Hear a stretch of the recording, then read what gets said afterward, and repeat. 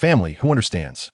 I was playing a game when my roommate smashed my computer, and I crossed over to the world of One Piece. I ran into Nami and the others right at the start and activated the DNF system, becoming a paladin. I used my skills to take down a big tiger in one hit and was hailed as a hero. Belmir invited me to become family. I leveled up like crazy, carried a bear home, and caused a sensation. I must protect this family. Family, I crossed over to the world of One Piece after my roommate smashed my computer while I was playing a game. I encountered Nami and the others right at the beginning and activated the DNF system. I changed my class to Paladin and used my skills to kill a big tiger, being hailed as a hero by the villagers. Belmir invited me to be family, and I was determined to protect them. Now, I'm leveling up like crazy, carrying a bear home and causing a stir. Let me tell you, the scene at that time was unbelievable. A giant tiger over 2 meters long, its huge mouth ready to bite down. The smell of blood hit me in the face. I didn't think much of it. I quickly pulled out the cross behind me and unleashed a void slash. That tiger let out a roar and was sent flying 5 or 6 meters into the air, landing lifeless on the ground. But can you believe it? Just the day before, I was a hapless guy playing games with my friends in the dorm. Hey, erase what happened. I was playing a healer, but deep down, I had a dream of being a damage dealer. I thought to myself, healing wouldn't save the main DPS, so I secretly switched from a support healer to a judgment healer. The DPS skyrocketed, and I stole the spotlight from the whole team. As a result, my sensitive roommate broke down and accused me of stealing his thunder and smashed my computer. Boom! A burst of fire, and when I opened my eyes, I found myself here. When I woke up, I was completely dazed, my head buzzing. I looked up and saw a stunning beauty with deep red hair, smoking a cigarette, accompanied by 2 little ones, one with orange hair and the other with blue hair. My DNA exploded at that moment. Family, who understands? This was exactly how young Nami and Nojiko looked. So this beautiful woman must be Belmir. I had crossed over to One Piece right before the tragedy in Cocoa Village. Belmir asked me if I was a pirate as soon as she saw I was awake. Let me tell you, there was a flash of killing intent in her eyes when she asked that, but I caught it. I hurriedly shook my head and said I wasn't. However, when I tried to tap into this boat's memories, my head throbbed painfully and I fainted again. When I woke up again, it was dark and my stomach was growling. I sneaked into the living room and saw Belmir sleeping on the sofa, with food left for me on the table. I didn't care about anything else and rushed over to gobble it up. After eating my fill, I realized Belmir was already awake and quietly watching me. My face turned red, but she smiled and asked where I came from. What could I say? I couldn't tell her I crossed over, so I could only say I had amnesia and that my name was Shirono. Belmir sighed, probably feeling sorry for me, and let me stay here for now. I lay on the grass by the sea, feeling anxious. This was the world of One Piece, where the weak are preyed upon by the strong without power. I was nothing. Luffy had a background. His dad was Dragon, his grandpa was Garp, and he had the 4 Emperor Shanks backing him. And me? I was just an ordinary person, powerless. Soon Arlong would come to slaughter the village, and Belmir would die. How could I save her? Just when I was about to despair, I suddenly heard a ding in my head. Here it comes, the standard kit for crossover travelers, though it's late. The strongest adventurer system of DNF activated. I was so excited I almost jumped up. The system directly gave me a newbie gift pack, and I quickly rubbed my hands together, silently praying, "Please bless me, Magu," and opened it. Ding! A random class change book. My heart sank. Please don't let it be a healer again. I didn't want to get into trouble with that class again. Guess what? Good heavens, Paladin! Isn't that still a healer? The next morning, I couldn't wait to run out of the village and use that class change book. With a flash of golden light, I felt like I had activated a special effect, and Duong. My height shot up from 6 meters to 8 meters, my body filled with muscle, and a huge wooden cross automatically appeared on my back. Instantly, I gained several skills like Void Slash, Tiger Strike, and Pure White Blade. As if I had been playing for hundreds of years, my muscle memory was maxed out. After changing classes, I immediately opened the random weapon equipment box. Let me tell you, a big spinning wheel appeared in my mind, filled with all sorts of crosses, and it was dizzying. I shouted, "Stop!" in my mind. The pointer landed steadily on a completely black cross adorned with white crystals. Ding! Congratulations, host! You have obtained the growth type Epic Cross Michelis Redemption. Epic. Family. I got a graduation outfit right at the start. This incredible fortune finally came to me. I was so pumped, power surged through me, and I punched the nearby tree, which was as thick as a bowl. Crack! The tree snapped in response. Strong, too strong. The only problem was, the change was too drastic. I suddenly grew 20 centimeters taller and became muscular. How was I going to explain this to Belmir and the others? I couldn't just say I was cheating, right? In the end, I had a brilliant idea and decided to say I was hungry in the morning and randomly ate a wild fruit outside, which might be a legendary devil fruit. You see, doesn't that sound reasonable? When I got home, Nami, that little clever girl, was the first to notice my change and chased after me asking questions. I explained my pre-planned story to her. Seeing her and Nojiko's innocent and carefree expressions, along with Belmir's gentle demeanor, I made up my mind I had to protect this family. Just as I finished speaking, the system mission arrived. Main quest: save Belmir. Let me tell you, even if the system didn't give me rewards, I would risk my life to complete it. With power, I had to level up quickly, but this real world doesn't have a newbie village for grinding. As a result, the system directly issued me a daily task to punch a 5-meter height boulder, no joke. I had to punch it 1,000 times with all my strength. At that moment, I was stunned. What kind of cyber labor camp was this? But for the experience, I endured it. I punched for an entire morning until my hands bled, relying on passive skills to slowly recover. After finishing 1,000 punches, hey, I really leveled up. Just after leveling up, my stomach growled. I was worried about where to find food when a loud tiger roar came from deep in the forest. My eyes lit up. Wasn't that a moving experience pack and lunch meat? I followed the sound, and there it was, a giant tiger over 2 meters long, its paws on a bloodied villager, about to turn him into a snack. Could I stand by and do nothing? I immediately revealed the hidden cross behind me and threw it at the tiger. The tiger jumped back in fright. Seizing the moment, I rushed over, first giving the villager a sip of slow healing, then picked up the cross from the ground and faced the tiger. The beast, interrupted from its meal, roared and pounced at me. I executed a back jump to create distance, aimed for its chin, and unleashed a powerful void slash. The cross, shining with golden light, sent the tiger flying from below, and it landed lifeless on the ground. 1-hit kill. Experience points surged, and I leveled up twice. CISO, satisfying. Then the villager woke up and looked at me with a strange expression, insisting I was some holy one. I couldn't stop him. He ran back to the village to spread the word, and when I returned carrying the tiger's corpse, the entire village came out to watch. The scene was like a hero returning from victory. Belmir was also very happy and waved her hand, announcing a feast. The banquet was held, and all the villagers took turns pouring drinks for me. As a newbie, I couldn't handle it at all and was carried away in just a couple of rounds, not even getting a piece of tiger meat. What a loss. The next day, I woke up with my head about to explode. As it turned out, Belmir was kind and even saved me a big plate of roasted meat. I was devouring it when she looked at me seriously and asked if I would like to stay and be part of their family, as Nami and Nojiko's brother. My eyes immediately got teary, I tell you. I had already considered this my home. Just as I finished speaking, Nami and Nojiko came rushing out of the room, jumping around while hugging my legs, and sweetly calling me Anakin, Anakin. Who understands this feeling of being needed, this warmth of home? It was incredible. At that moment, I had only one thought in my mind. No one should try to destroy this home. Arlong, right? Just wait. If you dare to step into Coco Village, it'll show you that my holy light can not only save people, but also send them on their way. I'm all about physically sending you off. It'll scatter your ashes. With family, I felt even more motivated. I said goodbye to them and dashed out to grind today's daily tasks. I must become stronger, crazy strong. Today's task was to run 10 laps around Coco Village, which was nothing. I arrived at the village entrance, took a deep breath, and then ran like a wild horse. 1 lap, 2 laps, 5 laps, 10 laps completed. Let me tell you, after exhaling, I felt like I had transcended.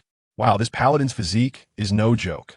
Back then, running 10 kilometers would take half my life, but now, running 100 kilometers around the village felt like a stroll, and I just broke a light sweat. Checking my stats, hey, I only lost 20 stamina, and I leveled up to LV4. My stomach growled, so I thought, time to hunt in the mountains. Guess what? I came back carrying a bear taller than me, and it caused a stir in the village. The villagers were praising me, saying things like, "You're amazing, holy one," and one girl even wanted to have my babies on the spot. I got so scared, I ran away. Who understands this damn charm? When I got home, Nami and Nojiko rushed over, jumping around the big bear, their little faces barely bigger than a bear paw, their eyes sparkling with stars, saying, "Anakin is so amazing," and my heart melted. Belmir was holding a cigarette. With a look that says my son is really impressive, the atmosphere was lively. Just then, Officer Ajian from the village arrived with some people. Nami thought they were back to mooch off a meal, looking all protective of her food, which was hilarious. But it turned out they were there to help deal with the bear meat. Belmir leaned in and whispered a thank you to Ajian, and suddenly, the uncle's face turned bright red. He stumbled back, making us all laugh so hard our stomachs hurt. I sat cross-legged and hugged the 2 little girls. telling them how I fought bears. Of course, I toned down the bloody scenes, making it sound like an adventure story, which made them giggle. 2 months flew by, and my level skyrocketed to 20. The long list of shiny skills on my panel, such as Holy Spirit's Hammer and Spear of Victory, looked incredibly cool. What was the best part? I discovered that support skills and attack skills could be used together.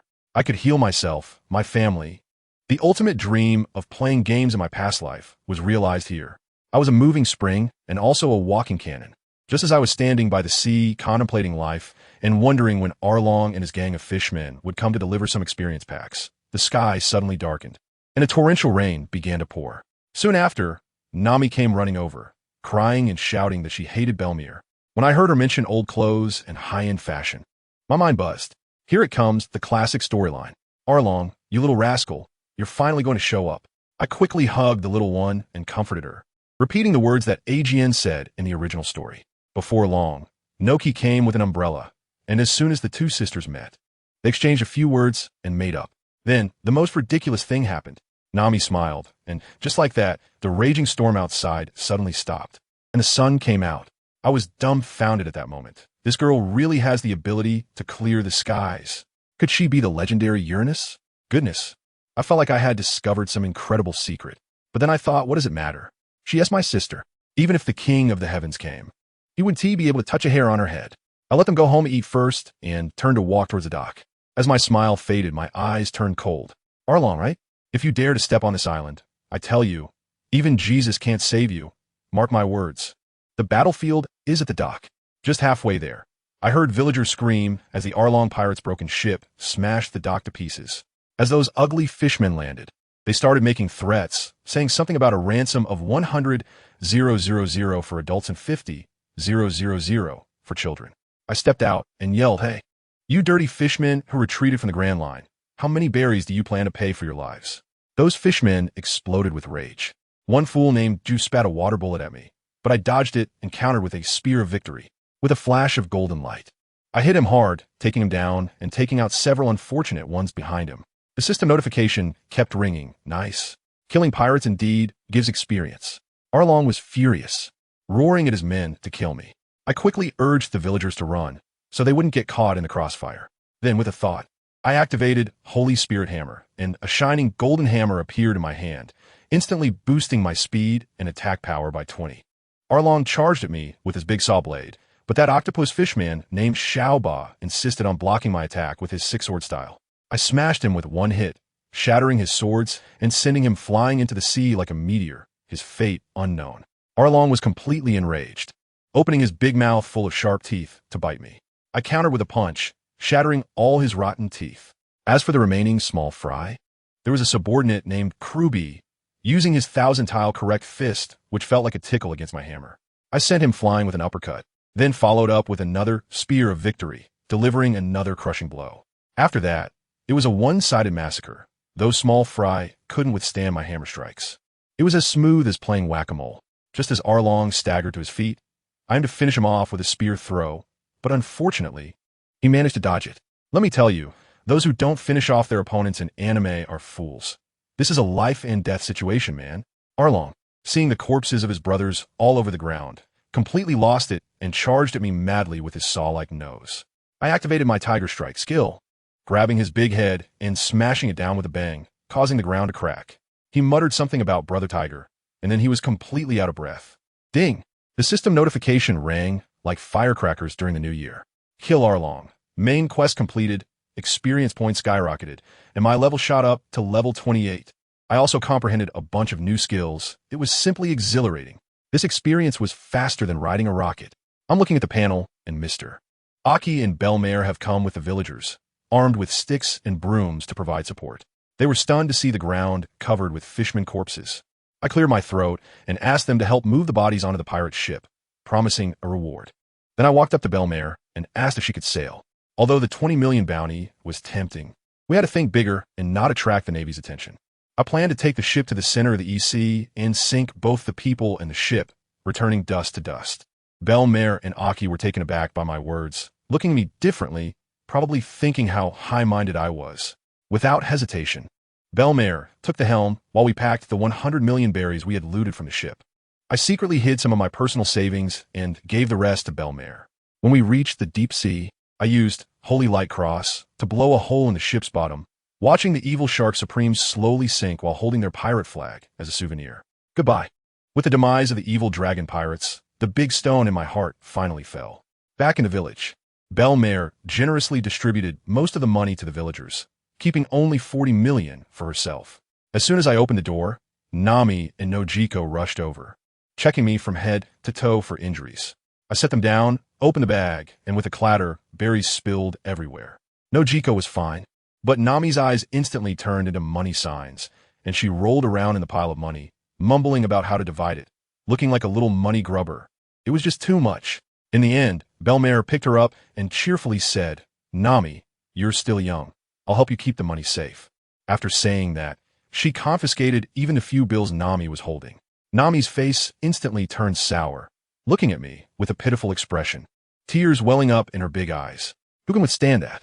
Just as I was about to pull out money from the system inventory, I heard Belmare cough heavily. I looked up and saw her face glinting with coldness, and I immediately backed down, decisively changing my mind. "Nami, Big Brother thinks what Ms. Belmare said is very right. Big Brother doesn't like Nami anymore. Nami is very angry." After Nami finished speaking, her little mouth pouted high, looking like she wouldn't be happy unless I gave her berries, melting my heart. She was just too cute. I decided that when I got a ship, I would take Nami and Nojiko to the biggest row town in the East Sea to buy dresses. How many? 10 sets. No, 100 sets. How many navigation books? A whole ship. Buying a whole ship of books is nothing. Let me tell you, I'm a professional at coaxing kids. Belmare heated up the food and noticed Nami was still sulking, giving me a knowing glance. I understood immediately. I then shouted, "Wow, this orange-flavored omelet rice smells amazing. Nami, if you don't come over, your portion will be mine." As soon as I finished speaking, a little cannonball shot to the edge of the table, tightly guarding her bowl, her little face puffed up like a bun. Family, who understands? It was just adorable. The whole room burst into laughter. After eating and drinking, I sneaked to the seaside, enjoying the sea breeze, when I suddenly remembered, I hadn't opened that mysterious reward yet. I quickly opened the system, and hey, the item inventory had 10 more slots. It turns out it expands automatically every 10 levels. Nice. I rubbed my hands together, silently chanting, "System draw." Ding. The host has activated the mysterious reward, obtaining system spirit. Celia. Ding. Conditions for system update met. System updating. Duration 1 hour. Wow, I exclaimed. Celia? My daughter, whom I raised in a odd continent. How did she end up here? This crossing even comes with after-sales service? All right then. I've raised her for over 10 years. I'm used to it. I lay on the beach, gazing at the stars, and suddenly felt a bit of sage moment. To be honest, after defeating Along, I seemed to have lost my goal and felt quite confused. What am I really here for in this life? Is it just to protect this small piece of land? Just as I was lost in thought, my mind suddenly chimed, and the system updated. 3 new features: achievements, store, magic box. But I didn't have the heart to pay attention to these. My mind was filled with thoughts of my Celia. System, where's my daughter? In the next moment, what I heard was no longer the cold mechanical voice, but that sweet voice I had listened to for over a decade. "Dear adventurer, hello." Immediately, a cute little creature about the size of a palm and with wings appeared before me. With gray-white hair and red pupils and bare little feet, she looked exactly the same. She flew around me, and I didn't know where she pulled out a magnifying glass larger than herself, inspecting my head from left to right, her little expression seeming to say, "Is this adventurer's brain a bit problematic?" I was taken aback at that moment. After the system update, has the spirit become so human-like? But I have to admit, it's hard to dislike her. I looked at her and, as if compelled, asked, "Celia, what do you think I'm here for?" She looked at me with a gaze that said, "You must be joking," and stretched out the word, "Adventure." I suddenly had a jolt. That's right. I came here to adventure. What is the essence of DNF? Grinding dungeons and adventuring. What is the essence of One Piece? Setting sail for adventure. Deep down, I'm just an adventurer who can't sit still. In that moment, I felt all the fog in front of me dissipate. My journey was just beginning. I'm going to save Ace. I'm going to take down the strongest man in the world. I also want to see with my own eyes how those celestial dragons are acting high and mighty. As my emotions surged, I immediately started to explore the new features. Simply put, it's about completing tasks to earn achievements, gaining achievement points, and then spending those points in the shop or opening magic boxes for a lottery. I quickly asked Celia how many points I had, and she replied, 2,500 points. All right, not too few. Excited, I opened the shop, found the resurrection coin, and saw the price. 1 million achievement points? Why don't you just go rob a bank? Celia, like a little devil, whispered in my ear, Adventurer, I think with your points, you could try your luck. Small bets can lead to big wins, turning a bicycle into a motorcycle. Wow, she even added a loan service. Is this the same naive and sweet Celia I know? Forget it, I'll take a gamble. Give me 10 intermediate magic boxes. 1,000 points gone. I took a deep breath, recited a mysterious incantation, and then shouted, Open. Ding. Thank you for your patronage. Ding. Thank you for your patronage. 9 consecutive thank you for your patronage. And I only got a high-level fashion exchange voucher. My blood pressure shot up, and I roared at Celia, Is this box empty?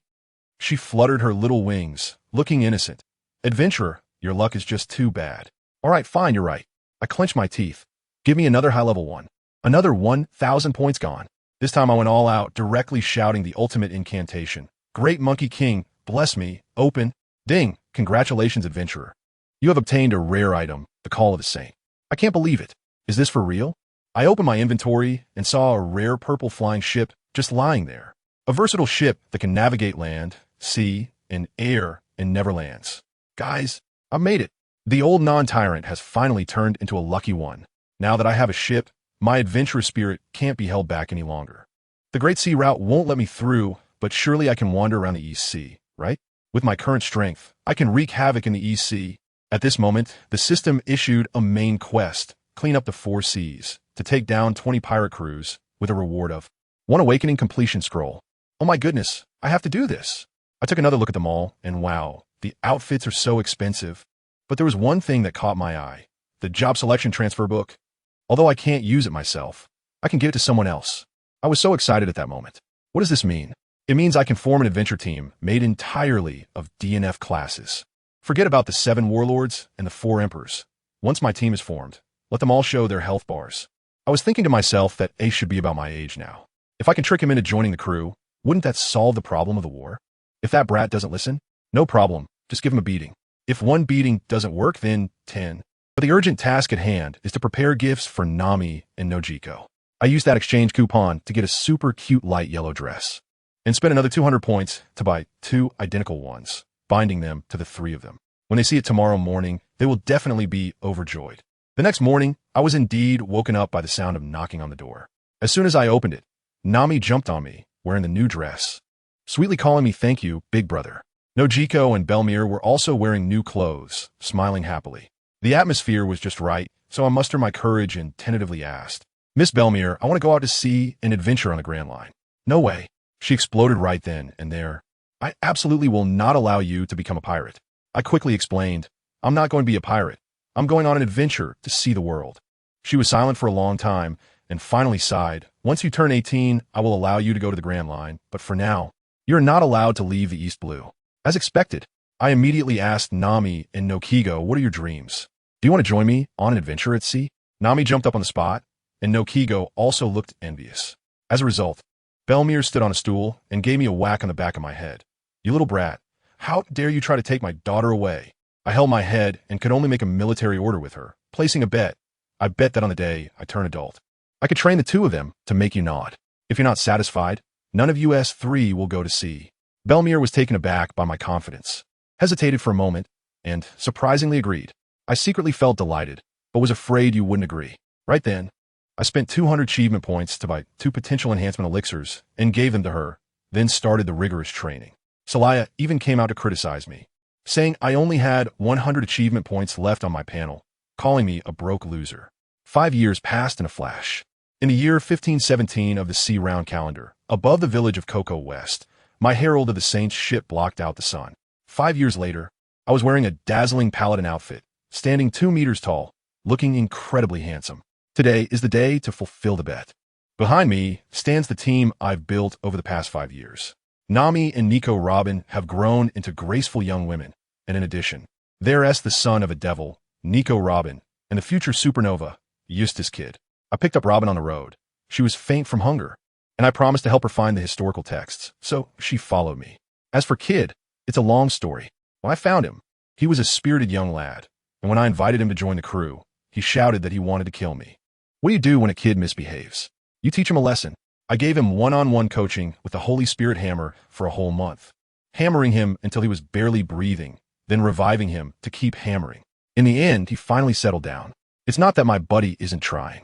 It's just that this guy has strength. Although I know he must not be convinced deep down, he still has to call me captain. We descended from the sky, landing in front of Belmel.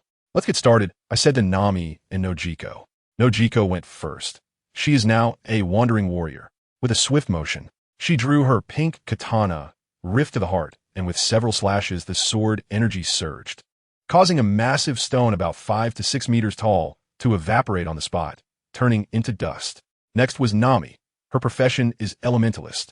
She took out her limitless staff and shouted flame impact at a large tree, and a gigantic pillar of fire shot up into the sky, leaving nothing but ashes of the tree. Belmel was completely stunned, her mouth agape as if she could fit an egg in it, unable to believe her eyes. I cleared my throat and said, Ms. Belmel, are you satisfied with this strength? She looked at me with a complex expression and finally sighed, satisfied. You all go now, and make sure to come back safely.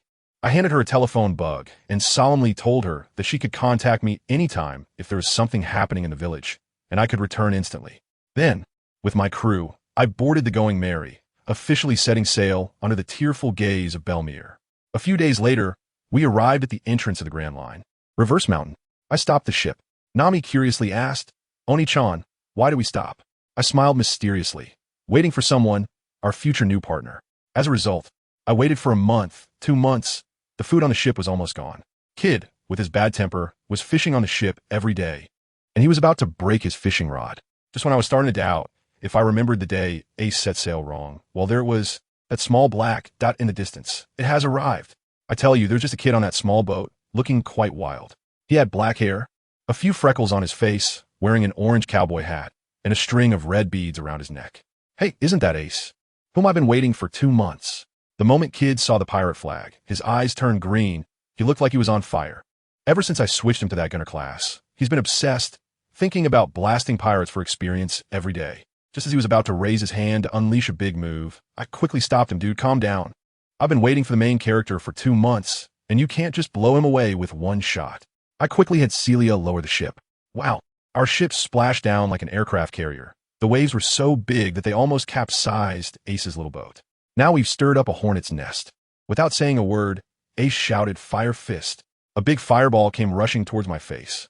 Oh, he even ate the flame fruit. Impressive. But isn't this welcome gift a bit too enthusiastic? I shot a glance at Kid. Go, play with him, give him some intensity, but don't really beat him to death. That battle maniac Kid was already itching for a fight, grinning as he charged in. Before Ace's fireball even reached him, Kid fired back with a laser cannon, piercing right through it. If Ace didn't have the ability to become intangible, he would have been done for. Ace was also fired up, pointing at Kid and yelling, Red-haired hedgehog, if you have the guts, let's settle this in a duel. The two jumped onto an uninhabited island and started a real-life PK. I stayed on the ship, and Noki was thoughtful enough to bring me some desserts and drinks, a VIP viewing experience. It was quite a spectacle on the island, with Ace shooting fireballs while Kid summoned a Gatling gun, the flames spewing out as if he had activated some technology. Seeing physical attacks weren't working, Ace transformed into a ball of fire, letting Kid fire at will. After a while, Kid realized he couldn't hit the actual body, and feeling frustrated, he cursed about how unfair Ace's ability was and decided to stop fighting. After the brawl, I jumped down and got straight to the point. Ace, come join me. He was quite proud, saying, My dream is to become the Pirate King. I went all out. Come on, your dad is the Pirate King. And you hate him most, right? Now you want to inherit his legacy? Besides, you can't even beat my subordinates. How can you call yourself a king? These words hit him right in the lungs. Ace exploded on the spot. Bastard. Shut up. He raised his hand and unleashed a fireball 10 times larger than the one before. Great flame ring. Flame Emperor. Damn, that thing looked like a little sun. The pressure was off the charts. I thought to myself, I have to subdue him all at once. I kicked Kid back onto the ship, letting him fly higher, and then I took it on myself. I activated a double-layered holy light shield. With a loud bang, the entire island nearly flipped over, and a massive mushroom cloud rose up. As the smoke dissipated, I was completely unharmed, while Ace was kneeling there. He still wasn't convinced and tried to sneak attack with a bunch of small fireballs, but I blocked them again. Now, he was utterly desperate, and with a hysterical roar, he unleashed his conqueror's haki. The whole place was stunned. Then something even more outrageous happened. Kid on the ship wasn't convinced either and unleashed his own conqueror's haki. Folks, who understands this? It's buy one get one free, a big sale on conqueror's haki, right? I stood between the two of them, thinking to myself, you two little brats are trying to show off in front of me? I'm your captain. As soon as this thought crossed my mind, my own conqueror's haki erupted, shimmering with golden light. It instantly pressured both of them back. Then my mind was ringing like it was New Year's, with system notifications flooding the screen. I awakened my conqueror's haki, completed the main quest, my level skyrocketed to 50, and I was even given a job change voucher. Ace, exhausted from overexertion and overwhelmed by my conqueror's haki, collapsed with a thud. I casually raised his broken ship and pirate flag, completing another task. Without saying a word, I directly used that job change voucher. I transformed into an apocalyptic. I felt energized all over. I lifted him onto the ship and said to Nami and the others, "Don't worry, I'll set off some fireworks for you." Then I raised my hand and unleashed a newly learned awakening skill, Apocalypse.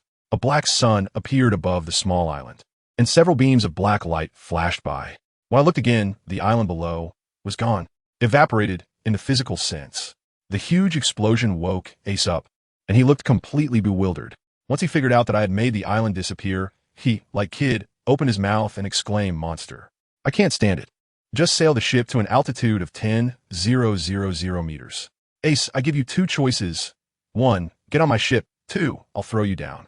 You choose." He's a landlubber. What else can he say? He'll obediently comply. As we shook hands, we welcomed the new member. Then I gave him a set of standard gear and a golden tag, claiming it could increase attributes by 20. Once he put it on, he felt invincible.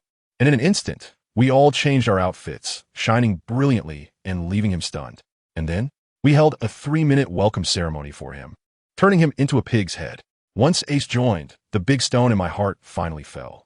Just as we were about to set off for the Grand Line, Nami weakly said, "Captain, we have no rice to cook." All right, food is the most important thing for the people. Nami checked the sea chart, and the closest place was Lowtown. So off we went, the place of beginning and end. Just as I was about to give the order, I caught a glimpse of Ace's fist clenched tightly. I have to tell you, this guy's obsession with Road Town is unbelievable.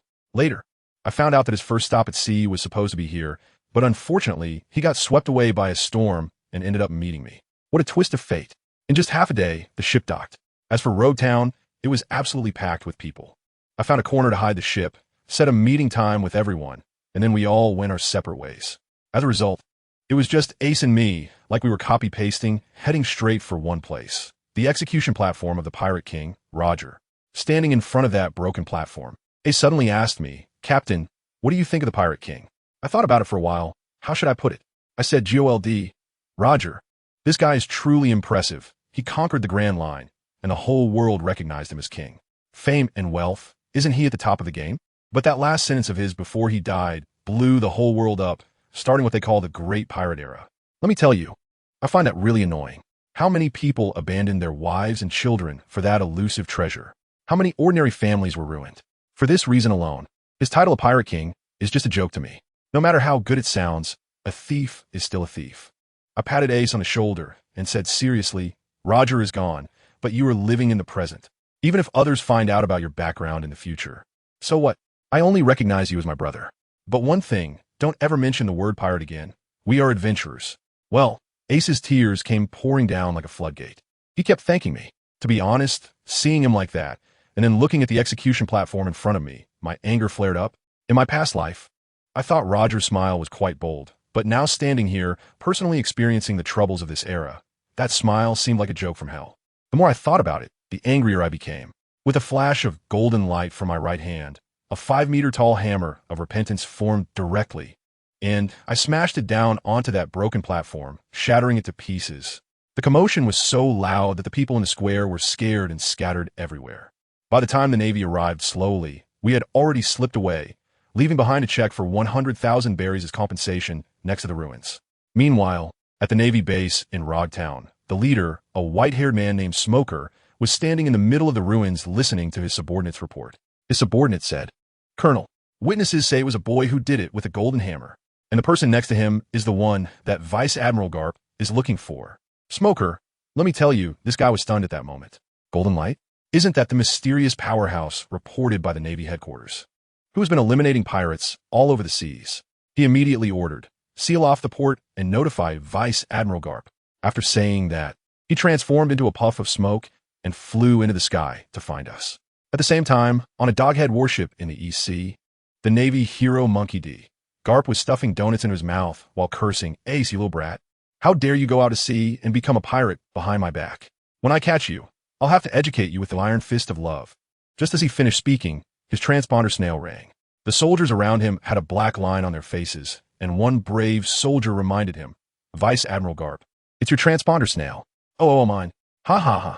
Garp took out the transponder snail and answered, and the person on the other end reported directly, "Vice Admiral Garp. Rodtown branch. Target discovered." Garp's eyes lit up when he heard this. "Well done. Keep an eye on it. I'll be there right away."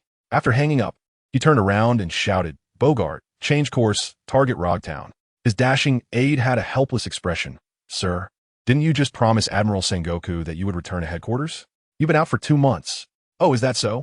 Garp picked his nose. "Don't mind the details. It's important to find my grandson. I'll explain it to Sengoku later. And as for me, I had no idea how big of a hornet's nest I'd stirred up. Right now, I was in a restaurant competing with Ace to see who could eat more. The plates in front of us were stacked higher than us. I just said triumphantly, 'Ace, I've played 60 games, and you've only played 58. If you can't take it, just admit defeat.' Ace straightened his neck and retorted, 'Nonsense. Boss, let's play 5 more games.' At that moment, a cold voice interrupted, 'Hey kid, you two are the ones who smashed the execution platform, right?' As soon as we turned around, Ace opened his mouth and sold me out. And he did it so cleanly. It wasn't me. It was all my captain's doing. Who are you? I really want to thank you. This teammate is really selling me out quickly. When I looked, oh my gosh, isn't this Smoker? White hair, smoking 2 cigars, a smoke fruit user. I calmly said to him, I smashed the platform, but I also left some money. It's not like I destroyed public property to the point of attracting the attention of the Navy, right? We're not pirates. Smoker exhaled a puff of smoke. The kid next to you was sailing under the Jolly Roger 2 months ago. You're with him, and you still say you're not pirates? Bring it on. With that, one of his hands transformed into a smoke fist and came swinging towards us. I have 1,000 curses in my heart. I'm most annoyed by the nature type, which is neither powerful nor can be hit. I quickly cast a holy light shield on myself and Ace and dragged him out. Before leaving, I didn't forget to pull out a handful of money from my pocket and throw it on the table. The meal must be paid for. We ran to an open area outside the town and stopped, with Smoker hot on our heels. Ace, this Smoker is yours. Have some fun with him. I stepped back. Ace had been itching for a fight, and without hesitation, he launched a fire fist. Smoke and fire, 2 nature types. You hit me, and I elementalize. I hit you, and you elementalize. It was like 2 noobs pecking at each other. Gods clashing while mortals suffer. I was yawning nonstop. It was so boring. I directly put up a crystal wall to separate the 2 of them. I shouted at Smoker. So you're Captain Smoker. Your information is outdated. Ace is now with me. An adventurer, got it? If you make a move again, I'll take matters into my own hands. Smoker hesitated, and just then, his din mushy rang. Upon answering, the large face of Garp popped up, his voice booming like a bell. Smoker, have you found that brat? Ace, upon hearing that voice, got scared like a rabbit and blurted out, Old man. On the other end, Garp exploded. Rude little brat. I'm your grandfather. You better be ready for the iron fist of love. Smoker, signal me. I'm at Logtown. Yes. Smoker hung up, and a punch of smoke shot into the sky. Ace was anxiously pacing. Captain, let's run. The old man is coming. We can't fight him. But I stood still. Who understands my family, the Navy hero Monkey D, Garp, alive, a legendary figure. I wasn't scared. I was trembling with excitement. The next second, an angry voice came from afar. Ace. You little brat. I just turned my head, and a shadow suddenly appeared next to Ace.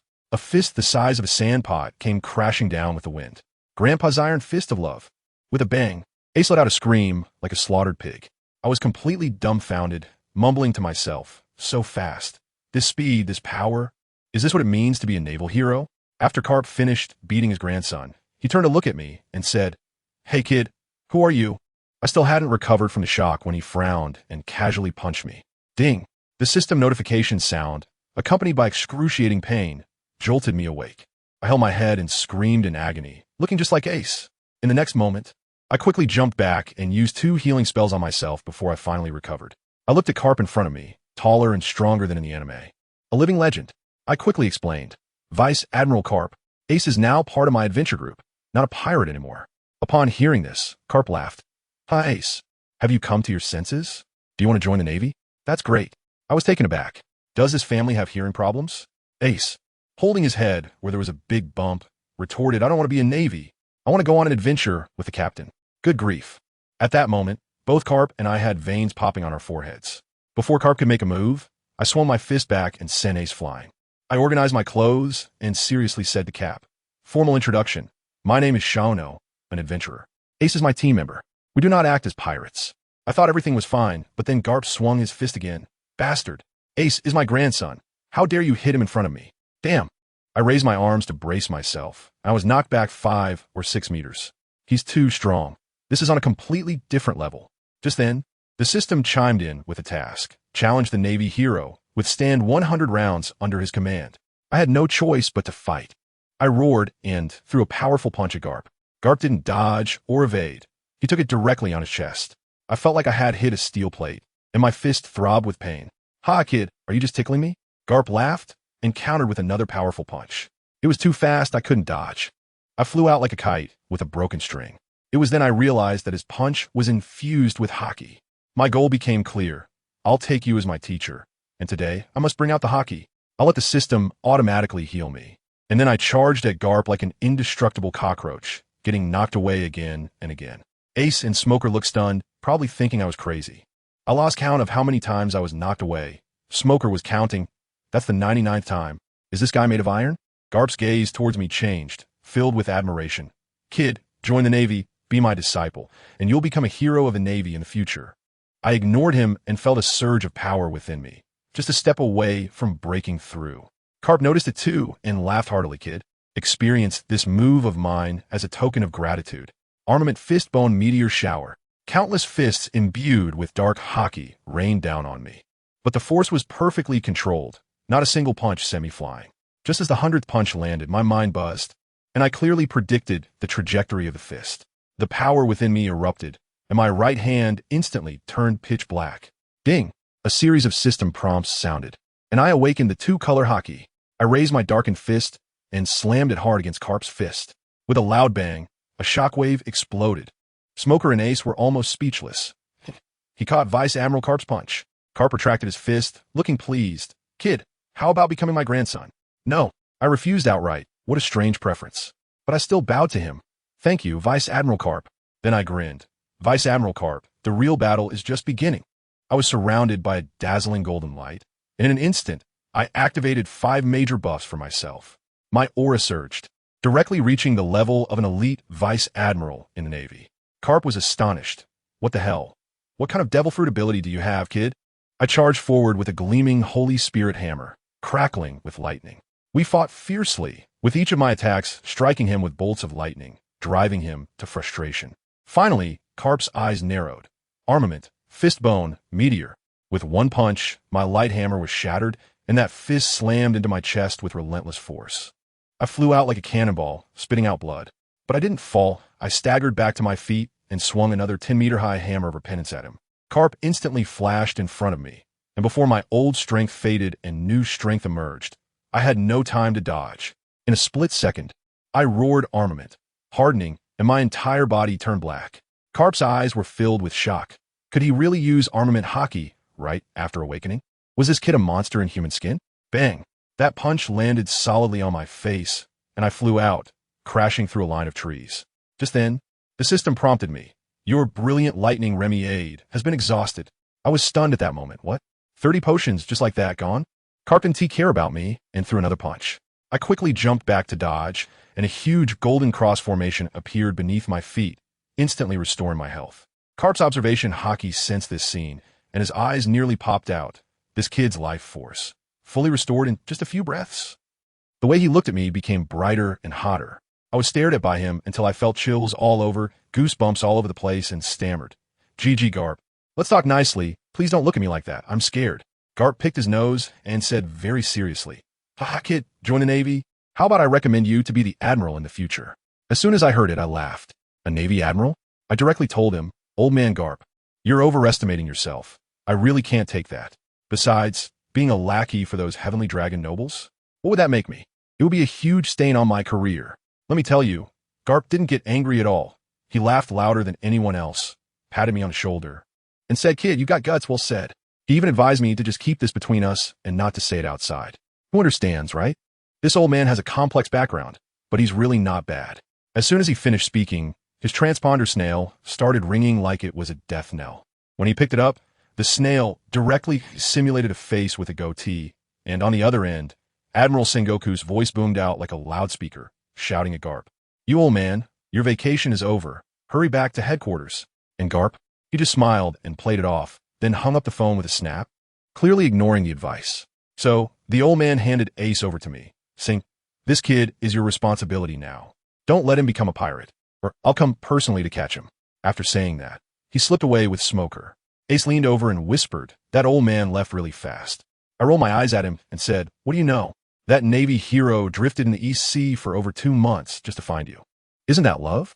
Ace fell silent immediately. "All right, let's not be sentimental. It's time to set sail." Once we returned to our cool ship, the Saintly Cry, Ace couldn't help but spill the beans about my fight with the Navy hero, of course skipping over his grandfather's part. When Nami and Nojiko heard it, their eyes sparkled with admiration, while Robin remained as calm as ever. Kid, on the other hand, had a look of disdain, and I could tell he was thinking that if it were him, he'd definitely give Garp a few cannonballs.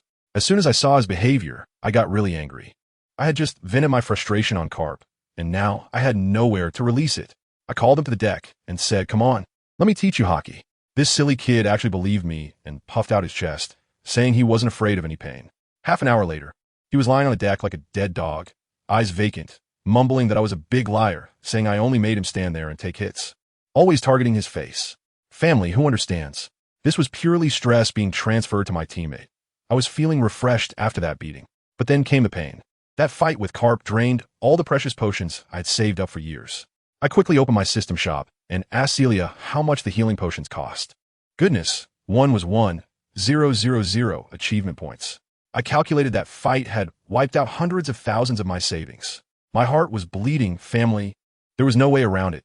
My life was at stake, so I gritted my teeth and bought 10 of them. By the way, I opened a special reward I had saved up, which gave me a basic skill enhancement card. This thing was amazing. It could actually enhance hockey. Without a second thought, I upgraded my Conqueror's hockey to intermediate level. Now I was feeling great. In the future, when we encounter grunts, we won't even need to lift a finger. Ace kid, and I could just exchange a glance, and the field would be cleared. Just thinking about that scene was exhilarating. Everything was ready. I stood at the bow of the ship, pointing forward, my youthful spirit burning fiercely, and shouted, "Set sail. Let's go." Let me tell you, the entrance to the Grand Line is simply a spectacle. Our ship flew directly over that reverse waterfall. It was so impressive. Not long after we entered, we encountered the legendary island whale, Laboon, who kept ramming his head against the red line, leaving him with bumps all over. I felt sorry for him, so I casually used the wind of healing, and a huge golden cross descended from the sky, bathing him in holy light. And all of Laboon's wounds healed in an instant. As a result, an old man crawled out of the whale's belly, claiming to be the ship's doctor of Pirate King Roger, named Crocus. Seeing how impressive I was, he wanted to give me a log pose to guide my route.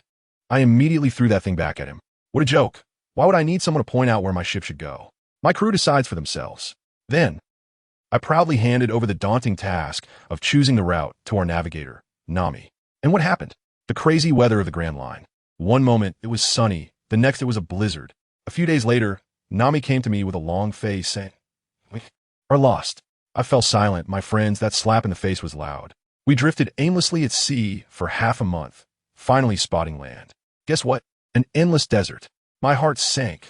This was the territory of the warlord crocodile, Alabasta, wasn't it?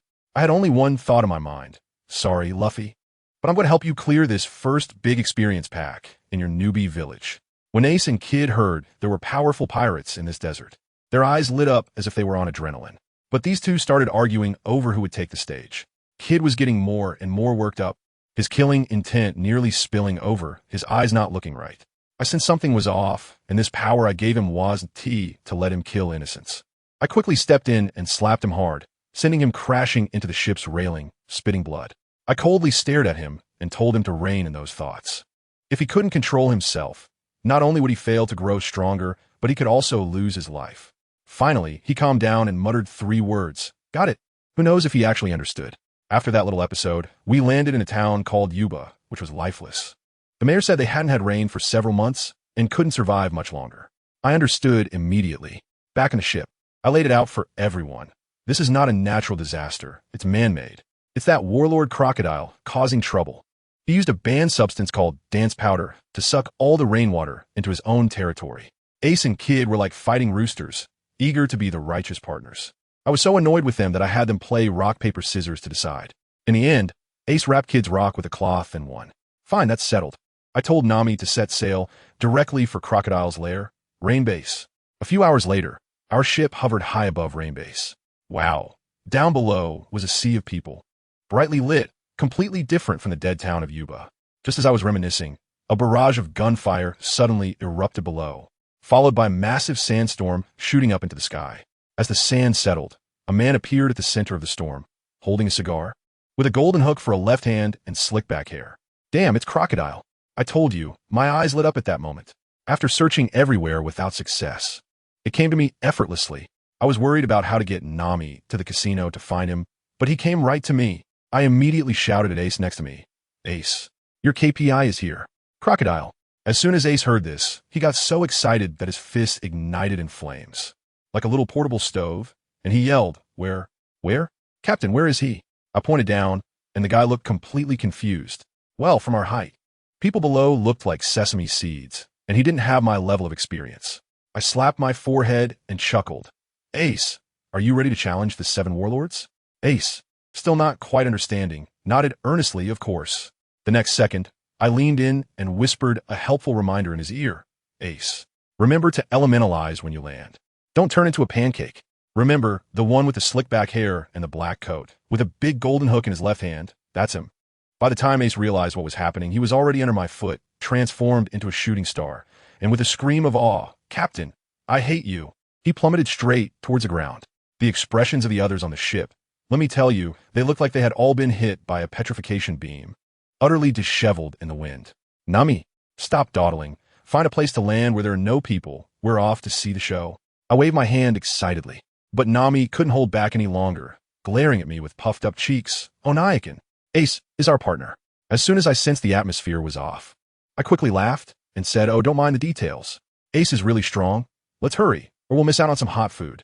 On the other side, our free-falling Ace was cursing under his breath, watching the ground getting closer, and suddenly locked onto his target. A slick-back hairstyle, a black trench coat, and a big golden hook. Here we go. Fire fist.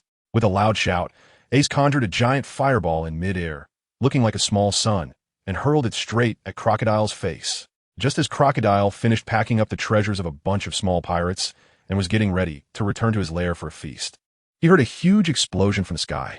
He looked up, and his pupils instantly shook. Damn, this fire has some power. He waved his right hand, and the sand transformed into a slicing attack, directly splitting Ace's fireball in half. Ace used the recoil to land safely on the ground.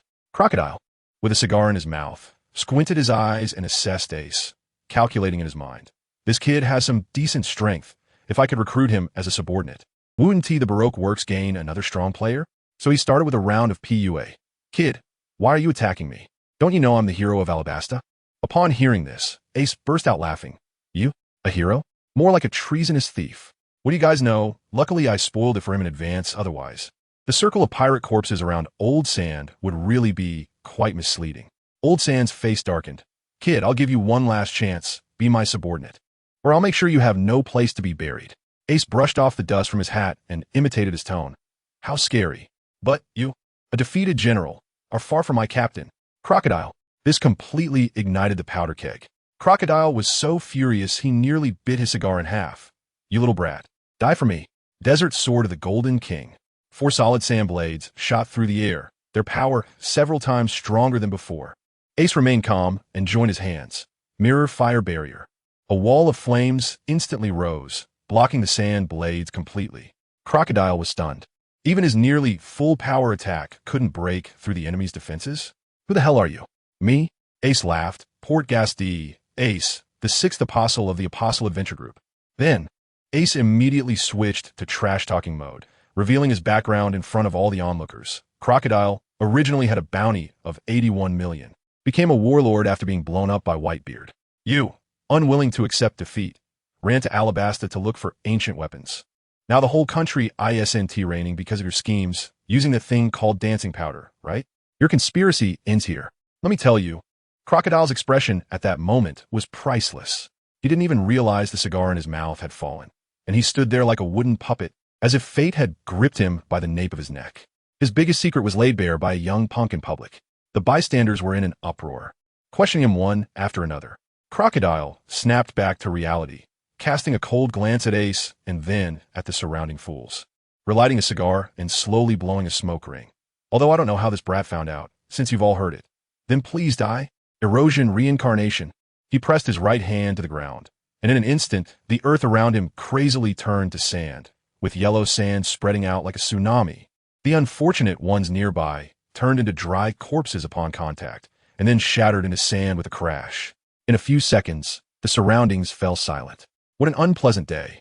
Just as Crocodile muttered to himself, a shadow rushed through the dust, and a punch infused with dark energy flew straight at his face. Nanny, old sand instinctively elementalized, but the punch landed solidly on his face. He flew out like a cannonball, his mind filled with question marks. Why couldn't I dodge? Why did it hit me? Ace was shaking with anger, roaring, "Why did you kill so many innocent people?" Crocodile spat out blood, wiped the corner of his mouth, and coldly replied, "Because I wanted them dead, so they should die." This statement completely ignited Ace. He clenched his fist tightly, veins bulging, and let out several angry roars. Strong fist. Armor of domination. Radiant Feather Knight set release.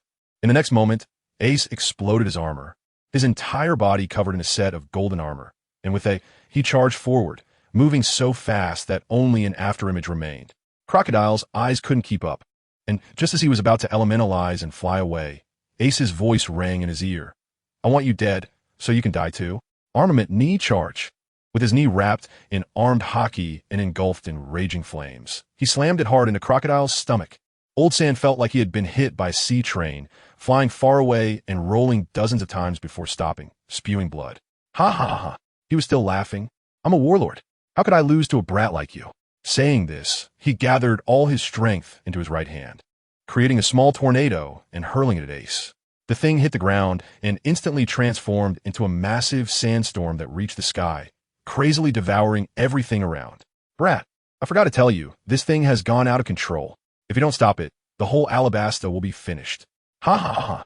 Ace's face was terrifyingly calm, with only endless fury burning in his eyes.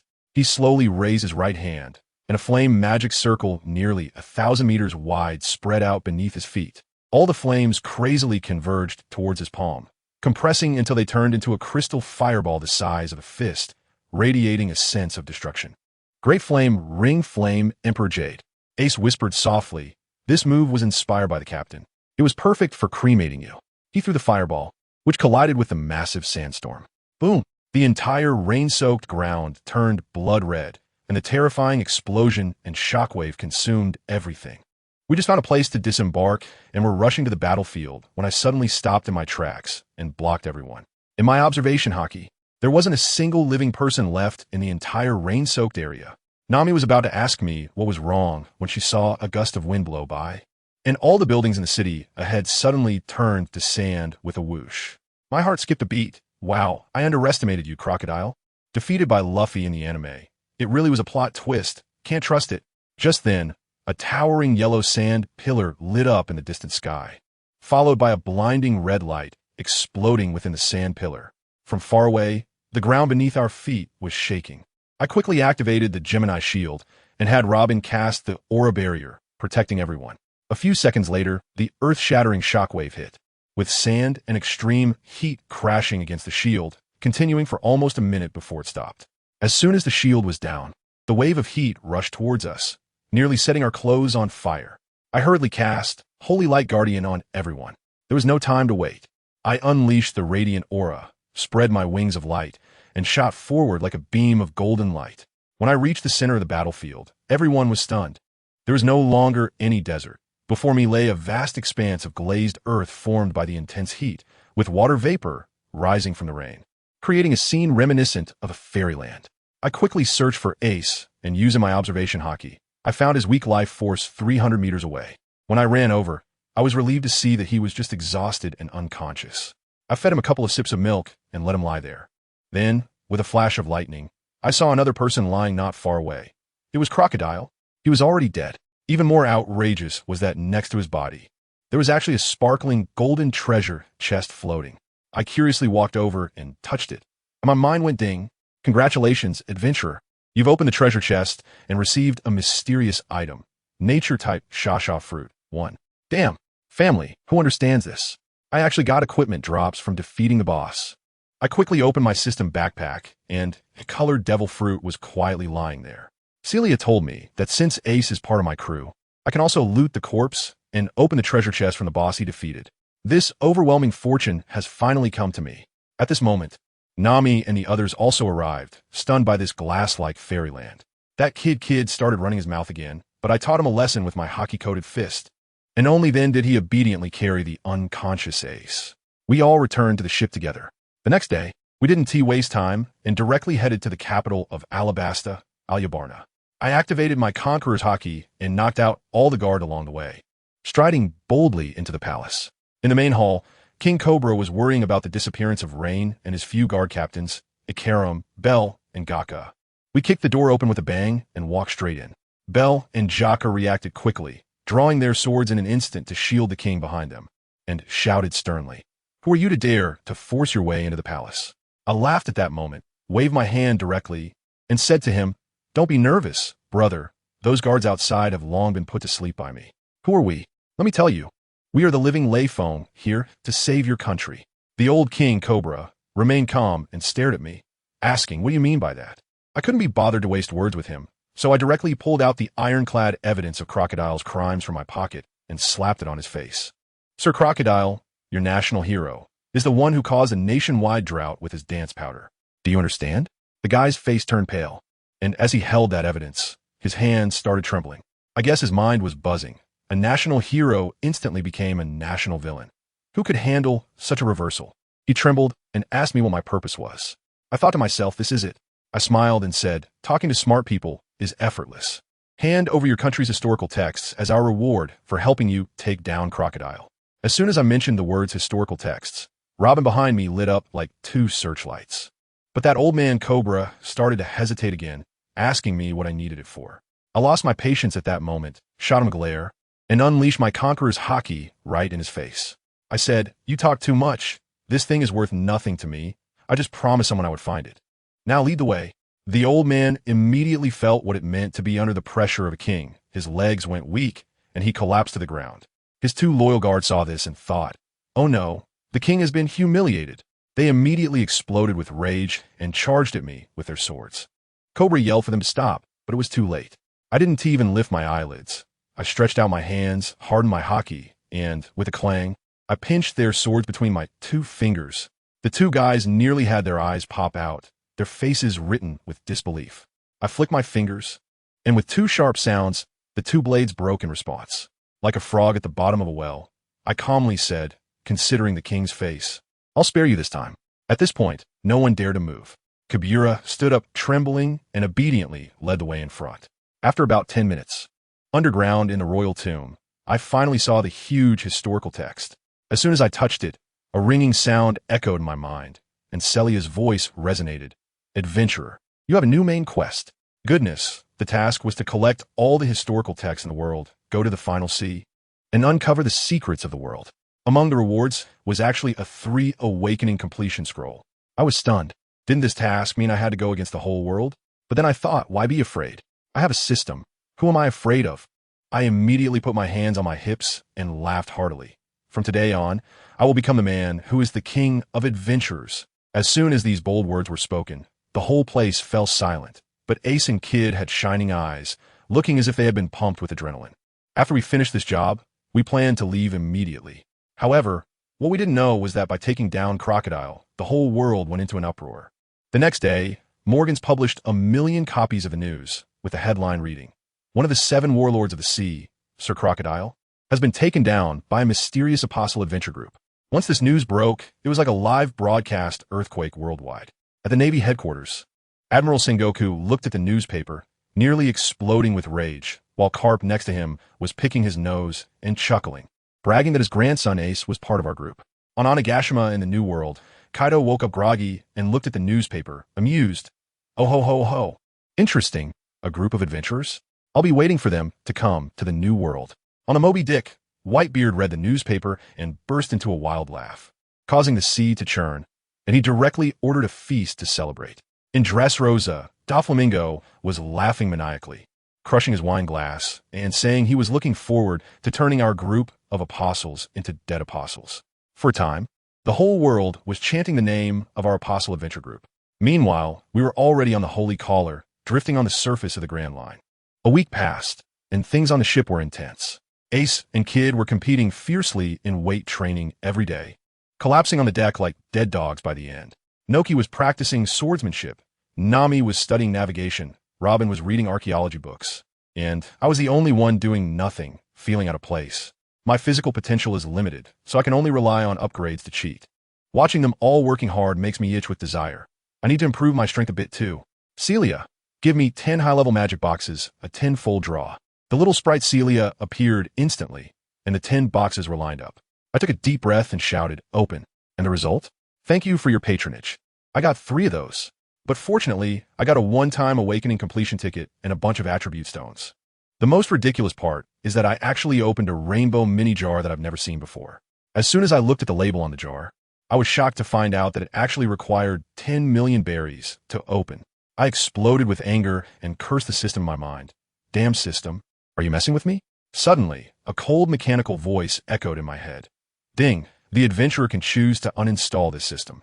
If uninstalled, this system will self-destruct within the adventurer's body. Please choose, yes, no.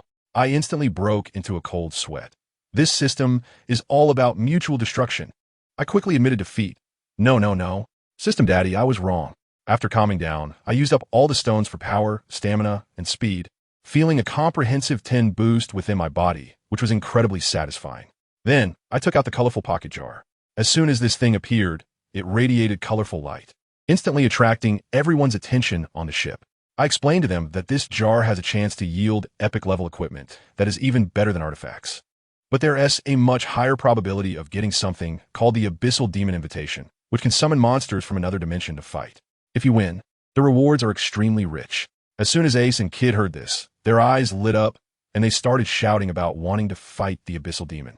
Kid, in particular, went completely crazy, letting out a loud scream and lunging for the jar in my hand. I shook my head. This kid was acting up again. I wrapped my arm in hockey and delivered a hard slap, and with a loud smack, Kid transformed into a shooting star, disappearing into the horizon. I looked around and asked, who opened this jar? Nami shook her head first. 1,000,000 berries would cost her life. Robin continued reading her book. In the end, it was Ace who was generous and gave it to Nokigao. Nokigao was so excited that she came over with a bag of money, folded her hands in prayer for a long time before placing the jar down. In an instant, the bag of money disappeared, and the jar erupted with a blinding light. As the light faded, something that looked like a flashlight appeared in its place. Everyone was dumbfounded. Ace looked disappointed, and Nokigao stared at me blankly. I was also stunned. What on earth did we just get? I reached out and grabbed it, and the item information appeared in my mind. Light of 1,000 years, an epic growth-type lightsaber. Wow, I was directly shocked. It turned out to be this incredibly good-looking weapon. Nokigao's luck was simply outrageous. I handed the flashlight to Nokigao and told her it was the hilt of the lightsaber. She took it with some doubt and chose to bind it. The next second, with a buzzing sound, a yellow blade over 70 centimeters long suddenly shot out from the flashlight. Cool. It was simply amazing. But before I could fully appreciate it, I noticed that Nokigao's expression was not right. She looked somewhat pained. I quickly asked her what was wrong. She said with a troubled face, Oni-chan, this weapon has given me such a huge boost in power and speed that I can't control it. My heart sank. This is bad. This growth-type weapon probably boosted her attributes by 40 to 50%. Last time, her strength surged, and I had to endure a long period of dark cuisine. This time, with both strength and speed skyrocketing. Can we even eat? The key issue is that we're on a ship in the vast ocean. Where can I find a place for her to vent this uncontrollable power? This must be resolved immediately. I mean, if more strong people come aboard and can't control themselves with epic weapons, and they end up dismantling my holy collar ship, I will be devastated. Should I tell her to remove the weapon? I asked Celia about it. That thing is soul-bound, and unless she is gone, there is no way to take it off. There's no choice but to call my exclusive customer service. Celia, we have business. Come out and serve. As soon as I finished speaking, bam, Celia appeared in front of me with a smile as bright as a flower. Adventurer, what would you like to buy? I looked at her ability to change her expression in an instant, speechless. Forget it. I won't argue with a little money-obsessed girl. I got straight to the point. Celia, is there a place that's incredibly sturdy, where no matter how hard you hit it, it won't break, specifically for fighting? Yes, yes. Her eyes lit up. Void Duel Arena. It's your best choice. In the next second, a golden, shining manual was projected directly into my mind. Void Duel Arena. Orange Epic level. Wow. This thing is said to be made of void by some god. It has a huge space inside. Scenes can be changed at will. And most importantly, it can self-repair. So it can't be destroyed at all. The functions are outrageous. It can pull people in for one-on-one or group fights. And you can't leave unless there's a clear winner or one side surrenders. Even more ridiculous is that the time flow inside is 24 times faster than outside. If you fight for one day inside, only 1 hour passes outside. You can even invite spectators. There's even a skill to forcibly pull someone into a duel. With a 24-hour cooldown. This thing is simply tailor-made for us. But the price makes my eyes twitch. Just as I was about to ask if there is a discount, I remember how she acted last time, so I swallow my words. Fine. It's just a few achievement points. I put on a nonchalant facade, my heart bleeding, and waved my hand. Bought it.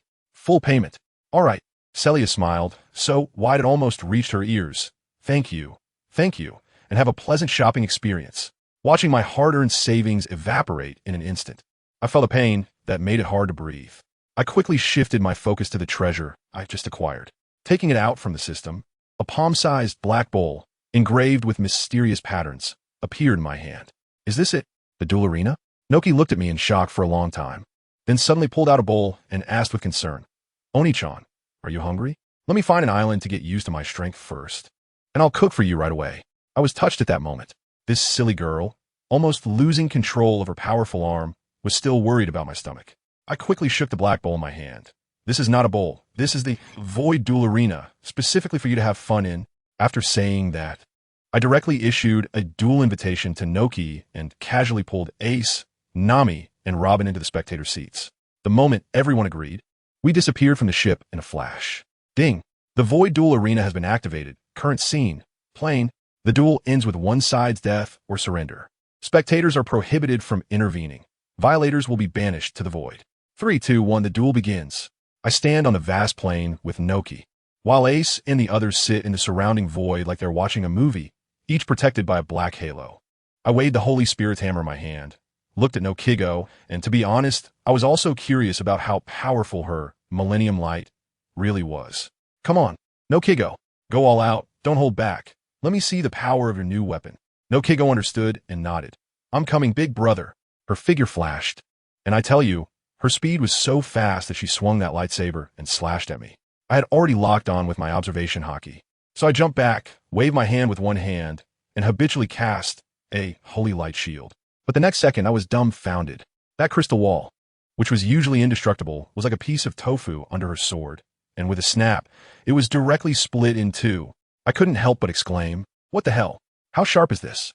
Although I wasn't using the enhanced version of a shield, it shouldn't be this fragile, right? The audience member Ace was also shocked, his pupils shaking. He had fought me before and knew how tough my shield was.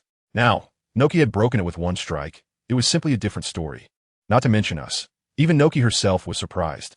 She looked down at the sword in her hand, her eyes full of light, muttering to herself, the light of 1,000 years. Let's get stronger together. The sword even hummed in response to her. Wow, it's like they became one.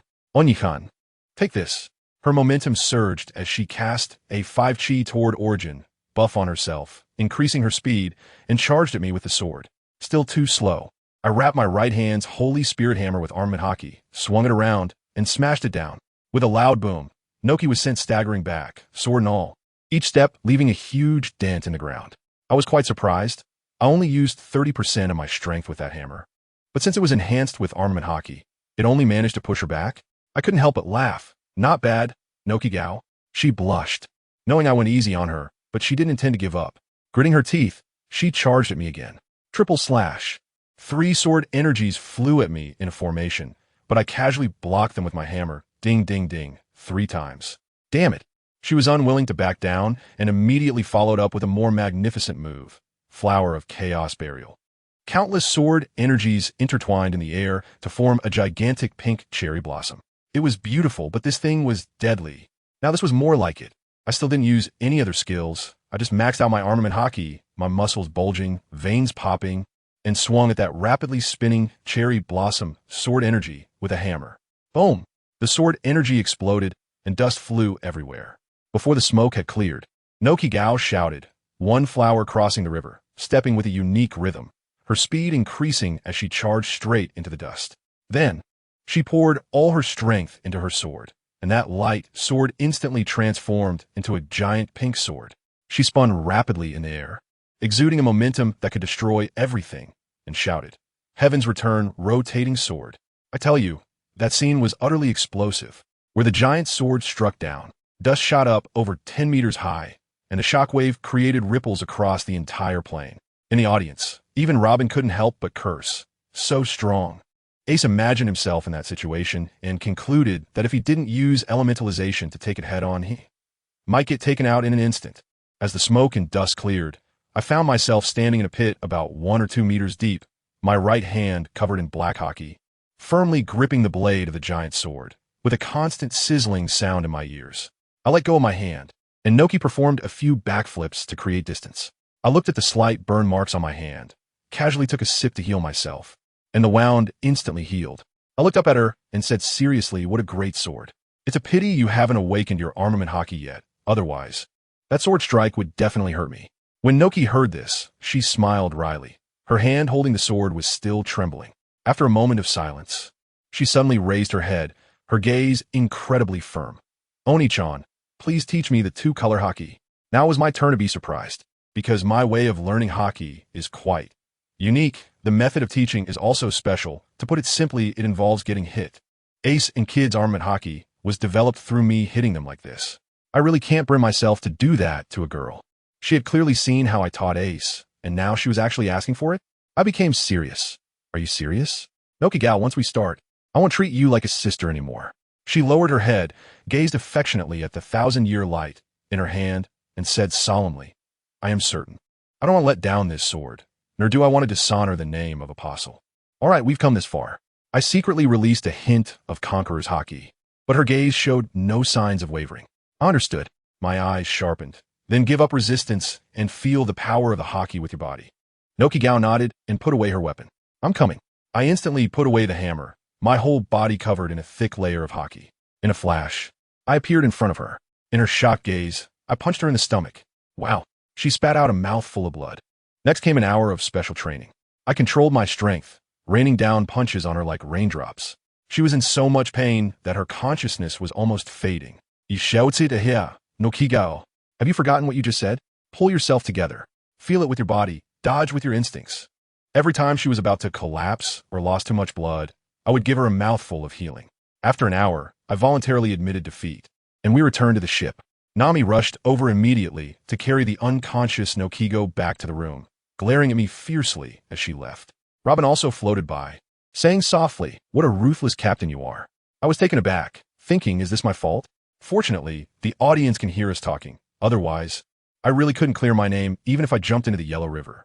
I felt a bit stifled, and when I turned my head, I saw Ace on the deck grinning mischievously. Ace, your observation hockey hasn't awakened yet. Has it? Do you want me to help you? Ace shook his head vigorously, like a rattledrum. He wasn't stupid. Captain, why don't you go help Kid instead? Kid? Right, where's Kid? Ace and I exchanged a glance, both confused. That kid was sent flying by my slap. So why hasn't he come back yet? Let's rewind to half an hour ago. Kid was sent flying by my slap, and when he woke up, he was in free fall. He originally wanted to fly back with his light wings. But when he looked down, he saw a massive island floating in the sky, surrounded by a sea of white clouds. His curiosity piqued. He flew down without thinking. As soon as he landed, he was still dazed. How was this island in the sky? Before he could figure it out, a strong sense of danger surged up in his heart. He suddenly looked up and saw that a storm cloud had gathered above, and a gigantic lightning bolt struck down. What the hell? Kid dodged with a slide, but he was still knocked down by the shockwave, covered in dirt. He got up and pointed angrily at the sky. Bastard! How dare you ambush the great kid? Come out and fight me one-on-one. However, before he could finish his rant, the storm clouds above only grew thicker. Realizing the situation was not right, Kid quickly fled into the forest. But the lightning seemed to have eyes, chasing after him. This infuriated Kid. He stopped and glared at the storm clouds above, disdainfully saying, "I'm tired of playing games. Since you won't come out, there's no need for this piece of junk to exist." He drew his big gun and activated the magnet fruits ability, directly charging up. Magnetism, laser cannon. A beam several meters wide shot up into the sky, blasting the storm clouds away. TCH, garbage. Kid spat, getting angrier, and raised his hand to unleash a barrage of laser cannon fire into the surrounding forest, shouting, "Damn it, come out so I can kill you. Otherwise, I won't be able to sleep." Meanwhile, at the center of the Sky Island, in the Temple of the Gods, a long-eared, gloomy-looking guy named Enel was sitting on his divine throne. He had ruled here for 3 years, declaring himself the god of all. Today, he was very displeased because his pride, the lightning, had been shattered by a red-haired brat. He ordered his maidservants to summon his 4 divine priests. Soon, 4 oddly shaped individuals arrived. One was a knight riding a bird named Shura, another had a spider hairstyle named Gadatz, a third was a ball-shaped guy named Suddy, and the last was a bald man in sunglasses named Ohm. With a blank expression, Enel said to them, "A red-haired brat has intruded into the Holy Land. Go, execute him." Upon hearing the order, the 4 dispersed, each eager to claim credit for the kill. On the other side, after venting his frustration, Kid was sitting on the ground roasting meat, still cursing. Suddenly, he felt that danger again. Looking up, he saw Shura flying towards him on a strange bird, which was spewing fire from its mouth. "Vetet D. Shura commanded as the bird unleashed a burst of flames. "TCH, you don't know what you're getting into." Kid coated his right hand with hockey and punched the flames, dispersing them. Shura was taken aback. Kid impatiently asked him, "Hey, is there a sneaky guy who uses lightning on this island?" Shura got angry. "How dare you offend Lord Enel, the god of all? You're dead." Heck, Kid sneered. "So that guy's name is Enel? Bring me to him, and I want to kill you." Shura couldn't take that, diving down on his bird. Spear of flame. Heat bay. Fire spear. Kid shook his head. "You waste your chance." He activated his ability, and metal from the ground enveloped his right hand, transforming it into a massive mechanical arm wrapped in hockey. Armored magnetism. Strings. The gigantic mechanical hand came crashing down, and before Shura could even react, he and his bird were crushed into a pulp. "With such weak power, you dare to call yourself my superior?" Kid disdainfully spat, running towards the direction where Shura had come from. "Enel, you better get ready." However, he hadn't run far when he was blocked by the other 3 priests. The fat one, Suddy, chuckled. "Oh ho ho, is this the red-haired brat Lord Enel was looking for? Doesn't he look like much?" The bald man, Ohm, was cautious. "Don't underestimate him. He has shattered Lord Enel's storm clouds." Kid looked at these 3 clowns, barely holding back his anger. "You 3 punks? Take me to that god." Without a word, Ohm drew his sword and launched an attack. Kid kicked it apart, then pulled out his big gun, transforming it into an anti-tank cannon. "You punks die?" He fired a shot, but Ohm surprisingly used something called Iron Cloud to form a shield and block it. Kid was stunned when suddenly the fat Suddy snuck up beside him and used something called a shock shell to hit him. A massive shock wave sent Kid flying, crashing through several trees and making him bleed from the corner of his mouth. Slowly getting up, Kid revealed an excited expression. "Now this is getting interesting. Don't die on me." He transformed his gun into a Gatling gun and unleashed a wild barrage at the 3. But surprisingly, they all had observation hockey and dodged through the hail of bullets. Kid was furious. Even these punks could use observation hockey, and he couldn't. He activated a buff. Potential burst, switching the Gatling gun to a grenade launcher. "Like to jump, huh? Let us see how much you can jump." Magnetism, grenade cannon. Explosions erupted everywhere, engulfing the entire forest in smoke. Strangely, he felt no increase in power. As the smoke cleared, he discovered that the spider-haired Gadatz had used the wind shell from his feet to fly into the sky with the other 2. "Hey, punks!" Kid shouted at them. "Now interested in that shell? Hand that over, and I might let you off the hook." Gadatz, angered by the insult, let go and conjured a mud cloud burger. Throwing it at him, Kid dodged, and, seeing the other 2 descending, fired 2 laser cannons, instantly killing them. Finally, he looked up at Gadatz in the sky, raised his right hand towards the void, and shouted, "Magnetism! Cage!" Countless metals flew up, trapping Gadatz and bringing him crashing down. Kid approached him and coldly asked, "Tell me, where is Enel?" Just as Gadatz was about to speak, a bolt of lightning descended from the sky, zapping him into a charred lump. Kid watched the scene, his eyes instantly bloodshot, and he exploded with rage. "Damn, Enel, I must personally take you down." Now, with a dark expression, he lost his last guide and was lost. Enel, you better wait for me." Kid's roar echoed throughout the entire Sky Island. At that moment, a rustling sound came from the grass nearby. Kid glared and shouted, "Who is there? Come out now." Wow, just as I finished speaking, a girl popped out from the bushes.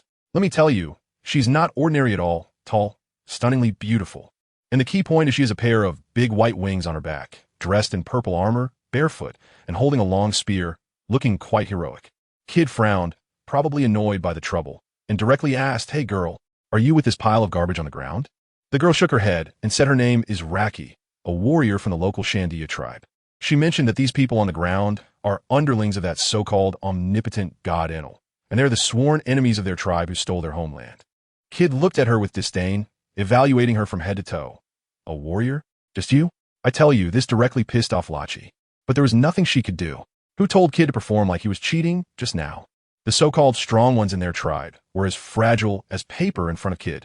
In fact, this girl had been hiding nearby, observing the whole scene, and was drawn over by Kid's anti-tank shot. She watched as Kid treated the priests like grandchildren, and in the end, he even shouted to the thunder in the sky that he would kill a god. Family members who understands. From her perspective, Kid was either a pure madman or someone with explosive confidence in his own strength.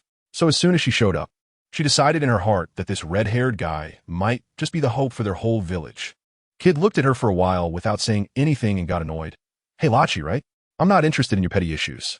I just want to know where that grandson named Enel lives." Lachi shook her head. "I don't know. TCH, after all that talk, you don't know anything." Upon hearing this, Kid turned to leave. Lachi panicked and jumped in front of him. "Hey, don't rush. I don't know, but our guerrilla leader Wappa will definitely know." Kid's eyes lit up. "Oh, now that's something reasonable. All right, I'll trust you this once. If you dare to lie to me, I'll blast your head off." Saying that, he really did point that big gun at Lachi's forehead. Guess what happened next? Lachi was also tough. She calmly pushed the gun barrel away with her hand. "Come back to the tribe with me. I'll take you to meet the chief." Kid grunted in response, agreeing. But just as Lachi turned around, I suddenly felt a chill above my head. Damn, a mass of dark clouds was rapidly forming in the sky. It was that sneaky Enel again. Kid exploded on the spot, shouting, "Damn sneaky little man. You really thought you could kill someone right in front of me while I wasn't paying attention?" The next second, let me tell you, the scene was incredible. Kid directly yelled, "Magnetic charge laser cannon." This move usually required charging, but under his fruit ability, it was instantly full. A ghostly blue laser cannon, as thick as my waist, shot up into the sky with a bang. The shockwave from the recoil blew Lachi down to her, but the thunderclouds in the sky didn't even have time to release a fart before they were obliterated by this beam of light, which didn't stop and left a long fiery tail in the sky, flying who knows where. Lachi sat on the ground, stunned, probably thinking, "This is it. Our tribe is saved." Kid twisted his neck, looked down at her, and said with a venomous mouth, "Is this it? Can't even stand up. And you call yourselves warriors? No wonder you can't beat that Enel. You." Lachi was infuriated, probably thinking to herself, "This guy is strong, but his mouth is just as foul." On the way, Kid suddenly spoke again. "Hey Lachi, I want to ask you something. Why can that grandson always accurately drop lightning, while I can't even find out where he is?" Lachi told him it was because Enel had a hack called the Heart Network that could monitor the entire Sky Island, so he could easily take heads from 1,000 miles away. So that's how it is. When Kid heard this, he seemed to think of something, and I heard him mumbling in his heart. "Isn't this what the captain called observation hockey? Good heavens, has AI evolved to this extent? No, this hack is too outrageous."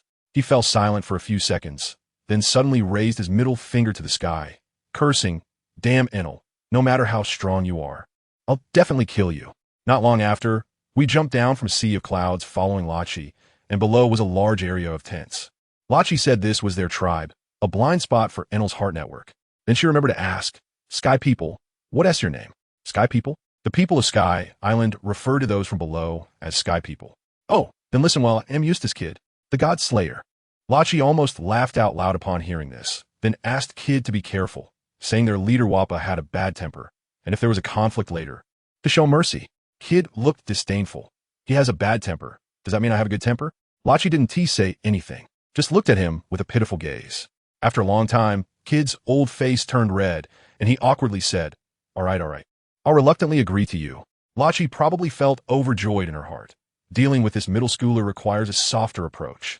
As soon as they reached the entrance of the tribe, they were held at gunpoint. Lachi hurriedly went up to explain that Kid wasn't an enemy and had important information to report.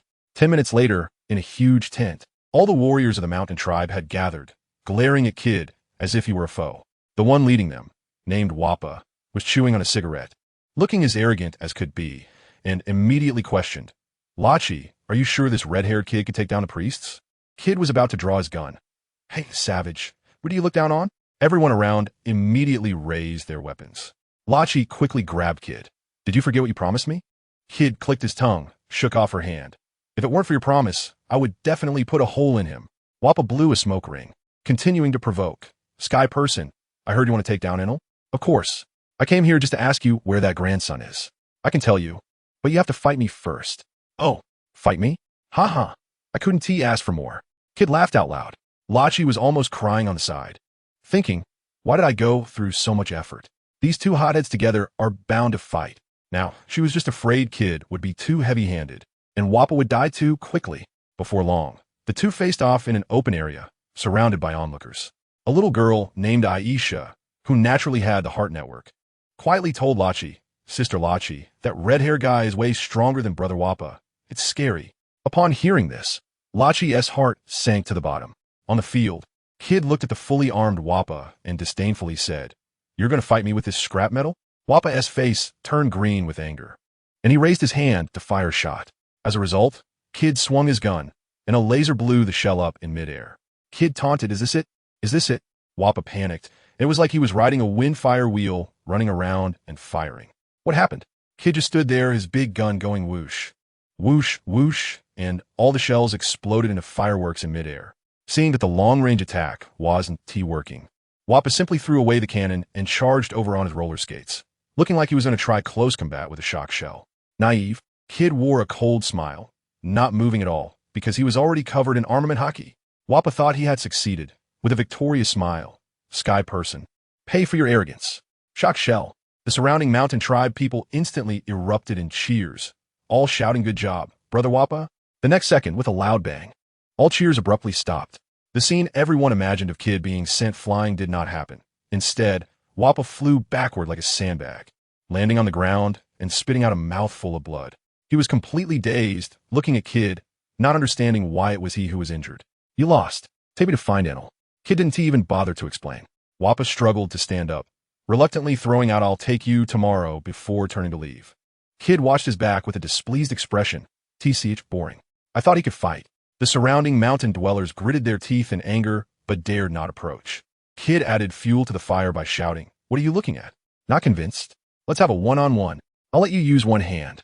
The group was so infuriated that they nearly lost their minds on the spot and could only leave in frustration. Once everyone was gone, only Kid, Raki, and the little girl, Aisha, remained. Suddenly, a buzzing sound rang out. Kid pulled a phone bug from his pocket and answered it, cursing right away. Who is it? Why are you calling me? A voice on the other end replied. Kid, you've been out for a while, and now you're getting bold enough to talk to your captain like that. I'll tell you, Kid's arrogance vanished in an instant. Like a primary school student who just saw their homeroom teacher stuttering see, Captain, family, who understands this contrast cuteness. He quickly explained that he was driven mad by a bastard named Enel. As soon as the captain on the other end heard the name Enel, his voice changed. Enel? You brat, are you on Skypea? Kid was also stunned. Captain, you know him? Of course. A Logia-type lightning fruit user. How could I not know? The moment these words were spoken, the three of us were shocked. He's actually a Logia, and a top-tier lightning fruit. Kid fell silent for a moment, then asked somewhat uncertainly, Captain, do you think I can beat him? Beat him? Just you? Don't dream. Hurry back. The captain's words were merciless. Kid squeezed the transponder snail, took a deep breath. Captain, I'm not going back. I must fight him. Reasons. For my own promise. Must fight. Must fight. Time? Tomorrow. The other end fell silent for a few seconds, then said, I got it. Kid, unleash your radiant armor. Let me sense your location. Before I arrive, make sure you don't die. After saying that, he hung up directly. Kid put away the transponder snail, grasped the tag on his chest, and quietly muttered, "Unleash." Instantly, a blinding golden light enveloped him, and when the light faded, he was already wearing a stunning golden armor. Raki and Aisha had stars in their eyes, and they said in unison, "So cool." Meanwhile, on the Holy Caller ship, the captain named Shono hung up the phone and explained the situation to his companions. I could feel that although he said Kid couldn't do it, he had already developed a killing intent in his heart. He said, "If Kitis, Enel, are you ready to accompany him to the grave?" Then he immediately ordered to head towards Kid's signal at full speed. On Skypea, under Aisha's encouragement, Raki blushed and ran to cheer for Kid, and after saying that, she shyly ran away. Kid rolled his eyes and complained, "What a nonsensical woman." Early the next morning, Wappa began the pre-battle mobilization, full of passion, with all the warriors shouting to take back their homeland. Kid sneered beside them, muttering softly, the boring words of the week. No matter how many people there are, they are nothing in front of Logia. Just then, Raki and Aisha overheard him, and they instantly wilted. Kid saw this and thought he had been too harsh, coughed twice, and added, "Ahem, so what if he's a Logia? I'm not just a devil fruit user. I'm also a professional with dual abilities.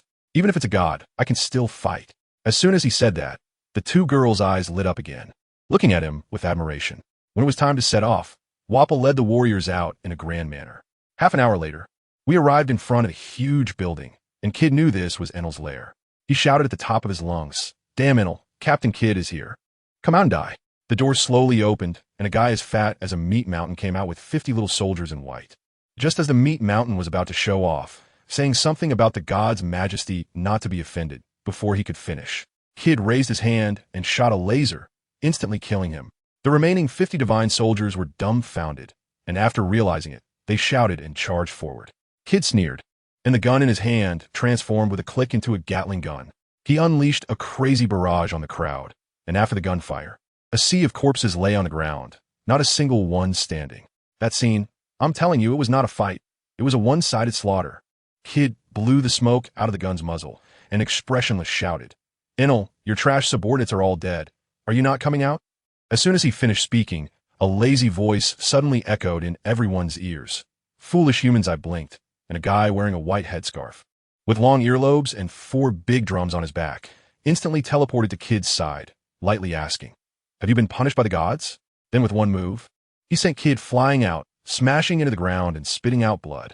Kid struggled to raise his head, his eyes filled with shock.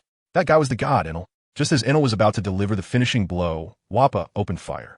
Enel looked impatient and said, "Since you are seeking death, then this god shall grant it to you." After saying that, a blinding lightning erupted from his body, unleashing a 360-degree attack. The warriors of Shandia instantly fell in droves. Kid was still in a state of paralysis, unable to move. At that moment, I saw Raki suddenly leap in front of Kid, using her body to shield him from the deadly lightning. When I came back to my senses, I saw Raki lying in front of Kid, her whole body charred. Kid also reacted, panicking and cursing. "Damn woman, who asked you to save me?" While scolding, he hurriedly fumbled out a vial of pink potion from his pocket, the life-saving medicine given by his captain, and uncorked it to pour into Raki's mouth. After drinking the potion, Raki's breathing gradually stabilized. Kid breathed a sigh of relief, gently laid her down on the ground, and looked up at the battlefield. He saw Wappa still desperately attacking Enel, but his flame cannons couldn't hurt the opponent at all. Enel didn't even dodge, just stood there, letting the flame cannons hit him, and then passed right through without a scratch. He even yawned, digging in his ear, with an expression as if to say, "Is that all?" Let me tell you, this guy completely disregarded Wappa, and was there grinning and mocking. He said, "Oh dear, Sandia warrior, if that's all you've got, you might as well surrender. Given your hard work in performing, I'll spare your life." Can you believe this? It's simply heartless. How could Wappa endure such humiliation? He threw down his cannon on the spot. With a gust of wind beneath his feet, he dashed forward. Analu was still laughing, saying, "Oh, you don't even want a weapon anymore. What do you want to do?" The next moment, bang, Ainalu, the self-proclaimed god, was knocked to the ground. Can you believe it? Just a moment ago, he was floating around in his elemental form, and now Wappa had him pinned down. Ainalu was stunned, shouting "Nanny?" asking why Wappa was able to touch him. Wappa ignored him and just mounted him. with his left hand firmly pressing down on Ainalu. I finally saw that he had a sea prism stone embedded in his hand. Isn't that the bane of all devil fruit users? Then he aimed his right hand at Ainalu's chest, shouting, "Impact wave." Ainalu panicked on the spot, shouting for him to stop. But Wappa didn't care. With a force 10 times stronger than the impact wave, he smashed down. Ainalu spat out a mouthful of blood. His eyes rolled back. His heart stopped. I was dumbfounded at that moment. What was happening? Did he just die an instant? Wappa stood up from Ainalu. The recoil made him stagger.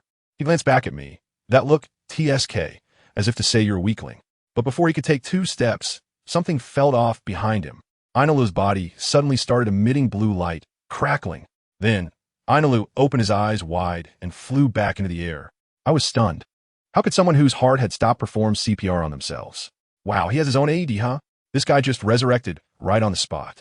Wappa was also taken aback, shouting at Ainalu how he could still be alive. Ainalu, looking all smug, said with a serious face, "This is me. I am a god. You understand?" Guess what happened next? Kid on my side was actually happy, saying, "Ainalu, it's great that you didn't die. Let me take you down." Saying that, he fired a magnetic laser cannon. Ainalu didn't even lift his head, countering with a bolt of lightning, and both attacks silently canceled each other out. Now Ainalu was annoyed, glaring at Kid and saying, "Annoying Qinghai monkey, let me show you despair." He struck the large drum behind him with his golden staff, and boom. A wolf made of lightning pounced towards Kid. Kid, instead of being startled, laughed heartily. Now, this is getting interesting. He activated his power, and a metallic mechanical arm formed instantly, slapping down at the lightning wolf, saying, "Get lost." With a loud bang, a large pit was created in the ground. And the lightning wolf? Not a trace left. Ainalu was stunned. "You're also a devil fruit user?" Kid was full of pride, of course. "I'm a master of the magnet fruit. How dare a mere paramecia challenge the might of the heavens?" Ainalu was truly enraged this time, striking both drums, and a lightning dragon several times thicker than before descended from the sky at 60 million volts. That speed, let me tell you, was absurdly fast. Just as Kid shouted armament hockey, the lightning dragon struck his face. Kid screamed in agony. His whole body felt numb, but he didn't fall, still stubbornly saying through the black smoke, "Ainalu, is this all you've got? It's my turn to finish you." He steadied himself. His expression changed. "Ainalu, let me show you my full power."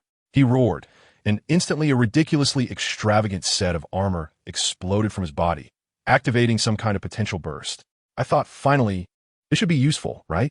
But then, Kid unleashed a barrage of cannon fire at Ainalu, with cannons and grenade launchers booming for a full 3 minutes, turning the Temple of the Gods into ruins. But when the smoke cleared, Ainalu emerged unscathed, still twirling his staff. "Fool, do you think wearing iron can defend against my lightning? Humanity cannot overcome lightning." Kid gritted his teeth, probably having already calculated everything in his mind. He suddenly shouted, "Then you stand still for me."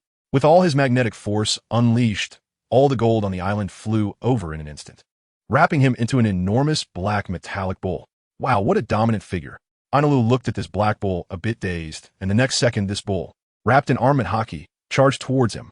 Ainalu still wanted to show off, spreading his arms to greet it, but before he could finish his words, he spat out a mouthful of blood and was sent flying like a cannonball. As he flew out, he was still wondering why this thing could hit him. Kid saw his attack succeed and quickly released his form, exhausted. But after waiting for a long time, there was no movement from the deep pit. Just as he was about to check, a cold voice suddenly came from the pit. 60 million volts, discharge. Oh no.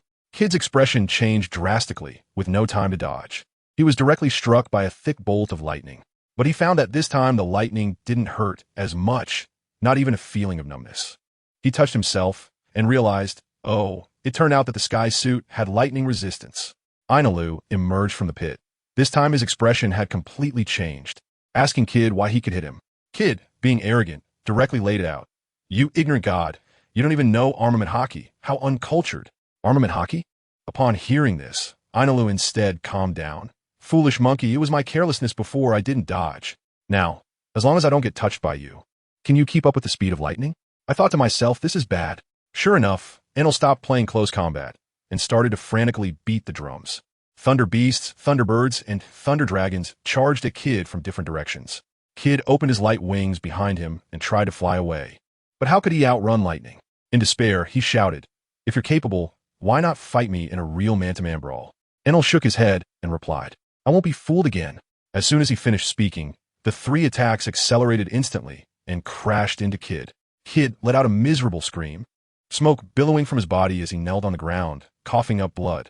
Just as his consciousness began to fade, he glanced back at Raichi and saw her struggling to stand up again, thinking, I can't go down yet.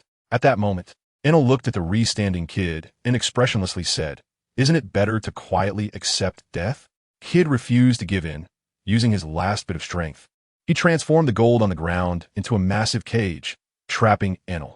Enel looked at the dark cage with curiosity, wondering if this was hockey. However, how much lightning could it withstand? Saying that, a blinding light erupted from his hand, divine judgment. A terrifyingly thick lightning pillar melted the metal cage and then roared toward Kid. Facing this world-destroying strike, Kid actually laughed. He raised his giant gun and shot out a massive azure beam. The 2 beams collided, and the scene was astonishing. The shockwave directly overturned the sea of clouds beneath us. The next second, the ground disappeared. We all fell down. Kid reacted quickly, grabbing Raichi tightly. But Enel didn't give them a chance. Another Thunderbird chased after them. Kid held Raichi tightly, seemingly planning to take it head-on. Just at that critical moment, a golden spear fell from the sky and shattered the Thunderbird with a whoosh. Immediately afterward, the spear landed beside us. Kid looked at the spear, excitement breaking his voice as he held Raichi and shouted to the sky, Captain. As soon as he finished speaking, a figure clad in golden armor, wielding a massive hammer and with wings that blocked out the sun, landed before us. Hey, this doesn't look like you, Kid. Kid's voice choked, sounding like a wronged little wife. Shono felt goosebumps all over, thinking, damn Kid, why are you acting so girly?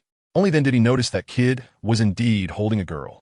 Kid, uncharacteristically embarrassed, said that this girl was injured while trying to save him, and he gave her a potion, asking the captain to save her. Shono sighed. As expected, women can change men, and after a few healing spells, Raichi woke up. However, this straight man Kid, as soon as she woke up, stood up with his arms crossed and coldly said, This isn't heaven. Also, next time, don't meddle in my affairs. I don't need your help. I was watching from the side, my forehead covered in black lines. With this kind of operation, even the string tied by the matchmaker would be snapped on the spot.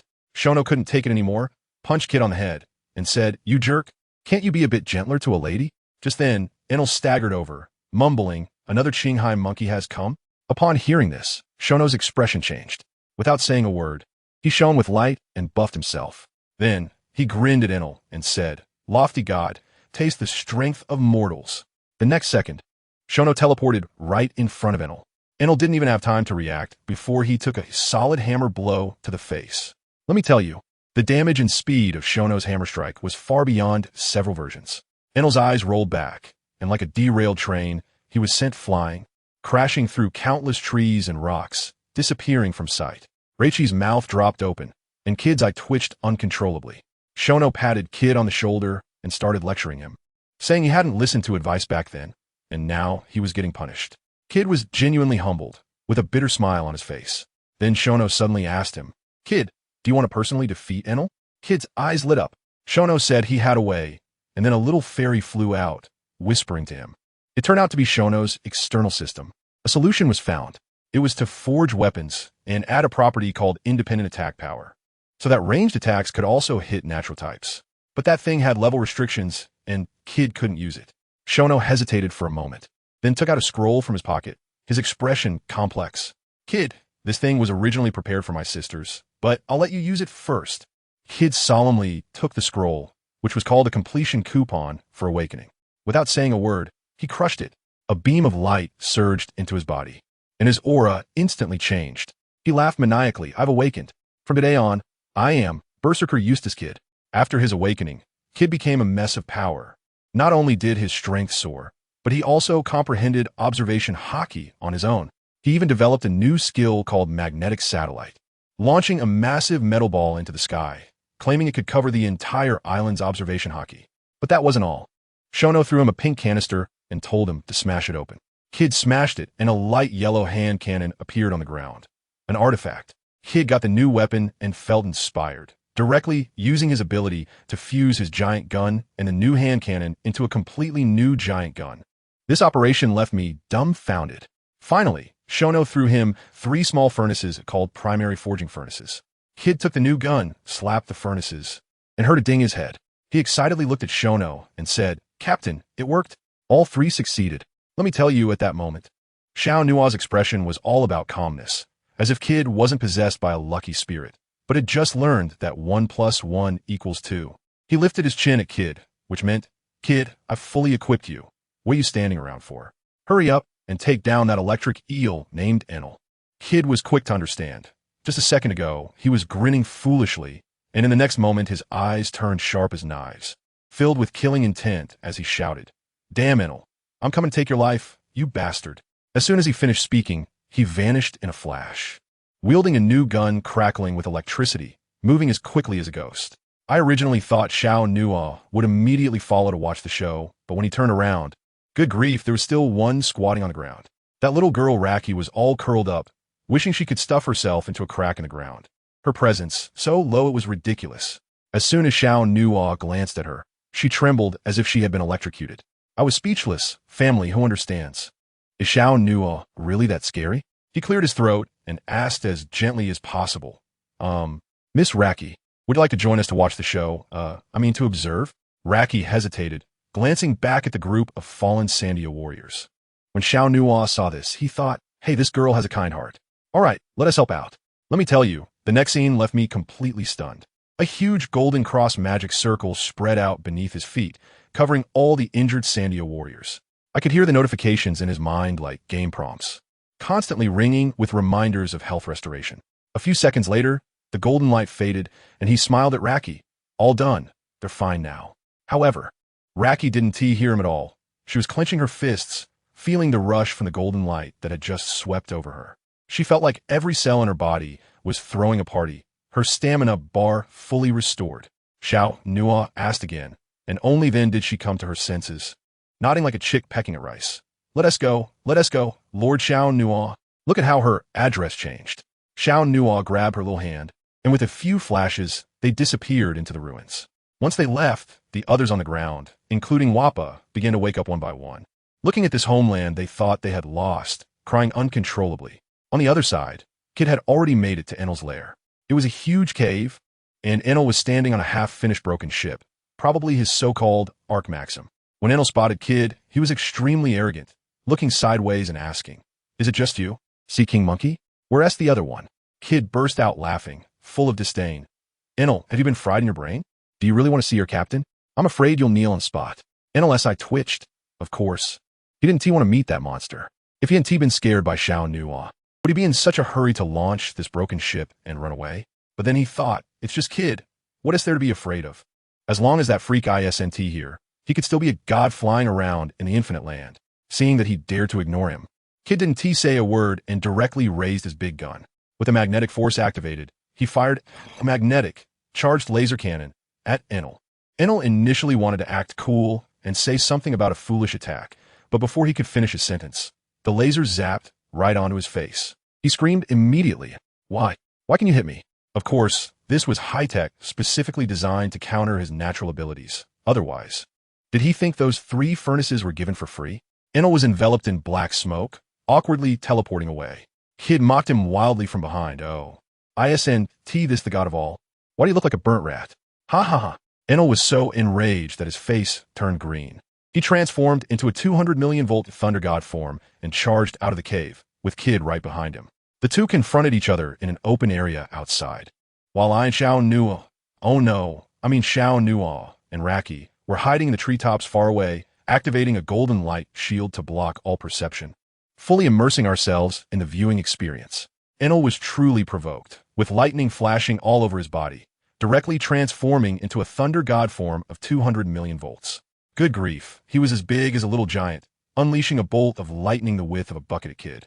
Kid slid away to dodge, then looked up and howled, that middle school spirit coming back. "You're the one who is gonna die, Enel." Following that, he shouted out the name of his skill, Magnetic Satellite Ray. I was stunned at that moment. What the heck? Satellite Ray? Are you playing Gundam here? And I looked up and wow, a giant shadow with a diameter of 100 meters appeared in the sky at some point, and with a roar from Kid. The center of that shadow suddenly exploded. A deep purple beam of light with a diameter of 50 meters, like divine retribution, came crashing down from outside the atmosphere. This operation was truly ahead of its time. Enel's Thunder God form was like a small light bulb in front of this beam, instantly swallowed up, and before his screams could even be heard for a few seconds, he was beaten back to his original form from the Thunder God state. He wanted to teleport away, but found himself locked in place, unable to move at all. Now he was really panicking, shouting desperately, "Qinghai people, I surrender. I give up. Don't kill me." Kid sneered. "Dead enemies are the best enemies, especially for a natural type like you." After saying that, with a press of his hand, the power of that purple beam intensified, and with a loud bang, it pierced through Enel along with the ground beneath him and the clouds above, shooting straight into the Qinghai below. In that instant, the entire Gaia Island, whether pirate or navy, all stared up at that purple beam that pierced the heavens and the earth. The whole world fell silent. Kid was panting, standing at the edge of the bottomless pit, marveling at how powerful his awakened skill was when he saw Shono dive into that pit like a cannonball. He was puzzled, and just then, a series of prompt sounds indicating experience points gained rang in his head, instantly making him forget about Shono, and he began to laugh foolishly. "Ha ha ha, strong enemies are still the best. That fire-playing guy definitely can't beat me now." At that moment, above the sea, Shono was flying around with his light wings. He had just received a system prompt saying he assisted in killing Enel and gained a huge amount of experience, directly leveling up twice and getting a bunch of achievement points. He felt a bit guilty. He only gave Enel one punch, and it counted as a kill. Enel really was an experienced treasure. He searched for a while and finally saw a golden treasure chest slowly floating up from the seabed. "Haha, it's definitely mine." Shono happily opened the chest. Let me tell you, what came out was dazzlingly bright. A nature-type rumble fruit, and a fragment of observation hockey advanced. Goodness. Hockey can even drop fragments. This system knows how to tease people less appetites, needing to collect 5 to synthesize.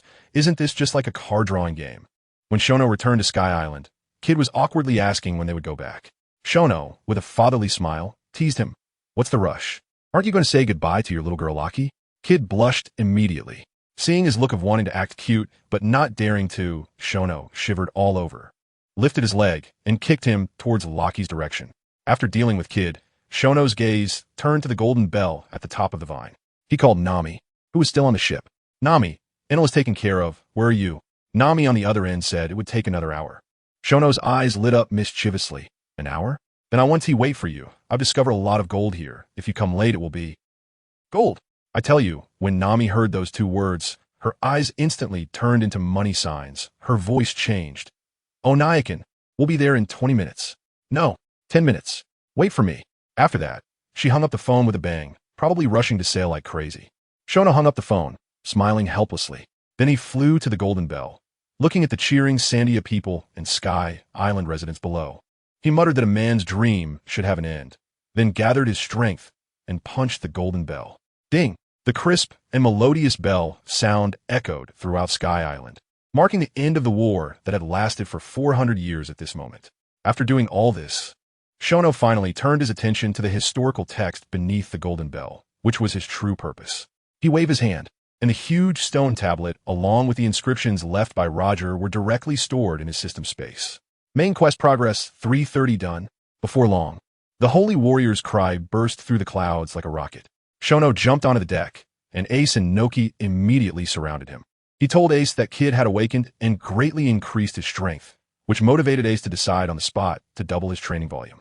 Nami was even more direct, rushing out from the cabin, grabbing Shono's arm, and shaking. "Onayakin, where's the gold? Where's the gold?" Shono was shaken dizzy, so he waved his hand and poured all the gold he had previously collected onto the deck. That pile of dazzling gold was simply a fortune. Nami let out a scream and pounced on it, happily rolling around on the mountain of gold. Finally, Shono looked at Robin, deliberately keeping them in suspense. "Robin, guess what good thing I brought you?" Robin rolled her eyes at him, saying it was boring, and was about to leave. Shono quickly revealed, "Hey, is the historical text boring for you too?" Robin's body stiffened instantly, turning around sharply, her eyes filled with excitement and disbelief. "Historical text? Really?" Only then did Shono smile and take out the historical text. The moment Robin saw the stone tablet, her eyes turned red, and she immediately ran over to start interpreting it.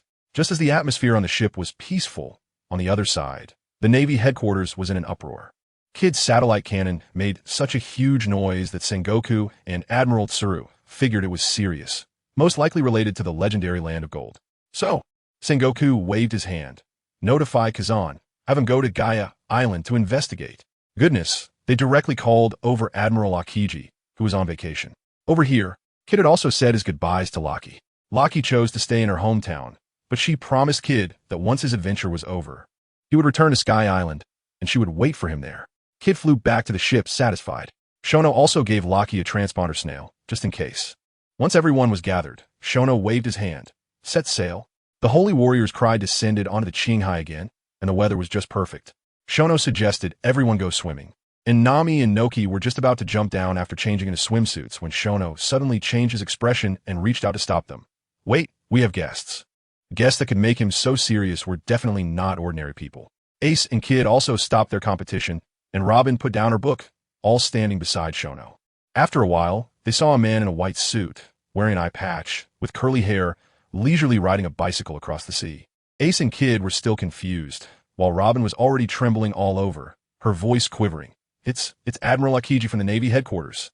Ace and Kid still hadn't realized the seriousness of the situation, while Robin had already explained the significance of the three admirals to them. I tell you, Robin was so scared her face turned pale. This was her lifelong nightmare. Just then, Shono heavily patted her shoulder, looking at her with determination. Robin, listen carefully. Now you are my partner, as long as you don't betray us, not to mention one admiral, even the entire world government. What does it matter? These words moved Robin, Ace, and Kid to tears. However, on the surface, Shono remained calm as a rock, while inside, he was actually panicking. He knew he couldn't beat an admiral yet, but he didn't like leaving his fate in the hands of others. So, he secretly called out to the system in his heart. Celia, help me. Give me 3 ultimate magic boxes. 30,000 achievement points instantly evaporated, and 3 shining magic boxes appeared in his mind. The first one opened up, second awakening completion scroll. A good item, but not useful right now. The second one opened up, random apostle summoning ticket, which could summon a powerful apostle to help for 1 minute. Wow, this is a game changer. He felt great and casually opened the last one. Ding, congratulations adventurer, you have obtained Revival Coin 1. Xiao Nuothe was stunned. This thing could really bring him back to life, right on the spot. Now he was completely calm, overflowing with confidence, feeling like he had 3 lives. Even if he couldn't win, he could at least take down one of the big shots. Just when he was full of confidence, Akiji had already arrived at the ship on his bicycle, lazily greeting him. Ah la la la, what a big ship. Hey there, can I come up and sit for a while? Before he finished speaking, he lightly jumped with his bicycle and landed steadily on the deck of the Holy Caller. I was dumbfounded at the time. Bro, are you calling me Swim Trunks guy? No. Did I agree for you to board my ship? What's wrong with this person? Just trying to act friendly. Huh? But when I looked at his physique, a vice admiral from the Navy headquarters, Akiji Kazan, I thought, forget it. Better not start a fight. I put on a serious face and asked him, Vice Admiral Kazan, what do you want on my ship? And guess what he said? He adjusted his eye patch and lazily replied, "Ah la la la, Swim Trunks guy. Don't be so nervous. If I said I was just tired from riding my bike and wanted to rest on your ship, would you believe me? Believe you? Not a chance." 1,000 curses raced through my mind, but as soon as he finished speaking, he had already found a lounge chair and laid down. Wow, he really knows how to turn the tables. All right, since he doesn't seem to have any bad intentions for now. I quickly told Robin to go back to the cabin and not let Nami and the others come out. I'll personally attend to this big shot.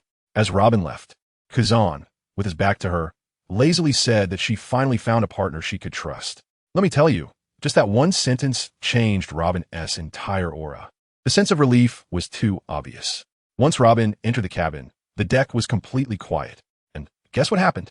This guy found a lounge chair and fell asleep instantly. He even started snoring. Let me tell you, at that moment, I had thought of 1,000 scenarios for fighting him, but I never anticipated he would fall asleep on my ship. Who understands this operation?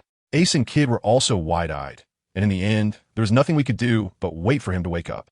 2 hours later, Kazan finally woke up, stretched lazily, and even apologetically said, riding a bike is too tiring. I accidentally fell asleep. I was utterly speechless. How can a vice admiral get tired from riding a bike? I directly issued an eviction order, telling him to leave quickly. He grinned and said that it was dark. And Woon-T, I let him stay for a meal? My forehead twitched with anger. Seeing that I was truly getting angry, he finally stopped joking around, became serious, and asked me if I had recently been to Gaia Island and if I had seen a pillar of light. My heart sank, but I maintained a calm expression and directly admitted it. He then asked if I knew about the Sky Island, And I simply replied, no. This left him speechless for a while. In the end, this guy was finally about to leave. Before he left, he stood at the bow of the ship with his bike, gave me a meaningful look, and warned me that I should know what Nico Robin means to the world government. He also said that the flag at the bow of my ship should never have a skull on it, or else he would personally come and capture me. After sending off this pest, I finally breathed a sigh of relief. To be honest, it wasn't T that I was afraid of him. Mainly, fighting with someone like that would mean loss whether I won or lost. But it also rang alarm bells for me. Lacking strength is just this frustrating. If a kind of that mad dog came, it wouldn't T be chatting over tea today. It would be a meteor shower on the deck. No way, I must get stronger. I immediately called for Celia in my mind and opened my personal panel. Wow, level 55, epic weapon, rare outfit, intermediate 3-color dominance. And I even had a bunch of potions, resurrection coins, and even a useless thunder fruit and a second awakening voucher in my inventory. My trump cards were sufficient.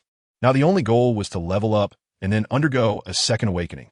A month later, we finally arrived at the Sabati archipelago. During this month, I led Ace and the others in a frenzied monster hunt, specifically targeting pirate crews, all for the sake of leveling up. To go to the new world, we first had to coat the ship here and dive down to Fishman Island, 10,000 meters below. As soon as we arrived, Nami and the others were thrilled to see the bubbles flying in the sky. I then started to act as their tour guide, dividing the 79 islands into areas, lawless zones, shopping streets, navy bases, and explained everything in detail. The admiration in Nami's eyes made me a bit shy. Ahem, a traverser's basic skills, don't forget them. Seeing that everyone was tired after a month of sailing, I waved my hand and declared, vacation, you all go have fun. I'll take care of the ship coating. The crowd cheered and instantly disappeared without a trace, not holding back at all.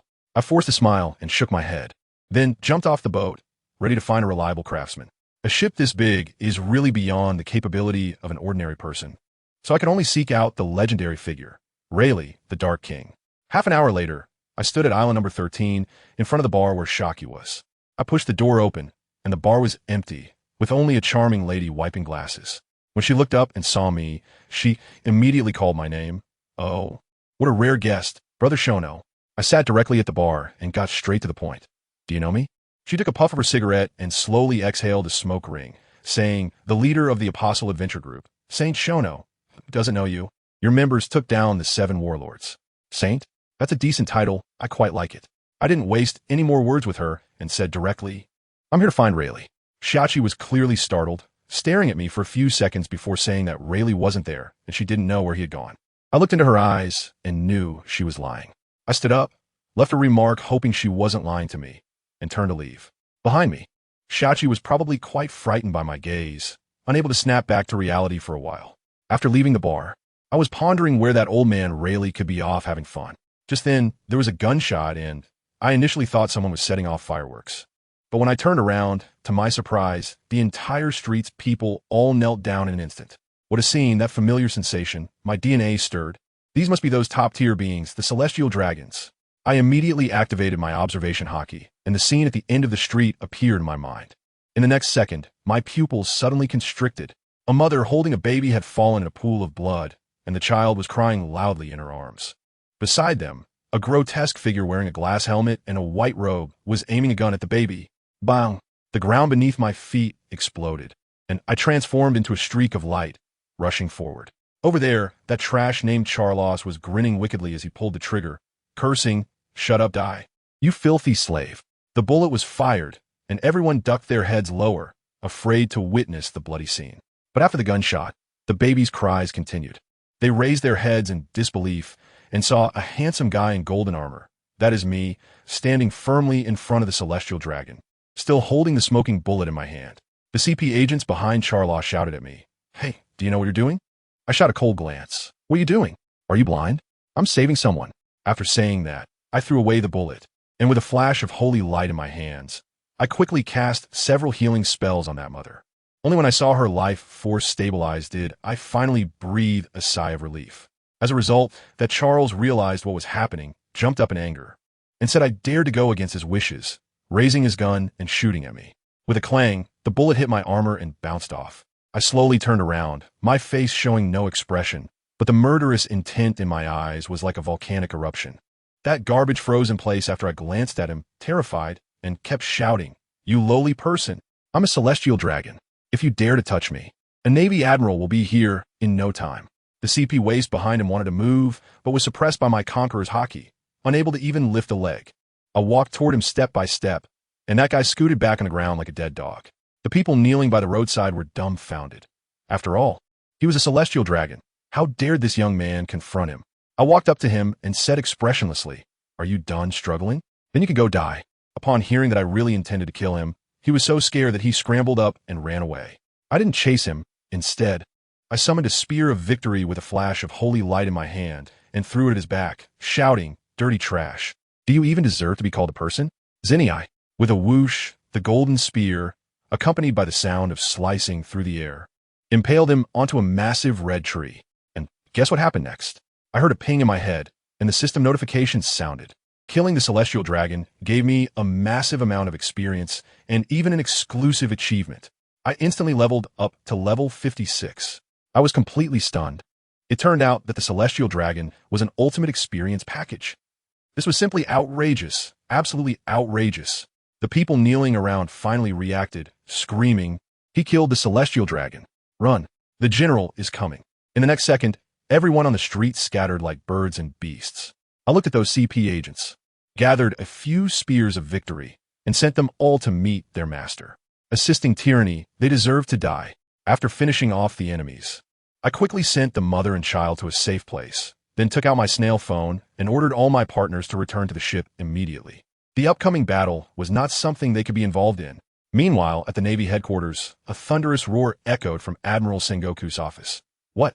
The celestial dragons are dead." He knows it was me, and immediately ordered the admirals to mobilize. After thinking for a moment, he dialed Kizaru's snail phone. Kizaru's lazy voice came through. "Moshi Moshi, Sengoku wants you to go to Sabaody and catch me." Kizaru paused for a few seconds and replied lazily, "How terrifying." I got it. Just after hanging up, the 5 elders' phone rang, and they scolded Sengoku furiously. Sengoku was also in a tough spot. After all, Ace was on my ship, and this was complicated. As for me, I stood in the empty center of District 13, waiting. I knew the Admiral was coming, and most likely it was that fastest man, Kizaru. Just right, since I didn't get to fight Akiji last time, I would give you a try this time. My Paladin class has high light resistance, so I'm not afraid to fight you. About 10 minutes later, I open my eyes. Here he comes. The next second, a teasing voice rang in my ear. "Hey there, have you ever been kicked by light?" Boom! I was kicked like a cannonball, crashing into a building. Rubbing my numb arm, I stepped out and looked at that lecherous old man. Attacking right away, really lacks martial ethics. Admiral Kizaru. Kizaru stroked his chin and slowly said, "How terrifying. Do you know me, little brother? From today onwards, you will know me." I couldn't be bothered to chat with him. My outfit activated, and then I went crazy buffing. Holy Hammer, Heavenly Sound, Guardian Badge, Light's Revenge, Honor Blessing. 5 big buffs slammed onto me, and it wasn't over. What divine combat secret medicine, top-tier strength, life, and speed potions. I drank them all like water. Gulp, and I finished all of them. The leisure on Kizaru's face disappeared, replaced by surprise. What a terrifying fruit ability. "You think this is over?" I smiled at him, gathered holy light in my right hand, waved it to the sky, and roared, "Apocalypse." A golden sun rose directly from District 13, and that light turned the entire Sabaody archipelago golden.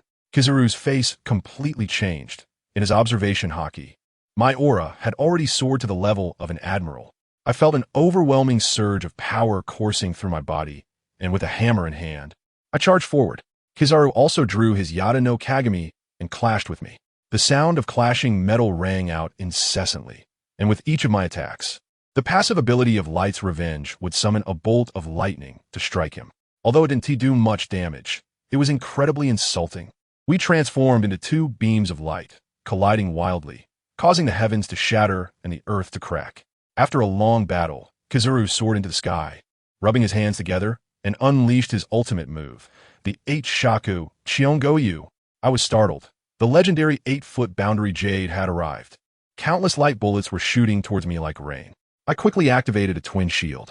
As a result, bang bang bang, the first shield shattered instantly. Damn it. Whoever says this move is just for boundary drawing, I'll get angry with them. I hurriedly activated 2 more armed black shields, which barely held up.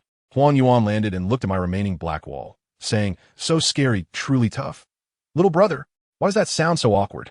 As soon as he finished speaking, a laser blasted through my remaining shield. My mouth twitched. Is this still the same acting monkey? It's not like your relatives are going all out, right? At this point, I realized that Huang Yuan had no killing intent at all. He was purely slacking off. He never intended to catch me. He just came to go through the motions. All right, since you want to act, I'll give you an out. I gathered power in my right hand again and shouted, Oppo Kairi. Huang Yuan frowned, thinking I could still stack buffs. But the next second he was stunned. What rose this time was not a golden sun, but a black sun exuding the aura of death and destruction. The pearl of apocalypse, dark. The black sun soared into the sky, instantly shooting out dozens of black rays, wildly slicing through the ground. Swish, swish, swish, the entire island no. 13 was directly cut into countless pieces, and the seawater rushed back in. Huang Yuan frantically dodged in the light, and, in the end, he could only land on a piece of land less than a meter wide, sweating profusely on his forehead. Let me tell you, the way Kizuru looked at me back then was off. He must have been complaining internally, thinking what was supposed to be a casual game turned into hell mode. This guy is simply an ultimate patchwork monster. I bet the first thing he did when he got back was to ask Sengoku for a raise, because the cost-performance ratio of this job is just too low. But let me tell you, that old man Kizuru has no idea that my ultimate patchwork monster skills haven't even been revealed yet. I looked at his lazy demeanor and felt anxious for him. I couldn't help but kindly remind him, Hey, Admiral Kizuru, don't lose focus. Pay attention to the sky. I'm about to set off a big firework for you. I pointed my finger to the sky, and that pitch-black sun was the signal. Yellow Ape was taken aback and probably thought, what the heck? I bet he was stunned, internally screaming, is this Kid S skill on cooldown or what? He looked up and saw the 10 beams of black light merge in an instant, and then that black sun exploded with a bang. Let me tell you, that scene was like a mini version of the Big Bang. The sky first turned pitch black, then a blinding white light burst forth, and a terrifying shockwave like a tsunami swept across, with a rumble that lifted the entire island. That old man Yellow Ape was quick to react, slicking his feet, and with a 8-shaka mirror, he flashed to the top of a red tree several kilometers away. If he had delayed even a tenth of a second more, he would have had to change his name to Roasted Ape. When the smoke cleared, good grief, what was left of island number 13? It had directly turned into the number 13 straight. The residents of islands number 12 and number 14 must have been dumbfounded, staring across the sea, putting on a show like the Cowherd and the Weaver Girl, right? I left early, leaving Kizuru standing there alone, contemplating life in front of the calm sea. At that moment, his din-din mushy rang. It was Sengoku calling. As soon as he picked up, Sengoku's anxious face appeared. Borsalino. Where are you? Did you catch him? Kizu, the old hand, replied slowly, Oh dear, I'm sorry, Admiral Sengoku, but he got away. Sengoku exploded, got away. How could someone escape when a vice admiral is personally on the case? Are you slacking off again? Kizara looked very wronged. Admiral, I did my best. That kid is simply a monster. All right, there's some unfortunate news to tell you. Island 13 is gone, blown away by that kid in one move. There was silence on the other end for a full half-minute before Sengoku finally managed to say, What about casualties? None, actually. When I got there, everyone had already run away. Sengoku sighed deeply, probably feeling like his heart was bleeding, and ultimately had to let him return to headquarters while leaving the mess to the local garrison to deal with. Once Kizura left, the entire Sabeti archipelago erupted. Who understands? When a Marine Admiral takes action, not only does he fail to catch anyone, but he also has an island blown up right in front of him. If this news gets out, it's more outrageous than a novel. I, Saint Shirono, have become a legend overnight. People have summarized my 3 great achievements: slaying the heavenly dragon pig, standing up to an admiral, and flattening an island with a single move. Any one of these accomplishments could make a pirate famous across the seas, and now they have all happened to me alone. The value of this is off the charts. Let me tell you, in such a big scene, how could Morgan's underlings, that group of paparazzi, not be present? There must be a reporter named Rocky hiding in some corner, trembling and wildly pressing the shutter, probably overjoyed in his heart. Headline: This is definitely the headline of the year. A promotion and a raise depend on this. Sure enough, the next day, news outlets around the world went crazy, delivering newspapers with my handsome photo to every corner of the globe. In the New World, on Whitebeard's ship, Marco finished reading the newspaper and was completely petrified, muttering, Celestial dragons have been killed. Next to him, Jozu snatched the newspaper, and the next moment, a broken voice exclaimed, Nanny, echoed across the Moby Dick. Even Whitebeard was startled, saying, Gura, Jozu, what are you shouting about? Jozu rushed over with a newspaper. Old man, something big has happened. A kid named Shono killed a celestial dragon and even fought with Kizuru, finally sinking Island 13. After hearing this, Whitebeard was stunned for a moment, then burst into laughter. Gururara, interesting.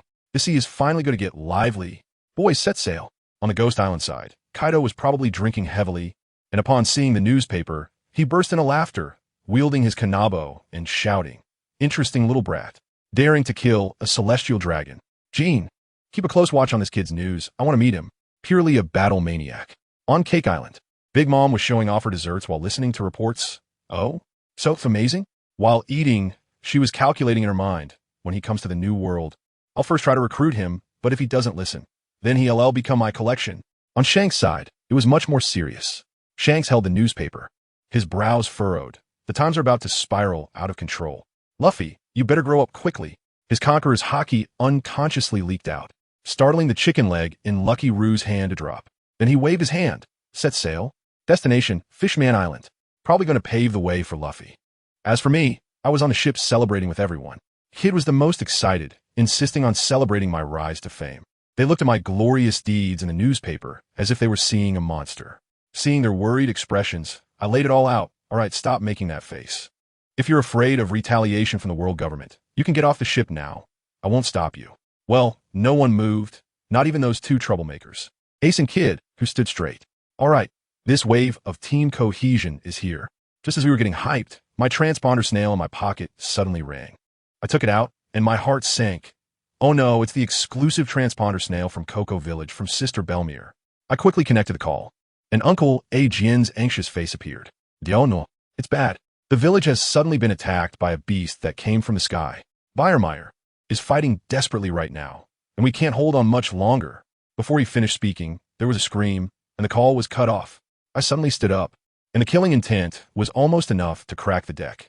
Nami and Nojiko's eyes turned red in an instant, and they both shouted in unison, "Oni-chan, I want to go back to the East Blue to save Belle Emery."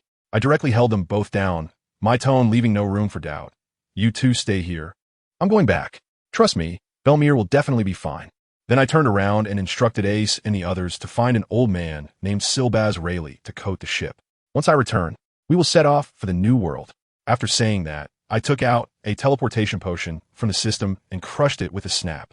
A huge map unfolded in my mind, and I instantly locked onto the coordinates of the East Sea, Cocoa Village. A spatial vortex appeared above my head and swooped me away. I guess the people on the ship must have been dumbfounded. This was definitely not science. The next second, I found myself in Cocoa Village. Wow. The whole village looked like it had been plowed by a demolition team, with broken walls and ruins everywhere, and a group of oddly shaped beasts was causing destruction. I followed the sounds and found Belle Emery's house. Uncle Adrian was covered in blood, and a group of villagers were huddled inside, trembling with fear. Belle Emery was bandaging someone when she heard the roars of the beast getting closer. She wiped the sweat from her brow, took a deep drag of her cigarette, and grabbed her gun, looking ready to go out and fight alone. Just as she was about to open the door, it creaked open by itself. I blocked the doorway, watching her resolute expression, and couldn't help but laugh. "Ms. Belle Emery, I think Nami and Nojiko wouldn't want to hear from someone else that you love them, so please, tell them yourself." At that moment, tears streamed down Belle Emery's face as she hugged me tightly and choked out, "Little no." I patted her back and softly said, "Long time no see, Miss Belmere."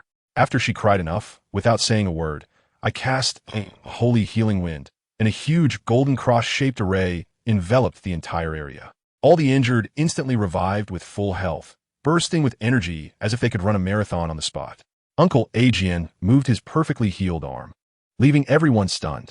Belmere came to her senses and hurriedly asked me, "Xiao, no, what about the beasts outside?" I calmly waved my hand. "Beasts? Oh, those few at the door? I took care of them easily, just like stepping on a few sheep." After calming them down, I stepped outside, looked up at the sky, and the killing intent surged. The East Sea, beast descending from the sky, devoid of wisdom. This familiar formula. Isn't this the work of that legendary pirate? The old geezer, Shiki the Golden Lion? Wow, the plot has advanced. Is it because of this butterfly I am? Whatever, an experience pack delivered to my doorstep. Why not take it? I casually glanced at the panel, and hey, I killed a few at the entrance, and even leveled up. The experience points given are way too generous. Golden Lion, you really are my experience baby. Just as I was thinking about it, the system chimed, and a storyline quest appeared. The destruction of the old era's great pirate. The target is the Golden Lion. The rewards are incredibly generous. Isn't this just a pillow scent when you're about to fall asleep? All right, let's go all out. I unleash my full power, enveloping the entire island, holding the spear of victory in my hand. With my wings of light spread wide, the slaughter begins. Meanwhile, up in the sky, 10,000 meters high, that old man, the Golden Lion, still doesn't know that I'm about to steal his home. He's listening to his subordinates report that some experimental subjects have escaped, urging him to quickly plug the holes. This old guy is still dreaming of destroying the EC, laughing like a big villain. Ha ha ha. And here I am, holding the spear of victory, standing on a pile of bizarre beast corpses, exhaling a breath of satisfaction.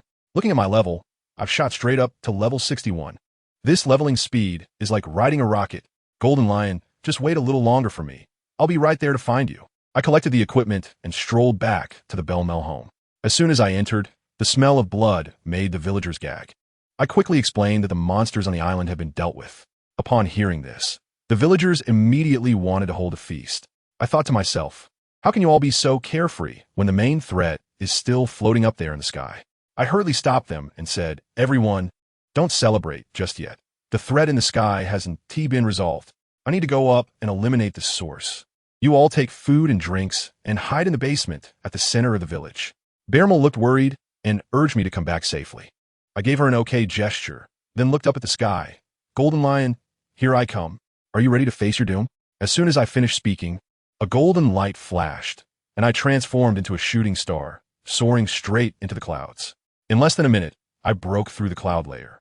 Wow, there were floating islands that looked like aerial fortresses. The Golden Lion certainly knows how to have fun. With a sweep of my aura, I locked onto his position. Found you, Golden Lion. However, before that, I landed directly on the nearest island and was instantly surrounded by a group of ferocious beasts with their mouths wide open. When I took a look, my eyes lit up. These were not ferocious beasts at all, but clearly walking experience points. Zinni, I charged in with the hammer of the Holy Spirit, each swing creating a dazzling splash of bloodlight. The sound of the system notifications in my head, ding, gained 5,000 experience points, ding, gained 5,500 experience points, was incessant. Like firecrackers during the new year. I'm like this, 1 island, 2 islands, 10 islands. By the end, the entire airspace was so clean that aside from the main ship of the Golden Lion, not even a fly could be seen. The bloodlust around me was almost solidified, as if Ashura had descended upon the world. However, none of this mattered. I had no psychological burden in killing these mindless beasts. It felt so good that I even turned off the system notification sound. Now, it's time to check the results. Celia, open the personal panel. All right, Adventurer. Adventurer, Shono class. Harbinger level. LV. 76 health. 100 stamina. 100 experience. World-weary novel transfer station 1. 9379-29266. World-weary novel transfer station 1. 9379-29266. World-weary novel transfer station 1. 9379-29266. World-weary novel transfer station 1. 9379-29266. Equipment. Michelle's Redemption. Epic. Fashion. Radiant Celestial Feather Knight Hua Set. Rare. Skills. Open skill page to view. Special skills. Conqueror's Hockey. Intermediate. Armament Hockey. Advanced. Observation Hockey. Intermediate. Let me tell you, my panel isn't finished yet, and my inventory is even more packed with heavy items like Sandfruit, Thunderfruit, and a bunch of potions. Goodness, it feels like I could assemble a team to go into battle at any moment. I took a glance at my level 76. In this wave of monster grinding in the EC, it's like an experienced treasure trove. My armament hockey has reached a high level, and I've also gained 4 incredibly powerful holy light skills. I won't go into detail, but it's all about face tanking, explosive damage, healing, and a big move that comes crashing down from the sky, showcasing both flair and violence. The best part? I still have a second awakening completion voucher in my backpack. What's the point of saving this thing? Just use it. In a flash, the system notification rang in my head like a party. Ding!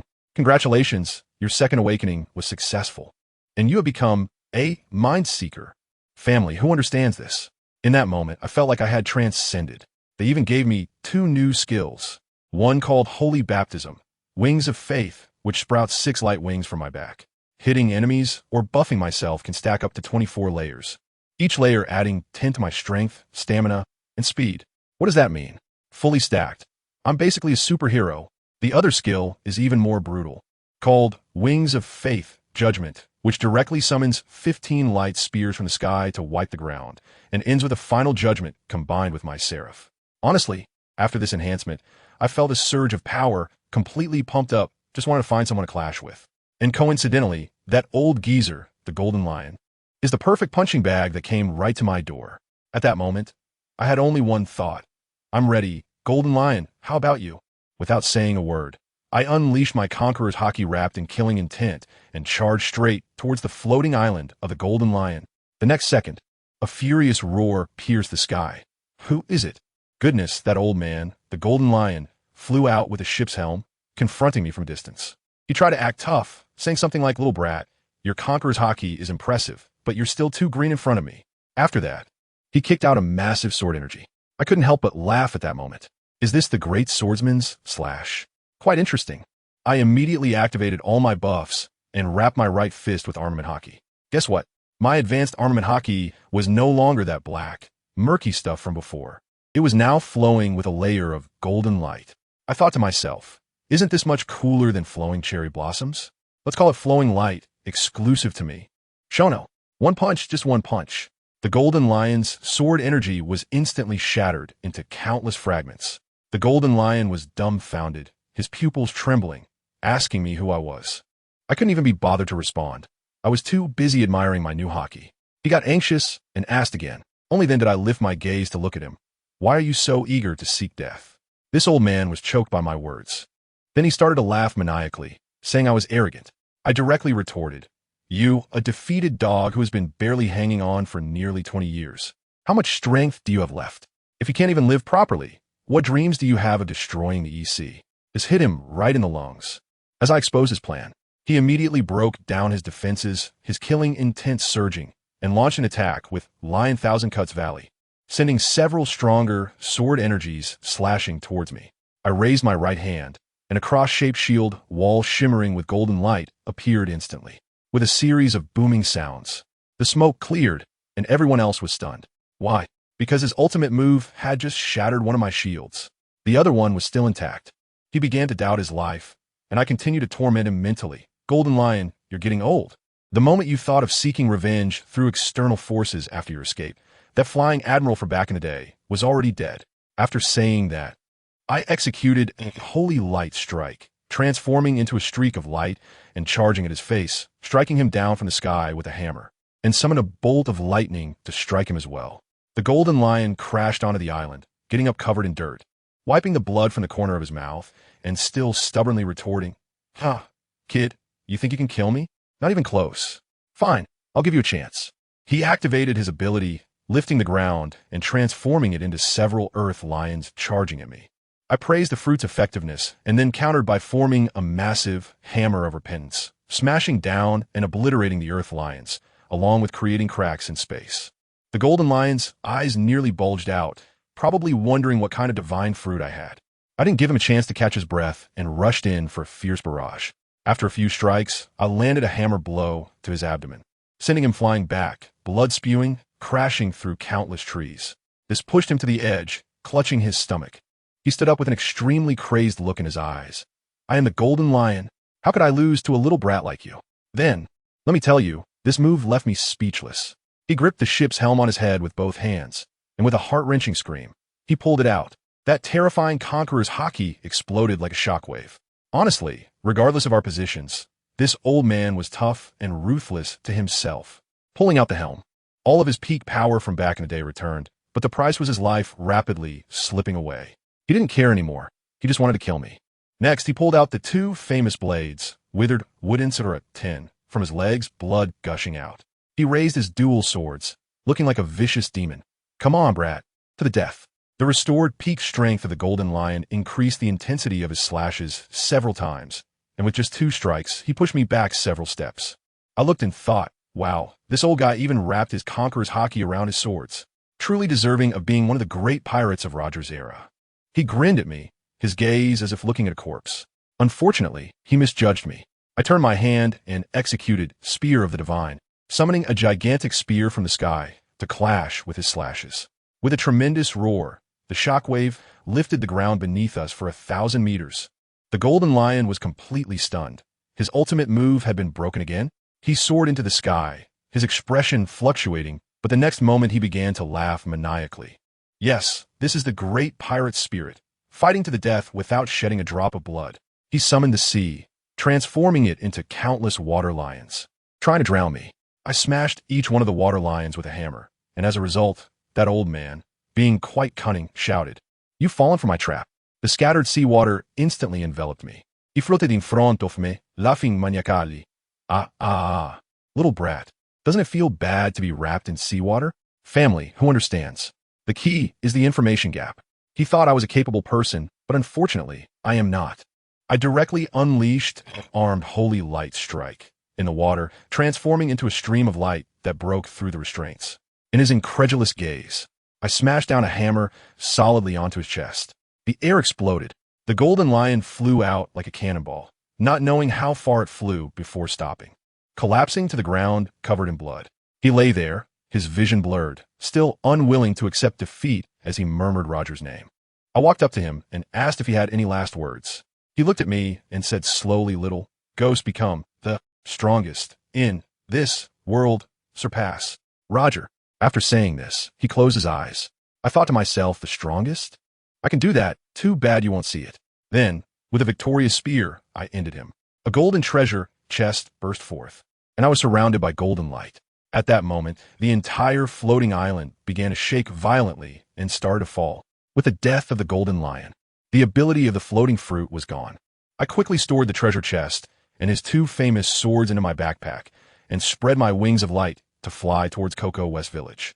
I shattered the island above the village and then held a grand feast with the villagers who had survived. After the feast, I lay on the beach, checking my gains from this adventure. Wow, I killed the golden lion and gained a ton of experience and achievement points, directly leveling up to level 80. Level 80 granted me a new skill called Hammer of Divine Punishment.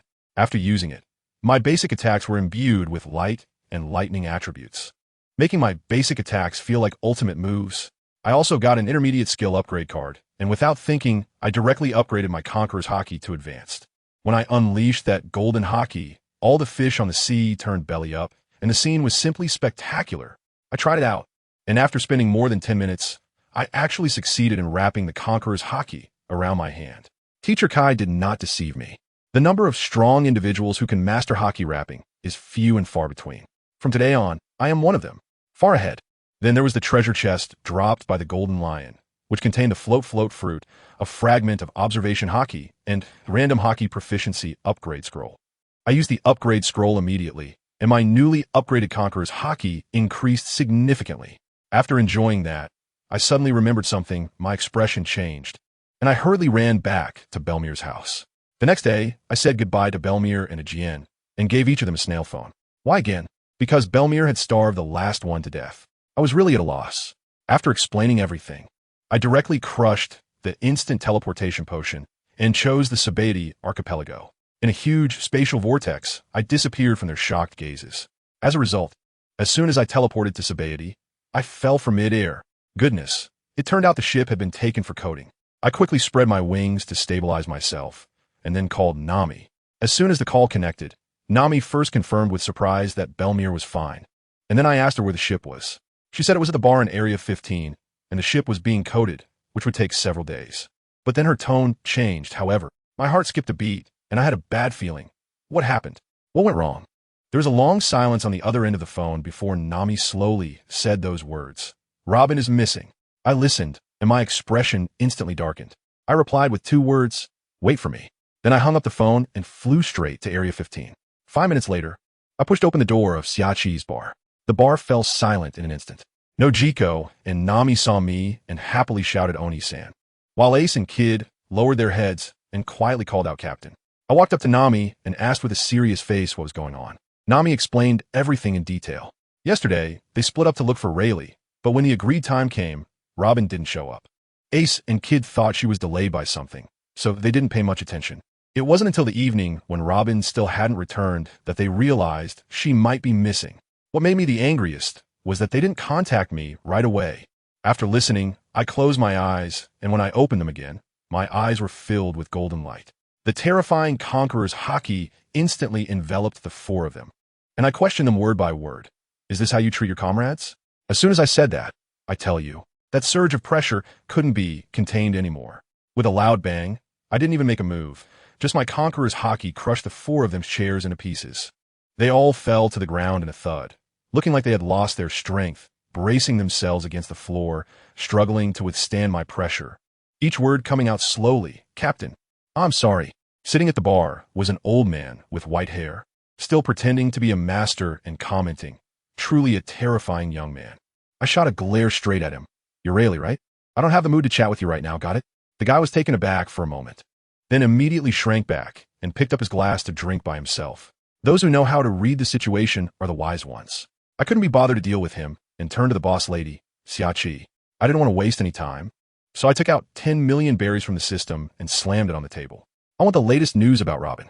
Xiao took a puff of her cigarette, exchanged a glance with Rayleigh, and said with interest, Little brother, I don't want the money. I want a promise from you. As soon as I heard it, I laughed and took the money back. You're quite clever. All right, I agreed. She directly dipped her finger in the liquor and wrote 2 words on the bar. CP Organization, Judicial Island. As soon as I saw these words, I tell you, that fire shot straight up to the crown of my head. It's those lackeys of the world government again, really haunting. I muttered to myself, CP Organization, Judicial Island. Very good. Really good. That voice was so cold that even Xiao would probably shiver upon hearing it. All right, now that I know the place, things will be easier to handle. I retracted my domineering aura, and Ace and the other 3 collapsed all at once, looking like they had just been pulled out of water. I walked up to them, my voice cold enough to freeze ice shards. Remember this, we are partners. And even more, we are family. This kind of thing, just this once and never again. Once we rescue Robin, you all go apologize to her and ask for her forgiveness. Got it? The 4 of them shouted with hoarse voices, still using all their strength. Yes. Seeing them like this, the fire in my heart calmed down a bit. The next morning, our ship, the Saint's Call, was already at sea. The sea breeze had blown all night, but it was useless. The fire in my heart burned even stronger. I asked Nami, how far is it? Nami, having stayed up all night, her eyes red, looked at the map given by Shaki and said, 2 hours. 2 hours. I turned around and saw, good grief. These guys on the deck were all working harder than ever. Noki was there drawing and sheathing his sword, while Ace and Kid were crazily doing weight training, focusing on self-punishment. I looked at them and felt exhausted, so I said directly, get back and rest. 2 hours later, I'll call you. This battle, Robin has to be rescued by your own hands. The 4 of them didn't say a word and turned back to the cabin. Right now, they're all focused on following my orders. As soon as the 2 hours were up, that so-called Judicial Island, symbolizing the power of the world government, was already under my feet. Ace and the other 3 were also fully armed, standing beside me, each with a look in their eyes like they were ready to eat someone. I stared blankly at the scene below. The premise is to rescue Robin, and as for the rest, you can make whatever noise you want. Yes, Captain. As soon as the words fell, the 4 of them instantly donned their dazzling Heavenly Feather Knight Huajiao outfits, spreading their wings and jumping down.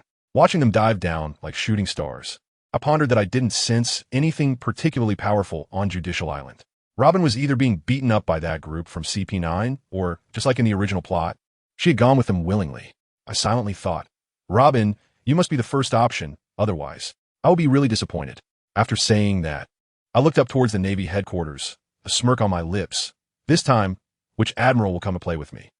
Meanwhile, on Judicial Island, the CP9 commander, Spandam, was leisurely sipping coffee with his legs crossed. The thought of capturing Nico Robin made his grin stretch from ear to ear, his mind filled with dreams of promotion and wealth. He felt that today's coffee was especially sweet, and life had reached its peak. But then, boom, boom, boom, a series of explosions startled him, causing him to spill his coffee and dive under the table, trembling as he pulled out his snail phone. Moshi Moshi. As soon as the call connected, he started cursing, "You idiots! What's going on outside?" The other end quickly reported, "Commander, Judicial Island is under attack. It's a group in golden armor, the Apostle Adventure Group. They've already breached the first gate of justice." Upon hearing Apostle Adventure Group, Spandam's hair stood on end as he recalled the look in Robin's eyes when she was captured, as if she were staring at a dead man. Along with her words, "You messed with the Apostle Adventure Group, and 1 foot is already in hell." He exploded with rage, yelling into the snail phone, "You useless fools. Stop them at all costs." and contact the Navy headquarters immediately. Tell them that the notorious criminal who killed celestial dragons has come to Judicial Island, and they need to send reinforcements right away. After hanging up, he dialed another number. Notify Rob Lucci to bring all CP9 and Nico Robin to my office. Having done all this, he crawled out from under the table, gritting his teeth, and said, "No one is going to stop my rise to power." On the other side, at the Navy headquarters, in Fleet Admiral Sengoku's office, a messenger rushed in. Report, Admiral. Urgent news from Judicial Island. Apostle Adventure group has invaded, requesting reinforcements. Sengoku slammed the table in anger. These bastards, as if killing celestial dragons wasn't enough. Now they dare to attack Judicial Island. He immediately asked, which of the 3 admirals are available? The messenger thought for a moment. Report, Admiral, all 3 admirals are out on missions. Currently, only Vice Admiral Garp, Vice Admiral Tsuru, and the 2 Commodores Momonosuke and Chopper are at headquarters. Sengoku felt a headache coming on and could only give the order. Notify Momonosuke and Chopper to go to Judicial Island together. After the messenger left, Sengoku rubbed his temples. Cursing, damn the Apostle Adventure Group, damn Garp. Back on Judicial Island, Spandam looked at the CP9 elites before him and finally felt somewhat reassured. He grabbed Robin's hair and laughed maniacally. Did you hear? Your friends have come to rescue you. But do you think they can defeat the CP organization of the world government in the Navy headquarters? Robin said nothing and stared at him intently. Spandam felt uneasy under her gaze, furious and ashamed, raising his hand to slap Robin across the face. You criminal, why are you looking at me like that? Saying this, he pulled out a gun and aimed it at Robin's head, but Robin remained unfazed. In the end, it was Spandam who backed down, cursing crazy woman, as he lost the battle of wills. The explosions outside grew closer, and Spandam became anxious again, grabbing the snail phone and shouting. Where are the Navy? Who did Sengoku send? Report, sir. The Navy will take some time. The Admiral sent the substitute Admirals Momonosuke and Chopper. Damn it, just 2 Commodores? They look down on me, don't they? I'll have my dad report him. Spandam angrily slammed the snail phone down. Then the phone on his desk rang again. He picked it up, and a terrified scream came through. Sir, it's bad. They've already breached the front door of the main island. The 2 giant gatekeepers were taken out in an instant. They're now charging towards the court, requesting reinforcements. Hearing this, Spandam hung up the phone directly, grabbing Robin and telling the CP9 members, we can't wait any longer. Rob Lucci, you come with me to the gate of justice to wait for the Navy. The rest of you, Kaku and Gabra, stay here and stop those criminals. Understood. I'll tell you, they thought this would be a fierce battle, but what happened? A few minutes ago, after Nami, Ace, Kid, and Law jumped down, they didn't even separate. They huddled together, focusing on overwhelming firepower. Kid was carrying a grenade launcher. Nami was holding a staff. Ace's fists were ignited with flames, and whenever they saw someone, they unleashed a barrage of attacks, while Law stood beside them with his sword drawn, on guard. Magnetic grenade cannon, fire gun, flame impact. They blasted their way through, and the main gate, the main island, and the courthouse crumbled like paper, instantly flattened. In the end, the 4 of them stopped in front of the judicial tower, blocked by 6 suited CP9 agents. Kid, with a fierce look while carrying a big gun, said, you guys are the lackeys of the world government, right? It's because of you scum that I got beaten by the captain. Now I'm giving you a chance. Hand over Robin, and I'll let you live. The CP9 guys laughed upon hearing this. The long-nosed Kaku kicked out with a storm kick. Bastard. Kid dodged. Instead of getting angry, he laughed and snapped his fingers at the sky. The werewolf Gabra was still mocking. Red-haired hedgehog, are you snapping your fingers to entertain me? Kid laughed even more. Old man, I hope you can still laugh later. Gabra was confused when suddenly he felt the sky darkening. He looked up and was stunned to see a gigantic column, something he had never seen in his life, crashing down towards his forehead. What the hell is this? No one answered him. The next second, there was a loud boom, and the entire judicial tower began to shake violently. Following that, a small blue mushroom cloud rose up, accompanied by a terrifying shockwave. Nami quickly waved her hand to create several ice walls to protect everyone, and unhappily said to Kid, Kid, next time, give me a heads up before using such a dangerous move. Kid pouted. You don't understand art at all. Then he laughed maniacally at the center of the explosion. Ha ha. How does my magnetic quantum bomb taste, you world government scum?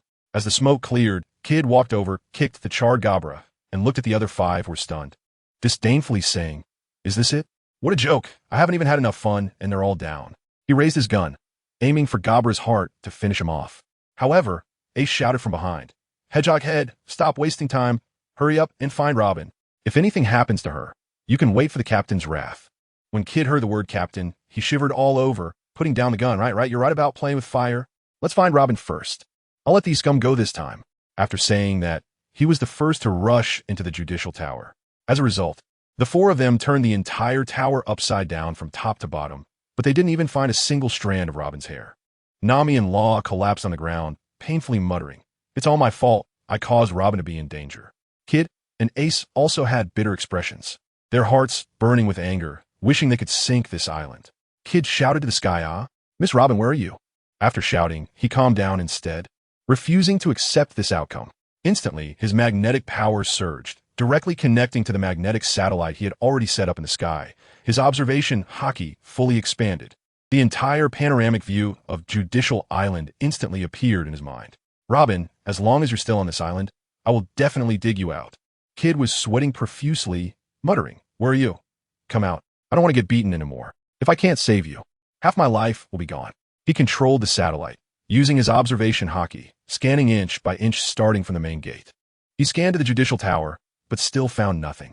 Just as he was frowning, he inexplicably glanced at the huge stone bridge connecting to the Gate of Justice. Suddenly, his pupils widened, and he excitedly shouted, "Robin, I finally found you. Ha ha ha ha ha." Ace and the others instantly revived. Nami and Law excitedly grabbed Kid's hand. "Where's Robin?"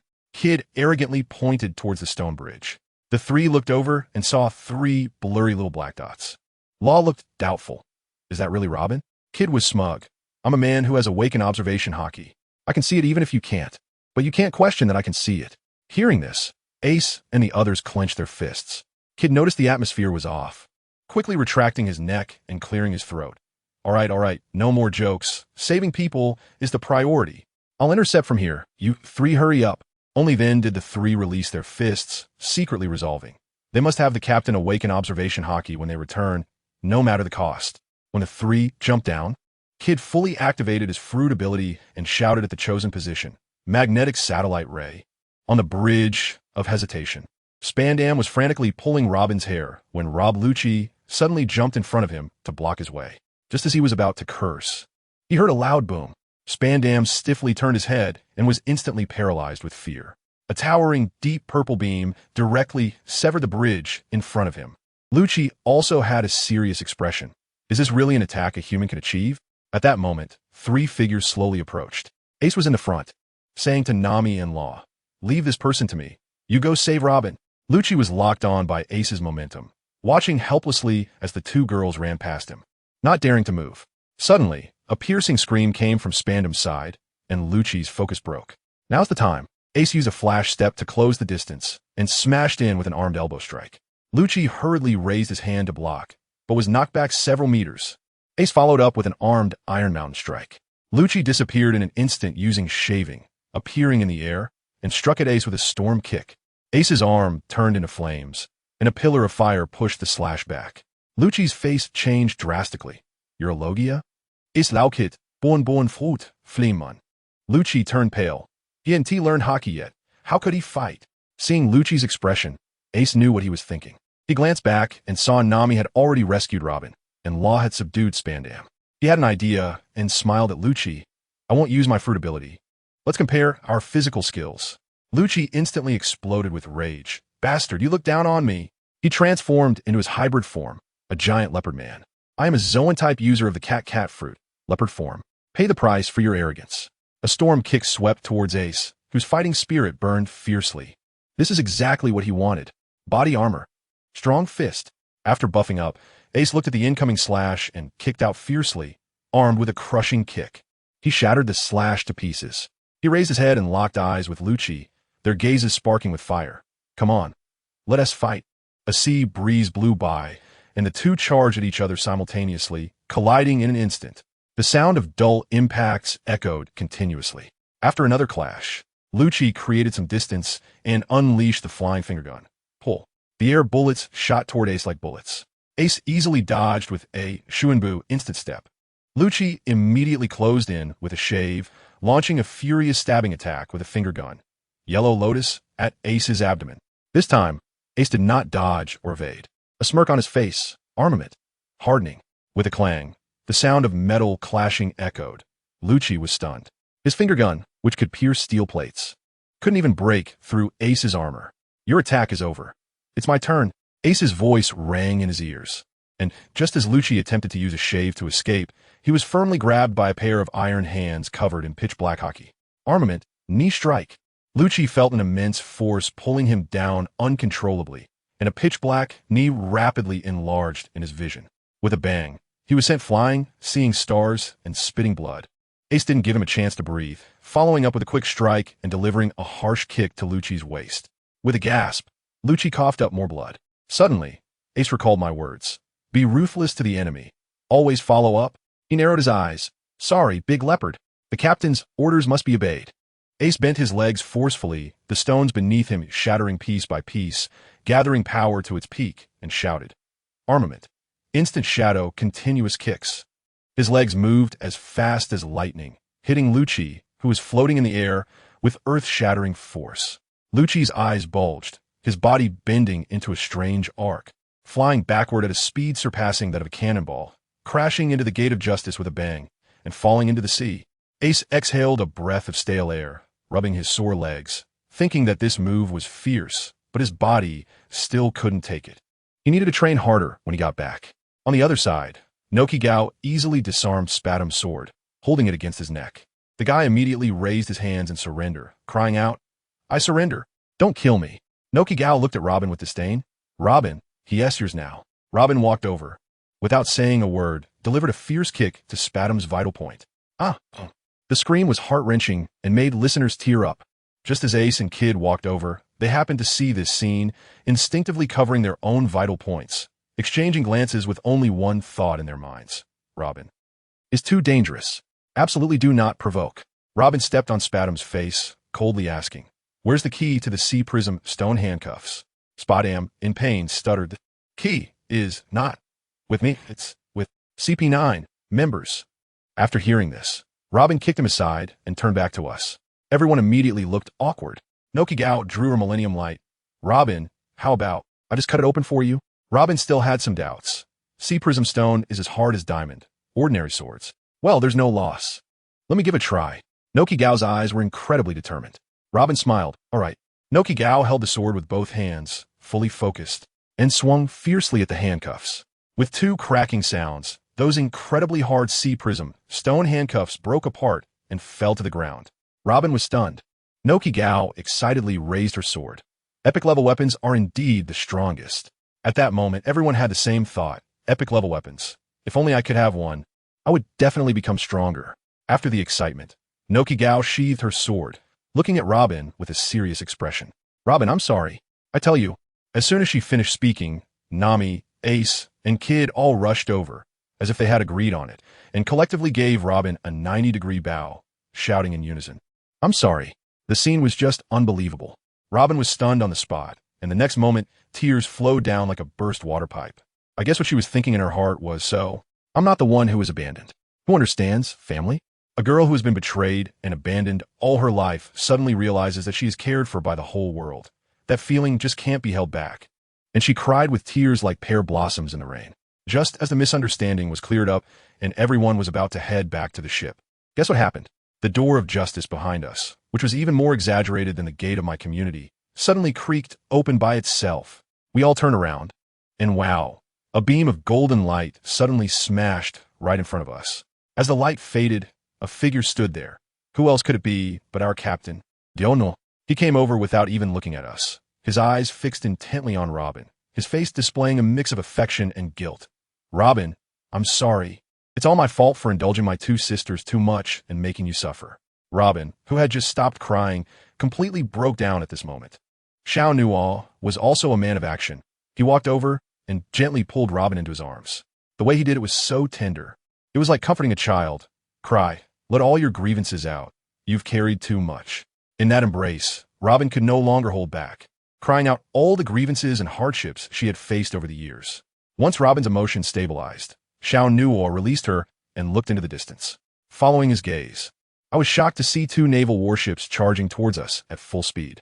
With that momentum, they were clearly planning to treat us like wild monsters. Boom, boom, boom. Shells were raining down on us. Quite enthusiastic, Xiao Nuothe chuckled lightly as if swatting away flies, and with a casual wave, a dazzling golden shield appeared, blocking all the shells without even a sound. Seeing that it was ineffective, the enemy became even more excited, bombarding us with shells like it was raining. Meanwhile, our captain maintained a shield with one hand and casually began to teach Robin, like a PvP master giving a lesson. He said to the still, trembling Robin, "You know, Robin, only when a person's power is limitless can they truly live freely, ignoring all the world's bullshit rules, even establishing their own rules." He then shifted to a painful topic. The incident at O'Hara happened because it wasn't T strong enough to avoid the forbidden zones of those top players. That wasn't T pursuing the truth, that was seeking death. After saying this, he asked the most brutal question, "Robin, do you know the demon-slaying order?" Upon hearing this, Robin began to tremble, her face turning pale. We were all confused. What on earth was the demon-slaying order? But seeing Robin's reaction, we knew it was definitely not a good thing. Xiao Nuothe didn't T-pause and continued. "Let me tell you, this thing is simply an official cheat. 10 warships, 5 vice admirals from headquarters, conducting indiscriminate carpet bombing on a single location, leaving no grass behind. In the year 1500 of the Sea Circle calendar, the world government used this trick to erase Robin's hometown, O'Hara, from the map. Except for Robin, not a single soul was left alive. The place fell silent. We were all dumbfounded, staring blankly at Robin. But what followed was even more explosive. Later, a fool named Spandam, to cover up the truth, directly accused the then 8-year-old Robin of destroying 6 warships, putting a bounty of 79 million on her head, and even gave her the nickname the Demon of O'Hara. An 8-year-old girl.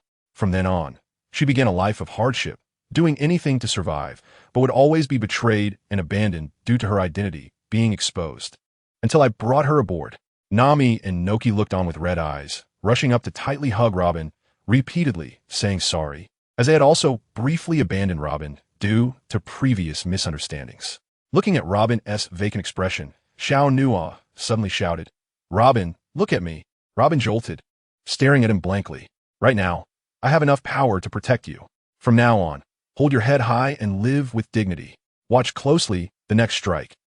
Will be very cool. Wings of faith, judgment." As soon as he finished speaking, Xiao Nuothe soared into the sky.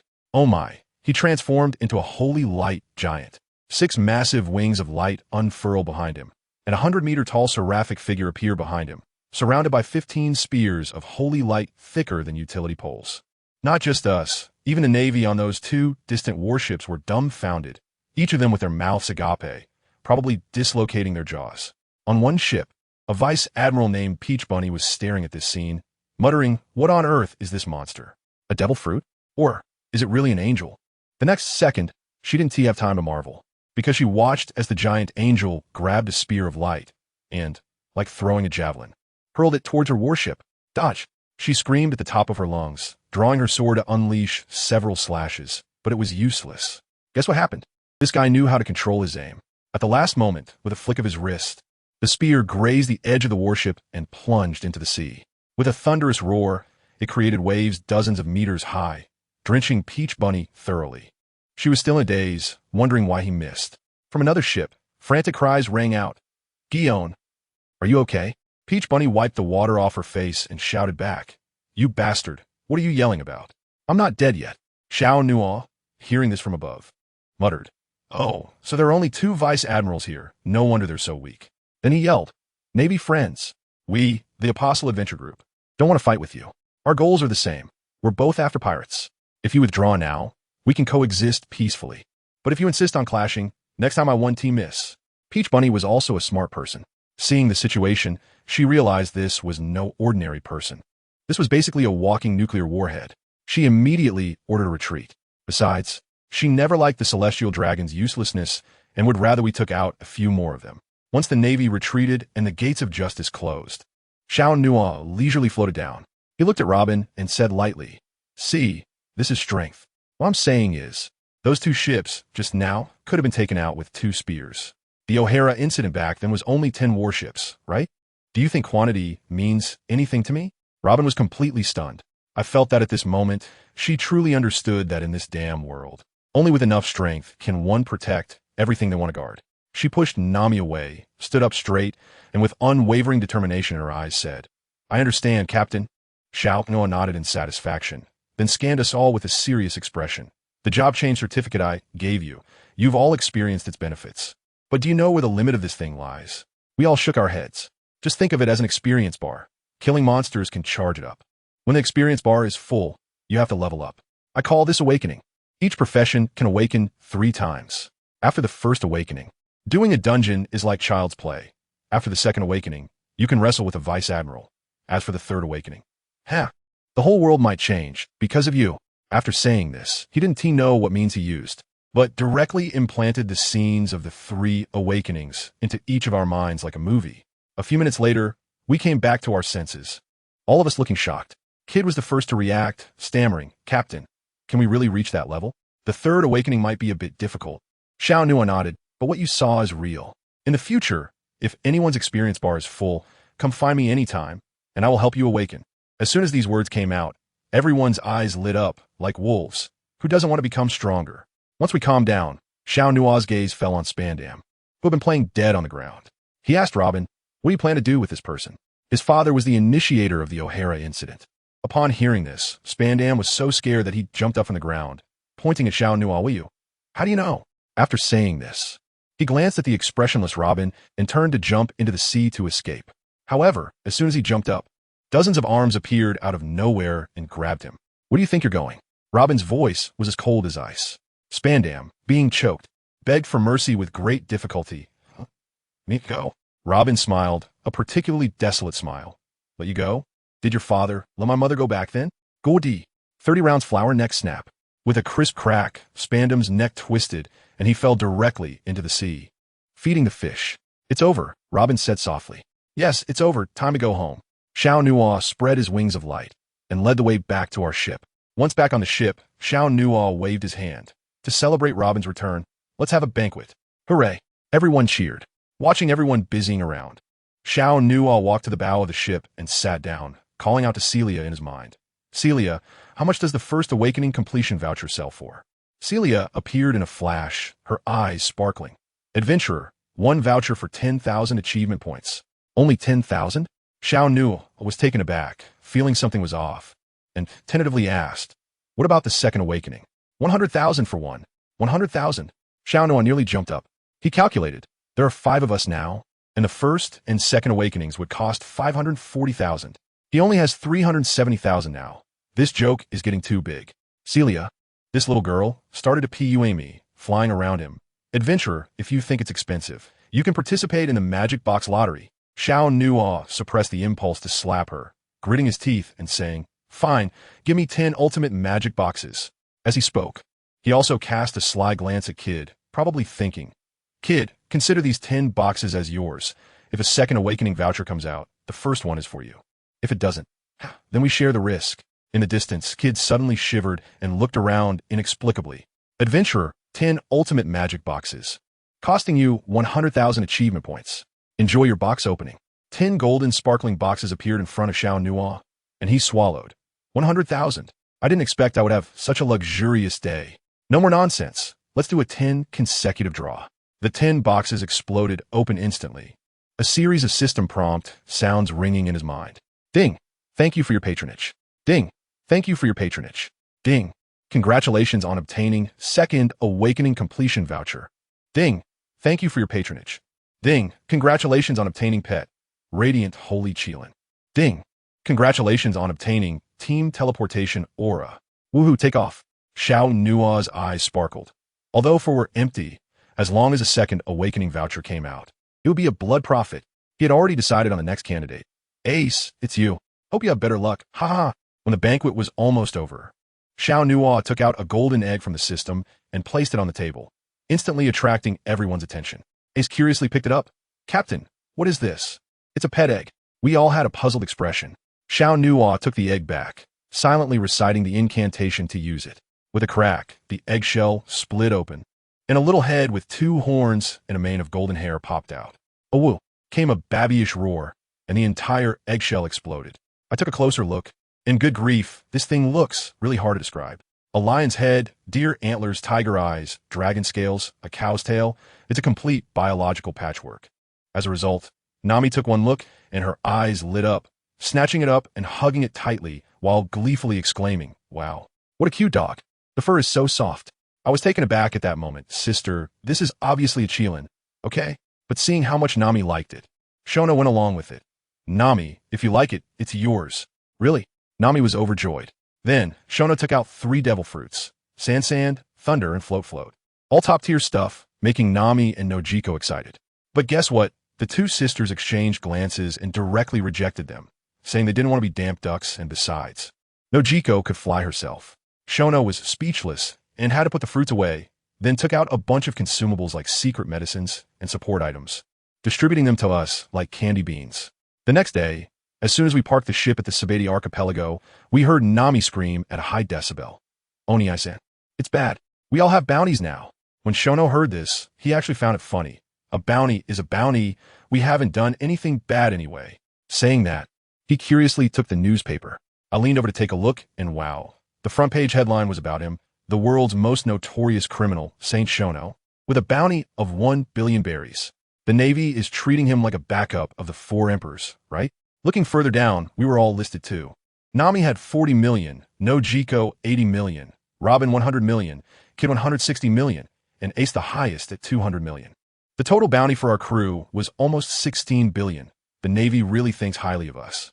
As a result, Ace and Kid, these 2 clowns, started arguing about whose bounty was higher. One said, "Why is yours higher than mine?" And the other said, "Because I'm more handsome than you." I wondered if they both had some issues.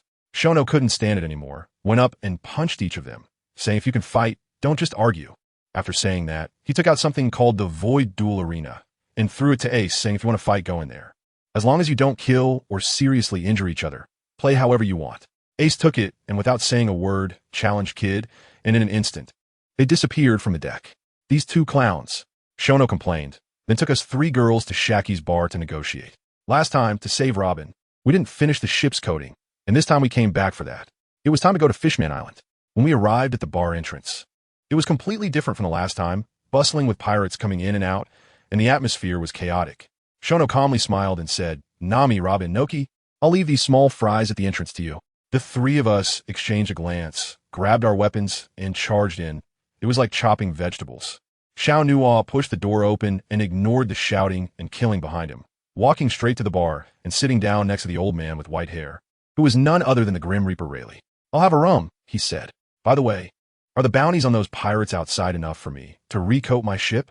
In our conversation, I told you that the air was almost crackling with electricity. Rayleigh advised him not to be too murderous, and Zoro shot back directly. "I'm killing pirates. What does it have to do with you?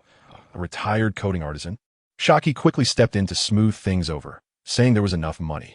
Rayleigh sighed and said the coating would take 5 days. "All right, I'll come to pick up the ship in 5 days. After Zoro said that, he drew the 2 swords from Gold Lion and transformed them into a beam of golden light. Within a few seconds, there was no one alive in the entire bar except for the 3 of us.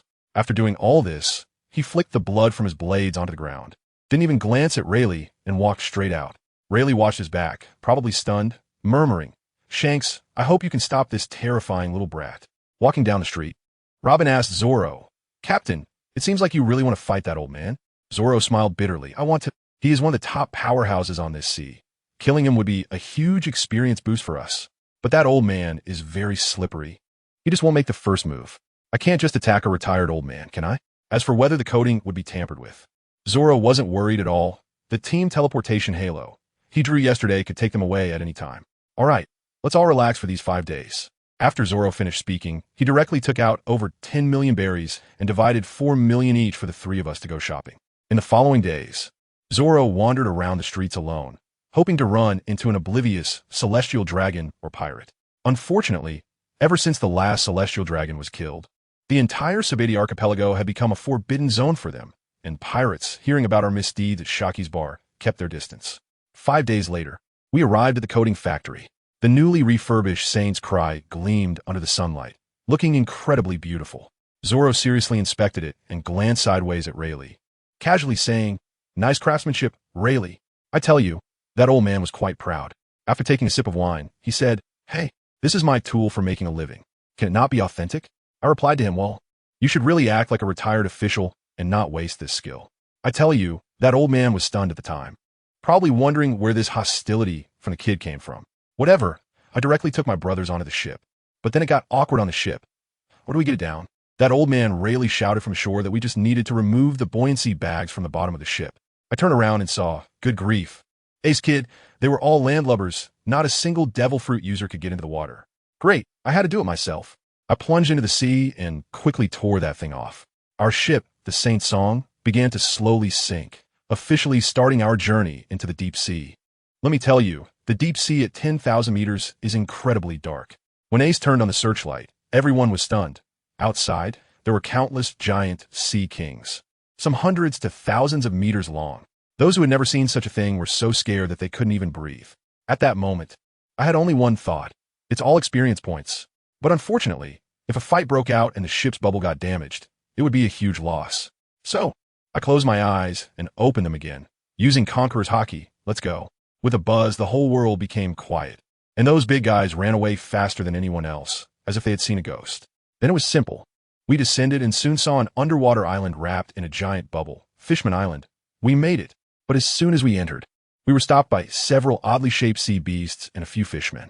The leader, a sea eel fishman, immediately gave us a choice. Either become their subordinates or sink right there. I couldn't help but laugh.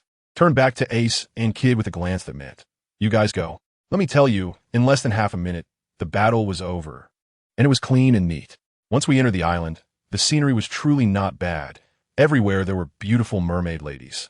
But I thought to myself, being so good-looking yet having no strength, they were basically walking ATM machines. Just as I was thinking this, the Prince of Ryugu Castle came to greet us, and it was quite a grand occasion. When we arrived at the palace, wow, it was resplendent, and King Neptune was quite polite. Just as we were halfway through the meal, there were loud banging noises outside, like a demolition. Neptune's old face turned pale, and after apologizing, he ran off. On my side, I was not worried at all. I told everyone to continue eating while I activated my observation hockey to scan the situation. Goodness. It turned out someone was attacking a stone tower, using people as cannonballs, one after another crashing down. I understood right away. Wasn't this Vanderdecken with the target fruit harassing Princess Shirahoshi? I had Ace and the others help clear out the small monsters while I strolled alone to a place called Hardshell Tower. There were a bunch of miscellaneous fish at the entrance, and I took them down with just 2 strikes, splattering blood all over Neptune and the others. I wiped my sword and asked him what was going on with the tower. He was crying and sniffling, saying that his daughter, White Star, had been targeted by a pervert and could only be locked inside. Just then, a huge eye appeared through the gap in the door. Let me tell you, it was pure, but also filled with fear and longing. I got furious right then, saying, Vanderdecken, right? Your number's up. Not even Jesus can save you. Just as I said that, a giant sword shot out at me. Neptune and White Star were both stunned. I quickly used Flash Step, activated my hockey, and caught the blade with my bare hands, flicking it back with a snap, shattering the sword into pieces. Crisis averted. I didn't care about them anymore and walked straight to that big iron door, yanking it open with a loud bang. I tell you, at that moment, I was truly amazed. The most beautiful woman in the One Piece world. No exaggeration. This crew member, I'm claiming her. White Star, the little girl, was really timid. As soon as she saw me, she blushed, pulled the blanket over herself, leaving only a pink fishtail swaying outside. It was ridiculous.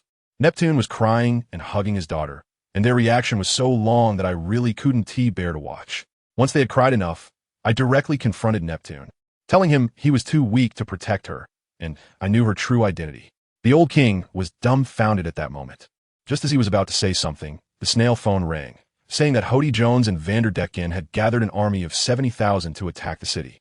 As soon as I heard that, I knew the opportunity had come. I said, let us go, take me there, and let us show you my strength.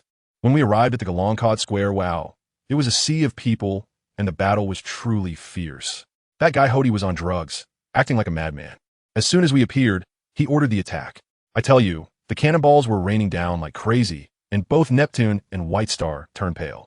I calmly stepped forward and shouted, Holy Light Shield, and a massive wall of cross-shaped light directly blocked all the attacks. When the smoke cleared, the people below thought we were done for, and Hody even started declaring himself a new king. I was floating in the air with golden wings spread behind me, protecting them, and asked, Who was it that wanted to be king? That scene was incredibly cool. They wanted to keep firing, but I couldn't be bothered to talk. I unleashed my conqueror as Haki, and with a flash of golden light, the 70,000 army collapsed in an instant, leaving only Hody and Vanderdecken kneeling there like two bear poles. Those two weren't giving up, trying to sneak attack White Star. I shot them a glare and used my Haki to pin them to the ground, even crushing the tiles beneath them. I saw White Star looking so timid. This wouldn't do. I needed to train her. I directly pulled her in front of those two, pointed at them, and said, "Your Highness, one of them is the pervert who locked you up for 5 years. The other is the killer of your mother. Now you decide their fate." As soon as I said that, Hody and Neptune were both stunned. Hody wanted to refute me, but couldn't move, while Neptune's expression changed instantly, full of killing intent.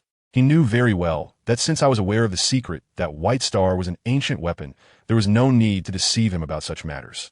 So he believed me. And you guess what his first reaction was? He exploded on the spot. Goodness, that trident was raised in an instant, and without a word. He was ready to take Hody's life right there to avenge his wife. As soon as I saw this wasn't going to work, I quickly used my Conqueror's Haki to pin him down. "Calm down first, bro." At that moment, Bai Xing, who had been hiding at the back, timidly spoke up. I tell you, as soon as she spoke, the entire place went silent. She said, "Lord Xiao Nuothe. I actually knew about Hody killing my mother 5 years ago. Who understands what family means? This little princess actually kept this huge secret to herself for a whole 5 years, just because her mother told her before she died not to let hatred blind her eyes." Upon hearing this, Neptune immediately burst into tears, crying heartbreakingly, feeling sorry for his daughter. To be honest, even I was shocked. This girl looks timid, but her inner strength is greater than anyone else's. All right, now I really have to help her stand tall. I walked directly in front of her and asked her seriously, "Bai Xing, haven't you ever thought about using your own strength to protect your father and brother?" She replied softly, "I have thought about it, but I'm too weak. And besides, my mother has already." I laughed. That's exactly what I wanted to hear. I directly threw out the olive branch. "Come, join my Apostle Adventure team, and I will give you the power to become stronger. Moreover, as long as you join, I will help you resurrect your mother, Princess E.G." As soon as these words came out, not to mention Bai Xing, even those lying on the ground were dumbfounded. Resurrecting the dead? Is that something carbon-based life forms can do? Bai Xing was so excited that he could hardly speak. "Really? Can you really resurrect my mother?" I nodded. "I keep my word. However, there is a prerequisite." "What condition?" "Kill Hody, and also that Vanderdecken." As soon as I finished speaking, a huge holy light spear suddenly appeared in my hand and plunged directly into the floor in front of her. In the previous second, Bai Xing's eyes were full of stars, but in the next second, her face turned pale and tears streamed down her face like they were free. Asking her to kill someone was indeed a difficult task for her. But I don't raise saints here. If she wants to follow me in the future, she can't avoid getting her hands dirty. I started putting pressure on her. "Princess White Star, you have 10 minutes. Choose for yourself." Seeing her trembling like a leaf, I sighed and released Neptune's restraint. The old man immediately rushed over to hug his daughter, and they both cried together. 10 minutes later, my voice was as cold as ice. "Time's up, White Star. Will you pull out the spear, eliminate the enemy, join us, and become a strong protector of your family? Or will you continue to be a coward?" Neptune whispered in his daughter's ear, "White Star, no matter what you choose, your father supports you." You know what? Those words really worked. White Star stood up from her father's embrace, and in her eyes, besides fear, there was something else, a determined fierceness. She tremblingly reached out her hand and grasped the spear of victory. She walked in front of Hody and Vanderdecken, closed her eyes, raised the spear, and shouted, "Ah!" before fiercely swinging it forward. Goodness, the blood splattered all over her face. The little girl had never seen such a scene. She screamed again and fainted on the spot. I looked at the two guys on the ground who were still not completely dead, shook my head, and casually shot 2 holy light spears to send them on their way. It's a joke that such trash could almost bring the Dragon Palace Kingdom to its knees. After finishing the task, I turned to Neptune and said, "All right, White Star is now my person. Take me to your wife's grave. I need to fulfill my promise. Remember, keep this under wraps. Reviving the dead is more explosive than Poseidon's secret. If this gets out, the whole world will come looking for trouble." Neptune was first overjoyed, then quickly realized the gravity of the situation, hurriedly called for ministers to send White Star back, and then, without even taking a guard, personally led me to the sea forest. When we arrived at Yuki's grave, Neptune was there polishing the tombstone, his eyes full of anticipation. I didn't waste any words. I took out a resurrection coin with a very complex pattern from the system and flicked it towards the grave. The coin flipped in the air a few times and landed steadily on the tomb. The next second, let me tell you that light. It was blinding, even more so than the sun. After the light dissipated, the massive tomb disappeared, leaving a big pit. And in the center lay a beautiful woman dressed in luxurious clothes. Princess Yuki. A few seconds later, she let out a soft moan, slowly opened her eyes, and looked around in confusion. Is this heaven? Yuki! Neptune cried out and rushed over, the two embracing each other. Seeing this, I thought, well, I shouldn't be a third wheel, so I turned around and strolled off to check out the historical text. An hour later, the two finally finished their affectionate reunion and came to find me. Princess Yuki bowed as soon as she saw me. Thank you, Lord Shono. I waved my hand and said, don't thank me yet. Hurry back to see Baixing. That kid has been quite stressed today and really needs you. Upon hearing this, Neptune's face changed, and he immediately called for his giant whale steed, holding his wife and rushing towards Dragon Palace City. I was left dumbfounded. I mean, come on. Not only are you leaving me behind, but you're also making such a big fuss about going back. Didn't you hear a word I just said? Forget it, forget it. Who told him he's the father of our team member? I had no choice but to put on a black robe, spread my golden wings, and quickly chase after them. 7 days later, the ship was already coated and ready to set sail. Baixing was leaning over the side of the ship, bidding farewell to her parents and 3 brothers. Crying her eyes out, I really couldn't bear to watch anymore. It's not like it's a life and death separation, is it? I jumped straight into the sea, took off the buoyancy bag, and the ship began to sink. When she couldn't see Fishman Island anymore, she finally stopped crying, just lying alone on the deck. So big yet unable to stand or sit. I snapped my fingers and thought of something. Celia, come out and entertain the guests. My little system sprite flew out with a whoosh, all excited. Adventurer, what do you want to buy? I pointed at White Star and asked, do you have any items that can shrink? Celia curiously flew around White Star and then came back to tell me, yes, there are potions with a time limit and permanent items. Which one do you want? Obviously, the permanent one.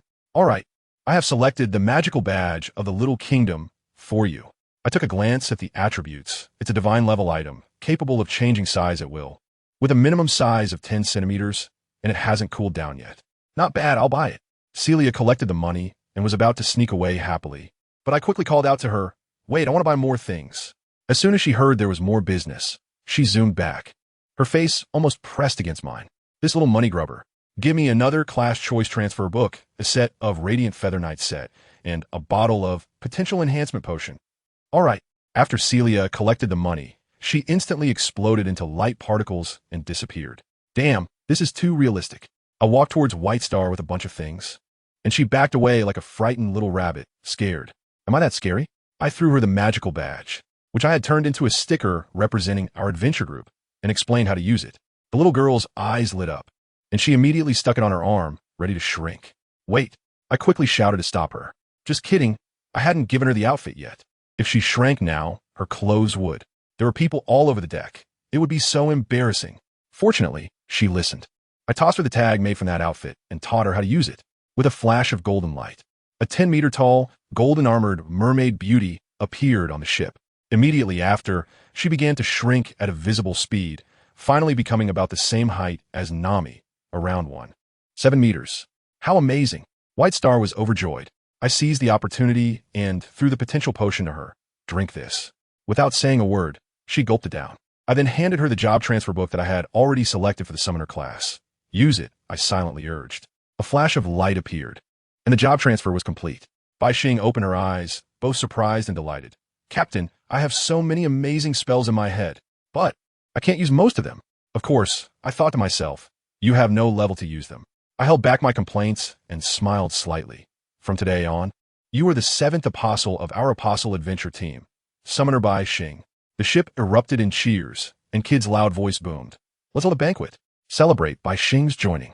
Baixing was overjoyed, but she had one more question. Captain, it seems I still need a weapon to use those spells. Oh right. I slapped my thigh and pulled out a shiny golden jar from the system. Random epic equipment jar. As soon as this thing appeared, Ace and the other's eyes went wide. Ace couldn't help but ask, Captain, what is this? I sighed. Epic equipment jar. I only have one, and I didn't know who to give it to, so I kept it to myself. If it weren't for the fact that White Star had no weapon, I definitely would have waited until I had four before saying anything. Everyone heard this and felt relieved. Ace laughed and said, Then let White Star use it first. We're not in a hurry. Seeing everyone so united, I felt really comfortable. White Star, go ahead. White Star took the jar, thanked everyone, and then silently thought to use it. A burst of golden light erupted, and a staff appeared in her hand, shimmering with 7 colors at both ends and a silvery metallic center. I took a look at the attributes. Protection of the Elf King, a growth-type epic wand that increases all summoned creatures' attack power by 20 and also adds attribute damage. Wow, it's clearly focused on a nurturing system. This equipment is already top tier. It's even stronger than that one from Nuothe. Without hesitation, I pulled out a Equipment Forging Ticket 7 from the system and slapped it on. Now, White Star summoned creatures can even take on nature type and powerful beings. I returned the enchanted wand to White Star. She looked at the beautiful weapon and smiled sweetly. Thank you, Captain. I was momentarily taken aback by her laughter and quickly coughed twice to hide my embarrassment. From now on, just call me Captain on the ship. So now, let's start the banquet. Yay! The next day, I woke up with a hangover and a headache, looking at the people on the deck swaying all over the place and the mess everywhere, feeling both amused and helpless. These people really went crazy at the banquet. Luckily, we didn't encounter any pirates last night, or we would have been wiped out. Just then, I suddenly sensed a powerful presence, and when I looked up sharply, I saw the outline of a ship appearing on the distant sea. As it got closer, I could see the bow and flag clearly, a red dragon head and the skull flag with 3 scars over its left eye. Oh no, isn't that the Red Fourth ship of Shanks the Red-Haired? I frowned and suddenly shouted, everyone pay attention. Put down what you're doing and prepare to face the enemy. The calmness on the ship was instantly shattered. Except for the still dazed by Xing, everyone grabbed their weapons and stood by the side of the ship. That kid still looked excited and asked, Captain, how strong is the enemy this time? I looked at him expressionlessly. Strong? The kind that can take you down in one move. Want to give it a try? Kid's pupils constricted. Ace couldn't believe it either. The opponent is the red-haired pirates, Captain Shanks, one of the 4 emperors of the New World. Do you think he's strong? I continued to raise the stakes. If it really came to a fight, I could hold my own against Shanks, but you guys, if you encounter any of his commanders, you'll be done for. The bounty of just one of his commanders is higher than the total of your entire crew. At this point, everyone fell silent. But the next second, that kid fired up again, pointing his large gun at the red-haired pirate ship, shouting arrogantly. So what if he asks one of the 4 emperors? If they dare to mess with us, even if I die, I'll bite off a piece of flesh from them. Well said. I couldn't help but applaud him. This is the apostle spirit I wanted. I looked at everyone and said solemnly, in the upcoming battle, you all watch closely. Without my orders, no one is allowed to take action. If things really reach an irreparable point, I will let you see what a true apostle is. After saying that, I put on my shining armor, spread my wings of light, and soared into the sky, flying straight towards the red-haired pirate ship. Just as I flew above their ship before I could say a word, an incredibly terrifying conqueror's haki pressed down on me. Let me tell you, it felt like my whole body was filled with lead, making it hard to move. Truly worthy of being the strongest conqueror's haki. Indeed impressive. But do you think you can just suppress me like this? No way. My eyes flashed with golden light, and I unleashed my own conqueror's haki without reservation, crashing fiercely against Shanks. Boom! The sky was directly torn apart by the collision of our haki. After the clash of conqueror's haki, I slowly descended, facing Shanks from a distance. I got straight to the point. Red-haired Shanks, as one of the 4 emperors, why are you here at the entrance of the New World blocking me, instead of staying in your territory? Shanks looked serious, slowly drawing his famous sword Griffin and pointing it at me. Kid, I'm here waiting for you. You killed a celestial dragon and disrupted the order. People like you must be nipped in the bud, or the whole world will be shaken because of you. I was so enraged that I couldn't help but laugh. I immediately lost my composure. When the celestial dragons were killing babies, why didn't you go talk to them about rules? You're a pirate, pretending to be a righteous partner. Talking to me about rules? Don't you find it ridiculous, Shanks? As soon as I finished speaking, I could no longer contain my anger. A golden giant hammer appeared in my hand. My body radiated with light, and my aura skyrocketed. I swung the hammer and smashed it towards him. Shanks also erupted in a flash of red light, not dodging or avoiding, and met me with his sword. Sizzle. The hammer and sword did not actually collide. Instead, the 2 forces formed a rapidly expanding golden-red lightning sphere in between us. In the next second, the lightning sphere exploded violently, and a terrifying shockwave instantly swept across the entire red force. The masts and railings on the ship broke apart inch by inch, and the whole ship sank several meters. After the blow, I was violently pushed back, knowing full well that this time I'd lost. Reluctantly, I shouted, "Shanks, this time I admit defeat. Next time, I will definitely not lose again." Upon hearing this, Shanks's eyes flashed with killing intent, and he swung his sword repeatedly. 3 terrifying slashes, entwined with Conqueror's Haki, shot out instantly, 2 aimed at me, and the last one was actually aimed at the ship behind us, the Holy Caller. My mind was exploding at that moment. Those 2 slashes coming at me made me roll and crawl like a rabbit to dodge them. I hadn't even had a chance to catch my breath when I heard a huge boom behind me, and the whole surface of the sea shook. My heart sank. Who understands what it's like? That ominous premonition instantly overwhelmed me. I stiffly turned my neck to look back, and it was over, completely over. Our ship, the Merry-Go, the home I built with my own hands, was sliced in half by that bastard Shanks, and there was a raging fire on board. Ah! I really went crazy at that moment, howling like a beast as I rushed towards the ship. My mind was filled with images of having a feast with Ace, Nami, and the others. Just yesterday we were drinking and boasting together, and today we were to be separated forever? I couldn't accept it, even if it meant death. Everyone must stay alive. Please don't die. I rushed back to the ship, the deck, the cabin, the bedroom, searching frantically, but there was no one anywhere. Not a single shadow. I felt utterly hopeless at that moment, kneeling on the deck and shouting. There's no one. No one at all. Just when I was about to break down, I suddenly heard their voices behind me. "Commander." I suddenly turned around, and wow, Ace Kid, Nami, Robin, all of them were there, not a single one missing. Even our St. Kieran was there, all flapping their light wings, flying in the sky. Tears streamed down my face in an instant, crying like a 200-pound child, "It's so great that you're all okay." They were smiling at me from the sky. And in that moment, I felt like the whole world had lit up. I let out a long sigh and said, "All right, since my people are fine, it's time to settle the score." I looked at them and said word by word, "Those who destroyed our ship must pay the price. Today, let me show you what true apostle power is."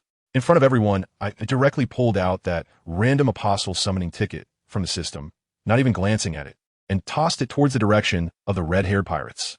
I told you I was quiet at that time, wondering which big brother would descend, but the next second, that small ticket exploded in the sky, transforming into a massive hexagram magic array. The scale covered the entire sky. As soon as I saw this situation, my pupils... Did I just summon a father? I quickly shouted to Ace and the others. "Run. Run fast. If we don't run, we'll end up as collateral damage." After saying that, I grabbed White Star, opened my light wings to full power, and flew out with all my might. Seeing my reaction, the others didn't dare to hesitate anymore. They all fled for their lives as if they had seen a ghost. On the other side, the red-haired crew was also dumbfounded. Shanks looked at that thing above his head and probably felt uneasy too. That kind of sense of impending death could be felt by any strong person. He quickly urged his crew to run, but unfortunately, it was too late. As soon as we flew to the edge of the magic array, we heard a roar that shook the heavens and the earth behind us. Ayo! The sound wave, let me tell you, was like a space-based weapon. All of us were directly blown away several hundred meters, and Bai Xing was the worst off, clutching his ears on the spot with blood streaming out. Immediately after, a chorus of wails and howls came from the center of the magic array, all the screams of the red-haired pirates.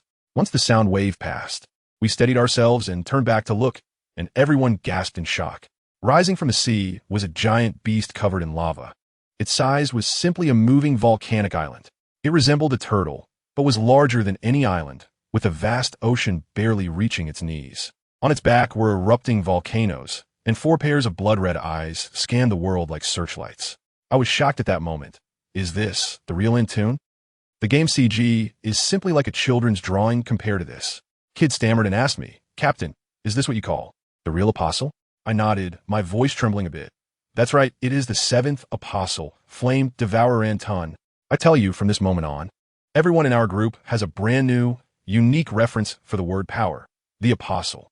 Just then, Anton let out another roar, but this time, I detected a hint of pain.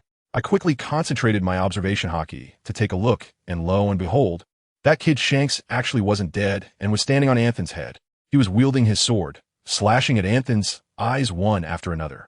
But what good is that? Other than the first strike making Anton cry out in pain, all the subsequent hits just landed on his eyelids, making a clanging sound like scraping skin. Simply the most classic instance of breaking defense in 2025, but not completely. This thoroughly angered Anton, who shook his head, sending Shanks flying like an ant. In the next second, Anthon's 8 eyes instantly locked onto him, and the volcanic energy on his back surged madly into his mouth. Unleashing a lava fire pillar hundreds of meters wide aimed at Shanks in the sky.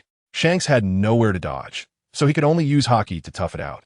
And then, with a thud, he was blasted into the sea, with the fire pillar chasing after him, causing the seawater to boil instantly.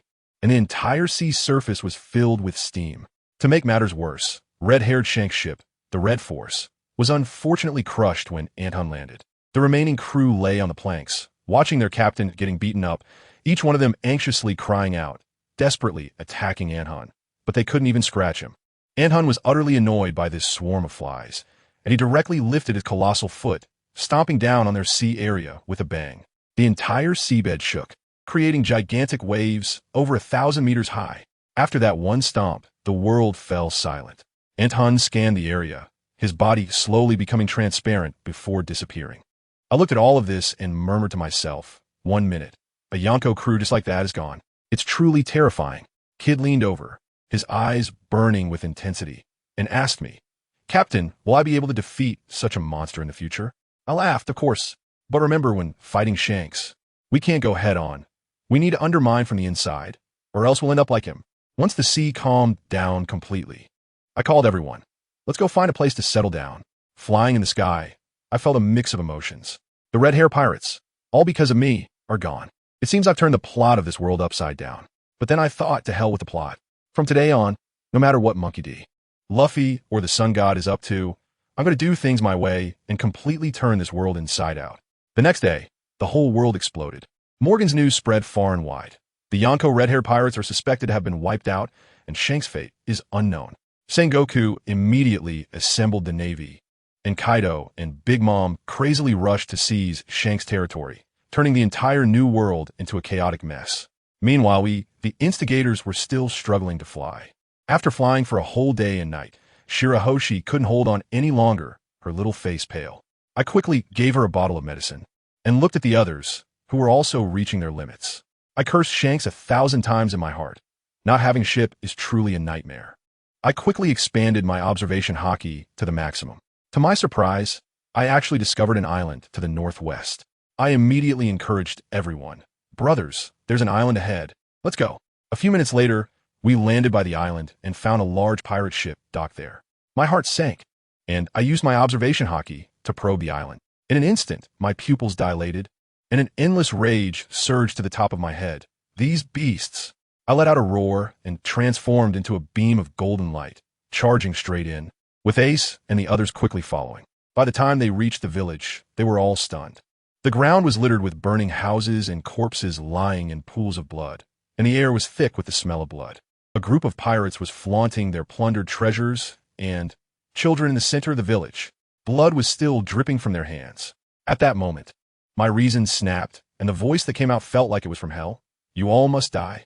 The pirates turned around, only to see a flash of the blade, and then their bodies and heads were separated. When I had saved all the children, they were crying in unison, searching for their parents, looking for their grandparents. That innocent crying felt like knives stabbing into my heart. I clenched my fists tightly, my nails digging into my flesh. But I didn't feel any pain. I only had one thought in my mind. The pirates must die. Later, Ace and the others arrived, looking at my blood-red eyes, unable to say a word. I hoarsely asked them, why are there pirates? Why can they trample on lives at will? What did these children do wrong? No one could answer. Only I, who grew up under the red flag, understood that reverence for life. At that moment, a little girl named Lucy grabbed my hand and said she was hungry and wanted to find her parents. My heart shattered, and I forced a smile, arranging for Nami and the others to take the children to the ship to find food, while sending Ace and Kid to search for survivors, instructing them to kill any pirates on sight. Then alone, I carried the bodies of all the victims in the village one by one to the ravine I had cut open with my knife, personally burying them. In front of the graves, I held a blood-stained pirate flag that I found beneath the bodies, a flag with a skull that had 3 scars over its left eye.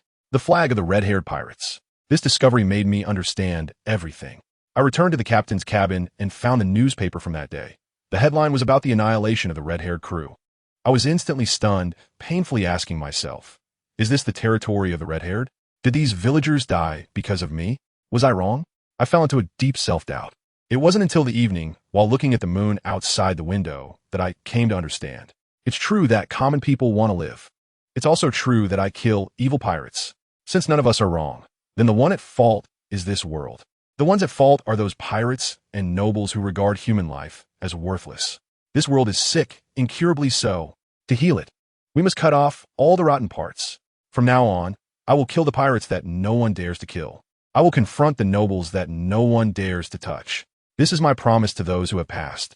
At the moment of this realization, the phone bug on the table suddenly rang. Compelled by an unknown force, I answered it, and a rough voice came from the other end. Lantis, how many children have you captured? Lord Joker has a great demand recently, and the price is high. I have the record pointer for Dressrosa. Do you want to go together? After listening, I subconsciously crushed the phone bug in my hand. Joker? Don Quixote Doflamingo? Very well, Warlords of the Sea, right? Since we were going to eliminate the trash, let's start with you. As soon as I finished speaking, the system prompt sounded, announcing the task of clearing the Pirate 4-7 Warlords of the Sea. For each one defeated, a second Awakening completion scroll would be rewarded. Moreover, since Ace had previously defeated Crocodile, the task progress was directly at 1-7, and 1 second Awakening scroll had already been credited. I laughed out loud at that moment. This task came just in time. 7 Awakening scrolls. That's equivalent to giving me 7 general-level battle powers for free. Pirates and nobles, your good days are over. When I walked out of the captain's cabin, on the deck, my companions and a table full of food were waiting for me. At that moment, I smiled from the heart. The next morning, I stood on the deck of this broken ship, complaining that it was sailing as slowly as a snail. No way. I must change ships. I glanced at the over 200,000 achievement points in the system and decided to draw a lottery. Celia, come out and serve the customers. 10 ultimate magic boxes. Spending 100,000 achievement points, 10 boxes were placed in front of me.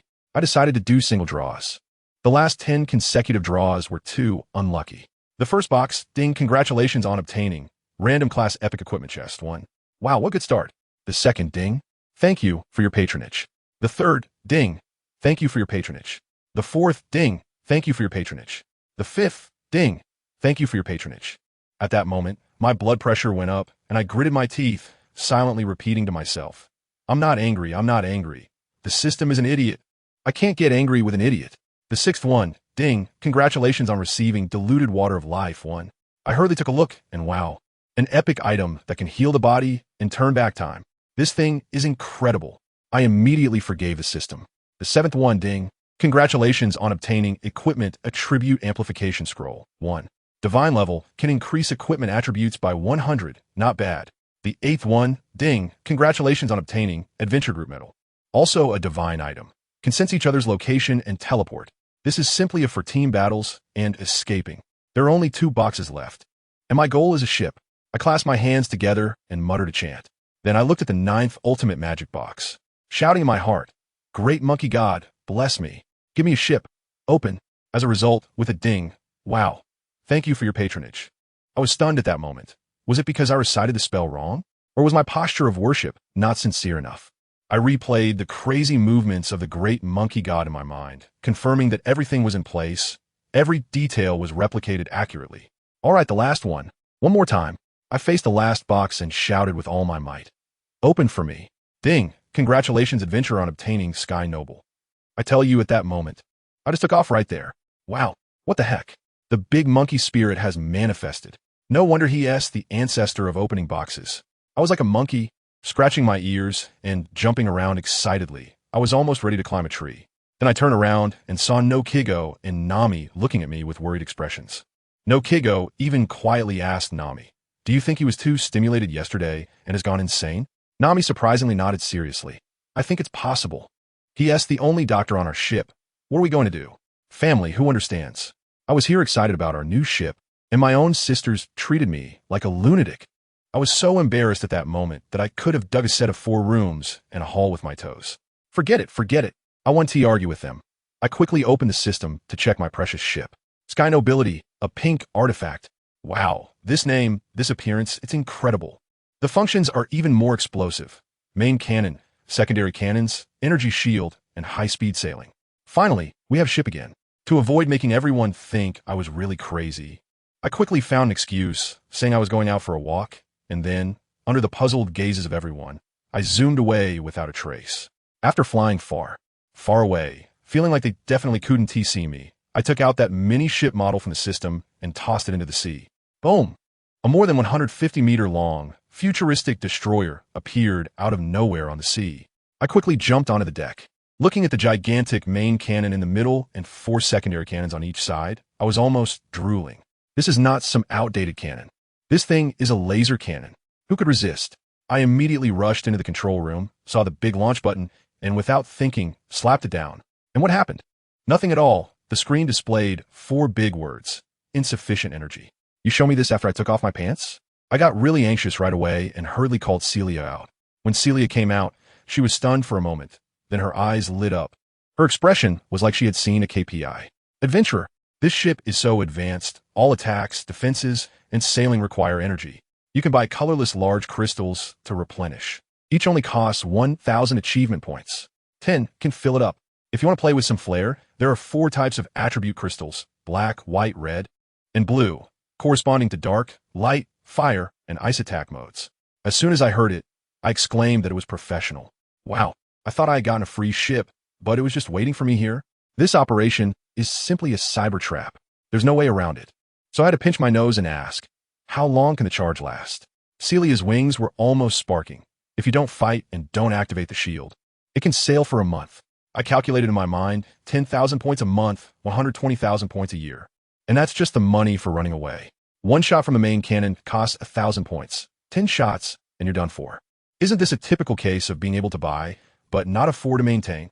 I still didn't believe it and asked her, isn't there any other way? Celia pouted and said, if you have an energy core to charge the engine, that works too. Energy core? My mind raced. Wait a minute. Didn't Celia just say that the white crystal is of a light attribute? I'm also of a light attribute. Does that mean I'm a human-shaped power bank?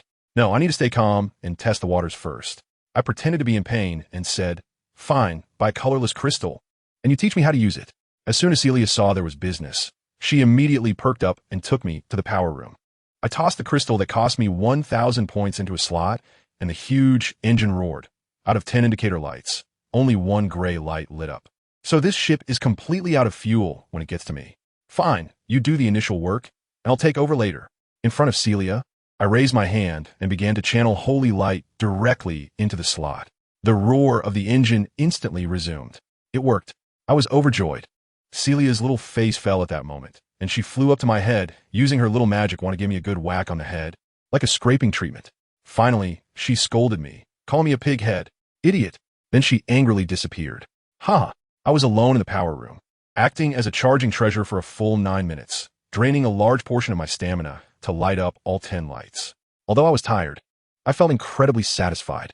Hee, if light can be charged, then Ace's fire should work too, but I wonder if Kid's magnetism will work. Far away on another ship, Ace and Kid inexplicably sneezed several times. With the energy full, I had to enjoy it. I returned to the control room and firmly pressed the main cannon launch button towards the distant horizon.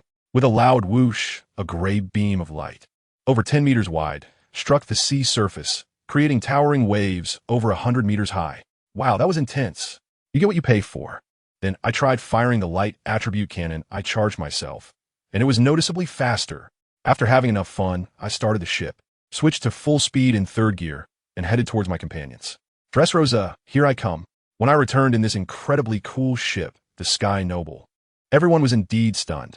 Ace and Kid were especially crazy, clinging to the main cannon without letting go. As expected, no man can resist mechs and cannons. I called Nami into the control room and handed her the operating methods of the ship and the navigation pointer to Dressrosa.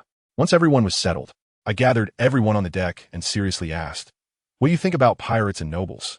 Kid was the first to shout, pirates? Just kill them all. Ace was much more diplomatic. There are good and bad on both sides. I trust the captain's judgment. Nami and the other girls didn't say anything. All right, I had a sense of their answers. I took out a few adventure team medals and distributed them to them. This is a team medal that can sense each other's locations, and most importantly, it allows for 1 teleportation to a teammate each day. Nami got excited upon hearing this and immediately tried it out, teleporting to Nokigao's side in an instant, stunning everyone. Then I looked at Kid and tossed him a teleportation potion. Kid, I have a task for you. Go back to the first half of the Grand Line and take down the Shichibukai, Gecko Moria. When you return, I'll give you a 2nd awakening scroll to make you stronger. Kid's eyes turned red at the mention of the second awakening, and without saying a word, he crushed the potion and teleported away. Next was Ace. Ace, go to the New World and find another Shichibukai, Jinbei. Tell him that Princess Otoheim has been resurrected and ask him to withdraw from the Shichibukai. If he agrees, let him return to Fishman Island to help. If not, take him down. I tossed him a first awakening scroll, and Ace accepted the task with determination, jumping onto another ship to set off. With the two main forces gone, I looked at Nami, Nokigao, Robin, and Shirahoshi. Your talents are not bad, but you have too little combat experience. This time in Dressrosa, I will be dealing with Doflamingo, and his subordinates will be left to you. I hope that through this battle, you will also achieve an awakening. After saying that, I also handed them the teleportation potions and awakening scrolls. After arranging everything, I returned to the captain's room alone and leaned back in the chair. It's too difficult to reshape this world relying solely on myself. My team is still too weak. But that is okay. My plan has already begun. As long as I can create a few vacancies in the positions of the Shichibukai this time, the world government might summon that fool. By then, our team will have a true admiral-level combat power. A few days later, with only 3 days left to Dressrosa. During these days, under my supervision, Shirahoshi had begun to actively eliminate the pirates they encountered, and her level skyrocketed. Just as I stepped out of the control room, a sudden sense of deadly crisis struck me. I activated my observation hockey, and oh no, a sky full of cannonballs was already flying towards us. My face changed dramatically, and I rushed back to the control room. Just 1 second before the shell landed, I shouted to activate the energy shield. Boom! The whole ship shook violently. Nami, take control of the offense and defense. I yelled at the stunned Nami, then dashed out onto the deck, urging Robin and the others to calm the children. I was clad in golden armor, wings of light spread wide, and I flew directly into the sky. Goodness, there were a full 10 naval warships surrounding us like an iron barrel. What a scene! The Demon Slayer order. Has the Warring States brain short-circuited, sending such a large force to capture me? I shouted down below, Nami, keep half the energy for defense, and use the other half to fire the secondary cannons at them fiercely. Instantly, 8 blinding white lasers shot out from our ship and on the opposing naval warships. Akiji and 5 vice admirals turned pale. They worked together to block most of the attacks, but still, 2 ships were hit and started billowing black smoke. Nami seized the opportunity and immediately steered the ship to break through the gap. Just as we were about to escape, that guy Akiji jumped directly from the ship, plunged his hands into the sea, and with a light shout, Ice Age, I felt a chill rising up from the soles of my feet, and when I looked again, the entire sea as far as the eye could see was frozen into a tundra. Our ship was also firmly stuck in place. Admiral Green Bull. I gritted my teeth and spat out the name. Fine, there's no way to escape now, so let's fight. I flew directly onto the ice and confronted the large naval force led by Green Bull. A vice admiral named Squirrel shouted at me, saying that I killed a celestial dragon and that they were here under the orders of the Gorosei to carry out the demonic extermination order. I shot back. Where were you when the celestial dragons were killing civilians? Is your justice just to be dogs for those pigs? I couldn't be bothered to waste words with them. My gaze fixed on Akiji, and I smiled, Come on, Akiji. Let me see if your so-called justice is still burning. As soon as I finished speaking, a 6-winged seraphim phantom over 100 meters high appeared behind me. I activated one buff after another. Light's Revenge, Holy Spirit's Hammer, Honor's Blessing. I stacked 7 statuses on myself. My momentum soared to its peak. Come on, Marines, I shouted, unleashing my Conqueror's Haki with a crackling sound. Aside from Akiji and those 5 vice admirals, all the other Marines fell to the ground, foaming at the mouth. Without saying another word, I swung my judgment hammer and charged at Akiji, smashing him into a pile of ice shards. I knew it was fake and couldn't be bothered with it, so I turned and rushed at the 5 vice admirals. Although I didn't want their lives, leaving you in a hospital for a few months was still no problem. The first to rush at me was Squirrel.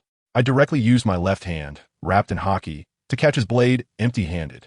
In his shocked gaze, my right hand's hammer slammed down with a loud bang, hitting him solidly. His eyes almost popped out as he flew away like a cannonball for hundreds of meters. Fainting on the spot, the remaining 4 vice admirals charged at me together. I smashed my hammer down on the ice surface, and golden light erupted, instantly shattering the entire ice into a spiderweb pattern.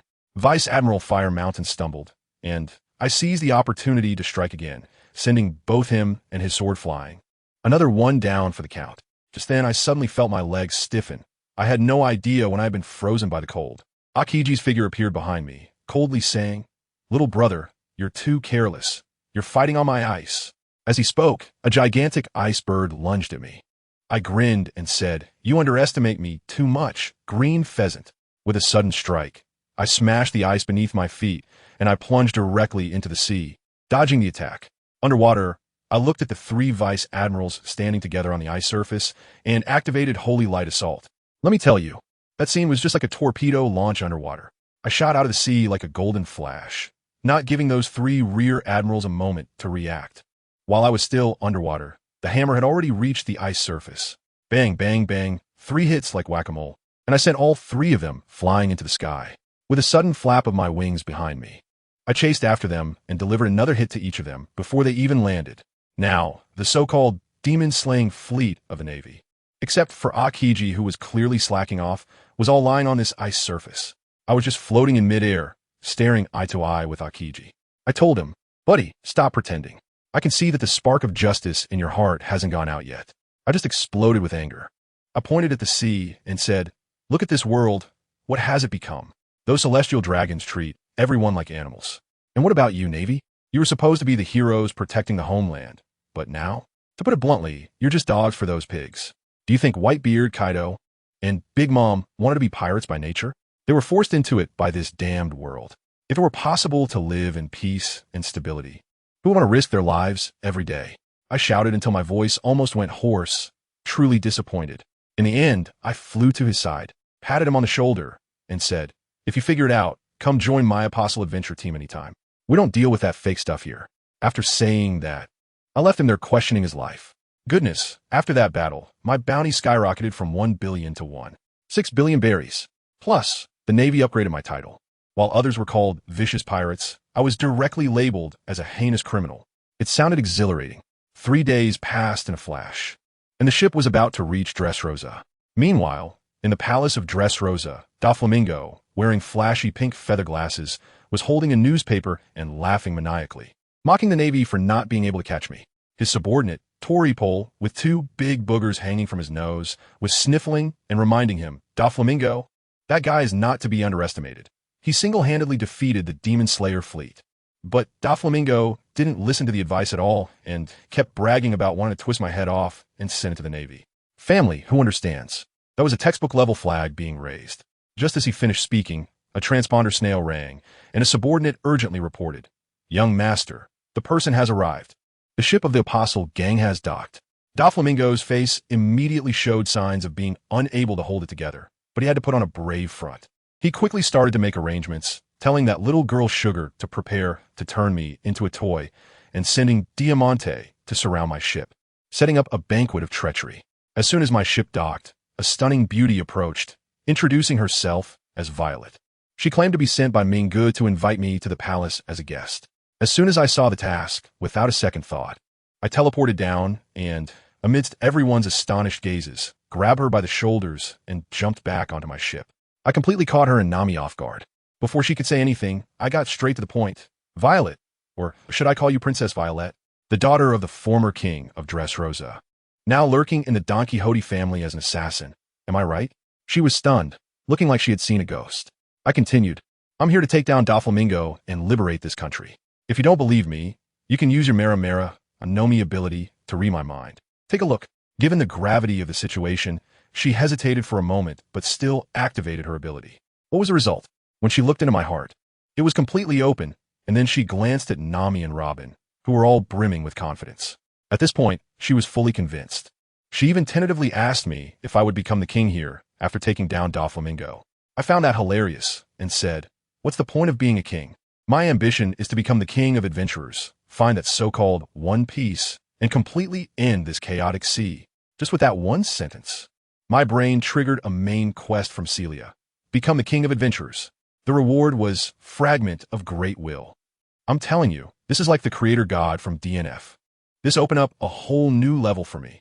Violet immediately expressed her willingness to cooperate. So, I had her stay behind to help Nami and the others deal with the outer enemies, while I went with her to the palace to meet that Doflamingo. When we reached the palace entrance, that slug Torbol was indeed waiting for me. Just seeing him made me feel nauseous, so I told him to stay away from me. He was too disgusting. Hey, guess what? He actually endured it. At that moment, I felt a chill. Something was off. There had to be a trick here. Sure enough, as soon as I entered the main hall, I saw a little girl sitting next to my seat, eating grapes. Sugar. It turned out she was waiting for me here. I also won't be polite. I'll just sit down and start eating. Anyway, if a fight breaks out later, the table will be overturned, so I might as well eat. Minge turned his chair around to show off and asked me what business I had in Dressrosa. I ignored him and continued to focus on my meal. When I had eaten enough, I wiped my mouth with a napkin and looked at him with a smile. What business could I have in Dressrosa? Of course. It's to take you down, pirate. At this statement, the atmosphere turned tense. Meanwhile, a small hand next to me was secretly reaching out towards me. Just as she was about to touch me, a flash of golden light appeared in my eyes, and my advanced conqueror's haki suddenly erupted. The little girl named Sugar didn't make a sound. Her eyes rolled back, and she fainted instantly. Sugar, Tori Pole exclaimed, and a slimy snot shot towards me. I quickly created a light wall to block it and shouted, "Didn't I say to stay away from me? Don't gross me out." Just then, a loud explosion suddenly echoed from outside the palace. I knew that with Sugar fainted, the power of the hobby fruit had been lifted, and the chaos in Dressrosa had already begun. I looked at Doflamingo with a mocking expression. Huh, Doflamingo, what do you think will happen to Dressrosa after Sugar's ability disappears? He turned green with anger, unable to hold back any longer, and 5 nearly invisible threads shot directly towards me. The battle erupted in an instant. His subordinates also joined in, unleashing a variety of moves like fireworks, all directed at me. I said with my mouth that it was so scary, but my hands didn't slow down at all. A holy light shield blocked all attacks from the front, and with a swift motion, I launched the Spear of Victory, pinning a guy trying to ambush me from the sky directly to the ceiling. Right after that, the stone man named Pika tried to sneak up on me from underground. I grinned and activated Tiger Strike, yanking him out of the ground. Grabbing his nearly 5-meter-tall massive head, I slammed it hard onto the ground. With a loud bang, the entire luxurious palace hall collapsed from my strike. I single-handedly carried the corpse of Pika, with golden wings slowly flapping behind me. Looking at the pale-faced Doflamingo and his remaining subordinates, I teased, "Are all your underlings just for show? Big in size, but useless in a fight." His eyes were bloodshot, filled with murderous intent. "You dare to kill my family? Have you thought about how you're going to die?" I dug into my ear and said, "Sorry, I definitely won't die before I send all the pirates of this world to hell. Not just the pirates, but when I have the strength in the future, I will personally exterminate those celestial dragons as well." As soon as I said this, Doflamingo was completely stunned. He probably never dreamed that someone would dare to say such a thing. He called me a madman. I laughed. That's right, in this twisted cannibalistic world, if you don't go crazy, you can't survive. So, as a pirate who was once a celestial dragon, are you ready to die? He was taken aback, probably wanting to ask me how I knew his biggest secret, but I had no intention of wasting words with him. I threw the corpse of Pika at him and transformed into a streak of light, bringing down the hammer of divine punishment with force. He used the string fruit to create clones and attempt a sneak attack, but ended up kicking air, and I caught his strings instead. I took a heavy hit from him without any issue and mocked him. "Is that all the strength you have? Are you just tickling me? If that's your only skill, you might as well surrender. I'll give you a quick end." He completely lost his composure and roared as he activated his Devil Fruit Awakening. Wild Wave White Line. I tell you, in that scene, all the bricks and houses of the King's Heights instantly turned into countless white threads, surging towards me like a tsunami. I gave it a try, and this thing is indeed impressive. It can assimilate my ordinary energy attacks. But once it encounters my shield wall wrapped in advanced armed color hockey, it immediately falls apart. Is that all? I looked at him mockingly. He was so angry he looked about to explode, and then he used armed color hockey to create thousands of threads that surrounded me like bird wings, trying to turn me into a sieve. I won't play anymore. Raising my right hand, I shouted loudly, "Oppo Kure." In an instant, a black sun rose high above the King's Heights, enveloping everything in darkness. The next second, dozens of black rays shot out from the black sun, slicing through his thousands of domineering threads as if they were made of paper, instantly cutting them clean. His remaining 4 subordinates didn't even have time to let out a scream before being directly evaporated by the black light. Seeing his family perish tragically, Brother Ming's eyes were filled with rage, and he poured all his strength into unleashing his most powerful ultimate move, 16 Sacred Doom Bullets, Divine Execution. 16 massive waves of white lines, entwined with high-density domineering energy, rose from the ground, piercing towards me. I watched this move with great interest and nodded slightly, then casually condensed a holy spear and threw it into the sky. The divine spear fell from the sky and collided violently with his ultimate move. Boom! With a thunderous roar, the entire King S Heights was flattened by the shockwave from our clash. When the shockwave dissipated, he was already covered in wounds, gasping heavily. As for me, I floated in the air without a scratch. After having my fun, it's time to send you on your way. I stacked all the buffs to the maximum, and my aura surged in an instant, scaring him as if he'd seen a ghost. Before he could react, I had already teleported right in front of him, wielding the hammer of divine punishment wrapped in Conqueror's Haki, and smashed it hard into his face. He hurriedly formed 2 shields out of threads to defend. Bang! Those thread shields shattered like paper in an instant. An invisible, terrifying force crashed through the shields and hit his head solidly. Wow!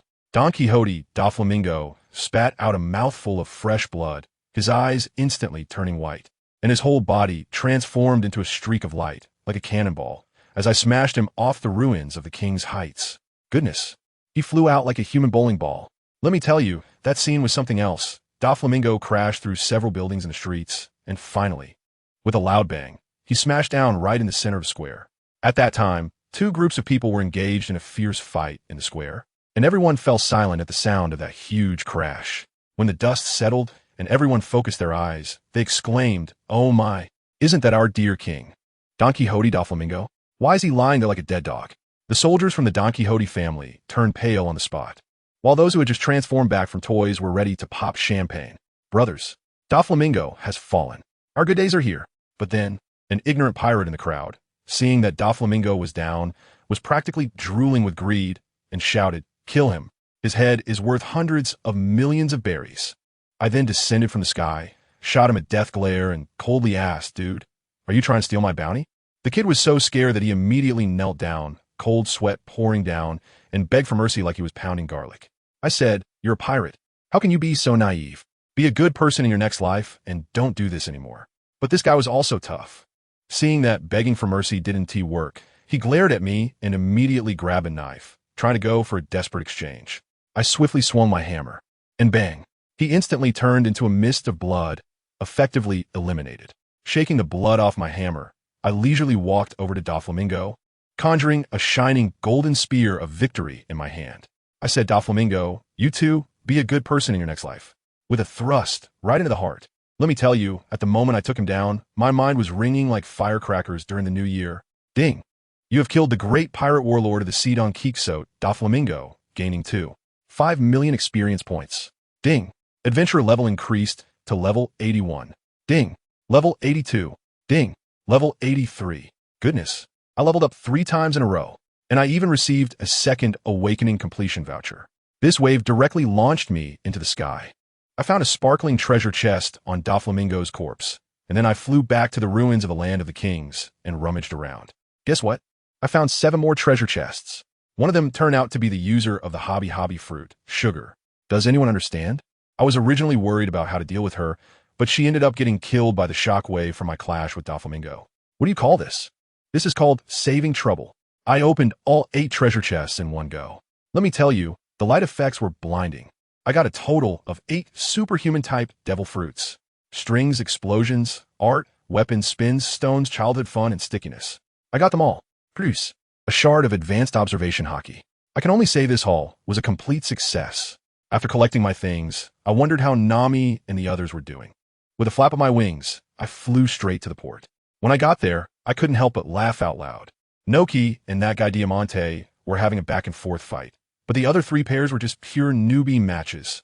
Robin activated a mental shield, and that old man Lao Ji was struggling to break one, only for another to pop up right after. It was all about taking hits in companionship. Nami's side was even crazier. That big guy with the ton fruit would crash down from the sky, and all he hit were scarecrows.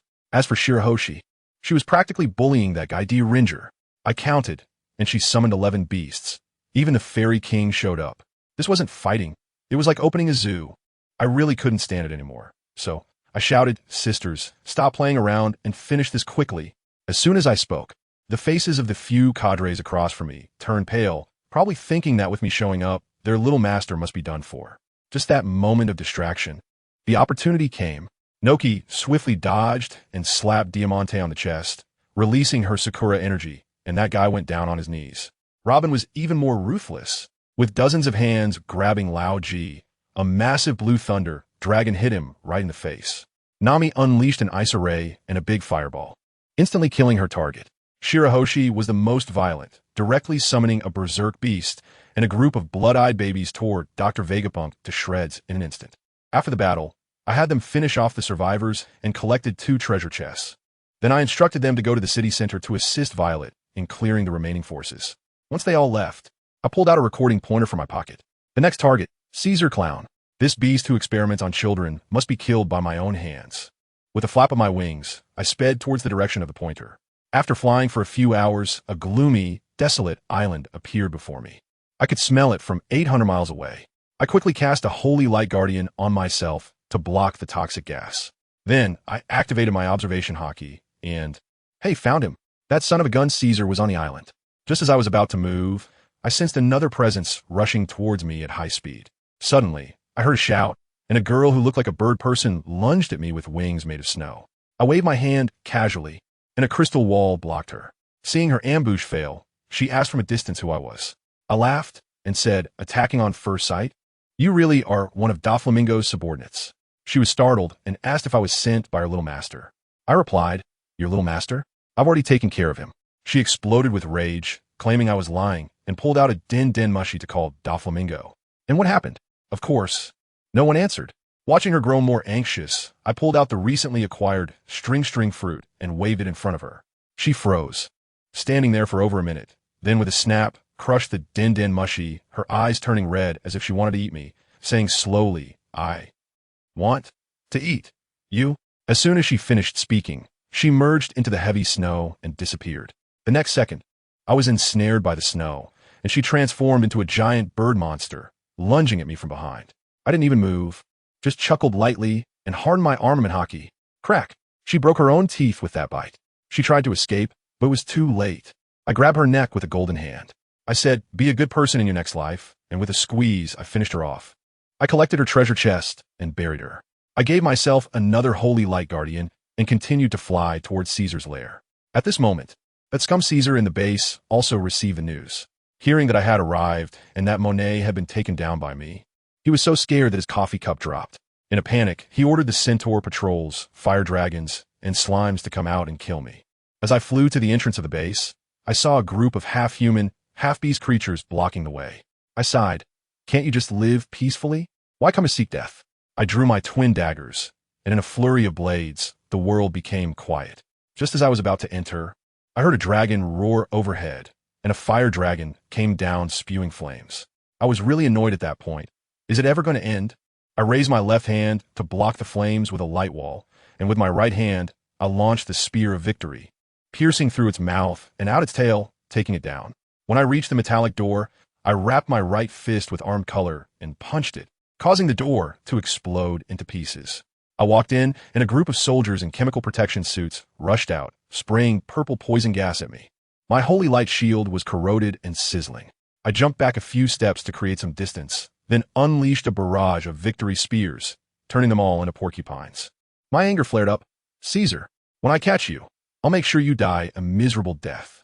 I arrived at a huge underground factory, and as soon as I saw the cans labeled sad, I knew I was in the right place. I shouted, "Caesar, stop hiding and come out."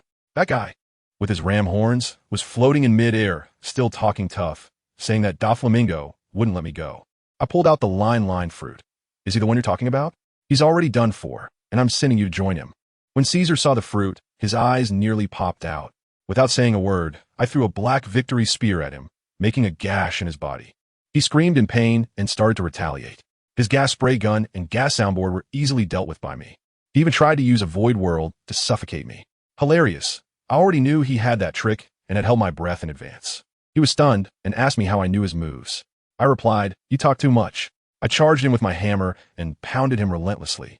In the end, when he tried to escape, I used a holy light assault to teleport above him and smashed him into the ground, knocking him out cold. I walked over, grabbed him by the neck like a dead dog, and dragged him deep into the base. I dragged him into a confinement room and splashed a bucket of cold water to wake him up. As soon as he woke up, he tried to elementalize and escape, only to realize he was wearing high-loose stone handcuffs, which made him wilt on the spot and start giving me a forced smile. I asked him where the children were, and he obediently took me to the cookie room. When I opened the door, I saw the group of children he had made gigantic, their fists all hardened. When those kids saw Caesar, they rushed over wanting candy.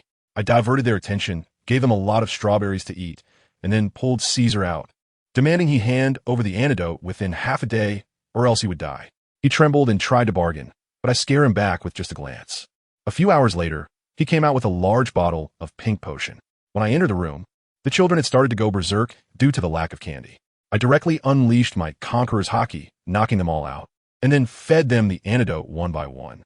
When they woke up, their eyes had regained clarity. That fool Caesar still thought he could survive, eagerly running over to ask if I had any further instructions. I asked him if there were boats on the island, and he said there were. I said, "Considering how obedient you've been, I'll give you a quick death." In his terrified eyes, I snapped his neck. I took his treasure chest and casually tossed his body aside. Then I returned to the room and smiled at the children, telling them I would take them home. On the ship, I stood on the deck and looked back at Punk Hazard, where a black sun rose behind me and then exploded. The entire island, along with all its evils, was directly erased from the map. Half a day later, the ship returned to Dressrosa. Goodness, the port was crowded with people. The former King Riku and the royal family, along with the dwarves, came to welcome me. As soon as they saw me disembark, they all knelt down in gratitude, creating a wave of applause. I was annoyed by such formalities, so I told them to get up and handed over the matters regarding the children on the ship. At that moment, I noticed a little dwarf girl who was particularly cute, secretly watching me. I directly asked, "Are you Princess Mancheri?" She blushed as I caught her attention. I found this little one quite interesting, so I walked up to her and extended my hand. She hesitated for a moment, but then jumped into my palm. Looking at this adorable little princess, I directly asked a shocking question that stunned everyone. "Princess Mancheri, would you like to join my Apostle Adventure group?" I tell you, as soon as I said that, the air in the room froze. Everyone looked at me with that incredulous gaze, probably thinking that the little people were about to rise to prominence and latch onto a powerful ally. And guess what? After the shock, Princess Mancheri actually shook her head and said very seriously to me, "Thank you for the invitation, Captain Landu, but I don't want to go on an adventure at sea right now. I want to be with my people." At that moment, the whole place erupted. Everyone was stunned. No one expected that this little people princess, Mancheri, would publicly reject Xiao's invitation. Even Xiao himself was momentarily taken aback. But let me tell you, this opened up Xiao's perspective. He wasn't angry at all. He took out a phone bug from his pocket and handed it over, smiling as he said, "Princess, listen to me. If you change your mind in the future or encounter something difficult to resolve, feel free to call me." This time, Mancheri didn't refuse. She hugged the phone bug, which was bigger than her, and shouted below, "Leo, come up here. Help me hold this thing." In a flash, a little person wearing a green hat jumped onto Xiao's hand. This little guy named Leo was completely starstruck, not even looking at the phone bug. His eyes shining as he stared at Xiao. "Captain Landu, you are the hero of our entire clan. I admire you so much." Xiao smiled. "You're pretty brave too, Leo." While Leo practically took off on the spot. "Why, you actually know my name? I am so honored." Princess Mancheri next to them turned dark. "I told you to come up as a tool, not to be a fan." Furious, she dropped the phone bug to the ground and swung her little fist at Leo's face with 2 punches. "You idiot. Did you think he couldn't hear me calling your name? Hurry up and hold it." Only then did Leo reluctantly pick up the phone bug, mumbling under his breath. Xiao looked at these 2 lively characters and immediately had a plan in mind. He decided on the spot that even though the princess didn't join their ranks, this good connection must be established. So he cleared the scene, letting King Liku take the others to start the meal, saying he had something to discuss privately with the princess and her little knight. Once the 3 of them were left, the main event was about to begin. "Folks, this grand fortune is finally coming." Xiao didn't waste any time. He took out a shimmering golden page from the system and said to Mancheri, "Princess, you are a healer fruit user and have no combat power. But this, you can treat it as a second devil fruit. By using it, you'll have the power to protect yourself and your entire clan. Do you want it?" I'll tell you, as soon as those words came out, the 2 little guys' CPUs were fried. The second devil fruit? If this news gets out, the entire sea will go crazy, and the 4 emperors and the navy will rush over to snatch it. Leo stuttered and asked, Why give such a valuable thing to the princess? Shono smiled slightly and flirted directly, because the princess's cuteness, kindness, and bravery are worth all of this. Boom! Manchuri's little face turned red to her neck. She took a deep breath, her eyes filled with determination. Captain Lando, I am willing. She reached out to grab that page, but after a long time, there was no response. Shono stifled a laugh and reminded her, just silently think use in your mind. The next moment, golden light erupted, completely enveloping Manchuri. As the light dissipated, a plush bear, 4 to 5 times her size, appeared out of nowhere beside her, looking fierce and exuding a strong contrast cuteness. Manchuri's eyes widened, claiming that she had gained many new skills in her mind. But Shono's next words slapped this fairy tale with a dose of realism. With a serious expression, he said, Princess, the growth of this power requires killing. The lives of enemies are its nourishment. I know it's hard for you to accept, but if you want to protect your people, you must be ready to take down your enemies. After saying that, he placed the petrified princess and the serious-looking Leo on the big bear's head and turned to attend the banquet. After settling this side, the scene shifted to my crew member Kid, who was a heavyweight player making his entrance. He exerted tremendous effort and finally arrived at the territory of the 7 warlords. Moria, the horror 3-masted ship. As soon as he landed, the captain of the pirate crew that brought him cried out, Boss Kid, can we leave now? Kid waved his hand impatiently. Get lost, get lost. Those people, as if granted amnesty, sailed away for several hundred meters, crying and laughing on the ship, celebrating that they had finally escaped the great demon king. Meanwhile, Kid on the shore slowly drew out the big gun from his back and sneered. After letting you be happy for so long, I, Boss Kid, have been quite merciful. A laser cannon with a diameter of 10 meters instantly fired, exploding into a firework in the distance. I'll tell you, this guy specializes in burning bridges after crossing them, taking both the river and the bridge with him. Feeling the thrill of his growing power, he mutters to the deep castle, Moonlight Moria. I hope your life is enough for me to return for a second awakening. Just as he sets foot on the island, Moria's chilling laughter echoes from within the castle, sending a lion-faced officer, Absalom, to deal with the intruder. On the other side, Kid is already engaged in battle with the zombie army. He realizes these creatures are afraid of fire, so he transforms his big gun into a flamethrower, burning everything in his path. And his experience points are rising so fast that he can't help but laugh, exclaiming that this place is simply paradise. As he continues to burn, several elite monsters appear, including a 3-sword-style zombie, a wild boar zombie, and a spider-monkey hybrid. Kid gets excited. You guys are way better than those small fries. Come and meet your death. Without hesitation, they launch 3 slashes and a strand of spider silk at him. Kid shouts, and the metal on the ground instantly converges into a gigantic black mechanical arm, slapping away the incoming attack. Boom! In the smoke, a fire line blasts out, igniting the wild boar zombie at the front. Then he swings the mechanical arm and charges in, smashing and burning everything in sight. In the end, only a bandaged samurai zombie remains. To Kid's surprise, this zombie can speak and introduces itself. My name is Ryuma. I was a swordsman in my past life. Kid, who? I don't know you. Just die already. With that, he swings his mechanical arm to grab Ryuma. Ryuma's eyes narrow, and with a morning song, direct stab, he manages to block Kid's towering mechanical arm with a black sword with a crisp sound. This ignites Kid's battle frenzy. You have successfully ignited my rage. He unleashes his full firepower, and countless metal fragments fly out from the ground, assembling into a giant skull-headed steel demon. Magnetic demon. 2 floating giant arms slam down toward Ryuma. But Ryuma is fierce too, unleashing various sword techniques, even executing an arrow tail slash that splits Kid's mechanical arm in 2. However, Kid is even more cunning. Just as Ryuma strikes, he uses magnetic force to control the severed mechanical arm, gripping Ryuma from behind, and then the skull head opens wide, firing a thick laser cannon right in his face. Ryuma, just before being vaporized, even manages to display a grim smile. With a clang, his black sword, Autumn Water, falls to the ground. After defeating Ryuma, Kid picks up his sword, thinking it's quite nice and can be taken back as a gift. Suddenly, he is hit by 2 punches from nowhere, sending him flying several meters. A brazen voice rings out. I am the Invisible Man. You can't see me. How can you hit me? Fool! It is none other than the lion-faced Absalom. After mocking him, Absalom pulls out an invisible rocket launcher and fires at Kid. Kid laughs. Kid, playing with projectiles in front of a master of magnetism, he raises his right hand, and the projectile immediately turns around, exploding right next to Absalom. Seeing his sneak attack fail, the lion head goes invisible again. Without a second thought, Kid transforms his gun into a Gatling gun and unleashes a furious barrage on that area, cursing, "You can hide all you want, but you're not a natural type. Just wait for me. If I can't hit you, I'll consider it a loss." After firing for a while, Kid suddenly stops, pretending to catch his breath. "Damn lion head, you should be gone by now." His crew knows what he's going through. Even the Oscars owe him a little golden statue.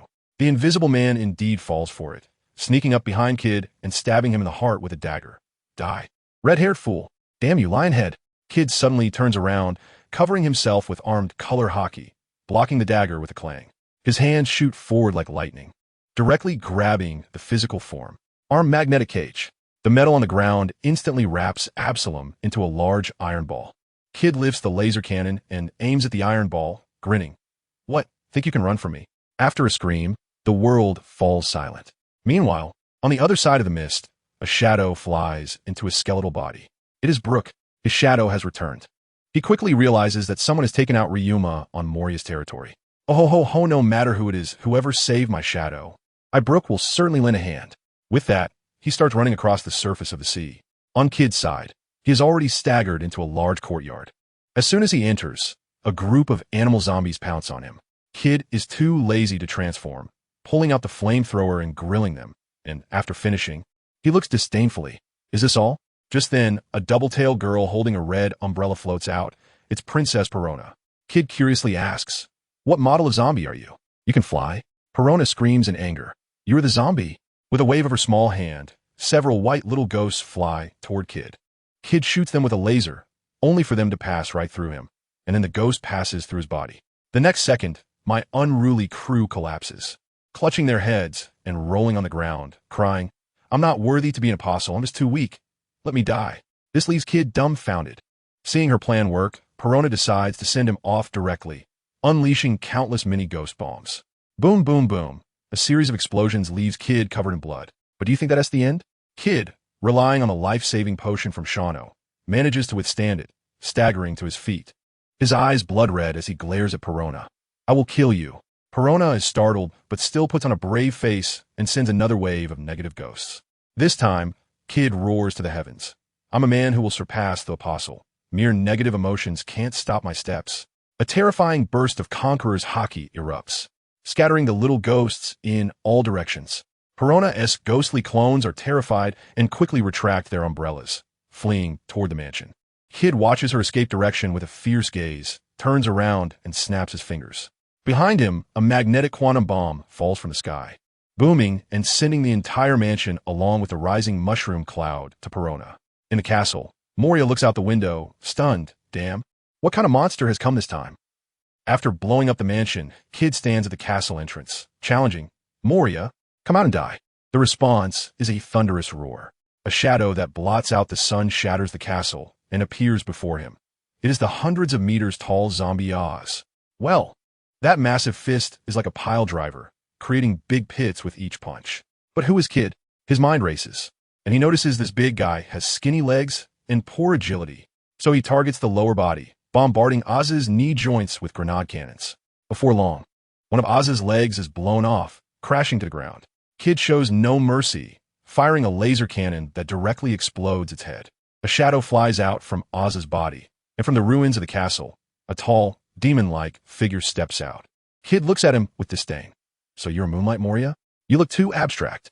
Moria's face turns dark as he draws a large pair of scissors and charges at Kid, shouting, "Impudent little brat, watch me cut off your shadow." Kid dodged with a slide, feeling puzzled. How come each of these people has such strange abilities? Moria's shadow also separated from his body, transforming into a pure black shadow mage, which directly withstood a laser cannon shot from Kid, surprisingly unharmed. Now Moria and his shadow flanked Kid from both sides. Kid flapped his light wings behind him and flew into the air to evade. Moria looked at the transformed Kid and was momentarily stunned. "Hey, you can fly?" Kid crossed his arms in the air and sneered, "You dead fatso. Your grandpa Kid could do a lot more than that. You dare call me a dead fatso?" Moria shouted angrily, "I will definitely turn your shadow into the ugliest zombie. Come on then, dead fatso." "I told you," as soon as that fat guy finished speaking, I quickly transformed the laser cannon in my hand into a grenade launcher and unleashed a barrage of saturated bombardment right at his big face. Wow. The smoke from the explosion could be seen from hundreds of meters away, but I had no confidence at all because that familiar feeling of power surging after taking down an enemy just didn't come. This fat guy was tough. Sure enough, before the smoke even cleared, I heard a furious roar from inside. Scatter bats. Damn, in the next second, a bunch of black, shadowy bats suddenly burst out from the smoke, each one with its mouth wide open, looking like zombies that haven't eaten for 800 years, ready to swallow me whole like a buffet. I didn't have time to think too much and swung my big gun behind me, fully armed with my hockey. I threw a punch at the one charging in front. Guess what happened? With a bang, that shadow bat was shattered by my punch. Family, who understands? It turns out this thing is tough and doesn't take soft hits. Now it's time to go into bat punching mode. One punch for each, just like playing whack-a-mole, killing them left and right. Once I cleared all the little bats, the smoke dissipated. I looked at the fat guy across from me and started mocking. Is that it? Your pet is weak, not tough at all. Moria's face turned the color of liver from anger as he pointed at my nose and shouted, You little brat. You're forcing my hand. Let me tell you, the scene that followed was unbelievable. He opened his mouth, which looked like a cave, and suddenly inhaled. Hundreds and thousands of dark shadows from the terrifying three-masted ship rushed into his mouth as if they were iron filings attracted by a magnet. His body swelled up like a balloon, getting bigger and bigger, until he turned into a giant fat man over 10 meters tall. His eyes were filled with madness, completely devoid of reason. With a roar, he made my ears buzz. Then, that giant started charging at me. I was stunned. His size and speed were astonishing, as if he had cheats on. In just a few leaps, he was right in front of my face, and his palm, as big as a fan, came crashing down on my forehead. Wow, that was fast. I didn't have time to dodge at all, so I could only unleash my armament hockey to the max and brace myself for the slap. With a loud bang, I was slammed into the ground like a meteor, creating a huge pit in the shape of a person, and I couldn't dig myself out. Before I could catch my breath, that big guy jumped up again, bringing down a crushing blow towards me. As I watched the shadow above me grow larger, I was almost scared out of my wits. I desperately crawled out of the pit, barely managing to dodge with a roll like a lazy donkey. Boom! The spot where he landed cracked the ground within 100 meters. I hid to the side, my heart racing. This guy was way too powerful after taking that shadow stimulant. My mind raced. Ranged attacks wouldn't work on him. In close combat, I would probably be turned into mush in just 2 hits. There was no choice but to control him first. I activated my ability and shouted at him.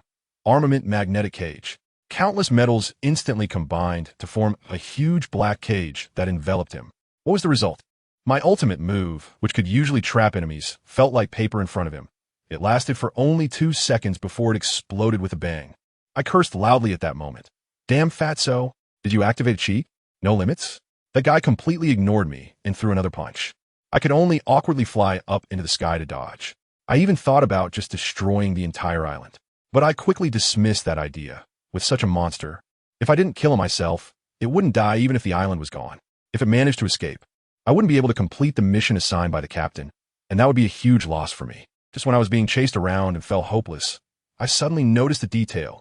Every time that fat guy attacked, black shadows would emerge from his mouth. And then he had to stop and frantically stuff those shadows back in. Haha, I got it. I found the weakness. Big fatso, Uncle Kid is sending you off. I shouted at him, and my arms were instantly wrapped in countless metal layers, covered with pitch black hockey. The 2 mechanical giant arms formed directly. I waited for the moment he would spew black shadows again, flapped my wings behind me, and charged at him like a cannonball, delivering a furious mechanical punch right to his beer belly. Ow! Moria let out a miserable cry as his 10-meter-tall body was forced back repeatedly, and he spewed out hundreds of black shadows. This was just the beginning. I grinned, and the 2 mechanical arms turned into pile drivers, madly pounding his belly. Bang! Bang! Bang! The sound of fists hitting flesh echoed through the air. He was like a deflating balloon, retreating while spewing shadows, his body shrinking smaller and smaller. By the time he returned to his original state, he was already half dead, unable to stand steady. I didn't give him a chance. For the final blow, I transformed my fist into a palm and thrust it out with all my strength. With a ripping sound, my gigantic mechanical arm pierced through his body. He stared at me with wide eyes, disbelief written all over his face, blood frothing from his mouth. I am a warlord of the sea. You dare to kill me. I snorted disdainfully, pulled my arm back, and after he fell to the ground with a thud, I stepped on his head. I don't like looking up to talk to people. Then, with a blank expression, I told him, what's it to kill a warlord? In the future, for the emperors and the celestial dragons, as long as the captain says to kill, I won't even blink. You are ruthless enough. I'll be waiting in hell. Before he could finish his dying words, I shot him in the head and spat. Pah! What piece of trash! As Moria completely died, that familiar and powerful force surged into my body in an instant. Let me tell you, that feeling was intoxicating. It felt incredible, but it seemed I was still a bit short, just a tiny bit away from breaking through. I immediately maximized my observation hockey and sensed that there were other living beings on this island, and I couldn't help but laugh. Haha, just what I was missing is you guys. While I was on a killing spree, on the other side, far away in Dressrosa, Captain Shono also received a system notification in his mind. Ding, kid has killed the Warlord Moria. Task progress 1. Reward second awakening completion voucher 1. Good heavens. The captain laughed at that moment. It turns out kid is the most reliable. Our apostle's second awakener is right here. Just as he was thinking about it, King Riku III walked in, and he actually found the record pointer to the daughter country, Amazon Lily. The captain was so happy that he handed him a snail phone, saying he could help him again if he needed in the future. This old king was quite understanding. Before leaving, he quietly told the captain that it was the celestial dragons who truly oppress the common people. The captain patted his shoulder and left him with a particularly pretentious line. Your Majesty, do you think there are eternal nobles in this world? I told you. That old man just froze on the spot, stunned for a long time, before finally managing to utter a sentence. This man, he is going to overturn the world. Not long after, the captain gathered everyone, and we returned to our ship, the Celestial Noble, and set sail directly. Next stop, the Kingdom of Women. I later heard from Robin that at that time the captain was standing at the bow of the ship, his gaze sharp, muttering, Pirate Empress Boa Hancock, you better be sensible and disband your crew. Give up your title as a warlord of the sea. If you don't listen, even the most beautiful woman is just a corpse when she is dead. At the same time, he sensed Ace's location, and it seemed that the kid was making progress too. The scene shifted to a deserted island in a new world. Ace really found the Sun Pirates. Those fisherman lackeys wanted to stop him, but Ace directly elementalized, and knives passed right through his body, scaring them quite a bit. Ace couldn't be bothered to waste words with them, and directly said he was looking for their boss, Jinbei. When he met Jinbei, the two exchanged a few moves, and Ace got straight to the point. My captain is Saint Shono. He asked me to inform you that he has resurrected your princess, Odoheim. Now, I command you to immediately withdraw from the 7 warlords of the sea, disband the Sun Pirates, and return to Fishman Island to assist the princess. If you comply, everything will be fine. If not, you'll be buried here today. Family, who understands this? The sense of oppression was off the charts. Jinbei was stunned, his eyes wide like saucers, stuttering, Princess Odoheim, really resurrected? This was too big of a deal. He definitely didn't dare to just take Ace's word for it, and said he needed to return to Fishman Island to confirm personally. Ace coldly warned him not to play tricks, and then decided to accompany him. Another day passed. I killed all the minions on the island, feeling satisfied as I teleported back to the Celestial Noble. The atmosphere on the ship was so relaxed. Nami and the others were actually fishing for sea kings on the deck to level up. When I returned just in time, Nojiko had caught a big one and was sharpening her knives. I dumped the gold and jewels I had scavenged from Moria onto the deck, and Nami's eyes instantly turned into dollar signs as she pounced on it.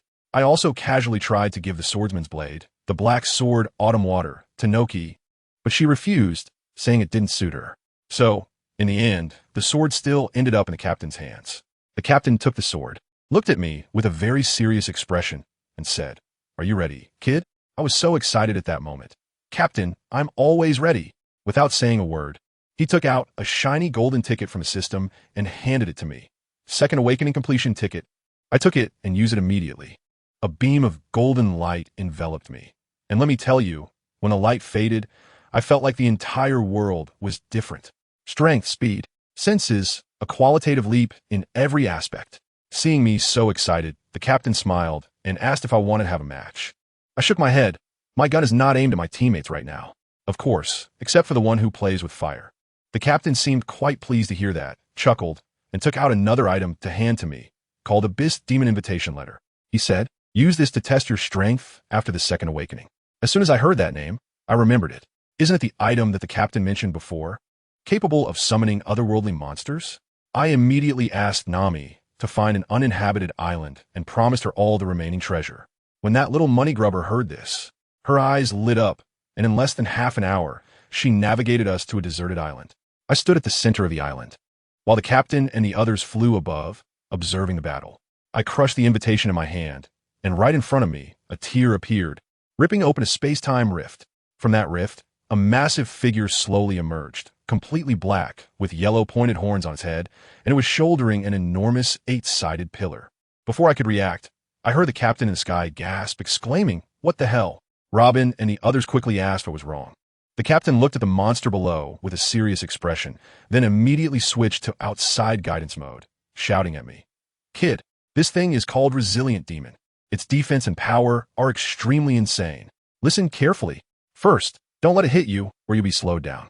Second, it will summon storm clouds. Be careful to dodge. Third, don't stand in a straight line with it. It will charge. Fourth, it has a forced slowdown skill. If you get hit, find a way to restrict it. Fifth, when it jumps up, watch out for the pillars falling from the sky and its final berserk attack." Goodness. The captain rattled off the monster's skills and weaknesses as if reading a menu. Afraid I wouldn't know this was the latest prison challenge of 2025, right? The demon Stider didn't care about any of that, glancing at me before swinging that big steel rod straight at me. My pupils contracted, and I performed a slide tackle to narrowly evade. It missed, pointing its right hand to the sky, and instantly, storm clouds gathered above my head. Seeing this move, I transformed my gun into a laser cannon, firing a beam of bluish light that shattered the still-forming storm clouds. Stider roared in anger and jumped into the sky. And let me tell you, it began raining steel rods like crazy. I quickly switched to a grenade launcher, firing grenades at the steel rods falling from the sky, creating explosions and fire everywhere. Just when I was overwhelmed, my observation color suddenly detected a massive threat. My expression changed, and, without thinking, I executed another slide tackle, rolling far away. The next second, that huge black shadow crashed through the smoke, thundering down at the spot where I had just stood, shaking the entire island. As the dust settled, Stider emerged from the big pit, its crimson eyes fixed on me, raising its hand and pointing at me from a distance. Instantly, a black mist-like circular ring appeared beneath my feet. I felt a sudden jolt of fear and thought to myself that it wasn't good. Sure enough, that demon came charging at me with a steel rod, and I realized that my body moved as if it were in slow motion after that black circle appeared. Even my ability activation had slowed down. Damn it, I was filled with despair at that moment, watching helplessly as his big stick got closer and closer, unable to dodge it. I could only activate my radiant armor in an instant, wrapping all my armed hockey around me, preparing to withstand the blow. The next second, let me tell you, I felt like a baseball that had been hit, zooming out in an instant. That feeling was indescribable. It felt like my internal organs were having a party, wildly dancing inside my body. Everything went dark, and I tasted a sweet metallic flavor in my mouth. I thought this was it. I was about to join the ocean. But guess what? Just as I was about to perform my disappearing act in the water, our leader, Xiao, flapped his wings behind me, and wow, his speed was faster than I was flying out. He caught me from midair in one swift motion. He grabbed me by the collar and asked if I could still fight. I was coughing up blood, my eyes fixed on that iron rod guy on the island, and I felt a surge of energy. I shouted to the boss, "Of course I can fight. I still have health. I have to take him down." After saying that, I flapped my wings and charged back in. The boss looked at me from behind, his eyes like he was watching his most promising but foolish son, and even smiled a little. This time, I was smarter. I flew back above the island and stopped there, locking eyes with that iron rod guy from a distance. I cursed myself in my heart for being so clever. As someone who played with guns, why was I engaging in close combat with someone wielding a stick? Wasn't that just handing my head over to him? Realizing this, I snapped my fingers and activated a potential burst buff for myself. Then my big gun transformed with a series of clicks into an ultra-long plasma blaster. I felt that this was the right feeling. I pointed at the guy below and shouted, "Earth dog from the abyss, meet your death." I pulled the trigger, and a scarlet beam of electric current shot out. The guy tried to dodge and jump up, and I couldn't help but laugh, mocking him. "You have no chance." With a flick of my wrist, the beam locked onto him precisely and zapped right on his face. That scream sounded exhilarating. I didn't care. I kept firing, just like spraying a water gun at him. A few seconds later, I stopped and looked. Wow, he was still standing. His health was way too thick, right? But it didn't matter. I had a backup plan. I smiled and said, Alright, since that's the case, let me show you my newly learned ultimate move, sending you off. I threw the plasma cannon in my hand into the sky and shouted, Destruction Ray. The cannon decomposed in midair and transformed into two massive laser cannons, landing steadily in my hands. Without saying a word, I combined the two cannons and aimed at him, firing a shot. Let me tell you, that beam of light was over 10 meters in diameter, and the entire world instantly turned white. The Iron Rod Man scream lasted for 3 seconds, and then there was silence. But that wasn't the end. The destruction ray directly penetrated the entire island. There was a huge explosion, and the island blew up. A gigantic mushroom cloud rose up, and that scene, wow, shocked me for a whole year. Our boss had already anticipated this. Before I made my big move, he took Nami and the others back to the ship. By the time I finished, he was still on the ship educating Nami and the others, saying things like, look at me, then look at you. You need to work harder, or the gap will only get bigger. I wasn't in a hurry to go back at that moment, because I saw a flash of golden light right at the center of the explosion. As soon as the aftermath of the explosion cleared, I immediately flew over.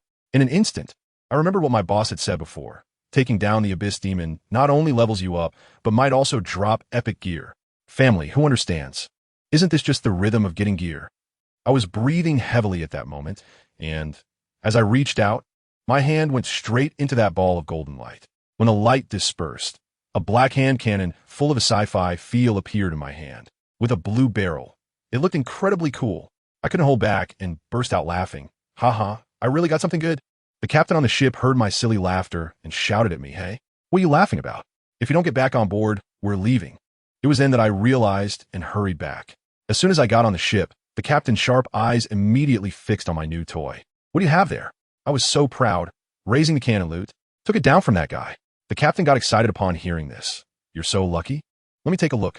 I handed over the cannon, and as soon as he got his hands on it, all the information came out.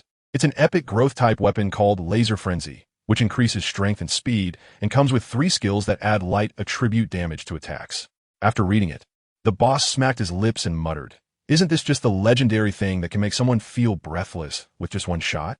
He threw the cannon back to me and said this weapon is amazing and would greatly enhance my 3 professional skills. I quickly asked which 3, and he didn't keep me guessing, directly telling me, laser cannon, charged laser cannon, and satellite ray. Upon hearing this, I was overjoyed, kissed my new treasure twice, and then used my magnetic ability to fuse it with my original big gun, transforming it into an even more powerful new gun. We are currently celebrating with champagne here, and over at the Navy headquarters, let me tell you, the pressure is so low you could raise fish. In the Marshal's office, Vice Admiral Karp is sitting on the sofa without any dignity, munching on the Marshal's Sengoku Senbei. Sengoku's forehead is twitching as he listens to Admiral Akiji report on work, and he finally can't hold back, shouting at Karp, you bastard, eating my sanbei is affecting my work. Don't even think about taking a vacation this year. Karp doesn't care at all, saying that he doesn't expect to take a vacation anyway, so he might as well eat a few more bags. Just then Akiji says, the body of Moonlight Moria has been discovered, and before he died, it was me who was inquiring about his whereabouts. Upon hearing this, Sengoku, frustrated with our Apostle Adventure group, slams the table. What do they want to do? With Doflamingo included, that's 3 warlords of the sea already. Just as he finishes speaking, the office door is kicked open with a bang. A large purple-haired man in a Navy justice coat rushes in, slamming a piece of paper on Sengoku's desk, roaring, Sengoku, why did the Navy invite the pirate who killed my student to become a warlord of the sea? What do you think we old folks are? Sengoku looks at the face of the pirate on the paper, sighing bitterly. Zeph, I've done my best, but this is the decision of the Gorsei. I am powerless. The old man named Zeph, upon hearing this, falls silent and turns to leave without a word. Sengoku watches his back, murmuring, I hope you don't do anything foolish. Karp also puts down the senbei, saying solemnly, this is too unfair for Zeph. 2 days later, our ship arrives at the doldrums, and Nami says we have reached our destination. I look outside, and lo and behold, there is an island with 9 snakes carved on the highest peak, and the words 9 snakes written on the mountainside. The captain confirms it, saying this is indeed the base of the Empress Boa Hancock, the Amazon Lily Kingdom. As soon as we landed on the island, I felt someone watching us from the shadows. The next moment, whoosh, whoosh, whoosh, arrows came raining down like it was a storm. The boss raised the corner of his mouth and said something interesting, then lifted his right hand, and a crystal cross-light wall appeared directly in front of us. The arrows hit it with a clanging sound, and surprisingly, they were all entwined with armed color domineering. The boss issued a direct order. Nami, Robin, Nokigao. The three of you in the forest, it's up to you to capture them alive. The three ladies nodded and dashed into the jungle. Before long, they emerged dragging 3 female warriors bound like rice dumplings. The boss walked up to them and said one sentence. Take me to see Boa Hancock. As a result, one blonde female warrior, particularly tough, shouted at us. It's impossible to take you to see Lady Snake Princess. The boss smiled helplessly, walked over, and personally untied her ropes. Then said, I came with sincerity, don't regret it. After saying that, the boss's eyes flashed with golden light, and the conqueror's haki pressed forward directly. The 3 female warriors instantly went weak in the legs and collapsed onto the ground. Once the boss retracted his haki, the blonde girl named Margaret trembled and stood up, fearfully asking, You really just came to see Lady Snake Princess? The boss nodded. After hesitating for a moment, Margaret ultimately decided to take us there. We followed her deeper into the island, entered Snake Princess City, and were surrounded by a large group of female warriors. At the critical moment, it was still Margaret who was clever, saying to them, They're guests of Lady Snake Princess. This allowed us to smoothly enter the most luxurious palace. As soon as we entered the Sky Keep, I must say, I finally saw the most beautiful woman in the pirate world. Long black hair, deep blue eyes, that figure, that aura, absolutely stunning. The boss couldn't help but exclaim that the title of the first beauty was well-deserved. But guess what? The Empress scanned us and found that we didn't have that lustful desire in our eyes, which instead gave her a good impression of us. She asked who we were and what we were here for. The boss introduced our Apostle Adventure Group by name. The Empress hadn't reacted yet when an old woman next to her, leaning on a cane, trembled in fear and exclaimed, Are you the Apostles? Then, the old woman listed the boss's glorious deeds, as if reading a menu, mentioning how he had killed celestial dragons, confronted Admiral Kazoo, soloed the Demon Slayer Order, and even taken down 3 warlords of the sea. Once she finished, the boss clapped his hands and said with a smile, I didn't expect we are so famous now. As soon as he said this, everyone in the palace, except for the Empress, was stunned, and the atmosphere instantly froze. The boss saw the timing was right and directly laid out the cards. Since you all know, I'll be straightforward. I see that your 9-snake pirate group hasn't done anything heinous, so I came with sincerity. If the Empress orders the disbandment of the pirate group and gives up the title of warlord, we can let you go. He added, by the way, I am the Saint Xiao, newly mentioned by that old lady. In an instant, Boa Hancock stood up abruptly, her eyes sparkling, and asked the boss, Are you the hero who killed celestial dragons? The next second, she jumped down from the throne, ran to the boss's side, and wrapped her arm around his, looking at him like a little fangirl. Let me tell you, our boss completely froze at that moment, stiff all over, with a blank mind, probably thinking, Who am I? Where am I? What does this woman want? The old lady was almost frantic, shouting, Hancock, what are you doing? As a result, the Empress turned around and glared at her fiercely. Shut up, you old hag. This is my most admired hero. Then she turned back, looking shyly at our boss. I hope I didn't scare you, Lord Shono. Our boss was still frozen, unable to say a word. The old lady was desperate and called out to the Empress's 2 sisters, asking them to persuade their sister. But her sister said they couldn't change their sister's mind. The old lady was exasperated. But he's a man. As soon as those words were spoken, the whole place was stunned. Hancock's face instantly turned red. But she still didn't let go. Inside, she was probably feeling like a deer in headlights, unable to understand why she didn't dislike this man. Our boss finally came to his senses, feeling the soft touch and fragrance from his arm, and stammered, Empress, let's talk properly, can you? Let go of me first. The rest of us nearby were trying to stifle our laughter, nearly causing internal injuries. Who would have thought our boss had such a shy side? Hancock, upon hearing this, finally released him, blushing and asking, Lord Shono, did you come here just to make me disband the pirate crew and give up the title of warlord? Our boss quickly stepped back several paces and nodded. Yes, that's right. Guess what the Empress said? She immediately turned to the old woman and yelled, You old hag, didn't you hear what Lord Shono said? Hurry up and get it done. The old woman was left speechless and could only helplessly explain to our boss that without these 2 things, Amazon Lily would be in danger. Our boss then started to paint a picture, saying that the warlord system would eventually collapse and he wanted to clear all the warlords. He also pointed out a bright path for them, suggesting they stop being pirates as it has a bad reputation, and instead could learn from Fisher Tiger to establish an adventure group to treasure hunt and explore. He offered to help them connect with the king of Dressrosa for trading supplies. The old woman thought it sounded good. but was worried about invasions while the Empress wasn't around. Our boss thought for a moment and directly pulled out a din din mushi, handing it to her, saying she could call him anytime if there was an issue, and he could teleport back instantly. Hancock, seeing this, got anxious and rushed to snatch it, but the old woman was quick and tucked it away. The Empress, furious, lifted the old woman to hit her, leaving our boss with no choice but to pull out another din din mushi to hand to Hancock, which finally brightened her mood. So things were settled, and the old woman happily went to get things done, while our boss, seeing everything was in order, fled from the castle like a runaway. The next day, Hancock invited us to dinner again, being incredibly enthusiastic and insisting on sitting next to our boss. He was uncomfortable, feeling like he was sitting on pins and needles, and it was only when the old woman came out to diffuse the situation that he managed to eat in peace. After dinner, as we were preparing to leave, Hancock spoke up again, saying she wanted to talk to our boss alone. The old woman sensed something was off and tried to intervene, but was kicked away by Hancock, flying off like a shooting star. Seeing this, we quickly gave our boss a look of good luck and slipped away. In the hall, it was just the two of them left.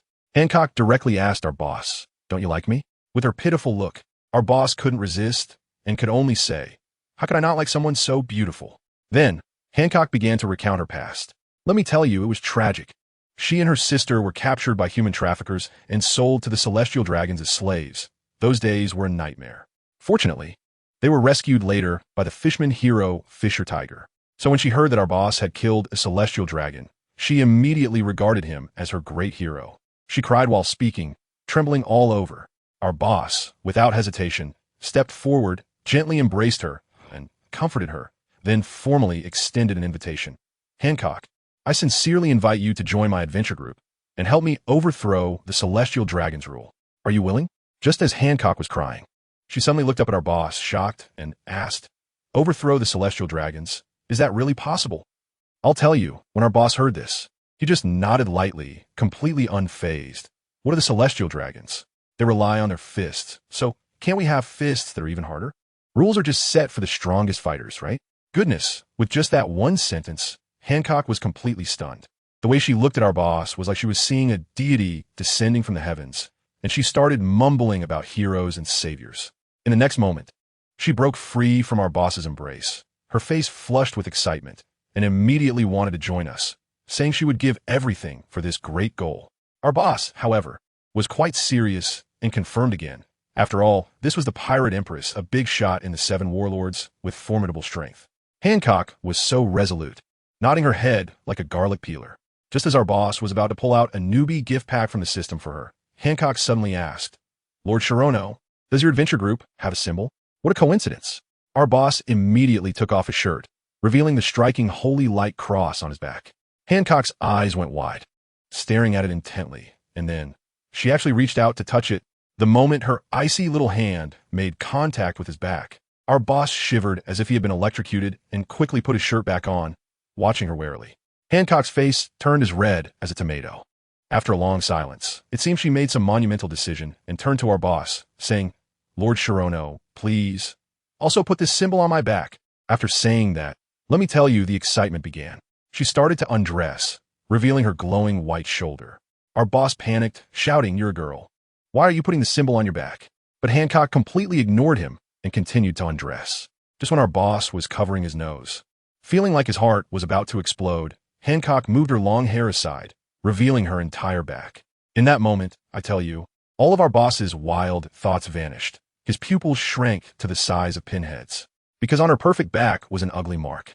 The mark of the dragon's hoof. Our boss nearly gritted his teeth, squeezing each word out through clenched teeth. Family, who understands? In that moment, I understood everything. She didn't want to be a flirt. She wanted to cover that mark that represented her lifetime of humiliation with our group's symbol. Our boss was internally screaming for Celia, asking if there was a way to remove the scar. The little sprite flew out, took a glance, and immediately scolded. "You idiot adventurer, is that bottle of diluted life water just for show? A drop is enough for a wound like that." After saying that, she shot a disdainful look at our boss and disappeared. Only then did our boss remember, quickly pulling out the life water from the system, having even specially bought 3 small glass bottles to carefully divide it into 3 drops. I tell you, this detail was incredible. He turned around, letting Hancock put her clothes back on first, saying there was something important. When Hancock was dressed, Our boss directly handed her the 3 small bottles. Take this. Pick any one and drop it on your back. The scar will completely disappear. The other 2 bottles are for your sisters. Hancock immediately broke down in tears, crying uncontrollably. Our boss stuffed the bottle in her hand, saying, "Once you've dealt with this, we'll talk about joining the group." After that, he left the room. Outside, Hancock's 2 sisters were indeed guarding the door like sentinels. Our boss smiled and let them in while he stood guard outside. It took a full 2 hours for the 2 sisters to come out. As soon as they saw our boss, they bowed and thanked him, saying their sister was looking for him. When our boss entered the hall, he saw Hancock glowing with confidence and joy that came from within, something that couldn't be faked. She was bouncing around like a little girl, shouting, "Lord Shirono, it's gone." It really disappeared. Once she calmed down, our boss then solemnly invited her, "Boa Hancock, I officially invite you to become the 8th apostle of the Apostle Adventure Group. Do you agree?" Hancock's face flushed, and she nodded repeatedly, saying she was willing, and then she reached out her hand. Our boss was taken aback, wondering what was happening. I tell you, this girl was already imagining the wedding march, just waiting for our boss to put a ring on her. Although our boss didn't understand, he still pulled out a bottle of potential enhancement elixir from the system and handed it to her. Hancock came back to her senses and blankly asked, "Where's the ring?" "Huh? What ring?" "Ah, nothing." Hancock quickly played it off, pointing at the potion in her hand to change the topic. Our boss was also speechless. After explaining for a while, Hancock gulped it down in one go. Next, our boss pulled out 2 items, a golden book and a golden tag. He explained, "This book is called Career Self-Selection Job Change Book. Its effect is equivalent to a devil fruit without side effects. This tag is a set. The front is the group emblem, and the back has your number and name." Hancock was stunned, and following our boss's instructions, she used the job change book first. A golden light surrounded her, and when the light dissipated, her entire aura changed, saying her mind was filled with many incredible skills. Then our boss tossed her the tag. Another flash of golden light, and when the brilliance faded, Hancock was clad in an incredibly stunning set of golden armor. Our boss exclaimed, "Wow." Hancock thought our boss didn't like it and spun around in place, but our boss quickly waved his hands, saying, "I like it, super like it." Goodness. Those words were like poking a hornet's nest. As soon as Hancock heard him say he liked it, she was directly overjoyed and wanted to rush over. Our boss was so scared he quickly stepped back, pulling out an adventure group medal and tossing it to her, saying quickly, "This thing can sense teammates' locations and can teleport once a day." When Hancock looked down to study the magical medal, she lifted her head and found that our boss was no longer in the hall. Meanwhile, at the Marine headquarters in Marineford, in the Marshal's office, Sengoku was happily munching on senbei. Suddenly, the door was knocked loudly. A messenger rushed in to report that the Pirate Empress and the Sea Knight Jinbei, 2 7 warlords, called one after another to say they wanted to withdraw from the 7 warlords and disband their pirate crew. Sengoku exploded on the spot and immediately summoned all senior officials for a meeting. In the conference room, big shots like Akainu Akiji, Tsuru, and Garp were all present. Akainu still had that pirate-hating expression. It was Tsuru who had a clear head. She said she checked the intel and found that the recent incidents involving the 5-7 warlords were all connected to a common force, the Apostle Adventure Group. Sengoku slammed the table, furious. What do they want? To disrupt the balance of the world? Garp was still enjoying the show, saying that soon all the 7 warlords would be free. Just as they were arguing about whether to abolish the 7 warlord system, Sengoku brought up another matter, saying the world government issued an ultimatum. If they couldn't capture or kill Shirono, who killed the celestial dragons, within a month, they would cut the Navy's budget. Akiji said their boss was too strong. A single admiral couldn't handle him, and their boss had shown mercy to the Navy. Akainu was displeased and slammed the table, scolding Akiji for forgetting his position. Just as tensions were rising, that unfortunate messenger rushed in again, bringing an even more explosive piece of news. Report Marshal. Instructor Zifa's guerrilla unit has completely gone dark. At this, the entire conference room erupted into chaos. In the Warring States period, the face of Zifa turned pale, and he immediately ordered to put aside the capture of Xiao, mobilizing everyone to find Teacher Zifa. On the other side, on our ship, Ace has returned. He shared his experience of wandering alone in the New World. Goodness, he actually went to Onigashima and almost got taken out by Jack the Drought, one of Kaido's subordinates. He only survived thanks to the equipment given by the captain. After hearing this, the captain didn't say a word and directly threw him a second awakening completion scroll. With a flash of golden light, Ace instantly ascended becoming incredibly strong. He now feels like he could go back and rub that giant elephant on the ground. Ace also brought back the latest newspaper, the headline being about the Empress and Jinbei stepping down. However, there was another piece of news that made the captain's pupils shake. Former Admiral Blackarm Zifa has betrayed the Navy and established the Inyo Navy. I tell you, the boss was filled with emotions at that moment. This man, Zephyr, had dedicated his whole life to the Navy, only to have his family destroyed by pirates. And the Navy didn't say a word about it.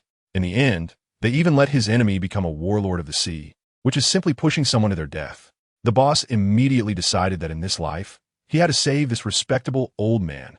He directly unleashed a holy light into the sky, which was our crew's highest signal for assembly. In the next second, all the comrades on Amazon Lily, including Hancock who had just fought with Granny, were teleported to the ship through the metals.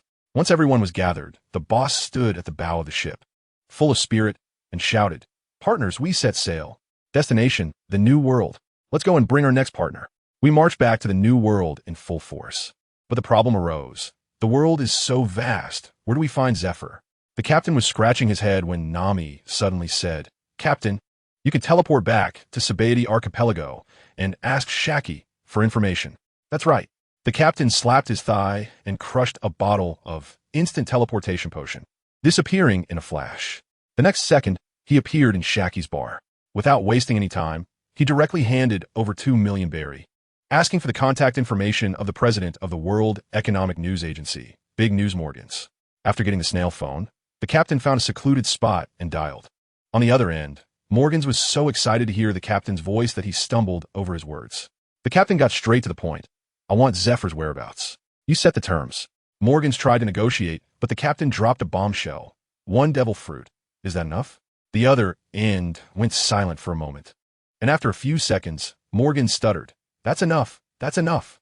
The captain instantly teleported back to the ship and told Nami to inform Morgans of their coordinates. 2 hours later, a news-seeking seagull appeared above their ship, diving towards the captain. It landed directly on the captain's outstretched arm. Wow, I tell you, this bird is practically a genius. I don't know how that old bird Morgans trained it. The captain, like he was unboxing a package, reached into the little pouch around the bird's neck and fished out a record pointer. After that, he stuffed the box containing the devil fruit back in, treating it as shipping fees, and instructed the bird, "Go back and tell Morgans to contact us for future business." The bird actually seemed to understand, nodding its head before flapping its wings and flying away. The captain then turned and tossed the pointer to Nami, saying, "With this direction, floor it and go full speed." Without a word, Nami turned and entered the cockpit. While we were speeding ahead, on the other side of the Navy headquarters in Marineford, the atmosphere was much tenser. A messenger rushed into the marshal's office, saluted sharply, and reported, "Marshal, we've discovered the whereabouts of Instructor Zephyr." Sengoku's eyes lit up immediately, asking, "Which of the 3 admirals is closest?" The reply came, "It's Admiral Kizuru." I told you, when Sengoku heard it was Kizuru, his brows instantly furrowed into a shape. He must have been wondering in his heart, why is this guy, who is the best at slacking off, the one to deal with? But there was no choice. It was better than letting that mad dog Akaina handle it. So he sighed and ordered, "Notify Borsellino, stop Zephyr. If he remains stubborn, let him fulfill his duties as a Marine." After the messenger left, Sengoku slumped in his chair like a deflated balloon, instantly aging 10 years, muttering to himself, "Zephyr, the Navy has wronged you." After a long wait, we finally arrived. From a distance, the island looked just like an ordinary small island, but the expression on our captain's face was anything but ordinary. He was so excited, murmuring, "Finally going to meet you, Instructor Zephyr." As the ship docked, our captain turned around and shouted, "Everyone, armor up. We must use the most prestigious ceremony to meet this senior." As soon as he finished speaking, a burst of golden light erupted from him, and the shining armor instantly covered his entire body as he flew toward the center of the island first. The rest of us, who understood nothing, followed like a gathering of Saint Seiya, with beams of golden light rushing out behind him. At the center of the island, by a bonfire, an old man with purple hair was hunched over, coughing violently. Next to him, a beautiful woman with blue wavy hair was handing him water and medicine, her face full of concern. "Teacher, your asthma has worsened again. This old man is Zephyr." He waved his hand and said firmly, I'm not that weak. I won't die before the plan is complete." Just as he finished taking his medicine, someone rushed over to report, "Teacher, someone has come to the island." Zephyr's expression changed, and he stood up abruptly. The Navy? So soon? It's not the Navy. The person gasped. It's a group of people wearing golden armor with golden wings on their backs. Upon hearing that it wasn't the Navy, Zephyr breathed a sigh of relief and said with a murderous intent, if it's not the Navy, then just a bunch of pirates. They can be killed. As soon as he finished speaking, my captain's voice descended from the sky, tinged with a hint of laughter. Ha, Instructor Zephyr. What a strong, killing intent. But I'm not a pirate. In the next moment, the captain landed with a thud right in front of them. Zephyr's pupils constricted. What incredible speed. Who are you? I am Shono, the leader of the Apostle Adventure Group. The captain smiled slightly, wondering if the instructor had heard of him. As soon as these words were spoken, Zephyr and his two disciples' faces changed dramatically. Zephyr raised his enormous mechanical arm and angrily said, "You are the notorious criminal wanted by the world government." Just as he was about to make a move, the rest of us arrived. 7 beams of golden light descended from the sky, instantly surrounding the 3 of them tightly. Zephyr sensed the situation and his face turned pale. He realized that any one of us 7 was stronger than his 2 precious disciples, and 2 of them were even on par with him. As for my captain, he couldn't even see through him. Recognizing the situation, he immediately dismissed any thoughts of attacking and asked with a serious expression, "What do you want?" The captain's expression instantly became extremely solemn. "I want to invite you to join the apostles." Zephyr was taken aback at first, then burst into loud laughter filled with mockery. "You want me to join a gang of criminals? Kid, are you two Navi criminals?" The captain's face was filled with disappointment. So in Instructor Zephyr's eyes, killing those celestial dragons who deserve to die, even more than pirates, is also considered a criminal? What do you mean? Zephyr's brow furrowed. The captain directly entered lecture mode. "Instructor, you have lived your life within the system. Your perspective is still too shallow." Ein, who was behind Zephyr, exploded on the spot. "You can't insult the teacher." However, Zephyr raised a hand to stop her, staring intently at my captain. "Continue. You defected from the Navy this time to eliminate all pirates, right?" The captain asked. Zephyr nodded. "Have you ever thought about why pirates in this world keep sprouting up like leeks, no matter how many you cut down?" The captain's question was his soul-searching inquiry. Zephyr fell into deep thought instantly, and after a long time, he suddenly looked up and blurted out 4 words. "World nobles." "That's right." The captain clapped his hands. "The root of the issue lies here. It's not just the celestial dragons. All the nobles in the world are oppressing the common people. Heavenly gold is like a mountain pressing down on everyone's heads. As long as these people do not fall and the world government does not collapse, even if you kill all the pirates in the new world, what difference does it make? In a few years, new pirates will still run rampant." Roger's last words merely ignited the tinder that had long been piled up. "Instructor Zephyr, this world is sick, terminally ill, and my dream is to heal this world. I tell you," as soon as the boss finished speaking, the whole place fell silent. Not to mention Zifa and the others. Even our own people felt their blood boiling, as if the pattern suddenly opened up. Who understands family?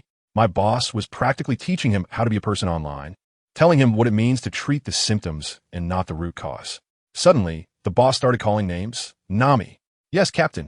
He called out everyone's names, and after we all responded, he said in a deep voice, "I know. This dream of mine seems ridiculous and will make you live on the edge of life and death in the future. Now, I give you a chance to withdraw from Apostle." Not a single person moved, not a single person spoke. The boss laughed and shouted again. "Then, are you willing to help me achieve this ridiculous dream?" "We are willing," we shouted at the top of our lungs. Then, the boss turned to Zifa and extended another invitation. "Instructor Zifa, I sincerely invite you to join Apostle and help me achieve this ridiculous dream." Zifa looked at us with a complicated expression and finally sighed. "Ridiculous? To me, this is truly a great dream. But Before he could finish, he started coughing violently. After he recovered from taking his medicine, he stared at the boss and asked one last question. "I want to know, if you succeed, will you become the king of the world?" The boss was taken aback and then answered decisively, "No." Just those 2 words made Zifa smile, and he extended his right hand to the boss. The joy on the boss's face was indescribable as he quickly shook Zifa's hand. "Welcome to Apostle, Instructor Zifa." Once the deal was settled, Zifa asked about his 2 apprentices and subordinates. The boss waved his hand. "We'll talk about that on the ship. Now, it's time for your transformation." "Transformation?" Zifa looked confused. The boss smiled mysteriously and directly pulled out a small bottle of green liquid from his pocket. "I tell you," as soon as that thing was taken out, A thick, unbreakable aura of life exploded into the air. What is this? Zifa was shocked. The boss didn't explain and simply said, "Instructor, don't ask. Take off your mechanical arm." "But that's my weapon. Trust me." The boss said these 3 words. Zifa hesitated for a long time, but ultimately compromised, taking it upon himself to remove the huge mechanical arm, revealing his right arm that was broken halfway. His 2 apprentices started crying on the spot. The boss handed him the bottle of diluted water of life. "Drink it." Zifa truly trusted him and took it without blinking, downing it in one go. The next second, he screamed in pain, and a blinding green light erupted from his body, sending his 2 apprentices flying. A few minutes later, the green light dissipated. We were all dumbfounded. Zifa not only grew back his broken right hand, but he also looked at least 20 years younger. All the wrinkles on his face were gone. "Is this a miracle?" I murmured. The boss laughed heartily. "Instructor, how do you feel?" Zifa, excited with tears in his eyes, said, "Such a precious thing. You actually used it on me. It's simply wasteful. No matter how good something is, it's meant to be used, and I think you, instructor, are very suitable for it. Don't rush. This is just the beginning. I have much more for you." Saying this, the boss pulled out a career self-selection transfer book, a potential enhancement potion, a radiant feather knight set, and a venture group medal, and stuffed them all into Zifa's hands, teaching him how to use them. Once Zifa used everything up, donned the golden armor, and a totem appeared on his back. An aura of destruction erupted from him. Ace and Kid turned pale, shouting in unison, "So strong." Zifa, feeling the surging power within him, laughed heartily. "Good kid. These things are too strong. I'm now confident I can take on the 4 emperors without falling behind. How can one achieve dreams without strength?" Just as the boss finished speaking, he suddenly frowned and looked into the distance. "Instructor, your good student is here to catch you." Zifa, sensing the presence, smirked. "Is that Borsellino?" "Just in time. Let me give him another lesson." The boss casually pulled out a blue devil fruit and threw it over. "Instructor, this fruit is perfect for you." Zifa caught it, didn't even look at what ability it had, and bit into it. His 2 apprentices were dumbfounded behind him. Their teacher had never eaten a devil fruit in his life, and today he actually broke his vow for my boss, and it was a blind box fruit. Just then, a golden light flashed, and Borsellino's lewd face appeared. "Yo, so scary. The apostle crew is also here." As soon as he finished speaking, he froze, pointing at my boss and asking, "Scary little brother, can you tell me where Teacher Zifa is?" The boss grinned and led us to step back. "Let us retreat and leave the battlefield to those 2. Borsellino turned around and saw the golden-armored war god behind him, his pupils instantly shrinking to the size of pinpoints. You are Teacher Zifa?" Zifa smiled. "What's wrong? Haven't seen you in a few days, and you don't recognize your teacher?" Borsellino was dumbfounded. This was not Zifa at all. His arm was healed. His face was youthful. He looked just like Zifa's son. "No more reminiscing, Borsellino." Zifa, filled with fighting spirit, said, "Let your teacher give you another lesson." As soon as the words left his mouth, Zifa transformed into a bolt of lightning and punched Borsellino squarely in the face. Although Borsellino had elementalized, the punch, enhanced with hockey, still made him spit blood and roll all over the ground. "So scary, Teacher Zifa." Borsellino crawled up from the ground, no longer displaying any frivolity on his face. Zifa stood there like a disciplinary officer, scolding him. "Borsellino, I've told you before, don't rely too much on your fruit abilities. Look at you. Now you can't even withstand a light punch from your teacher." Borsellino's mouth twitched. Was that called light? What followed was a one-sided beating. Zifa transformed into lightning, chasing Borsellino everywhere. Previously, Borsellino was the one with the speed advantage. But now Zifa was faster, relentlessly pursuing him. Borsellino unleashed a powerful move, Yada no Kagami, but Zifa countered it with an even thicker pillar of lightning, sending him flying back. I was up in the sky watching the show with his 2 disciples and couldn't help but exclaim, "This is simply a speed dog encountering the Thunder King." Getting shocked, Kizaru was getting anxious and started to get serious, forming a sword of Amatsukami in his hand. However, Zifa let out a cold laugh, and strange blue light surged from his fists, making even the dark hue of hockey invisible. He transformed into lightning again and charged forward, facing Kizaru's slash without dodging, directly clashing with his fist. With a series of loud bangs, Zifa burst out from the smoke, leaping to Kizaru's head, his muscular right fist smashing down hard. Kizaru raised his sword to block, but with a crisp sound, his light sword began to shatter inch by inch from the tip. Immediately after, Zifa's unyielding punch landed solidly on his face. In that moment, Kizaru's sunglasses exploded, and he flew backward like a cannonball, crashing through countless trees. After the fight, Zifa shouted towards us, "No, kid, it's time to go." The captain responded with a laugh. "Instructor, I'll take Ein and Bins to the ship first. You gather your subordinates and meet us at the shore." Back on the ship, Zifa asked the captain about the next plan. The captain said the original plan was to eliminate the 7 warlords, and now that everyone was gathered, it was time to continue. Upon hearing this, Zifa's eyes shone with fierce light, saying he wanted to personally deal with the newly appointed Whitebeard too. The captain agreed, but requested Zifa to systematically train us first. When we heard this, our legs went weak. We all saw how fierce he was against Kizaru. Then, the captain began to arrange Ein and Bins. After hearing their abilities, one with the retreat fruit and the other with the flourishing fruit, the captain casually tossed them 2 famous swords. Surprisingly, the Withered Wood and Sakura 10 of the Golden Lion. Zifa was shocked and asked the captain if he had taken down the Golden Lion. The captain replied nonchalantly, "An old pirate looking to stir trouble met someone who wouldn't kill him. Would I leave him for the new year?" Ein and Bins were petrified. After all, it was the Golden Lion. The captain instructed them to take the remaining navy under Zifa and form an intelligence department, also giving them potions to enhance their potential and for teleportation. But then a problem arose. Ein whispered, "We are out of money." Zifa's face turned red. The captain immediately laughed and winked at Nami. "Nami, how about a little help?" Nami's expression at that moment was like she was about to have her flesh cut, glaring fiercely at the captain. In the end, she dragged out a large sack from the cabin, slamming it on the ground, shivering with heartache. "Take it. 100 million berries." The captain deliberately teased her. I remember Kid seems to have brought back quite a treasure. Nami exploded instantly, grabbing her staff and shouting, "No money, but a life."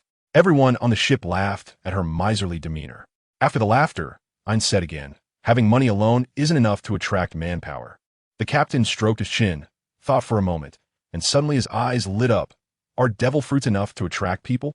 The next second, under the astonished gaze of everyone, the captain, like performing a magic trick, pulled out a total of 8 devil fruits from his pocket. He leisurely introduced 7 paramecia types and 1 logia type, called the snow fruit. He handed all the fruits to Ein and Bins, instructing them to use them to recruit personnel or exchange for money, as long as they reported to Zifa. Let me tell you, Zephyr's expression at that moment was so moving that it almost felt like he had move carved on his face. The trust he gave was simply unmatched. And guess what happened next? That old man right there made a promise, saying that for the sake of my dream, he would risk his life. I was stunned at that moment. Come on, that's too much, really too much. I can't stand it when others are so good to me. Feeling touched, I waved my hand and said, "Let's throw a banquet." The next morning, I saw Zephyr standing alone at the bow of the ship, lost in thought. The look in his eyes was just like that of an empty nester father sending his child off to college, and it made me feel a bit heartbroken. I went over and asked him, "What's our next move?" Now, there are only Hawkeye and Tyrant Kuma left among the 7 warlords. I was originally thinking of taking care of Hawkeye first. After all, that Tyrant Bear guy is elusive like a ghost. But then Zifa said something that left me speechless. He said, "Bear, I know where he is. He's been going to the Navy Headquarters Science Division a lot lately, working on some secret deal with Vegapunk." Wow, this just made things complicated, didn't it? That's the Navy Headquarters, a den of tigers and dragons. I can't just sail in there, right? That would be like declaring war on the whole world. I was feeling troubled when suddenly an idea struck me. I looked at Zifa and proposed a crazy plan. "Old man, how about you solo the Navy Headquarters? With your current strength and the speed of the Thunderfruit, you could go in and take out Bear in one shot." To my surprise, Zifa actually thought about it seriously and nodded. But I quickly stopped him. It's not the right time yet. We have to wait for him to complete 1 or 2 awakenings first. Speaking of awakenings, the old man looked confused and asked what that was. I had to explain that the career ability I gave him can level up by defeating enemies. When the old man heard this, his face turned pale, and he said, "What kind of bizarre method is this? Getting stronger by plundering others' powers?" I gave him a direct lesson, saying that ability is not about good or bad.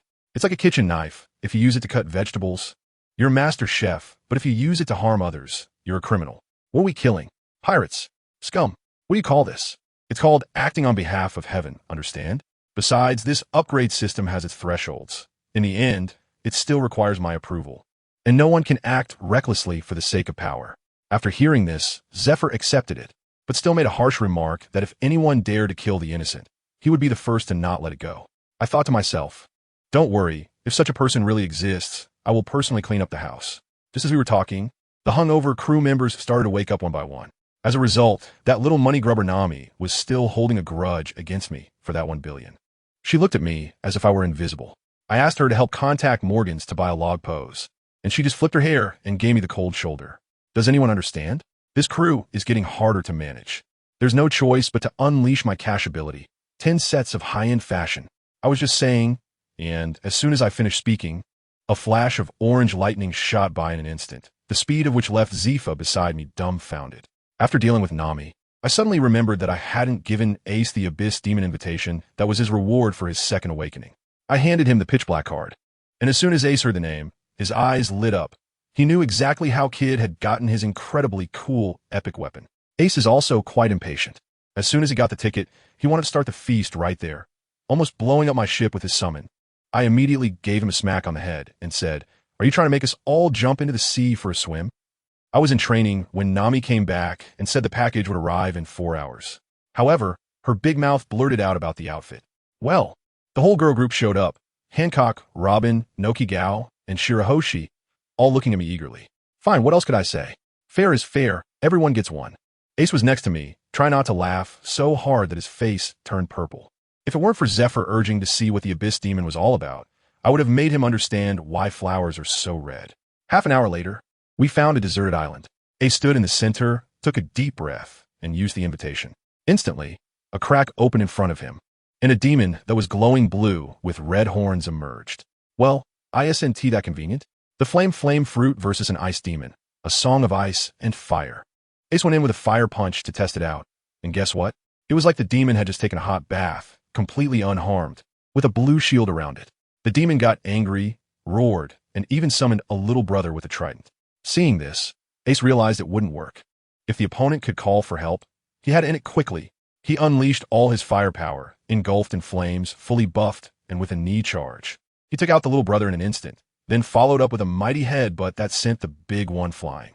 Just as he prepared to unleash his ultimate move, the demon surprisingly threw out 2 balls in midair, one white and chilly, the other transparent.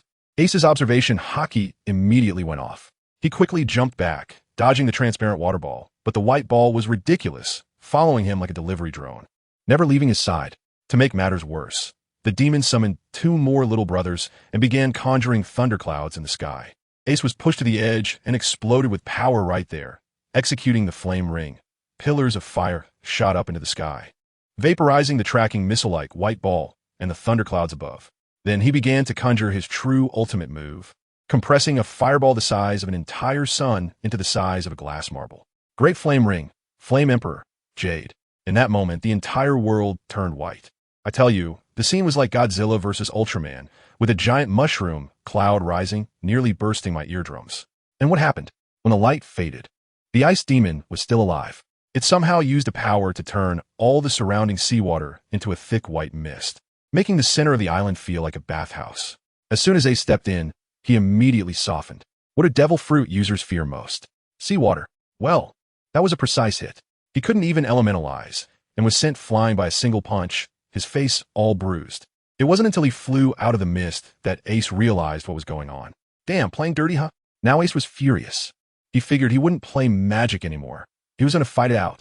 The demon summoned 2 more little brothers, but this time Ace seized the opportunity, dashing forward with a flash step. The combo, let me tell you, was smooth as silk. Armament, dance of lightning. He transformed into a bolt of lightning, kicked one little brother to pieces, and with the recoil, kicked the second one as well. Finally, he poured all his strength into his right foot and slammed it into the ice demon's stomach, sending it soaring into the sky. But that wasn't the end. Ace waved his hands, and 2 walls of fire rose, trapping the demon in between for a double release. In the end, his leg muscles exploded with power, executing enhanced armament. Instant shadow chain kick, unleashing countless leg shadows that kicked up, turning the ice demon into a sky full of fireworks. Zephyr watched from the side, nodding, saying we needed to train hard, not sparing even me. Just as I was about to argue with him, Ace came flying over like a sore thumb, holding a dark boxing glove, shouting, "Captain, Captain, look what I blew up." Let me tell you, my expression at that moment was like being called out 3 times by the boss in a meeting. My blood pressure shot up. I took a look at the boxing gloves. God's Hidden, an epic growth-type boxing glove, which comes with a skill, God's Hidden, that allows invisibility. Although it consumes stamina while in the invisible state, it grants an additional 20 damage and 12 speed. When I mentioned the first attribute, Ace's eyes nearly popped out. Invisibility? I had a sudden inspiration and shouted at Nami and the others. Sisters, listen up. Ace can turn invisible now. From now on, when you take a bath or something, keep your hockey activated. If you catch him peeking, don't hold back. Beat him up hard. As soon as I finished speaking, Ace's excited face instantly turned green, feeling as if 7 or 8 knives were stabbed into his back, leaving him utterly chilled. He calculated it, and let me tell you, it wasn't just him. Apart from me, there wasn't a single good person on the entire ship. Old Zephyr, over these 3 days, dragged our precious crew into that hellish place where the time flow was 24-1, putting us through an unprecedented level of hellish military training. By the time they came out again, good grief, each one of them was bruised and battered, looking as if they had just been dug out from some ruins. And don't even get me started on Ace and Kid. Even Nami and Robin, those beautiful ladies, had bruises all over their arms and legs. When it came time to eat, they looked as if they hadn't seen food in hundreds of years, devouring their meals like a whirlwind. With a focus on wolfing it down, I quickly went over to Old Man Zafa and said, Instructor, that's enough, we're almost at Hawkeye's territory.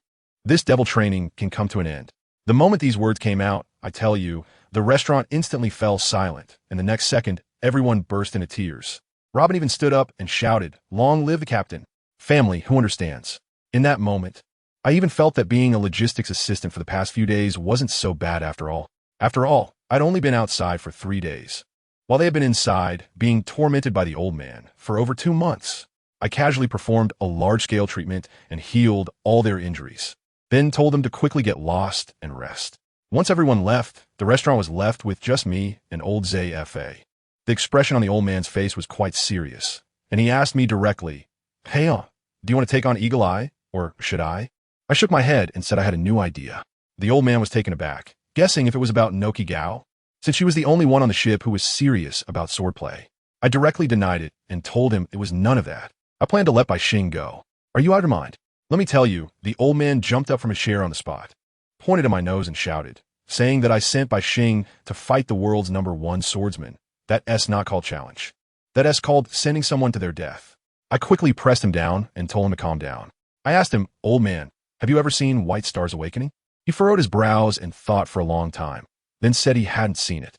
White Star herself said that move was too dangerous and didn't want to use it. At this point, he seemed to realize something, looking at me with a shocked expression. Could it be? Do you think that move of hers can take down Hawkeye? I grinned and directly revealed the truth to him. Old man, it's all about the information gap. Do you still remember how the red-haired pirates were wiped out in the New World? He nodded and said he obviously knew. But what did that have to do with anything? Just as he finished speaking, his eyes widened in shock as he pointed at me, saying no.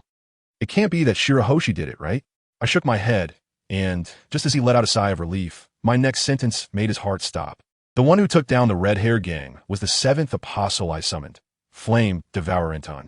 As for White Star, she can summon someone even more powerful than Anton. The 4th apostle, Conqueror Caecilius. With a start, the old man stood up again, his eyes wide as saucers, his face full of disbelief. I just smiled and told him to wait and see. Before long, we arrived at the old nest of Eagle Eye, the island of Klykana. As soon as we set foot on the island, we saw Eagle Eye himself returning. That guy, dressed in a black trench coat, carried a cross-black sword larger than a door, with eyes sharper than an eagle's, exuding an air of arrogance that could be smelled from 800 miles away. Upon returning, he immediately noticed that all his baboons had been taken down by us, and without saying a word, he drew his sword and struck a blow towards the castle. I directly smashed the strike with a hammer, bringing everyone out. Hawkeye saw us, and his gaze instantly locked onto us, saying, So it's you guys. Oh, you recognize us. He pointed the tip of his knife and directly asked, Is it you? Or are you all coming at me together? I laughed and turned to the still trembling Bai Xing, saying, Bai Xing, this battle is yours. Huh. Everyone except the informed old man was stunned. Bai Xing was so scared that she waved her hands, her voice trembling. Captain, I can't do it. This person is so scary. On the other side, Eagle Eye's face darkened. A terrifying sense of pressure rushed towards me. Saint Chirono, do you look down on me? Buddy, your aura is pretty strong, but unfortunately, it still falls a bit short in front of me. A flash of golden light appeared in my eyes. and my conqueror's haki shattered his aura to pieces. Then I turned to Bai Xing and asked in the gentlest tone, Bai Xing, don't you believe in the captain? The little girl looked into my eyes and, almost unconsciously, nodded. I smiled with satisfaction and patted her shoulder. Go ahead with me here. Anyone who wants to touch you has to step over my dead body first.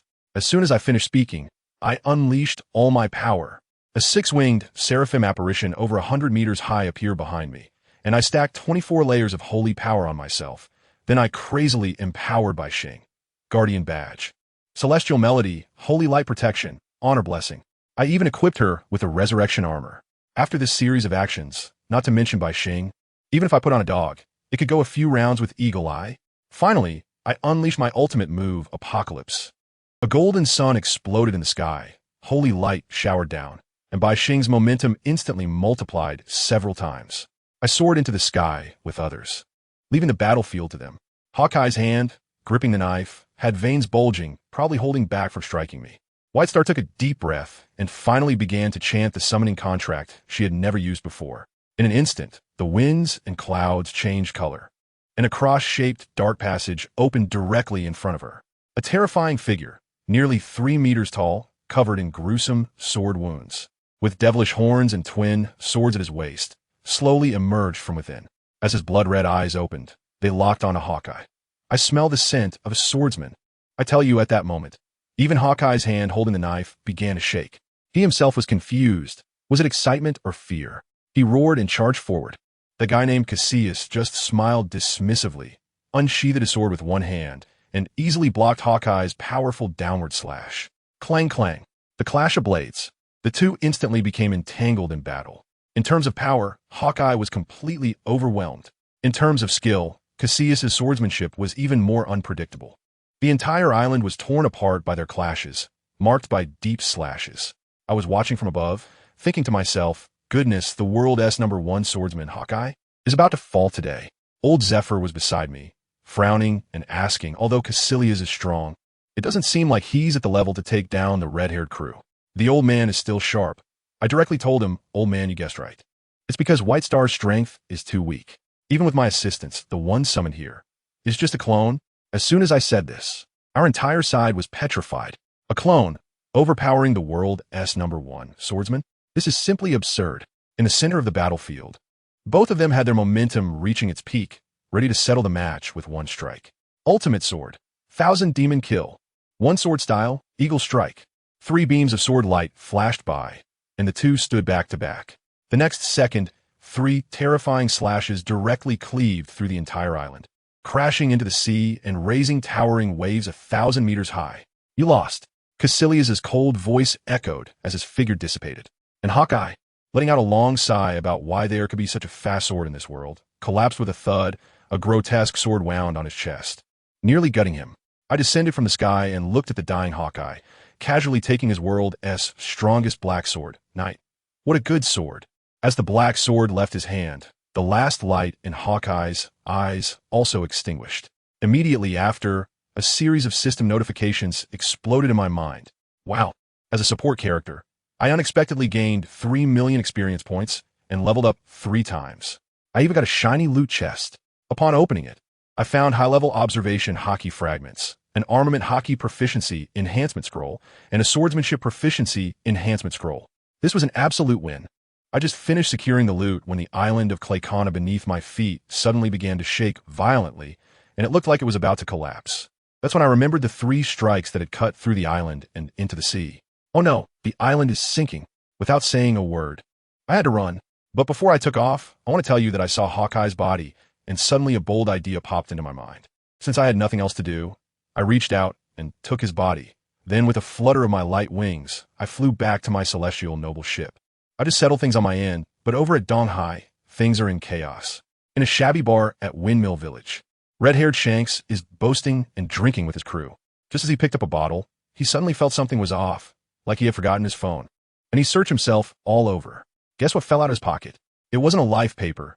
It was a handful of black ash. Good grief. Shank's pupils shook in shock.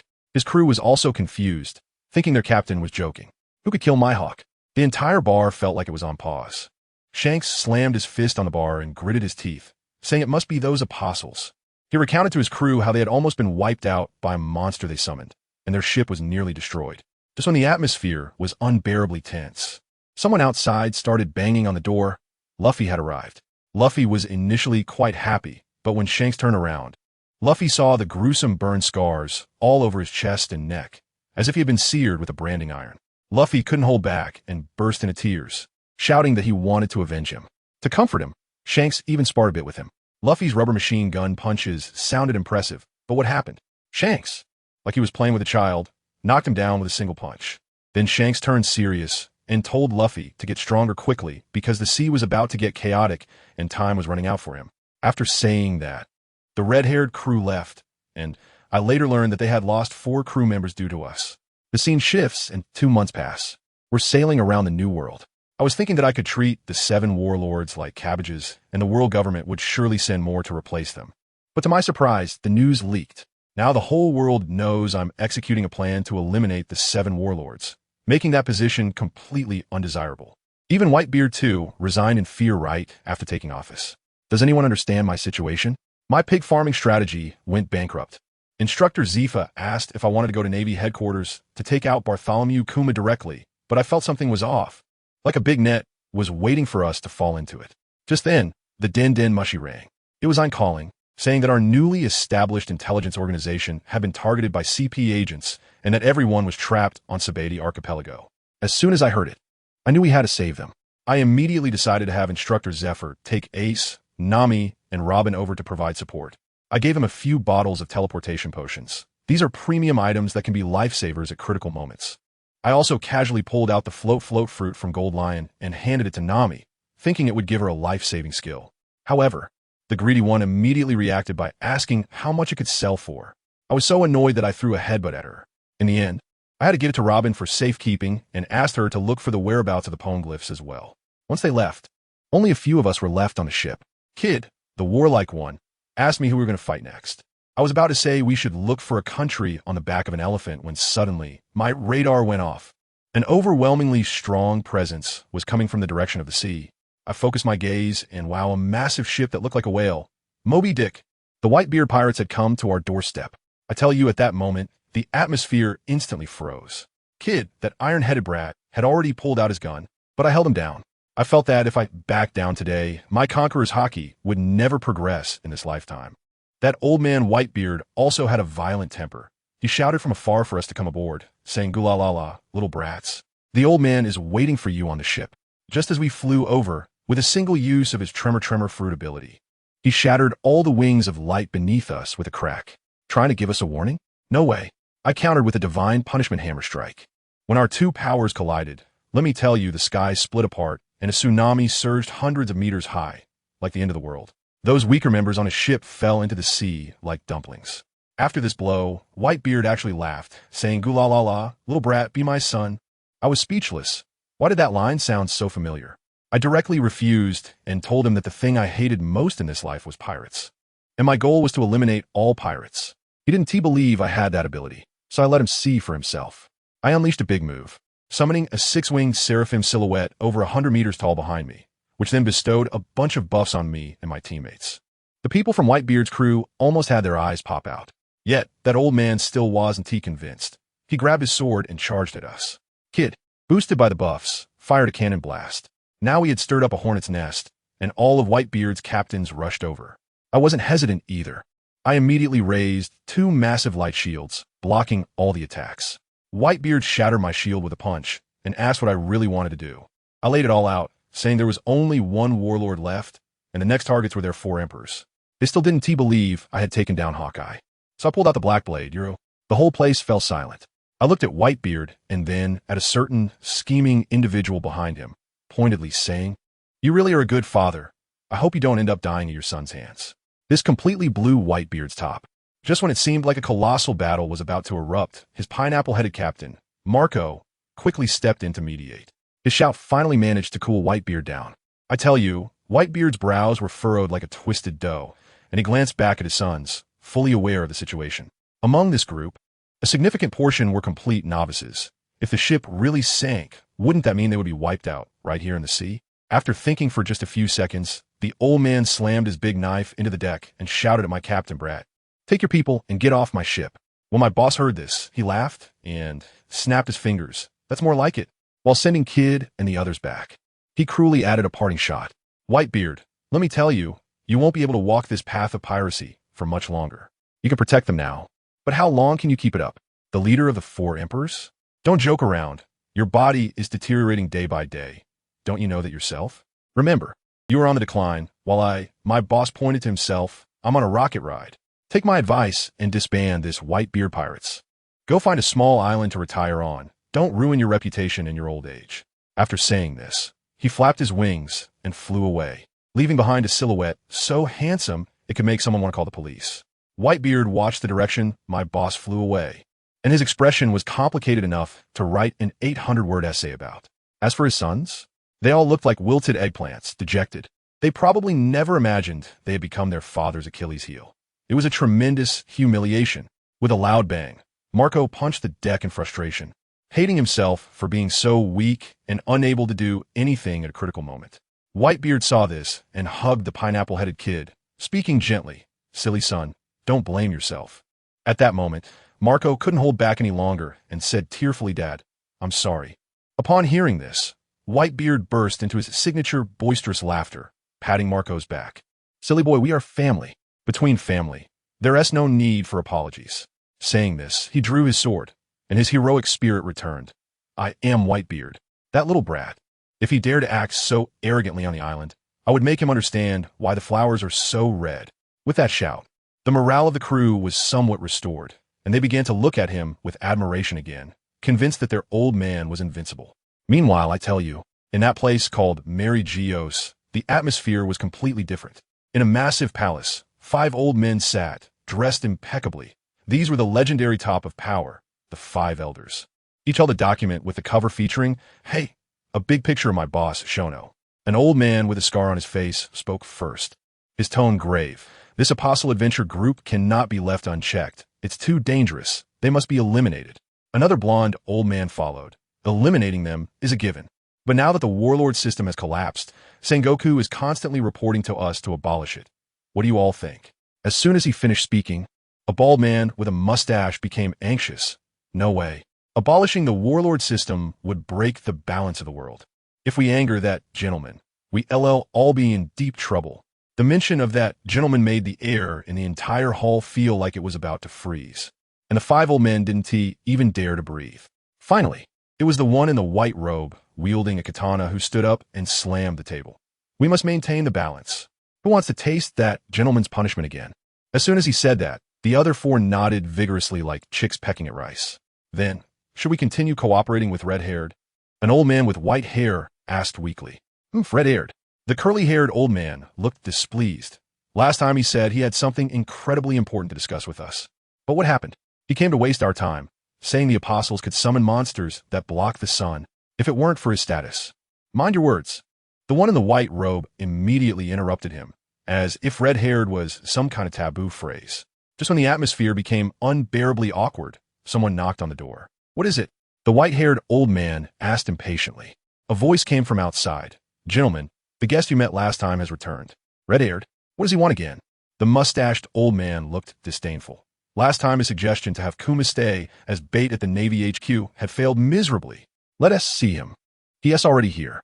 The old man in the white robe made the decision. "Let him in." After a while, the door opened, and a figure wrapped in a black cloak walked in. "Speak, what is the matter this time?" The blonde old man got straight to the point. The cloaked figure removed his hood, revealing a face that was none other than Shanks. He smiled slightly and said, "I recently caught wind of some news that I believe you all will find extremely interesting. Stop keeping us in suspense, red-haired. Our time is precious." Shanks' smile widened, and he casually dropped a line that sent the 5 old men jumping out of their chairs. He said, "I wonder if you all are interested in the ability to resurrect the dead?" "What?" The 5 old men's eyes nearly popped out, their faces written with disbelief. Seeing their reaction, Shanks must have been delighted. "I tell you, this sly old fox is starting to play a big game again. And the target of this game is my boss, Shono. He must be thinking, 'Shono, wait until I use these old geezers to expose your trump card. I will definitely take you down myself.'" The scene shifts back to our side, the sky noble. We are aimlessly wandering in the waters near the land of Wayno. Kid is standing on the deck, looking hopelessly at my captain and asking, "Captain, are you sure this broken place really has an elephant? We've been searching for 3 days." My boss also had on his face, and there was nothing we could do but say, "Let's keep looking.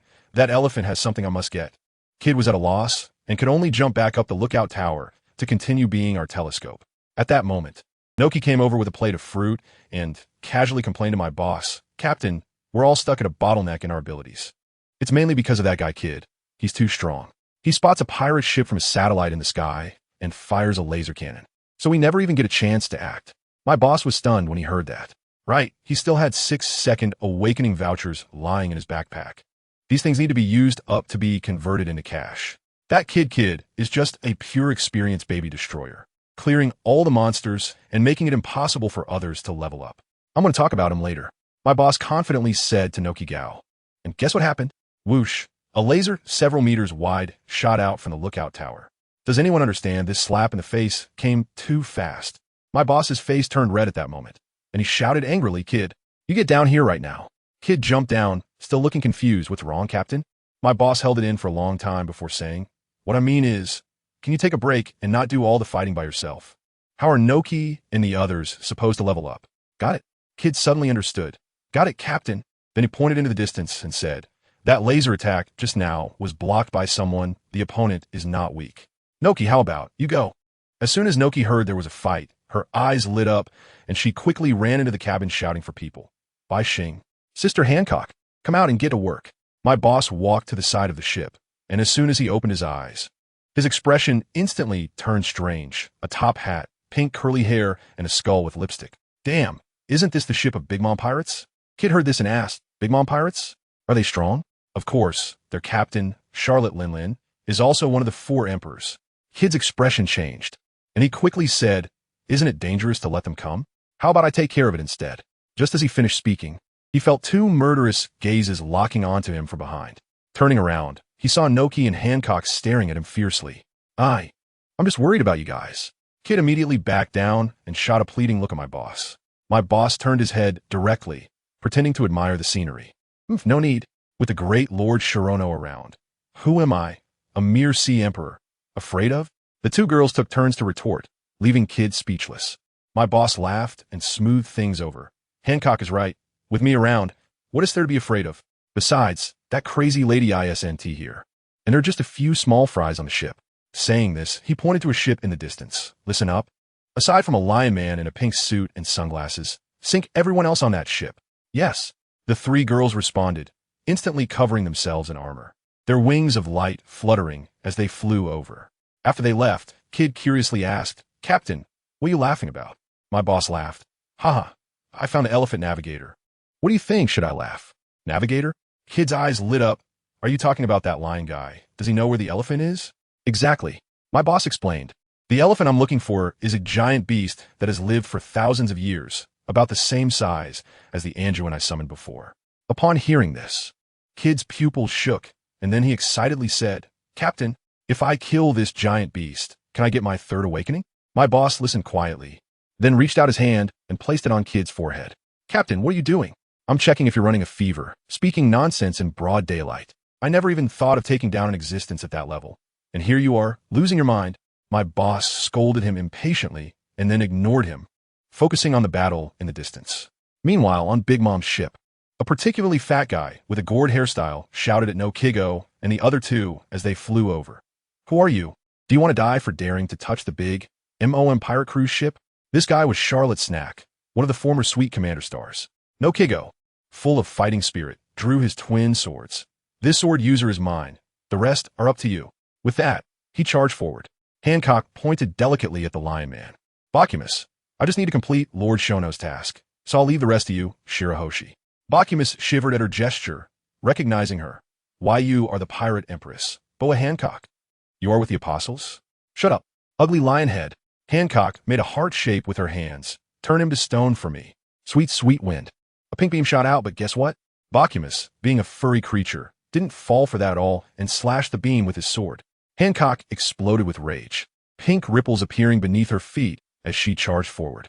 On the other side, Shirahoshi looked at the pirates all over the ship placed her magic wand to her chest, and began summoning. Spirit summon, Ice Shadow. Spirit summon, Flame. Spirit summon, Aurora. Spirit summon, Soul. Spirit summon, Isabella.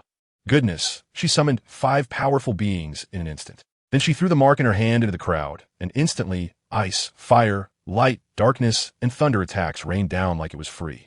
What kind of monster is this? Lord Snack, help! The screams echoed through the sky, and in just a few seconds, it went silent. Snack barely dodged a slash from No Kigo and turned to see that everyone else was gone. He was the only one left standing on the ship. Even Bacchus was under Hancock's foot, unaware of his fate. No Kigo, hurry up and finish this. I need to go back and see Lord Shono. Hancock urged, stepping on Bacchus's head. No Kigo's eyes turned cold as he delivered a horizontal slash at Snack. Armament. Howling Sky Cross Slash. A massive black-purple sword aura instantly appeared before Snack, and he hurriedly raised his sword to block. A clear clink sounded, and his sword broke. How is this possible? Nothing is impossible, Dai. No Kigo jumped into the air and delivered a vertical slash. Snack was terrified, wanting to dodge, but unable to move his body. He could only roar in despair. I'll wait for you in hell. MOM will avenge me. With a slicing sound, the sword came down, cleaving both him and the ship in half. The wails of the defeated echoed. No Kigo sheathed his sword, feeling the surging power within him, and smiled slightly. Let's go. This ship is going to explode. Hancock picked up the unconscious Bacchus and flew away first. With a bang, Hancock returned to the ship and tossed Bacchus onto the deck. As she passed by Kid, she casually wiped her hands on his clothes. Kid's face turned green with anger, but he didn't dare to say anything. Lord Shono, I brought back the lion head you wanted. Hancock ran up to my boss, looking for praise. My boss also joined in, patted her head, and said, no wonder it's Hancock, really capable. The next second, Hancock's cheeks turned red, her brain went blank, and she fell straight into my boss's arms. Kid, standing nearby, facepalmed, mentally cursing. So shameless, here we go again. But he didn't dare to say anything. The last time he interrupted this woman's good fortune, he almost got kicked to death. After thinking it over, he decided to turn a blind eye and jump back to the lookout tower.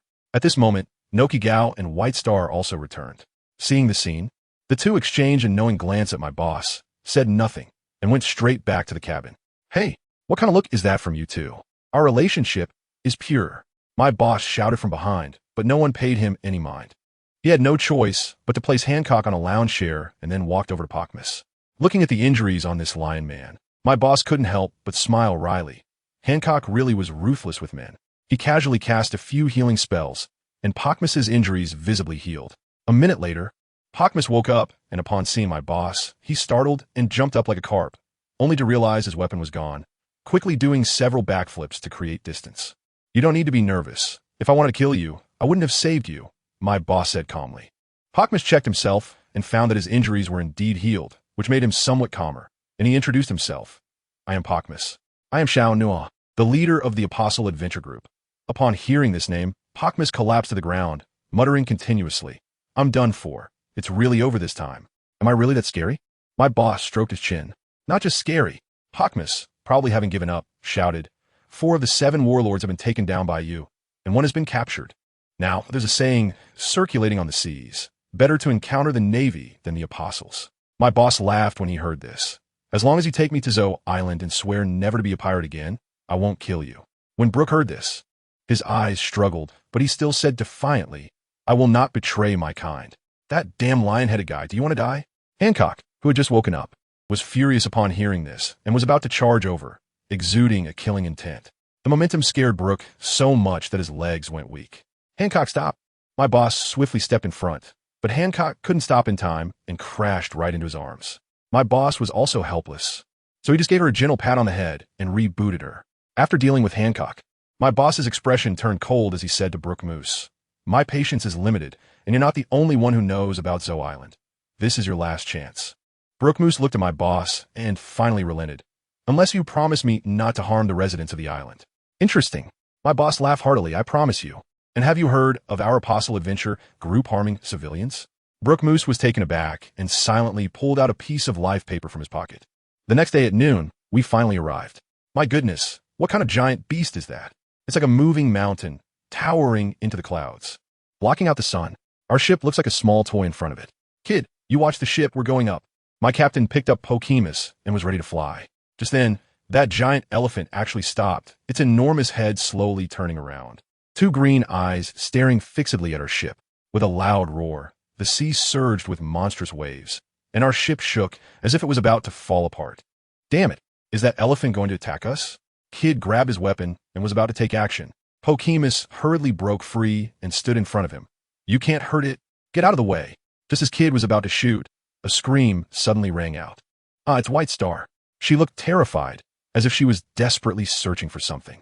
My boss's expression changed instantly as he dashed to her side, grabbing her arm and loudly reassuring her by saying, "What's wrong? Don't be afraid. I'm here. I tell you." That little girl Baixing was so scared that her face turned pale, trembling as she told my boss that there was a voice buzzing in her head, like surround sound. And she couldn't find a switch to turn it off. It was driving her crazy. The voice kept repeating one sentence. "You shouldn't be here." My boss's eyes lit up instantly, as if he had two light bulbs in them. He immediately understood that this was Baixing's ability to hear everything coming into play. That voice was definitely coming from the giant elephant beneath us. It seemed that this old fellow knew something and recognized Baixing as the Sea King, trying to give her a hard time. Knowing the reason made it easier. Without a second thought, my boss handed Baixing over to Nuothe, stood at the bow of the ship, and unleashed his Conqueror's Haki, which shot straight towards the elephant's forehead, like turning on a signal jammer. Then he shouted, "Elephant, I know you can understand me. Right now, shut off my sister's internal radio. If you keep jabbering, I'll take care of you." Guess what? The giant elephant let out another massive roar, and my boss thought it was going to fight, even pulling out the hammer of divine punishment. But what happened? The elephant silently turned its head back and continued walking forward. It backed down. My boss then breathed a sigh of relief and smiled at Baixing. No more noise, right? Baixing looked at him with admiration, her eyes sparkling. After taking care of that little episode, we flew onto the elephant's back with the lionhead Pokemoose. As soon as we landed, our family understood this island was simply a miracle. But what happened? After just a few steps, two furry creatures suddenly jumped out of the bushes. One had a dog head, the other a rabbit head, and they came charging at us. My boss laughed at that moment, stopped us, stepped forward, and unleashed his armament Haki, turning his whole body as black as coal. The furry claws scratched at him, making a sound like scraping skin, but it was useless, and instead, it left them looking like confused old folks on the subway staring at their phones. Want to run? Too late. My boss unleashed his Conqueror's Haki, and with two loud bangs, he pinned them to the ground. The lionhead Pokemoose was so scared it froze and quickly begged for mercy. My boss shot it a cold glance, and it didn't dare make a sound. At that moment, we finally saw clearly. One was a yellow curly-haired dog girl, and the other was a white-haired blonde rabbit girl. The dog girl was quite stubborn, kneeling on the ground and defiantly saying, "What have you invaders done to us?" My boss teased her. "Wow, nice willpower, little yellow dog." This really stirred up a hornet's nest. The dog girl exploded on the spot. "Who are you calling little yellow dog? You hairless monkey. If you have the guts, let go of me. I'll bite you to death." My boss looked innocent and said, "What else should I call the little yellow dog?" "I call it Wanda." The little rabbit beside him weakly added, "I call myself Gallet." My boss was directly amused by that little rabbit, saying, "I haven't even asked you yet, and you're already jumping in with the answer?" This left the little rabbit stunned. After laughing enough, my boss finally regained his composure and told the Pokemoose to manage his people and not let it happen again. The two furry ones were given a lesson and scurried away into the grass, looking dejected. Later, I found out that this group of furry ones made such a big fuss to welcome us. The leader was a dog duke named Inland, who was quite savvy in social matters. After a round of mutual flattery, he finally revealed his true intentions, wanting to recruit us to join in taking down Kaido and avenging their old master. Upon hearing this, my boss waved his hand directly. "I definitely want to fight Kaido, but bringing you along? No way, you guys are too weak. I'm in the middle of a dungeon run here, and I don't need random stealing experience." Well, once those words were said, Duke Inland immediately broke down and insisted on clashing with my boss to prove he wasn't a weak dog. My boss was also amused and said, "All right, I'll give you a chance. If you can make me lose a hair within 10 moves, I'll consider you the winner." So, what happened? In the first move, that Duke of Canine brandished a western sword and came at us aggressively. The furry crowd around us was so scared they covered their eyes. But my boss, let me tell you, was incredibly cool. He just extended 2 fingers and, with a snap, caught the sword. It was effortless. The whole place went silent. Then he flicked his fingers, and the Duke almost dropped the sword, conceding defeat on the spot. From that moment on, The way all the furries looked at my boss changed. Respect for the strong is universal. Hancock, the female emperor, even hung on my boss's arm, being all clingy, while Noki beside her looked like he was about to spit fire. After the fight, my boss finally got to the point, saying we were here for the red history text. Upon hearing this, the Duke turned pale and said that thing was on the territory of the King of Night, the cat viper, and he didn't have the final say. Fine, then we'll go find that cat. As soon as we arrived, we got into a scuffle with the cat viper's group of fighters. My boss, being a bit reckless, kicked the leader's sword back, stunning the guy completely. Now he had stirred up a hornet's nest. The main character, the cat viper, a huge fat Garfield cat, came out with a meow and immediately tried to scratch my boss. My boss just laughed and asked, "Big kitty, are you afraid of pain?" The cat leader couldn't take that and exploded with rage. What happened next? My boss dodged and appeared right above him, activating Hockey, grabbed the cat's head, and slammed it into the ground with a bang, instantly taking him out. Afterward, he even asked the Duke if he thought he was too harsh. At this point, both kings were obedient and led us to see the historical text. My boss couldn't be bothered to look at it, waved his hand, and the stone disappeared, directly stored in the system's backpack.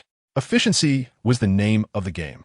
Before leaving, he tossed them a snail phone, saying it counted as a favor owed. And then with a whoosh, we were teleported back home. Clean and neat. Guess what happened next? As soon as we got back on the ship, we found an unexpected guest. It was that little rabbit, Gallet.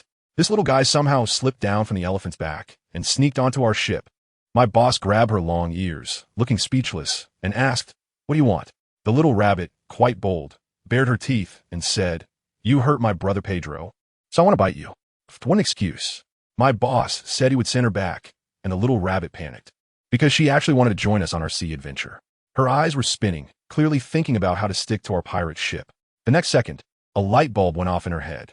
She remembered someone had told her before that humans had a weakness for cute little things and couldn't resist them at all. Let me tell you, this rabbit's acting is off the charts. One second it's all fierce, and the next, boom, its little face droops and those big, sparkling eyes fill with tears in an instant, looking like crystal grapes, just staring at my boss, Xiao Nuothe, without moving. Wow, who can resist that? My boss was caught off guard right then and there, quickly putting her down with a helpless expression. I said, "Little rabbit, what do you want to do now?" But Gallet didn't say a word, just looked at you with those eyes that could melt steel, going for an innocent attack. This completely threw my boss off, and he quickly passed the buck, shouting at Kid, "Kid, I have a task for you. Take this rabbit back." Kid is a straightforward guy, without saying a word. He was about to pick her up, but what happened? The moment he looked down and met Gallet's big eyes, he froze on the spot, his hand hanging in the air, hesitating. After a while, he actually turned to my boss and said, "Boss, how about we just keep her? She can be our mascot." I was shocked at that moment. Even Kid, that ironclad straight guy, had betrayed us. The captain angrily scolded him. "What use are you, Kid?" Then he turned his hopes to Noki Gao, White Star, and Hancock. Guess what happened? Noki Gao and White Star shook their heads wildly.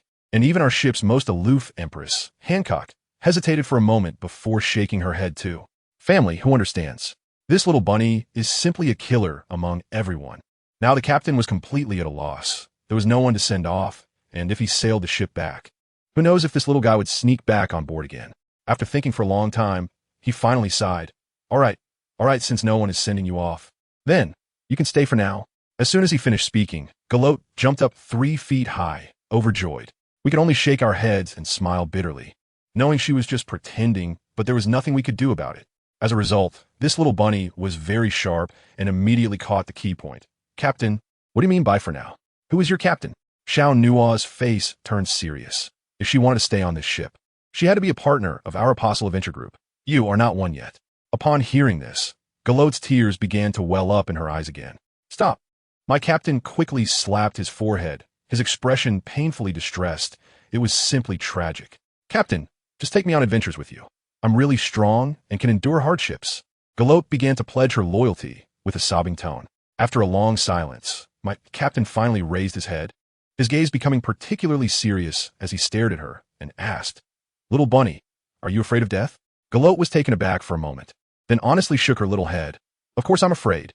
As soon as my boss heard that, he turned around and was about to leave without saying a word. But then Gallet suddenly jumped in front of him, wearing a bright smile that was simply pure. "I'm afraid of dying, but I'm not afraid to die for my friends." As soon as this sentence came out, the whole place fell silent. "Good. I hope you will remember this sentence forever." My boss laughed, and extended his hand to Gallet. Gallet, I officially invite you to become a member of the Apostle Adventure Group. Do you accept? I do. Of course I do. The little rabbit smiled dazzlingly, and its little paw tightly grasped my boss's hand. In the blink of an eye, 7 days had passed. After our new member Gallet boarded the ship, it became quite lively. In a new world, there's a shortage of everything, but never a shortage of clueless pirates. In these 7 days, we managed to clear out several waves. One day, kids shouted from the lookout tower, "Captain, there's a pirate ship to the northwest." Oh, more achievements coming our way? My captain turned to Xiao and said, "That one's for you. After you finish this wave, you should be able to achieve your second awakening." Xiao's eyes lit up, and she excitedly nodded, transforming into a streak of light and rushing forward. Before long, she returned with a big smile, immediately finding my captain and excitedly saying, "Captain, I can feel it. I've hit a bottleneck and can't improve anymore." Great. My captain was straightforward, pulling out a shiny golden scroll from the system and tossing it to her. "Go Pikachu." "Oh no, I mean second awakening completion scroll." Then he looked up at the lookout tower and shouted, "Kid, find an uninhabited island. Let Xiao try out her new skills later." Received. Just as Kid's voice fell, a dazzling golden light erupted from Xiao. Once the golden light faded, my captain heard a ding in his ear. The system reward had been credited. He accepted the reward and smiled at Xiao, asking, "How does it feel?" Xiao suddenly opened her eyes, her gaze sharp as a knife. "It feels amazing. I have power all over my body. This second awakening is such an exaggerated boost." Just then, Kid descended from the sky. "Captain, there's a small island 3,000 meters to the northwest." My boss nodded and directly led us to the control room. A few minutes later, after confirming that there were no living creatures on the island, my boss handed a pitch-black invitation to Xiao, which was the Abyss Demon invitation. Then, we all suddenly flew up into the sky, ready to watch the show.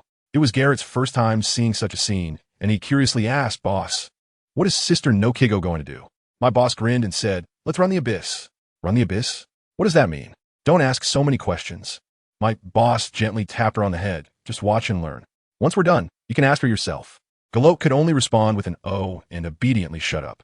At that moment, in the center of the island, Xiao had already torn up the invitation. Instantly, a crack in space and time appeared out of nowhere, and a big figure covered in green light, with green fur and yellow horns, slowly walked out from it. My boss let out a sigh of relief upon seeing it. Luckily, it's Green Hair Guy. Although he looks disgusting, his attack power is not high. So Noki won't be taken out in one hit. Hancock said beside him, "Lord Shono, this green one looks similar to the one Ace fought last time, just a different color. They look quite alike, but their abilities are worlds apart." As soon as my boss finished speaking, Xiao sprang into action. With her left hand, Rift Creation, and right hand, Millennium Light, she charged forward with a one flower crossing the river. The Abyss Demonogroth sensed danger and roared, the shockwave forcing Xiao to a halt. Immediately, the green-haired monster raised a hand, and I was taken aback. This movement was too familiar. Xiao's heart skipped a beat, and without thinking, she executed a back jump. Sure enough, just as she jumped away, several enormous, thick vines shot up from the ground, shattering the earth. Xiao was drenched in cold sweat, thinking how fortunate she was to have watched the footage of Ace fighting that blue creature. Otherwise, she would have been done for. The green-haired monster, seeing its attack miss, let out another roar, then leaped into the air, flailing its arms wildly. Countless green specks flew out from its mane, drifting down like dandelions. Xiao was unsure what this was, so she tentatively unleashed a dragon palm, sending several sword energies howling forward. But the green-haired monster evaded them and fell back to the ground, most of the green specks still landing in the soil. The unknown was the most terrifying, and Xiao dared not move recklessly, gripping her sword and vigilantly scanning her surroundings. Before long, she felt the ground beneath her feet begin to shake violently. The next moment, let me tell you, the scene was unbelievable. Countless black plants burst from the earth, covered in sharp thorns, with blood-red flowers. The scariest part was that each flower had a large mouth filled with sharp teeth in the center. A man-eating flower? Xiao stared in shock. Just as this sea of flowers bloomed, the green-haired monster raised its arm again and pointed at Xiao from a distance. This movement again, Xiao's pupils contracted, and without hesitation, she executed another back jump. But this time she miscalculated. The ground was covered with demonic flowers, and anywhere she jumped was within the attack range. Countless thorny vines instantly enveloped her area. Ah! A scream echoed. "Xiao! Gallet was alarmed upon hearing this and flapped his wings to dive down. Don't go. My boss's voice was not loud, but it was chilling. Gallet panicked. Why? That is no Kigo's battlefield. My boss said expressionlessly, until her life is in danger. If you go down to help, it would be an insult to her. Gallet was stunned, only able to watch with a worried expression at the bloodied figure in the center of the island. I tell you at that time, Noki Gao was in a terrible state, covered in blood, with her armor unable to protect her from the thorny vines that left cuts all over her body. Just looking at her was painful. Damn it! She let out a low growl, not caring about her injuries, just seeing that green-haired monster raising its hand again. In the next second, the ground began to shake again. But this time, Noki Gao learned from her previous experience. After suffering once, she flew straight up into the sky. Looking down from above, the entire center of the island was densely packed with demon flowers, not even a place to land. Since that's the case, then let us destroy them all. A cruel glint flashed in Noki Gao's eyes as she withdrew, channeling all her power crazily into her left hand. Arm Buddha's palm, she shouted loudly, and a gigantic black handprint descended from the sky, crashing down onto the ground. With a loud boom, the entire island shook, and the demon flowers in the center were smashed into a cloud of dust along with the ground. As the dust settled, Noki Gao landed again, and the world became quiet. The green-haired monster, seeing its sea of flowers cleared away by a single palm, howled in anger, kicking its legs and transforming into a green light rushing over. So fast, Noki Gao was shocked. In a hurry, she swung to deliver a slash. As a result, the green-haired monster shattered the slash with a single slap, and its other fist was already smashing toward her. Noki Gao could only block with her sword. With a muffled bang, she was sent flying hundreds of meters away, sword and all, barely stopping by plunging the sword in the ground, her sword arm trembling. The green-haired monster, taking advantage of its momentum, showed no mercy and gave her no chance to catch her breath, raising its arms and aiming at Noki Gao. Two fist-sized beetles shot out from its palms. Danger! Noki Gao's heart raced with alarm, and she gathered power in her left hand, unleashing a that exploded the two beetles mid-flight. But the green-haired monster jumped into the air again, starting to scatter those green light spots. Damn it! I can't be passive anymore, or I'll be worn down to death. Noki Gao's gaze sharpened, withdrawing, with her left hand, her wings of light flaring behind her as she charged forward. The Abus Demon, armed howling cross slash. As she got closer, she crossed her dual swords, instantly unleashing two massive black-purple cross sword energies. This move was both fast and wide-ranging, and the green-haired monster couldn't dodge, getting smashed down to the ground with a loud crash. It should be over. Seeing that guy trying to get up again, Noki Gao's eyes were instantly filled with pink sword energy. Secret technique, flying flowers, chasing the moon. She whispered softly, condensing a dazzling pink giant sword in her hand, transforming into a phantom as she charged forward. That segment of sword dance was both fierce and graceful, with pink sword energy petals filling the air.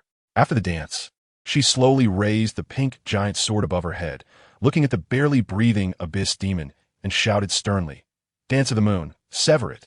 The giant sword slashed down, boom. This strike caused the entire small island to no longer withstand it, exploding with a roar. Noki Gao is so beautiful and powerful. Garat watched from the sky, his eyes sparkling with stars. My boss chuckled lightly and said, You don't need to envy her. You will be the king of the night in the future." Kid suddenly interrupted from the side. "Boss, do you think Norkiga will explode in epic?" My boss shot him a glance and said, "If you ask me, who should I ask? Besides, since you've already come out, how could she not?" This sounded a bit awkward. Just then, Noki flew over with an excited look on her face, holding a particularly gorgeous sword hilt, and eagerly handed it to my boss. "Boss, quickly help me see what kind of equipment this is." As soon as my boss saw that familiar shape, he exclaimed, "Wow, could this be? Hand rub light. Hand rub light? Another lightsaber? Why does this name sound so strange?" Noki looked completely confused. I might have misread it. My boss took the hilt, and instantly, all the weapon information appeared in his mind. Sword of Balunk, epic grade, growth type increases strength and speed, and enhances core skill effects. The most insane part is that it can also increase extra damage based on skill proficiency when attacking, up to a maximum of 50. No wonder it's called Hand Rub Light. It's really powerful. My boss couldn't help but marvel. This was the strongest epic weapon he had ever seen. "How is it, boss?" Noki asked anxiously from the side. My boss grinned and said, "Don't worry, Norgio. This lightsaber is ridiculously powerful. and it's a perfect match for you. Not only does it enhance your core skills, but the damage can increase the more you fight. Upon hearing this, Norgio kissed the magnificent hilt and was overjoyed. Then she asked, "Boss, you still haven't told us its name?" "The Sword of Belunk," my boss replied, then waved to all of us. "Let's go. It's time to set sail again." A group of us laughed and hurried onto the ship.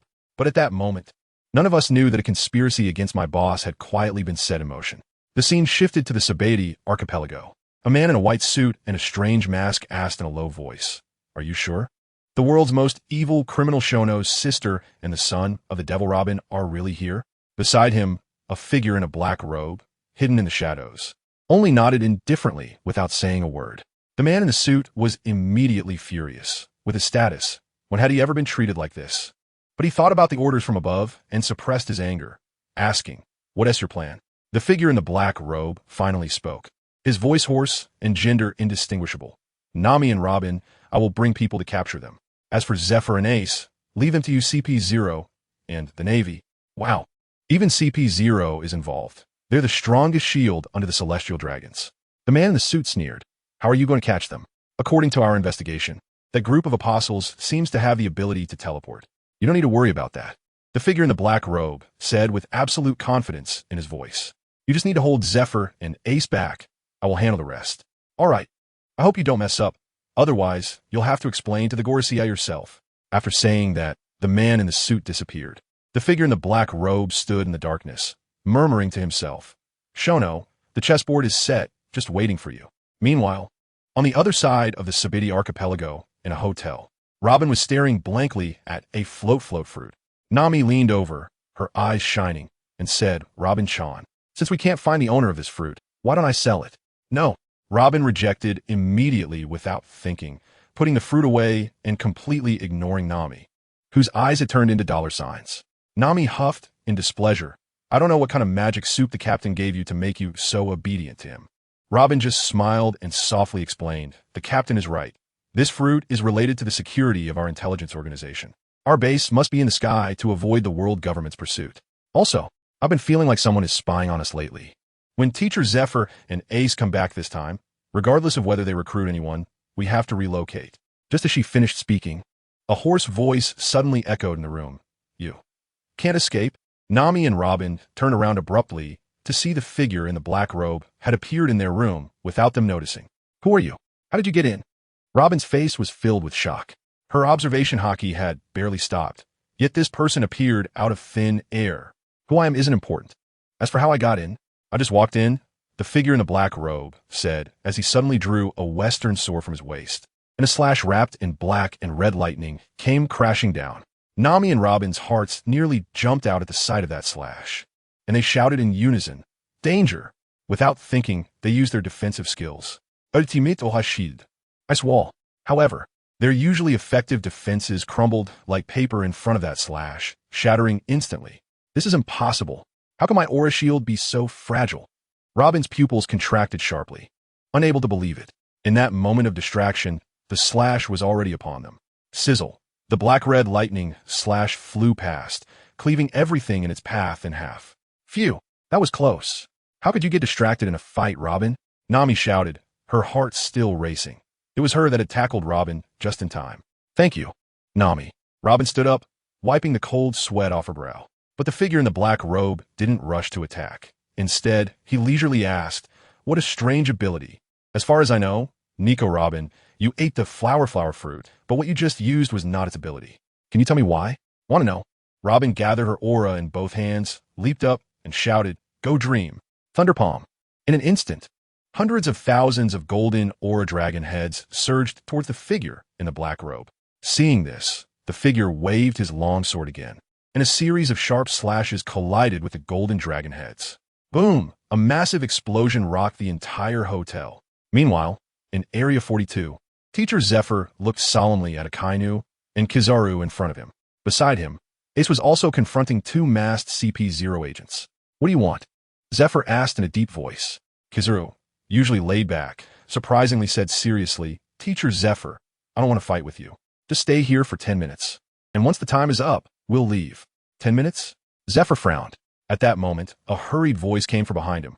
"Teacher Zephyr, we can't contact Nami and Robin." Damn it, Zephyr shouted, drawing the totem from his back and slamming it into the ground. The battle erupted instantly. Ace, hurry and support Nami and Robin. I'll handle things here. As teacher Zephyr drove the totem into the ground, his aura surged fiercely. Ace glanced at his teacher's determined eyes and without hesitation pulled out a medal to prepare for teleportation. But just as the spatial vortex appeared, a CP0 wearing a clown mask suddenly reached out with both hands and shouted, "Spatial interference." Two purple beams hit the teleportation channel, which bizarrely twisted into a spiral pattern before disappearing. What? What ability is this? How can it affect space? Ace was shocked. The clown mask CP0 laughed triumphantly. I'm the interference man who ate the interference fruit. Don't talk about space. I can interfere with time too. Just as he finished speaking, a shadow appeared behind him like a ghost. Can you interfere with my fist? The clown mask CP0 turned stiffly to see teacher Zephyr's grim face and was so scared that his soul nearly left his body. How is that possible? Your speed is beyond even my observation hockey. Want to know? Go ask the Grim Reaper. Teacher Zephyr's fist glowed blue, and with one move of vortex-heavy fist, he slammed forward. The CP0 felt the breath of death and desperately activated his ability. Time interference. In an instant, the time around him seemed to freeze. Although it was only a brief 0.1 seconds, it was enough for him to dodge this fatal punch. With a bang, Teacher Zephyr's punch missed, creating a huge pit in the ground. Interesting, I didn't expect you to really be able to interfere with my fist. Teacher Zephyr looked at the panting clown with some surprise. Then he turned to Ace and asked, "Kid, do you still have teleportation potions?" Ace shook his head, full of regret. "I have the medal, thinking I wouldn't need it, so I gave it all to the intelligence organization members." Teacher Zephyr's expression changed. "I'm the same. This is troublesome. We can't ignore Nami and Robin. If we can't teleport, I'll fly back." As Ace spoke, his armor appeared, and the wings of light on his back began to flap wildly. But CP0 won't let him have his way. Another guy in a white mask shouted at Akainu and Kizaru, who were watching from the side. "Sakazuki, Borsellino, aren't you going to stop him? Do you want to defy the orders of the Gorosei?" Oomph. Akainu snorted coldly, his right arm instantly turning to lava. "Zifa-sensei, are you really going to be an enemy of justice?" "Haha, Sakazuki, I am your teacher, so you don't get to lecture me." Zifa-sensei turned his head to Ace and said, "Ace, hurry up and leave. I'll handle this." Ace nodded and shot up into the sky. "The orders of the Gorosei are really frightening. Sorry, Zifa-sensei." Kizaru's hand flashed with light, and with a move called Yada no Kagami, he was about to reflect and chase after him. Akainu was more direct, raising his lava arm for a move called Hellhound. That lava arm quickly elongated and rushed towards Ace. "You really don't take me seriously." Zifa-sensei's expression darkened, and he transformed into a bolt of lightning, instantly appearing in front of Kizaru. "I'm faster than you. What can you do, Borsellino?" As the words fell, his right fist burst with blue light and smashed down hard on that ball of yellow light. Boom! With a single punch, the light ball exploded, and Kizaru was sent crashing to the ground like a meteor. Immediately after, Zifa-sensei flapped his wings of light behind him, and with a blue glowing hand, he directly grabbed Akainu's scorching lava arm and easily crushed it. Let me tell you, Akainu's face turned green at that moment. He looked dumbfounded, surely thinking to himself, what kind of elixir did that old man take? How did he become so fierce? And there he was, asking all sorts of questions. "Zifa-sensei, what exactly have you been through?" Zifa-sensei was so imposing, he shot back directly. "Trying to pry information from me? Save it. I'll only tell you that my strength doesn't even rank among our apostles. Our boss, now that's a real deity. I've never seen him go all out. Goodness." When those words came out, Akainu and the two CP0 members nearly dropped their jaws. Zifa-sensei is already as strong as a monster, and yet he's not the strongest? This completely shattered their worldview. No one dared to move at that moment, standing there in the sky like a few telephone poles, just watching Zifa-sensei dominate the scene. But to be honest, Zifa-sensei was also anxious. He was worried about Nami and Robin, fearing something might happen to them. And what he feared came true. On the other side, at Sabeti Archipelago, Island 14, it had long turned into a chaotic mess. Nami and Robin were in a fierce battle with a mysterious figure in a black cloak, the scene resembling a demolition site. The entire island was about to be blown apart by them. During the fight, Robin's sharp eyes directly exposed the identity of the opponent. "You hiding in the shadows. Stop pretending. You're Shanks, the red-haired, aren't you?" The black-cloaked figure was stunned for a moment, then immediately took off his hat. Let me tell you, the moment that face was revealed, I wanted to shout no way. From the other side of the screen, for those who understand, it's really Shanks, the red-haired. He didn't die. Then, even more outrages came next. Ben Beckman, Jesus Burgess, and the main crew from his ship all emerged from the crowd, surrounding Nami and Robin directly. This was a disaster. Just Shanks alone was enough to give them a hard time, and now an entire Yonko crew had arrived. How were they supposed to fight? Robin was also anxious and wanted to invoke our captain's name to scare him. Guess what happened? The moment she mentioned our captain, Shanks completely lost it, yelling like a madman, "Don't mention him to me. My 4 brothers all died at his hands." Then he laughed ominously. "Do you think he has a future? If I capture you and send you to the Navy headquarters for public execution, let's see if he comes to save you." At that moment, I understood. This was a top-tier maneuver. Red-haired Shanks was trying to replicate the Marineford War, using Robin as bait to set a trap for our captain. Robin instantly understood too. She knew this information had to get out. Gritting her teeth, she pulled out several golden lotuses and tossed them nearby. They looked beautiful, but the energy waves they emitted were enough to make one's scalp tingle. Shanks and his crew sensed something was off, and Shanks shouted, "Get back." Everyone scrambled to retreat. Just as the lotuses were about to explode, Robin dashed to Nami's side, using all her strength to throw Nami and a backpack into the air, shouting at the top of her lungs, "I'll hold them off. You run. Bring the news to the captain." "Robin." Nami screamed in the air, but her voice was instantly drowned out by the deafening sound of the explosion. Boom, boom, boom. 6 consecutive loud bangs shattered the entire Island 14, and a massive golden mushroom cloud rose up. The scene was incredible. Nami was thrown far away by the shockwave, and after stabilizing herself, tears streamed down her face. She quickly took out the Adventure Group medal, trying to open a portal to escape. However, just as the portal opened, a slash wrapped in black and red conqueror's haki flew over and shattered the spatial vortex. Furious, Nami cursed loudly, but when she looked down, her heart sank. Beneath her, Ben Beckman was holding a long-haired woman, motionless. It was Robin. "Robin." Nami shouted again, but this time, no one responded. Shanks looked up coldly at Nami and ordered his sniper, Jesus Burgess, on the ship. "Shoot her down, regardless of life or death." Though reluctant, Jesus raised his gun. Bang! A bullet wrapped in armament haki shot towards Nami's forehead faster than teleportation. Nami's observation, haki barely had time to react. And just as the bullet was about to hit, she finally remembered her passive survival skill. A substitute scarecrow dropped from the sky, leaving Nami unharmed but drenched in cold sweat. Jesus was dumbfounded below. What the hell? My sure kill shot actually missed, just as he was about to fire again. Nami transformed into a streak of light, rushing towards the sky without looking back, completely disappearing. Shanks didn't care much. He shook his head and said, "One got away. So be it. As long as Nico Robin is in our hands, that kid named Shono will definitely come." Our plan continues as usual. After saying that, a group of people donned hoods and vanished from the soon-to-sink island. A few minutes later, Ace arrived at the scene, looking at the vast ocean beneath him, completely stunned. "Where's the island? Where's my huge island?" After inquiring around, he learned that a sister had been captured. This news quickly reached our ship. At that time, our captain was leisurely lying on the deck, answering Zephyr's phone bug with a smile. But as soon as the call connected, Zephyr's first words were, "No, I'm sorry." The captain's heart sank, and he quickly asked what happened. When he heard that Robin had been captured by the red-haired pirates, he froze entirely. He forced himself to calm down and listen to the entire sequence of events. After hanging up, let me tell you, the murderous aura from our captain was so intense that I felt like my eyebrows might freeze off from a distance. He directly roared to the sky, "Shanks, I will personally bury you." We were all startled. Kid, Hancock, and Nojiko all ran out. The captain looked at us, his voice as cold as ice. "Robin has been captured, and the war is about to begin."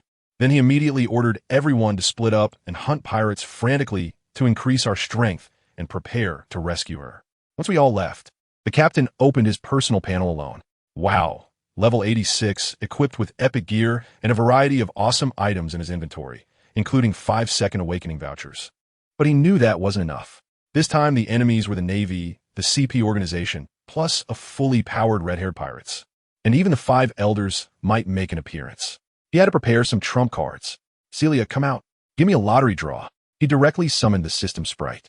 First, 10 ultimate magic boxes. The captain was all in, spending 100,000 achievement points without batting an eye. As a result, The first 10 draws yielded a summoning doll. Saderos. Wow, a sword soul of extreme meaning. Although it was an experience card and could only be used for 5 minutes, it was still powerful, a general level combat strength. He also got a holy blessing potion, which allowed resurrection once within 20 minutes after death. However, he still felt it was a loss. Celia, another 10. This time, to turn his luck around, the captain started doing a strange monkey dance on the deck, chanting something under his breath. You wouldn't believe it, but this kind of mysticism really works. Ding. Congratulations, you have obtained Revival Coin 1. And then, folks, the most explosive part came in the second 10 draws. He actually opened a Revival Coin. Oh my god, this thing is like gaining an extra life. A huge profit. Besides that, he also got 2 Apostle Jewels. One from Helder that adds 20 ice power, and one from Michelle that adds 20 light power. Without hesitation, the captain used Michelle's jewel. In that instant, he was enveloped in golden light, like a deity descending to earth. He then took out the equipment enhancement scroll he had been saving and smacked it onto his cross weapon. Ding! Michelle's redemption. Base strength increased by 100. His strength exploded instantly. The captain felt an overwhelming amount of energy coursing through him, making him uncomfortable. So he condensed a giant golden holy spear in the sky and hurled it into the sea. With a massive boom, a huge pit was blown open in the water. What a thrill! But while that was exhilarating, the next second a tsunami over 1,000 meters high came crashing towards our ship. I just wanted to curse. Dude, can we not screw over our own people like this? The next day, after the tsunami subsided, Zifa-sensei, Ace, and Nami were teleported back. The 3 of them immediately apologized upon meeting, looking guilty. However, the captain was unusually calm. He spread open a newspaper, and the headline read, "In half a month, the Navy will publicly execute demon child Nico Robin in Marineford." A plan? The captain sneered, "I have no plan." In the face of absolute strength, all schemes are paper tigers. He spread out a map and pointed to a location. Our target, Wano Country. Let's use the beast pirates to train. Wow, training against the Yonko Kaido. Even Ace was stunned by this statement. But the captain had made his decision. He distributed the power, stamina, and speed stones he had drawn to everyone, and gave the Abyss invitation to Zifa and Hancock, letting them solo level up. Then he took out an epic equipment canister and handed it to Nami. When Nami opened it, a black gold staff topped with a purple magic orb appeared in her hand, shining brilliantly. It was called Sage's Staff, with a skill attack power increase of 25 plus additional attribute damage, simply tailor-made for her. Finally, the captain looked at the float fruit, left behind by Robin, feeling complicated. After thinking for a moment, he handed it to the little bunny, Garat. Garat, you should eat this. The little bunny looked confused. What is a devil fruit? The captain was about to explain that eating it would make her stronger, but she would turn into a landlubber. But before he could finish, the little bunny gulped it down in one bite, then turned green and vomited. So disgusting. But the next second, let me tell you, this little bunny was really fierce. Right in front of all of us, she closed her eyes and, like a chip-eating machine, crunched her way through that thing. Our captain was confused and asked her why. Guess what she said? She said, "Captain, didn't you say that eating makes you stronger? I want to save Sister Robin. Who understands this, right?" I almost cried at that moment. This realization is incredible. As soon as she said that, no one on our ship spoke, and the atmosphere became tense. Our captain laughed and said, "With this kind of determination, how could we possibly lose?" Old Zephyr got excited too. He took out the dueling arena props and pulled us all in for special training, saying we had to quickly improve our hockey and combat experience. Meanwhile, let me tell you, outside, things have already blown up because of our situation. Over in the New World, the king of Dressrosa and the little people are worried sick, wanting to help but unable to reach us, just anxiously waiting. And what about Whitebeard? He got the newspaper and laughed crazily, saying our arrogant little captain finally ran into a brick wall. He was drinking too, saying that the ruler of the seas has always been the Navy, not the 4 emperors. TSK, this old man really sees things clearly. On Onigashima, it was even funnier.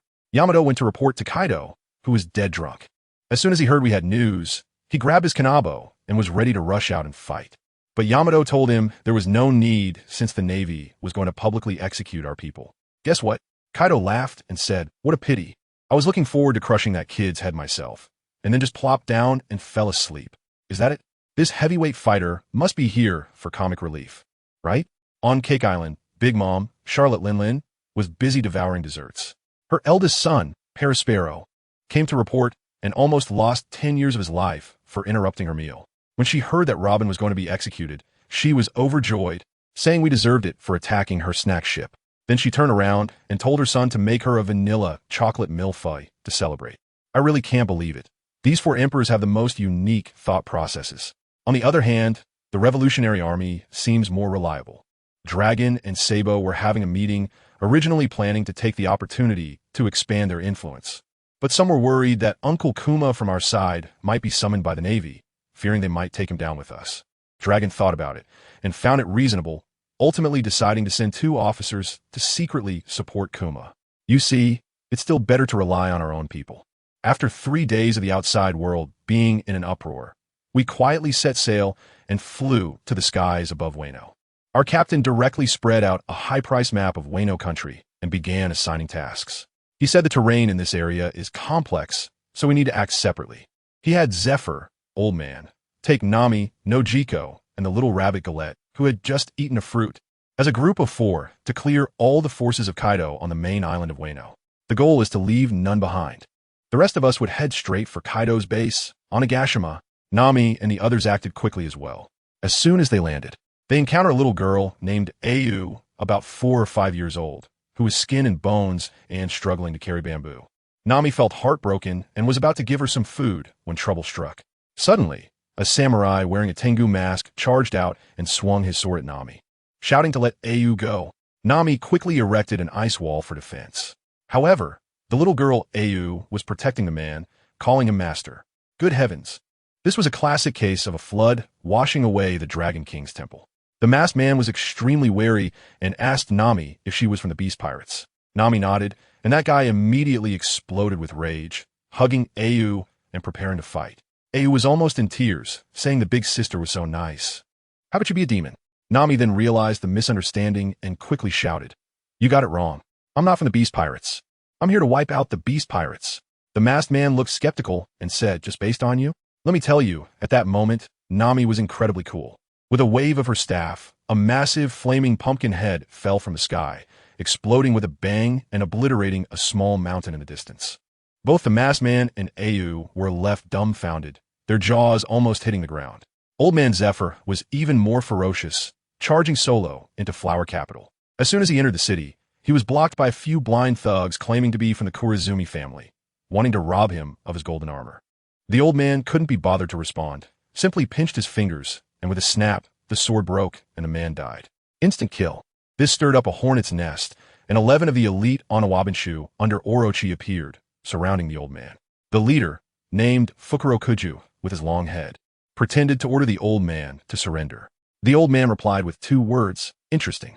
Then he transformed into a streak of lightning and charged up. The ninjas couldn't even touch the old man's shadow. Fukurokuju was the first to be punched so hard that his back bulged out like a shrimp. The remaining people attempted to surround him, but the old man started playing catch, using Fukurokuju's body as a projectile. No ninjutsu, shurikens, could withstand the old man's onslaught. When the smoke cleared, the people were gone. The next second, the old man appeared behind them like a ghost, knocking them out one by one, as if he were playing whack-a-mole. While muttering about being lackeys for the tiger, he told them to be good people in their next life, as he cleaned them all up. Meanwhile, in the palace, the Wano country general, Kurizumi Orochi, was jumping around in fear like a monkey. He was cursing Kaido for not sending anyone to protect him when his snail phone rang. The voice on the other end bluntly said that Onigashima had also been attacked, so he should handle it himself, and then hung up. Orochi went crazy, crushing the snail phone to pieces, just as he was about to hide in the basement. He looked up and saw a golden figure appear in his sight. Back on our side, as soon as we flew to the sky above Onigashima, we were intercepted by the fire disaster, Ashura. This guy also had a fiery temper and launched a slash at us. Our captain didn't even glance. Hancock stepped forward and shattered the slash with a kick, confidently declaring, A mere slash thinks it can stop Lord Shono's advance. Then our captain led us straight down, leaving Ashura for Hancock to handle. As soon as we landed, the gunfire came pouring in like firecrackers during the new year. Our captain waved his hand, and a crystal wall blocked it all. The mob on the other side was still mocking us that we were done for. Our captain turned to White Star and said, These lackeys are up to you. Try to finish this battle and directly level up. Then came the iconic moment. White Star began chanting spells like crazy. Herdel, the 4 great spirits, the Bull King Kruta. Let me tell you, except for the top tier Caecilius, She summoned every possible spirit. A huge group of summoned beasts charged out from the smoke, instantly turning the battlefield into hell, with cries of despair everywhere. White Star was particularly excited, saying she felt her strength rapidly increasing. Our captain was even more extraordinary, directly pulling out a second awakening completion scroll from his pocket and handing it to her, saying to use it whenever she felt stuck. Folks, is this the charm of a money-capable player? After clearing the lackeys, we continued moving inward. Ace suddenly stopped, saying he found the target. Our captain swept his gaze and discovered it was the Drought Jack. Without a second thought, he ordered Ace to take revenge. Ace turned into a flash of fire and charged out. Kid, who was beside him, panicked and asked our captain who his opponent was. Our captain just laughed and told him not to worry, just follow along. At this moment, deep in the cave of Onigashima, the Plague Queen, that big fatty, was sweating profusely in front of a drunken Kaido, who was sound asleep. He had over a dozen snail phones ringing simultaneously, all asking for help, but he couldn't send a single subordinate out. He wanted to wake Kaido, but was too afraid. He thought about using force. But just as he raised his fist charged with haki, Kaido rolled over in his sleep, scaring him to the ground. Just as the Fat Queen got up from the ground, still cramping, he looked up and found that Kaido was still asleep, just changing positions uncomfortably. Good heavens. It scared him so much that he almost thought the year 2025 was ending early. Just as he wiped the cold sweat from his forehead and hesitated whether to punch Kaido again, footsteps suddenly came from outside the cave. I tell you, Quinn's face turned green at that moment. All his men were out, and who else could come at this time, except for the enemy? That fat guy reacted quickly, drawing out two big knives and charging towards the cave entrance. It was at this moment that I had already met up with Kid. I nodded at him. Your dish is here. Kid's eyes lit up, and he was suddenly filled with magnetic energy, causing countless metal fragments from underground to fly out and instantly assemble into a huge metal robot on him. Just as that fat guy Quinn rushed out of the cave, he looked up and was met with Kid's fist, which was as big as a cooking pot. With a loud bang, Quinn was sent flying like a beach ball. Kid was also ruthless. Without saying a word, he controlled his giant robot and chased after him to continue the fight. I leisurely walked into the depths of that dark cave. To be honest, when I saw Kaido in person, I was still shocked. My goodness, that physique is simply a mountain of flesh. Even lying there, sound asleep, his muscular body and the pair of large horns on his head exuded an overwhelming aura of dominance. I wanted to test him at that moment. So I shouted at the top of my lungs, Kaido, guess what happened? Aside from his thunderous snoring, there was no reaction at all. I was dumbfounded. What was going on? I slowly walked over, got closer, and smelled it. Wow, the stench of alcohol could knock a person out. So the world's strongest creature is here drinking himself into a stupor? What do I do now? I can't just grab a little stool and wait for him to wake up. I had a thought and noticed the Kanabo by his bed. I said to myself, I can't let him get used to this. I picked up that Kanabo, which was thicker than I was, and smiled at him. Teacher Kaido, this isn't a sneak attack. I'm just giving you a physical wake-up call. As soon as I finished speaking, golden light flashed in my eyes, and my Conqueror's haki wrapped around the entire Kanabo. The next second, I swung my arm around and smashed it down on Kaido's big face. Bang! A huge sound echoed. The entire cave lit up with golden light, and Kaido was smashed right into the wall, stuck and unable to get out. Finally awake, I heard a thunderous roar from the wall. Who disturbed my sleep? You're awake, Kaido. I grinned, swung my arm, and the Kanabo turned into a shadow, flying back toward his forehead. Kaido shook his still-dazed head, and as he saw the Kanabo getting bigger in front of him, he instantly raised his right hand and caught it with a bang. Who are you, little brat? Dare to run wild on my territory? He roared at me, half drunk and half awake. I let out a light laugh, too lazy to waste words with him. A flash of holy light appeared in my hand, and a dazzling golden hammer instantly materialized. Come on, let's have a good fight. Saying this, I swung the hammer and charged forward. Interesting little ghost. Do you really want to die this way?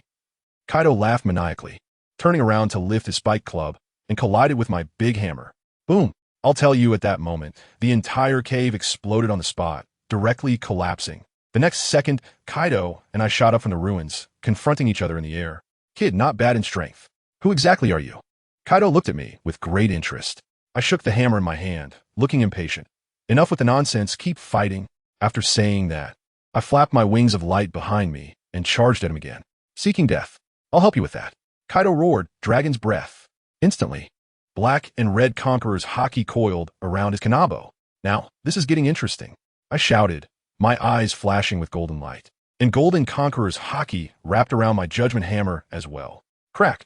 The two weapons collided, and a golden-red sphere of lightning formed in the middle, then exploded with a loud bang. The sound was like thunder, enveloping the entire sky over Onigashima in white light, followed by an earth-shattering shockwave that swept across the whole island.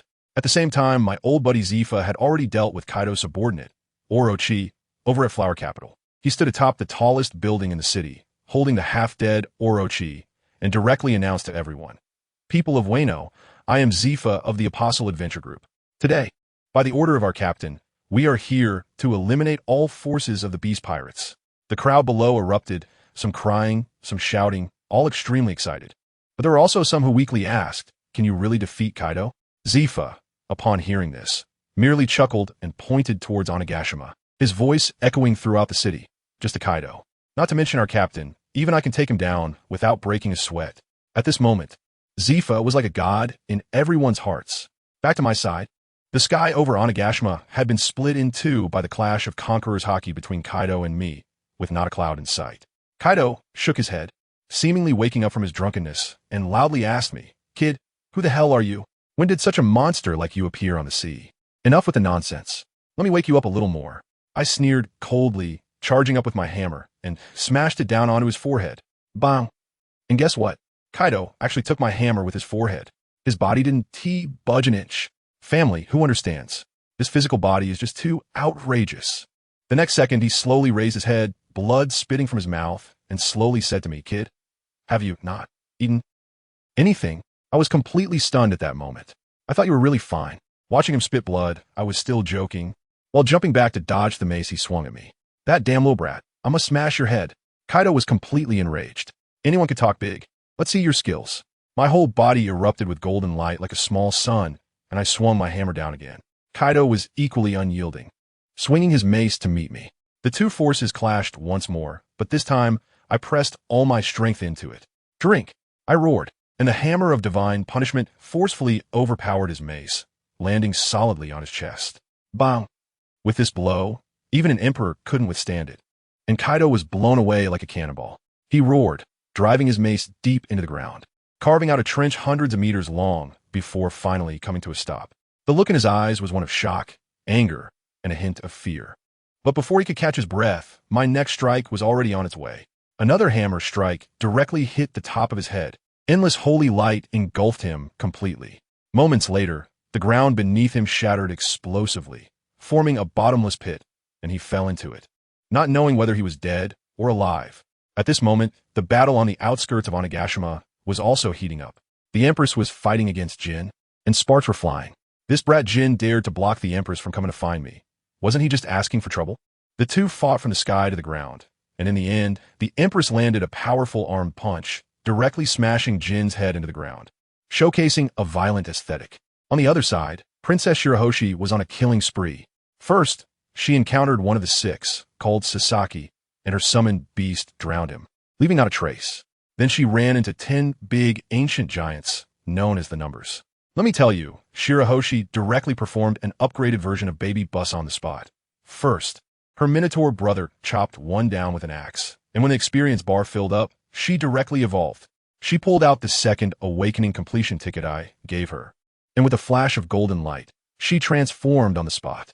Now she was incredible. She summoned a dark lady in full black armor with long hair reaching the ground, named Reverse Moon Ramos. Good heavens. The aura she projected was so powerful that the remaining 9 big guys didn't even make a sound before being engulfed by a cloud of black mist, evaporating completely. Literally evaporated. I was watching the battle reports from White Star, feeling quite pleased, when I got distracted for just a second. Just that 1 second. Kaido, that old fox, seized the opportunity. A thunderous roar erupted from the deep pit, and a massive azure dragon soared into the sky, changing the entire landscape of Onigashima. It's Kaido. He transformed into a dragon. Die, little ghost. Kaido opened his mouth and unleashed a flame breath. The temperature felt like it could burn through space. I quickly activated a few shields to block it, then countered with a divine spear thrown back at him. Kaido shredded my spear with one claw and roared, "Who the hell are you?" "All right, I'll tell you. My name is Shono, the captain of the Apostle Adventure Group." As soon as I said that, Kaido froze for a moment, and the next second he completely lost it, So, it was you who destroyed my smile factory. You're dead, Shono. He opened his mouth and spewed out a massive blade of wind. I smashed the wind blade with a hammer while complaining.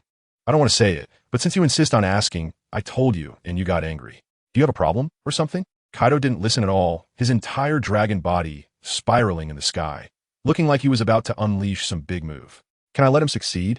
I raised my hands above my head and directly summoned a massive hammer of confession that was 100 meters long to appear in the sky.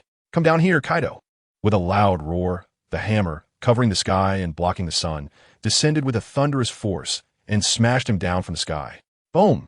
Kaido's gigantic dragon body crashed heavily to the ground, shaking Onigashima. The members of the Beast Pirates who witnessed this scene had their faith instantly shattered and turned to flee. I was about to go in for the finishing blow when suddenly the system notification sound rang in my head, announcing that the White Star had completed her second awakening. Just as a smile appeared on my face, that moment of distraction. You little brat, how dare you lose focus while fighting me? Then go die. A roar came from not far away. Kaido had transformed into his strongest hybrid form without me noticing, looking fierce with a green face and sharp teeth, crackling with purple-black lightning. He suddenly leaped into the air and came crashing down on me with a move called Descending 3 Worlds, invoking Nariku. Oh no! I was startled and quickly gathered my focus, raising my hammer to block. Boom! The two forces collided, and in my carelessness, I was knocked to one knee by his blow, the ground beneath me instantly pulverized. You little brat, today, I'll teach you a good lesson. Never lose focus in battle. Kaido sneered, and the massive dragon tail behind him whipped through the air, striking me fiercely in the chest. I tell you, that tail strike felt like it shifted my internal organs, and my chest caved in a bit, blood gushing out like it was free. After finally getting up from the ground, that old bastard Kaido was already standing in front of me like a ghost, tilting his dragon head and mocking me. Kid, how does the power of this tail feel? The domineering aura around him was almost tangible, half of his face covered in dragon scales, and that big tail behind him was still swishing back and forth proudly. I looked at him with that unbeatable look, and to be honest, he really has something. But I couldn't help but want to laugh at that moment. Old man, do you think this is it? My buddy hasn't even unleashed his ultimate move yet.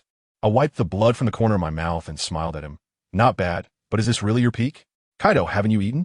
Kaido was stunned at that moment, his face turned green, and he roared, You little brat, do you look down on me?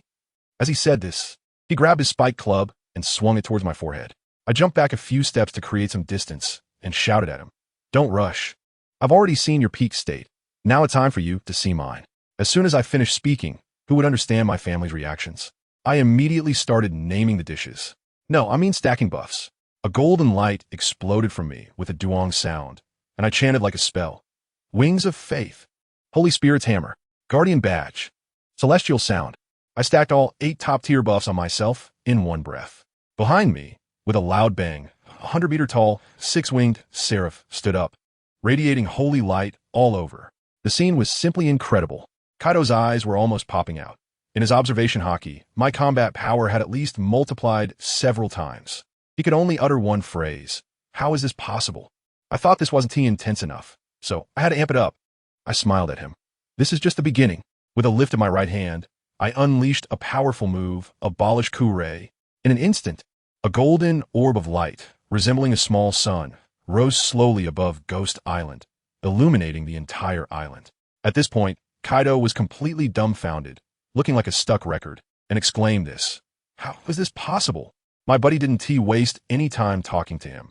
With a flash of golden light in his eyes, he swung the God Punishment Hammer, imbued with Conqueror's haki, straight at Kaido's face.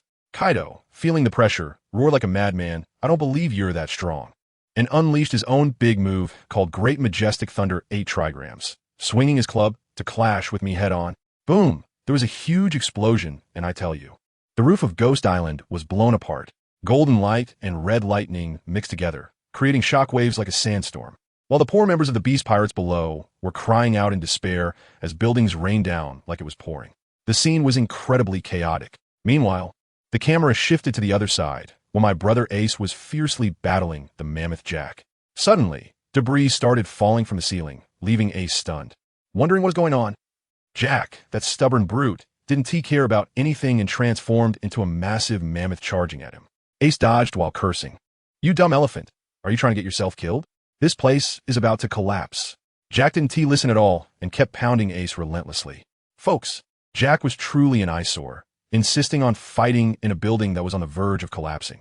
Ace tried to make a run for it, but then, bang, a giant rock blocked the exit. Jack laughed maniacally. Haha, little brat, see where you can run to? I tell you, Ace's expression changed at that moment. And with a cold laugh, he said, Run? Apostles never run away. I just wanted to save a teleport opportunity. Since you insist on seeking death, I have no choice but to kill you. After saying that, hellfire, black and red, erupted beneath his feet. Jack still had the audacity to retort, Stop pretending. Your fire can't hurt me at all. Ace ignored him and directly put on a pair of black gauntlets, saying lightly, That was just a warm-up. Do you really think that was all my strength? Warm-up? Don't joke around. Jack didn't believe it at all and threw 2 curved blades at Ace again. This time, Ace didn't dodge. With 2 punches, bang bang, he sent those 2 blades flying. Immediately after, hellfire ignited in his eyes and with buffs activated. He unleashed strong punches and body armor. In a flash step, he was right in Jack's face. Dumb elephant. It might hurt a lot later, so don't scream. As soon as he finished speaking, Ace spun rapidly, delivering a whirlwind heartbreaker kick that struck Jack's chin. With a bang, the several hundred tons of mammoth was kicked into the air. But it wasn't over yet.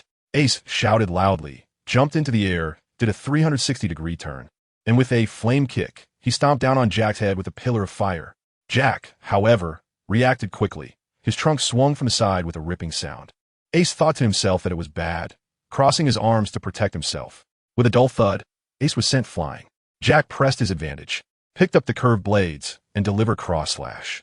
Ace executed an eagle strike from the air to dodge, surprised that this fool could even use sword energy. Dumb elephant, I don't have time to waste with you. Ace was also annoyed and directly unleashed his ultimate move. Double release. The temperature in the entire space skyrocketed as he began to gather energy, compressing all the hellfire into his right fist. When he punched out, the air crackled with explosions. Jack was panicking at that moment, but he still pretended to be tough. How could I possibly be afraid of you? Gritting his teeth, he tried to block with the 2 curved blades. What happened next? Crack, one sound, and the blade shattered into pieces. Ace's fist, engulfed in hellfire, landed solidly on Jack's chest. The most outrageous part was that after taking a punch, Jack initially felt nothing and was still laughing. Huh, little brat, is that all? Ace didn't even look at him, turning to leave. Jack had finished his sentence when he suddenly felt something was wrong. Why couldn't he move? He looked down and saw that everything below his neck had turned to charcoal. Ace's punch was so powerful that it instantly severed his nerves, leaving him unable to feel any pain. Jack's last words were, So, it turns out, the joke is on me, and as soon as he finished speaking, his entire body exploded into pieces. The drought disaster, Jack was gone just like that. Ace felt his strength surge and was in a great mood, only to find that the exit was blocked. He took out his medal to sense it and directly teleported to Bai Xing's side. As soon as he landed, he was surrounded by corpses, and a black shadow fell from the sky, punching toward his face. Zolfust! Ace was startled. Just as he was about to be hit, Bai Xing hurriedly shouted, Ramos, stop! The black iron fist stopped just 3 centimeters away from Ace, the punch's wind making his face hurt. Ace swallowed hard, and Bai Xing floated over, saying, This is my second awakening's summoned beast, Moon Reverser Ramos. Ace breathed a sigh of relief and said, I've taken care of my enemy. Let's go find a captain together. After saying that, the 2 flew towards the rooftop. Back to my side on the rooftop, my battle with Kaido had also reached a fever pitch. Kaido transformed into a blue dragon and flew into the sky. This time, it was even more exaggerated, his whole body emanating magma, turning into a blazing dragon of flame, and he even gave himself a cringy name, Fire Dragon Torch. He came up with a tail swipe, and the temperature was so high that I felt like my eyebrows were about to get scorched. While dodging the lava he spewed, I looked for an opportunity. Kaido mocked me for only running away. I immediately used a holy barrier in a golden cross formation to cover him, shooting a beam of holy light that made him scream in pain. Just as he shattered the barrier, I had already flown above him, clasped my hands together, and conjured a gigantic golden hammer that blocked out the sun. Armed, Hammer of Repentance. With one swing, I smashed him down from the sky, and with a loud boom, he fell back into the fire pit he had created himself. At that moment, Ace, Hancock, and Shirahoshi also flew up and asked if Kaido was done for. I told them it wasn't that easy. Shirahoshi even bragged about her second awakening, and Hancock said she was close too. I directly pulled out a second Awakening Completion Scroll and handed it to Hancock for her to upgrade on the spot. Just then, the ground began to shake again. I knew Kaido was about to come out, so I quickly told him to retreat. This is my battle, do you understand? Hancock. They had no choice but to leave first. Soon after, a fiery dragon flew out of the pit again. Kaido charged out one last time, his entire body gathering haki and lava towards his dragon head, ready to fight me to the death. I am not ambiguous either. The seraphim behind me, towering 100 meters high, directly opened its eyes, and 15 gigantic holy light spears appeared out of thin air. We both simultaneously shouted our ultimate moves: Rising Dragon, Flame, 8 trigrams, Wings of Faith, Judgment. The flaming dragon's head collided violently with the holy light spears, creating a booming sound that turned the entire sky white, rendering everything invisible and inaudible, and the world fell silent. When the light dissipated, Kaido had transformed back into his human form, covered in bloody holes, collapsing to the ground like a broken sack. The holy light spears pinned him down firmly. I fell beside him, and he struggled to utter a sentence. Kid, you win. I don't know what got into me, but I asked him if he had anything else to say. As a result, this old guy started talking to me about dreams and asked if I wanted to be the Pirate King. I said that's a small ambition. My dream is to end this chaotic era of the seas and get rid of all those celestial dragons. When Kaido heard this, his eyes lit up, and he said his greatest hatred was for the celestial dragons, urging me to take action so he could wait in hell to see the show of those celestial dragons. I was soft-hearted at that moment. Such a top-tier fighter, it would be a shame to kill him. An idea struck me, and I took out a long-preserved bottle of water of the river of forgetting, saying to him, "Drink this, forget the past, and come with me to take down the celestial dragons. If you don't drink it, I'll send you straight to hell." Kaido hesitated for a long time, but in the end, he snatched the bottle and downed it in one gulp. Kid, you win. I don't have the patience to wait in hell for those damned celestial dragons. After drinking, he clutched his head and howled, and when he opened his eyes again, his gaze was filled with a clear kind of foolishness. He looked at his injuries in horror and asked, "It hurts. What happened to me? Who am I? Good heavens. He really has amnesia." He heard me try and name him Kai earlier and immediately declared, "I'll call myself Kai." Then he looked at me with a confused expression and asked a bunch of questions. Now it was my turn to have a headache. How do I explain this? I could only start fabricating. I told him, "My name is Shono, and I'm your best friend. You were captured by bad guys, and I came to rescue you. Your injuries and amnesia are all from the bad guys." I have to say, it felt quite awkward inside when I cursed myself as a bad guy. As a result, the newly born Kai, as innocent as a blank sheet of paper, believed me completely and even emotionally called me his friend. I quickly told him to stay still and used rapid healing to treat him. He watched in delight as his wounds healed rapidly, looking at me with eyes full of admiration. Once his injuries were healed, he jumped up and laughed heartily. "I don't feel any pain at all. Thank you, my friend." I quickly said, "Kai, just call me Xiao Nuothe. You used to call me that before you lost your memory." Sigh. Telling one lie requires countless others to cover it up, and I can only keep making things up now. Alex Diono. Kai smiled and agreed. Looking at him, this big guy who wouldn't leave my side like a persistent shadow, I slapped my forehead, although I had gained a top-tier combat power. How was I supposed to explain this to Hancock and the others? My head was spinning. Forget it. We'll cross that bridge when we come to it. I put his wolf Fong club into my backpack and flew down from the rooftop with him. Meanwhile, in another part of Onigashima, Kid was still ruthlessly beating up that fat guy, Queen. Queen shouted in exasperation, "Red-haired brat, if you have the ability, don't use your devil fruit powers. Let's have a real man-ass duel." Kid stepped on his mechanical left arm and disdainfully said, "Why would you make such a stupid request, you dead fat man? Do you really think I would agree? Don't call me dead fat man." Queen shouted angrily, instantly transforming into a massive brachiosaurus. Kid chuckled lightly, the dead fat man in a fit of rage. He raised his hand and shot a laser over. "I will definitely kill you. Brachiosaurus bomb." Queen swung his tail, directly dispersing the laser.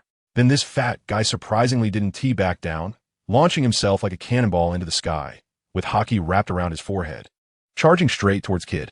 I'm telling you, that kid is a tough guy. He doesn't play around at all. When he saw that fat guy charging in, he immediately executed a slick slide tackle, creating distance in an instant, and then fired back with a laser.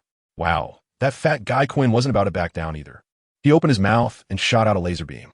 The two beams collided with a bang, creating sparks like firecrackers on New Year's. The next second, Quinn started shouting something like "Spark Queen," His eyes shot out beams like searchlights, and Kid found him using. With a click, his gun transformed into a grenade launcher, and he fired a volley of grenades, blowing all those beam shots away. Kid even blew the smoke off the barrel and arrogantly said, "You fat guy, why not just let me shoot you dead? Why resist? What's the point?" This directly infuriated Quinn, who shouted something about that red-haired kid not getting too cocky, and then, believe it or not, his tail and hair transformed into two mechanical arms, charging towards Kid. Kid laughed at that. "Fat guy, why don't you ever learn?" After saying that, he activated his magnetic fruit ability. Quinn's expression changed instantly, feeling like his hair and tail were going to be ripped off. How could he even fight like this? He was decisive, enveloped his head in armament color, and tried to headbutt Kid. However, Kid performed several backflips, dodging effortlessly. Just then, a dramatic moment occurred. The snail phone in Kid's arms suddenly rang. He glanced at Quinn, not far away, and quickly took it out to answer. On the other end was Ace's voice. "Hedgehog Head, how's it going over there? Need any help?" Kid immediately felt displeased and retorted, "You playing with fire? You want to fight, huh? Do I need your help?" But Ace's next line completely broke Kid's defenses. "You better hurry then. We've already wrapped things up here and are about to head to Wano's main island." Kid was stunned, his voice changing. "What the hell? The captain took down Kaido? Sort of, it's complicated. Just take care of your opponent and come back." Ace hung up after that. Just as Kid put away the snail phone, Quinn's voice rang out. This guy had sharp ears. "Red-haired kid, let's stop fighting and call it quits." Kid was taken aback. "What do you mean? Your boss Kaido got taken down by you guys, and you want to stop? Why not just go back to your own homes?" Upon hearing this, Kid understood. The next second, he grinned ominously. "Fat guy, you're my experience package for getting stronger. Want to run?" "No way." With that, his grenade launcher instantly transformed into a plasma cannon, and a blood-red beam shot out with crackling electricity. Quinn felt the threat of death, his pupils shrinking to the size of pinheads, and in a flash, he covered himself in armament color. The scream was something else. By the time Kid finished his attack, Quinn was char-black, looking like a piece of cooked coal. But Kid waited and waited, yet that feeling of power increase never came. He was puzzled. No wonder he's a Zoan type. He is almost cooked and still not dead. Saying this, he switched his weapon to a laser cannon, preparing to deliver the finishing blow to Quinn. Suddenly, the unexpected happened. "Kid, if you won't let me live, then you won't live either." Quinn suddenly roared, spewing out a large cloud of white mist from his mouth. His ultimate move, Ice Demon. Kid's eyelids twitched to the sight. "Fat guy, what the hell is this?" This is my masterpiece. Just wait to die." With that, Quinn charged at Kid like a madman. Kid cursed under his breath, spread his wings, and quickly flew up into the sky. But Quinn laughed maniacally from below. "You think flying up means you're safe? Naive." He shot a golden light from his eyes, directly collapsing the only exit in the area. Just wait quietly to die." He began spewing that white mist again. Kid, watching from above, sneered. "Fat guy, you think you have me cornered? You're the one who is doomed." With that, he snapped his fingers and shouted, "Magnetic satellite beam." Instantly, the entire area began to shake violently. Quinn couldn't stand steady. Terrified, he asked, "Kid, what did you do?" Kid completely ignored him, staring at him coldly, his gaze as if looking at a dead man. The next second, with a loud crash, the ceiling shattered, and a deep purple laser beam with a diameter of 50 meters descended from the sky, enveloping Quinn. Another scream rang out, but this time it lasted only 2 seconds before going silent. I tell you, Kid felt his strength skyrocketing, and he was so happy. At this point, the 3 disasters of the Beast Pirates were all wiped out. When we got back on the ship, wow, I still can't forget that scene. After Xiao and Nuothe explained everything to us, Ace, Kid, White Star, and Hancock exchanged glances, then all stared in shock at Kaido, who was gorging himself on the deck. Ace exclaimed at that moment, "Captain, you really are amazing." Xiao and Nuothe smiled awkwardly and said, "The person has been brought back, and he has amnesia. Now he is called Kai. You could just call him Mr. Kai." Then he pointed at Ace, saying, "Ace, before Instructor Zifa comes back, Mr. Kai will be under your care." Ace was instantly shocked. "Why me?" "Captain, where are you going?" "I'm going to Onigashima to find something." Xiao and Nuothe pointed at Kid and the others beside him. "Can they handle it?" Ace took a look and nodded with a bitter smile. Then Xiao and Nuothe ran over to whisper a few words to Kaido, then jumped directly off the ship. He was going to Onigashima to find the historical texts. Not long after, he reached the underground second floor of the Onigashima mansion. Just as he was about to push the door open, a gust of wind came rushing toward his face. Xiao Nuothe didn't even raise his eyelids. His right arm, coated in haki, and with a bang he blocked it. Through the light coming in from the door crack, I could see the person who ambushed him. A tall figure with long white hair, 2 red horns on her head, tied in a ponytail, wearing a kimono, barefoot in wooden sandals.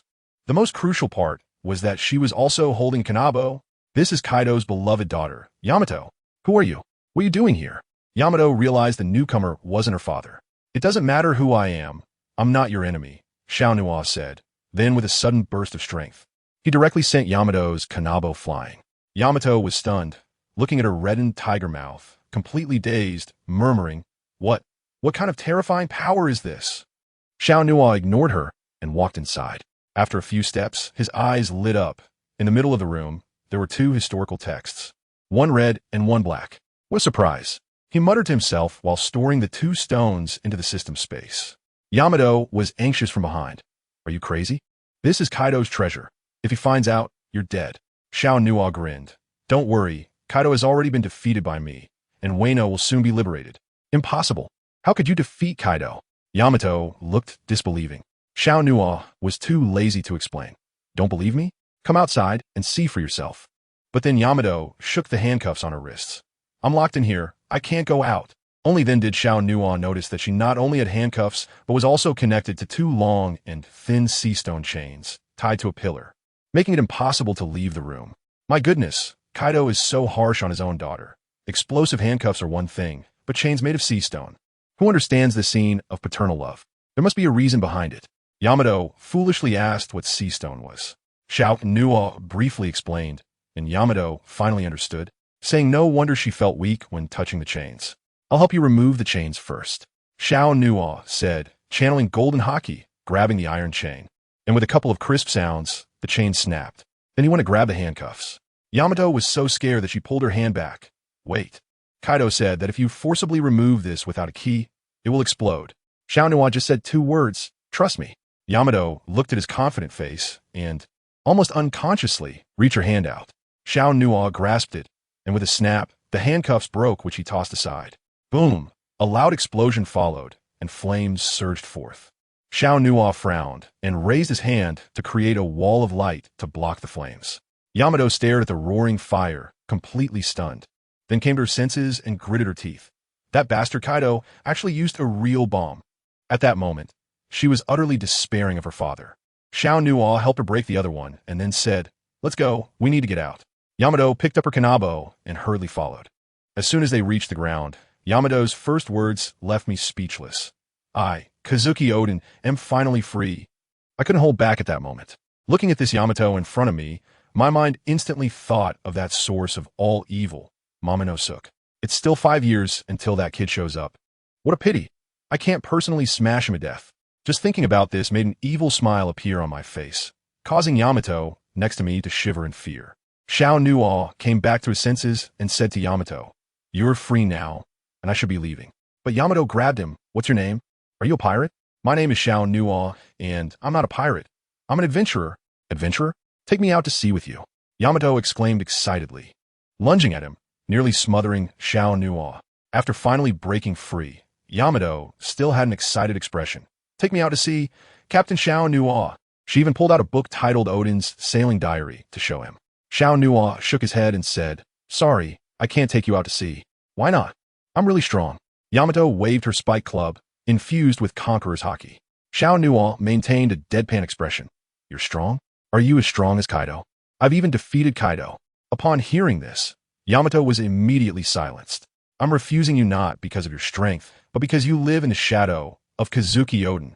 Unfortunately, I really dislike Kazuki Oden. He is too naive and too self-righteous. Yamato exploded on the spot. Lord Oden is great. You can't insult him. Saying this, she swung her club at him. Xiao Nuothe sneered and instantly summoned the Hammer of Divine Punishment. Now I understand a bit why Kaido locked you up. You're so naive and childish that you'd probably get sold if you went out to sea. Today, I'm going to give you a lesson to help you recognize the cruelty of this world. After saying that, he cast a resurrection skill on Yamato, and his eyes flashed with golden light, wrapping around her with Conqueror's haki before smashing down with the hammer. With a loud bang, Yamato's club was knocked out of her hands, and the Hammer of Divine Punishment struck her solidly. She let out a terrible scream, flying away like a broken kite, leaving a long trail of blood in the air. When she fell to the ground, blood gushed out uncontrollably, her consciousness fading, mumbling, "My adventure hasn't even started. Is it going to end?" Xiao Nuo walked over, looking at her faint breath. Although he felt a bit reluctant, he calmly said, "Yamato, don't blame me." As soon as he finished speaking, Yamato's life force completely vanished.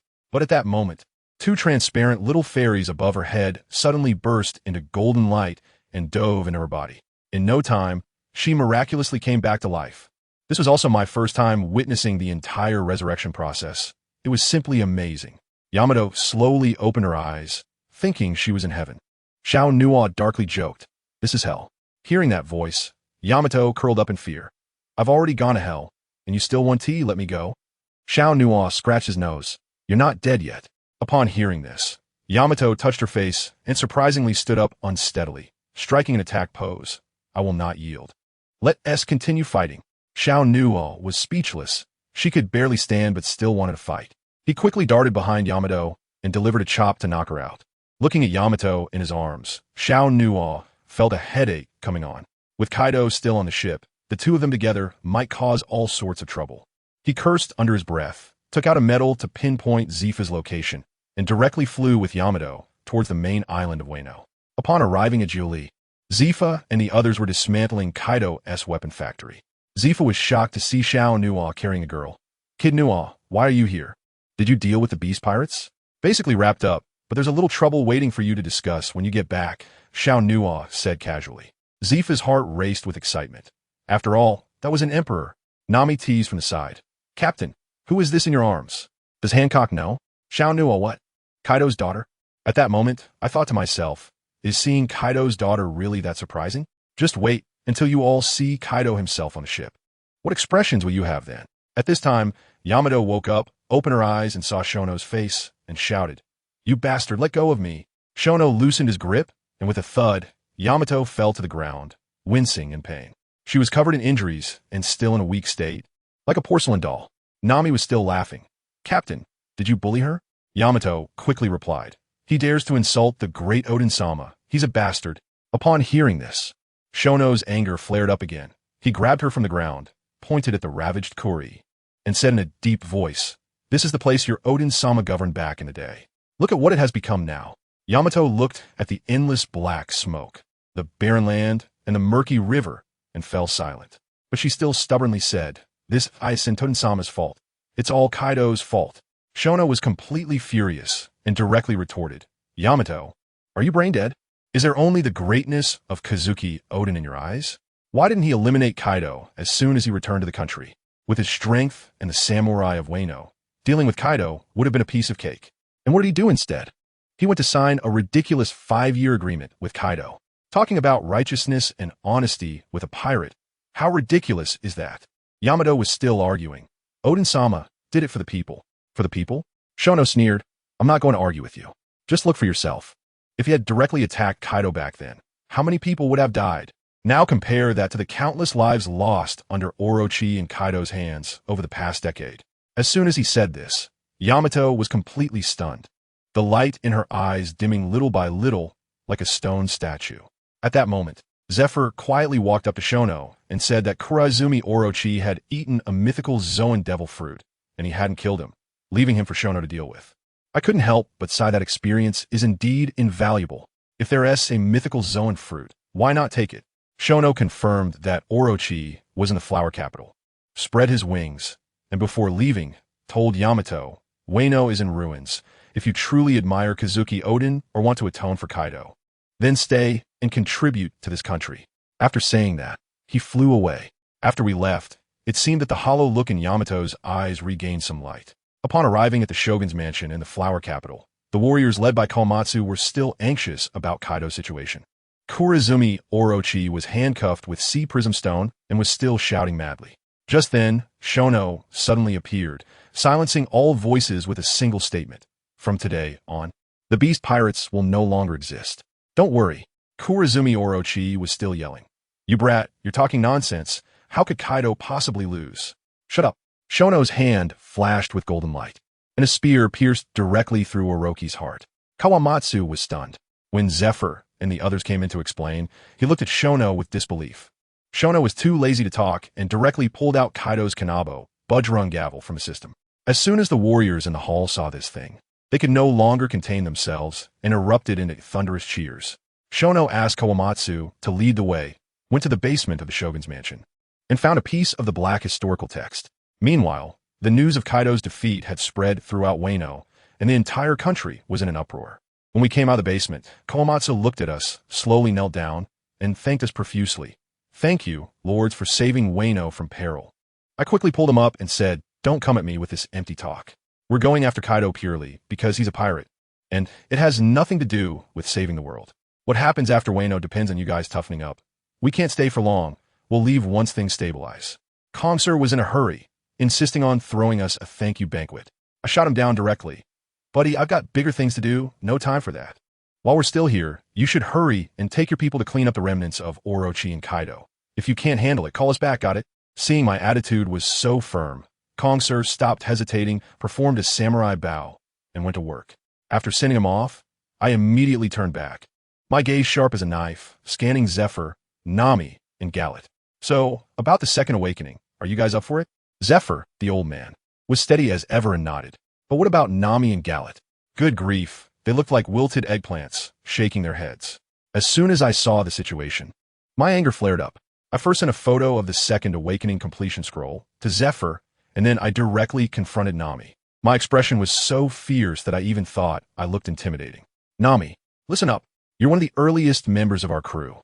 Now, apart from Robin, who was just captured, and the newcomer Carrot, who isn't a big shot with his second awakening, are you really planning to stay at the bottom and be our crew's mascot?" Nami felt so embarrassed by my remarks that she scratched her head and mumbled softly, "Oh, Captain, I just happened to meet this really thoughtful little sister in Wano named Au. I've been playing with her lately. Otherwise, I could have awakened long ago." Au. As soon as I heard that name, memories flooded back. Wow, isn't she the little girl from the original story who was so understanding it broke people's hearts? On her birthday, she used all of her family's food supply for the entire year to treat Luffy, while she herself went thirsty. No, since I've encountered this situation, I can't let this child suffer any longer. I immediately asked Nami, "Where's that little girl? I brought her to Flower Capital. Do you want to see her, Captain?" Nami's eyes sparkled with excitement. "Go, bring her here." In no time, Nami returned holding the hand of a cute little girl with purple hair, followed by an old man with white hair wearing a Tengu mask. "Captain, this is Au." Nami was incredibly excited. I looked at Au, who had just forced a kind smile, but in the next second, her face fell as she unleashed a tirade at Nami. "You brought them, right? Fine. Now get out of here with Galit and clear out all the remnants of Orochi and Kaido. Don't come back until you've reached your potential." Nami was instantly petrified. Her expression was so aggrieved, it was almost comical. I steeled myself and continued to push. "If you don't want to put in the effort to save Robin, then just keep wasting your days." As soon as I said this, Nami's expression changed instantly. Without a word, she turned and walked away, her back showing a determination as if to say she was ready to fight me. Galit glanced at her and quietly followed her out. Seeing their resolve, I felt quite relieved. Just as I turned my attention to Au, before I could say anything, the little girl's stomach growled loudly, and her face instantly turned bright red. At that moment, my heart melted. I picked up Au and gently said, "There's nothing embarrassing about being hungry." As I spoke, I tilted my head at Noki, signaling her to step up. The main focus here is feeding. Noki understood immediately and nodded. A group of us marched boldly towards the kitchen because, after all, nothing is more important than eating. 7 days later, at the Navy headquarters in Marineford. Let me tell you, these past 7 days have been peaceful for us, but the Navy has been in turmoil. In the huge conference room, all the high-ranking Navy officials were present, and the atmosphere was so heavy it could squeeze out water. What on earth is the world government thinking? Why should we, the Navy, carry out the execution of the people they captured? Carp, with his loud voice, was the first to explode, looking very displeased. He had just returned to the East Blue to see his grandson, barely settled for 3 days before being urgently recalled. How could he not be furious? Marshal Sengoku sat at the front, and upon hearing Carp's words, his veins bulged as he yelled at Carp. "Carp, shut up. This is the world government's decision. Although I don't understand what they want to do, we can only execute it. Moreover, executing the demon child Robin will enhance our Navy's prestige." Sitting next to them, Admiral Tsuru's expression was grave as she quietly spoke. "Sengoku, this execution will definitely not go smoothly. According to reports from Akainu and Kizaru, Zephyr has really joined the Apostle adventurers. Not only has his hand healed, but he has also become younger. What's even more terrifying is that he not only ate the natural type thunder fruit, but also gained an ability we have never heard of. As soon as Tsuru finished speaking, the air in the conference room seemed to solidify. Carp also put away his nonchalant demeanor and said expressionlessly, Sengoku, you don't need me to tell you how strong Zephyr was back then. Now, he will only be stronger. And the Apostle adventurers are not just Zephyr. What do you plan to do? Sengoku's face was darker than a pot bottom.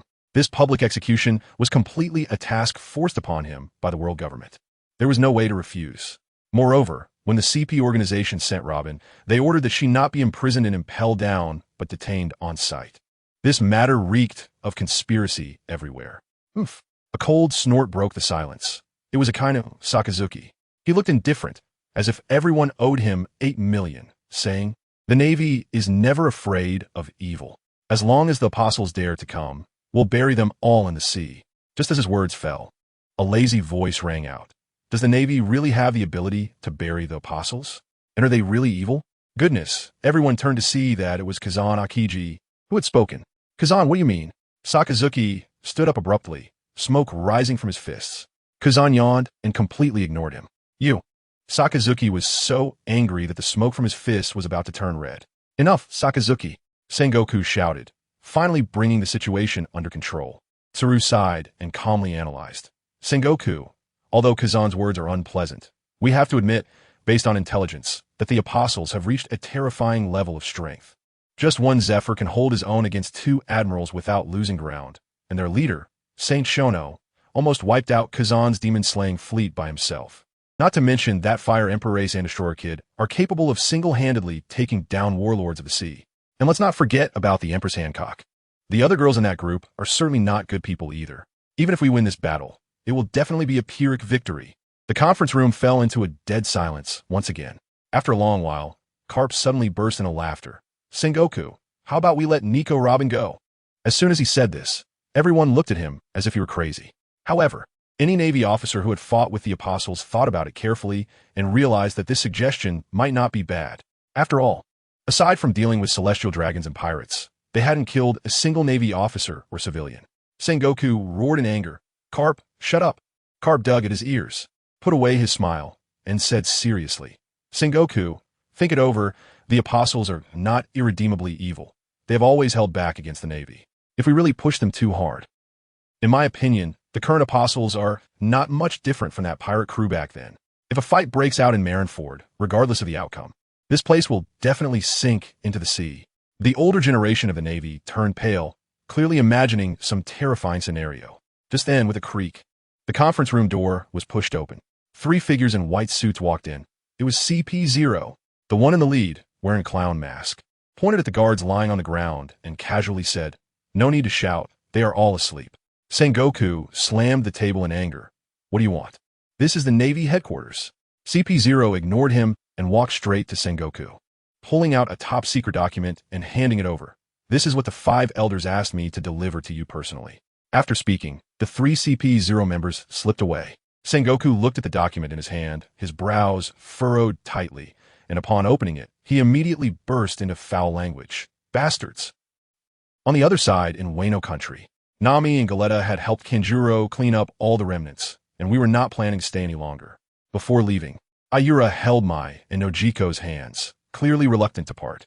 These past few days have been the happiest days of her life, with a big house to live in, new clothes to wear, and endless delicious food to eat.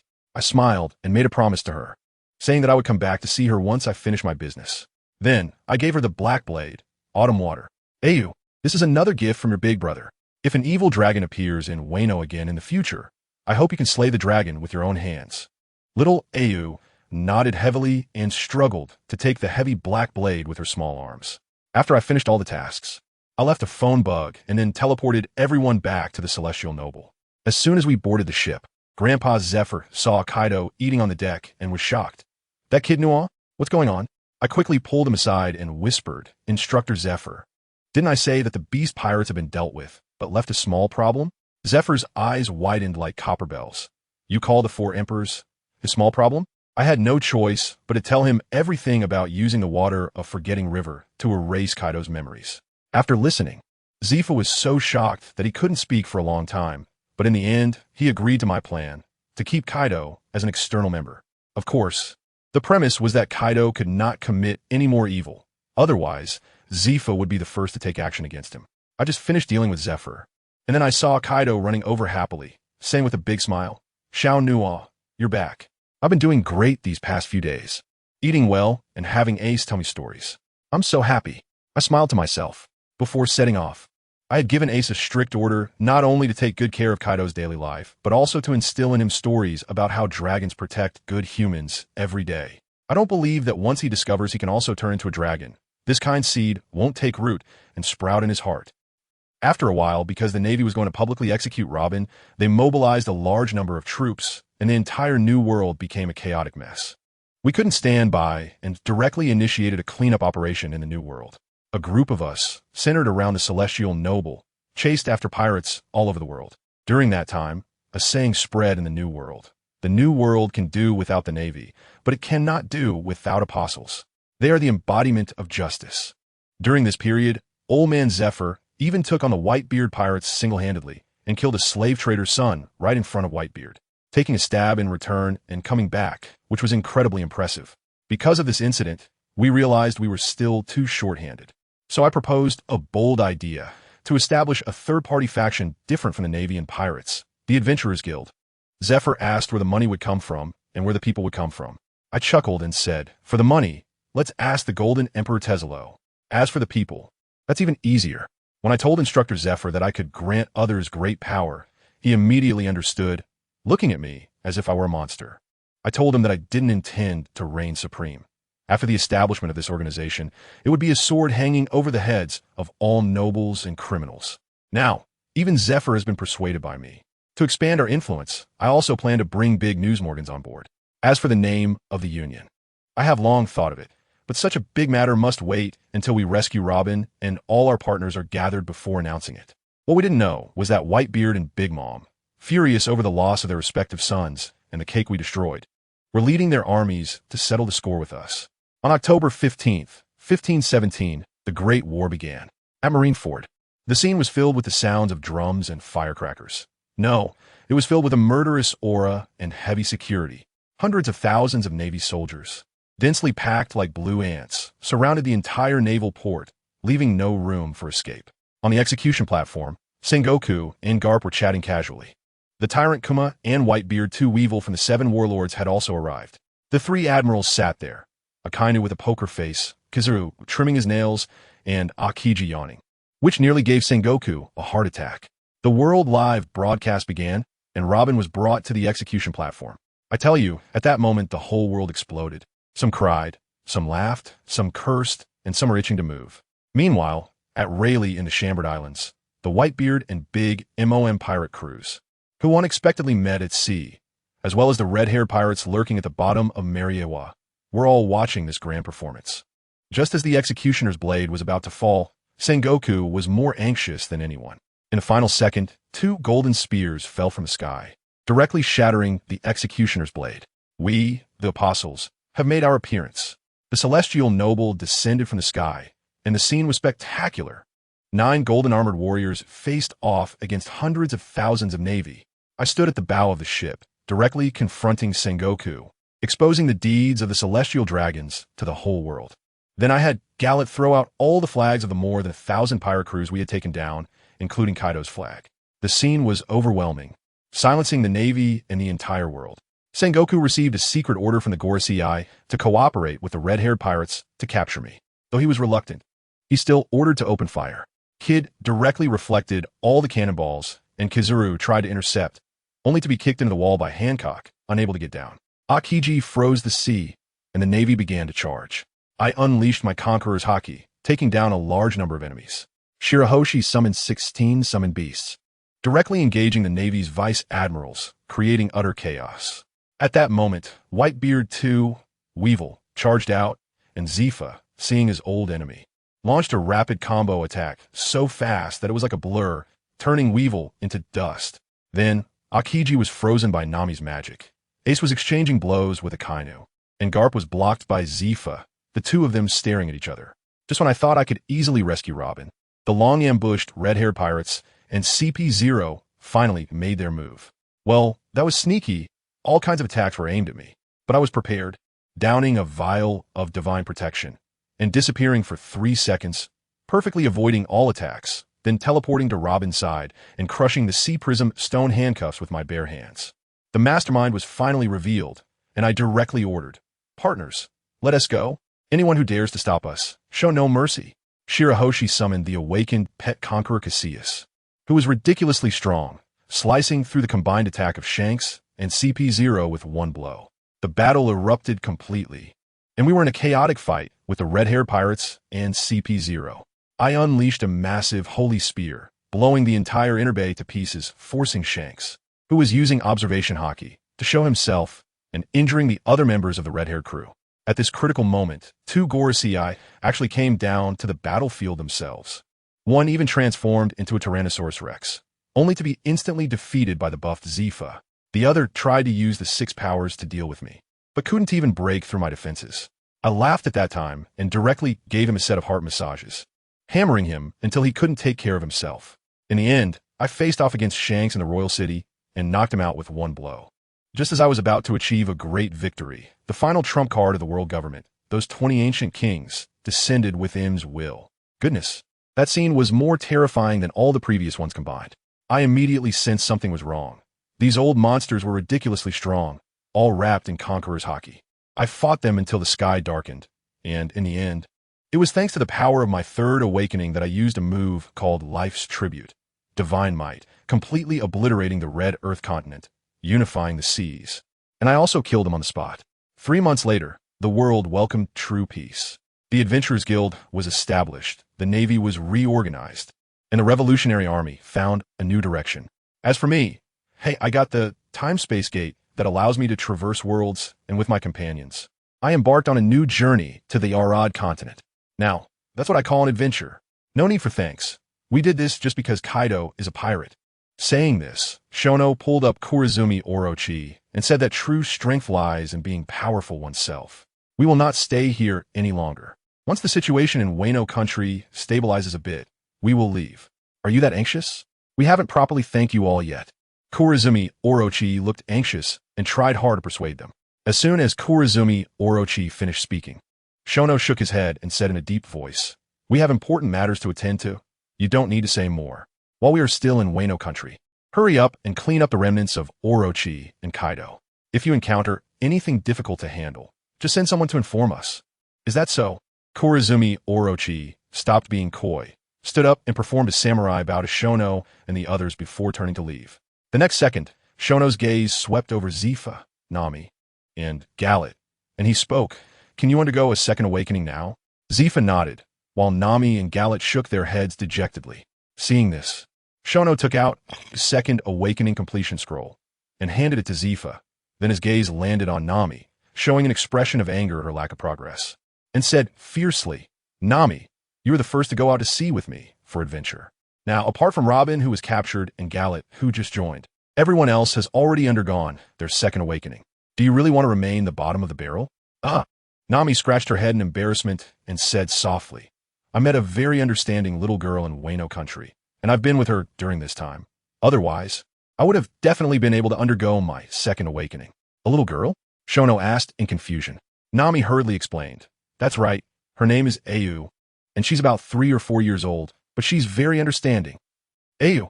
Upon hearing this name, Shono was taken aback. It was a character he remembered vividly.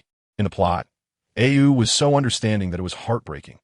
On her birthday, she invited Luffy to her home and took out all the food for the entire year to entertain Luffy, while she herself didn't eat a bite and went hungry to drink toxic water from the river.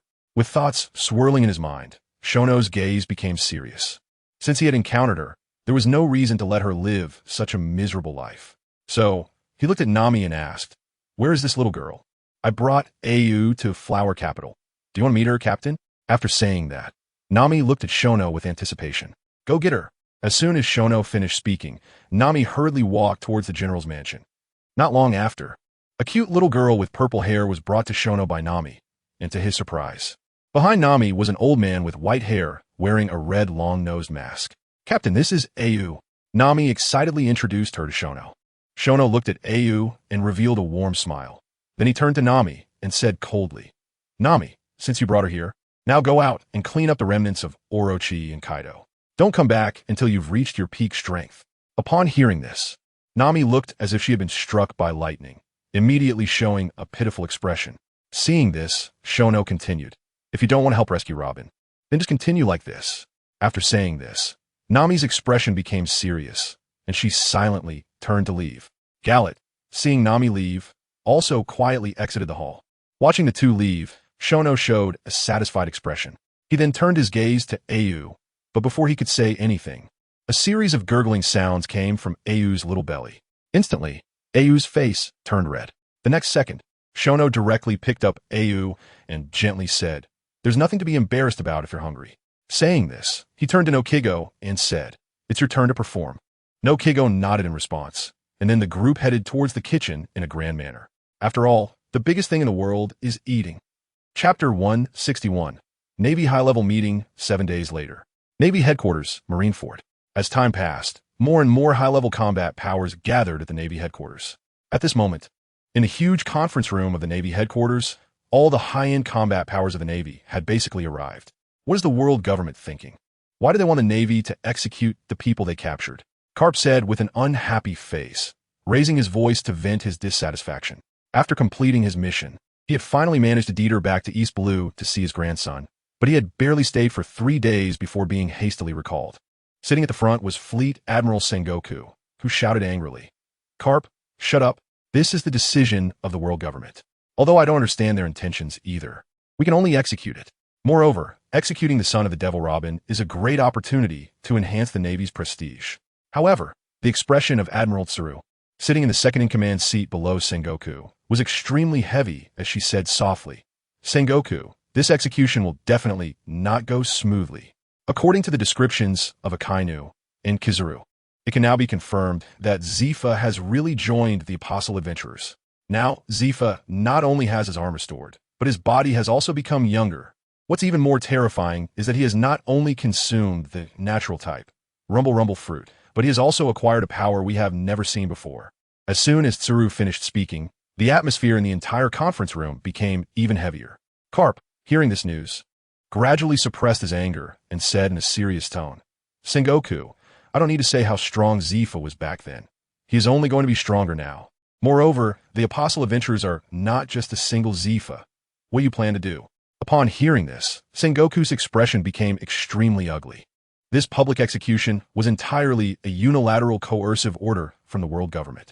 At the beginning, when he received the order from the world government, he had thought about refusing or even executing in secret, but the world government's attitude was extraordinarily firm and left no room for negotiation, insisting on a public execution by the Navy. Furthermore, on the day the order was issued, Nico Robin was personally sent to the Navy headquarters by the CP organization of the world government, and she wasn't even allowed to be imprisoned and impelled down. It seems that this public execution is riddled with conspiratorial undertones. Oomph. A cold snort broke the silence of the conference room. Admiral Sakazuki looked indifferent and said, the Navy has never feared evil. As long as the Apostle Group dares to come on the day of public execution, we will bury them all. As soon as Sakazuki finished speaking, a lazy voice that seemed out of place echoed in the conference room. Does the Navy really have the ability to bury the Apostle Group now? And are they really evil? Everyone turned to look, and the speaker was none other than Admiral Kazan. Kazan, what do you mean by that? Sakazuki shouted angrily, suddenly standing up from his seat, his clenched fists emitting faint white smoke. Kazan yawned at the remark and ignored Sakazuki completely. You! Sakazuki was furious, and the white smoke from his fists began to turn red. Seeing this, Sengoku immediately shouted, Enough, Sakazuki! Oomph! Sakazuki snorted coldly, expressing his dissatisfaction before sitting back down. Seeing that the situation was under control, Crane, the Chief of Staff of the Navy, calmly analyzed, Sengoku, although Kazan's words may not sound good, based on the intelligence we have gathered, we have to admit that the strength of the Apostle Group has developed to a terrifying level. Just one Zephyr can contend with 2 admirals without falling behind. As Carp said, the Apostle Group is not just one Zephyr. Their leader, Saint Shono, almost wiped out the demon-slaying fleet led by Kazan by himself. And then there's Flame Emperor Porga's Diace Anastrius's kid, both of whom have killed warlords of the sea. Aside from these individuals, Among the remaining 5 women of the Apostles, apart from Nico Robin, Boa Hancock is even at the level of a former warlord of the sea. As for the remaining 3, I believe they wouldn't be weak either to stay in the Apostles. So, even if we win this public execution, the Navy will definitely pay a painful price. After this statement, the conference room fell silent once again. After a long while, Carp suddenly laughed heartily. Sengoku, why don't we release Nico Robin? Upon hearing this, most of the people in the conference room looked at Carp with strange expressions. Perhaps only he would dare to say such an outlandish thing. However, the next second, all the naval officers who had fought against the Apostle Group thought Carp's suggestion was quite good upon reflection. After all, the Apostle Group had not killed any Navy personnel or civilians aside from killing celestial dragons and pirates, and they had no grievances with them. However, Sengoku, who had been stunned for a moment, quickly reacted and roared, "Carp, shut up!" Carp dug in his ears and directly ignored Sengoku's roar. Then he composed his expression and said seriously, "Sengoku, you need to think clearly. The Apostle Group are not truly heinous criminals. They have shown mercy to the Navy. If we push them too hard..." As he spoke, Carp paused, thought for a moment, and continued, "In my view, the current Apostle Group is not much different from that pirate crew back in the day. If a fight really breaks out in Marineford, regardless of the outcome, Marineford will definitely sink into the sea." When Carp's words fell, the new generation of Navy officers were all shocked. Meanwhile, the older generation of Navy personnel seemed to recall some terrifying imagery, all showing expressions of disbelief. The atmosphere fell silent once more. After an unknown amount of time passed, creak, the door of the conference room was suddenly pushed open from the outside. Hearing the sound of the door opening, Sengoku's anger was instantly ignited, and he shouted, "Where are the guards? Didn't I say that no one is allowed to open the door without my command?" When Sengoku's words fell, there was no response from the guards. As the door swung wide open, 3 figures in white suits appeared before all the Navy personnel. They were none other than the world government's intelligence agents. CP0. "No need to call the guards. They're all asleep."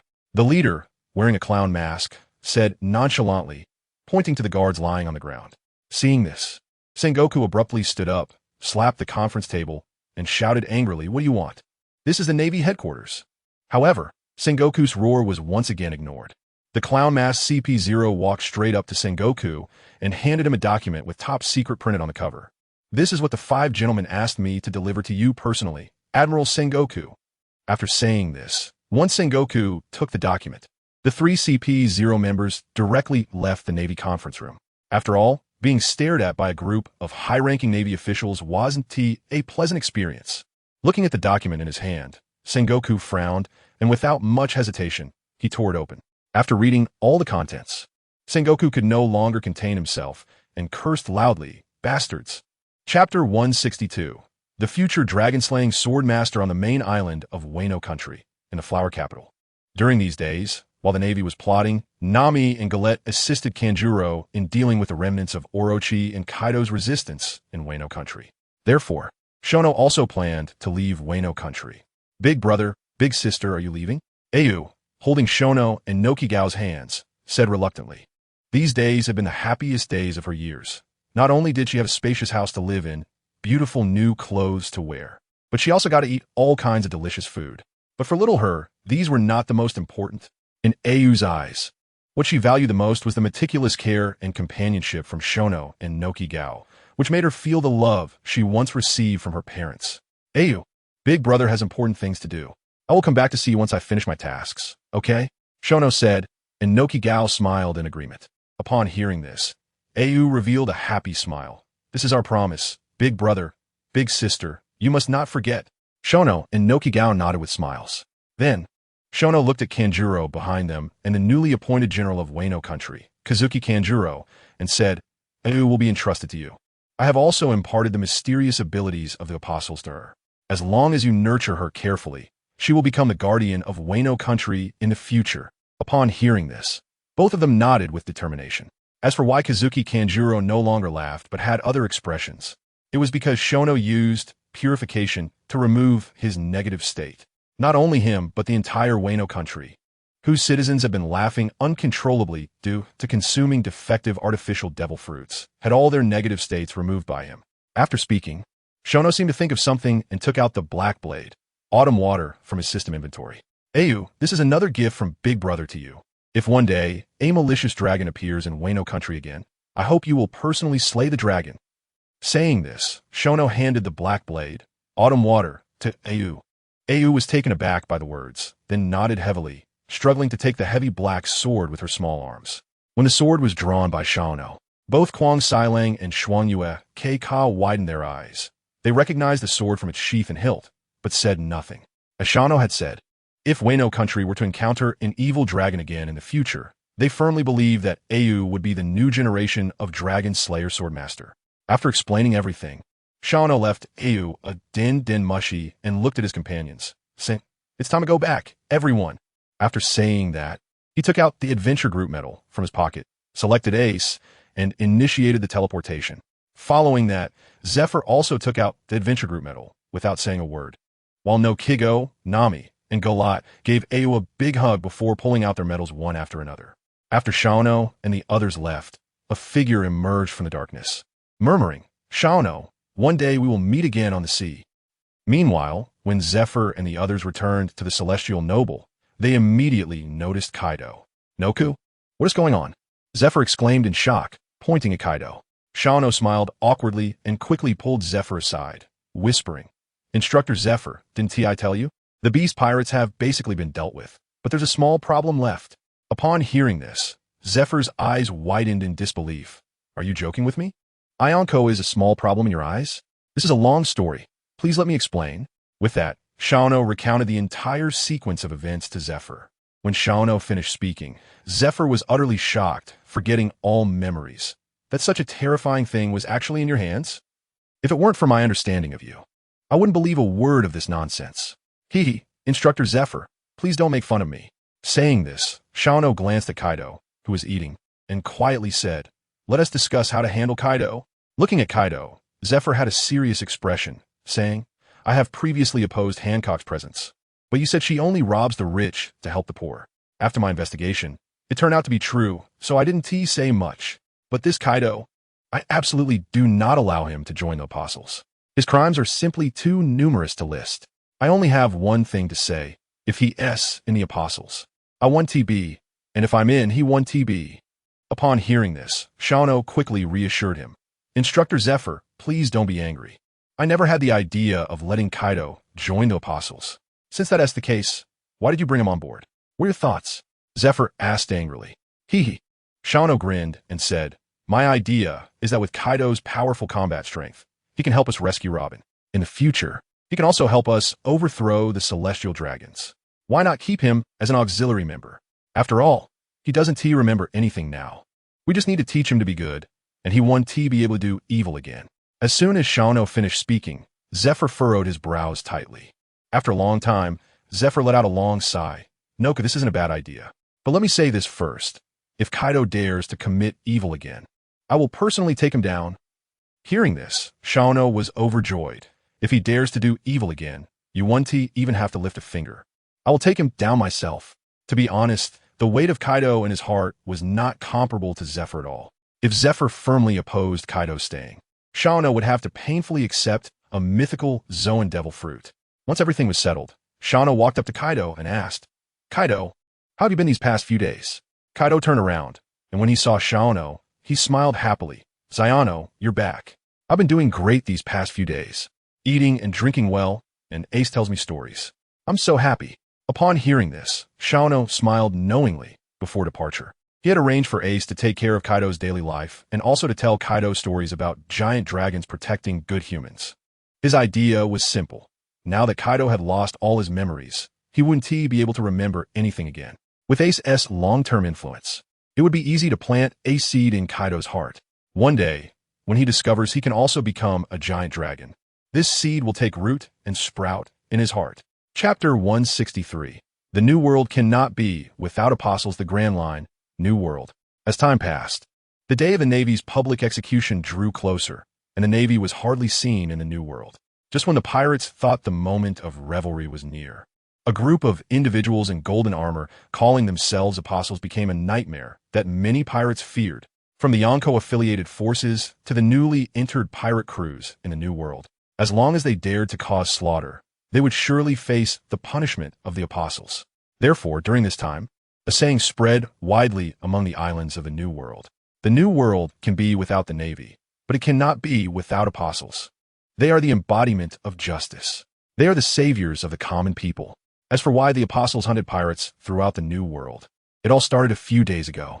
After the situation with Kaido settled, the celestial noble flew away from the Wano country area and sailed the seas of the New World again.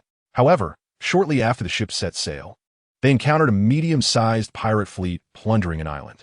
When Xiao and the others encountered this, there was no need for him to say much. The companions rushed in directly. Within moments, all the pirates were sunk into the sea. Later, when Xiao and the others returned the treasures taken by the pirates to the villagers, they learned from a village chief that the entire New World was in great turmoil due to the Navy's upcoming public execution of a criminal, drawing away a large number of troops.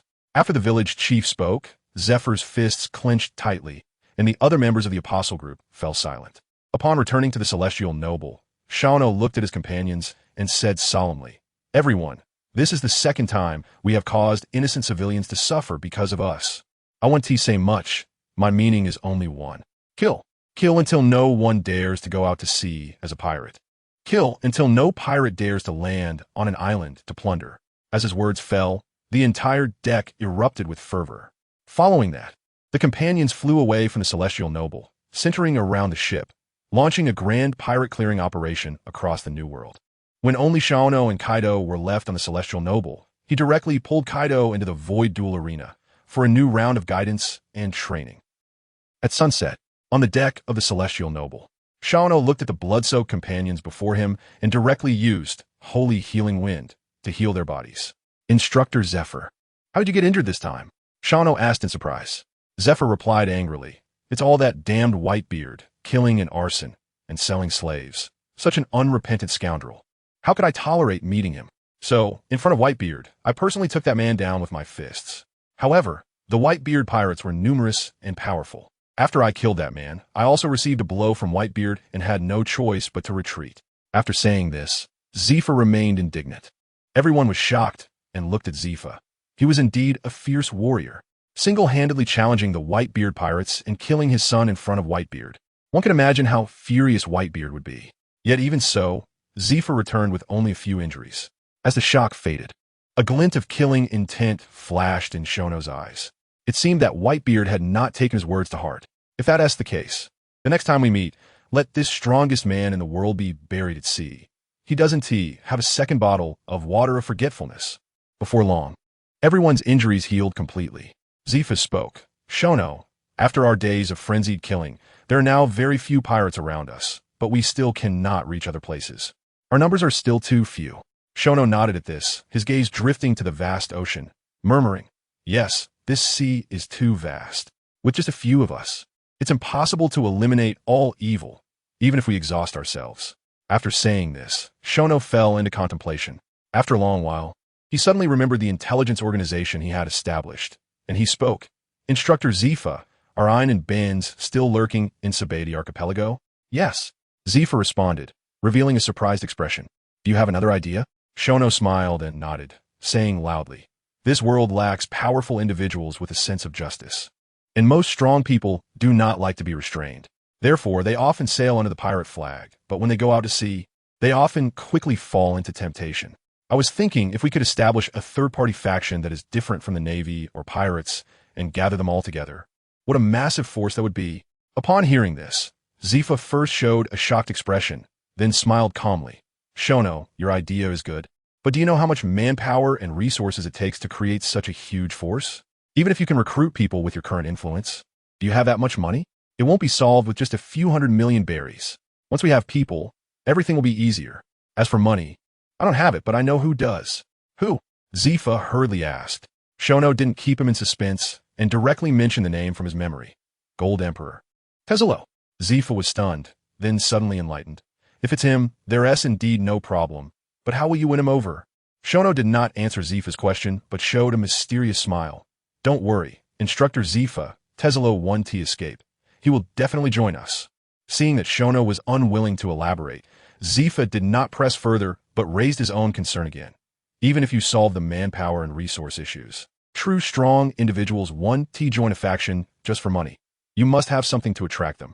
Before he finished speaking, Zifa seemed to suddenly think of something, looking at Shono with a shocked expression. Seeing this, Shono smiled knowingly. You guessed it right, Instructor Zifa.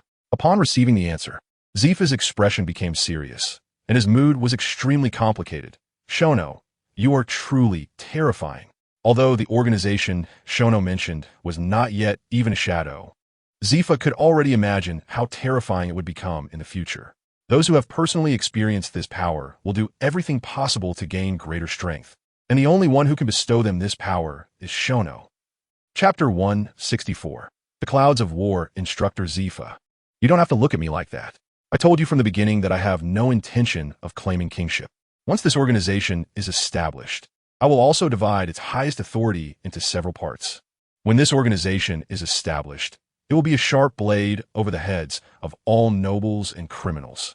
When disaster strikes, this organization will uphold a sky for the common people. When nobles or kings forget their responsibilities, this organization will confiscate their powers and crowns. As Shono finished speaking, the celestial noble's ship fell into silence. Everyone shocked as they looked at him. After a long time, Zifa revealed a bitter smile. Shono, the four emperors are still unvanquished, and the world government still exists. Are you not afraid of overreaching with such long-term plans?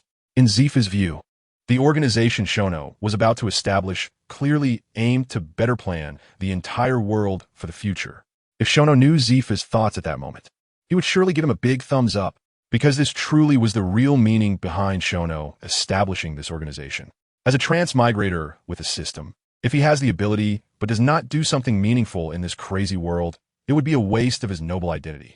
The fall of the four emperors is only a matter of time, and to deal with the world government, which has stood at the pinnacle of the world for nearly 1,000 years. We must prepare for the worst. Shono spread his hands and smiled. You've convinced me. As he spoke, Zifa's bitter smile was replaced by determination. Now, tell me your subsequent plans. I know you wouldn't fight a battle without certainty. Shono smiled non-committally. Ein and Benz are developing too slowly. I plan to bring big news Morgans into our organization. That way, our intelligence will instantly spread throughout the entire sea. Big news Morgans. Zifa murmured softly, recalling all the information about him in his mind, then said, I've also heard of this person. He is not so easily persuaded. The world government and the Navy have tried to win him over multiple times, but he has always looked down on them, wandering on the fringes of major powers and with an unpredictable whereabouts. His whereabouts are certainly unpredictable. As he said this, Shono pointed to the sky. Upon seeing this, Zifa suddenly realized, you mean Morgan's headquarters is also in the sky? If that's the case, everything makes sense. No wonder the world government and Navy have tried to encircle Morgan's multiple times, only to have him mysteriously escape. A cunning rabbit has 3 burrows. How could someone like Morgan's place himself in danger? As Shono finished speaking, Ace suddenly spoke up. Captain, you've talked with Instructor Zifa for so long, but you haven't mentioned what this organization is called. Upon hearing this, everyone turned their eyes back to Shono. However, Shono merely smiled calmly. I've already thought of a name, but such an important matter should wait until all partners are present to announce, right? So, everything must wait until we rescue Robin before we can implement it. If we can't even rescue Robin, then all of this is just empty talk. After his words fell, everyone revealed smiles. Yes, how can such things be announced without partners present? Thus, the celestial noble's ship fell into silence. They were all waiting for the day after to head to the Navy headquarters to rescue Robin. Meanwhile, on a small island in the New World, all the major captains of the Whitebeard pirates, including Whitebeard himself, had gathered here, and all their eyes were fixed firmly on a newly built grave. In the suffocating air, the drizzling rain could not extinguish the anger in their hearts, and the howling cold wind could not carry away their heavy breaths. After an unknown amount of time, Jaws could no longer suppress the anger within him, and was the first to speak. Old man, that Zephyr from the Apostle Adventurers actually dared to kill our comrade. We absolutely cannot let him go. We must use his head to honor Paburik. As soon as Jaws said this, the entire scene erupted with emotions. Kill Zephyr to avenge Paburik. Eliminate the Apostle Adventurers. The dignity of the Whitebeard pirates cannot be violated. Countless roars echoed in Whitebeard's ears. After a long silence, Whitebeard slowly raised the Tsong Yun Chia above his head, and in an instant, the entire scene fell silent again. The next moment, Whitebeard's deep voice rang out. That little brat named Shono, although he provoked me again and again. I could still smile it off. However, now that Brat's crew has dared to kill my son, I will settle this old and new grudge together and bury them completely in this sea. After saying this, the tip of Whitebeard's Song Yun Xia suddenly radiated a transparent halo. With a fierce swing of his arm, a sharp slash wrapped in the halo instantly flew into the sky. Crack!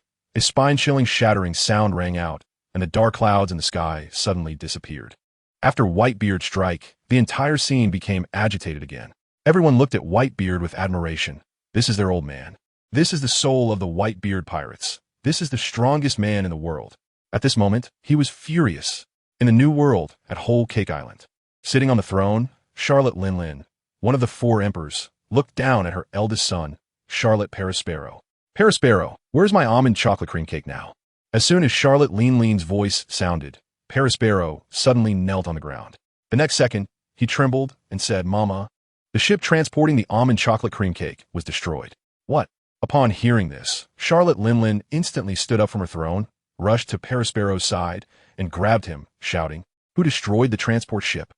Perispero looked terrified and hurriedly replied, It was the people from the Apostle Adventurers who destroyed the transport ship. Apostle Adventurers? Charlotte Linlin frowned. That name sounded familiar, but she suddenly could not remember where she had heard it. Seeing her reaction, Perispero quickly reminded her, Mama, the last time the transport ship commanded by Charlotte Snack was also destroyed by the Apostle Adventurers. Charlotte Linlin was taken aback at first. Then, a violent killing intent along with terrifying conqueror's haki suddenly erupted from her body. Damn Apostle Adventurers, I will tear you to pieces. After the roar, Charlotte Linlin looked at Perispero.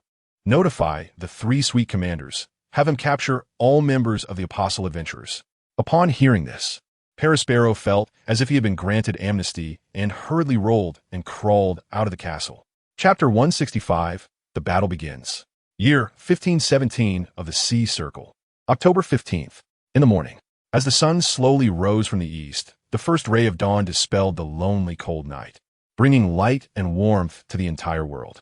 But today, in one place, even under the shining sun, the silence and killing intent here could not be dispelled. Here, the air was oppressive to the extreme. Even breathing felt particularly heavy. This place was the Marine headquarters, Marineford. Today was another day for the Marines to publicly execute criminals in front of the whole world, following the public execution of pirate King Joel D. Roger. At that time, the entire world would focus on Marineford, and they would once again witness the Marines executing evil and maintaining their image of justice. As time passed, the blazing sun rose higher. At this moment, if someone stood high in the sky and looked down at Marineford, they would see countless Navy soldiers, resembling a vast blue ocean covering the entire land, almost occupying the entire large, oval military harbor. Under the massive artillery fortifications, numerous officers were continuously communicating, directing their subordinates to form the most reasonable formations, while the soldiers executed the orders silently and with grim expressions. What was most eye-catching was the towering execution platform, where 3 large chairs were prominently placed. Undoubtedly, this was the defense position of the Marine admirals. Additionally, in the outer sea of the military harbor, there were dozens of heavy Navy warships flying the Justice Seagull flag, patrolling the surface of the sea and guarding the outer perimeter of the main battlefield. It could be said that at this moment, Marineford had transformed into a military fortress armed to the teeth. Even a mosquito flying in would require Sengoku's approval. On the towering execution platform, Sengoku looked at his meticulous arrangements. He had done his best, but there was not a trace of joy in his eyes, only worry. Sengoku, since things have developed to this point, why think so much? Carp's voice rang out from behind Sengoku. After saying this, Carp handed Sengoku a piece of senbei. Seeing this, Sengoku did not take the senbei, but instead let out a long sigh. I'm not your bastard. Carp, hearing this, was not angry. Instead, he laughed heartily. I told you before, don't rise too high in rank. It will be exhausting. You didn't listen. You deserve it. You. Sengoku paused, gritting his teeth as he glared at Carp, then snatched the senbei from his hand and began to eat it. This time, Carp surprisingly did not snatch it back, but quietly watched Sengoku eat the senbei. After a long time, seeing Sengoku finish the senbei, Carp spoke, Leave Zephyr to me. This is my greatest support for you. Sengoku looked up silently at his old friend. Everything was understood without words. Just then, Admiral Tsu also approached from behind the two. calmly saying, "We still haven't found any trace of the apostles. Have they given up on Nico Robin?" Sengoku shook his head and replied, "Based on our analysis of Shono, this person would never abandon his companions. He is definitely lurking somewhere, watching us closely. Now we just need to wait. Once the execution time arrives, he will surely appear." As Sengoku's words fell, the execution platform fell into dead silence. As the execution time approached, the atmosphere in Marineford grew even more tense. Soon, Sengoku took out a pocket watch from his chest, looked at the time, and said to a messenger behind him in a deep voice, "Bring the prisoner Nico Robin out of the cell, on standby, at all times." As he spoke, Sengoku glanced at the 3 empty chairs under the execution platform and notified the 2 warlords of the sea and high-ranking naval officers that they could enter as well. It's worth mentioning why it was 2 warlords of the sea. This was because Sengoku, in order to prevent a lack of naval strength, had summoned Whitebeard to Edward Weevil again. As the messenger left, the entire Marineford began to operate at high speed like a large and precise machine. Soon, 2 powerful figures appeared on the naval defense line, causing a strong commotion and dissatisfaction among the sailors. The warlords of the sea, Tyrant Bartholomew Kuma and Whitebeard to Edward Weevil, entered first. This is interesting. The Navy really made a big move this time, pulling so many troops from all over the world. It seems they are determined to completely annihilate the Apostles Adventure Group. A sharp female voice came from beneath Weevil. The speaker was an old woman, heavily coated in red lipstick, wearing sunglasses, leaning on a cane, short in stature, wrinkled, and dressed in a leopard print coat. She claimed to be Edward Weevil's mother, Miss Backen. "Mom, if we kill all the members of the Apostles Adventure Group, won't we get a lot of treasure?" Weevil asked foolishly, looking down. Miss Backen carefully glanced around at the surrounding naval soldiers and whispered, "Weevil, do not act without my orders. Do you understand?" Weevil nodded blankly. Miss Backen sighed in relief upon seeing Weevil nod. If it weren't for Sengoku painting a big picture for her, she wouldn't have come. Who doesn't know that being a warlord of the sea is a high-risk profession? It's called the Warlords of the Sea in a nice way. But if she didn't come this time, it would be just a warlord. However, once the apostles are completely annihilated this time, the warlords will once again become a noble profession, which is one of the main reasons Miss Backen summoned Weevil. On the execution platform, Sengoku, with his observation hockey, heard all of Miss Backen's self-important whispers, and he cursed inwardly, "Damn it, if it weren't for your usefulness, I would slap you to death." As Sengoku's resentful voice fell, the vice admirals, the mainstay of the Navy, gradually appeared on the platform below the execution stage. Finally, 3 tall and imposing figures appeared below the execution platform. Seeing these 3 figures, countless sailors seemed to see a glimmer of victory and exclaimed, "Here they come, the highest combat power of the world government." The 3 admirals of the Navy headquarters, Akainu Sakazuki, Kizuru Borsellino, and Akiji Kuzan. Accompanied by the exclamations, the 3 admirals casually sat in the chairs prepared for them. Sakazuki sat in the middle, with Borsellino and Kazan on either side. After the 3 sat down, Sakazuki crossed his arms and wore a serious expression, while Borsellino nonchalantly trimmed his nails, and Kazan yawned repeatedly. Seeing this, Sengoku's forehead throbbed with veins, and he shouted, "The public execution is about to begin, and you will face the eyes of the whole world.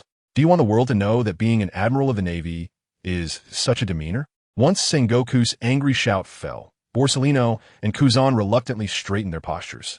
Chapter 166, Prey and Hunterhoff. Sengoku exhaled a long breath of foul air. After glancing at the blazing sun in the sky, he took out his pocket watch again. Then, he suppressed all his anger and became incredibly calm again. Notify that the world broadcast is officially starting. With Sengoku's command, the messenger hurried away. Soon, with the connection of communications, the numerous spotlights, transponder snails, and projection snails began to operate, and the live broadcast of Marineford instantly spread across the world. In an instant, the entire world fell into a moment of dead silence. Moments later, the world erupted in an uproar. In stark contrast to the boiling outside world, Marineford was eerily quiet. Hundreds of thousands of sailors stared fixedly at the execution platform. Suddenly, Sengoku raised his hand and waved.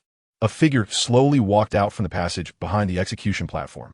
Clang! The heavy, slow footsteps dragged the sound of iron shackles scraping against the ground, echoing from Marineford to the entire world.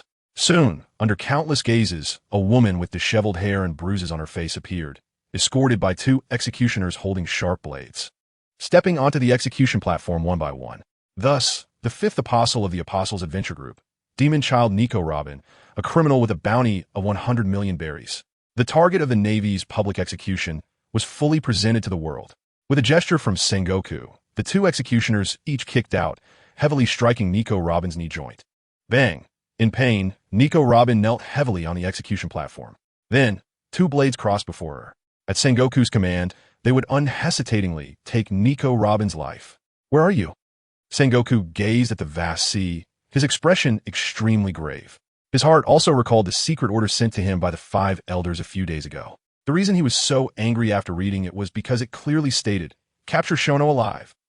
Meanwhile, as the live broadcast of the Navy headquarters public execution spread across the world, countless pirates, factions, and nations fell into various kinds of chaos. All the countries and civilians saved by the apostles, upon seeing Robin kneeling, cried bitterly and cursed the injustice of the world government and the Navy. Similarly, the pirates who had been exterminated by the apostles were currently celebrating, throwing a banquet. At this moment, humanity was vividly reflected. Some were celebrating, some were crying, some were cursing, some were mocking, and some were restless. But without exception, all these people were focused on watching this shocking public execution. 19 years ago, a similar public execution took place in Lowtown in the East Blue, where the then pirate king Gold Roger was directly executed on the platform. That public execution directly ushered in the bloody and evil era of great pirates. Today, where will this public execution lead? The world is eagerly anticipating. Area 15 of the Sabadi Archipelago. Shaki's Bar. Due to the Navy's public execution, the bar was closed today. Therefore, in the dimly lit bar, only the white-haired Rayleigh and the cigarette-smoking Shaki were present. Rayleigh, you've been worried these days. What exactly are you worried about? Shaki exhaled a smoke ring, seemingly casually inquiring. Rayleigh shook his head and said nothing, but his thoughts were deeply immersed in memories. In that initial battle, Shanks thought he was capturing Robin without anyone noticing. In reality, Rayleigh had been watching everything from afar. At that time, Rayleigh didn't understand why Shanks wanted to capture a member of the Apostle Adventure Group. Now, however, those captured by Shanks were to be publicly executed by the Navy. All of this made him feel that Shanks was plotting some huge conspiracy, but he didn't want to get involved. He just wanted to be a bystander. Grand Line, New World. At this moment, two massive pirate fleets unexpectedly encounter each other on their way to Fishman Island. On the enormous Moby Dick, Whitebeard stood on the deck, holding the Tsong Yun Chia, gazing into the distance. Seeing the oddly shaped ships and familiar flags, Whitebeard laughed heartily. Gururara, have the little brats on that ship seen Linlin yet? As his laughter faded, the entire sea suddenly became turbulent. On the flagship of the big MOM pirates, the sweet 3 stars gathered together, all frowning as they looked at the distant Moby Dick. The 3 of them were Charlotte Katakuri, Charlotte Smoothie, and Charlotte Cracker. Hidden among the biscuit warriors, Cracker, disguised as a tall, middle-aged warrior with a long beard, looked at Katakuri and asked, "Brother Katakuri, since Whitebeard is here and Mama is not, should we avoid the confrontation?" Katakuri, tall and muscular with short red hair and wearing a white scarf resembling a flower, nodded calmly and said in a deep voice, "Prioritize Mama's mission. Let them pass first." As Katakuri finished speaking, Cracker immediately commanded the fleet to retreat. On the distant Moby Dick, Whitebeard watched the big pirates fleet slowly yield the passage and chuckled. "Gurura, it seems Linlin isn't on the ship. Otherwise, she wouldn't let me pass so easily." With that, Whitebeard waved his hand, and the entire Whitebeard pirate fleet marched forward toward Fishman Island once again. Whitebeard's purpose for this journey was the Apostle Adventure Group. If the Navy's public execution could bury the entire Apostle crew, they would return the same way. If the Apostle crew emerged victorious, Whitebeard would definitely not allow them to return to the New World. Marine Ford, beneath the military port. An inconspicuous pirate ship was lying in wait here, motionless. Although the ship was unremarkable, the people on board were notorious pirates in the world. They were none other than the red-haired pirates. "Captain, do you think that little brat will come?" The hefty Locky Lou asked, holding a piece of meat, his usual playful expression replaced by seriousness. Hearing this, Shanks touched his scarred chest and said sternly, "He will come. The grand show I meticulously planned has already begun. How could he miss being the main character?" As the words fell, everyone on the ship gazed across the calm sea, taking in the entire execution platform. At this moment, they just needed to lie and wait quietly, waiting for their prey to take the bait. Chapter 167. The apostles make their appearance. Is he not coming yet? On the execution platform, Sengoku frowned, his gaze fixed on the calm sea. At this moment, even he couldn't help but doubt whether Shono had truly given up on Nico Robin. Then, as if he had made a significant decision, he shouted at the executioners, "Begin the execution." When Sengoku's voice was broadcast live to the world, it sparked an uproar. Any discerning person could see that the Navy's public execution was rife with oddities. The Navy headquarters had deployed all its combat power and even summoned the warlords of the sea. Yet now, there were no visible enemies, and not even the charges against the condemned had been announced before they were about to execute the criminal. This operation, in the eyes of others, gave the impression that the Navy was trying to cut through the chaos swiftly. Others may not know what Sengoku was thinking, but at that moment, Marineford fell into a deathly silence. In the vast military port, nearly 100,000 sailors held their breath, intently watching the execution platform. As the executioner's blade was raised high, cold sweat began to bead on Sengoku's forehead, and he thought wildly, "Where the hell is that little brat?" 1 second, 2 seconds, 3 seconds. Just as the executioner's knife was about to fall, 2 golden spears whistled down from the sky. Crack! The 2 execution knives snapped in response. "Little brat, you finally arrived." Sengoku quietly breathed a sigh of relief. With the execution interrupted, the eyes of all the sailors in Marineford and the cameras broadcasting live turned to the sky. They appeared. A ship emerged in the sky. Their ship can actually fly? Is it the Apostle crew? In an instant, the entire military port was filled with gasps of astonishment. Boom! With a loud crash, the celestial nobility landed directly in the harbor. The fierce sea breeze fluttered the flags on the ship, and the golden holy light cross shone brilliantly in the sunlight. At that moment, the whole of Marineford and even the entire world could clearly see the figures on the metallic ship. 9 figures clad in dazzling golden armor were about to confront the entire Navy headquarters. It really is the Apostle Adventure Group. Apart from Nico Robin, there were 8 apostles. No, there was also an unknown apostle, making it 9 apostles in total. The first apostle, Saint Shono, world's most notorious criminal. Bounty, 2. 5 billion berries. The second, Apostle Elementalist Nami. Bounty, 220 million berries. The third, Apostle Sakura, Swordsman Ojiko. Bounty, 110 million berries. The fourth, Apostle Destroyer Eustace Kid. Bounty, 290 million berries. The sixth, Apostle Flame, Emperor Porgas D. Ace. Bounty, 310 million berries. The seventh, Apostle Summoner Shirahoshi. Bounty, 80 million berries. The eighth, Apostle Empress Boa Hancock. Bounty, 550 million berries. The ninth, Apostle Justice Arbiter Zephyr. Bounty, 29 billion berries. Excluding the unknown 10th member. Counting Nico Robin, the total bounty of the Apostle Adventure group reached a staggering 5 billion berries. Hiss, when someone announced the bounties of the apostles. The entire Navy headquarters and even the whole world erupted in waves of gasps. It should be noted that the apostle crew had been sailing the seas for less than a year, and their bounty had reached such a terrifying level, making it hard to believe. "Robin, wait for me. I'm coming to save you." Shono stood at the bow of the ship, his gaze fixed on Robin on the execution platform, shouting loudly, "Captain, thank you, my friends." Robin looked at the celestial nobility, surrounded by 100,000 people and countless heavy cannons, tears streaming down her face. Then, Shono turned his gaze to Sengoku. Completely ignoring the countless Navy soldiers resembling a white ocean, the countless heavy artillery, as well as the so-called warlords of the sea and a group of vice admirals from the Navy headquarters. "Sengoku, why do you want to execute Robin? What crime has she committed?" Endless fury was suppressed in Shono's calm tone. As his words fell, the entire Navy headquarters and all those watching the live broadcast fell silent. Yes, why does the Navy want to execute Nico Robin? Everyone then looked at Sengoku, waiting for his answer. Sengoku suddenly felt a chill run down his spine and said stiffly, "Nico Robin was wanted by the world government for destroying Navy warships in her early years.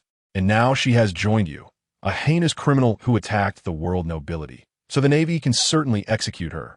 "Huh, you know the real situation yourself." Saying this, Shono revealed a playful smile. "Sengoku, the so-called world nobility in your eyes rules the world, possesses all privileges, and claims to be the descendants of the Creator. But do you know what they are in my eyes?" "What?" As soon as the words left his mouth, Sengoku regretted it. The next moment, Shono's answer did not disappoint him. "The so-called world nobility, in my eyes, are the parasites of this world, They are the true evil of this world. They disregard life, treat all lives beneath the red earth as garbage, as pigs, and seize everything at will. In their eyes, this is their inherent right. Saying this, Shono revealed a wicked smile. So I am curious, will such powerful world nobles even die? Coincidentally, by some chance, I encountered a world noble who killed the mother of a baby still in swaddling clothes, and when he was about to kill that baby, I directly killed him. Unfortunately, world nobles can also die. As his words fell, the world was stunned. Everyone looked at Shono with disbelief, unable to comprehend. Had this person gone mad?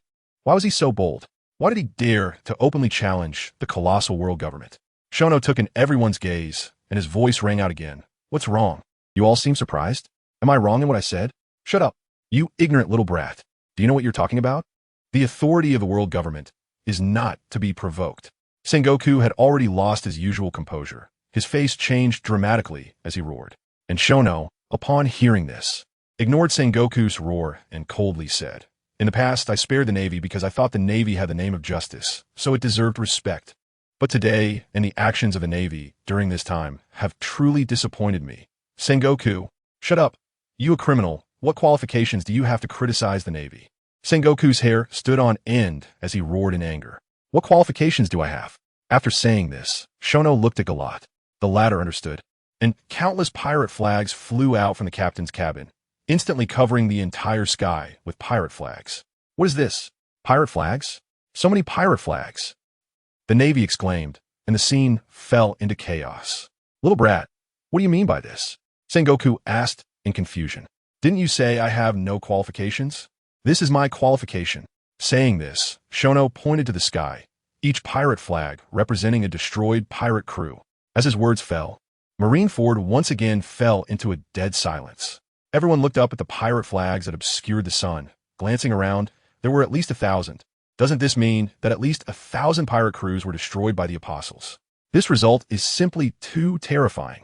Chapter 168, so-called Justice. How is this possible? Not only Sengoku, countless Navy soldiers could not believe what was happening before their eyes. A group they called criminals was actually the main force against pirates. This was unacceptable to them. Nothing is impossible. Saying this, Shono seemed to remember something and took out another flag from his pocket. This is a pirate crew I destroyed while you were mobilizing troops worldwide with the Navy. I forgot to bring it out. Sorry. Saying this, Shono threw the flag into the sky. When the flag unfolded, the pattern on it spread through the transponder snail to the world. In an instant, the world fell into a brief silence.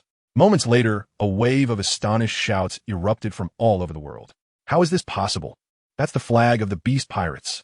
If what the Shono said is true, then it means even the strongest creature in the world died at the hands of the apostles. How terrifying are the apostles? At this moment, Marineford erupted, and the world also boiled over. Sengoku suppressed his shocked feelings. Brew, just then, his phone suddenly rang. Sengoku's expression changed, and the next second, he took out the transponder snail and answered it. Sengoku, what the hell are you doing? Hurry up and execute Nico Robin, eliminate the apostles, and capture Shono. The frantic voice of the 5 elders came from the transponder snail. 5 elders, the apostles have the strength to destroy the beast pirates. I'm afraid the Navy can't capture Shono alive at all. To be honest, Sengoku regretted not listening to Carp's advice. Otherwise, he wouldn't be in such a dilemma now. Sengoku, just act quickly. We will immediately dispatch CP0 to Marineford. And also, the red-haired pirates are lurking beneath your Navy harbor. Their goal is the same as ours. At a critical moment, you must cooperate with their actions. All right, that's it. When the 5 elders hung up the transponder snail, Sengoku stood there in a daze. The Navy cooperating with pirates to capture the apostles, who were determined to combat evil. What an irony. As for why the red-haired pirates would appear beneath the Navy harbor, it all became meaningless. He, as the Navy admiral, was truly as disappointing as Shono said. Sengoku looked at the Navy soldiers under the execution platform and felt a wave of sadness. The next second, he tremblingly took out the transponder snail and directly issued the order to attack. In an instant, countless heavy cannons aimed at the celestial nobility. At the same time, 2 executioners walked up to the execution platform again, raising the execution swords in their hands. Bang, bang, bang, countless cannons fired simultaneously with the execution. At the moment the shells were fired, Galat retracted thousands of flags back into the captain's cabin. At the same time, all the apostles turned their gazes to Shono. Seeing this, a murderous intent surged on their faces. "You are forcing me, Sengoku." Saying this, Shono glanced at Kid. The next second, a bloodthirsty smile appeared on Kid's face as he roared. "You bastards! You are looking for death. Magnetism, metal control. Magnetism, reflection." In an instant, endless purple arcs of electricity radiated from Kid, spreading outwards. In a moment, the sky was filled with cannonballs that bounced back along their original trajectory. And the executioner's giant sword was also out of the executioner's control, swinging toward them instead. This is not good. The cannonballs have completely lost their effect. With that, Borsalino instantly transformed into a streak of yellow light and flew high into the sky, illuminating the entire battlefield like the sun. Jata no Kagami. A loud shout echoed as golden energy projectiles poured down like rain towards the sky, full of cannonballs. Boom, boom, boom. In no time, all the cannonballs exploded in the air, and the smell of gunpowder instantly filled the battlefield.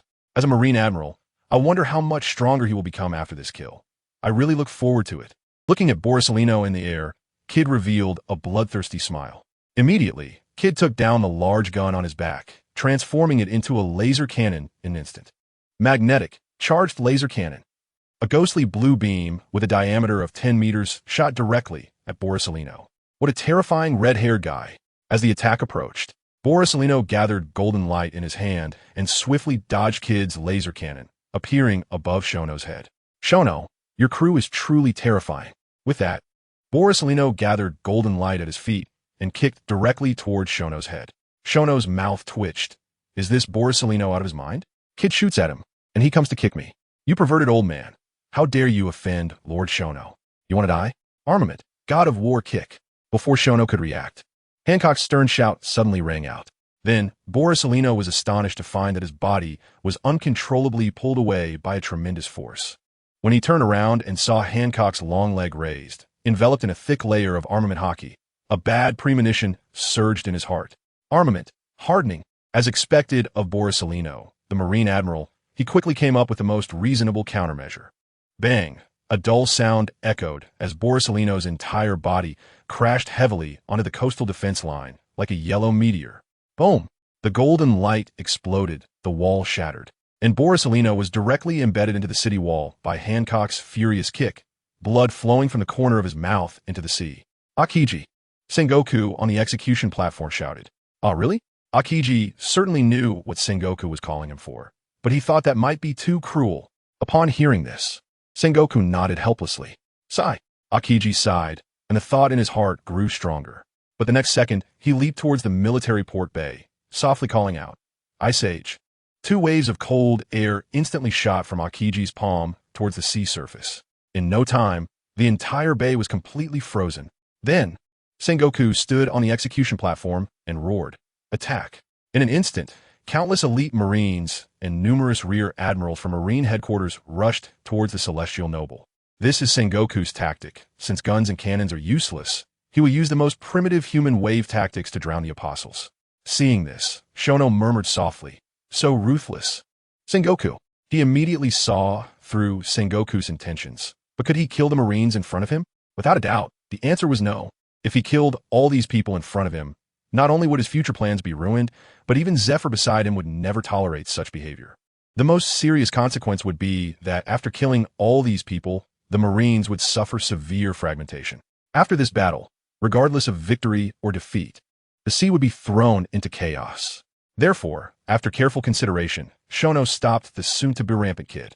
The next second, his eyes flashed with golden light, and an incredibly terrifying conqueror's haki instantly enveloped the entire Marine fort. Seeing Shono's actions, Kid was puzzled, while Zephyr revealed a look of relief. P.S. Happy National Day to all readers. P.S. Some readers asked if I would take a break for National Day, and my answer is definitely no. Classes will go on as usual, and I will keep writing. Chapter 169. Justice Arbitration. The brilliant and terrifying Golden Conqueror's haki swept across Marineford. As the golden light fell, countless Marines fell like wheat in the path of the charge. Not only that, even the veteran rear admirals of Marine headquarters were not spared. What a terrifying Conqueror's haki! Carp's eyes flickered, The scene of beating this kid not long ago was still vivid in his mind. He never expected that he would become such a powerful being now. After retracting his conqueror's haki, Shono fixed his gaze on Sengoku on the high platform and shouted, "Sengoku, at your age, how can you still be so naive? The human way tactic has no effect on me." With that, Shono glanced at Carp, saying that if you want to kill me, you old guys should come yourself. After mocking Sengoku, Shono looked at Gallet and said, "Let's go and save Robin." With that, Shono flew directly to the inner bay, and the others followed his lead. "Eliminate the apostles for me," Sengoku yelled at the apostles, who were slowly walking towards the execution platform. The other party could clearly fly, but chose to walk step by step towards the execution platform. In Sengoku's view, they were trampling the dignity of a Marine step by step. As Sengoku's command was issued again, the remaining standing rear admirals of Marine headquarters raised their swords and charged towards Shono and the others. "Hashigaki, leave them to you." "Okay, Captain." Hashigaki responded and waved her wand, softly calling, "Ring of Dominion." P.S. The skill effect is to summon all summoned beasts except for awakening at once. With Hashigaki's words, a huge blue ring appeared in front of the rear admirals of Marine headquarters. "What the hell is this?" Shiwan frowned, looking at the blue ring in front of him with suspicion. "I don't know. Better be careful."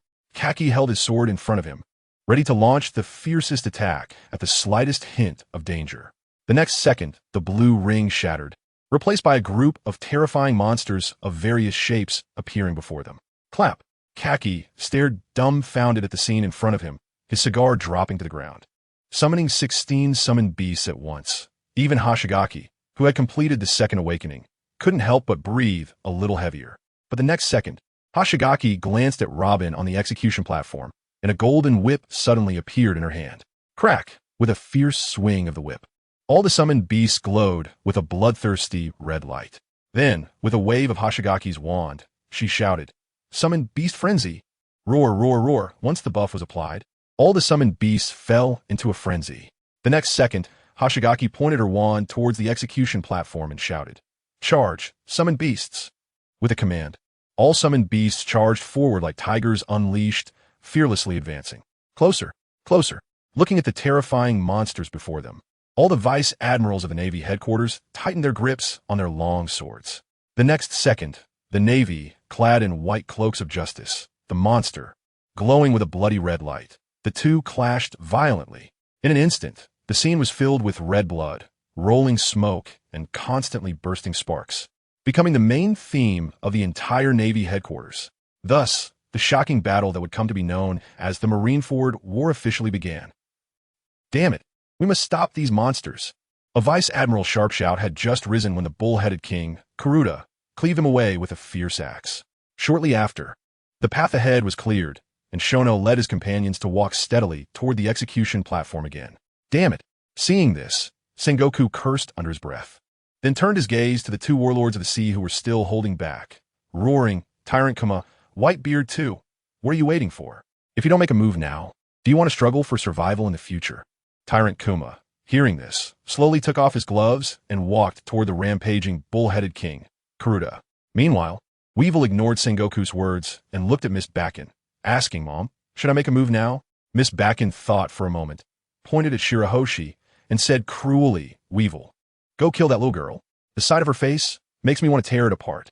Weevil, receiving Miss Bakken's order, decisively nodded, and his gaze toward Shirahoshi was filled with overwhelming, killing intent.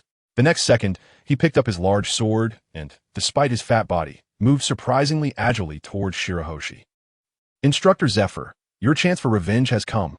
As the captain, since stepping into Marineford, Shono had been enveloped by the observation haki over the entire battlefield, looking for the mastermind while also preventing hidden attacks. Therefore, the moment Edward Weevil entered the battlefield, Shono had already noticed. Hearing this, Zephyr turned his head, and in that instant, his gaze locked onto Weevil. At this moment, Zephyr's eyes were filled with a terrifying killing intent. Countless nights, whenever he closed his eyes, the faces of the students who had died tragically would clearly appear in his mind. Now, the chance for revenge had finally come. The next second, Zephyr moved. Seeing Zephyr take action, Sengoku on the execution platform, and Carp and Tsuru below the platform, all widened their eyes. They had heard about how powerful Zephyr had become, and now they could finally see it for themselves. "Weevil, be careful." Miss Backin's terrified voice echoed across the battlefield, even spreading through the din mushy to the world. The next second, everyone's attention was drawn to her voice. Just after Weevil had knocked down Sandor, he also heard Miss Backin's voice. When he turned to look at her, he found a massive fist, glowing with blue energy, smashing into his jaw. Bang! A dull thud rang out over Marineford. Under the shocked gazes of everyone, Weevil, who was nearly 7 meters tall and massive, was sent flying into the sky by a single punch. "Children, your teacher will take revenge for you now. Just watch for below," Zephyr murmured, with lightning surging around him, his eyes glowing blue as he plunged the Wind Surge Thunder Totem fiercely into the ground. Phantom Incarnation, Judgment, Raging Wind. As Zephyr's roar echoed, his figure instantly vanished from his original spot. Zulfust. Not even a shadow could be seen. Just how strong is Zephyr now? Countless shocked voices erupted around the world. The high-ranking naval officers in Marineford were also dumbfounded. "Zephyr, what have you been through? How terrifying, Instructor Zephyr. Old man, I may not be your match anymore." Bang, bang, bang. Ah. At this moment, on the battlefield of Marineford, besides the sounds of Zephyr's punches and Weevil screams, there were no other sounds. With a roar from Zephyr, everyone finally saw his figure again. He was now hovering above Weevil, with a dazzling blue light gathering on his right fist. This punch, filled with Zephyr's endless killing intent, struck hard against Weevil's chest. Boom! A massive sound accompanied by intense vibrations spread throughout Marineford. When the clouds of dust cleared, everyone saw Zephyr, drenched in blood, while beneath him, Weevil had completely vanished, leaving only a pool of blood. Chapter 170. Shaken just as silence. The whole world fell into a moment of silence. Everyone was stunned by Zephyr's ferocity. Is this still the one who doesn't kill generals? Can anyone in the Navy really withstand such a Zephyr? Underground. The general of the Revolutionary Army's Western Army, Mori, spat out a mouthful of blood. The mere aftershock of Zephyr's punch had severely injured him. He couldn't imagine what would happen if such an attack hit him directly. Tap, tap, tap. At this moment, a series of footsteps broke the silence. Shono blocked the system notification sound in his mind and took another step toward the execution platform. After Zephyr completed everything, he shook the blood from his hands, his face returning to calm as he walked back behind Shono. La. Although it's a bit overconfident, as a Marine Admiral, I can't let you all easily approach the execution platform. A cold wind blew, and Kazan appeared before the apostles. Looking at the laid-back Kazan, Shono smiled and said, "Nami, go play with this Marine Admiral. Remember, don't take it too seriously." Nami was taken aback. Then with a wave of her staff, she chuckled, "Jack has arrived." As soon as the words fell, a 6-pointed star array appeared beneath Kazan's feet. Kazan frowned at this, confused. But the next second, he was engulfed by a massive shadow. Then, his expression changed, and he suddenly looked up at the sky. He didn't know when, but a giant pumpkin head, engulfed in flames, was rapidly crashing down towards him. Alala, what a terrifying attack. Saying this, Kazan suddenly raised his right arm, gathering cold air, ice block, violent pheasant beak. An ice bird, carrying a chilling aura, sped straight toward the pumpkin head. Boom! The clash of ice and fire instantly created a thick fog over the Navy headquarters. Before Kazan could act, another blue circular star array appeared beneath his feet. What is this? With the lessons learned from past experiences, Kazan instinctively wanted to leave the area. But he soon discovered that his feet had actually frozen to the ground. How could this be possible? Kazan was utterly astonished. After all, he was a user of the natural type, ice fruit. He had never imagined that one day he could also be frozen by someone else. In just a moment, the chill rose from the star array, and Kazan was completely encased in ice. This scene left everyone speechless. Seeing this, Shono led the others forward, and as they passed by Kazan, a different smile appeared at the corner of his mouth. Just then, the last admiral of the Navy, Sakazuki, suddenly stood up from his seat and said coldly, "How ridiculous! It's infuriating."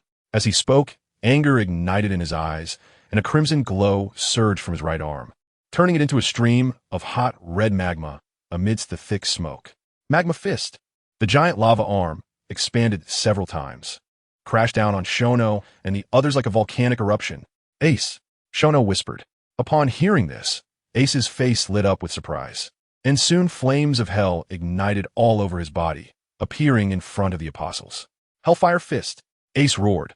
Unlike the flames of the flame fruit, this was the hellfire from Flame Step, fused with his fruit ability. The power of this punch far exceeded an ordinary fire punch. Boom! The two massive fiery red fists collided with a thunderous sound. They only held for a moment before both giant fists exploded. In an instant, the entire Navy headquarters was painted a fiery red. Not only that, everyone clearly felt the temperature rising sharply. Kid, this isn't the power of the natural type flame fruit, right? How could flames possibly match lava? Sakazuki said with a grim expression. Why waste words? Let's keep fighting. For some reason, Ace felt an inexplicable aversion to this admiral of the Navy, so he spoke very rudely. After saying that, Ace used Shave to rapidly close the distance to Sakazuki, his armament haki instantly coating his right leg, and he delivered armament, knee strike, aimed at Sakazuki's head. You little brat. Sakazuki spat hatefully, transforming into rolling lava and sweeping towards Ace. Beneath the execution platform, Carp saw that Ace was actually exchanging blows with Sakazuki, and a hint of emotion appeared on his face. Ace, I didn't expect you to grow to this extent. As time passed, Shono and the others finally approached within 500 meters of the execution platform. After using the source of life on Robin, he finally breathed a sigh of relief in his heart. Just as Shono wanted to continue forward, a figure suddenly blocked their path in the blink of an eye. Vice Admiral Carp, the strongest Marine, the strongest guard. The awakened officers exclaimed in unison upon seeing Carp's appearance. To them, Carp was the Marine hero and the spiritual pillar of the Navy. Leave Carp to me, Zephyr said as he walked directly in front of Shono. Carp looked seriously at Zephyr, who appeared decades younger, and said solemnly, Must it be this way, Zephyr? Zephyr nodded, looking at Carp with a complex expression. Old man, I'll stand here quietly with you. If you make a move, don't blame me for being rude. After saying that, Zephyr raised his hand and waved at Shono. Shono understood, smiled broadly, and walked past Carp, heading again towards the execution platform. On the execution platform, Bruru, the sound of the transponder snail rang out from Sengoku's chest again. Sengoku's expression changed slightly, and he hurriedly took out the transponder snail to answer. Sengoku, the CP organization's members have arrived, and the red-haired pirates are ready to act. You must immediately shut down the world broadcast. The moment you use your ability will signal their attack. After speaking, the five elders directly hung up the phone. Although reluctant to cooperate with pirates, Sengoku did not hesitate much and immediately followed the five elders' orders to shut down the world broadcast. In an instant, the world was thrown into an uproar again. What does the Navy want to do? Why shut it down while the broadcast is still ongoing? Is there some unspeakable secret? Countless discussions erupted from all corners of the world. East Sea, Cocoa Village. The entire village gathered in front of the broadcast screen, all of them having received kindness from Shono. The moment the broadcast was shut down, everyone's gaze focused on Belmare. Feeling the worried looks from everyone, Belmare forced a smile and said, Don't worry everyone, Shono will definitely be fine. He promised to come back safely. After saying that, Belmare held back her tears and returned home. At this moment, her faith in the Navy's justice began to waver. Not just her. Countless people around the world also started to doubt the Navy's justice. P.S. A huge thanks to all the readers who sent gifts, bowing in gratitude. Oh, P.S. Please, everyone, lend a hand in support in any way possible. Thank you all. Chapter 171. The Dark Hand appears. Robin, you've suffered. I'm here to take you home. Shono stood less than 100 meters in front of the execution platform, his light wings spread wide, looking at Robin's bruised face, suppressing the anger in his heart as he spoke softly. Captain. Tears filled Robin's eyes, and all her emotions were encapsulated in those two short words. Then, Shono's gaze turned cold as he looked at Sengoku. Let her go. Don't challenge my bottom line any further, Sengoku. Upon hearing this, Sengoku's hair bristled with anger as he roared. Justice can never yield to evil. Kid, let me judge your crimes. As he spoke, Sengoku suddenly transformed into a giant golden Buddha and roared. Buddha's wrath, shockwave. Waves of white ripples instantly coalesced on Sengoku's massive golden right arm. Then, he slammed his arm down fiercely towards Shono. Seeing this, Shono's expression remained unchanged as he coldly snorted. Stubborn old fool. Saying that, his right hand erupted with brilliant golden light, raised high above his head. Armament, twin crystal shields. Boom with a loud bang. Two crystal cross light walls completely blocked Sengoku's furious strike. As Shono blocked Sengoku's attack, before he could make any other moves, a sharp slash flew out from the Navy ranks. Following that, a strike wrapped in crimson lightning and two bullets coated with dark armament haki shot out, directly from the frozen bay. In an instant, these four incredibly sharp attacks rushed towards Shono at high speed. As Sengoku saw the situation, a hint of surprise appeared on his face, and then his palm once again gathered white ripples. Lord Shono, young Master Nuothe, Captain, be careful. Zifa, Hancock, and the others exclaimed in shock, but Shono was in mid-air, making it difficult for them to assist him for the moment. At this moment, the attack was about to hit, but Shono showed no signs of panic. Instead, a smile appeared on his face. You finally fell for it. After saying that, Shono directly pulled out the Divine Protection potion from his system inventory and drank it in one gulp. Divine Protection. After use, the user enters a transparent state, immune to all attacks while also being unable to attack, lasting for 3 seconds. Subsequently, under the astonished gazes of everyone, Shono vanished into thin air, Sengoku's palm hitting nothing, and the other 4 attacks flew towards the sky. Damn, how is this possible? Why did he disappear into thin air? The CP0 members in the crowd and the red-haired pirates who surfaced from the ice were all stunned. They'd been lurking for so long, and their meticulously prepared ambush was inexplicably dodged by Shono, a result they could not accept. Red-haired Shanks, why are you here? Akainu shouted as he deflected Ace's attack, frowning as he looked at Shanks. Shanks waved his rapier, directly ignoring Akainu, his eyes fixed on the spot where Shono had vanished. Meanwhile, Kazan, who had freed Nami from her ice prison, glanced at the red-haired pirates and then at Sengoku on the execution platform. As if realizing something, a deep disappointment flashed in his eyes. Sengoku! Sengoku! The voices of Carp and Zifa rang out simultaneously. Hearing this, Sengoku didn't offer much of an explanation, simply saying, all of this is for justice. Sengoku, are you really confused? Zifa shouted angrily, wanting to step forward, but Carp's figure stopped him. Zifa, don't forget what you just said. Carp, is this navy really worth your sacrifice? Zifa shouted at Carp, whose hair was half white. Hearing this, Carp's eyes flashed with a hint of loneliness, but his body did not move an inch. Everyone, don't worry, I'm fine. Just then, Shono's voice suddenly came from the execution platform. When? Why didn't I notice at all? Sengoku's gaze went blank as he stiffly turned his head to look behind him, only to see Shono's figure appearing next to Robin. Shono, upon hearing this, did not answer Sengoku's question, but instead helped Robin up. Then, his hands flowed with golden armament hockey as he directly grabbed the sea stone handcuffs. Crack! With a sudden squeeze of his hands, the sea stone handcuffs shattered. Seeing this, Sengoku's pupils constricted sharply, and he exclaimed in disbelief, how is this possible? These are the highest purity sea stone handcuffs from the Navy headquarters. As a devil fruit user, how did you not lose your strength? As Sengoku's words fell, the entire battlefield fell into a brief silence. Everyone, except for the apostles, wanted to know the answer.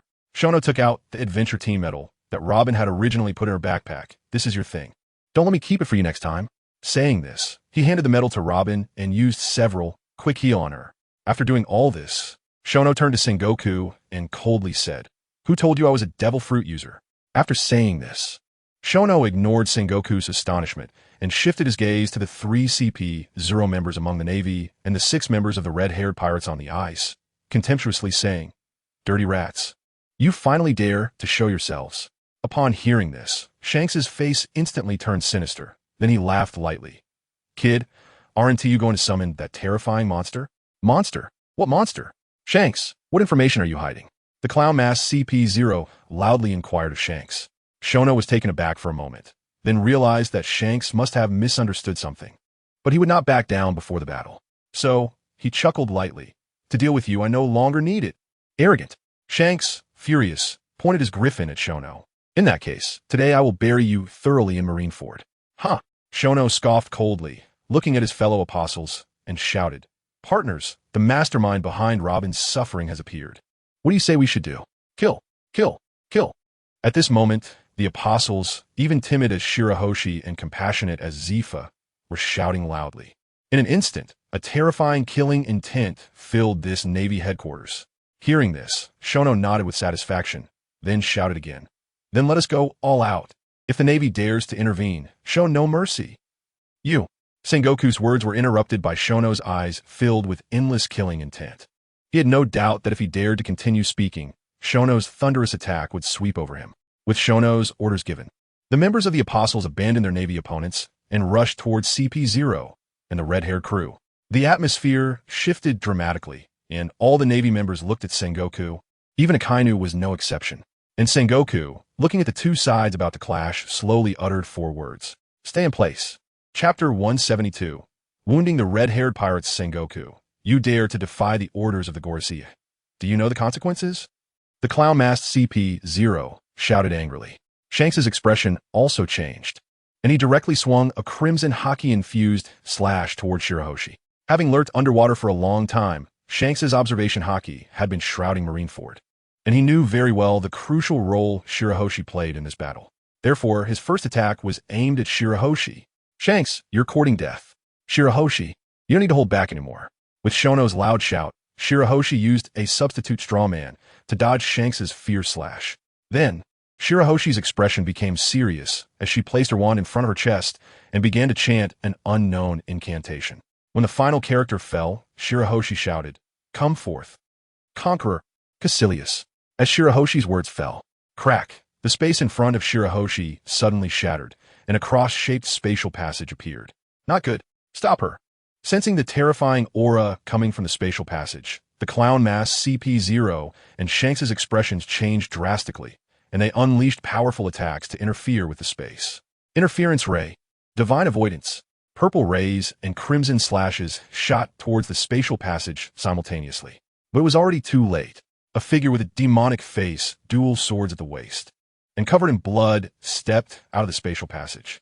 As the attack came rushing in, a figure swiftly drew a blade from its waist, and a deep voice echoed, "Nightmare flow, immovable sword." A dazzling sword light flashed, shattering the incoming attack. After doing all this, Caecilius turned to look at White Star and said, "Summoner, you're really impressive. In such a short time, you've completed your second awakening. I'm very much looking forward to the moment when I can fight using my true form." This statement shocked everyone present. Such terrifying power, effortlessly dismantling the joint attack of CP0 and the 4 Emperors, was merely a clone? After saying this, Caecilius fixed his gaze on Shanks. But before he could draw his sword, Shono's voice suddenly rang out, "This is my prey." Caecilius frowned and looked toward Shono, young powerhouse. "I sense the aura of an apostle from you. I'm looking forward to battling you." As soon as he finished speaking, Caecilius charged directly towards the clown-masked CP0. Shono, confused, thought, "The aura of an apostle? What does that mean?" Watching Caecilius move further away, he had to suppress this question in his heart. "Kill!" With Shono's command, the battle erupted once again. The members of the Apostle Corps, except for Zifa, who stood still to intimidate the Navy, all rushed towards their chosen opponents. In no time, the battlefield became vividly distinct. Shono versus Shanks, Kid versus Ben Beckman, Ace versus Red Mask CP0, Nokigao versus White Mask CP0, Nami versus Jesus Burgess, Hancock versus Lucky Roo, Caecilius versus Clown Mask CP0, White Star versus Tyrant Kuma, Garrot versus Dege, Robin versus Banka Benji, Shanks. This time, I will make sure you die thoroughly.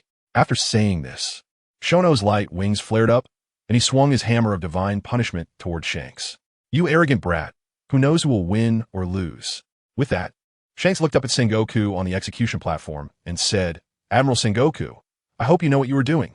As his words fell, a hammer and a sword collided with a thunderous crash. Boom! A loud explosion echoed throughout Marineford, and the entire sky was instantly filled with golden and red light. Moments later, the ship beneath Shanks exploded, and the two separated, landing on the icy surface. "Sengoku, what on earth is happening? Why did the red-haired pirates appear from beneath the naval port?" The Navy's Chief of Staff Tsuru walked up behind Sengoku with a puzzled expression. After a moment of silence, Sengoku told Tsuru everything that had happened. Hearing this, Tsuru's brows furrowed tightly as she calmly said, "Sengoku, what exactly do you plan to do? If you don't make a decision quickly, I think the apostles are about to give you an answer." Sengoku was taken aback, snapping out of his thoughts to look at the battlefield. The next moment, he was shocked to see that the situation on the battlefield was completely one-sided. CP0 and the red-haired pirates were basically being overwhelmed by the apostles. Even red-haired Shanks was no exception. Boom! Another hammer smashed down hard on Griffin, causing Shanks to stagger back, each step shattering the ice beneath him. Seeing this, Shono wore a playful expression and chuckled. "Shanks, what's wrong? Bring out the fierceness you had when we first met." Shanks, hearing this, darkened his expression and said coldly, "Brat, Do you think you have me figured out? Next, let me show you my true strength. With that, Shanks jumped off the ice. Shono sneered, thinking, you think jumping off the ice means I can't see you? As he spoke, his observation hockey spread out beneath the ice. Moments later, Shono's expression changed.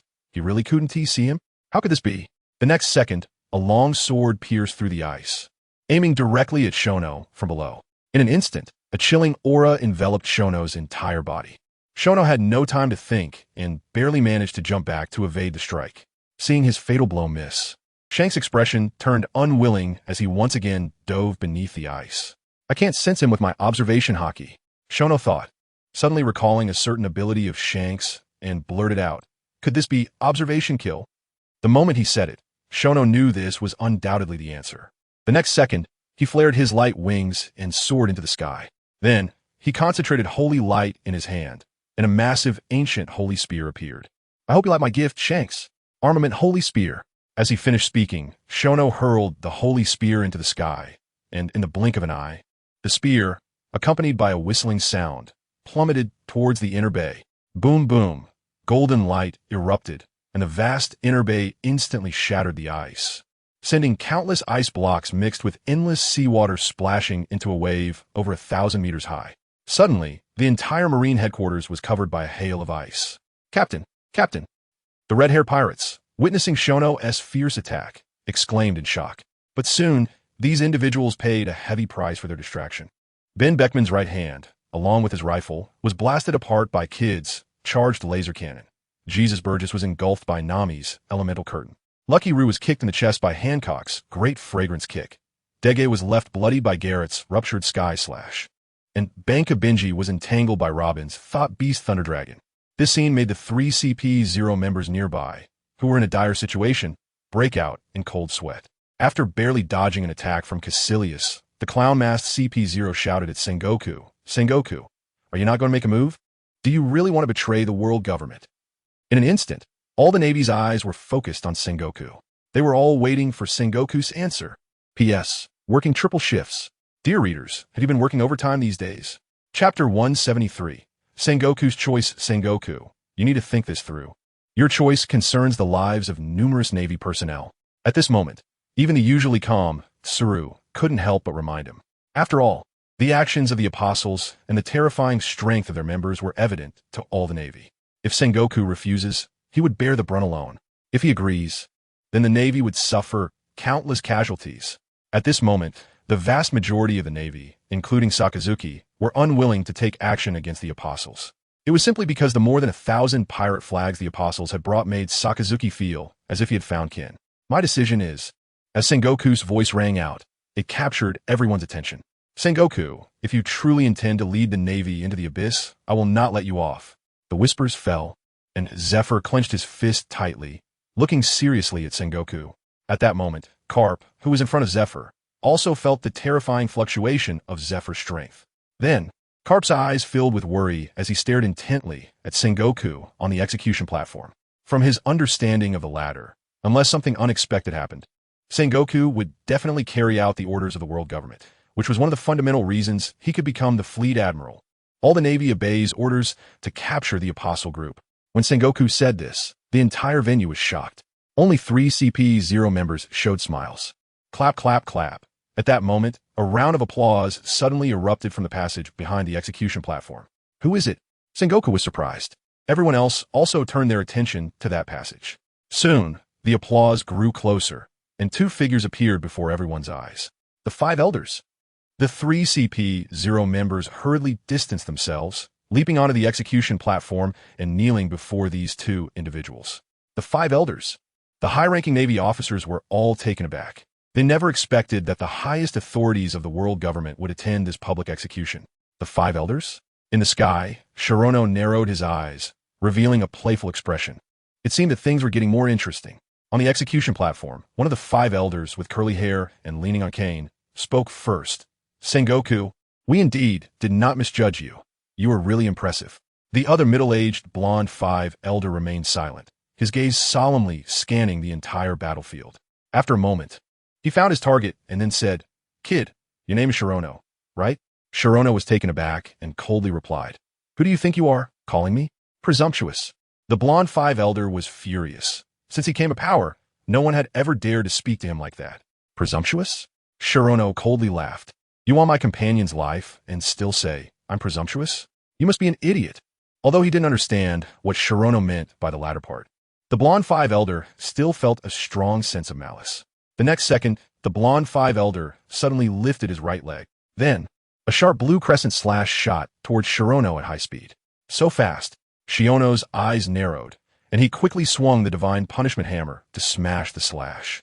Boom! With one hammer strike, the slash instantly shattered. Then Shirono grinned. Idiot, I want to go easy on you. Saying this, he gathered golden light in his hand, and a golden, holy spear reappeared in his grasp. This is what I'm returning to you. After saying that, Shirono directly threw the holy spear at the blonde Five Elder. Not good. Dangerous. Lord Five Elder, get out of the way. The 3CP0 on the execution platform exclaimed repeatedly.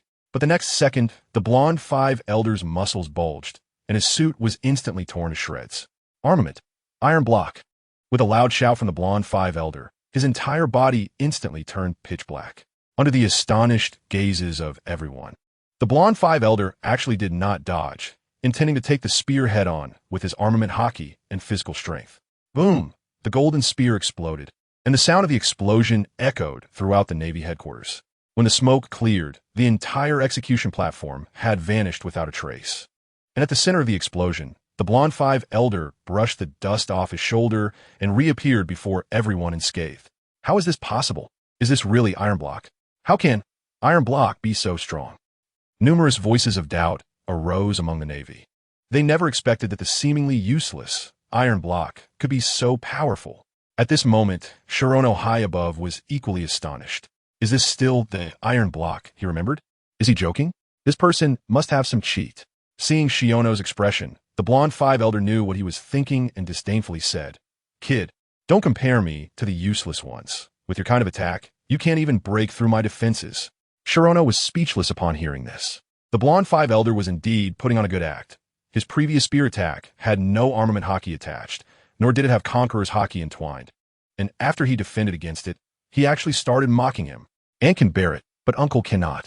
The next second, Shirono gathered golden light in his hand again, preparing to hit the blonde Five Elder hard.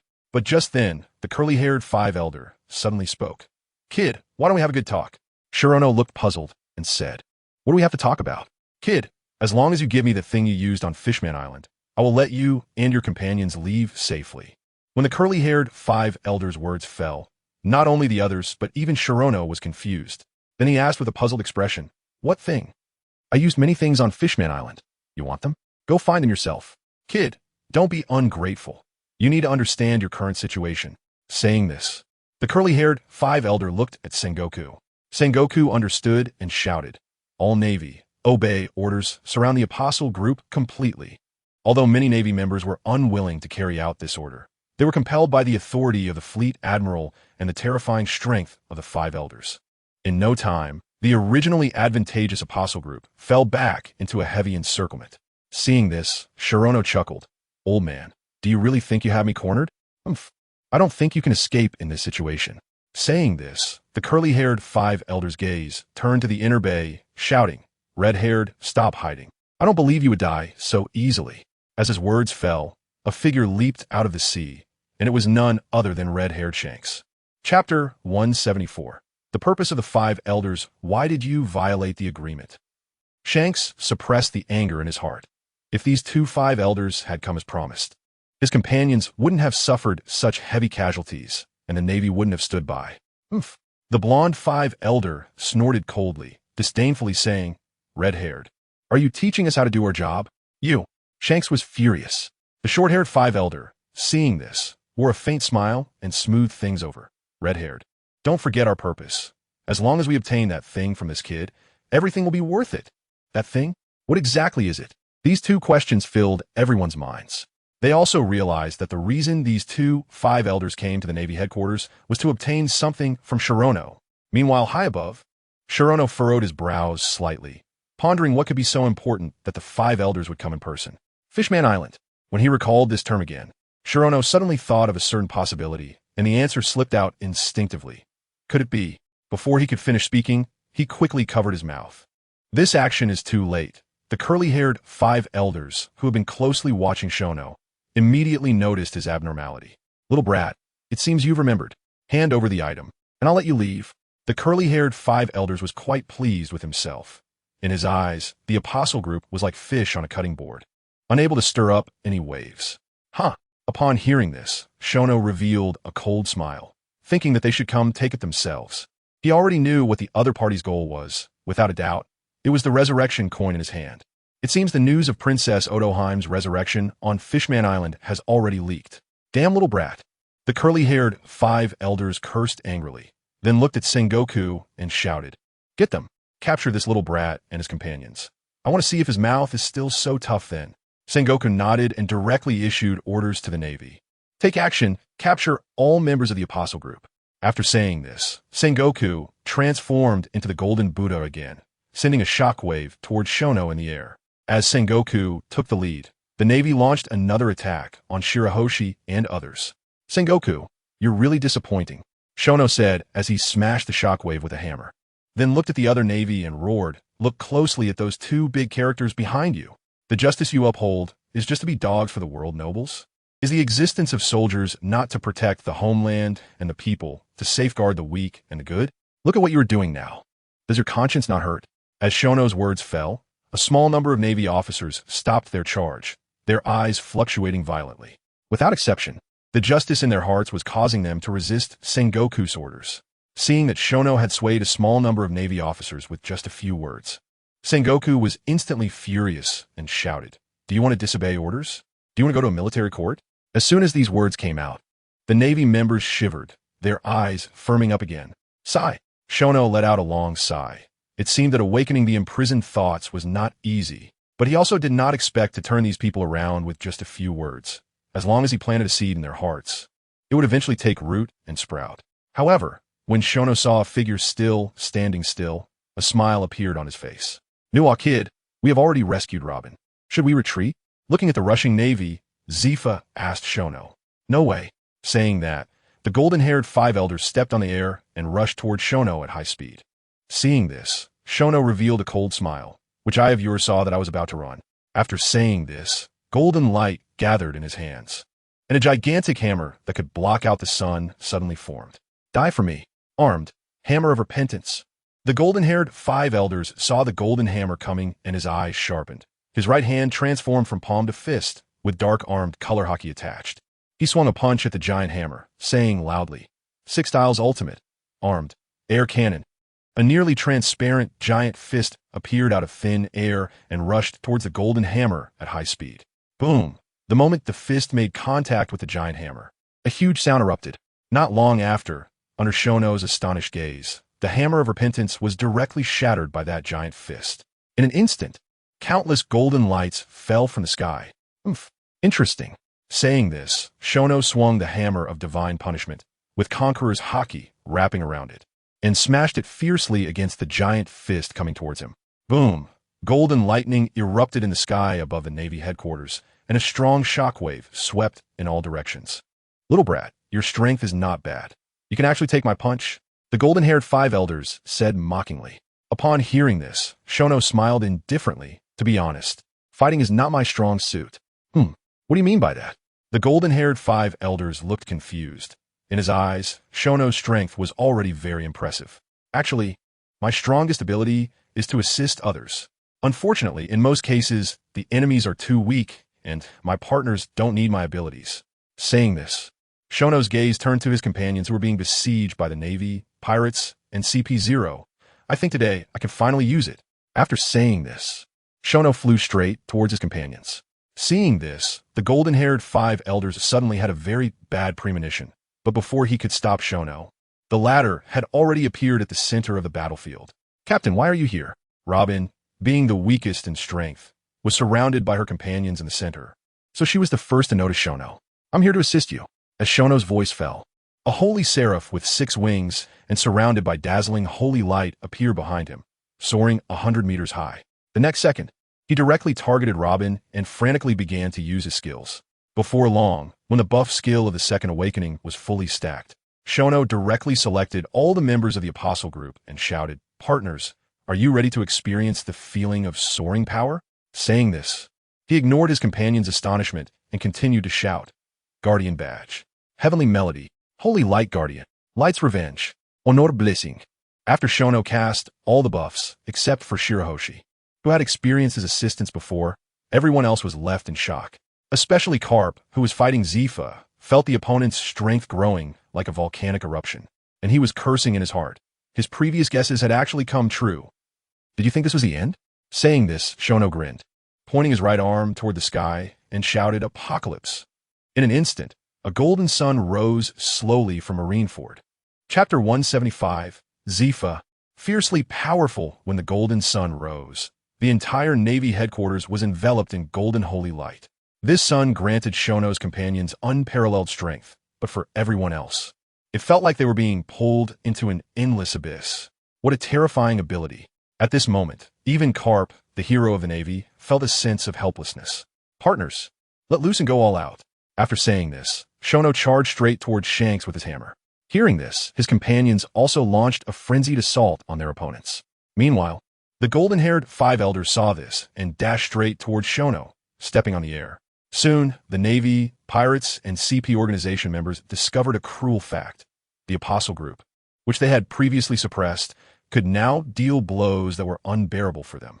To make matters worse, the Apostle Group could summon lightning from the sky when attacking them, while they would be struck by lightning when attacking the Apostle Group. This situation left them in tears and unable to find relief. Five elders.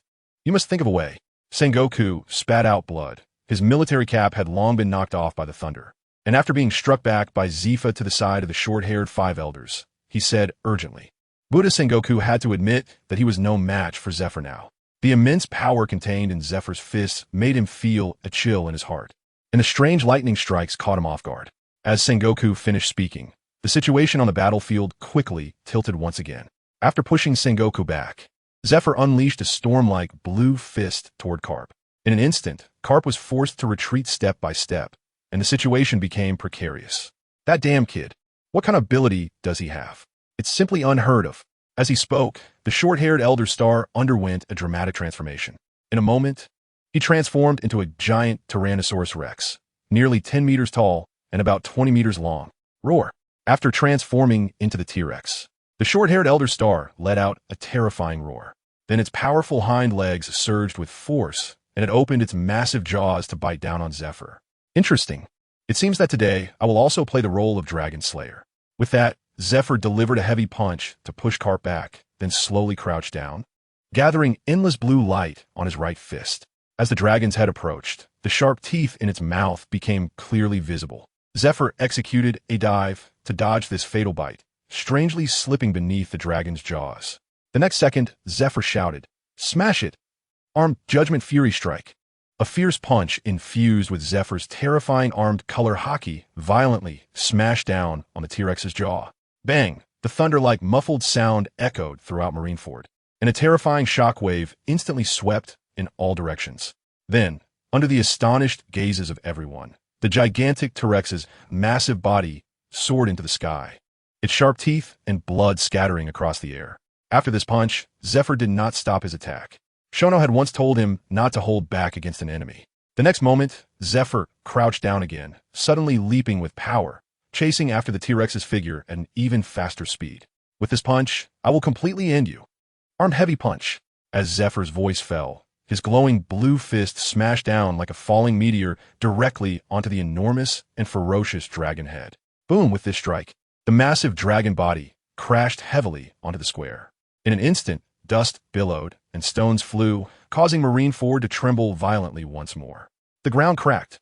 The buildings also cracked. Evade, be careful to evade. Soon, a group of naval officers exclaimed in shock. Gulp. The scene made Sengoku and Carp involuntarily swallow hard, realizing that Zephyr hadn't actually gone all out against them. Otherwise, they wouldn't be able to stand here unharmed. Suddenly, Sengoku and Carp stared at each other wide-eyed, neither daring to strike again, fearing Zephyr's fists. Seeing this, Zephyr smiled indifferently. As long as they didn't attack, he was too lazy to hit them. In an instant, the tense atmosphere among the three dissipated, reaching a strange tacit understanding. Meanwhile, Shono stood on the broken ice in the inner bay, Sensing Zephyr's overwhelming power, a smile appeared on his face. He then looked at the blonde Elder Star and teased. Hey, Elder Star, right? Your companion is currently in peril. Aren't you going to check on him? Upon hearing this, the blonde Elder Star's expression turned grim, his eyes revealing determination as he looked at Shanks and said, Don't hold back any longer. If we don't obtain what the Master wants this time, both you and I will wish we were dead. Master? Shono was taken aback, then realized that the only one the Elder Stars could refer to as Master was the one known only by name in the anime. I'm Sama. It seems that my resurrection coin has caught him's attention. This is not good. Afterward, Shono made up his mind. Once this matter was settled, he would speed up his collection of the historical texts because only after completing 3 awakenings would he have enough confidence to face the ultimate boss of this world. Just as Shono was pondering, Shanks suddenly had a serious look in his eyes, as if he had made some kind of decision, and said in a deep voice, My Conqueror's Haki can neutralize this kid's observation Haki, but this kid is too strong. I won't be able to maintain this for long. So you need to finish this quickly. With that, Shanks fully unleashed his Conqueror's Haki, and in an instant, the world changed color. The entire sky turning blood red from this overwhelming power. What a terrifying Conqueror's Haki. The blonde Elder Star's pupil shrank as he murmured in shock. Stop talking and finish it quickly. Saying this, Shanks's gaze turned to Shono, and the overwhelming and terrifying Conqueror's Haki instantly enveloped Shono. In that moment, Shono felt not only his observation Haki completely ineffective, but his body also seemed to be sinking into mud. Damn it! Shono cursed silently and was about to fly into the sky. The blonde Elder Star, seeing this, would not let Shono have his way. He unleashed several giant air punches, sealing off all of Shono's escape routes. This is truly collusion, working perfectly together.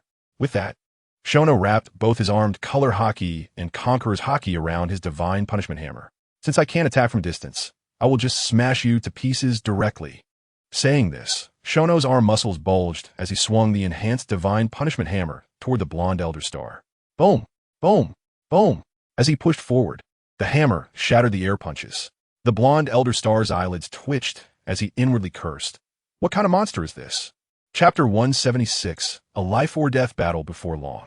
Just as Shono approached the blonde Elder Star, the latter's figure moved like a ghost. Whoosh! In the blink of an eye, the blonde Elder Star appeared beside Shono and chuckled. Kid, I admit your power is incredibly strong, but no matter how strong the power is, if you can't hit anyone, you're just a toy. With that, the blonde Elder Star raised his fist and smashed it toward Shono's head. Damn move! Shono roared in anger. But under the restriction of Shanks's Conqueror's Haki, his body speed was greatly limited. Unsurprisingly, Shono was sent flying backward by the blonde Elder Star's punch. Boom! With a loud bang, bricks shattered, and Shono was embedded in the coastal defense wall, following in the footsteps of Borsellino. Damn Shanks! Shono cursed silently, his eyes filled with an endless killing intent as he glared at Shanks. Then he summoned holy light in both hands, and 2 holy spears appeared in his grasp. But before he could throw the spears, the blonde Elder Star's figure was already upon him. Kid, as long as I'm here, you can't hurt red-haired even a bit. With that, the blonde Elder Star smashed Shono's holy spears to pieces with 2 consecutive punches. The next second, a sinister smile appeared on his face. Kid, hand over the item, and I will spare your life. Upon hearing this, Shono sneered disdainfully. What are you? Do I need you to spare me? The golden-haired Elder Star was furious after hearing this, roaring. You want to seek death? Then I'll grant you that. 6 Styles Ultimate, Armed 10 King's Spear. As the words of the golden-haired Elder Star fell, his 10 fingers instantly turned pitch black and then, with lightning speed, they jabbed toward Shono's chest. Seeing this, Shono's expression changed slightly. With his current speed, he couldn't possibly block such an attack. Therefore, he had no choice but to retreat and defend with all his armed Haki. Armed, hardening. As he uttered these words, the golden-haired Elder Star's attack came crashing down like a torrential storm. Clang, clang, clang, sizzle, sizzle. In an instant, the sound of metal clashing and thunder echoed like a symphony throughout the Navy headquarters. That kid, Shono, is actually being suppressed. How is that possible? Damn Elder Star. I will never forgive you. A group of apostles turned their heads towards the sound and saw Shono being overwhelmed by the golden-haired Elder Star. Their expressions changed in unison, gasping in shock. The next moment, the members of the apostles were about to rush to support Shono, but the Navy, Pirates, CP organization, and others who had been suppressed for so long wouldn't allow the apostles to leave easily. Thus, The battle between both sides grew increasingly fierce. On the other side, Sengoku and Garp stood in front of Zifa, earnestly advising, Zifa, don't act impulsively. Yes, yes, don't be impulsive. Hearing this, Zifa coldly glanced at the two and said in a chilling voice, get out of the way. Otherwise, don't blame me for being rude. Looking at Zifa's increasingly serious face, Sengoku and Garp felt like crying. If they fought, the two of them together couldn't even match Zifa. If they let him go, they were afraid that the Elder Star would hold them accountable afterward. Just as they were in a difficult situation, a voice suddenly rang out from behind them. Zifa, that little captain of yours is fine. You don't need to worry. The three looked towards the voice, and the speaker was none other than Admiral Tsuru. Seeing her, Zifa's expression was complicated as he said softly, Tsuru, you shouldn't have come here. Tsuru smiled, her aged face showing a hint of joy. I'm a Navy officer. Shouldn't I be here? After saying this, Tsuru carefully examined Zifa. Soon, she smiled again and said, Congratulations, Zifa. Zifa was taken aback, as if realizing something. A knowing smile appeared on his serious face. Then, the atmosphere fell silent again, and all four of them turned their gazes toward Shono. In the harbor's inner bay, Shono was still being forcefully pinned against the coastal defense wall by the golden-haired Elder Star. Strangely, however, there was no sign of pain on his face. Not even a single cry of anguish. Haven't you eaten? Your strength isn't enough. Shono was comfortably enjoying the full-body massage from the golden-haired Elder Star. He originally thought the opponent's ferocious attacks would cause him considerable damage.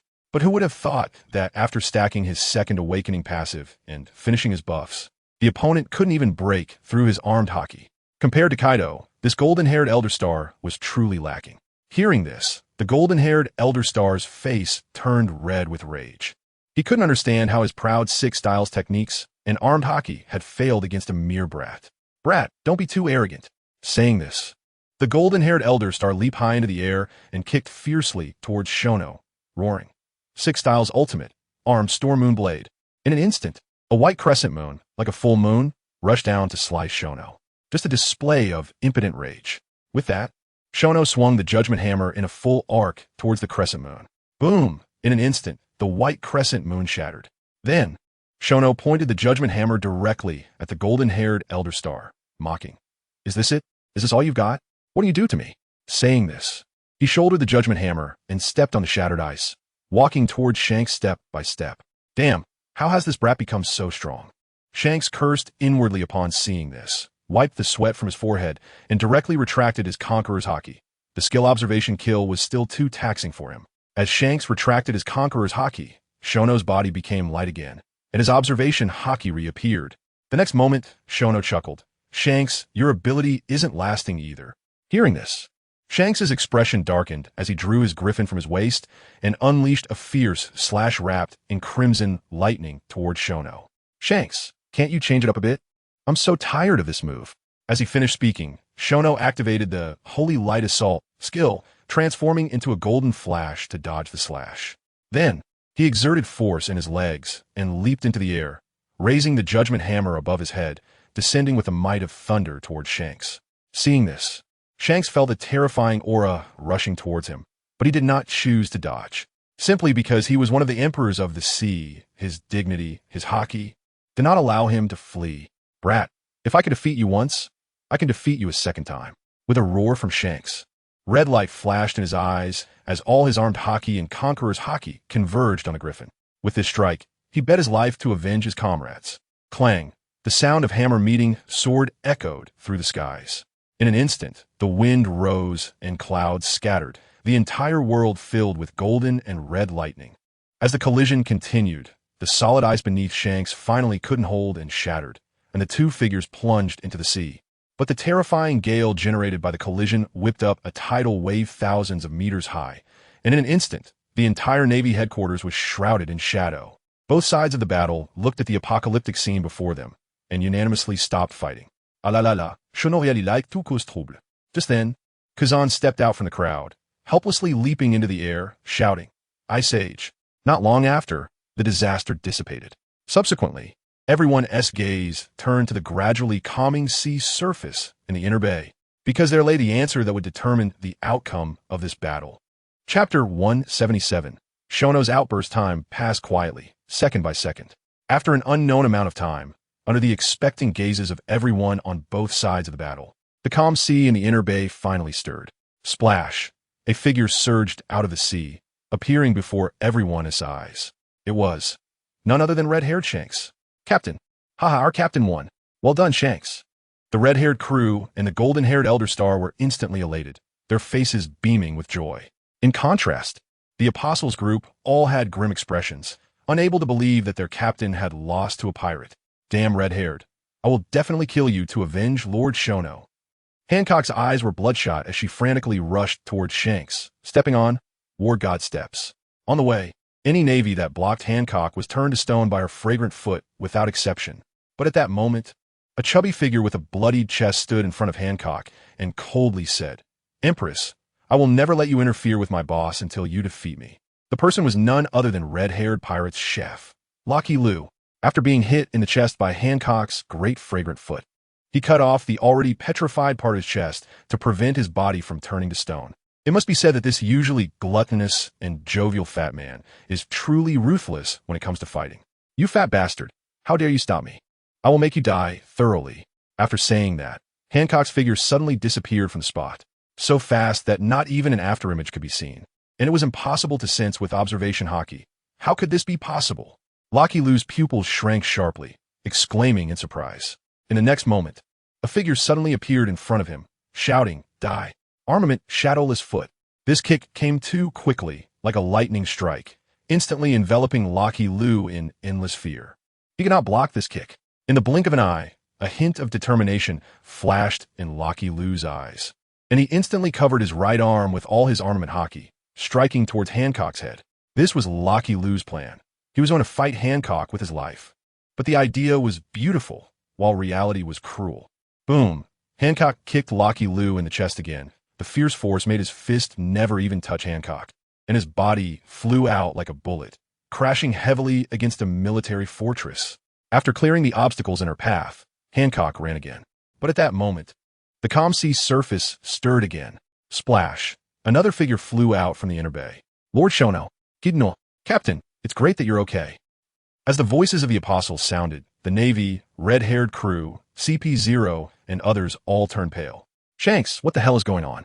How is this kid still alive?" The blonde elders also looked grim, questioning Shanks not far away. Hearing this, Shanks coldly glanced at the blonde elder and ignored him. His stamina was running low, and he needed to recover as quickly as possible. "Lord Shono, you are indeed the strongest. I actually doubted you would be defeated by pirates. It was really too inappropriate. Punish me." Hancock stood on the coastal defense wall, looking at Shono with a blushing face. Upon hearing this, Shono was speechless. Then he said, "Let's talk about this later. First, let's wipe out the red-haired pirates." As he spoke, his gaze turned to Shanks not far away, coldly saying, "You are really cunning, Shanks." The reason Shono stayed underwater for so long was that when both he and Shanks fell into the sea, Shanks activated his observation kill again. Therefore, after not being able to find Shanks' figure for a long time underwater, he realized he had been played. "Kid, cunning is a compliment in the pirate world. Being too naive in the world of pirates doesn't end well." Shanks sneered, not feeling that his actions were wrong, but rather mocking Shono for being too naive. "I've learned my lesson. Since you've taught me a lesson, let me express my gratitude." Saying this, Shono flapped his light wings and swung his hammer towards Shanks. Seeing this, Shanks' mouth twitched instinctively, and he hurriedly looked at the blonde elder, saying, "Sir, please help me block him. Let me recover some stamina." The blonde elder, though displeased with Shanks' rudeness earlier, still stepped in front of Shono, using moonwalk to block him as the great enemy approached. "Don't you know you're annoying?" A look of impatience flashed on Shono's face. If it weren't for this blonde elder, Shanks would have been done for. "Oomph." The blonde elder snorted coldly, without saying a word. He unleashed another air giant fist at Shono. "If you want to die, I'll help you." Shono could no longer suppress his anger. A spear of victory appeared in his left hand and was thrown at the blonde elder in the blink of an eye. Insignificant trick. The blonde elder smashed the spear of victory to pieces with a punch. But in the short span of a few breaths, Shono suddenly appeared in front of him. "So you're the elder, huh? The massage you gave me earlier was very comfortable. Now let me serve you." After saying that, under the terrified gaze of the blonde elder, Shono swung his judgment hammer down upon him. "Ah!" A scream came from the blonde elder's mouth. Although he had used armament hockey for defense, it was completely insufficient against Shono's heavy hammer. Not to mention the armament hockey and Conqueror-S hockey wrapped around the Judgment Hammer. Just Shono's immense strength caused his internal organs to ache unbearably. Let you poke me. Let you act tough. Let me hammer you to death. Every time the blonde elder's body was about to fall to the ground, Shono would hammer him back up into the air even faster. After repeating this, everyone at the naval headquarters was shocked beyond belief by his actions. Oh! The blonde elder's screams continued. Soon, as the screams grew weaker and the system prompt sounded, Shono finally stopped his attack. After collecting a loot treasure chest that shimmered with a faint light, he let the already unrecognizable blonde elder fall to the ground. Then, feeling his rapidly increasing strength, Shono revealed a satisfied smile. Chapter 178, The Battle Approaching. Its end, it really is a killing and arson golden belt. Shono murmured, eagerly checking the system prompts he had blocked. He was very curious about what level he had reached now. Ding! Detected that adventure team, member Zephyr Warlord of the C1 of the Whitebeard 2 Edward Weevil. Plot Task Progress 1. Reward, Second Awakening Completion Ticket. 1. Has been issued to the system item bar. Ding! The adventurer killed one of the highest authorities of the world government 5 elders, Don Quixote North Saint, and gained experience points. Nihilistic Novel Transfer Station 1. 937929266. Nihilistic Novel Transfer Station 1. 937929266. Ding! Adventurer level increased to level 87. Ding! Adventurer level increased to level 88. Ding! Adventurer level increased to level 89. Ding! Adventurer level increased to level 90. Ding! Adventurer level increased to level 91. Ding! Adventurer achieved the achievement. Kill the world government authority 5 elders. Reward achievement points. Nihilistic Novel Transfer Station 1. 937929266. Nihilistic Novel Transfer Station 1. 937929266. Goodness, killing A5 elders actually awarded him 5 million experience points and 500,000 achievement points. If he gets 2 or 3 more, won't he reach max level directly? Soon after, Xiao Nuo looked at the loot chest in his hand and chose to open it. He was certain that there were items he desperately needed inside. Ding! Congratulations, adventurer, for opening the loot chest and obtaining Observation Hockey, Advanced, Fragment 1. Ding! Congratulations, adventurer, for opening the loot chest and obtaining Armament Hockey Proficiency Enhancement Scroll 1. Ding! Congratulations, adventurer, for opening the loot chest and obtaining Naval 6-Style Proficiency Enhancement Scroll 1. As the system notification sounded, just as he expected, this golden-haired 5 elder gave him the last Advanced Observation Hockey Fragment. When he collected 5 fragments, the system notification sounded again. Ding! Congratulations, adventurer. Special skill, Observation Hockey. Level has been upgraded to Advanced. Observation Hockey finally reached Advanced, and now his 3 types of hockey could finally progress together. The next second, Xiao Nuo took out the Armament Hockey Proficiency Enhancement Scroll from the system item bar and directly used it without hesitation. In an instant, the scroll transformed into a warm current that flowed into his limbs. Awesome! Xiao Nuo couldn't help but exclaim. He now felt that his armament hockey had reached a critical point, just a step away from reaching the top level. Damn! Why has this little brat's strength inexplicably increased again? Can he get stronger just by killing? Shanks, who had been watching Xiao Nuo, cursed darkly and looked at the golden-haired 5 elders' corpse thoughtfully. Shanks, D. Just as Shanks was contemplating, Xiao Nuo swung the judgment hammer down on him. Not good. Shanks's face changed drastically, and he hurriedly raised his griffin. Bang! With one hammer, the griffin flew out of Shanks's hand. The unstoppable judgment hammer struck directly on Shanks's head. Bang! With one hammer, Shanks felt a sharp pain in his head, and then his vision went dark as he collapsed heavily to the ground. Boss! Boss!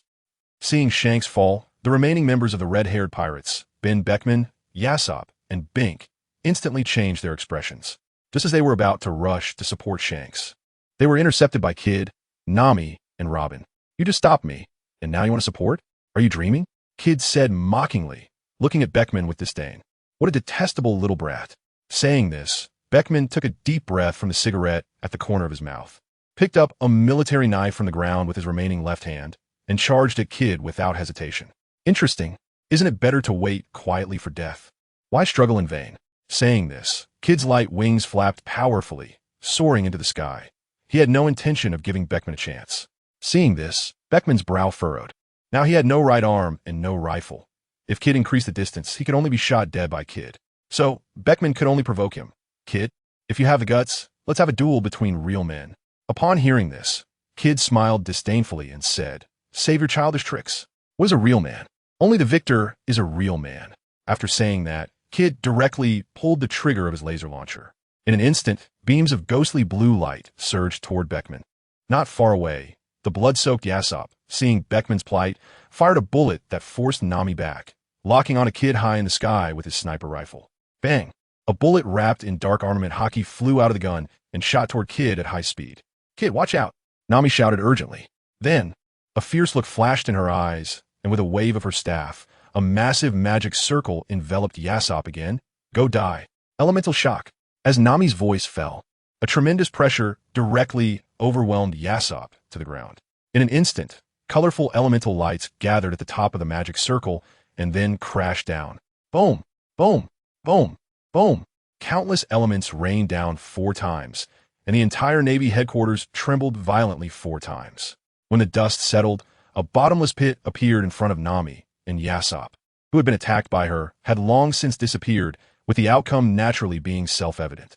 And because Yasop ambushed Kid, thanks to Nami's warning, that bullet merely grazed his scalp.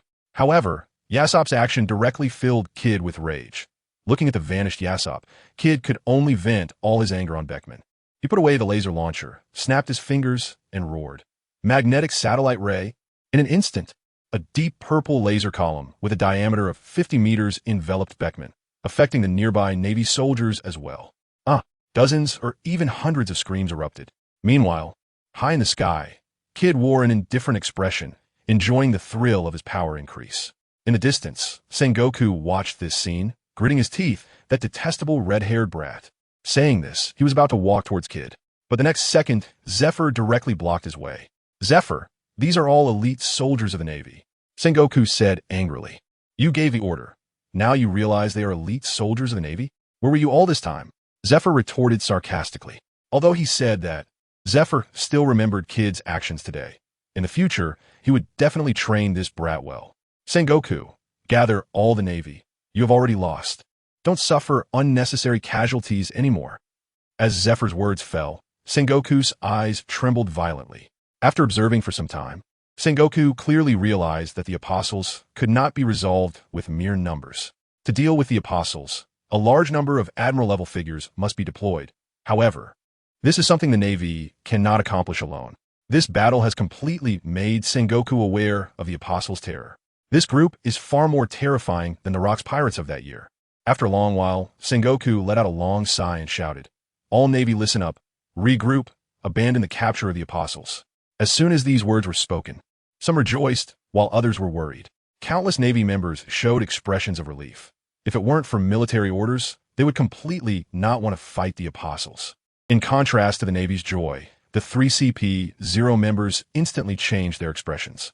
The clown-masked CP-0 even roared, Sengoku, you dare to openly defy the orders of the 5 elders. Don't you want to be the Navy Fleet Admiral anymore? Sengoku remained silent.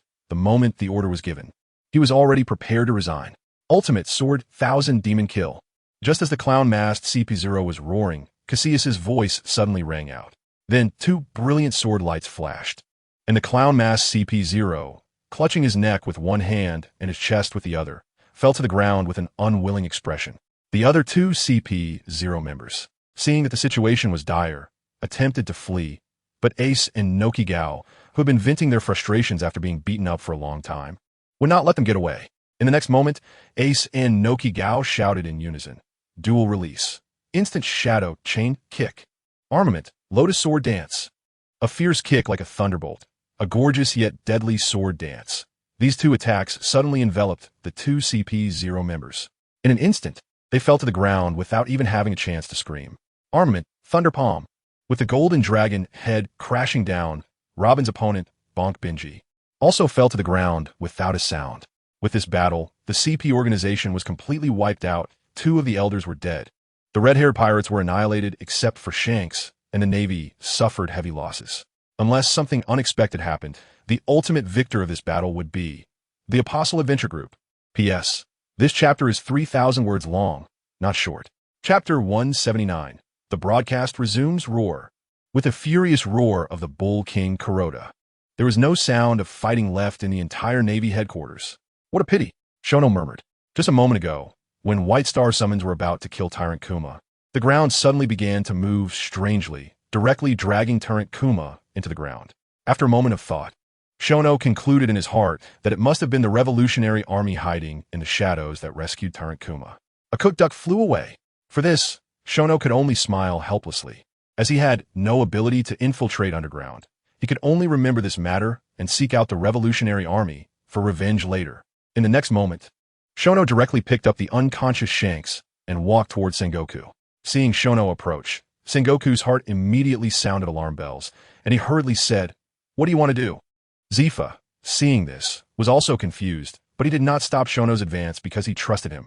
When Shono stopped not far from Sengoku, he said solemnly, "Admiral Sengoku, you don't need to be nervous. I need you to resume the world broadcast." Hearing this, Sengoku frowned, unable to understand Shono's intentions, and asked, "The war is already over. Why resume the world broadcast? For you, the war is over. For me, the war has just begun." Saying this, Shono no longer kept it a secret and directly lifted Shanks, coldly stating, "The last public execution, the Navy executed Purit, King Joel D. Roger in Logtown. This time, the Apostle will execute one of the 4 emperors, Shanks, in Mariehua." Upon hearing this, the entire place was stunned. Everyone looked at Shono in shock, unable to understand why he would have such a crazy idea, and what his true purpose was.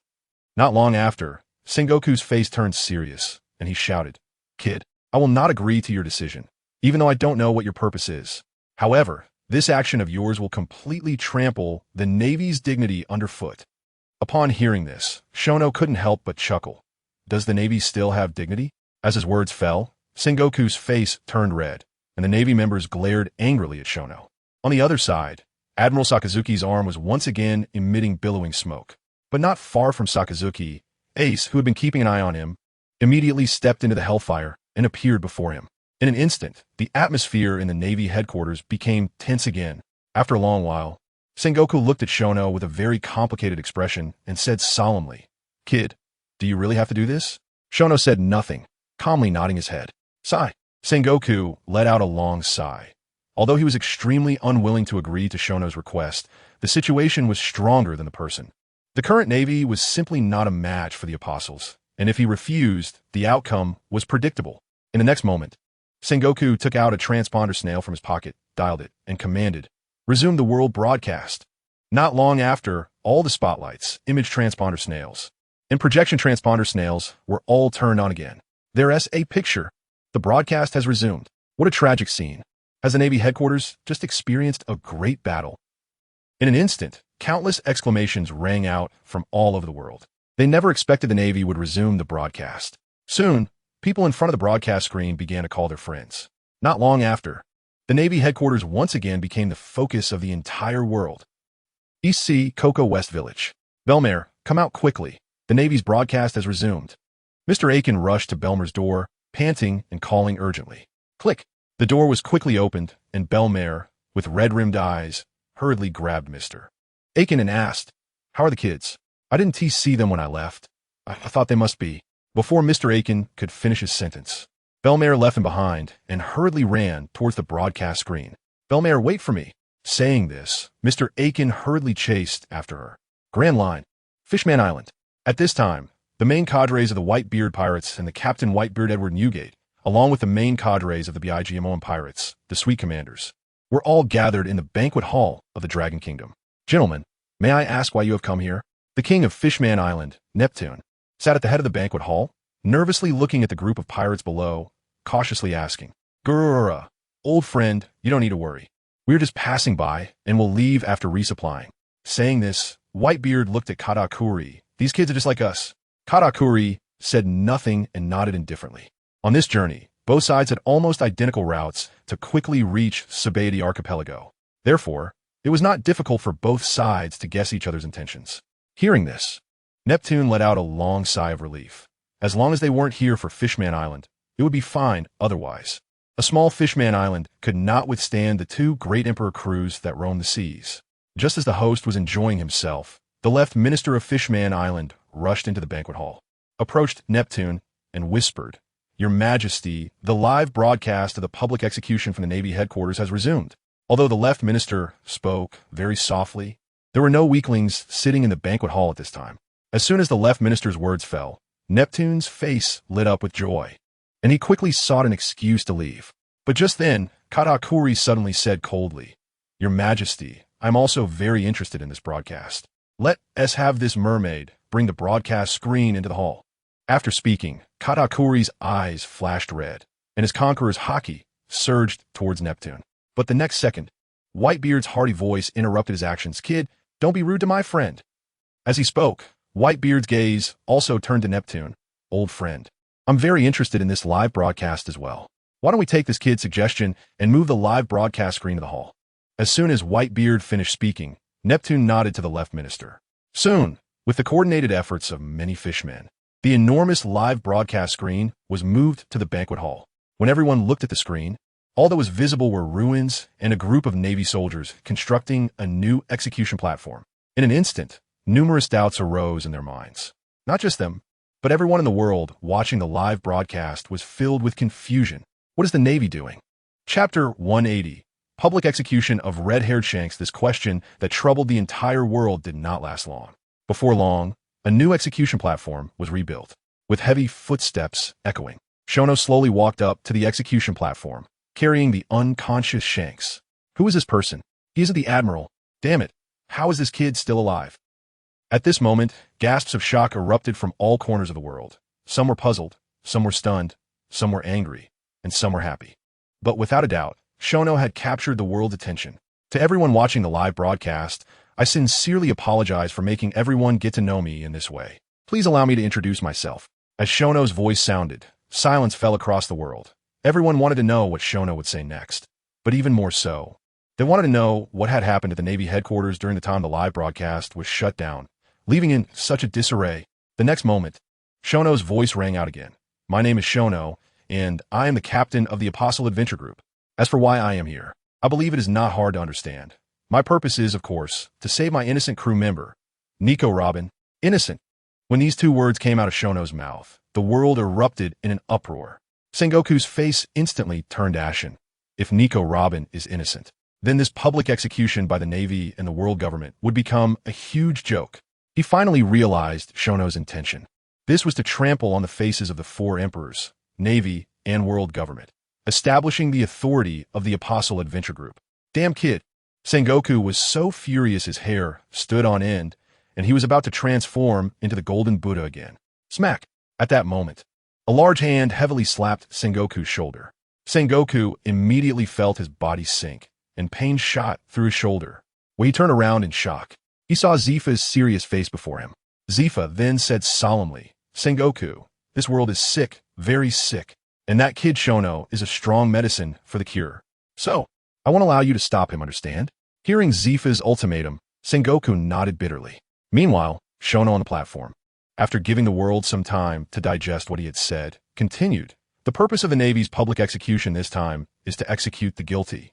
Just like the public execution of pirate King Jold Roger over a decade ago. This time, although I saved the innocent Nico Robin, I must admit that I disrupted the Navy's public execution.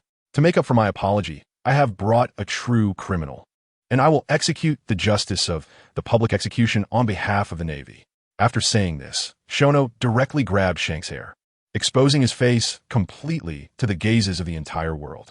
In an instant, everyone who recognized Shanks was left dumbfounded, as if petrified. Then, a roar that sounded like a tsunami echoed across the world. How is this possible? This is red-haired Shanks, one of the four emperors. How strong is the Apostle Group? First, they took down beasts, and now it's Shank's turn to be executed. What terrifying power this is. East Sea, Windmill Village. When Shank's face appeared on the screen, Makino covered her mouth, tears streaming down her face. As for the future King Luffy, he was so stunned that he knelt on the ground, muttering, "This is impossible. How could Shanks be defeated? I don't believe it.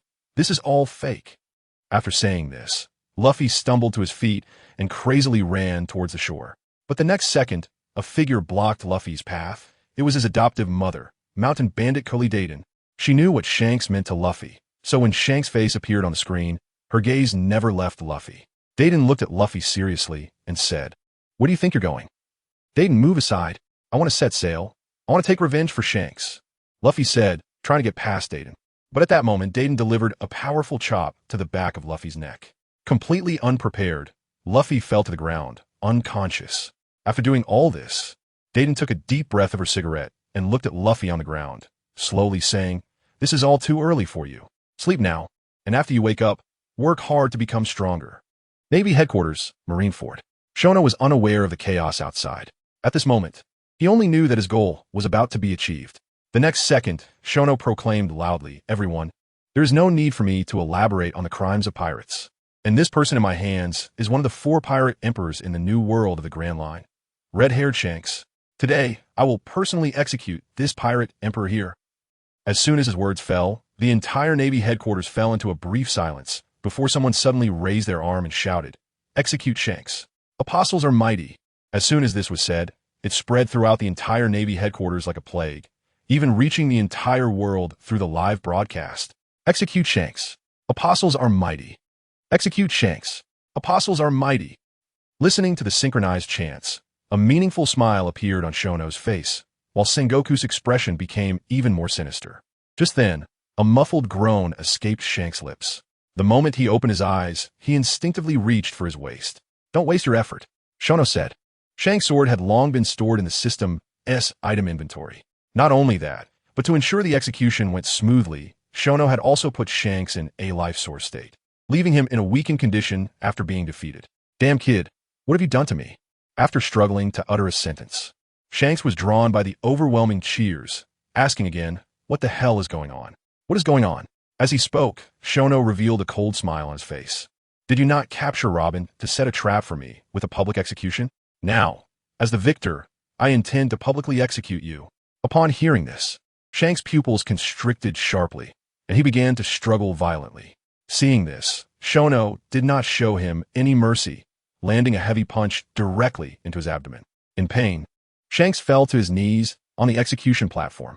Seeing the other party cooperate so well, Shono no longer hesitated. A holy light spear appeared directly in his hand. With a soft sound, the spear pierced straight through Shanks' heart.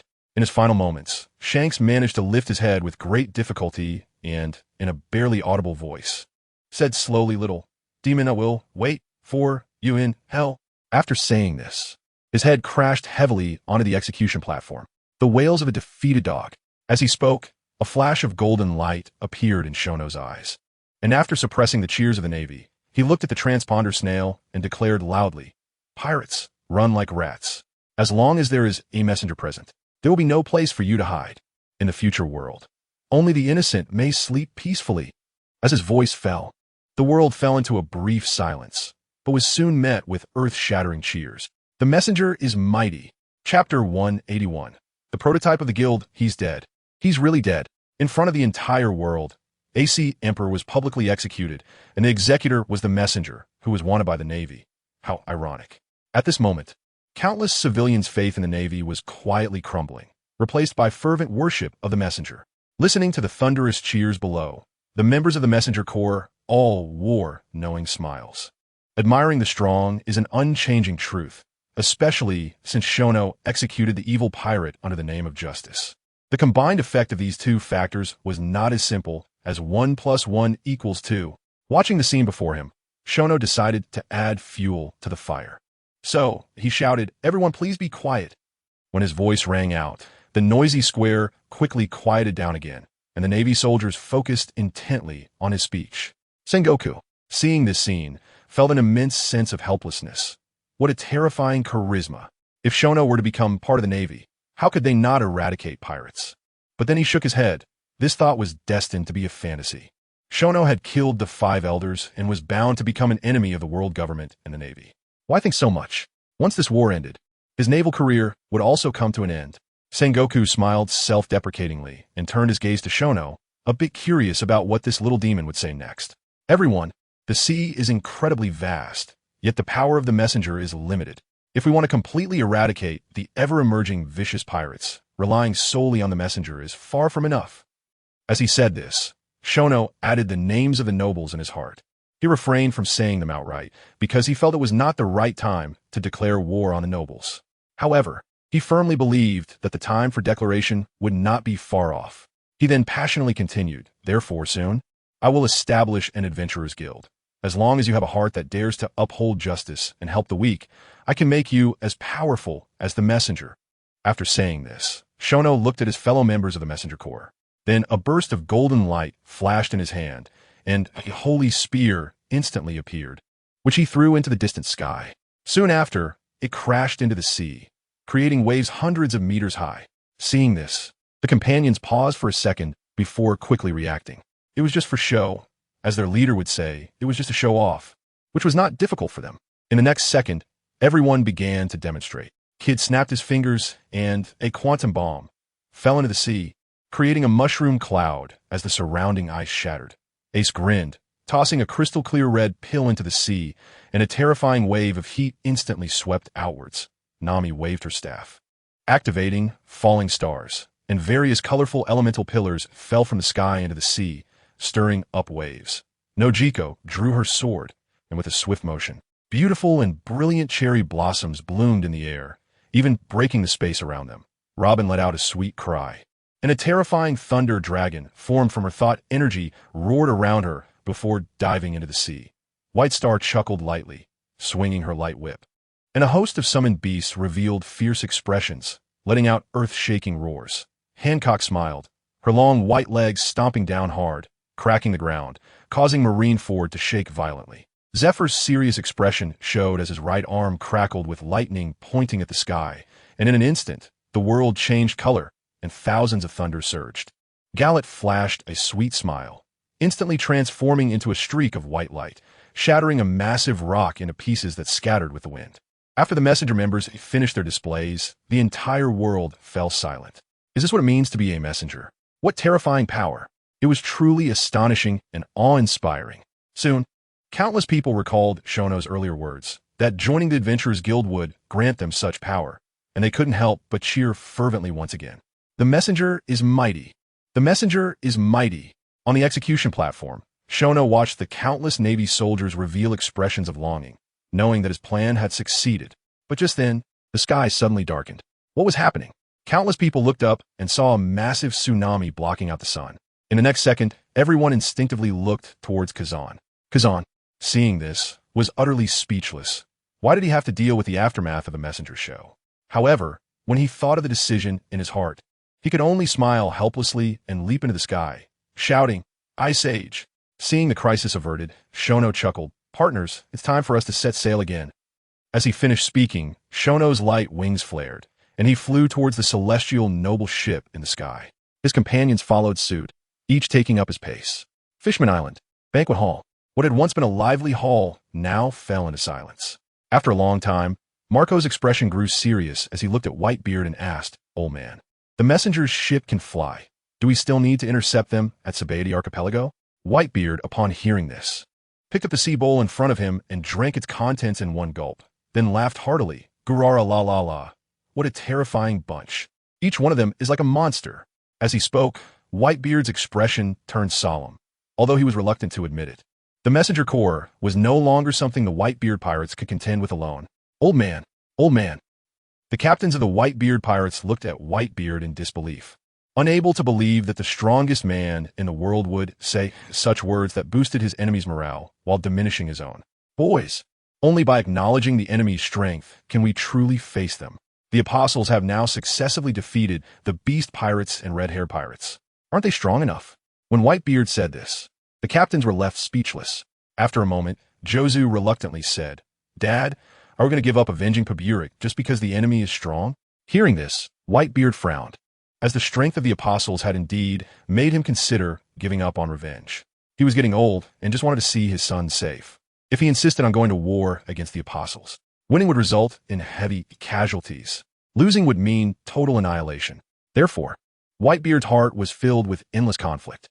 Seeing Whitebeard's hesitant expression, the captains became anxious and spoke one after another. "Dad, Paburik can't die for nothing. Dad, you are the strongest man in the world. Dad, if we don't avenge Paburik, how can we stand firm?" Whitebeard looked at his passionate sons and let out a helpless sigh. Then, he turned his gaze to Katakuri and said solemnly, "Kid, it's been decades since I last saw Linlin. It's time to meet an old friend. You make the arrangements. Chapter 182. The conspiracy resurfaces the next day. Countless newsbirds flew across the world carrying heavy news. The name of the apostles spread rapidly, and many were looking forward to the establishment of the Adventurers Guild. This was all because the strength of the apostles had deeply impressed many, and they longed to become part of it. In the second half of the Grand Line, Dressrosa, a burly, middle-aged man with closed eyes, an X-shaped scar on his left forehead extending to his eyes, wearing a light purple kimono and holding a cane, was asking for directions to a tavern. Suddenly, he heard a series of exclamations nearby. It's Brother Shono who saved our country. The apostles are incredible. They actually took down 2 emperors. They even said they want to completely eliminate pirates. I really want to join them. Just as they were chatting enthusiastically, the blind man approached and asked, "Excuse me, who is this Brother Shono? And what is the apostles? You don't know Brother Shono? Did you just arrive at Dressrosa?" A bystander asked, looking puzzled. The blind man nodded. Soon, the bystanders became interested and began to share all the deeds and actions of Shono in a flurry of voices. When the blind man heard Shono say, "Only the innocent can sleep peacefully," a smile appeared on his face, and he murmured, "The apostles? I really want to meet them." Above the Sabati archipelago, on the ship Sky Noble, Zephyr handed a newspaper to Shono and said solemnly, "Kid, your influence is too great now. What do you plan to establish the Adventurers Guild?" Shono calmly replied after reading the contents of the newspaper. "Although I've made the name of the apostles known, I've completely torn the face off the pirates. Additionally, the world government must be on guard. Therefore, I plan to deal with all concerns before establishing the guild." After saying this, Shono gathered all his partners on the deck. Once everyone had arrived, Shono spoke. "Kid, Nami, Noki, Hancock, you 4 will pilot the Sky Noble back through the calm belt to the East Sea and bring all the people from Amazon Lily and Cocoa Village onto the ship." Nami and Noki were taken aback, then cheered. "Okay, Captain." Shono continued. "Instructor Zephyr, Robin, Ace. The 3 of you will go directly to Sabati Archipelago and gather Ein and the others again to collect information on the poneglyphs.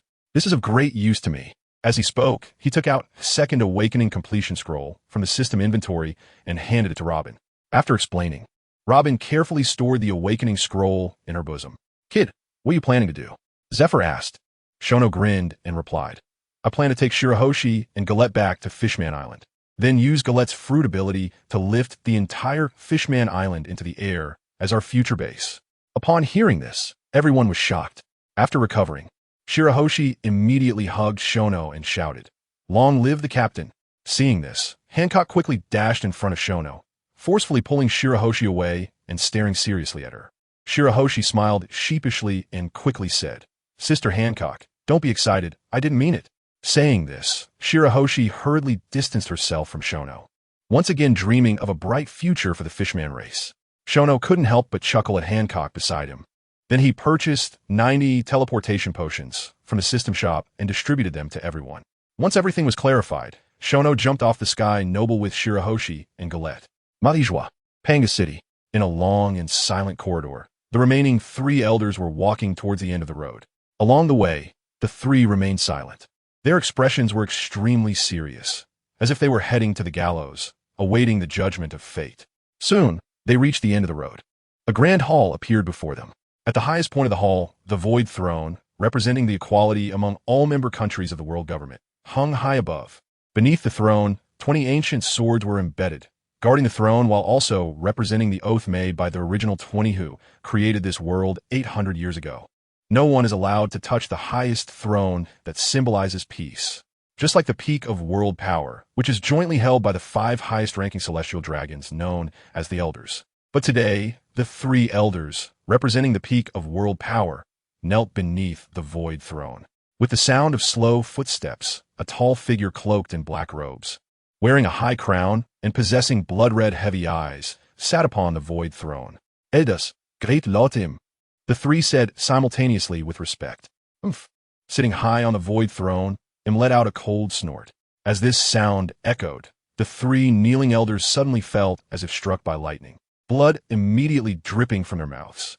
"Lordum, please calm your anger," the elder in a robe said, enduring the pain. Then, the elder with a mustache continued, "This Shono doesn't even exist in the lights. We underestimated him this time. Please give us another chance."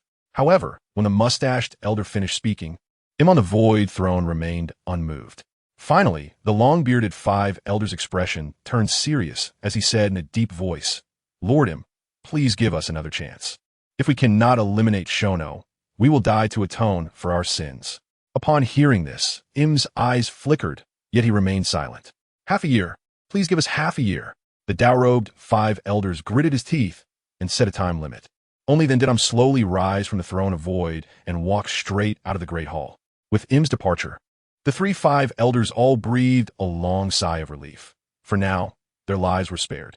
However, the thought that they would have to die if they could not eliminate Shono within 6 months made them anxious. Damn it, that little brat. The dow-robed five elders cursed under their breath as they stood up. Stop complaining. The urgent matter now is to find a way to get rid of Shono. With that, the mustached five elders looked at the long-bearded five elders and said, What's your plan? The mustached five elders, confident that the other party would dare to say such a thing as dying to atone, believed they must have a way to eliminate Shono. After all, none of them wanted to die. Before coming here, I received intelligence from CP0 that Whitebeard is going to ally with Charlotte Linlin to deal with the Apostle Adventure Group. I think this is a good opportunity for us to eliminate Shono. As soon as the long-bearded five elders finished speaking, a glimmer of brilliance flashed in the eyes of the other five elders. The next moment, the long-bearded five elders continued, but before that, we must re-elect 2 new five elders. Saying this, he seemed to recall something and added, Also, we need to clean up the Navy. This dog has been a bit disobedient. Upon hearing this, the other five elders nodded in agreement. Thus, a massive net woven by various forces once again descended upon the Apostle Adventure Group. Chapter 183. Sengoku steps down as Fleet Admiral 3 days later. At the Marine headquarters, Marineford, the grand battle known as the Marineford War had concluded 3 days ago. Today, Fleet Admiral Sengoku convened a meeting of the high-ranking officers of the Navy once again. The atmosphere in the large conference room was incredibly oppressive. As time passed, Sengoku broke the silence first, stating, After this meeting, I will step down from the position of Fleet Admiral. Upon hearing this, the atmosphere in the conference room remained silent. They had long anticipated this outcome. Seeing the expressions of everyone, Sengoku felt a little lonely. After so many years as Fleet Admiral, no one seemed to feel regret at his departure. But in the next moment, Sengoku collected his emotions and continued. The main purpose of this meeting is to quickly elect a new Fleet Admiral to hand over my duties before I step down. Everyone, please discuss. As Sengoku's words fell, most of the high-ranking Navy officers turned their gazes to the 3 admirals sitting at the front. Feeling the gazes upon him, Admiral Borisolino paused his nail, trimming and lazily said, I'm not interested in the position of Fleet Admiral. With that, he resumed trimming his nails. Sengoku frowned slightly. Although he never expected Borisolino to actually take the position of Fleet Admiral, he felt very displeased seeing the latter's disdain for the position. Oomph. Sengoku let out a cold snort and then turned his gaze to Kazan, who was the ideal candidate for the future Fleet Admiral in his heart. In the conference room, many high-ranking officers shared Sengoku's view and were looking forward to Kazan becoming the new Fleet Admiral. The next moment, a Vice Admiral close to Kazan spoke up. I recommend Kazan to be the Fleet Admiral. With the Vice Admiral's words, numerous supportive voices erupted in the conference room. But soon, many high-ranking officers supporting Sakazuki also spoke up. In an instant, the entire meeting was thrown into chaos. Silence. Sengoku shouted loudly, immediately suppressing the noisy voices in the conference room. He then turned his gaze to Kuzan and Sakazuki, saying in a deep voice, You two, share your thoughts. Sakazuki adjusted his military cap, ready to speak, but Kuzan's voice rang out first. Thank you all for your kindness. However, I plan to resign from the position of Admiral after this meeting. Therefore, I will not participate in the nomination for Fleet Admiral. I don't agree. Sakazuki stood up abruptly, fixing his gaze on Kazan, and coldly said, What do you mean? La. Sakazuki, can you not understand human language? Kazan chuckled lightly. You. Sakazuki gritted his teeth, and at that moment he suddenly found it hard to understand Kazan. Kazan, I need a reasonable explanation. Otherwise, I will not agree to your resignation. Sengoku said with a serious expression, his gaze fixed on Kazan. Hearing this, Kazan retracted his lazy expression and said in a deep voice, I want to pursue the justice in my heart. Upon hearing this, everyone was momentarily stunned. After a long while, Sengoku's eyes widened in shock as he exclaimed, Are you going to? Halfway through his words, Sengoku's expression turned serious. Have you really made this decision?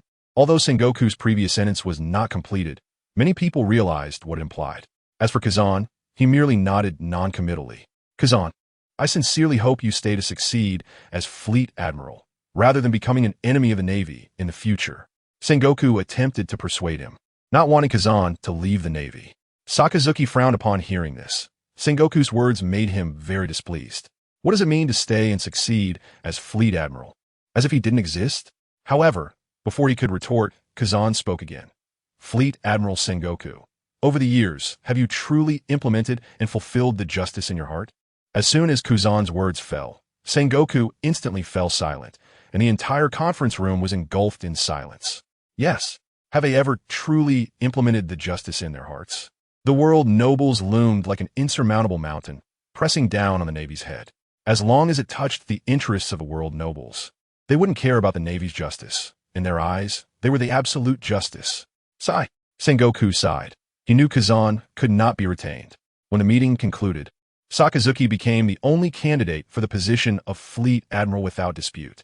And with 2 admirals suddenly missing, the world government launched a massive recruitment drive to better deal with the Apostle Adventure Group in the future.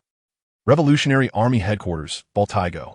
At this moment, a group of high-ranking members of the Revolutionary Army were gathered together, celebrating the return of Tyrant Kuma, while also celebrating the enormous victories they had achieved in recent days. Everyone, let's raise our glasses to welcome the return of Kuma, exclaimed Dragon, the commander of the Revolutionary Army. In an instant, everyone responded in unison, raising their wine glasses. The tyrant bear smiled at this, lifting his glass and saying, "Thank you, everyone." As his words fell, everyone downed their drinks, and the atmosphere of the banquet instantly reached a climax. After everyone had eaten and drunk their fill, a short-haired woman with purple hair, a red top hat, a cigarette in her mouth, and dressed in extremely revealing clothing, the commander of the Revolutionary Army's East Army, Betty, suddenly stood up from her seat, stepping on the table and boldly declaring, "Leader, this time the East Army has liberated another country in the New World, and the king of this country has agreed to join us in overthrowing the world aristocracy. However, this country is too poor and needs our support." "Betty, get down. That's too rude." Kurla, who was beside Betty, quickly grabbed her arm. But Kurla's strength was no match for Betty. Upon hearing this, Long, with his usually cold face, rarely showed a smile and said, "Well done, Betty." As he spoke, Long blew a breath, sending Betty off the table and dispelling her drunkenness. "Sorry, leader. I drank too much." Betty's face turned red as she explained. "I know." Long shook his head helplessly, and the others couldn't help but laugh at the scene. Such a situation was rare. Apart from the leader, Betty was usually the real big sister who no one dared to defy. "What are you laughing at?"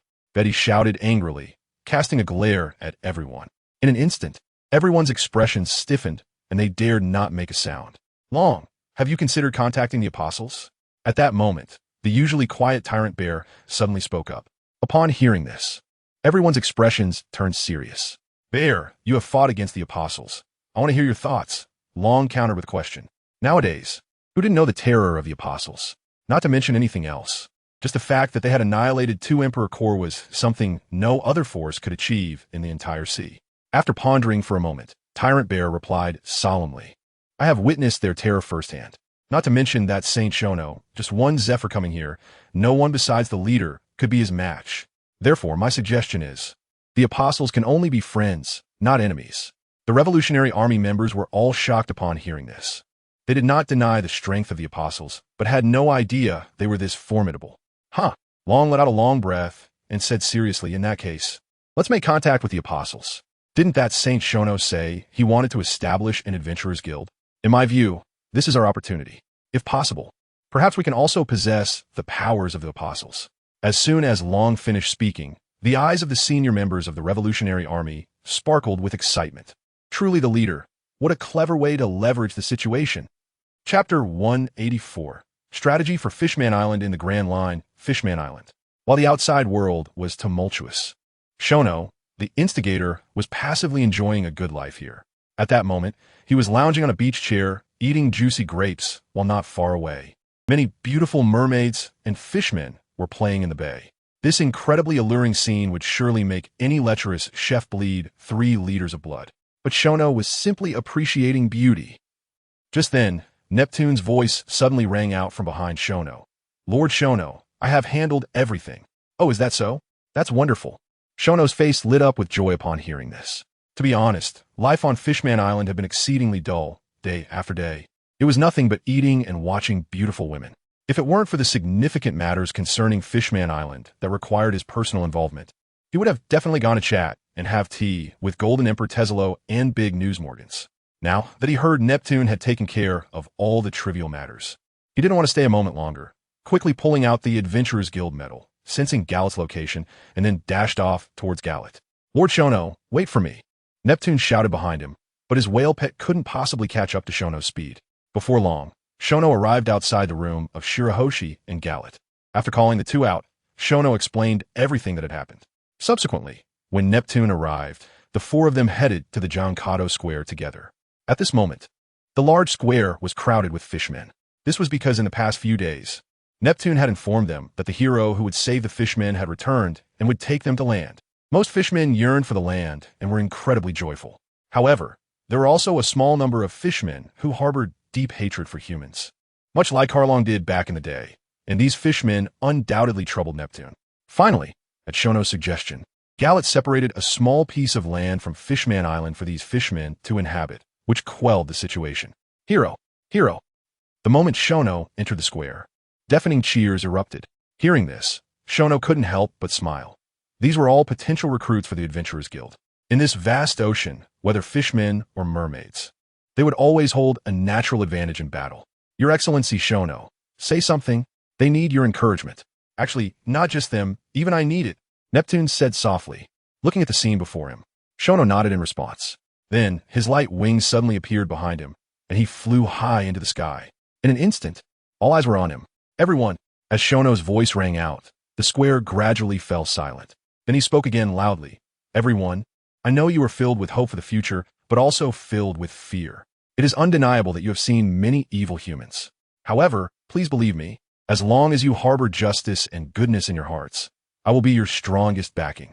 If in the future you suffer injustice or oppression, I, Shono, swear in the name of the apostles that I will punish the perpetrators with the harshest penalties. As his words fell, the square fell into silence. All the fishmen were immersed in Shono's grandiose declarations. After a long time, when the first shout arose, it quickly turned into a thunderous wave of applause. Long live the apostles! Long live Lord Shono! Long live the apostles! Long live Lord Shono! After doing all this, Shono landed beside Gallet and said softly, Let's begin, and if you run out of strength, just let me know. Gallet nodded, then squatted down, placing her hands on the square. The next second, her float fruit ability was activated. Boom! The entire Fishman Island suddenly shook violently. It's moving. It's really moving. Countless fishmen exclaimed as they discovered through the bubbles that Fishman Island was indeed rising slowly. However, this situation did not last long, and Gallet's face suddenly turned extremely pale. Stop!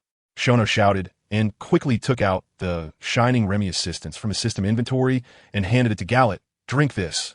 Gallet, hearing this, took the potion from Shono's hand and drank it in one gulp.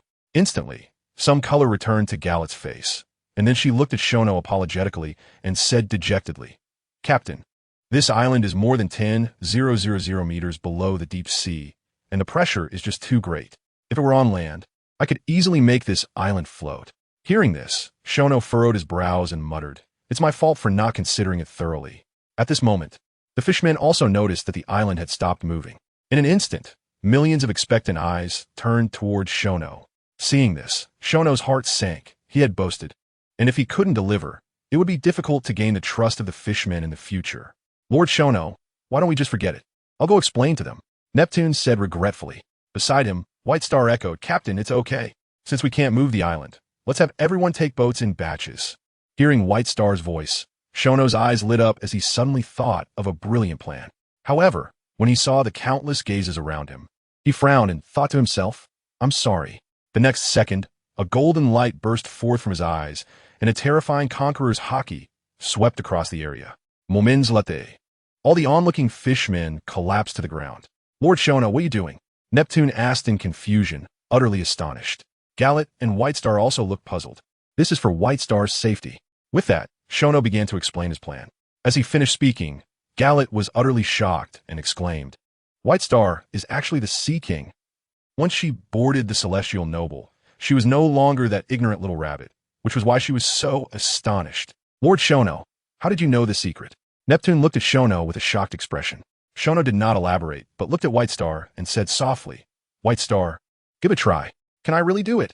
White Star said, looking uncertain, her hands tightly gripping her wand. "I believe in you. You are the apostle." Shono's simple words immediately boosted White Star's spirits. "Yes, I am the apostle. I'm no longer a coward." With that, White Star closed her eyes and placed the wand against her chest. The next moment, Shono felt a strange energy wave emanating from White Star, rapidly spreading outwards. Soon, Shono's observation Haki sensed several enormous sea king-like creatures appearing around Fishman Island. "White Star, well done." With that, the six-winged holy seraph, surrounded by brilliant holy light, appeared behind Shono. He was going to give these giant beast buffs and then have White Star command them to carry Fishman Island out of the deep sea, finally letting Gallet lift Fishman Island into the air. That was his plan. Chapter 185. Fishman Island soaring in the sky 3 days later. Area 12 of the Sabeti Archipelago.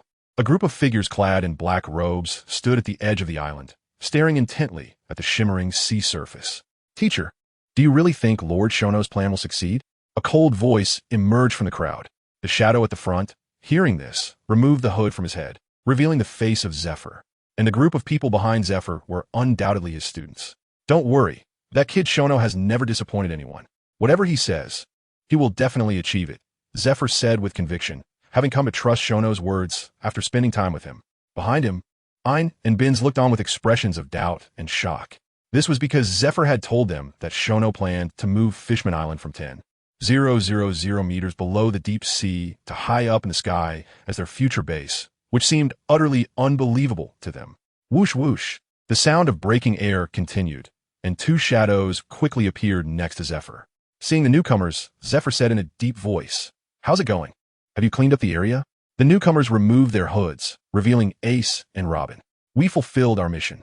All the CP members on the 2 surrounding islands have been cleared out," Ace said with a smile, looking relaxed. "Very good." As Zephyr's voice fell, the scene fell into silence. Everyone's gaze was fixed on the sea, eagerly anticipating the emergence of Fishman Island.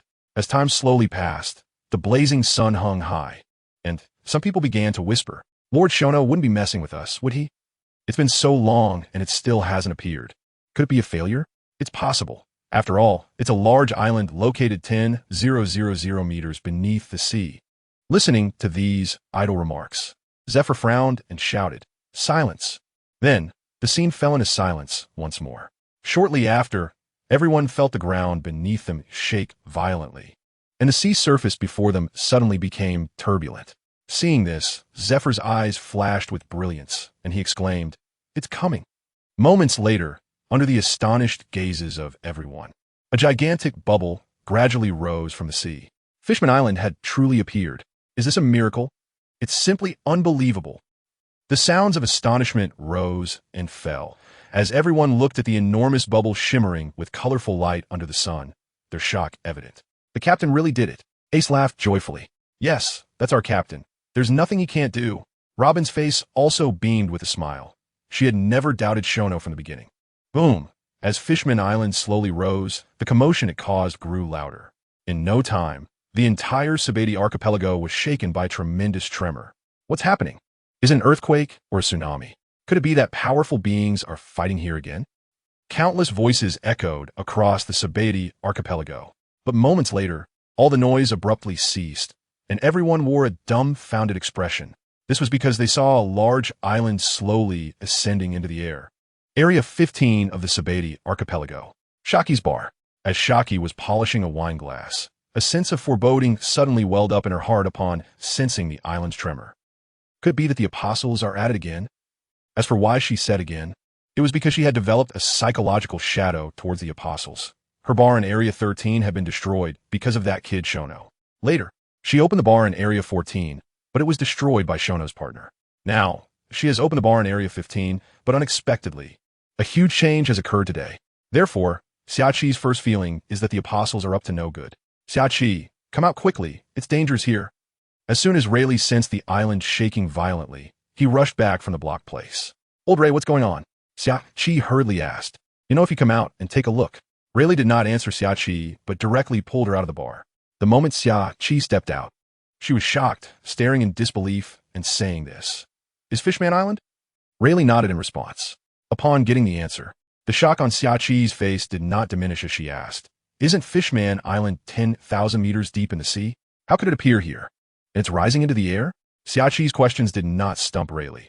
He looked through his glasses, his eyes flashing with wisdom, and said solemnly, "Xiao, do you remember a few days ago during the Navy's live broadcast? A member of the Apostles appeared who has the ability to lift their ships into the air?" Upon hearing this, Xiao seemed to realize something and exclaimed in shock, "Are you saying that this Fishman Island was brought up from the deep sea by the Apostles?" Rayleigh nodded and confirmed, "If I'm not mistaken, this is precisely the result of Golden Lion's paramecia type float fruit ability." After saying this, Rayleigh's eyes suddenly flashed with shock. His body seemed to petrify as he stood there in a daze. Seeing this, Xiao asked in confusion what happened. After a long time, Rayleigh let out a long sigh and said slowly, "Xiao, do you remember I mentioned something to you a while ago?" "What is it?" Xiao asked, puzzled. Rayleigh adjusted his glasses and said solemnly, "Not long ago, a lot of devil fruits suddenly appeared in the Sabati archipelago. After our investigation, we found that the previous batch of users of these devil fruits was the group of people that the Apostles killed in Dressrosa. Later, after our in-depth investigation, we discovered that the person who brought out these fruits was Zephyr of the Apostles. Now, the float fruit is also in the hands of the Apostles. There can't be so many coincidences in this world. Therefore, I think there may be someone among the Apostles who can obtain the devil fruits of the users they kill." As Rayleigh finished speaking, the lady's cigarette at the corner of Xiao's mouth silently fell. Without a doubt, what Rayleigh said was even more shocking than Fishman Island rising into the air.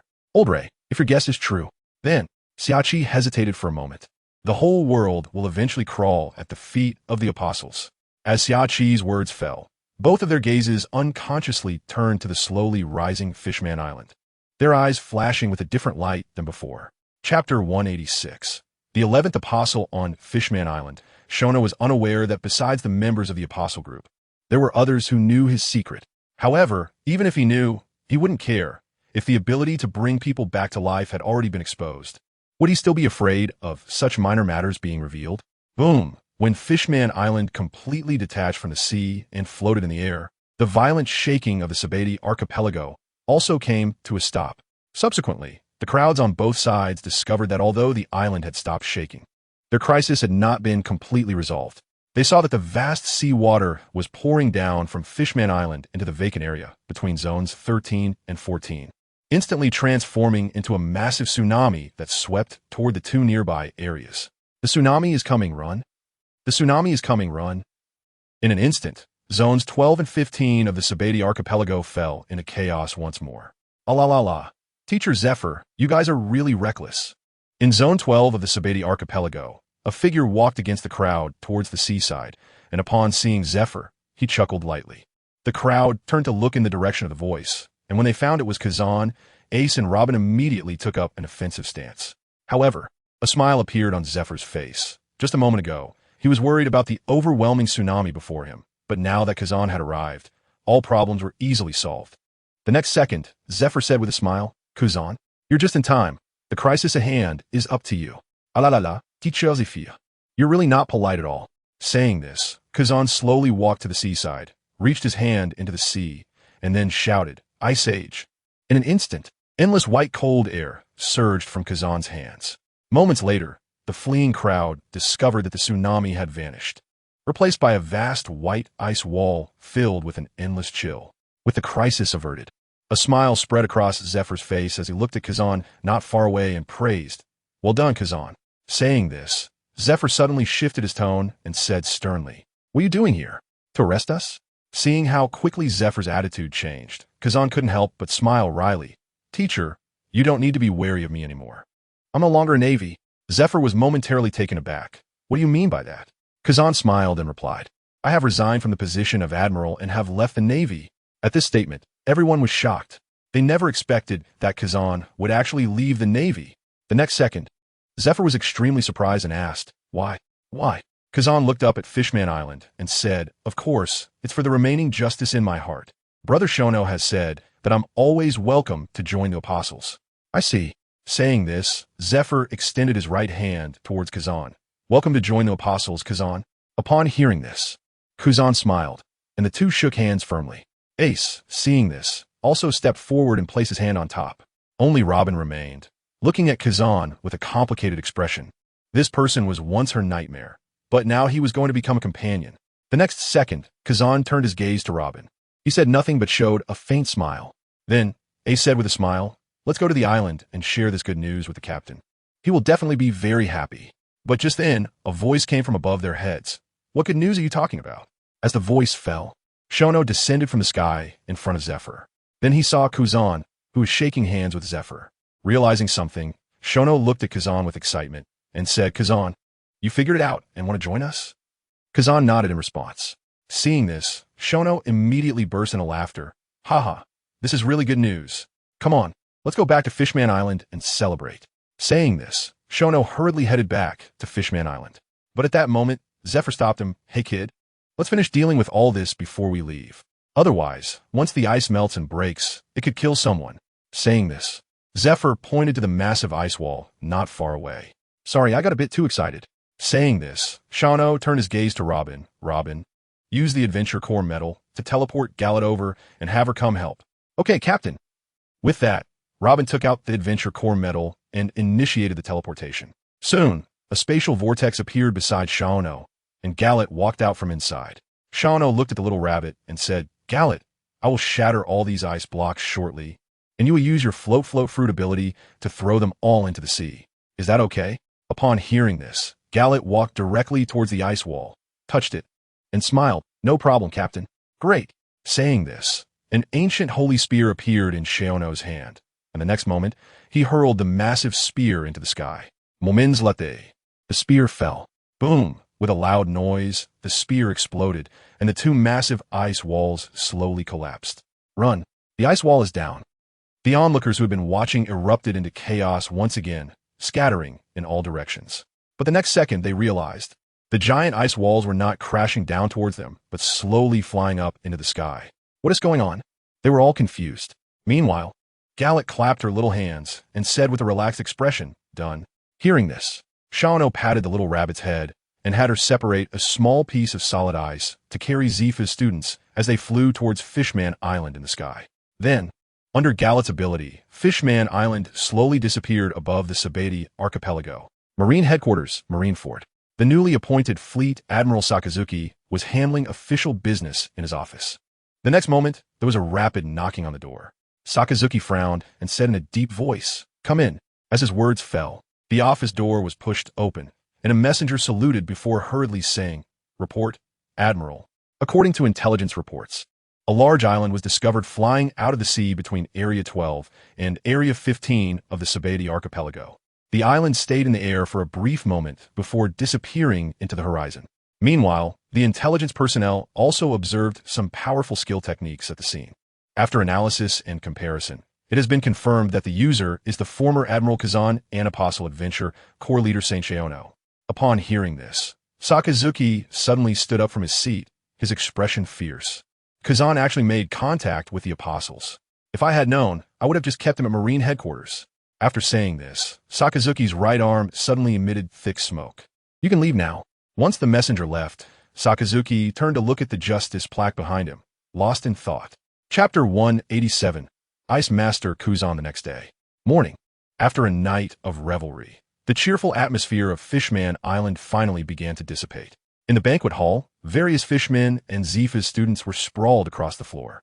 But in the center of the hall, three figures remained sitting upright at the dining table, not as drunk as the others. Instructor Zifa, Kazan, let's go for a walk, Shano suggested, looking at the two who showed no signs of intoxication. Unlike these two who were immune to drunkenness, Shano had actually used a little trick to hold on until now.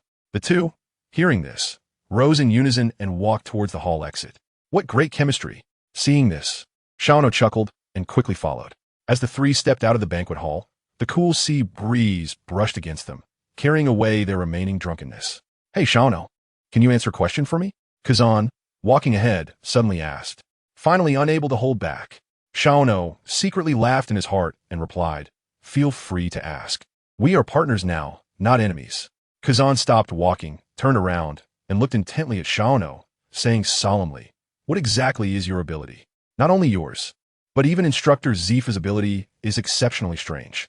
According to my investigation, the ability Instructor Zifa used to kill the 5 elders is not the power of the Thunder Fruit or armament hockey at all." Before Xiao could respond, Zifa shook his head and said solemnly, "You're mistaken, Kazan." Kazan was taken aback, confused. The next moment, Zifa raised his right arm, and a blue light suddenly flickered from his fist. This power was indeed armament hockey, but thanks to the transfer book that kid gave me, it has transformed hockey into a more advanced and terrifying power. Transfer book? What is that? Kazan was even more puzzled, but Zifa did not explain further, as even he only had a partial understanding of it. Then, Zifa looked at Xiao and said, "Kid Xiao, tell Kazan about it. The transfer book is similar to a devil fruit with no side effects. You'll know if you experience it yourself." With that, Xiao directly purchased a career self-selection transfer book from the system store, selected a career, and tossed it to Kazan. Kazan looked at the golden page in his hand, feeling a sense of unreality. Did he just hear that? The transfer book is similar to a devil fruit with no side effects? Does this mean that if conditions allow, the apostles can all be dual devil fruit users? Kazan, don't just stand there. Just silently think use, and you can do it. Xiao urged, looking at the dazed Kazan, eagerly anticipating how strong Kazan would become after the transfer. Coming back to his senses, Kazan no longer hesitated, after silently thinking. The transfer book immediately transformed into a ball of golden light that enveloped him. Not long after, the golden light dissipated, and an incredibly cold white mist emanated from Kazan's body. What a powerful transfer book! Not only has it enhanced my ice fruit ability, but I also have many powerful skills in my mind now. It's truly incredible. Kazan's eyes were filled with astonishment, and he finally understood why the apostles were so strong. But the next second, Kazan discovered that many of these powerful skills seemed to be unusable. So he hurriedly asked, "Xiao, many of these skills I can't use. Why is that?" Hearing this, Xiao grinned and explained, "That's because your level is too low. To use powerful skills, you must level up. And the only way to level up is to kill various life forms." This, Kazan's eyes widened in shock. Does this mean that as long as I kill, I can infinitely enhance my strength? No, you're wrong. The transfer book just sets you on the path of a professional, but on this path, there are 3 thresholds, which I call awakenings, and the power of awakening is in my hands. Those who lose themselves for power, I will not only prevent them from awakening, but will also kill them. As Xiao's words fell, Kazan couldn't help but breathe a sigh of relief. That's good, otherwise, it would be too terrifying. Saying this, Kazan seemed to realize something and said in astonishment, "No wonder you were so keen on exterminating pirates." Xiao smiled and said, "Not only can we enhance our strength, but we can also eliminate evil. Why not do it?" In the next moment, Xiao bought a set of Radiant Feather Knight Huashang set and a bottle of Potential Enhancement Elixir from the system shop and handed them to Kazan. Shortly after, when a golden armor appeared on Kazan, Xiao extended his right hand towards him and said solemnly, "Kazan, welcome to the Apostle. From now on, you are the 11th Apostle of the Apostle Adventure Group." Upon hearing this, a smile appeared on Kazan's face as he replied, "I look forward to working with you, Captain." Then, Xiao took out the Apostle, Hell Gem, Adventure Group Medal, Stone of Strength, Stone of Stamina, and Stone of Speed from the system item inventory. After a brief explanation, he stuffed all these auxiliary items into Kazan's hands. After a while, when Kazan used all the auxiliary items, the cold aura emanating from him became even more frigid. Huff! Kazan slowly exhaled, and both Xiao and Zephyr could clearly sense that the surrounding air had suddenly dropped by dozens of degrees. "How do you feel?" Xiao asked Kazan with an expectant expression. Kazan tightened his fists and replied excitedly, "Compared to yesterday, I am now more than twice as strong. At this moment, I really want to find an opponent to test my strength." Saying this, Xiao casually took out an Abyss Demon invitation letter from the system item inventory and handed it to Kazan. "What is this?" Kazan asked excitedly. He found that everything Xiao conjured was incredibly powerful. Then, Xiao smiled and explained. After hearing this, Kazan chuckled, "La la la. What magical guy Xiao is." Saying this, he took the invitation letter from Xiao hand. "Since there is such a thing, I can't wait any longer." After that, Kazan's light wings suddenly appeared behind him, and within a few breaths, he disappeared from Fishman Island. Xiao and Zephyr exchanged glances and without saying a word, the two followed him. Not long after, they found Kuzan on the ocean. The latter was standing on the surface of the sea, with endless white cold air surging from his body. Moments later, a massive glacier appeared on the ocean. Seeing this, Xiao and Nuothe couldn't help but exclaim, "Goodness!" While others looked for a small island, Kazan directly created an ice island. If a fight breaks out, it will definitely be a home field advantage. Chapter 188, Kazan vs. Brands. After the venue was set up, Kazan directly used the Abyss Demon invitation letter in his hand. In the next second, the invitation letter transformed into a spatial teleportation portal in front of Kazan. Moments later, a tall figure engulfed in blazing flames slowly walked out of the portal. The aura of a strong opponent. With just one glance, Kazan felt the other's power. While Kazan was sizing up the Abyss Demon Brands. Roar. Brands let out a terrifying roar, as the environment before him disgusted him, making him unable to suppress the urge to burn everything to ashes. As Brands' voice fell, a fiery ring suddenly appeared beneath his feet, and in an instant, the fire ring swept outward at an incredible speed. Fire and extreme ice made contact. In an instant, endless water vapor surged, and the sky was dyed a misty white. "Allah la la. This is my home turf. Aren't you being a bit too reckless?" Saying this, Kazan suddenly raised his right hand, and a series of white ice balls filled with chilling air shot towards Brands at high speed. Although he couldn't see the attack coming, Brands' instincts drove his body to evade. "Interesting," Kazan murmured, although the thick white vapor obscured his vision. His observation haki allowed him to clearly sense the movements of the Abyss Demon. In the next moment, Kazan gathered cold air in his right arm and shouted, "Ice block, violent beak." A white ice bird composed of cold air charged towards the Abyss Demon. Roar. Sensing danger approaching again, Brands roared, and flames surged from his hands. In an instant, fireballs the size of millstones shot out from Brands' hands. Sizzle. The ice and fire collided violently. Moments later, the numerous fireballs melted the ice bird, and the remaining fireballs continued their trajectory toward Kazan. Seeing this, Kazan's expression turned serious as he shouted, "Ice block, two-pronged spear." As his voice fell, two ice spears rapidly formed beside Kazan and shot towards the incoming fireballs. Bang, bang, bang. Wherever the ice spears passed, the fireballs exploded into pieces. Noticing the fireballs dissipating, Brands angrily rushed out of the misty white area, his fiery red eyes fixed on Kazan. Then, Brands extended his hands toward Kazan, and a massive six-pointed star array suddenly appeared beneath Kazan's feet. "What is this?" Kazan wondered, scratching his head. In the next moment, he realized he was being overshadowed by a gigantic shadow. When Kazan looked up, his pupils dilated as he saw a massive red meteor hurtling towards him. "Oh la la la, this joke is a bit too big." Saying this, Kazan's figure darted to the side at high speed. Boom! With a loud crash, the red meteor instantly smashed a huge hole into the ice surface. Phew, that was close. I almost went too far. After dodging this attack, Kazan wiped the cold sweat off his forehead. From the beginning of the battle until now, Kazan had maintained a playful attitude. He wanted to understand the Abyss Demon better while also testing his own limits. But who would have thought that he almost put himself in danger due to a small mistake? "Big guy, congratulations. You have successfully angered me." As the murmuring voice fell, a transparent ice sword appeared in Kazan's hand, and then his gaze locked onto the Abyss Demon as he rushed towards him. As he approached the Abyss Demon, Kazan leaped and delivered a powerful chop towards the demon's head. Seeing this, Brands' right arm ignited with flames, and he swung his fist towards the incoming ice sword. Crack! The ice sword shattered, and the unstoppable fist directly pierced through Kazan's chest. Despite this heavy blow, there was no trace of pain on Kazan's face. Instead, he smiled and said, "Frozen moment." In an instant, an intense chill emanated from Kazan, and Brands' right arm visibly became covered in a thick layer of ice crystals. Roar! Brands let out a painful howl. In the next second, a strange wave exploded from Brands' body. What is this? Conqueror's haki? Or some other unknown power? Just then, Kazan suddenly felt a tremendous repulsive force push him away. On the other side, free from Kazan's restraint, Brands was engulfed in flames, and shortly after, his frozen right arm returned to normal. Seeing this, Kazan was astonished. What a terrifying creature, to be frozen by such a degree of cold air and not be affected at all. As soon as he finished speaking, the flames on Brands' body strangely dissipated by more than half.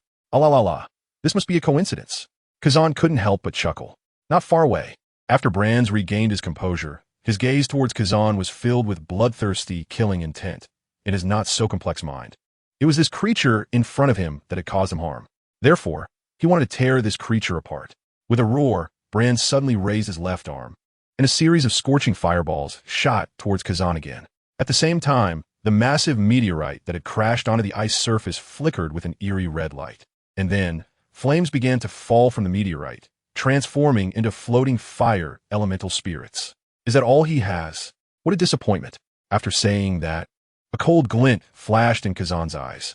Although he couldn't use the techniques from the profession book right now, it didn't stop him from mimicking them. Extreme Ice Domain! Kazan shouted, and in an instant his body erupted with brilliant white light, and a chilling aura instantly swept across the entire area. It's so cold. High above in the sky, Shono couldn't help but shiver. Next to him, Zephyr tightened his coat upon sensing the cold released by Kazan and suddenly asked Shono, if you had to fight Kazan after his second awakening, do you think you could win? Instructor Zephyr, why are you asking such a question? Shono was extremely surprised. But Zephyr didn't explain much and pressed. Just tell me if you have confidence. Of course I have confidence. Shono's words were not baseless. In the battle at the top, after executing Shanks, the system rewarded him with 8 million experience points, directly raising his level to a terrifying 96. In this battle, he also collected the loot boxes from 11 top-tier powerhouses, 6 from the Red Hair Pirates, 3 from CP0, and 2 from the Gorsi. After opening the boxes, his 3-color hockey had all reached the top level. It's not an exaggeration to say that except for the mysterious M, he had no fear of anyone. Hearing you say that, I feel at ease. With the battle below having ended, Zephyr flew straight towards Fishman Island. Shono felt a bit confused. Glancing at the battlefield below and confirming that the battle was over, he also flew towards Fishman Island. Chapter 189. Neptune's Choice, the Grand Line, New World. In an unknown sea area at an altitude of 10,000 meters, Fishman Island was quietly floating here. In the conference hall of Fishman Island, Neptune gathered Shono and others to discuss how to settle the numerous fishmen. This time, even Princess Odoheim and Jimby attended. When Zephyr and Kuzan saw Princess Odoheim, both were incredibly shocked. They knew that many years ago, she had already been assassinated, and this news had even made it to the newspapers. Now, they were witnessing someone who was supposed to be dead come back to life, completely overturning their worldview. Subsequently, they both turned their gazes toward Shono, as they believed only he could possess such mysterious abilities. Feeling their gaze, Shono gently nodded. In an instant, Kazan fell into silence, while Zephyr wore an expression of wild joy. If it's truly possible to resurrect the dead, doesn't that mean his wife and child who died tragically also have a chance to come back? Sensing Zephyr's joy, though reluctant, Shono still had to pour cold water on him to prevent him from getting his hopes too high. Instructor Zephyr, while I can resurrect the dead, the cost is too great. I can promise you that I will help you fulfill your wish in the future. But for now, please endure it for the sake of our plan. After hearing this, Zephyr's eyes dimmed slightly, burying that intense emotion deep in his heart, and said solemnly, Shono, your promise is enough for me.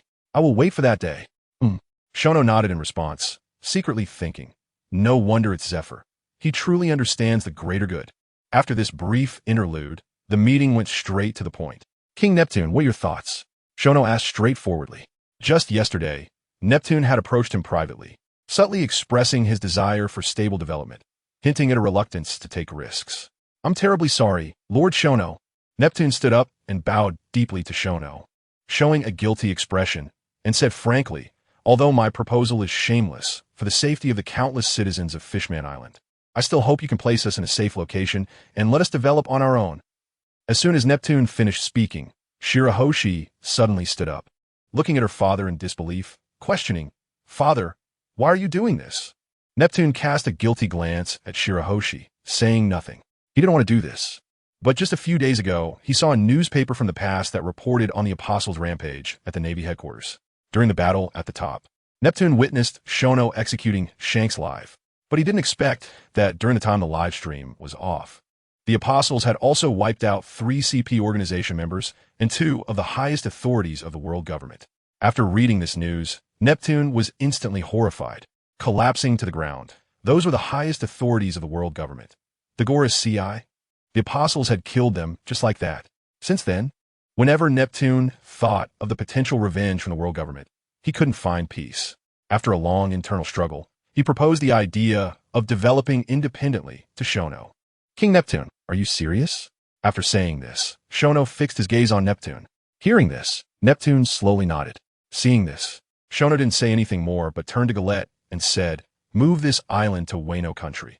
That place is suitable for development." "Understood, Captain," Galette replied. After giving the orders, Shono stood up and left the conference hall. The other members of the Apostles group followed Shono without hesitation. Shirahoshi.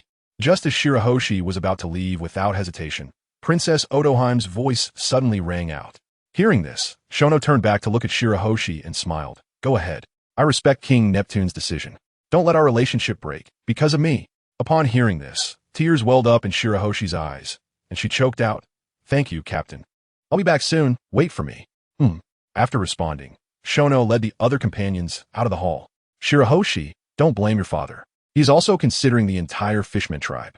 The world government has stood at the pinnacle of the world for 800 years, and there have been those who resisted them during this time, but the outcome was invariably the same. All the resistors have sunk into the sea. It can be seen how terrifying the world government is." Princess Otoheim explained earnestly. Hearing this, Shirahoshi shook her head and said, "Father, mother, you only see the terror of the world government, but do you know the terror of the apostles?" As soon as these words were spoken, everyone in the hall was stunned. Then Shirahoshi continued, "Father, mother, what do you view Jinbe's strength?" Neptune replied without hesitation, "Jinbe's strength is beyond doubt. He is currently the strongest on Fishman Island." "The strongest? Huh?" After saying this, Shirahoshi waved her staff and softly chanted. In the next moment, a hexagram appeared in front of Shirahoshi. When the hexagram dissipated, a tall figure clad in black armor, holding a sword in one hand and a shield in the other, the black knight sandal, appeared in the center of the hall. "What is this?" Everyone was astonished, but Shirahoshi did not answer their doubts. Instead, she looked at Jinbe and softly asked, "Brother Jinbe, do you think you can defeat him?" Upon hearing this, Jinbe fixed his gaze on the Black Knight. After a long while, he shook his head and said solemnly, "Princess Shirahoshi, I do not have full confidence in defeating him." "No full confidence? Brother Jinbe, are you saying you might be able to defeat Sandal?" When Shirahoshi's words fell, Jinbe slowly nodded. Seeing this, Shirahoshi waved her staff again, and an unfamiliar incantation echoed. "Contract summon, Bull King Karuta." As she finished speaking, the hexagram appeared again in the center of the hall. After a flash of light, the star formation dissipated, replaced by a nearly 10-meter-tall, bull-headed giant beast with 2 horns on its head, sharp fangs, wielding a giant axe, and wearing simple armor. "How is this possible?" Jinbe exclaimed in disbelief as he looked at the bull-headed giant beast. Under his observation haki, the aura of the bull-headed giant beast was incredibly terrifying. He had no doubt that if a fight broke out, he would be ruthlessly trampled by this giant beast. "Brother Jinbe, do you still have confidence in defeating Karuta?" Shirahoshi asked, pointing at the Bull King in front of her. Jinbe shook his head bitterly and said, "I am not its opponent." After receiving Jinbe's response, Shirahoshi looked at Neptune and Princess Otoheim, directly throwing a bombshell. "Father, mother, the strongest on Fishman Island can't even defeat my summoned beasts, yet I could defeat a Marine Admiral." "What? You can actually defeat a Marine Admiral?" Neptune was stunned, and everyone else was also dumbfounded. They never expected that Shirahoshi's strength would be so terrifying now. "Is this enough to surprise you?" Shirahoshi said with a meaningful smile. "You should know, my captain can easily defeat me." After saying this, Shirahoshi waved her staff, and the 2 summoned beasts turned into specks of starlight and scattered with the wind. In the next second, she turned and left the banquet hall. She believed that her words would be enough to make her father and mother reconsider their decisions. Chapter 190. The Forgotten Kaido, She's Out. The moment Shirahoshi stepped out of the hall, the little rabbit, Galot, jumped up excitedly. Seeing this, Shirahoshi smiled sweetly, patted Galot's head, and then looked at Shono, softly saying, "Captain, I'm back. Everything is sorted out?" Shono smiled lightly. "Yes." Shirahoshi nodded with a smile, then said apologetically, "I'm sorry, Captain. There's no need to apologize. As I said, I respect King Neptune's choice." With that, Shono turned to look at the endless sea of clouds, saying, "Since Fishman Island can't serve as a base, we'll make Onigashima our base when we reach Wano." Suddenly, Shono's expression changed as he exclaimed, "Not good." "What's wrong, kid?" Zephyr asked with a puzzled look, while the others also looked confused. In the next moment, Shono hurriedly took out the Void Duel Arena from his system inventory. "Momen's latte." He brought out a severely malnourished and unconscious Kaido, along with a nearly dying Sea King. What is this? When Kuzan saw Kaido's signature horns, his pupils instantly constricted, and after examining him closely, he exclaimed, "This is Kaido." Before Kazan could finish his sentence, Zephyr covered his mouth. "Don't speak yet. There are too many people here. I'll explain later." After seeing Kuzan blink, Zephyr released his hand. On the other side, Shono looked at the emaciated Kaido before him, a flash of guilt crossing his eyes. Recently, in order to save Robin, he and his companions had spent all their time improving their strength. Due to the lack of time to look after Kaido, Shono came up with a plan. He used Conqueror's Haki to intimidate a group of small Sea Kings and had Kaido challenge them. Then, with Celia's help, he chose a duel venue in the Void Duel Arena that had mountains and seas.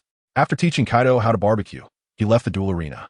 In his plan, once all the Sea Kings died, the arena would determine Kaido as the victor and teleport him out.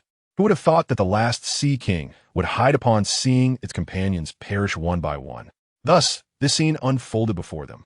"Shirahoshi, quickly prepare some food," Shono said as he hurriedly pulled out a shiny Remiade from his system inventory and poured it directly into Kaido's mouth. Before long, Kaido, having regained some strength, groggily woke up. When he opened his eyes and saw Shono, he suddenly burst into tears. "Shono, where have you been? I was almost starving to death." Hearing this, Shono repeatedly apologized. "Kaido, I'm really sorry. It's all my fault." "Oomph." Kaido snorted coldly, turning away and ignoring Shono. The next moment, when Kaido's gaze landed on the Sea King not far away, an overwhelming Conqueror's Haki erupted from his body, followed by a furious roar. "It's you, you damned Sea King. I'm going to eat you." After saying this, Kaido leaped from the ground and charged at the Sea King. "Kaido, calm down." As the words fell, Shono quickly reached out his right hand and grabbed Kaido's right ankle. But at this moment, Kaido's eyes were bloodshot, clearly blinded by rage, as he roared, "Let go of me. I want to eat it." With that, Kaido's other foot kicked hard at Shono's chest. Seeing this, Shono instantly coated his left arm with armament Haki. Bang! A dull sound echoed as Shono's left hand firmly grasped Kaido's left foot. "Let go of me. I want to eat it." Kaido's roar, mixed with Conqueror's Haki, swept across the surroundings. "Allah la la, what a terrifying monster." Kuzan chuckled lightly, a hint of intrigue flashing in his eyes, not knowing whether he was referring to Kaido or Shono. In the arena, Xiao saw that Kaido had completely lost control. A glimmer of golden light flashed in his eyes, and he said sternly, "Don't blame me, Kaido." As he spoke, top-level armament Haki and Conqueror's Haki entwined around his arms. In the next second, Xiao lifted Kaido's body above his head and slammed it hard into the ground. Boom! A huge sound echoed, and the earth shattered. At that moment, everyone on Fishman Island felt a strong sense of weightlessness. No kid didn't lie to me. His armament Haki has reached a level that even I have never attained. Zephyr, who was nearby, watched this scene with sparkling eyes. So strong. What incredible power. Not far away, Neptune, Jinbe, and others who had come with Shirahoshi to deliver food were filled with horror. Just now, they clearly sensed that the massive Fishman Island had dropped several dozen meters. When the smoke cleared, Xiao slowly walked out of the huge pit, carrying the unconscious Kaido. "Captain, why did you fight with Mr. Kaido?" Shirahoshi pointed to the huge platter held by Bull King Kuroda and asked, "What about this food?" "There was a little accident. Kaido lost control. As for the food, just keep it. When Kaido wakes up, he can eat it." After saying this, Xiao carried Kaido towards his bedroom. Shortly after Xiao settled Kaido, he walked out of the room and found Zifa at the door. "Instructor Zifa, is there something you need?" Although he sensed something, Xiao still wanted to ask Zifa's opinion. "You brat, you know the answer but still ask." In Kaido's current state, keeping him here is a huge disaster. With the power he displayed today, if we weren't here, Fishman Island would be completely destroyed by him. Zifa said expressionlessly, revealing a harsh reality. "Sigh." After a sigh, Xiao said solemnly, "Instructor Zifa, I understand what you're saying, but this time it was my fault. I shouldn't blame Kaido. If I hadn't forgotten him, he wouldn't have gone crazy from hunger." Hearing this, Zifa frowned slightly. "You brat. Don't misinterpret my meaning." Zifa's face grew serious. "Anyway, I'll say it up front. If Kaido actively harms the innocent, don't blame me for being ruthless." After saying this, Zifa turned and left. Xiao watched him leave with a bitter smile, muttering, "The feeling of being hungry is really unbearable. I experienced it myself when I was young." After saying this, he glanced back at the room piled with food and the unconscious Kaido before turning to leave. In the quiet room, Shortly after Xiao left, Kaido suddenly opened his eyes, took out a storybook from his bosom, and whispered, "Xiao, I will definitely become a dragon god." Chapter 191. The Battle in the East Sea, Cocoa Village. The celestial noble ship had lingered in the doldrums for several days, and after picking up all the citizens of the Amazon Kingdom, Nami finally sailed the ship back to her hometown after a long journey. However, what shocked Nami and the others was that the island where Cocoa Village was located was already surrounded by numerous Navy warships. Seeing the scene, Nami was instantly alarmed and exclaimed, "Why is the Navy surrounding the village? What else could it be? Of course, it's for us." After saying this, Nojiko's eyes flashed with a cold light, and she hurriedly took out a teleportation potion from her bosom, selected the location she remembered, and directly teleported. Upon seeing this, Nami and Kid also took out their teleportation potions without saying a word. "Hancock, you can't leave." Seeing Hancock about to leave, Granny Xiao grabbed her. "You old hag, do you want to die? How dare you stop me from saving Lord Xiano's family?" After saying this, Hancock kicked toward Granny Xiao with a whip leg. "Hancock, calm down." As she spoke, Granny Xiao quickly released Hancock, dodging the kick with a backflip. "We can't operate this ship. If you leave and the Navy sinks this ship, do you think Lord Xiano will blame you?" Upon hearing this, Hancock was momentarily stunned and then said, "You make a good point. Then I shall stay." Granny Xiao, hearing this, turned around and wiped the cold sweat from her forehead, looking towards the distant Navy warships, secretly thinking, "It's still Lord Xiano's reputation that works. Otherwise, the entire Amazon Lily would be fish food." Meanwhile, in the center of the village, numerous Navy soldiers wearing seagull hats and sailor uniforms had surrounded all the villagers. "Among you, who is the world's most notorious criminal Xiano's relative?" A CP0 agent dressed in a white suit and wearing a white mask shouted at the villagers. The villagers were startled and realized that these people were here to capture Belmere. Seeing that no one spoke, the white-masked CP0's expression turned cold and with a murderous aura. He said, "Not talking, huh? Then take them all away." As soon as these words were spoken, the villagers were instantly terrified. However, as time passed, still not a single person spoke up. Their entire village had received kindness from Belmere's family. "Very good. Really good." Saying this, the white-masked CP0 stepped forward and grabbed a male villager, directly beating him. Bang, bang, bang. After several punches, the villager spat blood and collapsed to the ground. But throughout it all, he gritted his teeth and said nothing. "Damn peasants, are you looking for death?" The white-masked CP0, furious, reached for another villager. Seeing this, Belmere was about to step forward, but Mr. Aiken behind her firmly held her back. Then, Mr. Aiken took out a snail phone from his bosom. Belmere looked at the snail phone with surprise in her eyes and whispered, "Is this the snail phone to contact Xiano?" Mr. Aiken nodded and said softly, "Don't rush. With the naval hero here, he won't allow this CP organization member to act recklessly. His goal is to force you out. Don't fall for it." As Mr. Aiken finished speaking, another villager was knocked down by the white-masked CP0. "You hard-headed peasants, let me see if a child's bones are as hard as yours." After saying this, the white-masked CP0 reached out to grab a child. But just then, a sound of something cutting through the air suddenly rang out. Whoosh! A pitch-black hidden weapon accurately struck the right hand of the white-masked CP0.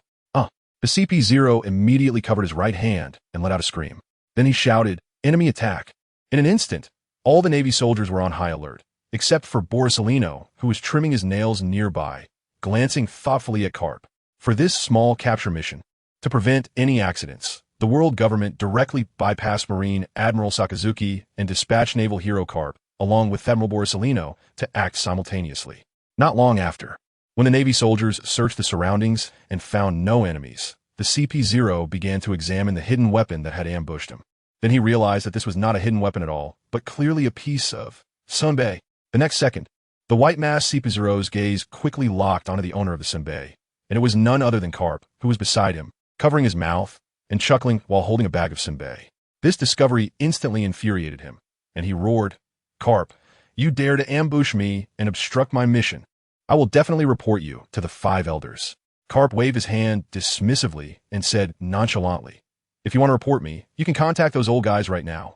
As he spoke, Carp's expression changed, and he said sternly, "The order I received was to accompany you in capturing the world's most evil criminals, but your current actions are challenging my justice as a Navy officer. You." Upon hearing this, the white-masked CP0 was instantly furious. Carp's status was very special, and his strength was extremely terrifying. Although his words seemed to threaten Carp, he knew that the five elders could not do anything to Carp at all. He just wanted to find a way out. But little did he know that Carp would not give him any face. Just then, the sound of a transponder snail broke the awkward situation for CP0. A call is coming in. Saying this, Carp handed the sunbay in his hand to a nearby soldier and took out the transponder snail from his pocket to connect. Vice Admiral Carp, we have discovered the flagship of the Apostle Adventure Group, the Sky Noble outside the island. Should we defend or attack? Please give your instructions. As the fleet commander's voice fell, the entire place fell into dead silence. After a moment, voices filled with excitement began to emerge among the villagers. We are saved. The apostles have come. I wonder if little Nuothe has returned. Compared to the villagers' joy, the Navy soldiers suddenly turned pale. After the white-masked CP0 came to his senses, he immediately jumped up anxiously, hurriedly snatched the transponder snail from Carp's hand, and was about to give the order to attack. But at that moment, a flash of light shot out and directly blew up the transponder snail in his hand. Who is it? The white-masked CP0 shouted. The next second, a gust of wind swept by, and a golden figure descended from the sky, raising his fist and smashing it towards his abdomen. Bang with one punch. This white-masked CP0, who was responsible for intelligence, collapsed to the ground, unconscious. Chapter 192. The battle erupts. How terrible, Navy folks. The speaker was Kid.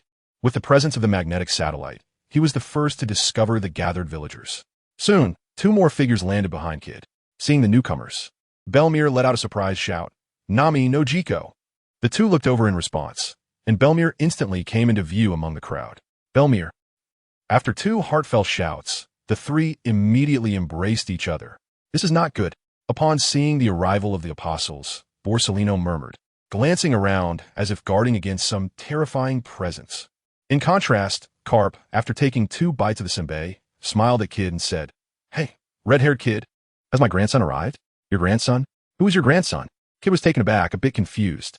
Upon hearing this, Carp immediately stopped eating and angrily said, "Could it be that brat ace didn't tell you all that I am his grandfather?" As soon as this was said, Kid, Nami, and Nojiko were stunned for a moment, exclaiming in shock, "You are actually the one who plays with Fire's grandfather? Ace actually has a grandfather in the Navy. He never mentioned it before." Not just the three of them. Even Borsellino was quite surprised, murmuring, "It seems like I've discovered something extraordinary." Seeing the shocked expressions on Kid and the others, Carp became even angrier and huffed. "That damn brat. I didn't expect him to not mention his beloved grandfather to you. Next time we meet, I will definitely make him taste the iron fist of love." Saying this, Carp's gaze turned to Belmir behind Nami, and he said solemnly, "It seems that you are the target of our mission this time. Although I am very reluctant, I cannot do nothing." After saying that, Carp dismissed the Navy soldiers, telling them to return to their warships first. The level of combat they were involved in was not something these sailors could participate in. Seeing this, Kid glanced at Borsellino not far away, then turned back and said, "Nami, you take the villagers and leave first. Nojiko and I will stay behind to hold them off." Nami frowned upon hearing this, worried. "Should we contact the captain?" "No need. We shouldn't contact the captain unless absolutely necessary. If everything has to be handled by the captain, what are we here for?" Saying this, Kid looked at Carp, who was slowly walking towards him, and urged, "You guys hurry and leave." "Okay, be careful." After saying this, Nami helped up 2 fallen villagers and headed towards the Sky Noble. Borsellino, seeing Belmir about to leave, was immediately about to turn into a flash of light to intercept her. But the next second, an incredibly sharp flying slash forced him back. What a terrifying slash. Borsellino looked at Nojiko, his expression grim. Even though he had eaten the so-called fastest, natural system shining fruit, he did not have full confidence to surpass a great swordsman's slash with speed. Thus, Borsellino and Nojiko faced off in a strange standoff. Meanwhile, Kid looked at Carp, who was walking towards him, and directly took down the large gun from his back, shouting, "Old man, let us have a good fight." Magnetic charging laser cannon. With the activation of the magnetic fruit ability, the laser cannon's energy was instantly fully charged, and a dark blue beam with a diameter of about 10 meters shot straight at Carp. "Good kid, you really are not polite." As he spoke, Carp rapidly stomped on the ground with his feet, directly using the Navy's six-style shave, instantly dodging the laser and rushing towards Kid at high speed, shouting, "Kid, take this iron fist from me." "How fast? I can't even catch his figure with my observation hockey." Kid's pupils shrank sharply upon seeing this, and he exclaimed. Before he could defend himself, Carp's iron fist struck him squarely in the cheek. Bang! The powerful punch sent Kid flying like a cannonball. Kid! Nojiko shouted in surprise, as she never expected Kid would be knocked down by Carp with just one punch. Seeing Nojiko distracted, Borsalino instantly transformed into a golden light and appeared in front of Nojiko, softly saying, "Beautiful miss, have you ever been kicked at the speed of light?" Oh no! Feeling the power of Borsalino's kick, Nojiko's face changed drastically, and she hurriedly crossed her two light swords in front of her for defense. Boom! With one kick, Nojiko felt a terrifying force transmit through her swords to her entire body, and unsurprisingly, her body flew out just like Kid. It seems I went a bit overboard. I hope that little monster doesn't take notice of me. Polyasolino stroked his chin and whispered softly. After kicking, he glanced in the direction where Nami had left, and unexpectedly, he did not pursue her. Damn, old man, you actually went so hard on her. Then don't blame me. Not far away, Kid's figure reappeared in front of Carp, and after a furious curse, he launched an attack on Carp from the sky. FM 92 SW Spike Cannon. As Kid's voice fell, the large gun in his hand transformed again. The next second, he pulled the trigger towards the sky. Instantly, a huge projectile split in midair, turning into several spike-shaped high-explosive shells flying towards Carp. Seeing this, Carp casually picked his nose and mocked. To hit me with such a slow attack is simply a fantasy. Kid said nothing but showed a strange smile on his face. On the ground, Carp once again used it to evade a high speed. However, he soon realized that the shells defied logic, not falling vertically but closely following behind him. Kid, what the hell is this thing? Carp dodged everywhere, not daring to stop for a moment. Old man, didn't you say it was easy to dodge my attacks? Look at how embarrassed you are now. Kid wouldn't show respect for the elderly. He seized the opportunity to mock. You little brat. With that, Carp's expression turned serious, and he stopped his frantic dodging, shouting, "Armament, fist meteor shower." In an instant, countless dark fist shadows enveloped all the pursuing shells. Boom! The continuous explosions echoed across the sky, and the billowing smoke completely engulfed Carp. What a terrifying old man, daring to use his fist to take my shells. The scene just now made Kid marvel. Just as Kid was lost in thought, a figure suddenly flew out from the smoke. You little brat. Let me teach you a lesson for not respecting your elders. With that, Carp's iron fist struck Kid's cheek. Bang! With a loud sound, Kid was directly embedded into the ground, kicking up a cloud of dust. Truly worthy of the hero of the Navy. Beside them, Polyasolino leisurely took out a nail clipper. For them, this battle was merely a farce. Chapter 193. The Navy retreats on the edge of the island. Due to communication being cut off, the naval fleet commander looked at the sky noble not far away, caught in a dilemma. Just then, Nami appeared with a group of villagers in his sight. Commander, should we intercept these villagers? A Navy officer resembling a deputy asked the fleet commander. The fleet commander shook his head. As a rear admiral of the Navy headquarters, he was executing a mission alongside hero of the Navy Carp and Admiral Polyasolino, and he would absolutely not act without their orders. After all, he had participated in the recent Marineford war and knew very well the terror of the apostles. Thus, without naval interference, Belmel and the villagers safely boarded the Sky Noble under Nami's escort. Nami, where Noki and Kid? After all the villagers boarded, Hancock immediately noticed that these two had not returned together. Hearing this, Nami hurriedly explained. Kid and Noki stayed behind in the village to cover our escape. Stay behind? Hancock frowned. Did the Navy deploy top-tier forces this time? Yes. This time the Navy dispatched hero of the Navy Carp and Admiral Polyasolino to capture Belmel. As Nami finished speaking, Hancock quickly took out the Adventure Group medal and instructed, I'll go help them. You stay here and watch the ship. After saying this, Hancock did not allow Nami to argue and directly selected Noki to teleport. This time, Granny didn't stop Hancock. In her view, Nami was much easier to get along with than the proud Hancock. A few minutes earlier, in the center of the island, Kid, who had been knocked down by Carp, shook his dazed head and soared up from the deep pit. Not far away, Noki, who had been kicked away by Polyasolino, also reappeared in his sight. Both Kid and Noki were now second awakeners. Although Carp and Polyasolino's attacks were strong, they had not caused them any significant harm. Old man, your punches really hurt. Kid rubbed his swollen mouth corner, looking displeased at Carp. Carp grinned widely and laughed, haha. Red-haired kid, your physical quality is lacking. Compared to that little monster, Shono, you're way behind. Moreover, I haven't even used my full strength. If you weren't that stinky ASS partner, I would definitely let you taste a heavier punch. As Carp finished speaking, Kid's expression changed slightly, and touching his vaguely painful mouth corner, he thought, "No wonder the captain said this old man is one of the strongest in the Navy. His strength is indeed formidable." According to the captain, Second Awakeners can rival admirals in certain aspects. If I had a safe fire output point, I could definitely blow this old man to pieces. But now, with the terrifying speed this old man has shown, I'm afraid that the moment I move, I'll be bombarded with attacks like a storm. At this moment, even the unruly Kid felt a headache looking at Carp below, and he was the first to have the thought of retreating. On the other side, Poliusolino unhurriedly put away the nail clipper and looked at the aggressively approaching Noki. How terrifying, beautiful swordswoman. With that, Poliusolino raised his right hand and pointed at Noki, and a golden laser beam shot out rapidly from his fingertip. Oomph. Noki snorted coldly, and with a fierce swing of the Baramuk-esque sword in his right hand, he unleashed a slash. Boom! The fierce sword light flashed, and the laser beam instantly shattered. Really terrifying. Poliusolino's eyes flashed, and he leaped into the air, shouting, "Jata no Kagami." In an instant, countless light bullets shot toward Noki like a torrential rain. Seeing this, Carp scratched his head in confusion, murmuring, "Did Poliusolino take the wrong medicine today? Isn't he afraid that little monster will hold a grudge?" At this time, no one answered his doubts. Meanwhile, facing such a terrifying attack, Noki gripped the two light swords tightly and shouted, "Secret technique. Blossom in cold shadow." As his voice fell, Noki rapidly swung his two light swords. In an instant, sharp yet dazzling pink sword chi filled the space, and under the astonished gazes of others, these brilliant sword chi quickly formed blooming pink cherry blossoms. What a gorgeous yet powerful attack. Even seeing it again, it couldn't help but make the old man marvel. "However, what does this have to do with me?"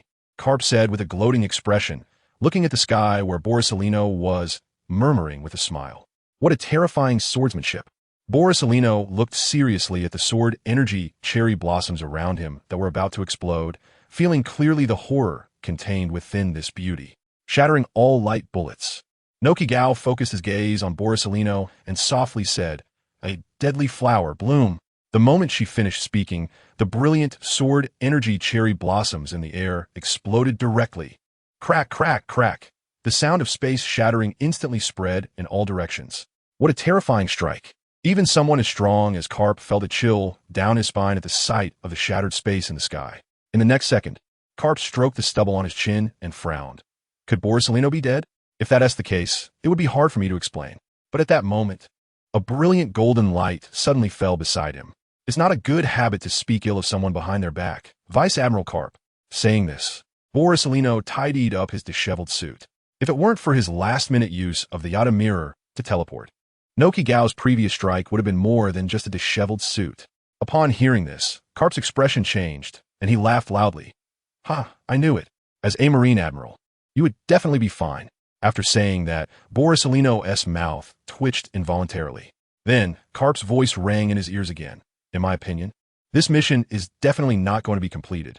How about we retreat directly? What do you think of this idea?" Upon hearing this, Borisolino raised his hand to check the time and said, "Vice Admiral Carp, your suggestion is very good. In that case, I'll take my leave first." After saying that, Borisolino transformed into a yellow flash and sped towards the coast. Carp saw this and immediately followed closely, stepping on the air. As for the unconscious CP-0, the two chose to selectively forget about them. Crack! At that moment, a sound of space shattering suddenly rang out beside Noki Gao. Then Hancock's figure walked out of the space portal. After surveying her surroundings, she frowned and looked at Noki Gao, asking, "Where are the enemies?" "They left." After saying this, Noki Gao felt a bit bewildered. "They left." Hancock was taken aback, then showed a look of surprise. "Since they left, let us hurry back. I can't wait to return to Lord Shono's side." After saying that, Hancock quickly flew towards the coast. Chapter 194. Shono with a sickness 7 days later. New World.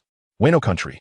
The once eerie and terrifying Onigashima has now disappeared, replaced by the vibrant Fishman Island. During this time, thanks to Shono's mediation, Wano's General Kazuki Kanjuro and Fishman Island's King Neptune finally reached an agreement. In summary, both sides will develop peacefully and help each other. As for the disappeared Onigashima, it is currently floating a kilometer high above Wano Country.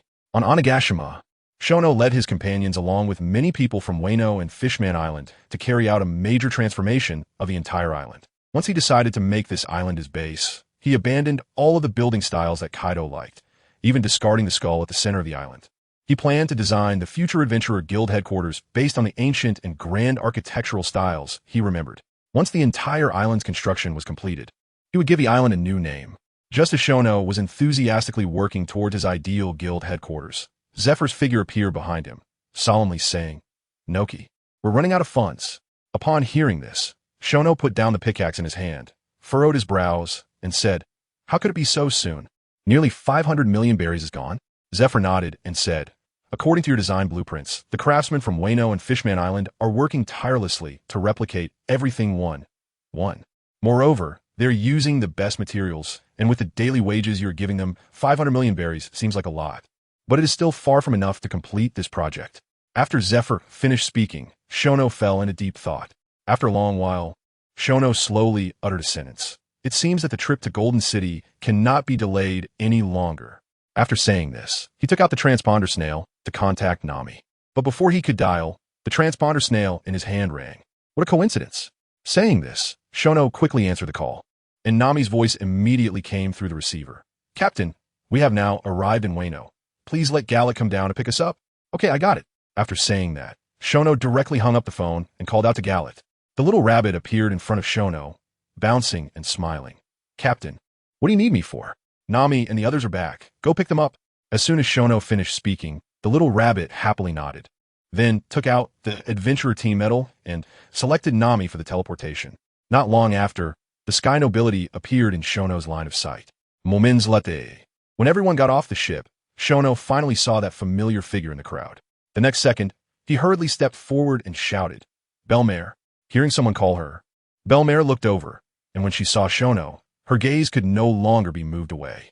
After a long time, as the cigarette in the corner of Belmare's mouth was about to burn out, she smiled and said, "Little Noki, you've grown taller and become even more handsome." After saying that, Belmare walked forward and gave Shono a big hug. "Thank you, Belmare." The thousands of words that Shono had thought of beforehand only came out as this one thank you when he saw the woman who took him in during his weakest moments. There is no need to say thank you between family.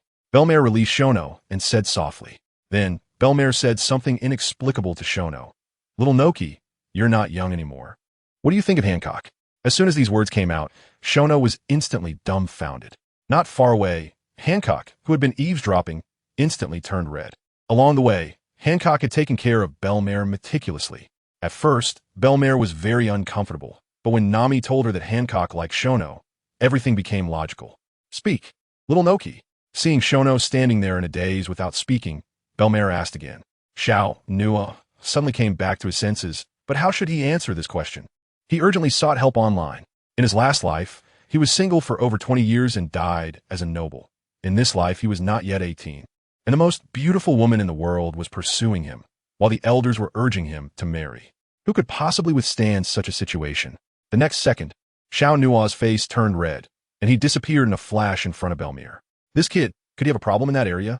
Belmare, seeing Xiao Nuothe leave without a word, showed a worried expression. One must know that Boa Hancock's charm is something even she, as a woman, cannot resist, yet Xiao Nuothe, as a man, fled in panic and did not dare to accept it. With this thought, Belmare became even more convinced of her guess. She then decided in her heart to find a good time to properly guide this child.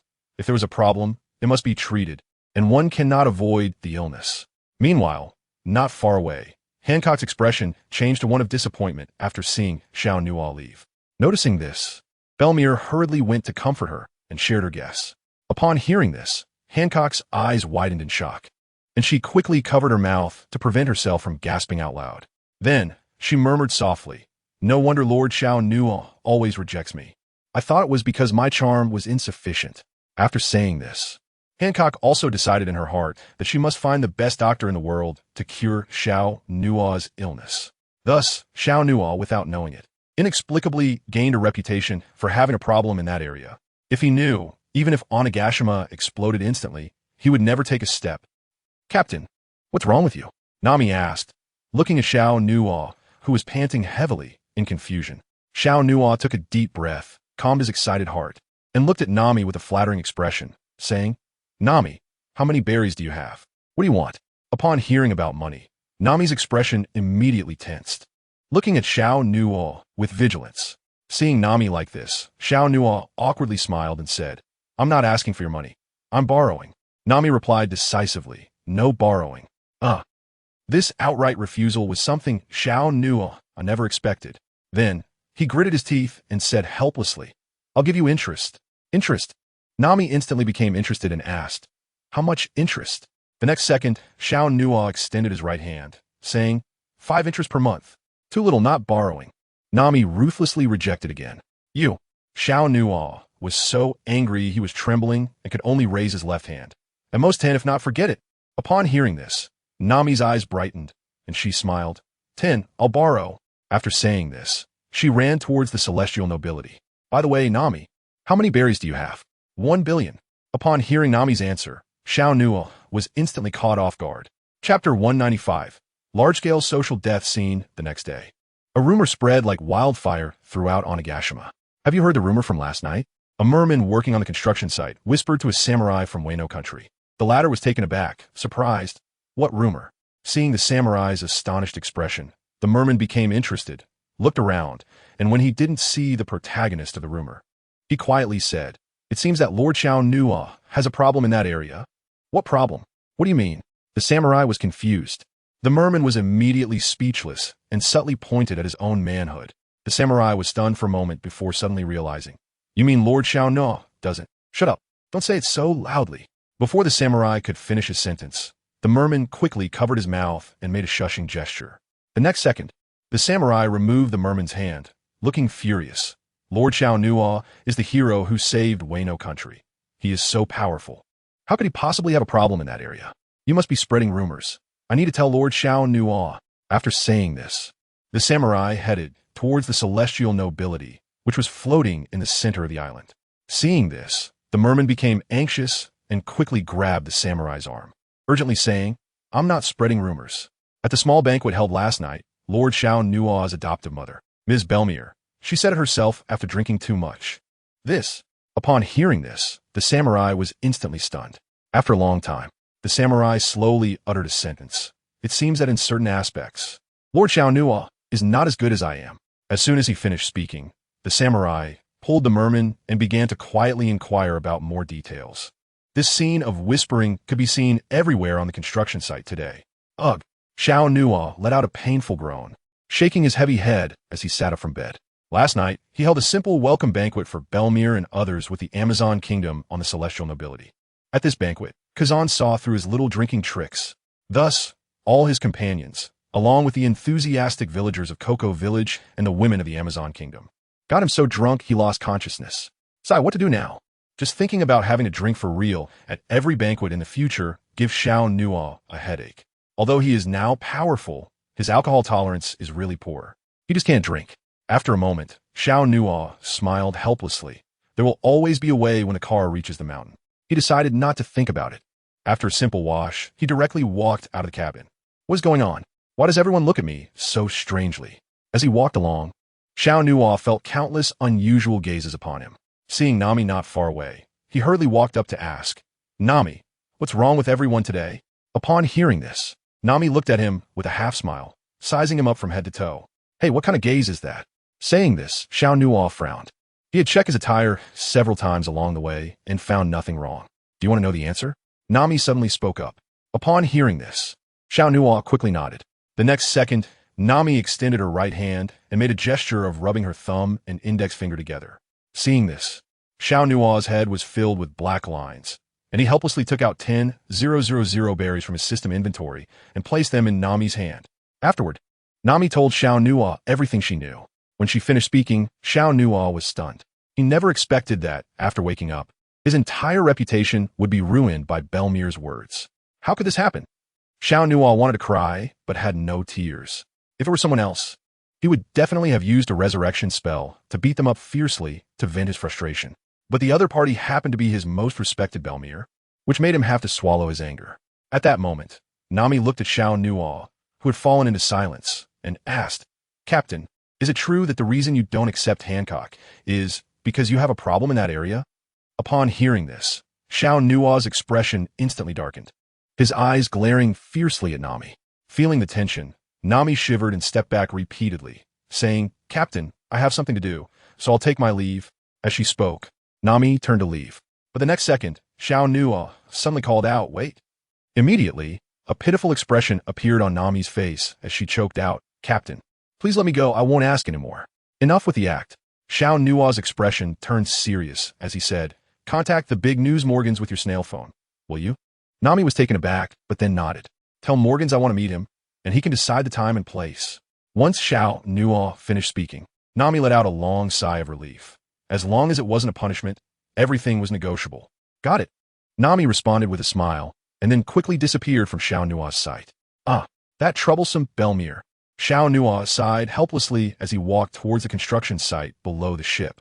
Not long after, when Xiao Nuo arrived at the construction site, he saw groups of people gathered together whispering. Once he activated his observation hockey, as expected, they were all discussing him. "Damn it!" Xiao Nuo cursed silently. Then his eyes flashed with golden light, and he shouted with Conqueror's hockey, "Are you all too idle? Or am I too nice to you? If you don't want to work, just say it." His angry shouts echoed across the entire Ghost Island. The next second, everyone who was whispering jumped in shock, and the sight of Xiao Nuo's grim expression met their eyes. In an instant, everyone fell silent. Before long, the crew of the Sky Noble ship, along with Belmir and others, rushed over upon hearing the commotion. When they saw Xiao Nuo fuming, everyone's gaze instinctively shifted to Belmir. Seeing this, Belmir's mouth twitched, and she helplessly walked up to Xiao Nuo, softly saying, "Xiao Nuo, please don't be angry. It's all my fault." Huff. Xiao Nuo exhaled and looked at Belmir, saying, "I'm not blaming you, Belmir." Belmir was surprised and asked, "Not blaming me? Then why are you so angry?" "The reason I'm angry," Xiao Nuo pointed at the construction workers who were gathered in groups, "is that they have let me down. I provide them with enough food and high wages, yet they are so negligent about their work." It's important to note that Xiao Nuo borrowed 1 billion berries from Nami, and just the interest alone is 100 million each month. He did this to establish the guild headquarters as soon as possible, aiming to recruit adventurers from around the world. He has a premonition that a greater conspiracy is sweeping toward him, and he must complete 3 awakenings quickly to face all the storms and waves on this sea without fear. Completing the 3 awakenings hinges on collecting the historical text. Therefore, the Adventurers Guild is the most crucial part of his entire plan. Chapter 196. The owner of the mythical Zoan fruit, what Xiao Nuo thought was unknown to Belmir. But when she realized that Xiao Nuo wasn't venting his anger on others due to her slip of the tongue, she felt relieved, yet slightly incredulous. So, she quietly asked, "Xiao Nuo, do you really not care about what others say?" Xiao Nuo smiled and said, "Rumors stop with the wise. Since the mouths are on others, I can't just because they talk about me, right?" Upon hearing this, everyone's gaze towards Xiao Nuo was filled with inexplicable expressions: admiration, respect, affection, agreement, and so on. Hearing Xiao Nuo's response, Belmir finally relaxed her long-held tension and pulled Xiao Nuo toward the Sky Noble ship. At the same time, she pointed at the construction site and gave Nami a meaningful glance. Nami understood and hurriedly called everyone to get back to work energetically. Thus, a rumor crisis was easily extinguished by Xiao Nuo. On the Sky Noble ship, Xiao Nuo looked at Belmir in front of him and took out 3 precious devil fruits from the system inventory. "These are all devil fruits?" Belmir exclaimed in surprise. "You guessed right, these are all devil fruits." As he spoke, Xiao Nuo began to introduce the fruits to Belmir. The yellow one is the natural type, Suna Suna no Mi. The light purple one is the Paramecia type, Shokabutsu Shokabutsu no Mi. The deep red one is the Zoan type, Hibi Hibi no Mi, mythical type, Yamata no Orochi form. After the introductions, Xiao Nuo smiled and said, "Pick one, Belmir. Such precious devil fruits. Wouldn't it be too wasteful for me to eat one?" Looking at the 3 devil fruits before her, Belmir didn't make a choice. Just then, a voice came from behind her, "Pick one and eat it." In Xiao Nuo's eyes, "You are much more precious than those so-called devil fruits." When Belmir turned around, she found it was Zephyr. Upon seeing Zephyr, Belmir instinctively straightened her body. Back when she was a Navy officer, Zephyr was a renowned admiral. Therefore, she held a sense of respect for him. "Instructor Zephyr, which fruit do you think I should eat?" Belmir respectfully asked. Zephyr scanned the 3 fruits, and after a long pause, said, "You should eat that mythical Zoan fruit. After eating this fruit and transforming into Yamata no Orochi, you will have 8 lives." With Xiao Nuo around, your strength is secondary. In case of an accident, preserving your life is the most crucial. After Zephyr finished speaking, Xiao Nuo nodded in agreement. The next second, Belmir directly picked up the deep red devil fruit and took a big bite. Ugh! After just one bite, Belmir began to vomit violently. Seeing this, Xiao Nuo quickly took out the oranges he had prepared earlier and handed them to her, saying, "Just one bite of the devil fruit is enough. Quickly eat some oranges to wash the taste away." Seeing the oranges, Belmir stuffed them into her mouth without even peeling them and began to chew rapidly. After a long while, once she regained her composure, Belmir angrily threw the remaining devil fruit on the ground. Xiao Nuo shook his head upon seeing this and took out the Void Duel Arena from the system inventory. Handing it to Zephyr, Instructor Zephyr, please help Belmir familiarize herself with the fruit's abilities. No problem, Zephyr said as he took the duel arena and initiated a force challenge with Belmir. When their figures disappeared from the Sky Noble ship, Nokigo jumped down from the lookout tower, looking at Xiao Nuo in confusion and asking, "Captain, why didn't you give Belmir a job change book?" Hearing this, Xiao Nuo turned to Nokigo and countered with a question, "What is the way to become stronger with a job change book?" The way to become stronger? Of course, it's through slaughter. As Nokigo spoke, she seemed to realize something and suddenly understood. When Xiao Nuo saw Nokigao's changed expression, he smiled and said, "Have you figured it out?" Nokigao nodded, looking apologetic and said, "I'm sorry I—" Before Nokigao could finish her sentence, Xiao Nuo interrupted her. "There's nothing to be sorry about, you're just worried." After saying this, Xiao Nuo recalled the task he had given Nami earlier and wondered if there was any result. So, he said to Nokigao, "Could you help me call Nami and Robin?" Upon hearing this, Nokigao nodded and turned to leave. Not long after, Nami and Robin appeared in front of him. "Captain," the two called out simultaneously, interrupting Xiao Nuo's thoughts. Coming back to reality, Xiao Nuo first looked at Nami and asked, "What did Morgan say?" Morgan's agreed. Moreover, he let us choose the meeting location. So I directly asked him to come to Wano. Nami replied. Upon hearing this, a look of surprise appeared on Xiao Nuo's face as he asked, "Did you ask him how long it would take to arrive?" Of course, but he didn't specify clearly. He only gave me a rough location. Nami said as she took out a sea chart from her pocket, pointing to a certain location. "This is Morgan's location. If a ship can fly, based on my judgment, he should be able to reach Wano in at most 2 days." Hearing this, Xiao Nuo's smile widened. Time is money. He had to pay Nami millions in interest every day. Just thinking about it was painful. After understanding the situation from Nami, Xiao Nuo waved his hand, sending her off to supervise. Then, he looked at Robin and asked, "Robin, have you gathered any news about the Poneglyph during this time?"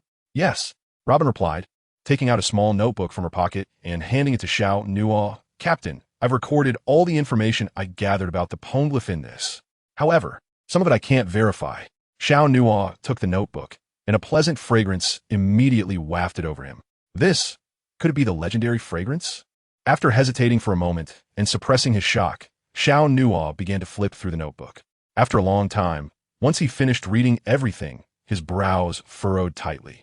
This was because the locations of the poneglyphs recorded in the notebook were basically consistent with the memories he had. The next moment, Xiao Nuo returned the notebook to Robin and said, "Robin, you mentioned in your notes that during your escape as a child, you encountered a poneglyph. Do you remember where it was?" "It's been too long," Robin said after pondering for a moment. "I only remember it was on an island in the West Sea." "The West Sea?" Diono murmured, then decided in his heart that he needed to make time to visit. He also wondered if the poneglyph from O'Hara had sunk into the sea. "Robin, come with me." After saying this, Xiao Nuo took Robin into the captain's room, and, after closing the door, he took out all the poneglyphs he had collected. In an instant, the sight of 2 red and 6 black poneglyphs left Robin utterly astonished. Chapter 197. Big News Morgan's 2 days later. In the evening, after the previous rumor incident, all the hired workers on Onigashima were working hard to build. Besides them, even the female warriors of the Amazon Kingdom, after a brief rest, joined a massive construction effort. In just 2 days, with everyone's concerted efforts, the Union headquarters had begun to take shape.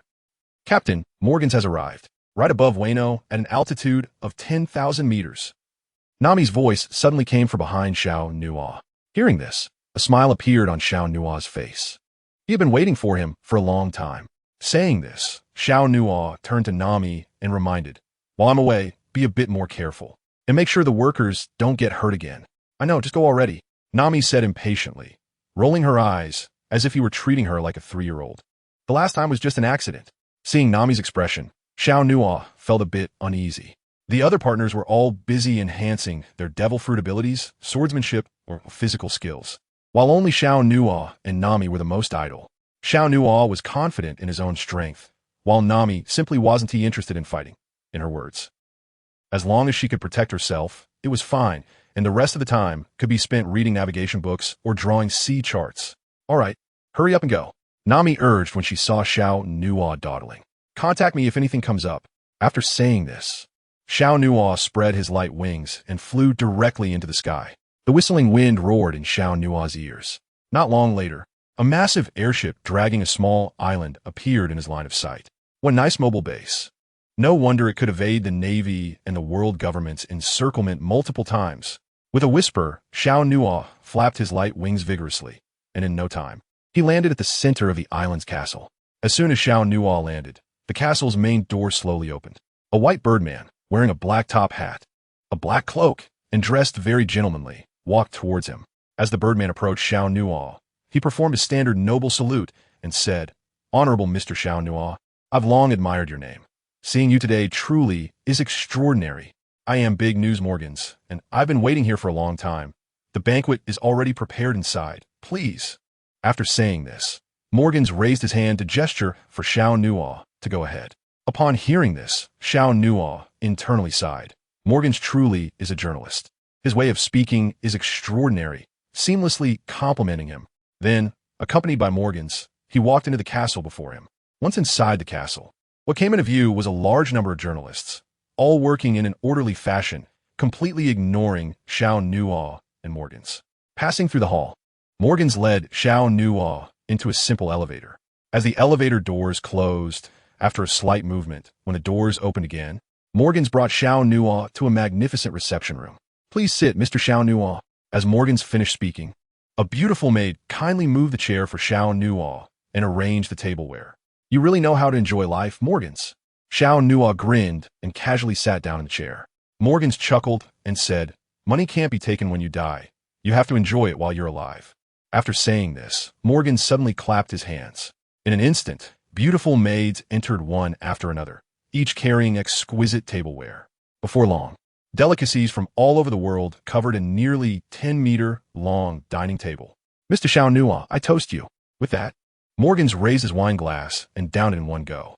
Seeing this, Xiao Nuo exclaimed, "Morgans, your success is well-deserved." Saying this, Xiao Nuo also raised his wine glass and drank it down. In the reception room, a scene of joy unfolded as Xiao Nuo and Morgans clinked glasses and indulged in a feast. After a long while feeling satisfied, Morgans dismissed the maids and inquired about Xiao Nuo's purpose for visiting. "Mr. Xiao Nuo, may I ask what brings you to me?" Upon hearing this, a smile appeared on Xiao Nuo's face, confirming that in this silent confrontation, he had the upper hand. The next moment, he smiled and asked Morgans, "Do you really not know why I came to see you?" Morgans was taken aback for a moment. Then his eyes lit up in joy. "Could it be that Mr. Xiao Nuo's Adventurers Guild is about to be established, and you need my help to promote it?" After speaking, Morgans looked at Xiao Nuo with eager eyes. If his guess was confirmed, it would be huge news. Regarding the top war, Morgans had learned everything about Xiao Nuo's actions through special channels, and after writing a report, it had made him a fortune.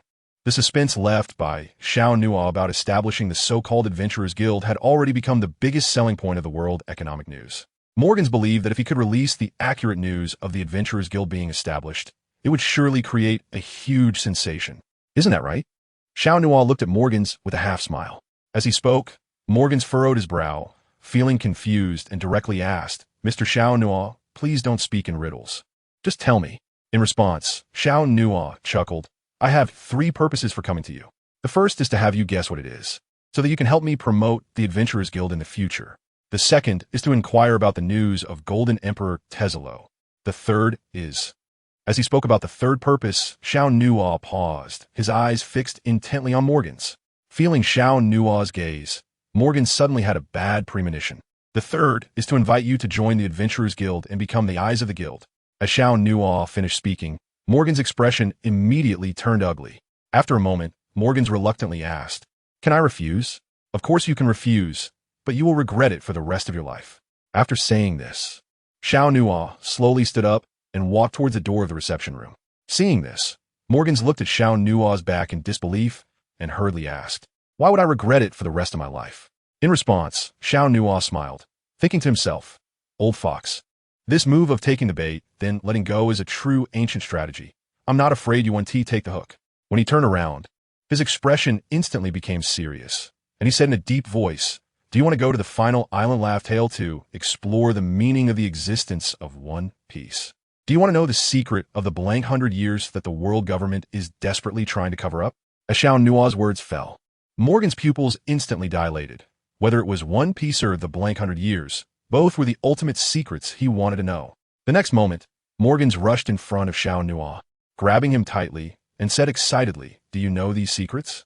"I don't know." Saying this, Xiao Nuo broke free from Morgan's grasp and walked to the floor-to-ceiling window, looking up at the sky, and declared with great authority, "But in the future, the apostle will know." Chapter 198.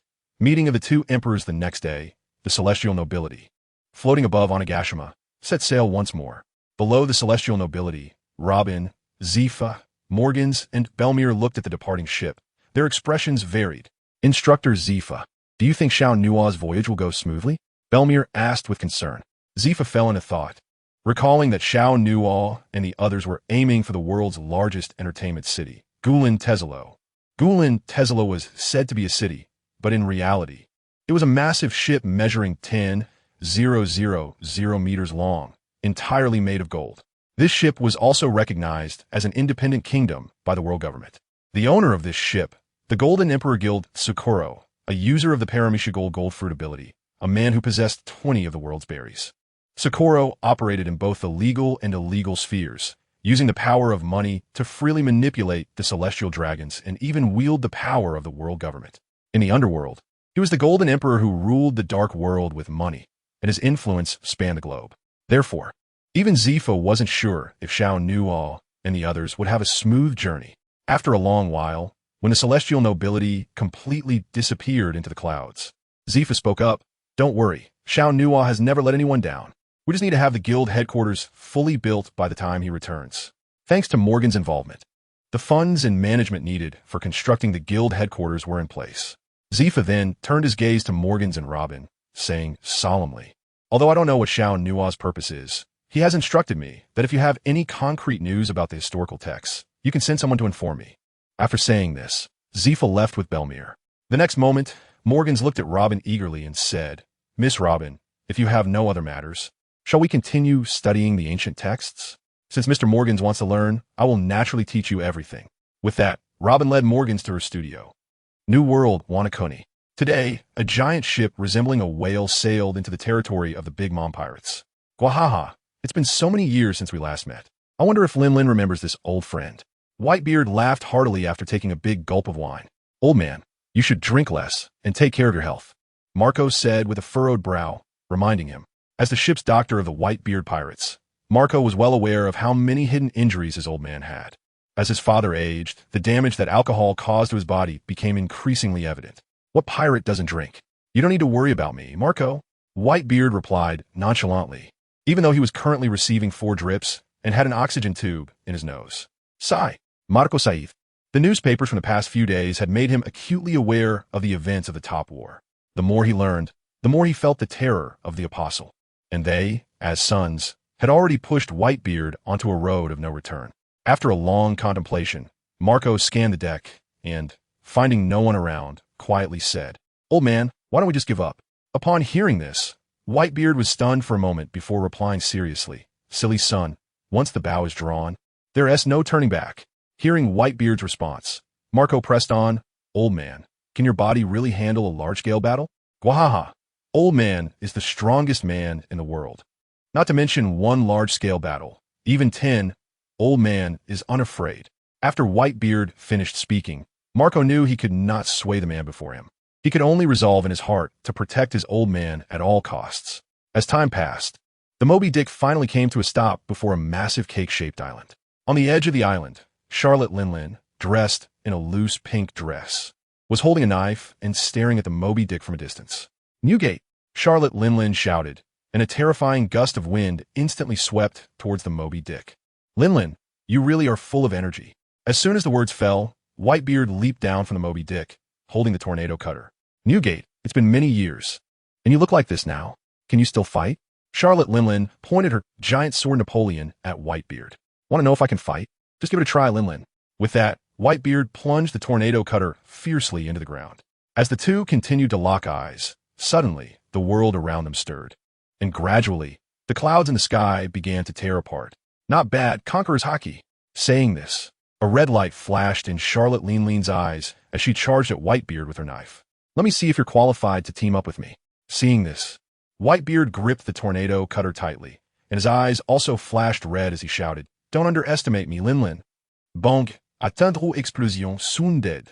And the ground beneath them shattered inch by inch, while a terrifying gust of wind uprooted the trees on the island. Then, endless black and red thunder erupted, sweeping across the sky. That's terrifying. Not far away, Charlotte Perisparrow licked his lips, horrified at the apocalyptic scene before him. Do we need to help Mama? After all, he is the strongest man in the world, Charlotte Owen said with concern. But before he could act, a voice suddenly rang out. If you want to die, go ahead. When Charlotte Owen turned around, he was shocked to find that the speaker was Charlotte Katakuri. Meanwhile, on the Moby Dick, Marco soared into the air to stop the captains who wanted to help Whitebeard, coldly saying, "This is a clash between emperors. If you go up, you'll just be a burden to Dad." After a long while, under the clear sky, the thunder subsided and the fierce winds retreated. Charlotte Linlin's laughter suddenly rang out. "Mama, Newgate, I acknowledge you." Hearing this, Whitebeard laughed heartily. "Gura, Linlin, your strength hasn't been affected at all by your weight." Their words were still sharp against each other, just like back in the Rocks Pirates days. "Come on, Newgate. I prepared a grand welcome banquet for you in the castle." With that, Charlotte Linlin turned around and walked directly toward the center of the island. Upon hearing this, Whitebeard turned to the Moby Dick and shouted, "Boys, the banquet has started." As soon as he finished speaking, Whitebeard walked towards the center of the island with his sword. After the two emperors left, only the subordinates from both sides were left staring at each other. Chapter 199, Golden City, after a few days of sailing. In the dead of night, the Sky Noble finally found its destination, Golden City Grand Tesoro. It's truly magnificent. Shono stood above the sky, looking down at this colossal vessel made entirely of gold. With its bow being pulled by two giant sea turtles, unaffected by ocean currents or wind, and he couldn't help but exclaim. Then, Shono turned to Gellet and said, "Lower the ship." "Okay, Captain," Gellet replied, and soon, the Sky Noble descended onto the surface of the sea. The next moment, Shono pointed to the brightly lit golden giant ship ahead and shouted, "Nami, steer the ship in."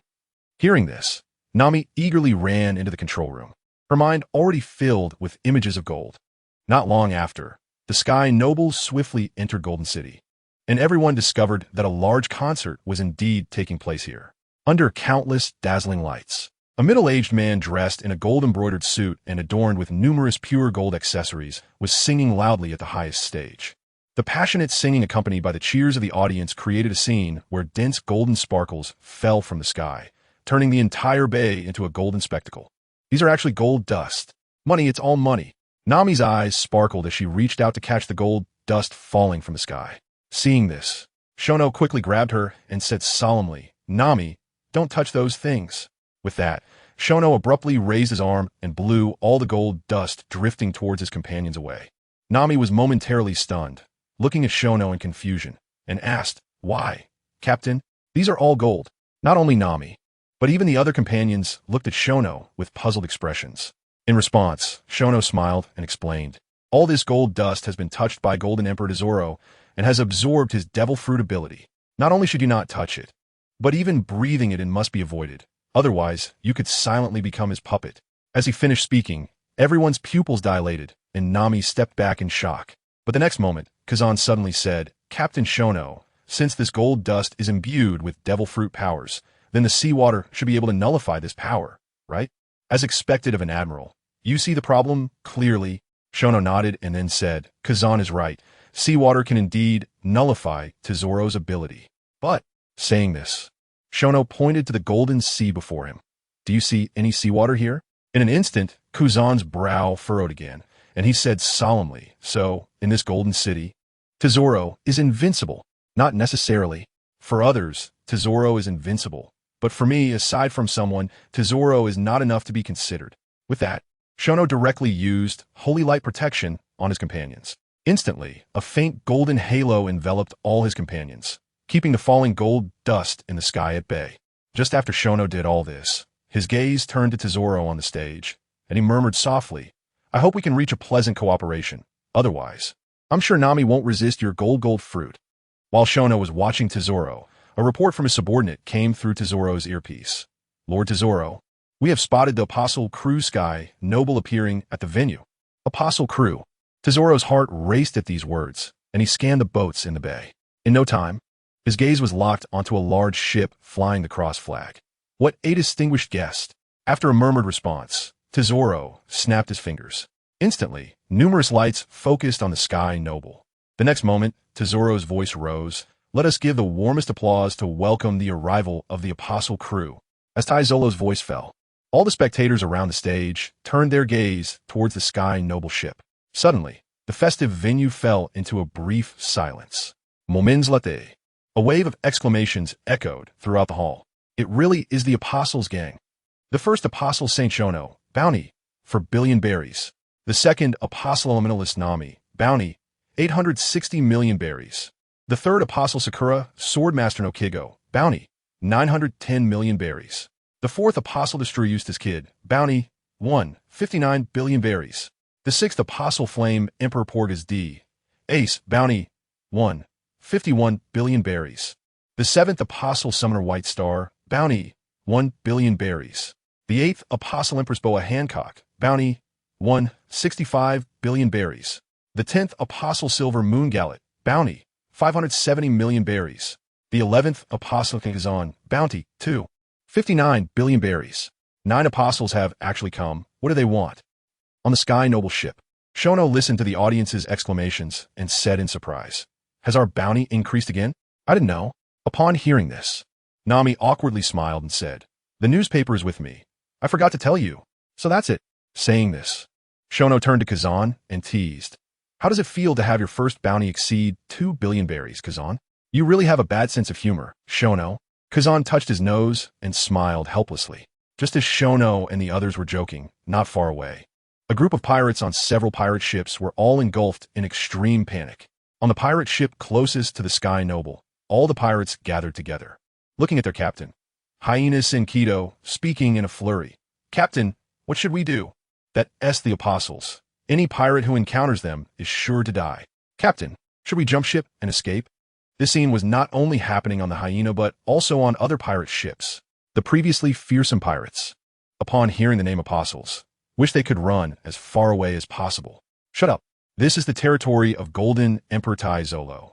As long as we don't cause trouble, I believe the apostles won't act recklessly," Senkido said, forcing himself to remain calm and lowering his voice. Soon after, when the pirates saw the Sky Noble ship slowly entering the inner port, they all breathed a sigh of relief and hurriedly ordered their subordinates to steer the ships away from Golden City. But what they didn't know was that a shadow was following behind their ship. Chapter 200, Darkness Beneath the Glamour on the Other Side. When the Sky Noble ship docked at the inner port, as Shono and the others just disembarked, a beautiful woman with red hair dressed in a sexy black long dress approached them. "Apostles gang," she said with a smile. "It's my pleasure to meet you for the first time. I am Bakara, the VIP exclusive receptionist of Golden City." Looking at the red-haired beauty before him, Shono's eyes flashed with excitement. "Is this the user of the superhuman system, Lucky Fruit?" This fruit, considered a BUG, was the ability he dreamed of when he played games back in the day. In his past life, he was a perpetual unlucky player, always getting the minimum from gacha pulls, never exceeding 10 in enhancements, and never reaching 11 in upgrades. He had fantasized countless times that if he possessed this fruit, titles like Enhancement King, Upgrade King, and Gacha King would definitely belong to him. Unfortunately, those memories are like smoke now, and the dreams of that time can no longer pique his interest. The next moment, Shono shifted his gaze from Bakara and said in a deep voice, "Where's Taizolo? Take me to see him." Upon hearing this, Bakara's smile faltered, and she softly replied, "I'm sorry, guest, but to see Lord Taizolo, it depends on whether you have that kind of strength." Interesting. Saying this, a divine punishment hammer instantly appeared in Shono's hand. "Do you want to test my strength?" Looking at the terrifying golden giant hammer before her, Bakara trembled all over and quickly explained, "Dear guest, you misunderstood. In Golden City, strength is linked to money. After hearing this, Shono directly dismissed the divine punishment hammer and looked at his companions, asking, "Did you all bring money?" Upon hearing this, everyone shook their heads. Then, Nami looked at Shono and asked, "What about the money I lent you?" "I left it all for Robin to build." As soon as Shono finished speaking, Bakara smiled and said, "Dear guests, if you have no money, I can lend you 20 million berries. And you can return it to me after you win money in the city." 20 million berries. Upon hearing this amount, Nami's eyes immediately sparkled. However, Shono revealed a meaningful smile and asked, "How much berries do we need to see Taizolo?" Bakara was taken aback and said softly, "If the guest has 100 million berries, I think Lord Taizolo will definitely meet you." 100 million? Upon hearing this number, Shono looked up at the opulent golden city, thinking to himself, it would be bad if it gets damaged. Since I still don't know if they're friend or foe, I might as well play along with you, Taizolo. With that thought, Shono looked at Bakara and said, "Lead the way." Upon hearing this, Bakara happily nodded her head and then snapped her fingers. Moments later, a golden carriage appeared before them. "Dear guests, please get in the car." As Bakara's voice rang out, a turtle suddenly jumped down from the front of the car and opened the door. Seeing this, Kid immediately showed a curious expression, wondering what the power system of this car was. Bakara pointed to the front of the car and said, "Guests, please see. The power system of this car is 8 rare muscle turtles. TCH, it's just a turtle, making me happy for no reason." Saying this, Kid walked onto the car with an unhappy face. Bakara awkwardly smiled and then invited Shono and the others to get in. A while later, this turtle sleigh drove the apostles towards the center of Golden City. Along the way, Bakara enthusiastically explained the customs and culture of Golden City. However, apart from Nami and White Star, the others were uninterested, and as for Gallet, he was not with them at this time. Soon, the vehicle stopped in front of the tallest building in Golden City. The next second, Bakara got out of the car and pointed at the building made of pure gold, saying, "Dear esteemed guests, this is the only 8-star hotel in the world, the Golden King Hotel, and Lord Taizolo is at the very top of this hotel. If the guests want to see Lord Taizolo, then win 100 million berries in this hotel." As soon as Bakara finished speaking, a group of children rushed toward Shono, holding fresh flowers and calling out in succession, "Big brother, buy a flower, please. Big brother, I'm begging you. Big brother, please." Looking at the group of children in front of him, Shono frowned. It seemed that beneath the glamorous exterior of this golden city, there were still many dark secrets hidden. Before Shono could speak, Bakara stepped forward, her expression stern, and coldly said, "This is not a place for you kids. Hurry up and leave." As her words fell, the group of children trembled, and one little girl even had tears welling in her eyes. At that moment, Shono reached out and caught the flowers from the little girl's hand, smiling. "Little sister, how much is this flower?" "Dear guest, you shut up." Before Bakara could finish her sentence, Shono interrupted her directly. He then asked again, "Little sister, tell big brother, how much is this flower?" The little girl timidly replied, 5,000 berry. 5,000 berry." Upon hearing the price, Nami gasped in surprise. But the next moment, Shono looked at Bakara and said, "Where's the money you lent me? You really are a kind-hearted guest." After saying this, Bakara snapped her fingers. In a moment, a strong man carrying a suitcase walked up to Bakara. Bakara took the suitcase and handed it to Shono, saying, "Inside are chips worth 10,000 each. A total of 2,000. These chips have purchasing power anywhere in the Golden City." "Great." Saying this, Shono opened the suitcase, grabbed a large handful of chips, and handed them to the little girl. "Little sister, I'll buy all your flowers." The little girl trembled as she accepted the chips, looking at Shono with excitement and choking out, "Thank you, big brother." At this moment, the other children also reacted, bowing repeatedly to Shono to thank him and stuffing all the flowers they had into his hands. Holding the chips, the group of children beamed with joy and soon disappeared. Looking at the bright red roses in his hand, Shono didn't think twice and directly handed them to Hancock behind him. Hancock took the red roses. Her face instantly flushed, and countless images flashed in her mind. The next second, she collapsed toward Shono, smoke rising from her head. Seeing this, Shono slapped his forehead and thought, "I was careless." Chapter 201, Foot Golden Emperor Tesla Hancock. Wake up. Saying this, Shono shook Hancock's delicate body and even used the purification skill on her, but it was of no use. Celia reminded him that Hancock was not in a negative state. Helpless, Shono could only carry the unconscious Hancock back to the Celestial Noble and left Nokigao to take care of her. After a round of instructions, This little episode finally came to an end. Wow, truly the largest entertainment city in the world. It's so luxurious. As soon as they entered the Golden King Hotel, Nami exclaimed. In front of them, various entertainment facilities dazzled the eye. Celebrities, pirates, navy, and even kings from all over the world were commonly seen here. Dear guests, I wish you a pleasant time. I won't disturb you. Saying this, Bakara pointed to the image snail above and smiled lightly. If you need anything, feel free to call me. After her words, Bakara disappeared into the bustling crowd. How interesting. Let me play with you, Tezelo. With a whisper, Shono opened the chip box in his hand, looked at his companions, and smiled. Everyone, since we are here, let us have some fun. After saying that, Shono left 10 million berry worth of chips and distributed the rest to his 5 companions beside him. Then, he bought a few masks from the system mall and handed them to everyone. The next second, everyone who got the chips and masks headed toward the entertainment venues they were interested in. The game has begun. Shono grinned, put on the mask, and walked towards the dice game area with the chip box. On the top floor of the Golden King Hotel, Tezelo, dressed in a pink suit, sat comfortably on a soft sofa, holding a glass of expensive champagne, leisurely watching the celebrities dancing joyfully in the nearby dance floor. At that moment, a purple light circle suddenly lit up on the floor in front of Tezelo.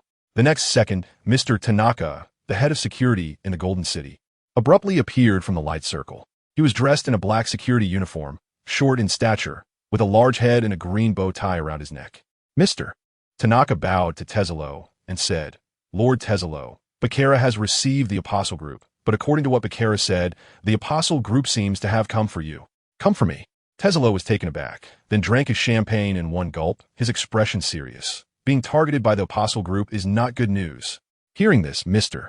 Tanaka took out a snail phone from his pocket and said, Lord Tezelo, should we contact the world government? Is it useful to contact the world government? Tezelo sneered, showing a look of disdain. The Apostle Group has shattered the world pattern that those fools work hard to maintain, almost wiping out the 7 warlords of the sea. And even 2 of the emperors have been killed.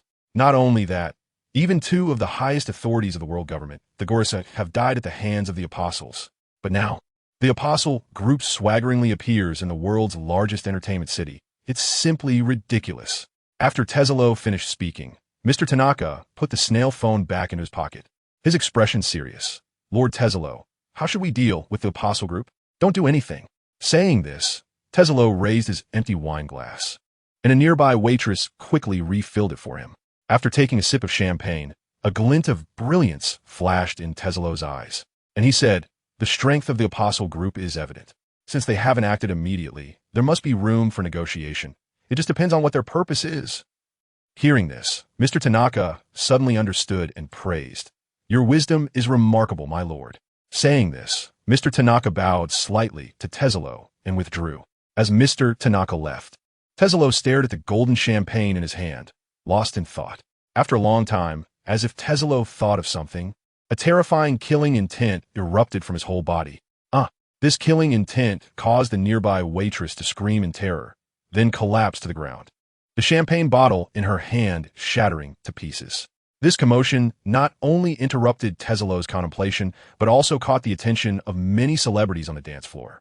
The next second, a drunken man holding a wine glass stumbled toward the waitress, leering. Do you know how much this bottle of champagne costs? The waitress, Alice, shook her head in confusion upon hearing this. Born into poverty, she was sold at a high price by her father to the Golden City because of her beauty. From then on, Alice began her long journey to buy her freedom. Little did she know that just as Mr. Tianzhong arranged for her to be on the top floor of the hotel, she would cause a huge disaster. A drunken man saw this and laughed loudly. This is a rare champagne worth 1 million berry. 1 million berry, Alice murmured, stunned, as tears fell from her eyes, seeing Alice's pitiful appearance. The drunken man reached out to touch her smooth cheek, saying, It's just 1 million berry. If you are willing to be my slave, I can help you solve this problem. What do you think? Ha ha ha. Before Alice could respond, there was another sound of glass shattering. Everyone turned to look, and it was Tezelo who smashed his wine glass on the floor. The next moment, Tezelo's calm voice echoed. Can you answer me one question? Why did you dare to laugh before me? Upon hearing this, the drunken man staggered back in shock, terrified. Lord Tezelo, spare me. However, Tezelo completely ignored the drunken man's pleas and continued. Who is it that can decide who laughs in this city? The drunken man, cold sweat pouring down his face. Hurriedly replied, "Of course it's you, Lord Tezzalo. Then why did you dare to laugh before me?" As he spoke, Tezzalo took a gold ring off his finger and threw it at the drunken man. Seeing this, the drunken man rolled and crawled desperately toward the dance floor exit. But it was all in vain. How could an ordinary person escape from the Golden King Hotel controlled by Tezzalo? Before the drunken man could reach the door, the gold ring suddenly transformed into several golden bands, tightly locking him in place. "Lord Tezzalo, spare me. I will never dare to laugh again," the drunken man pleaded in terror. Tezzalo smiled and said, "Do you understand now? That's good." Then, Tezzalo pointed at the golden chandelier on the ceiling. Instantly, the chandelier turned into a mass of golden liquid, covering the drunken man's head. Without air, the drunken man immediately began to struggle violently. A muffled sound came from his throat, but soon he fell silent. Tezzalo clapped and laughed. What an interesting performance, truly delightful. However, the entire hall was dead silent except for Tezzalo's laughter. Seeing this cruel scene, Alice tightly hugged her legs, curling up in fear of making a sound. Chapter 202. Instant Kill in the Golden King Hotel Lobby. At this moment, a large crowd was gathered around the guest-sized dice table, whispering, "This person has gone all in 5 times in a row, turning 10 million chips into 320 million. If he keeps winning like this, it will be quite a show." The onlookers were none other than Xiao, who wore a golden mask. He was there to seek cooperation, and since Tezzalo wanted to play, he would oblige. Therefore, Xiao directly found this simple and crude entertainment mode, playing dice and guessing sizes. Under his top-notch observation hockey, it was incredibly easy to sweep through. "Dealer, let's continue." With that, Xiao signaled the dealer to roll the dice again. However, the dealer was drenched in sweat, trembling so much that he could barely hold the dice cup. The next moment, in front of everyone, the dealer rolled his eyes and collapsed to the ground. "Interesting." Xiao chuckled lightly. Under his observation hockey, it was clear the dealer was faking fainting, but he didn't expose him. Soon, several security personnel arrived and carried the dealer away. Meanwhile, Baccarat reappeared beside Xiao, smiling lightly. "Dear guest, you are truly impressive. You've won over 300 million berry in such a short time. All right, enough with the pleasantries. Collect my chips and take me to see Tezzalo." Xiao ignored Baccarat's compliments and got straight to the point. Baccarat chuckled awkwardly and said, "Dear guest, you really lack charm. My patience is limited." With that, Xiao took off his mask and shot a cold glance at Baccarat. The next second, Baccarat stiffened and said no more, leading Xiao toward a luxurious elevator. As the elevator slowly ascended, when it finally stopped, Baccarat knocked on the closed elevator doors. After a while, the doors glowed with a purple halo, and a large white head peeked out. Upon seeing the person, Baccarat introduced Xiao. "This is Mr. Tianzhong, the head of security at this entertainment city. Mr. Tianzhong has the ability of the superhuman type, Ponsu fruit, allowing him to pass through various inorganic materials." After she finished speaking, Mr. Tianzhong bowed to Xiao and said, "Welcome, esteemed guest." He then extended his right hand toward Xiao, smiling. "May I borrow your hand for a moment?" "Interesting." Xiao extended his hand as well. The next moment, Mr. Tianzhong led Xiao through the closed door into a resplendent hall. "Esteemed guest, welcome to the VIP room." Baccarat smiled as she introduced it to Xiao. Xiao looked around. The hall was indeed a mix of people, including navy, pirates, and celebrities, but there was no sign of his target. "Where's Tezzalo?" Xiao asked, frowning. Upon hearing this, Baccarat smiled apologetically. "Please wait a moment. Lord Tezzalo will be here shortly." Not long after, Xiao's observation hockey sensed a slightly powerful presence appearing behind him. When he turned around, Guild Tesoro, dressed in a red suit and wearing golden sunglasses, finally made his grand entrance. "Finally met my target," Xiao said coldly. "It's really not easy to see you, Guild Tesoro." Tesoro laughed heartily. "The famous Saint graces my entertainment city. It is truly my honor. I wonder what business you have with me." "Lord Xiao, if I said I came to kill you, what would you do?" As soon as Xiao said this, Tesoro's expression changed, and Mr. Tianzhong and Baccarat immediately drew their guns and aimed at him. In an instant, a murderous atmosphere enveloped the entire VIP hall. Everyone in the hall stopped their entertainment, staring at Xiao in shock, unable to comprehend how someone dared to openly provoke the Golden Emperor in the Golden City. After a long while, seeing that Xiao remained motionless, Tesoro's face showed a mocking expression, and he suddenly realized he had been played. In the next moment, Tezzalo suppressed his anger and said, "Lord Xiao, this joke is not funny. Not funny. I think it's hilarious." As he spoke, Shono burst into laughter. Seeing Shono laughing heartily in front of him, Taizolo clenched his fists tightly and shouted angrily, "Since you want to die, I will grant you that." With that, Taizolo suddenly raised his hand and pointed at Shono, activating his devil fruit ability. However, the scene he expected did not occur. In an instant, Taizolo's expression darkened, and he said in disbelief, "How is this possible? Didn't you inhale the gold powder?" Hearing this, Shono coldly replied, "Childish tricks, do you think they would work on me? At first, I came to you with sincerity, but who knew you would refuse my goodwill and wear down my patience?" After finishing his words, Shono's body shot out, his armament haki instantly wrapping around his right arm, and he suddenly unleashed the Tiger Assault skill towards Taizolo. So fast, Taizolo exclaimed in shock, unable to react in time before Shono grabbed his head. At the same time, Shono's voice echoed in his ears. "Back then, how much you despised the celestial dragons. And now look at you. What difference is there between you and the celestial dragons? If Stella saw you like this now, do you think she would rest in peace? Shut up. I forbid you to mention that name." Taizolo shouted angrily, about to activate his fruit ability. But in the next second, Shono forcefully pressed Taizolo's head down towards the floor. Boom! With a loud crash, the tiles shattered, and the rising dust quickly engulfed the entire hall. Moments later, the crowd in the VIP hall awakened from their daze, exclaiming in shock, "How is this possible? Lord Taizolo was actually killed in one hit. Who is this person?" Those who did not know Shono were discussing among themselves. Those who did all broke into a cold sweat, remaining silent.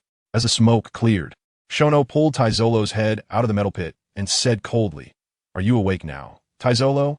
As he finished his sentence, a furious shout, accompanied by the sound of a weapon slicing through the air, suddenly came. "Die for me." Following the sound, Shono saw a strong man wearing a black scarf, wielding a giant axe, charging towards him, looking for death. With a soft murmur, Shono instantly wrapped armament haki around his left hand and reached straight for the axe blade. Bang! The sound of metal clashing rang throughout the hall. In the next second, everyone in the hall witnessed an unforgettable scene. The powerful Deus, swinging his giant axe with all his might, was actually caught barehanded. "Big guy, you've interrupted my conversation with Taizolo." Saying this, Shono exerted force with his left arm, pulling the big guy along with his axe right in front of him. In the next second, Shono kicked hard at the big guy's chest. Bang! A faint muffled sound was heard. The big guy instantly rolled his eyes and collapsed to the ground. Deus was also killed in one hit. How strong is this person? Will he kill us? This time, the onlookers in the hall were whispering among themselves, afraid of attracting Shono's attention. After dealing with the troublesome big guy, Shono coldly glanced at Mr. Tanaka and Bakera beside him, before turning his gaze back to the nearly lifeless Taizolo. In a voice that resembled a devil's whisper, he softly said, "Taizolo, do you want Stella back by your side?" Chapter 203. Reviving Stella, what do you mean by that? Hearing this, Taizolo's earlier dejection vanished, and he stared intensely at Shono. "Are you sure you want me to say this in front of everyone?" Saying this, Shono released Taizolo and pointed at the onlookers in the hall. Seeing this, Taizolo's eyes narrowed with murderous intent, and he coldly said, "It's simple. Just kill them all." "Oh, kill them all? You're so impressive. Why don't you give it a try?" Shono replied in a flat tone. But to Taizolo, this sentence was like a bolt from the blue. In the next second, Taizolo wiped the cold sweat from his forehead, looked at Mr. Tanaka and Bakera, and said, "Send all these guests away, and then shut down all the influence telephone bugs in this VIP hall. I need to talk to Lord Shono." Upon hearing Taizolo's words, the onlookers in the hall felt as if a great relief had washed over them and hurried to Mr. Tanaka. As these people left, they did not forget to cast grateful glances at Shono. In response, Shono merely smiled faintly. He did not want to involve the innocent any further. Not long after, in the vast VIP hall, only Shono and Taizolo remained. "Lord Shono, can you tell me now? Can you really revive Stella?" After finishing his words, Taizolo clenched his fists tightly, looking at Shono with eager eyes. This feeling of anticipation had not been felt by Taizolo since Stella's death. Hearing this, Shono smiled indifferently and asked in return, "Is Stella's body still intact?" "Of course it's intact," Taizolo blurted out in response to Shono's question. After all, since Taizolo learned of Stella's death, he had worked tirelessly to save money to redeem her through human traffickers, eventually bringing back his beloved Stella. Even if he only received a corpse, Taizolo was willing, because he did not want his beloved woman to end up with nothing left. Hearing Taizolo's words, Shono breathed a sigh of relief in his heart. Things had not yet reached the worst point. If Stella's body was gone, even if he had the revival coin, it would be of no use. Shono did not want to kill Taizolo. This person, who had awakened his devil fruit ability and operated in both the underworld and above, was someone he urgently needed. Additionally, Taizolo was not as evil as pirates. His entertainment city was located in the New World, and who would come here among ordinary civilians? Then, Shono pulled back his chaotic thoughts and looked at Taizolo, saying, as long as the body is intact, a person can be revived. But have you thought about what kind of price you are willing to pay? Upon hearing this, Taizolo's eyes widened suddenly, and he kept murmuring, she can live. Stella can live. Moments later, Taizolo suddenly knelt before Shono, his gaze incredibly resolute, saying, as long as you can revive Stella, my life will be yours from now on. Hearing this, a smile appeared on Shono's face as he said, remember what you said today, or I will make you regret coming to this world. With that, Shono looked at the dazed Taizolo and shouted, what are you standing there for? Where's Stella? Lead the way. Upon hearing Shono's words, Taizolo snapped back to reality, his face filled with immense excitement, and he stomped his foot. The next second, Mr. Tanaka's figure suddenly appeared, leaping up from the ground. Lord Taizolo, what commands do you have? Mr. Tanaka quietly glanced at Shono and respectfully addressed Taizolo. Take me and Lord Shirono to the Sea of Flowers. With that, Taizolo directly reached out and grabbed Mr. Tanaka. Take Lord Shirono to the Sea of Flowers? Mr. Tanaka was taken aback. This was an existence akin to a taboo in Golden City. Besides Taizolo and himself, no one else knew there was such a place within the city. But now, Taizolo not only wanted to take Shirono to the Sea of Flowers, but also referred to Shirono as Lord. Therefore, Mr. Tanaka was extremely curious about what had happened in such a short time that had caused such a significant change in Taizolo. What are you standing there for? Let's go. Seeing Mr. Tanaka frozen in place, Taizolo urged. Upon hearing this, Mr. Tanaka immediately suppressed all his questions and extended his right hand toward Shirono, saying, Lord Shirono, may I borrow your hand? No problem. With that, Shirono extended his right hand. The next second, Mr. Tanaka activated his fruit ability. Suddenly, Shirono felt his body rapidly descending. After a while, after a series of spatial transformations, the three arrived at a place filled with countless flowers. You can leave now, Mr. Tanaka. Saying this, Taizolo looked at Shirono, gestured for him to follow, and said, Lord Shirono, please come with me. Then, Taizolo led the way toward the center of the Sea of Flowers. Seeing this, Shirono followed closely behind. In no time, a transparent crystal coffin appeared in Shiono's line of sight. Inside the coffin lay a beautiful woman with long light yellow hair, dressed in a white gown, peacefully resting. Unfortunately, besides her face, her exposed body bore various gruesome scars, indicating that she must have suffered inhuman torment during her life. Looking at the woman in the coffin, Taizolo revealed an incredibly gentle smile and softly said, Stella, from now on, no one can separate us unless I die. After murmuring, Taizolo looked at Shirono with great anticipation, not wanting to keep him in suspense. Shirono directly took out the precious revival coin from the system's item bar. The first revival coin gave me a powerful partner. I hope this second revival coin is truly worth it. With that, Shirono flicked the coin with his thumb, and it traced an arc in the sky. Ding! With a soft sound, the revival coin landed perfectly on the crystal coffin. The next second, a dazzling white light erupted from the revival coin, enveloping the crystal coffin. Watching this incredible scene unfold before him, an immense joy instantly erupted in Taizolo's eyes. Soon, the white light faded. Inside the crystal coffin, Stella's beautiful cheeks gradually regained color, and the scars on her body began to disappear. After a moment, a faint sound came from Stella's lips. Upon hearing this sound, Taizolo was instantly filled with emotion and hurriedly opened the crystal coffin. When Stella opened her eyes, a familiar yet strange face immediately came into view. You are Taizolo. With that, Stella raised her hand to touch Taizolo's face, feeling the warmth from her palm. Am I not dead? Seeing Stella revived, a smile appeared on Shiono's face, and he took out the Adventure Group medal, leaving the place. Chapter 204. The Submission of the Golden Emperor. Lord Shirono, where did you just go? If you hadn't come back, I was going to look for you. As soon as Shirono teleported back to Ace's side, Hancock's voice rang in his ears. Shirono turned to look, and at that moment, all the companions had gathered together. Even Gallet was present. After explaining everything to his companions with a smile, he turned to Gallet and softly asked, Is everything resolved? Gallet nodded in response.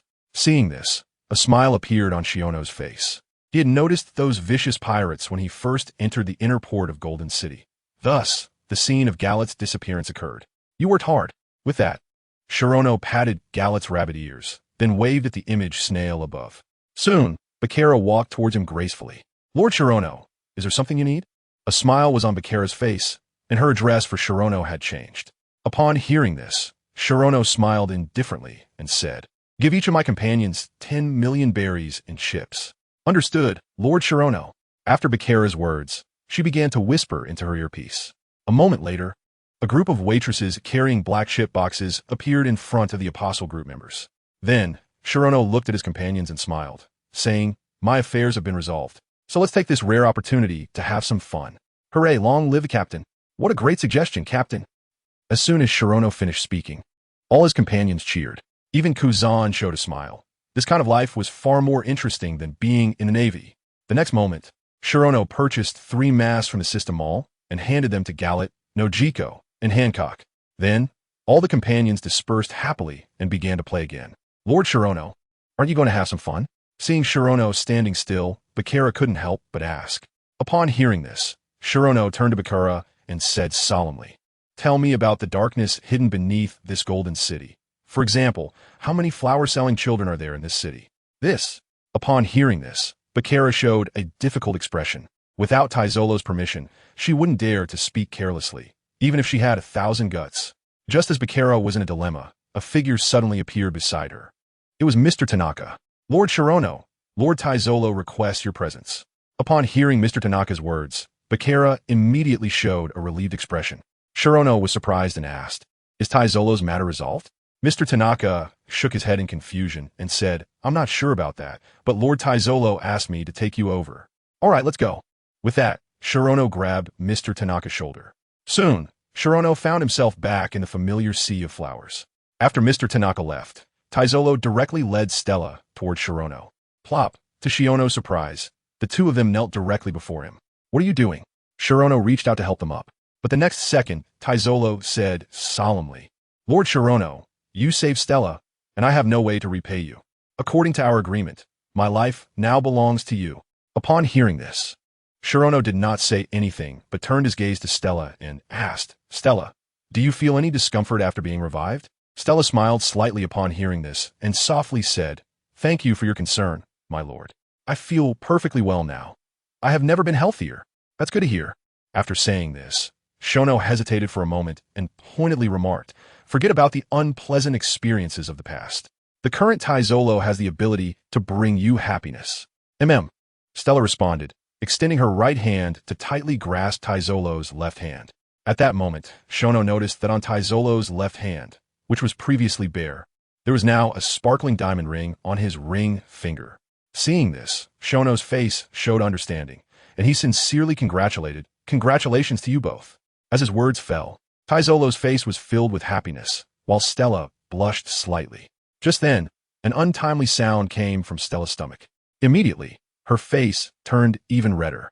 Hearing this sound, Taizolo quickly shouted into his earpiece. Before long, Mr. Tanaka suddenly appeared. Just as Taizolo was about to leave with Stella, Shono suddenly called out to him, Taizolo, wait a moment. I have something to discuss with you privately.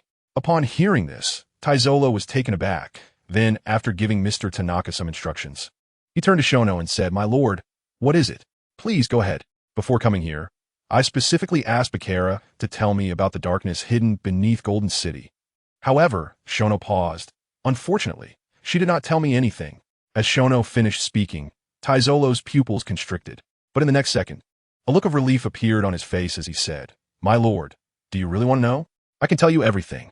Just as Taizolo was about to confess everything, Shono suddenly raised his hand to interrupt him and said solemnly, Before coming here, I was a little interested in the secrets you were hiding. However, after seeing that genuine smile of happiness on your face just now, I suddenly don't want to know anymore. Do you know why? Upon hearing this, Taizolo thought for a moment and said, Is it because of Stella? Hearing Taizolo's response, Shono nodded and said, Yes, it's because of Stella. In my view, you wouldn't want to be the kind of person Stella despises the most, right? As soon as these words were spoken, Taizolo was instantly stunned. After a long while, a bitter smile appeared on Taizolo's face as he said, My lord, I know what to do. After hesitating for a moment, he asked, "My lord, what is it that you want to discuss with me?" Upon hearing this, Shono did not immediately reveal his purpose, but instead asked, "Taizolo, what do you think of the celestial dragons? I want to hear your most honest thoughts." Celestial dragons. Upon hearing these three words, a boiling, killing intent erupted from Taizolo's body. Then he gritted his teeth and said, "I wish I could kill them all." Hearing this response, a satisfied smile appeared on Shono's face as he revealed his intention. "I came to you to gain your financial support, to establish the Adventurers Guild and overthrow the rule of the Celestial Dragons." "Good. That's fantastic. How much do you need?" "As long as you ask, I will spare no expense to support you." After saying this, Taizolo's face showed excitement. He was incredibly happy today. Shono not only helped him revive Stella, but also wanted to help him achieve a long-held dream he never dared to hope for. At this moment, Taizolo was completely submissive. Chapter 205. How to Relieve Worries. Only by becoming rich after Taizolo submitted, Shono was generous with this financial minister of the guild, choosing a very handsome profession for him according to Taizolo's wishes. Subsequently, Shono and Taizolo reached a consensus, and a grand secret operation unfolded on the Gulen Taizolo ship. Pirates, human traffickers, noblemen from various kingdoms, celebrities, and even the navy. Every notorious criminal was cleaned up by the combined efforts of the apostles and Taizolo. As for the world aristocrats, the celestial dragons, Shono temporarily refrained from taking action against them. After all, there were quite a few celestial dragons on the Gulen Taizolo ship. If they were all killed at once, it would easily expose Taizolo to the gaze of the world government. So he spared their lives for the time being. As for the innocent people, those who were forced to serve on the ship due to gambling debts, Taizolo offered them two choices. One was to take a sum of money and leave the ship. The other was to stay on the ship as waitstaff, not only wiping the slate clean of their past, but also receiving salary. When this news was announced, surprisingly, the majority chose to stay on the ship, and so this secret cleansing operation lasted for a full 3 days. By the fourth day, Shono left Taizolo with some potions, a second awakening completion scroll, an abyss demon invitation, and a task to collect historical texts before leading a group of companions back to Wano country. In the holy land of Mariewa, deep within Panga City, in a luxurious small villa, 5 of the highest authorities of the world government were discussing something. These damned apostles actually dared to steal the heavenly gold that Taizolo offered to the world government. Do they want to live any longer? An elderly man in a deep purple suit with a square face angrily scolded.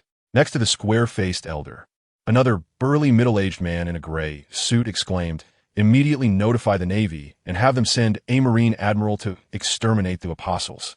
As soon as these two finished speaking, the other 3 elders looked at them calmly, as if they were looking at fools.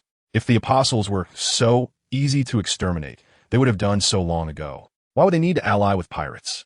All right, you two calm down. You have just been appointed as elders, and you still don't understand how terrifying the apostles are. So refrain from making random statements, said the elder in a Taoist robe coldly. After speaking, the Taoist-robed elder turned his gaze to the elder with a long beard. The latter understood and immediately said, "According to the intelligence from CP0, Charlotte Linlin has agreed to cooperate with us." However, he paused for a moment. "That old stubborn Whitebeard firmly refuses to cooperate with us." Hearing this, the Taoist-robed elder frowned slightly and said, "Whitebeard must be getting old and confused. Does he think he is still the strongest man in the world? If he doesn't cooperate with us, he will only face a dead end. Since Whitebeard won't cooperate, then we don't need to cooperate with Charlotte Linlin either. Let them fight the apostles to the death, and we can take advantage of the situation," said the elder with a mustache. As soon as he finished speaking, the entire villa fell into an eerie silence. After a long while, the elder with a long beard spoke. "If we let Charlotte Linlin and Whitebeard fight the apostles to the death, in the end, both Yonko crews will probably lose their ability to intimidate the seas. Recently, many allied countries under the world government have started to stir without the deterrence of powerful pirates. In addition, the CP organization in these countries has also discovered the shadow of the Revolutionary Army." The Revolutionary Army. Hearing these 3 words, the 5 elders in Dao robes suddenly stood up from the sofa, their killing intent overwhelming, and said, "These damned rebels, hiding like rats in the sewers, now dare to show their faces in the sunlight. It's a pity that there is no time to deal with them now. If we don't handle the apostles soon, we—" Before the Dao-robed elder could finish speaking, the 2 newly appointed elders were left confused, while the other 2 felt their hearts racing. Yes, the 3 of them didn't have much time left. Sigh. The elder with the mustache sighed and said solemnly, "In that case, let's wait and see. When the time is right, we'll strike directly. This way, we can eliminate the apostles while preserving the vital forces of the two emperor factions." As soon as the mustached elder finished speaking, the dow-robed elder and the long-bearded elder simultaneously said, "Agreed, agreed." The other two newly appointed elders also voiced their agreement. Agreed. Once the resolution was unanimously passed, the dow-robed elder sat back down on the sofa and looked at the long-bearded elder, asking, "Did Charlotte Linlin mention when she would make her move?" Upon hearing this, the long-bearded elder revealed a knowing smile and said lightly, "Don't worry, I've already made an agreement with Charlotte Linlin. The day the apostles establish their adventurers guild is when we will launch our attack together. All signs indicate that this day is not far off. At that time, we will completely eliminate them at the peak of the apostles' glory." As his words fell, the small villa fell into complete silence. A massive storm was once again sweeping toward the apostles. In the New World, over a certain sea area, the Sky Noble ship was sailing at full speed toward Wano country. On the ship, Shona was occasionally smiling foolishly. "Captain, you've been smiling all day. What are you laughing about?" "Not just you, even Nami can't stop smiling." "Captain, share it with me." The little rabbit Galah hopped over to Shono, curiously asking. Hearing this, Shono quickly restrained his smile and flatly denied, "It's nothing, nothing at all." "Why does what you say sound exactly like Nami? Is it really nothing?" The little rabbit was half skeptical. After hesitating for a while, Shono couldn't bring himself to lie to the innocent little rabbit, so he whispered to her. The next second, the little rabbit's eyes widened in surprise as she exclaimed, 1,000. However, before she could finish her sentence, Shono tightly covered her mouth. "This is a secret I told you. You can't tell anyone." Saying this, Shono glanced around. Upon hearing this, the little rabbit nodded vigorously. Seeing this, Shono finally released his hand. "Captain, can you buy me a lot of carrots in the future?" After saying this, the little rabbit looked at Shono with longing. "No problem. Whatever amount of carrots you want, I'll buy for you." As he spoke, Shono reached out to pat the little rabbit's head, which was so soft and smooth. After the little rabbit left, Shono once again broke into a silly smile. The reason for all this was the 100 billion berries that Tezelo had given him when he left. P.S. I hope all readers have a day of becoming rich too. P.S. I only managed to write a few hundred words yesterday due to feeling unwell, so I'm making up for it today with 3 chapters. Chapter 206, The Ever Stronger Apostles with Money in His Pocket. Shono was eager to return.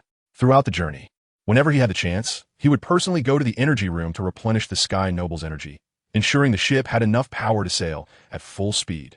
Thus, with the joint effort of Shono and Galat, the Sky Noble returned to Wano country in less than 3 days. In Wano country, Onigashima. When the Sky Noble landed above Onigashima, Shono and his companions could hardly believe their eyes. "Is this Onigashima?" Shono murmured lightly. Looking around, the previously dilapidated Onigashima had completely disappeared. Instead, there were simple yet solemn white 2-story buildings rising from the ground, and cobblestone roads crisscrossing. There's also a huge waterway surrounding the center of the island in the direction of the Taichibagwa. Beside the waterway, green trees surrounded the area, and watchtowers stood tall. The only regret was that the main building in the center of the island was not completed. Only a simple framework remained. Before long, Zephyr, Robin, Shirahoshi, Belmir, and Morgans all flew up to the Sky Noble together. Unlike Zephyr and Robin's radiant Heavenly Feather Knight set, Shono provided Belmir and Morgans, the core members of the guild, with the pure white underworld light Heavenly Feather set. This outfit, unlike the Apostles' golden armor and golden wings, was predominantly pure white, with armor and gemstones as embellishments. Of course, the main reason Shono chose this outfit was it had a pair of white wings that could be extended and retracted at will, allowing for flight. "Morgans, you need to lose some weight. With that big belly of yours, wearing such a handsome outfit is a waste." Looking at Morgan's comical appearance, Shono couldn't help but tease. Morgans replied with a wry smile, "You want me to lose weight? You might as well take my life." As soon as he finished speaking, everyone couldn't help but chuckle lightly. "Haha, handsomeness is worthless in Morgan's eyes. Captain, please spare him. Morgans is quite the foodie. If you make him lose weight, you'll be short of a major support." Listening to the teasing, Morgans was at a loss for words. If he could take on Shono and the others, he would definitely fight back. In the end, it was Zephyr who stepped in to save Morgans. "Hey kid, did you find Tezelo? The construction of the guild's core building has stopped due to a lack of funds." As soon as Zephyr's words fell, Shona was extremely surprised and said, Morgan's has run out of money? Did it run out so quickly? Upon hearing this, Zephyr nodded and said irritably, Isn't it because of what you said, no costs, no manpower, just as fast as possible? Ever since you left, I've directly summoned a large number of people from Wano and Fishman Island, using the best materials. In less than half a month, the construction of the entire Onigashima is left with only the guild headquarters. Although this method sped up the progress, the expenditure was like a floodgate opened. If it weren't for Morgan supporting some funds, your few 100 million berries wouldn't even be enough to cover it. I see. Saying this, Shona looked at Morgan's and said, How much berries have you spent? Let me know later. Upon hearing this, Morgan's panicked and said, President, are you not treating me as one of your own? Hearing this, Xiao Nuo smiled and said, It's precisely because I consider you one of my own that I would do this. Not only will I return your money, but I will also give you an additional sum. Upon hearing this, Morgan was instantly dumbfounded. Seeing this, Xiao Nuo laughed and said, I want you to use this money to spread your newspaper all over the world, even on remote islands or in the doldrums. I hope that wherever there are people, they can see your newspaper. As soon as he finished speaking, Morgan's eyes turned bloodshot. The current Morgan was extremely excited and full of anticipation, continuously murmuring, As long as there are people, they can see my newspaper. As long as. The more he spoke, the more agitated he became. The more he spoke, the higher his body temperature rose. Watching Morgan, who had already become obsessed, Xiao Nuo quickly turned to Kazan and said, Kazan, hurry up and cool Morgan down. Kazan, hearing this, looked helpless and teased. La la la, Xiao Nuo, you're really impressive. With just a few words, you've nearly made Morgan explode. After saying this, Kazan blew a breath towards Morgan. In an instant, a white chill wrapped around Morgan. The next moment, an ice sculpture that sparkled under the sunlight appeared before everyone. It seems like I may have gone a bit overboard. Saying this, Kazan walked up to the ice sculpture and placed his hand on it. Shortly after, the ice sculpture melted, and Morgan looked at Kazan with a face full of resentment, trembling as he said, You are so despicable. Upon hearing this, Kazan immediately made an apologetic gesture.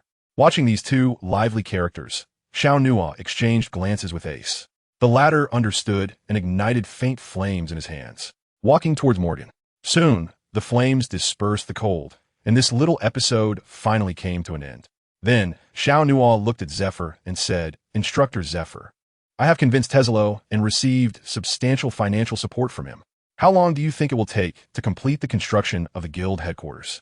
Well, Zephyr hesitated for a moment and said in a deep voice, at most 1 month. The foundation and general framework have already been built.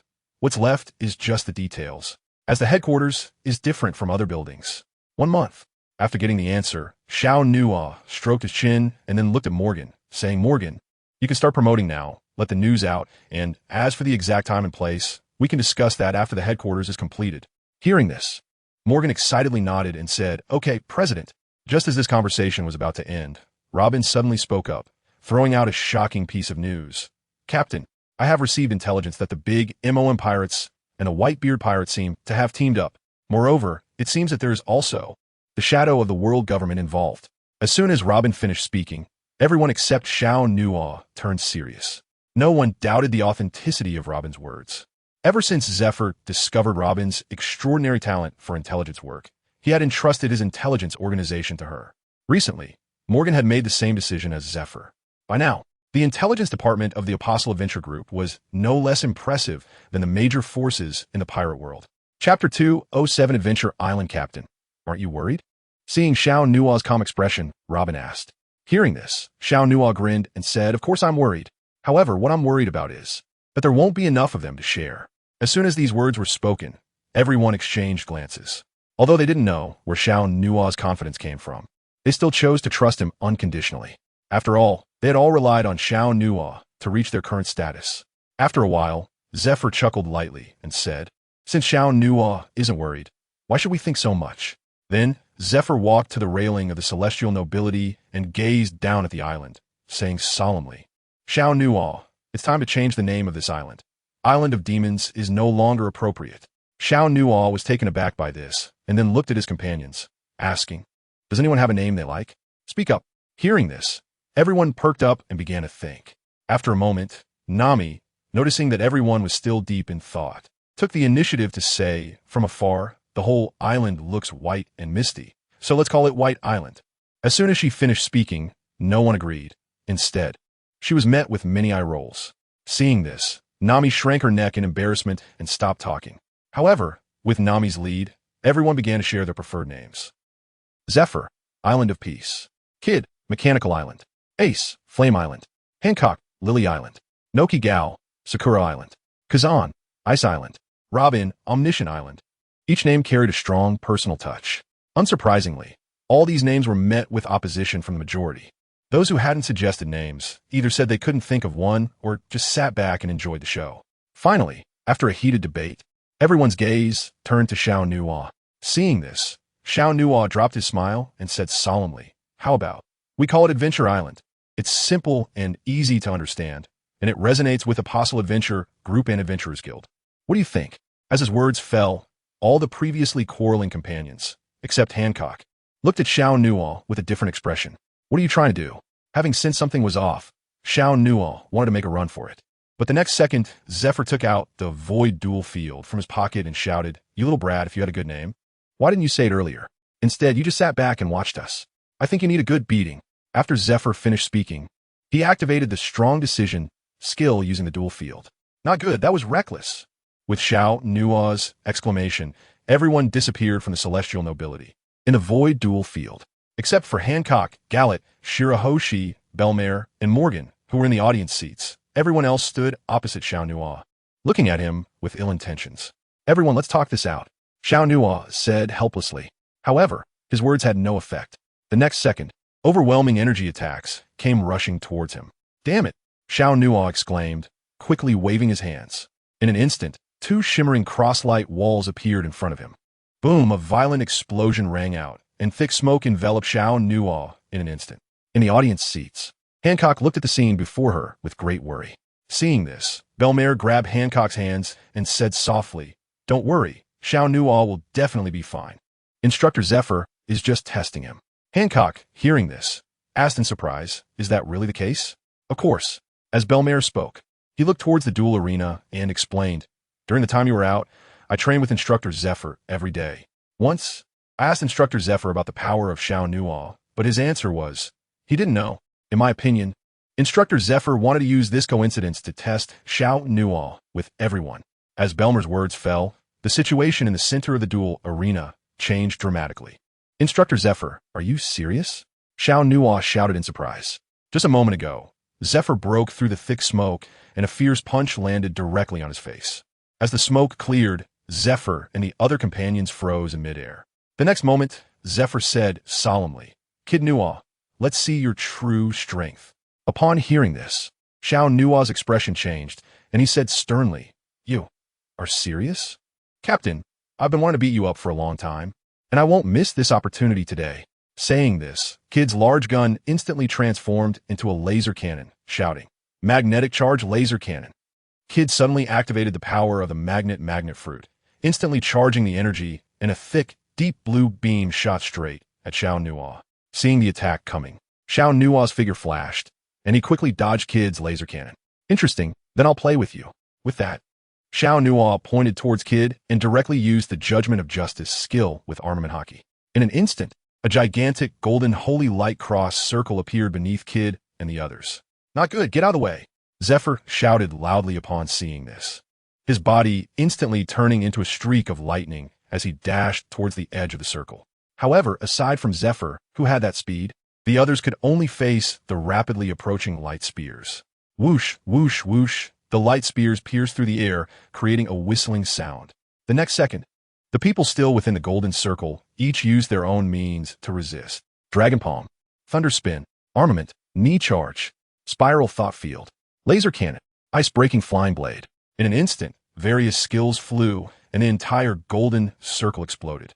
But at that moment, a figure silently appeared behind Kid. "Kid, get out of the way." Zephyr, not far away, shouted in shock. Hearing this, Kid showed a look of confusion on his face. His observation hockey had not sensed any danger. But the next second, Kid noticed a huge shadow directly enveloping him. At the same time, a voice rang out behind him. "Kid, you little brat actually want to hit me? Then I won't be polite, let you lie in bed for a few days." How is this possible? As Kid's words fell, the enormous hammer of divine punishment smashed directly onto his back. Bang! With a loud crash, Kid fell like a meteor, crashing heavily onto the ground. Subsequently, the duel arena fell into a deathly silence, and everyone looked at Xiao Nuo in disbelief. At this moment, they all had only one thought in their minds. Why did the observation hockey fail? Chapter 208. Intense confrontation. Why did the observation hockey fail? Was it the power of a devil fruit? Or was it some special ability of Xiao Nuo's profession? These questions lingered in Zephyr's mind. After so many years in the Navy, he had never encountered such an absurd situation. The next second, Zephyr could no longer contain his curiosity and asked, "Kidon, what exactly is your ability?" Hearing this, Xiao Nuo smiled and said, "Instructor Zephyr, we are opponents now. If you want to know the answer, let's talk after the fight." As his voice fell, Xiao Nuo suddenly charged forward, swinging the hammer of divine punishment towards Nami, picking soft persimmons to squeeze. Xiao Nuo aimed to take them down one by one. "Nami, be careful," Noki shouted, and then waved both hands, sending two sharp slashes in a cross shape towards Xiao Nuo. As the slashes came, Xiao Nuo waved one hand, and a crystal light wall blocked them. At this moment, Xiao Nuo was only a few meters away from Nami, closing in rapidly. "Nami, I'll go easy on you, just obediently get knocked out."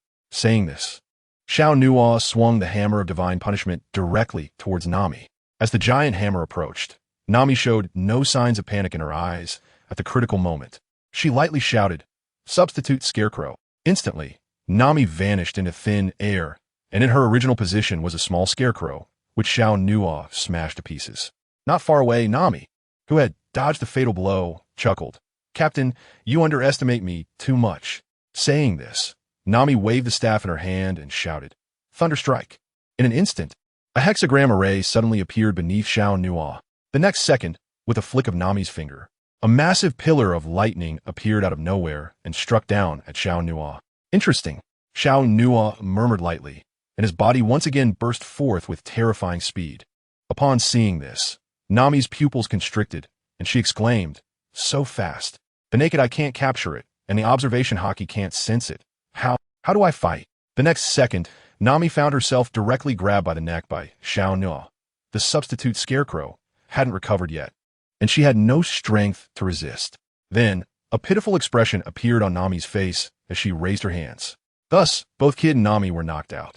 In the entire duel arena, only Zephyr, Kazan, Ace, Robin, and Noki remained, confronting Xiao Nuo. "Allah, what a terrifying guy Xiao Nuo is. Wanting to defeat you with personal strength is impossible."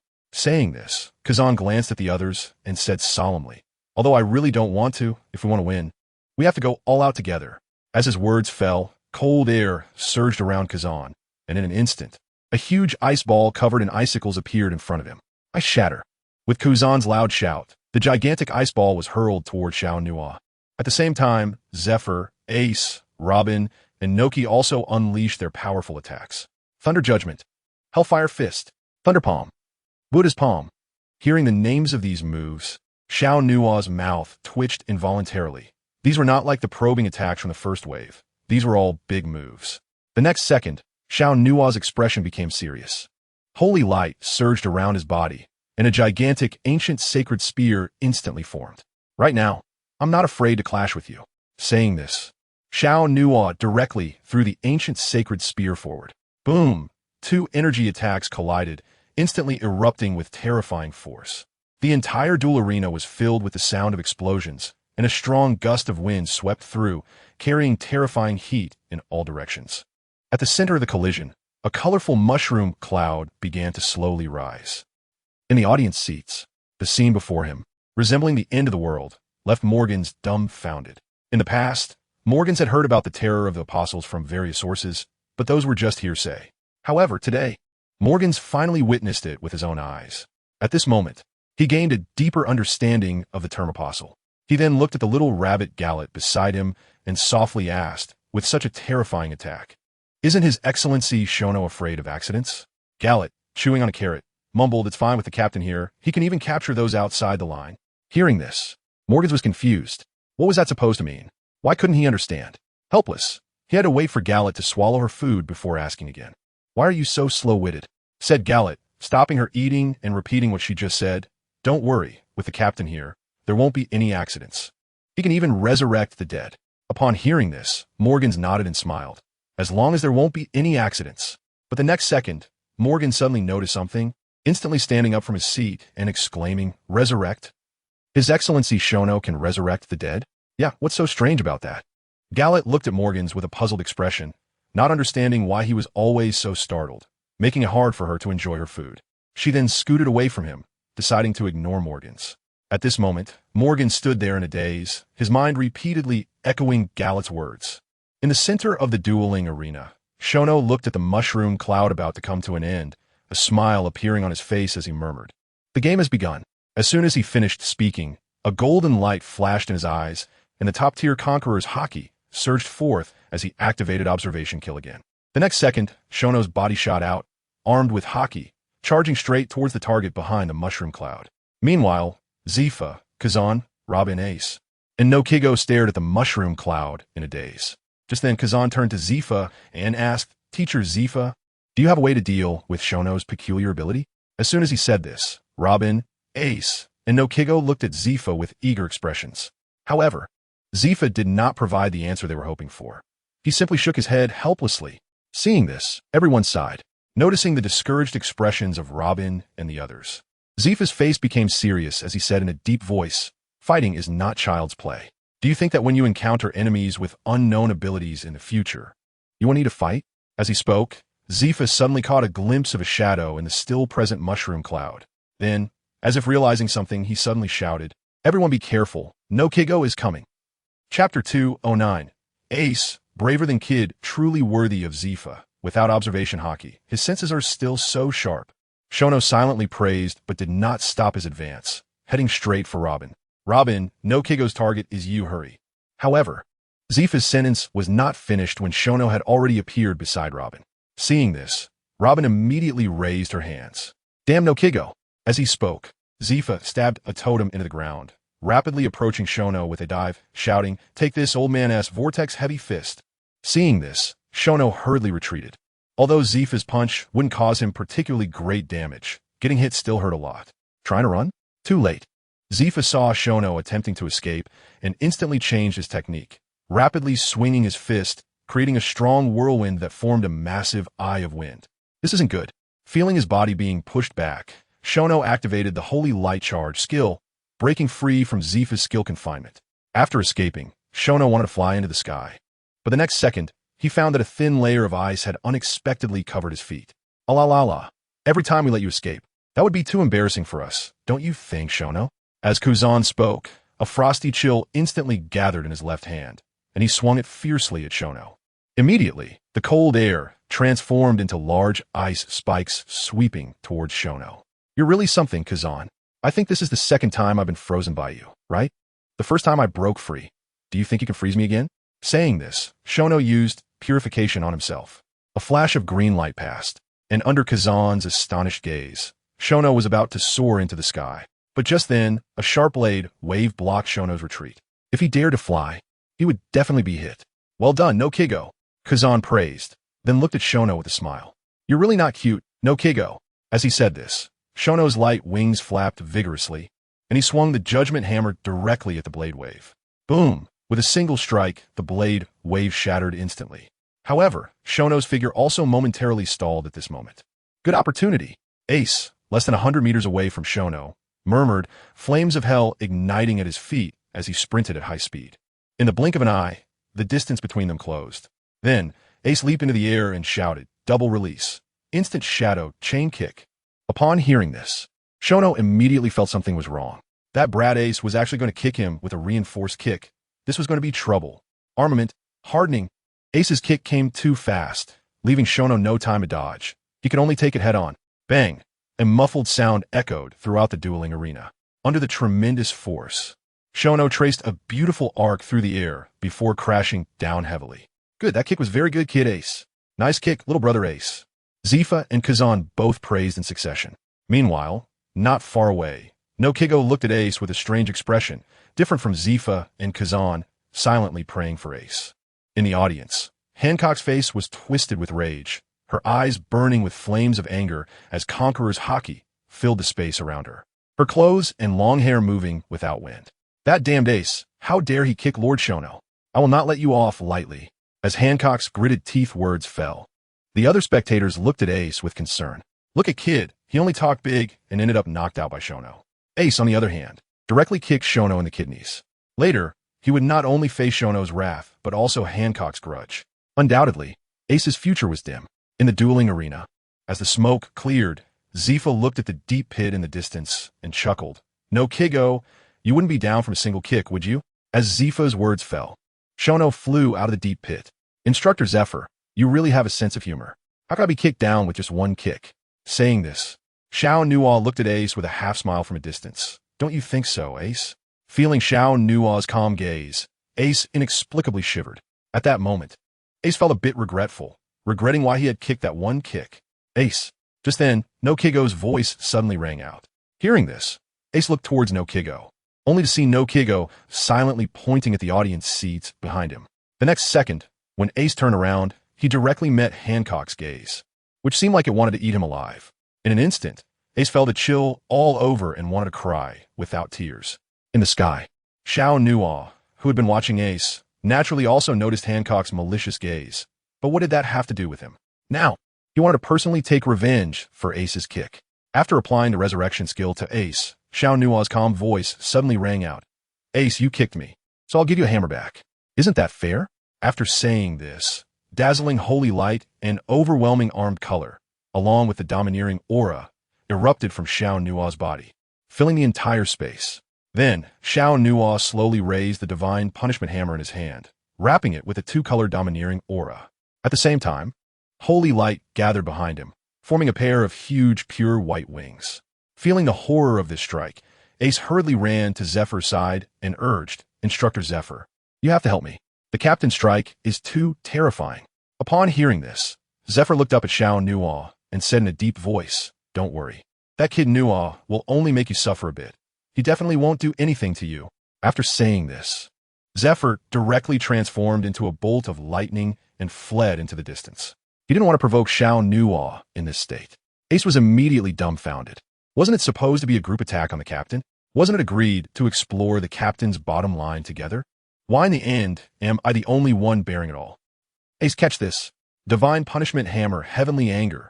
When Xiao Nuo's momentum reached its peak, he swung the giant hammer, which was attached with two-color domineering and infinite holy light, directly smashing down towards Ace's head. It is not an exaggeration to say that this hammer, even without any buffs, Xiao Nuo was confident he could crush the strongest form of Kaido directly. No, Captain. Instructor Zephyr, don't run. Ace shouted in despair. However, Zephyr did not look back because he believed that Xiao Nuo would never kill his comrade. Bang! With a hammer strike, the entire dueling arena shook violently. Endless holy light instantly swept in all directions, causing everyone in the dueling arena to instinctively close their eyes. Unable to use observation hockey, Zephyr and others felt like sheep waiting to be slaughtered at this moment. Chapter 210. Observation Kill Kid No. No need to fight anymore. I admit defeat. Before Xiao Nuo could make a move, with Zephyr's loud shout, this sparring session finally came to an end. When the holy light dissipated, Xiao Nuo flashed to Ace's side and was amazed to discover that the preventive measures he had used in advance had not been activated at all. His ferocious strike had only left Ace heavily injured and in a deep coma. I really underestimated you, Ace. As Xiao Nuo murmured, due to Zephyr's surrender, they all reappeared on the deck of the celestial noble ship. Looking at the unconscious kid and Ace, Xiao Nuo directly used the Holy Healing Wind skill. The next second, the injuries of the two healed at a visibly rapid pace. Moments later, the two slowly regained consciousness. I'm not dead, Ace exclaimed, jumping up from the ground and carefully examining his body for missing limbs. Kid, upon waking, looked at Xiao Nuo with bright eyes and asked urgently, Captain, what kind of power did you use? Why did my observation hockey fail? Upon hearing this, Zephyr and others turned their heads. Undoubtedly, they also wanted to know what was going on. This is the power of top-level Conqueror's hockey. Saying this, Xiao Nuo's eyes sparkled with golden light as the terrifying Conqueror's hockey surged forth once again. At this moment, Zephyr and the others felt their observation hockey fail again. Top-level Conqueror's hockey? Kid, Ace, and Hancock's eyes lit up upon hearing this, which meant that in the future, they might also possess such terrifying power as Xiao Nuo. Seeing everyone's expressions, Xiao Nuo explained. This ability, I've named Observation Kill. It has two functions. The first one, you all just experienced, after my Conqueror's Haki envelopes you. It can cause your observation Haki to fail. The second function is to cover Conqueror's Haki around one's body to evade others' perception. As soon as he finished speaking, Xiao Nuo withdrew his Conqueror's Haki and enveloped it around himself. The next second, everyone was shocked to find that apart from being able to see Xiao Nuo with their eyes, their observation Haki completely could not perceive his existence. What a terrifying ability. If Kid Nuo you ate the Paramecia transparent fruit, you would be the most terrifying assassin in the world, Zephyr said, his tone pausing slightly as if he thought of something, urgently asking, Kid Nuo, can you use this ability on others? Upon hearing this, Xiao Nuo was stunned for a moment and said, Instructor Zephyr, you mean, let me cover my Conqueror's Haki on my companions? To be honest, since Xiao Nuo killed Shanks and reached the top level of Conqueror's Haki, he had never used the Observation Kill ability to assist others. However, Xiao Nuo thought that Zephyr's suggestion should be feasible. After all, in the original story's Marineford War, the red-haired pirates evaded the Navy's numerous eyes and appeared on the battlefield out of thin air. At that time, everyone found it incredible. But now, since Xiao Nuo also has this ability, he could do it too. Subsequently, Xiao Nuo covered his Conqueror's Haki over Hancock, who was not far away.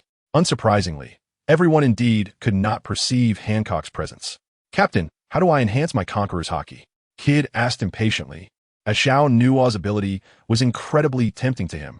Hearing this, Xiao Nuo wore a faint smile, his eyes fixed on Kid, and said, the enhancement of Conqueror's Haki is closely related to each person's courage.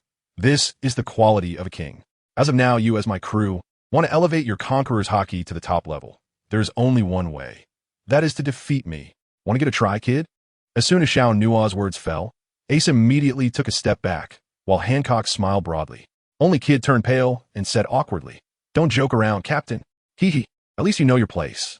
Saying this, Xiao Nuo chuckled lightly and said, Kid, I advise you to focus on training your observation Haki and armed Haki. Mastering these two to the extreme will undoubtedly make you a true powerhouse in this world. Hearing this, Kid pondered for a moment and said, Captain, after the observation Haki and armament Haki reach the peak, can they also derive other abilities? Upon hearing this, Shono smiled and said, Of course. After training observation Haki to the peak, some people can briefly foresee the future, some can have super distance vision, some can listen to the voices of all things, and some can achieve precise, large-scale positioning. Besides these, there are many more unknown abilities waiting for people to discover. As for armament Haki at its peak, saying this, Shono turned to Zephyr and added, I think everyone should have a deep understanding of the power of Instructor Zephyr's fists. In addition, there's one more important point. Top-level armament Haki can exempt you from most of the special abilities of Devil Fruits. As Shono finished speaking, the entire place fell silent. Even Zephyr and Kuzan looked at Shono in surprise, not expecting that Shono understood even more than they did. After a long while, Zephyr stared at Shono and said solemnly, Kiddo Shono, if I'm not mistaken, your observation Haki and armament Haki have also reached their peak, right? Hearing this, Shono awkwardly nodded, but did not explain what abilities his peak observation Haki had derived. It wasn't that he didn't want to say, but it would be embarrassing to admit that the ability he derived was to foresee the future. However, during the recent match, he had been careless and got kicked in the kidney by Ace, which was simply a great humiliation, seeing Shono's awkward appearance. Zephyr seemed to have guessed something and did not continue to question him. Instead, he turned to the others on the ship and said solemnly, My observation Haki and armament Haki are not much worse than Kiddo Shono's. During this time, if any of you want to improve these two Haki, you can come find me. As soon as Zephyr said this, everyone on the ship, except for Nami, Robin, and Morgan's, had serious expressions. Unlike the other people's eager eyes for power, Hancock's gaze was fixed intently on Ace. Instructor Zephyr, I didn't expect that after graduating from your hands for so many years, there would still be a day when I would be taught by you again. Kazan sighed. The current Zephyr was no longer the old man with white hair and weak strength, but a being even more powerful than him. Hearing this, Zephyr looked at his former proud disciple and teased, What's wrong? Don't want to be taught by me? Kazan forced a bitter smile. Chapter 211. The wind rises, everyone. I'm going down first. Seeing that Zephyr was chatting leisurely with Kazan, Shono greeted them and jumped directly down from the Sky Noble. Shono was very interested in the buildings below. Seeing the architecture from his past life in this other world was truly rare, and he couldn't wait to explore them in detail. Lord Shono, wait for me. Seeing Shono leaving, Hancock hurriedly followed. Zephyr smiled and said, everyone, let's call it a day. Tomorrow, we will start training. With Zephyr's words, everyone nodded in agreement. On Adventure Island, Shono took off his shoes and walked slowly on the cobblestone road. Looking at the surrounding white Chinese-style buildings, he felt a sense of dreaming back to the modern era. Behind Shono, Hancock, amidst these buildings, felt a sense of incongruity for some reason. It was as if these buildings should not exist in this world. Lord Shono, Hancock called out softly, quickly catching up with Shono, then asked Lord Shono, why do I feel these buildings are so strange? With such a simple appearance, why is there a sense of solemnity? Hearing this, Shono chuckled lightly and said, that might just be your illusion. After all, this will be our headquarters in the future. Is that really the case? Hancock looked puzzled. Seeing Hancock's expression, Shono smiled but did not explain further. The buildings on Adventure Island were a fusion of Chinese aesthetics. The overall architectural structure of the island adopted a grand palace-style design, which is the essence of thousands of years of Chinese architectural culture. Therefore, it was not surprising that Hancock felt a sense of solemnity upon seeing these buildings. After that, the two walked silently towards the center of the island. The next day, the breaking news, personally written by Morgans, was delivered to various parts of the world by countless seagulls. In the New World, on Cake Island, Charlotte Perispero tightly held newspaper, anxiously walking towards the huge castle in the center of the island. As soon as he entered the castle, Perispero saw Charlotte Linlin having breakfast. Upon seeing this, Perispero immediately stood quietly to the side. As time passed, when Charlotte Linlin finished a table full of food, she finally noticed Perispero not far away. The next second, Charlotte Linlin laughed. Mama, Perispero, what brings you to find me? Hearing this, Perispero hurriedly handed over the newspaper in his hand and said, Mama, according to the newspaper, in a month, the Apostle crew will establish the Adventurers Guild. Oh, in a month. That's great. After saying that, Charlotte Linlin's eyes brimmed with killing intent.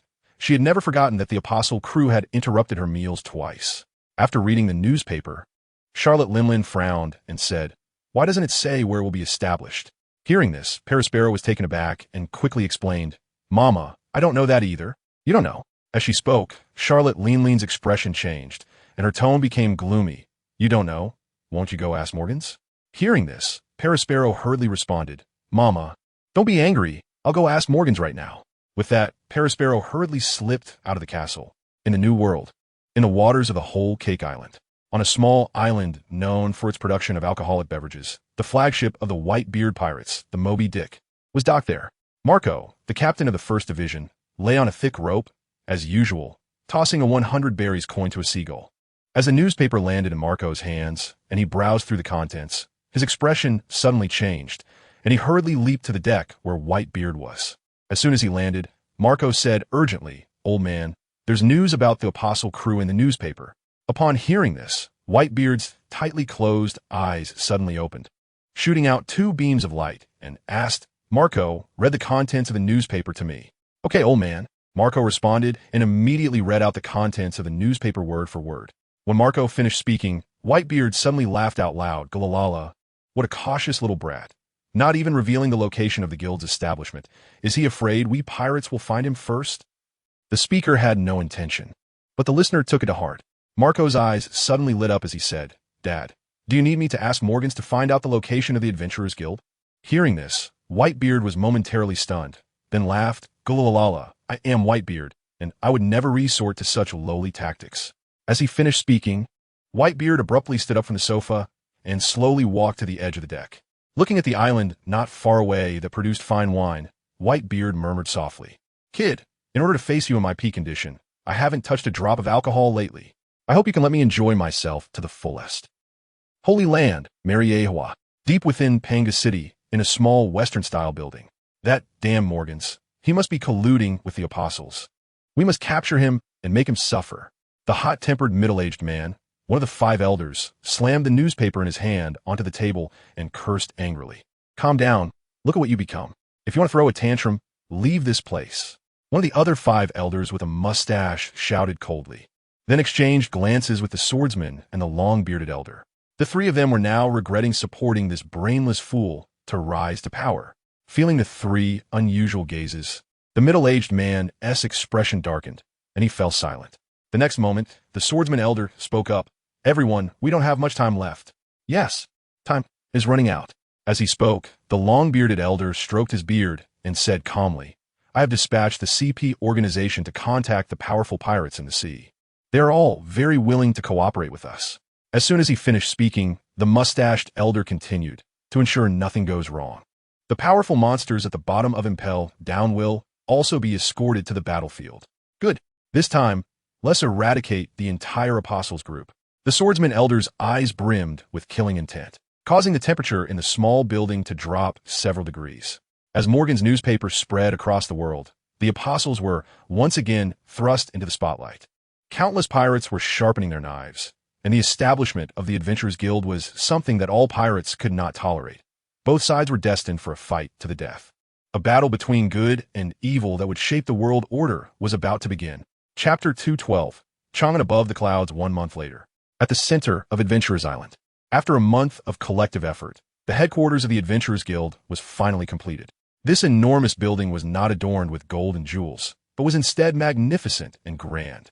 The entire guild headquarters was supported by dozens of tall stone pillars, built from massive boulders.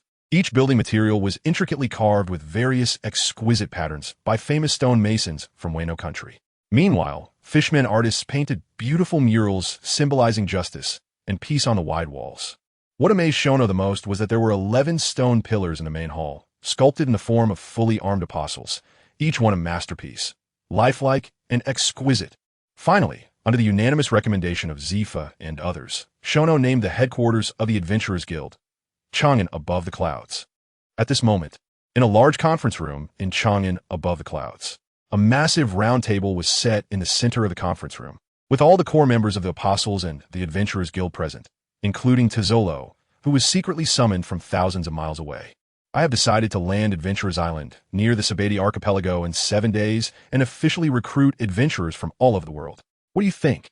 As the leader and president, Shono was the first to break the silence in the conference room. As soon as Shono finished speaking, Morgans looked excited and said, I fully support the president's decision. During this time, countless interested parties from all over the world have almost blown up my snail phone. Without exception, these people wanted to know the time and location of the Adventurers Guild establishment for me. Interested parties, huh? Shono said with a smile, seeing that many people were more anxious than they were. Morgans, you can send out the report tomorrow. Don't let the expectations of the interested parties go to waste. Upon hearing this, Morgans became even more excited and laughed. Tomorrow I will print 10 million copies of the newspaper. No, 100 million copies. This is going to be a world-shattering news.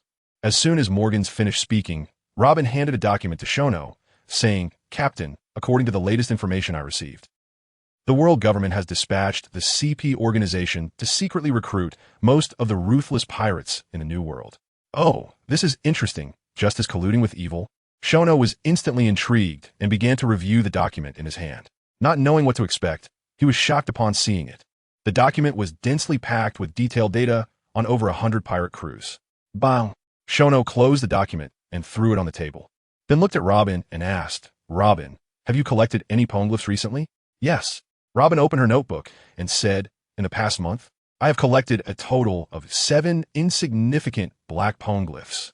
Hearing this number, Shono was taken aback. He didn't expect that in just 1 month, relying on a massive intelligence system, Robin had managed to collect 7-foot poneglyphs.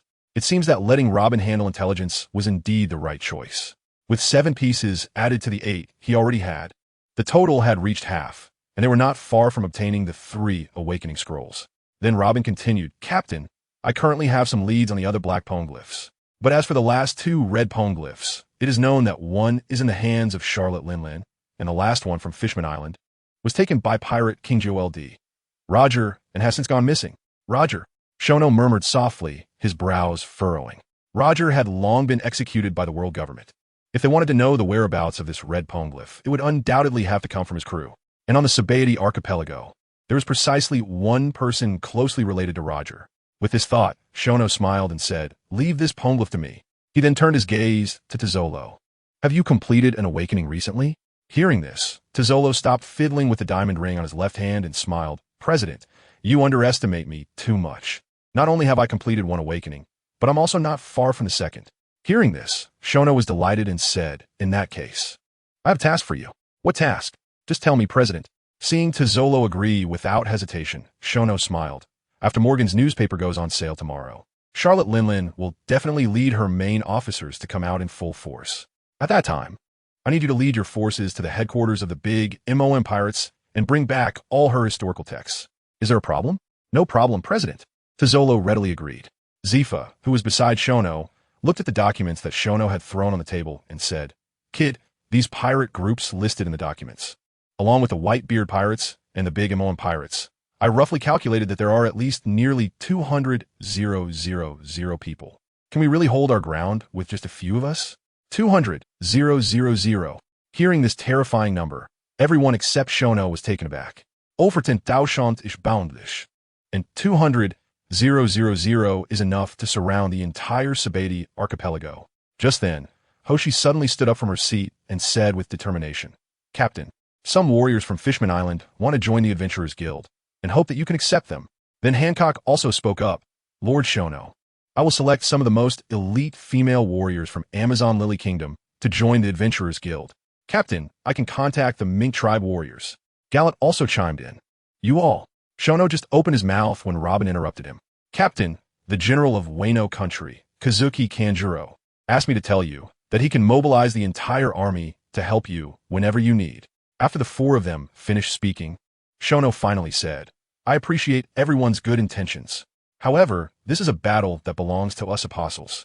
As for the Fishmen, Mink Tribe, Amazon Lily Warriors, and even the Samurai of Wano Country, I do not oppose them joining the Adventurers Guild, as long as they meet the requirements." The reason Shono refused their goodwill was that he did not take those worthless pirates seriously. Also, he did not want the Adventurers Guild to have too many members because of today's hasty decision. After all, he was taking the elite route, and every guild member would be the backbone force to protect this sea in the future. As his words fell, Hoshi, Hancock, Gallet, and Robin were all stunned. Meanwhile, Kid, Ace, and others looked at the confident Shono and smiled. This was their captain. As for Morgans, watching this scene, he immediately took out a camera and started snapping away. Without Shono's permission, he didn't dare to comment, but he could keep it as a treasure. Chapter 213. The reappearance of the great killing weapon ignoring the flashes from Morgan's camera. The next moment, Shono calmly expressed his true thoughts. "Everyone, have you ever thought about a question? If we eliminate all 200,000 pirates, what kind of scene would this sea present?" Upon hearing this, everyone was shocked. Everyone stared at Shono in disbelief. 200,000 pirates, all eliminated. Was this a mysterious confidence? Or was it arrogance? After a long while, Zifa smiled bitterly and said, "Kid, I really don't know where your confidence comes from. That's 200,000 pirates." Hearing this, Shono did not explain much, but asked again, "If we completely eradicate these 200,000 pirates, can we end the chaos of this sea?" This, Zifa hesitated for a while, but ultimately did not give a reply. But at this moment, Tizolo suddenly spoke. "Impossible. As long as the world nobles, the celestial dragons, exist, the chaos in this sea will never end." Hearing the answer he wanted, a smile appeared on Shono's face as he said, "Yes, what are 200,000 pirates? The world government is our greatest enemy. If they want to, let alone 200,000, even 1,000,000 pirates can be easily created. So this 200,000 is just a small threshold. If we can't even cross this threshold, then we shouldn't dream of ending the chaos of this sea." As Shono's words fell, everyone felt that these 200,000 pirates didn't seem as terrifying as they had imagined. Seeing everyone's expressions, Shono sighed in relief in his heart.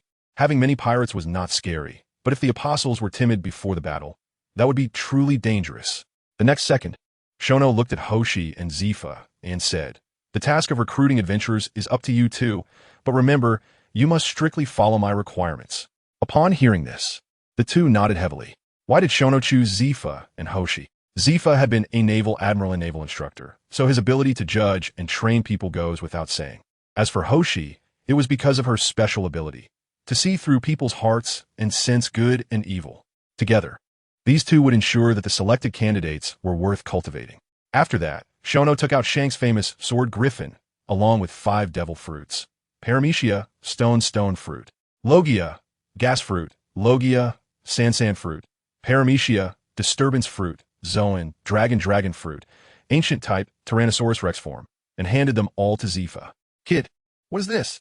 Zifa looked at the famous sword and the devil fruits in surprise. Hearing this, Shono chuckled. I have no use for these things. So if Instructor Zifa finds suitable owners for them, you can dispose of them as you see fit. Then, Shono explained all the abilities of the fruits. Zifa did not refuse and directly took them all. After doing all this, Shono clapped his hands and said, Does anyone have anything else to say? As he finished speaking, everyone shook their heads. Seeing this, Shono said, In that case, let's disperse and each go about your business. Soon, the huge conference room was left with only Shono. The next second, Shono opened his long-lost system panel. Adventurer, Shono Profession, Mind Reader Level, LV. 96 Health, 100 Stamina, 100 Experience.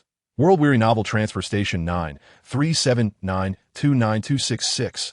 World-Weary Novel Transfer Station 1937929266. World-Weary Novel Transfer Station 937929266. World-Weary Novel Transfer Station 1937929266. Equipment. Michelle's Redemption, Epic. Adventure, Guild Medal, Team Teleportation Aura, Outfit. Radiant Sky, Feather Knight Hua Set, Rare. Skills. Open skill page to view, Special Skills.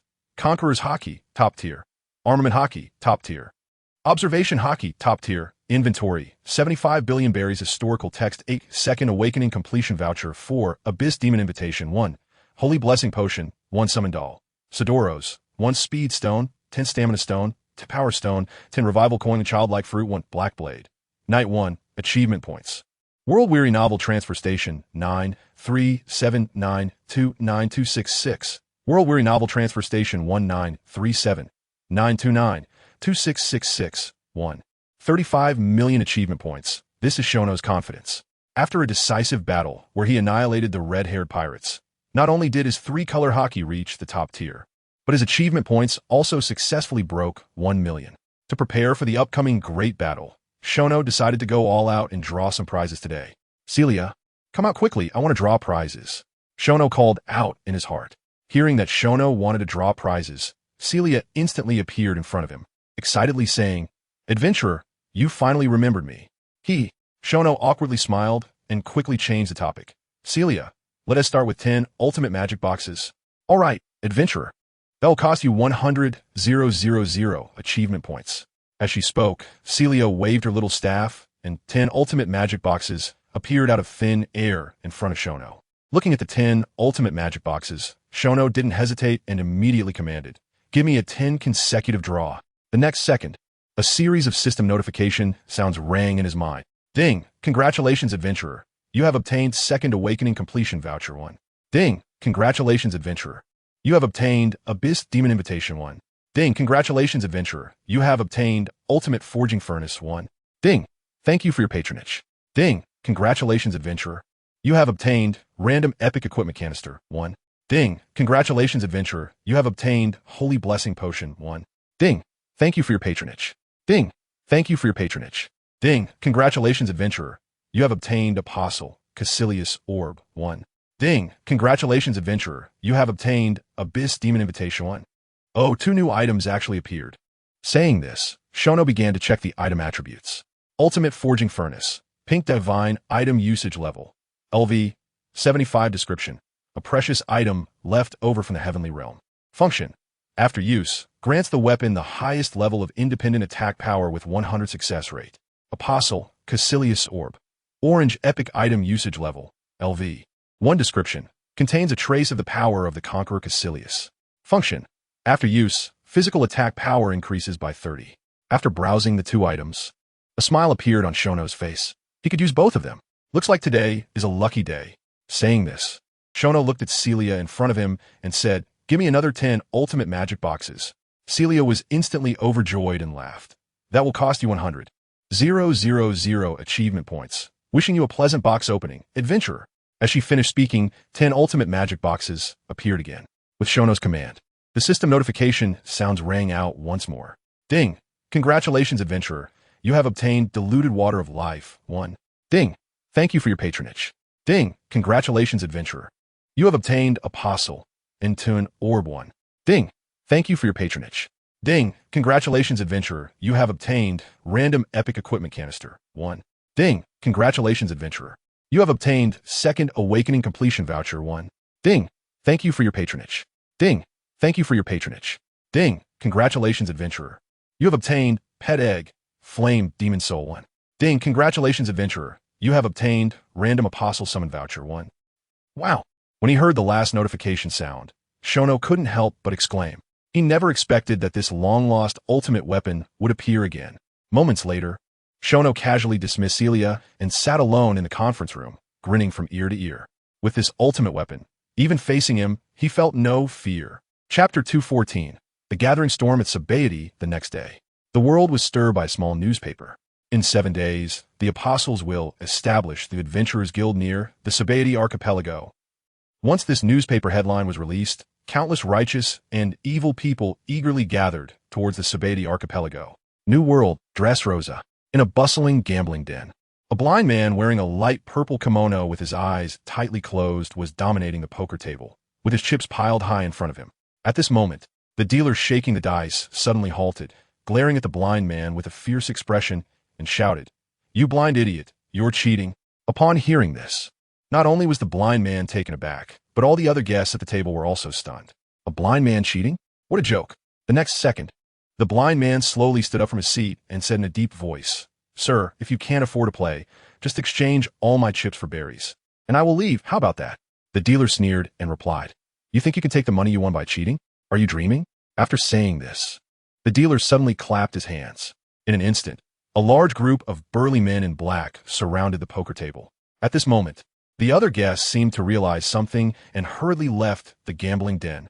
"Get him!" with the dealer's command. The group of burly men in black rushed towards the blind man. "Sigh." The blind man sighed and gently waved his cane. "Bang, bang, bang. Inan, stang." All the burly men in black seemed to be crushed by a 1,000-pound weight, all bizarrely lying on the ground. "You, who are you?" The dealer, seeing this bizarre scene before him, trembled and said in fear. The blind man, hearing this, remained unfazed and replied calmly, "Who I am is not important. What matters is, can you help me exchange all the chips for berries now?" "No problem, no problem." As she spoke, the dealer hurriedly placed the chips. At that moment, the door of Dufong was suddenly pushed open from the outside, and a group of fully armed Dressrosa soldiers filed in. "Who's causing trouble here?" The speaker was a female officer in armor, looking valiant and dashing. The dealer, seeing the soldiers arrive, dropped the chips and pointed at the blind man, saying, "Sir, it's this blind man causing trouble. He not only cheated, but also injured the guards." Upon hearing this, the leading female officer ignored the dealer and placed her hands in an OK shape in front of her eyes. In an instant, 2 beams of purple light shot from her eyes, sweeping over the dealer and the blind man. After a moment, the female officer lowered her hands, pointed at the dealer, and shouted, "Arrest him." The dealer was dumbfounded and panicked, saying, "Why arrest me? The one causing trouble is the blind man." The female officer then shot the dealer a cold glance and said, "My eyes can see through people's hearts, and you have deceived me." After saying this, the female officer waved her hand, and the soldiers directly took the dealer away. Then, the female officer walked in front of the blind man and respectfully said, "Mr. Xiao, I was presumptuous in using my devil fruit ability to peek into your heart, and I found out. You have been helping the poor people of Dressrosa. My name is Violet, and I am the daughter of Riku Dold III. On behalf of the entire Riku royal family, I express our highest gratitude to you." After speaking, Violet placed her hand on her sword, ready to kneel on one knee. But the next second, Violet found that a powerful force stopped her movement.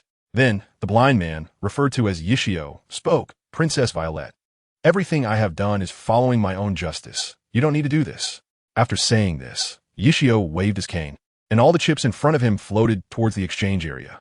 "Following justice?" Violet murmured, staring blankly at Xiao, who was about to leave. But then, as if she thought of something, she hurriedly said, "Mr. Xiao, wait."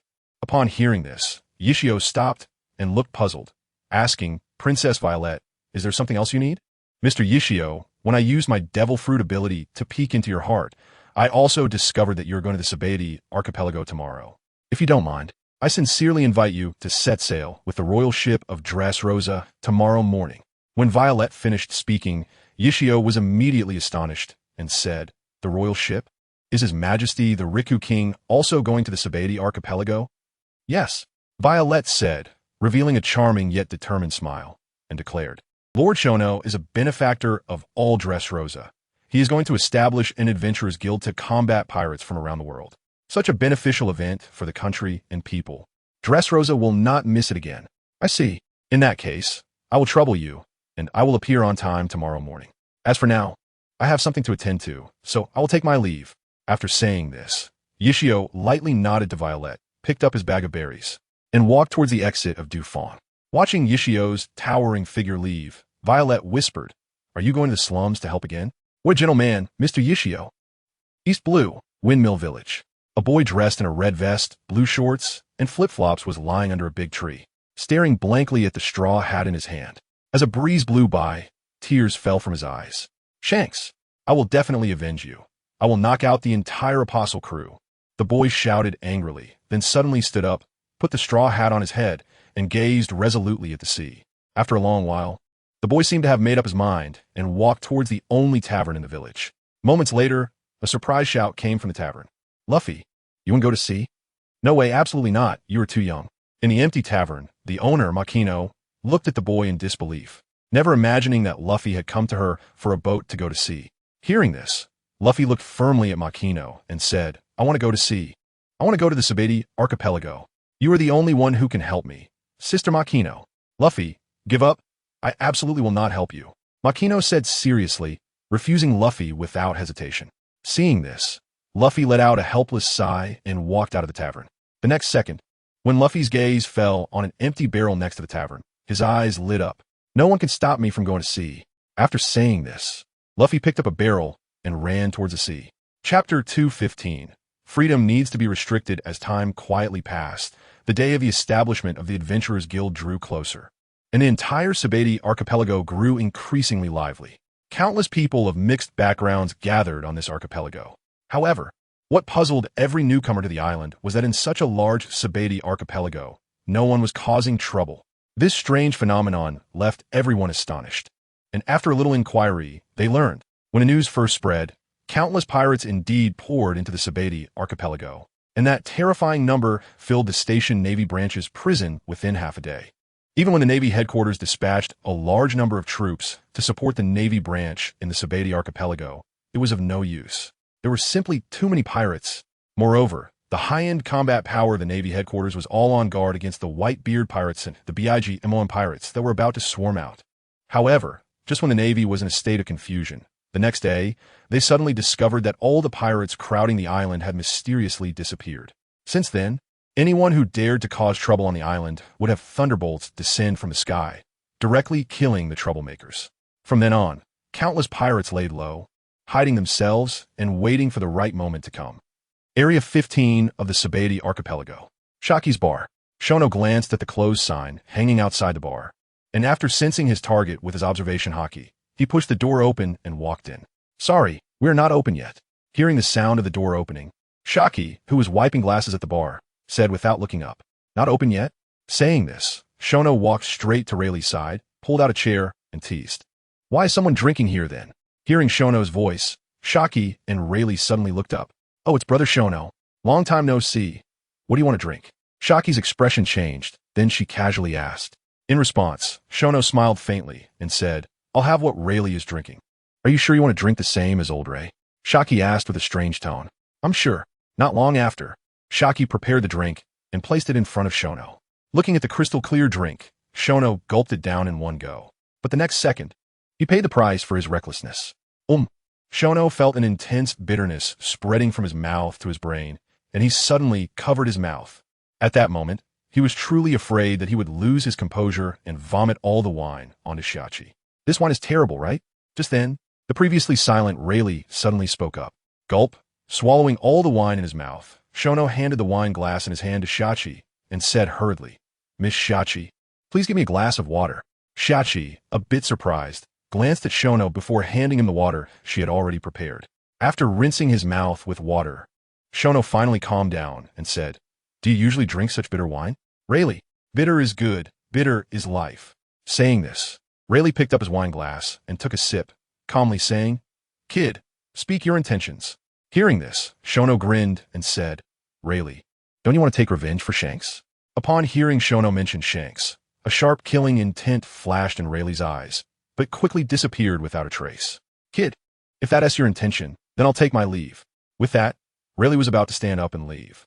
Seeing this, Shono no longer beat around the bush and straightforwardly said, I need to know the whereabouts of the red log Pose Road poneglyph that Joel D. Roger took from Fishman Island. Kid, do you want to become the Pirate King? Rayleigh adjusted his glasses, not answering but asking back. Oomph. Shono snorted coldly, his expression stern. Pirate King?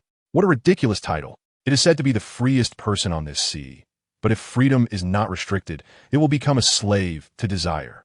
If freedom is not restricted, it will inevitably lead to the exploitation of the weak. The apostles are strong enough, right? Each of them has the power to easily destroy an island. Yet they have never killed any civilians because I restricted their freedom. You may ask why. In my eyes, the people are fundamental, and no one can arbitrarily deprive them of their right to live. And pirates, for the sake of so-called freedom, trample on the rights of others to live. Do you think I would become a king among such garbage? As Shono's words fell, both Rayleigh and Shachi were stunned, shocked beyond measure by what Shono had just said. The Pirate King is a ridiculous title? Freedom needs to be restricted?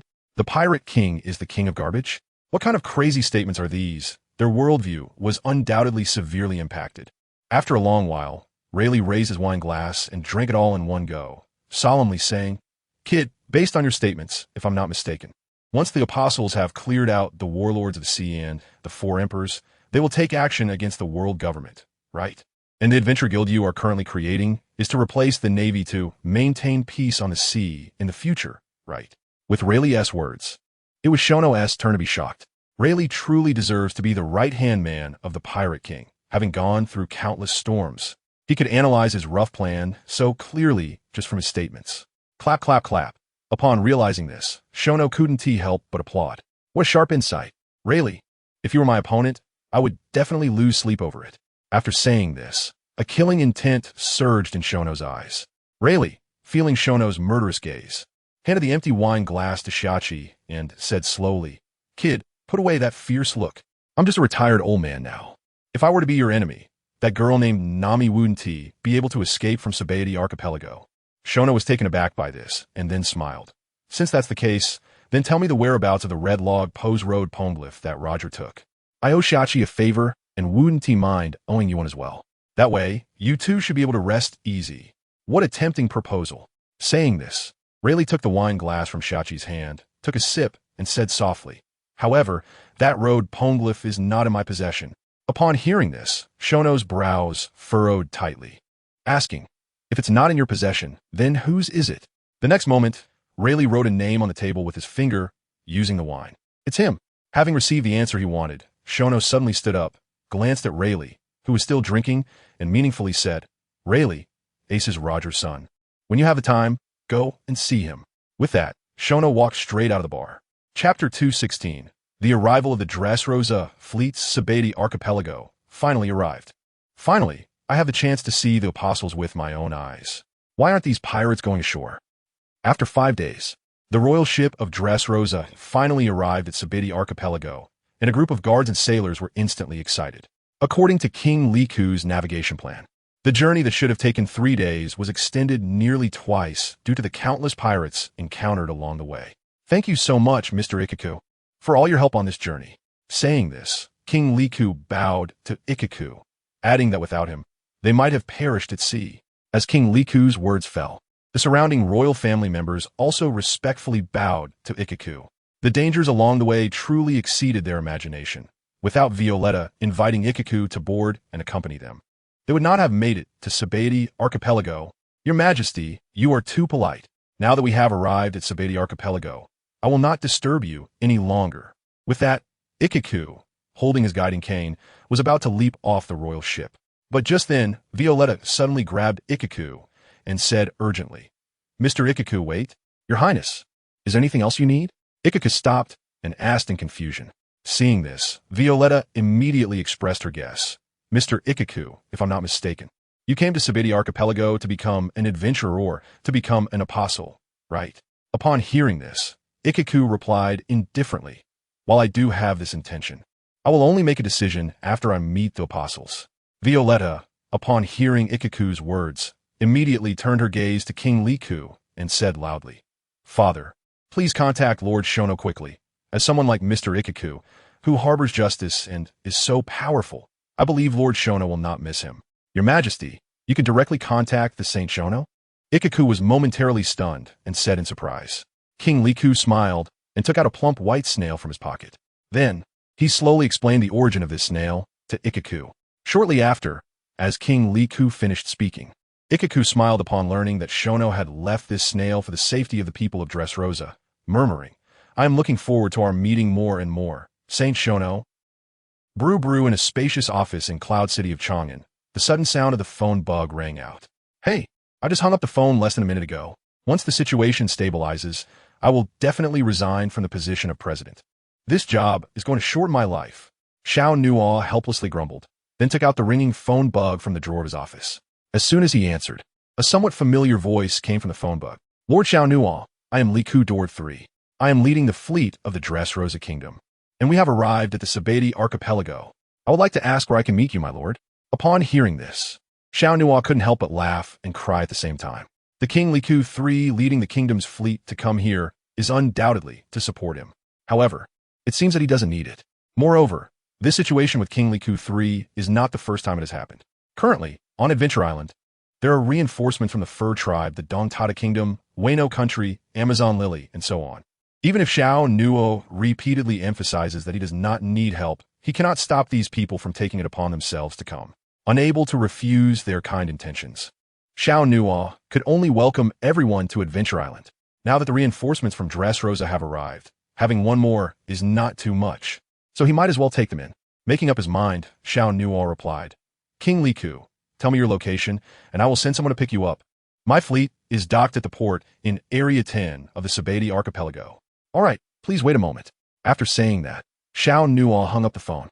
Then, he took out the phone bug to contact Galat from the drawer of his desk, explained a few things after dialing, and then went back to dealing with the mountain of documents in front of him. Not long after, the door to the president's office was knocked on. "Come in." As Xiao Nuo's voice fell, Galat pushed the door and entered directly. "Captain, I have already placed all the ships of the Dressrosa Kingdom's fleet in the Bay of Adventure Island, and as for King Liku and the others, they have been brought to the reception hall according to your instructions." After hearing Galat's report, Xiao Nuo stopped his work, got up, and walked in front of her, gently touching her soft rabbit ears, and said, "Thank you for your hard work, Galat." Feeling Xiao Nuo's gesture, a happy smile appeared on Galat's face as she said, "It's no trouble at all. Let's go meet them." After saying that, Xiao Nuo took the lead and walked straight toward the reception hall. In the reception hall, everyone was quietly drinking tea and beverages. At that moment, Xiao suddenly froze, then looked towards the door with a serious expression, whispering, "What a terrifying aura. That Fur Tribe member just shocked me. But this aura is so much stronger than that Fur Tribe member. Who on earth is it?" After a moment, the door was slowly pushed open from the outside. The sound of the door opening immediately attracted everyone's attention in the reception hall. Soon, when the door opened, the members of the Liku royal family stood up to greet the newcomer. "Lord Xiao Nuo! Lord Xiao Nuo!" Hearing the rising calls around him, Xiao immediately understood. Is this the Saint Xiao Nuo? Truly, he lives up to his reputation. This terrifying aura is indeed awe-inspiring. "King Liku, you are too polite. Thank you for coming to the aid from Dressrosa, thousands of miles away. I have prepared a banquet, please." After saying that, Xiao Nuo reached out to lead King Liku towards the banquet hall. But at that moment, King Liku's voice suddenly interrupted his actions. "Lord Xiao Nuo, let's not rush to the banquet. I would like to introduce a strong person to you." Saying this, King Liku pointed to Xiao, who was calmly drinking tea behind the many royal family members, and said, "This strong person is named Xiao. Although he is blind, his strength is terrifying. If it weren't for Mr. Xiao accompanying us, the fleet of the Dressrosa Kingdom would have definitely sunk in the endless sea. And Mr. Xiao's purpose for this trip is to join the Adventurers Guild or become an apostle." As soon as King Liku finished speaking, Xiao Nuo was shocked. "Xiao? Blind? Terrifyingly strong?" Without a doubt, this man dressed in a purple kimono, whose back was all that could be seen, is 99 likely to be the one who was supposed to become the Admiral of the Navy, Fujitora Xiao? Chapter 217, The Last Apostle. A pleasant surprise. This is truly an unexpected joy. Xiao Nuo never expected that King Liku would bring him a fierce general. The next moment, Xiao Nuo walked directly in front of Xiao. When he saw the latter's face, his heart instantly bloomed with joy. Then, Xiao Nuo forcibly suppressed the joy in his heart and said, Mr. Xiao, if you want to join the Adventurers Guild, I will make you a senior official. If you want to become an apostle, I will give you the last quota. Both of these options are entirely up to you. Upon hearing this, King Liku and the others were instantly stunned. They never expected that Xiao Nuo would value Xiao so highly. Hearing Xiao Nuo's promise, Xiao did not agree immediately. He slowly put down the teacup in his hand and calmly said, Lord Xiao Nuo, I can sense your joy. Since we have never met before, why are you so happy? Xiao Nuo was taken aback upon hearing this. The ability to perceive his inner joy undoubtedly meant that Xiao's observation haki had reached the top level. As for whether it was awakened to the level of hearing all things, that remained to be verified. Now, he just needed to give a perfect answer to Xiao's question. Xiao Nuo pondered for a moment and said loudly, Mr. Xiao, you can sense my joy. Can't I sense your immense strength and the kindness deep within your heart? Strong strength can better eliminate the vicious pirates. A kind heart can better protect the hard-won peace. Mr. Xiao, shouldn't I be happy about this? The hard-won peace? As he spoke, Xiao slowly opened his eyes, revealing his pale pupils, staring intently at Xiao Nuo, and said in a deep voice, Can you really bring peace to this world? Hearing Xiao's words, Xiao Nuo's smile grew even wider. Securing Xiao would essentially guarantee success. Immediately, Xiao Nuo turned to King Liku and said, King Liku, Mr. Xiao and I have some matters to discuss. So I will have Galat take you to the banquet hall first. King Liku nodded and said nothing, directly following Galat out of the reception hall. Once everyone left, the large reception hall was left with only Xiao Nuo and Xiao. Then, Xiao Nuo sat in front of Xiao and gently said, Mr. Xiao, what do you think true peace is? Upon hearing this, Xiao's brows immediately furrowed. What is true peace? This question is very sharp, and for a moment, he found it difficult to answer. After a long time, Xiao still did not come up with a satisfactory answer, and then spoke. Lord Xiao Nuo, let me hear your insights. Insights? I dare not claim such a title.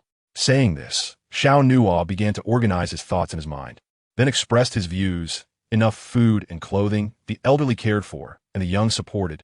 These 12 short words suddenly gave Xiao a feeling of clarity as if the clouds had parted.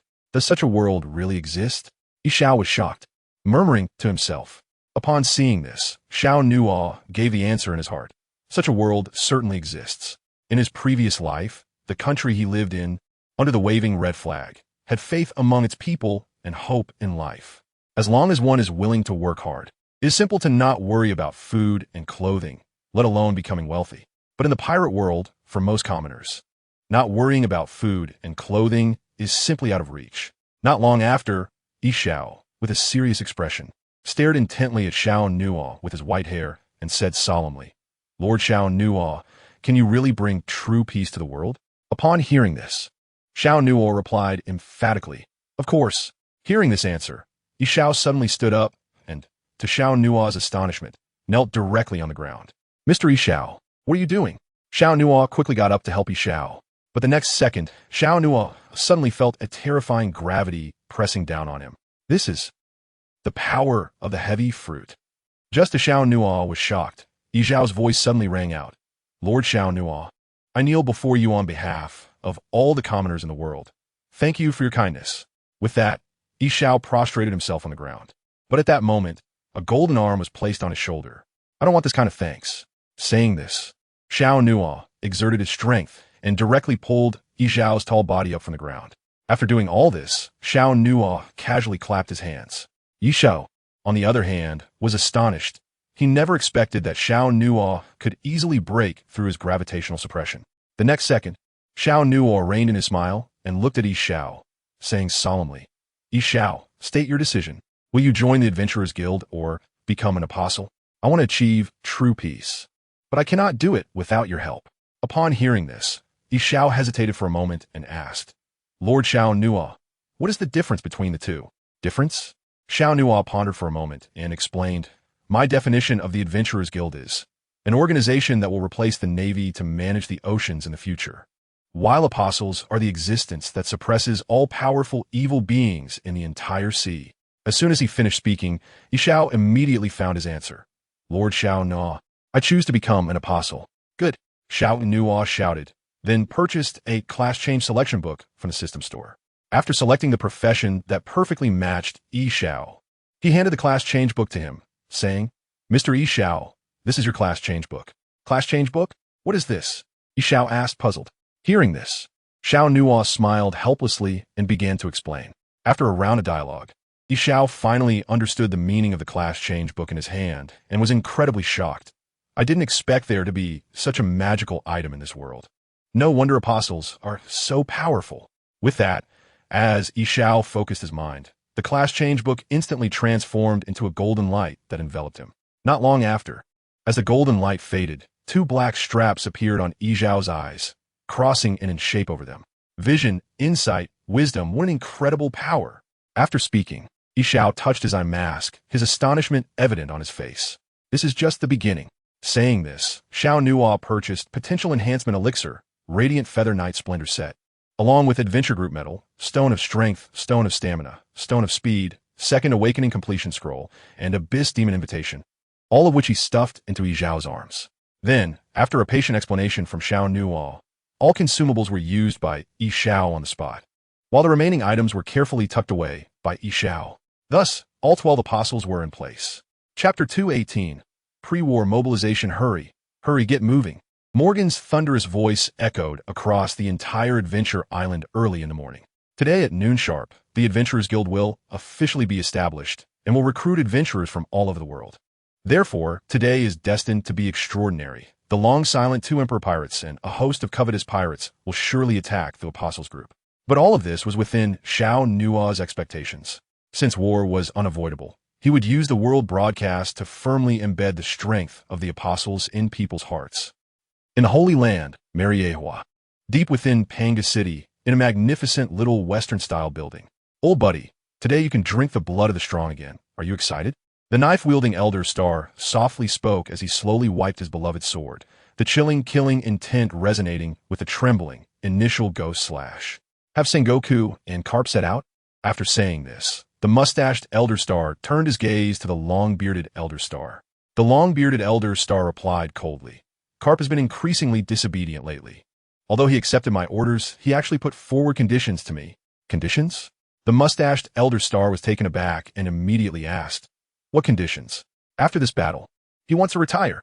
The long-bearded Elder Star said with an unsatisfied expression. Hearing this, the mustached Elder Star frowned and said, this time the world government's massive conscription has failed to recruit even one decent strongman. Currently, among the Navy's 3 admirals, only Kizaru is truly worthy. Tame and Fujitora were promoted out of necessity. If Carp retires after this battle, the upper echelon of the Navy will suffer a gap in strength. I think we should reject his conditions. As soon as the mustached Elder Star finished speaking, the knife-wielding Elder Star paused in his actions of wiping initial ghost slash. The next moment, he coldly said, what good is a disobedient dog? Since there is a vacancy in the Navy's upper echelon, after we annihilate the Apostles, we can weaken the strength of the 2 Emperor pirates as well. As long as we maintain the balance of the sea, the so-called Navy hero will be dispensable. After saying this, the knife-wielding Elder Star resumed wiping initial ghost slash. Weaken the 2 Emperor pirates. That is indeed a good suggestion, but I still recommend keeping Carp around. He can just retire to the second line. After all, the title of Navy hero still holds some influence. With the mustached Elder Star's words, the long-bearded Elder Star slowly added, I second that. Following this, the other 2 newly appointed Elder Stars, who had been watching from the sidelines, also spoke in succession. I second that. Seeing this scene, the knife-wielding Elder Star let out a dissatisfied cold snort. Just then, someone knocked on the door of the little Western-style building. Then, the voice of the guard came from outside the door. Ladies and gentlemen, the Navy fleet has arrived at the port of Mariehua. Admiral Paulicelino has asked me to inquire when you will set off. As soon as the guard finished speaking, the knife-wielding Gorisei sheathed their swords, revealing bloodthirsty smiles as they said, the long-awaited grand drama is finally about to begin. With that, the knife-wielding Gorisei stood up abruptly and strode towards a door. Seeing this, the others followed in his footsteps. In the deep-sea prison, impelled down, first-floor reception, The deputy director of Impel Down, Hannibal, looked at the military documents issued by the world government in his hand, and his face instantly showed shock as he exclaimed, "Warring States, Vice Admiral Karp, are you really going to Infinite Hell to release that group of ruthless pirates?" Hearing this, Karp, with an unhappy expression, replied, "Do you think I want to do this? Can't you read the orders from the world government?" Hannibal was suddenly at a loss for words. He was just asking as a formality, and he didn't expect Karp to be so angry. Deputy Director Hannibal, where is Director Magellan? Warring States, sensing the awkward atmosphere, quickly changed the subject. Director Magellan. Hannibal hesitated for a moment before stammering, "The director is not feeling well." Upon hearing this, Warring States was taken aback, and then it seemed he thought of something, his face showing a look of realization. Then, looking at Hannibal in front of him, Warring States said loudly, "Since Director Magellan is unwell, you will take us to Infinite Hell." "Me?" Hannibal pointed at his own nose, exclaiming in surprise. Immediately, the terrifying images of the pirates in Infinite Hell flashed through Hannibal's mind. The next moment, he shook his head like a rattle drum, repeatedly refusing. The difficult task of going to Infinite Hell must be handled by Director Magellan. "Please wait a moment. I'll go call the director." With that, Hannibal ran off in a hurry, leaving Warring States and Karp looking at each other in confusion. Before long, Hannibal returned with 2 prison guards, wearing gas masks, carrying a palanquin in front of Warring States. "Director Magellan is taking care of something inside. He will be out soon." As he spoke, Hannibal handed gas masks to Warring States and Karp. With a whoosh, as Warring States and Karp put on their masks, accompanied by a sound of water being pumped, the palanquin curtains were drawn open. A massive figure with a hideous face, double horns on his head, black wings on his back, and wearing a black trench coat, the director of Impel Down, Magellan, appeared before the 2 men. "Warring States, Vice Admiral Karp, I have already been informed by Deputy Director Hannibal of your intentions. Due to special reasons, my time is limited. Please follow me." With that, Magellan turned and walked toward the special elevator. Warring States and Karp exchanged glances and followed Magellan's lead. Click, click, click, the gears turned, and the elevator slowly descended. As time passed, the surrounding lights grew dimmer, and a damp, rotten smell began to permeate the air. Bang! After a light sound, the elevator door opened again, revealing an incredibly dark and narrow passage in front of the 3 men. Cough, cough. As Magellan coughed, the lights in the passage slowly illuminated. "Warring States, Vice Admiral Karp, the Infinite Hell is just behind this passage." Saying this, Magellan took out a document from his pocket and handed it to Warring States. "This is the list of prisoners on the 6th level. Thank you for your hard work, Director Magellan," Warring States said as he took the document from Magellan's hand and boldly walked towards the passage. "This is really frustrating. That bunch of useless scum from the world government." Karp cursed under his breath, and then he also walked in. Before long, a chorus of wails filled the entire passage. Chapter 219. The Great Battle begins 11:30. Half an hour remains until the establishment of the Adventurers Guild. At this moment, the Sabeti archipelago was bustling with activity, with crowds of people everywhere. On the sea not far from the islands, countless pirate ships of various shapes and sizes floated. Among them, 2 giant ships were particularly eye-catching. They were the flagship of the big MOM pirates, the Queen Mama Chanter, the flagship of the Whitebeard pirates, the Moby Dick. In addition, further out at sea, there were also over 100 heavy warships of the Navy. At this moment, countless people were eagerly waiting for the arrival of the apostles. On Adventure Island, Morgan's live broadcast setup was also nearing completion. "President, the image snail and projection snail are all set." "President, the lights are all ready." "President, we can start the world live broadcast at any time." Hearing his subordinates' reports, Morgan showed an excited smile on his face and hurried toward Shono's office. At this moment, in Shono's office, a group of apostles had gathered. "Kid, you really know how to keep your cool," Zephas said, looking at Shono, who was furiously writing at his desk. With a light laugh. Upon hearing this, Shono paused his actions, stood up and stretched, saying, "What can I do? The guild is just starting. I can't be absent." Saying this, Shono looked up at the time and murmured, "It's less than half an hour until 12 o'clock. I wonder how Morgan's is preparing." Just as he finished speaking, there was a knock on the office door. The next second, before Shono could respond, Morgan's pushed the door open and entered with an excited expression. "President, all the preparations are complete." Shono's face lit up with joy. "Great job, Morgan's." Then, Shono looked at his companions and said, "Partners, are you ready for a great battle?" As soon as his words fell, the atmosphere in the office became lively. Kid was the first to raise his gun, laughing maniacally. My gun has long been itching for action. The next second, Ace also jumped in, flames igniting on his fists, saying, the blood in my veins is craving for battle. As for the others, although they said nothing, Shono could tell from their eyes that he had received the answer he wanted. Gaara, let us bring Adventure Island down. As the main characters, it's time for us to make our appearance. With that, Shono strode out of the office. A grand war led by him was about to unfold. It's almost 12 o'clock. The apostles won't really not come, right? If they don't come, it's normal. Just look at our setup. We could scare them to death. They talk about subduing pirates, but I see the apostles are all cowards. They haven't even shown a ghost yet. Countless curses from pirates echoed across the sea. But at that moment, all the pirates noticed that the sky was slowly darkening. When they looked up, their jaws dropped in shock. A massive island was slowly descending from the sky. Run! The island is coming down. Boom! With a loud crash, the enormous Adventure Island landed in a relatively open sea area. However, it was clear that many pirates were directly crushed to death. Ding! With a clear bell sound coming from Adventure Island, the time finally reached 12 o'clock. World Live broadcast activated. With a wave of his hand, Shono issued the command. Bang, bang, bang. Countless image phone bugs and projection phone bugs turned on, and all the lights focused on Shono. In an instant, Shono's figure was transmitted to the world through the phone bugs.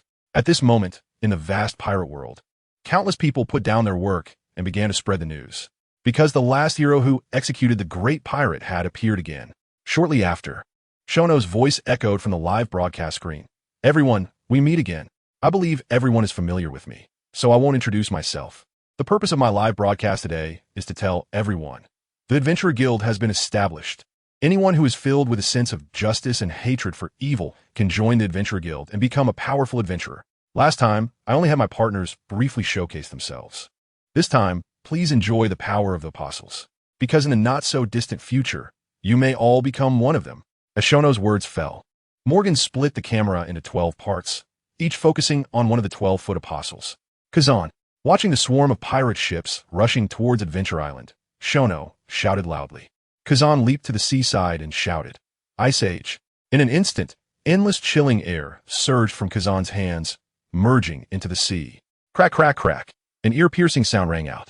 In the blink of an eye, the sea within a radius of 10,000 meters centered around Adventure Island was completely frozen. Who? A breath of cold air was slowly exhaled by Kazan. At this moment, Kazan felt his strength soaring like a rocket, but his face remained indifferent. Kazan's strike directly caused the deaths and injuries of over 10,000 pirates, with countless pirate ships frozen. This terrifying scene not only frightened the pirates present, but after being transmitted through the image phone bugs, countless people felt a chill run down their spines. But just then, a bold voice rang out on the silent battlefield. Grrrra. Hey Kazan kid, are you creating a battlefield for me? Following the voice, everyone looked over and saw Whitebeard standing on the Moby Dick, holding Tornado Cutter, exuding an imposing aura. The next second, Whitebeard raised his large blade, pointing at Shono, and shouted, Men, charge! With Whitebeard's command, Marco and the other division leaders charged forward. Not far away, on the Queen Mama's Holy Song ship, Charlotte Linlin chuckled when she saw Whitebeard's move. Mama, you really are something, Newgate. To boost morale, you directly had your division leaders charge. But I won't lose to you. Saying this, Charlotte Linlin suddenly shouted, Napoleon, I'm here, Mama. The pink pirate hat on Charlotte Linlin's head responded and instantly transformed into a giant sword. The next second, Charlotte Linlin, holding the giant sword Napoleon, pointed it at Shono and shouted, Men, crush the apostles. As Charlotte Linlin's words fell, her children also charged fiercely. Subsequently, on the entire battlefield, hundreds of thousands of pirates surged like a black ocean towards the apostles. This epic battle had officially begun. Chapter 220. The disparity in numbers 12 apostles vs 200. 000 pirates. This terrifying disparity in numbers was clearly transmitted to the whole world through the image phone bugs. Seeing this scene, countless people were dumbfounded. As the righteous side, did the apostles really have only 12 members? Was there no other support? The answer is, of course there is. However, all the reinforcements coming to support Shono were left on Adventure Island by him. In this war, Shono only wanted to win with his own strength and that of his subordinates. He would not let other forces intervene. The reason is obvious. Shono regarded these hundreds of thousands of pirates as nourishment. Everyone, this time let's unleash our full potential and have a great battle. Looking at the pirate army that resembled a black ocean, Shono shouted, "To unleash our full potential and have a great battle? That sounds wonderful." Saying this, Kid's eyes gleamed with a crimson light, and his body surged with electromagnetic energy, instantly flying into the sky. The next second, under everyone's gaze, Kid snapped his fingers. Snap! In an instant, a huge yellow square symbol appeared at the center of the rushing pirate camp. At the same time, Kid's frenzied roar echoed throughout the battlefield. "You trash die for me. Magnetism, satellite beam." As Kid's words fell, a massive shadow at an altitude of 10,000 meters suddenly erupted with terrifying power. The next second, a deep purple beam with a diameter of 50 meters crashed down from the sky. "Ah, run! Run!" With just one strike, a large number of pirates were instantly obliterated. The remaining pirates, seeing the deep purple beam rushing towards them, fled in panic. "Don't panic, don't be chaotic," Marco shouted loudly as he saw the chaos in the pirate camp. However, many pirates ignored his words in the face of the threat of death. "Damn it," Marco cursed inwardly. Then, his gaze fixed on the towering deep purple beam not far away. The next second, Marco was engulfed in raging blue flames, transforming into his strongest hybrid form, and shouted, "Phoenix Mark!" Marco let out a cry, then flapped his wings and soared into the sky, surrounded by blue flames. Rapidly kicking toward the beam, bang! An explosion echoed across the heavens and earth. The blue flames collided with the deep purple beam, instantly shattering it. Moments later, under the gaze of all the pirates, the deep purple beam exploded, and terrifying energy ravaged the world. It was the captain of the First Division of the Whitebeard Pirates, Phoenix Marco. "Captain Marco, well done. Charge, keep charging." Marco's action of shattering the beam undoubtedly greatly boosted the morale of the Pirate Alliance. Some rejoiced while others were worried. Seeing his attack shattered, Kid's expression instantly darkened. Below, Ace, seeing Kid take a hit, immediately switched to taunting mode. "Porcupine Head, you're really weak. Hurry up and come down. Don't embarrass yourself." Hearing this, Kid, already irritated, instantly erupted in anger and shouted, "Shut up. You playing with fire? I will personally take down that dead bird." After saying that, Kid suddenly activated the power of the magnet fruit, and countless swords and firearms flew out from the pirate camp. Before long, a giant mechanical giant appeared in the sky. "Die, you dead bird!" With that, Kid controlled the mechanical giant and charged towards Marco. Seeing the captain of the Whitebeard Pirates' 3rd Division display great power, Charlotte Katakuri, the top of the suite 3 generals of the big Emoan pirates, could no longer sit still. Suddenly, he activated the awakened ability of the special paramecia Machi fruit, and in an instant, the hard icy sea transformed into a white Machi ocean. Shortly after, Katakuri appeared at the forefront of the main force. "Interesting ability, let me play with you." Ace, sensing the excitement, ignited his feet with raging flames and charged towards Katakuri. As the pirate army drew closer, the rest of his companions remained motionless, and Shono couldn't help but smile wryly. Soldier against soldier, general against general. My companions looked down on these pirate lackeys. Then, as if recalling something, Shono purchased a one-time awakening completion scroll from the system store and tossed it to a nearby Xiao. Smack! Catching the one-time awakening completion scroll, Xiao showed a look of confusion and said, "Captain, what is this?" Hearing this, Shono grinned and replied, "Xiao, this is the one-time awakening completion scroll. I forgot to give it to you last time. Taking advantage of this rare opportunity today, why don't you try to see if you can complete the awakening?" As Shono finished speaking, Xiao tucked the awakening scroll into his arms and slowly walked out of the formation. As the pirates approached, upon seeing the X-shaped eye patch on Xiao's eyes, they burst into laughter. "Ha ha! Even a blind man can be an apostle. How interesting. Is there really no one for this apostle? Sending out a blind man? Ha ha ha! Shoot him! Kill this blind man!" As the laughter died down, a few pirates drew firearms from their waists and aimed at Xiao, ruthlessly pulling the trigger. Bang bang bang! The moment the gunshots rang out, Xiao's body shimmered with purple light, and he suddenly drew a blade from the white cane in front of him. The purple light flashed, and under the astonished gazes of the pirates, all the bullets fell to the ground in front of Xiao with a clatter. "Everyone, don't be pirates in your next life." With that, a thick purple light surged from the blade in Xiao's hand. The next second, a loud shout came from Xiao's mouth. "Gravity Blade, Mighty Tiger!" With a single swing, the rich purple blade light instantly swept through all directions. In an instant, the screams of countless pirates echoed. Wherever the purple blade light passed, the space distorted, and that terrifying lateral gravity directly crushed all the pirates it touched into pieces. "Get out of my way." Just then, a tall man with a robust build, muscular physique, dark skin, and wearing armor charged against the flow towards Xiao's slash. It was Diamond, the captain of the Whitebeard Pirates' 3rd Division. "We are saved," a pirate exclaimed in surprise upon seeing the newcomer. The next second, Josu's muscles bulged, transforming into shining diamonds. "Diamond shield," Josu shouted, and then collided fiercely with the purple blade light that Xiao had swung. Boom! A loud sound erupted, and at the point of collision, ice shards flew, and white mist enveloped the area. Chapter 221. The darkness enveloping the battlefield, what terrifying defensive power. Xiao murmured, and under his observation hockey, the Whitebeard Pirates Division captain, who withstood his blade, was only slightly injured when the white mist cleared. The diamond-coated Josu had already wiped the blood from the corner of his mouth, standing like a war god in the deep pit. "Haha, Captain Josu, well done. Charge. Continue charging. Crush the Apostle Group." The various methods of the Apostle Group were all neutralized by the pirate side, instantly boosting the morale of the pirate coalition. Seeing that the pirate coalition was less than 500 meters from Adventure Island, Shono furrowed his brows and said solemnly, "Xiao, it's time to show the pirates your true abilities." Huff. Upon hearing this, Xiao let out a long breath and said loudly, "As you wish, Captain." Gravity blade, meteorite. As the words fell, Xiao swung his staff blade in succession. In an instant, purple halos appeared above his head and shot straight into the sky.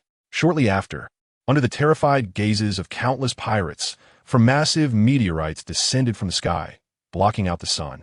The blazing flames on the meteorites painted the entire sky a fiery red. "Meteorites, these are meteorites. They're so huge. Get out, quickly get out." Countless pirates shouted hoarsely. Facing this disaster-like attack, these small pirates felt utterly insignificant, just as the small pirates were filled with despair. For powerful figures stepped out from the crowd. Upon seeing these four, the fleeing pirates all stopped in their tracks, exclaiming, "Captain Sachi of the Whitebeard Pirates' 4th Division. Flamesword Bista, captain of the Whitebeard Pirates' 5th Division. One of the sweet 3 generals of the big MOM Pirates. Juice Minister Charlotte Smudge. One of the sweet 3 generals of the big MOM Pirates. Cookie Minister Charlotte Cracker." As the 4 appeared, they each selected a meteorite falling from the sky, drew their long sword from their waists, and fiercely launched their attacks. Dual Swords Ultimate Cut. Rose Dance. Giant Sword Slash. Kroll Pretzel.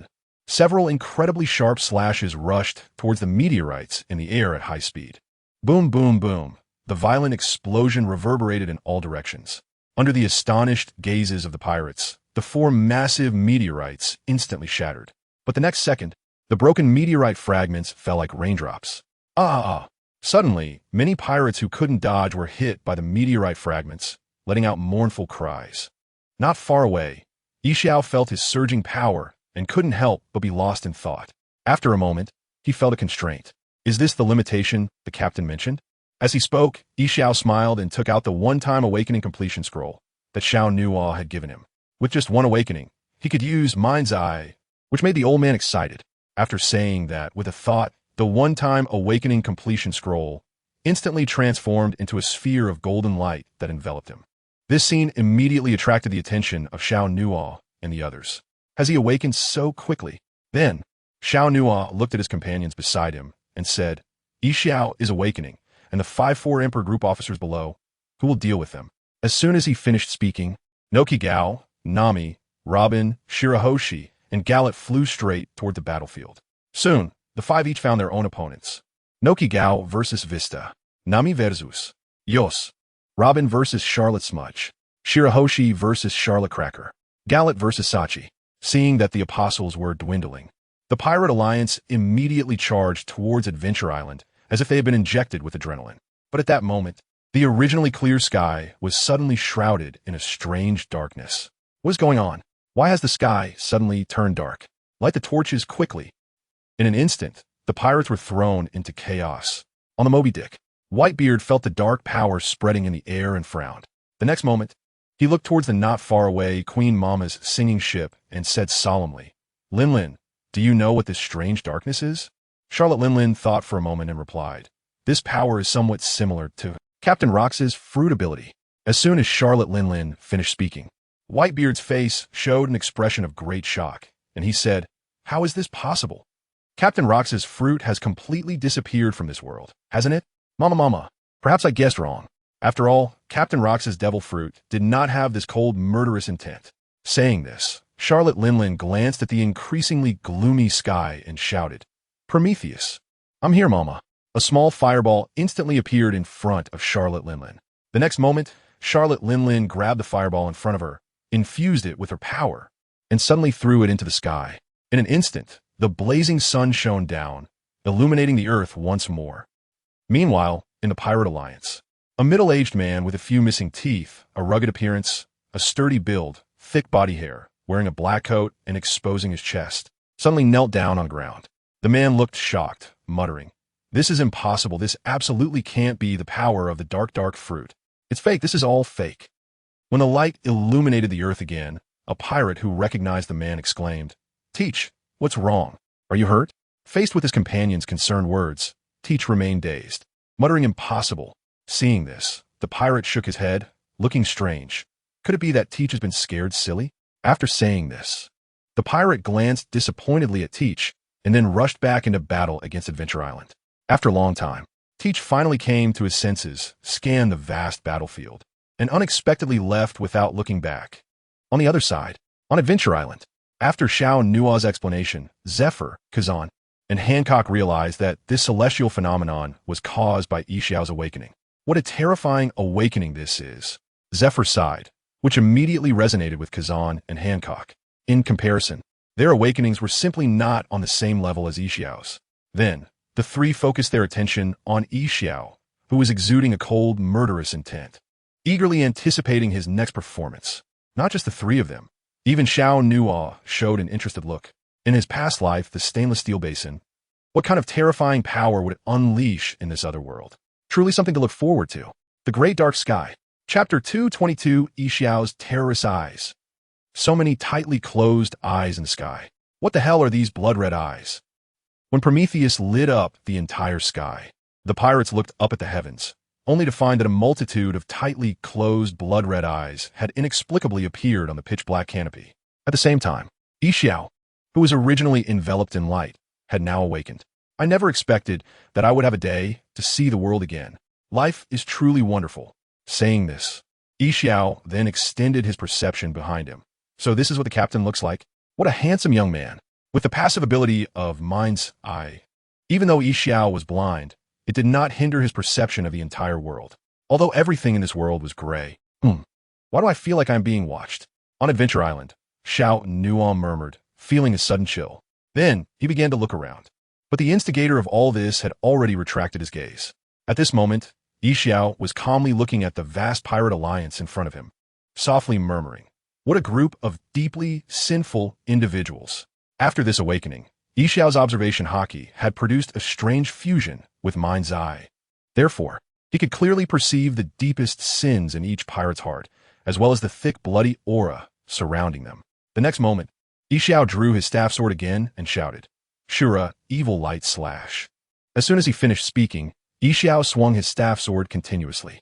In an instant, a nearly 10-meter-high shaped slash, radiating a chilling white light and enveloped in a strong, murderous intent, flew rapidly towards the Pirate Alliance. This is a terrifying slash comparable to a great swordsman. Run away. Wherever the slash passed, nothing remained. The pirates immediately cried out in panic and made a desperate escape. However, how could the speed of humans outrun the speed of the slash? In no time, a path forged from blood opened up among the Pirate Alliance. Mama, what a terrifying slash. Seeing this slash about to hit Queen Mama's singing ship, Charlotte Linlin let out a strange laugh and then swung the giant sword Napoleon in her hand, shouting, "Elbaf spear, kingdom of the strong." Suddenly, a massive blood-red sword wave rushed towards the Shura evil light slash. Boom! A loud sound erupted, and the two slashes exploded, creating a terrifying shockwave that instantly swept across the area, sending numerous pirates flying. Mama is mighty. Mama is domineering. The big MOM pirates were greatly encouraged when they saw Charlotte Linlin take action herself, and they cheered loudly, "Big MOM," with a smile. A figure known as Xiao locked on a Charlotte Linlin's silhouette with intense focus and immediately charged forward. Mama, you blind fool, Are you in such a hurry to seek death? As Xiao rushed towards her, Charlotte Linlin let out a strange laugh and shouted, Zeus, Prometheus, I'm here, Mama. The two homies appeared in front of Charlotte Linlin. The next moment, she leaped onto the thundercloud Zeus, holding the little son Prometheus in her left hand and grabbing the giant sword Napoleon in her right. Grinning ferociously, Emperor's sword breakblade. As Charlotte Linlin's voice fell, Napoleon's blade suddenly elongated and grew sharp fangs. At the same time, Prometheus's flames enveloped the blade. Combined, a terrifying, flame-wrapped slash shot towards the running Xiao. As the attack approached, Xiao stopped running, raised his left arm, pointed forward, and shouted, Immovable King Formation.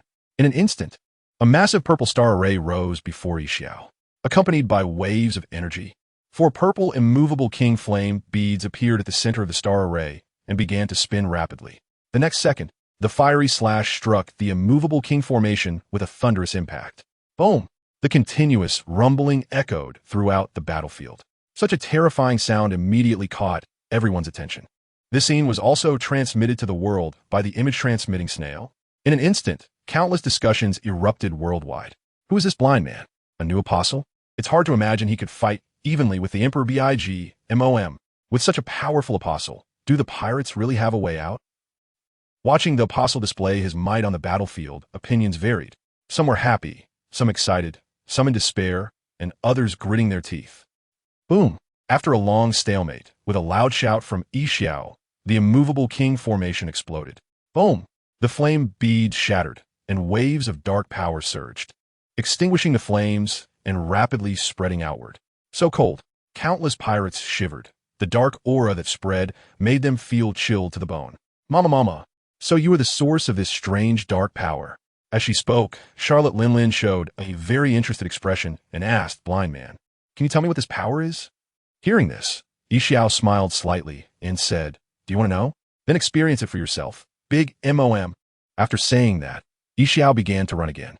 Along the way, all the pirate minions dared not approach Xiao within 5 meters, as the cold, killing intent radiating from him made them shudder. Just as Xiao was about to get close to Charlotte Linlin, a figure entirely in red, exuding a terrifying heat wave, blocked his path. Blind Man, don't think you can easily approach Mama. Die for me, heat wave fist. As he spoke, the red figure swung a punch at Xiao. Before the punch arrived, the terrifying high temperature had already thinned the air. Facing such a strike, Xiao raised his left arm again and shouted, Wave sword flash gun. As he spoke, 5 blood-red spears appeared out of thin air and shot towards the red figure at lightning speed. So fast! The red figure exclaimed in surprise, unable to make any defense in time, and was directly pierced through by the 5 blood-red spears. Bang! A dull sound echoed. The red figure fell backward, blood gushing out. Brother Owen, how is this possible? The members of the Big Mom pirates exclaimed in shock. Charlotte Owen was a notorious pirate with a bounty of 300 million berries from the Navy, one of the strongest forces in the Big Mom pirates besides the sweet 3 stars. Now, he had been taken out in one blow. Instantly, the morale of the Big Mom pirates plummeted. Chapter 223, The Furious Big Mom After Killing the Red Figure. Xiao felt a significant boost in his strength. At this rate, the second awakening wasn't far off. With that, a faint smile appeared on Xiao's face. But the next moment, his expression changed drastically as he looked up at the sky. At that moment, Charlotte Linlin's face was incredibly dark, with deep purple lightning flickering around her body. You dare to kill my son. You must be prepared for the consequences. As she spoke, Charlotte Linlin's eyes widened in fury, her blood-red pupils fixed on Xiao. And the terrifying conqueror's haki swept over the land. The heavenly fulfillment, great freedom god. With that, Charlotte Linlin swung her giant sword, channeling immense power into the thundercloud Zeus beneath her. Then, Zeus instantly turned pitch black, and endless black-purple lightning erupted from within, sweeping towards Xiao. Boom, boom, boom. Continuous lightning strikes fell, each containing intent and an incredibly terrifying force, striking directly at Xiao. This horrifying scene plunged the entire battlefield into a momentary silence. On Adventure Island, Zifa frowned at the scene and worriedly said, That kid Xiao, can he really withstand such a terrifying onslaught? He hasn't even undergone the second awakening yet. Hearing this, Xiano chuckled lightly. Instructor Zifa, don't worry. Xiao will be fine. I believe in him. Seeing Xiano's confident demeanor, Zifa turned his gaze back to the battlefield. Mama, mama, daring to kill my son? I will ensure you have no place to be buried. Zeus, keep firing. Charlotte Lean's crazed laughter, filled with murderous intent, echoed across the world through the image-transmitting snail, sending chills down countless spines. Is this what the pirate emperor is like? Can such a monster truly be defeated? Haha, go big, MOM. Kill the apostle. This sea will forever belong to the pirates. Go, apostle. At this moment, countless viewers of the live broadcast gained a clear understanding of what the term pirate emperor represented. Powerful, unmatched power. But even so, a large number of people firmly believed that the apostle could achieve victory, just because there are already two emperors of the sea brought down from their pedestal by the apostles. In the center of the battlefield, the black and purple thunder continues to wreak havoc. At that moment, Charlotte Lean's manic laughter suddenly stopped, and she abruptly looked up at the sky. This action immediately attracted the attention of many pirates. As more and more people looked up, they were shocked to find that the blood-red eye in the sky, which had been tightly shut, was now wide open. Lina, danger! Whitebeard shouted loudly, then clenched his fist with one hand, a surge of white energy wrapping around it, and he swung it violently into the void. Crack, crack, crack, crack, crack, crack. The sound of two spatial rifts being torn apart echoed continuously. The next second, a piercing scream reverberated in all directions. Ah! Then, under the astonished gaze of everyone, Charlotte Lin fell from the sky. Mama! Mama! The members of the big MOM pirates exclaimed in shock upon seeing Charlotte Lin fall, and hurriedly ran towards the place where she was about to land. Not far away, a smile wiped the blood from the corner of his mouth, showing a look of regret, and sighed. What a pity. If Whitebeard had not reminded her, just now, using his fist to interfere with the space, he could have completely torn apart big MOM steel defense by utilizing the characteristic of breaking the space with his opened eye. Instead, as it is now, he only tore apart a thundercloud. Just as the smile was lamenting, a terrifying roar echoed through the clouds. Dumb Blintman, I will definitely tear you to shreds. Without a doubt, the voice belonged to Charlotte Lin. At this moment, Charlotte Lin was disheveled and in rags. As one of the four emperors, when had she ever suffered such a defeat? If Whitebeard hadn't reminded her just now, not to mention seeking revenge for her son, even she herself would have fallen into the blind man's hands. Damn it, damn it. The more Charlotte Lin thought about it, the angrier she became. Her pink hair gradually emitting white smoke. Then, when she saw the dying thundercloud Zeus on the ground, her gaze softened a little, and she gently said, Zeus, my good son, Mama will definitely not let you die. After saying this, Charlotte Lin reached for her waist. With one grab, a crystal-clear white light sphere was pulled from her body and brought to Zeus's mouth, saying, Eat, Zeus.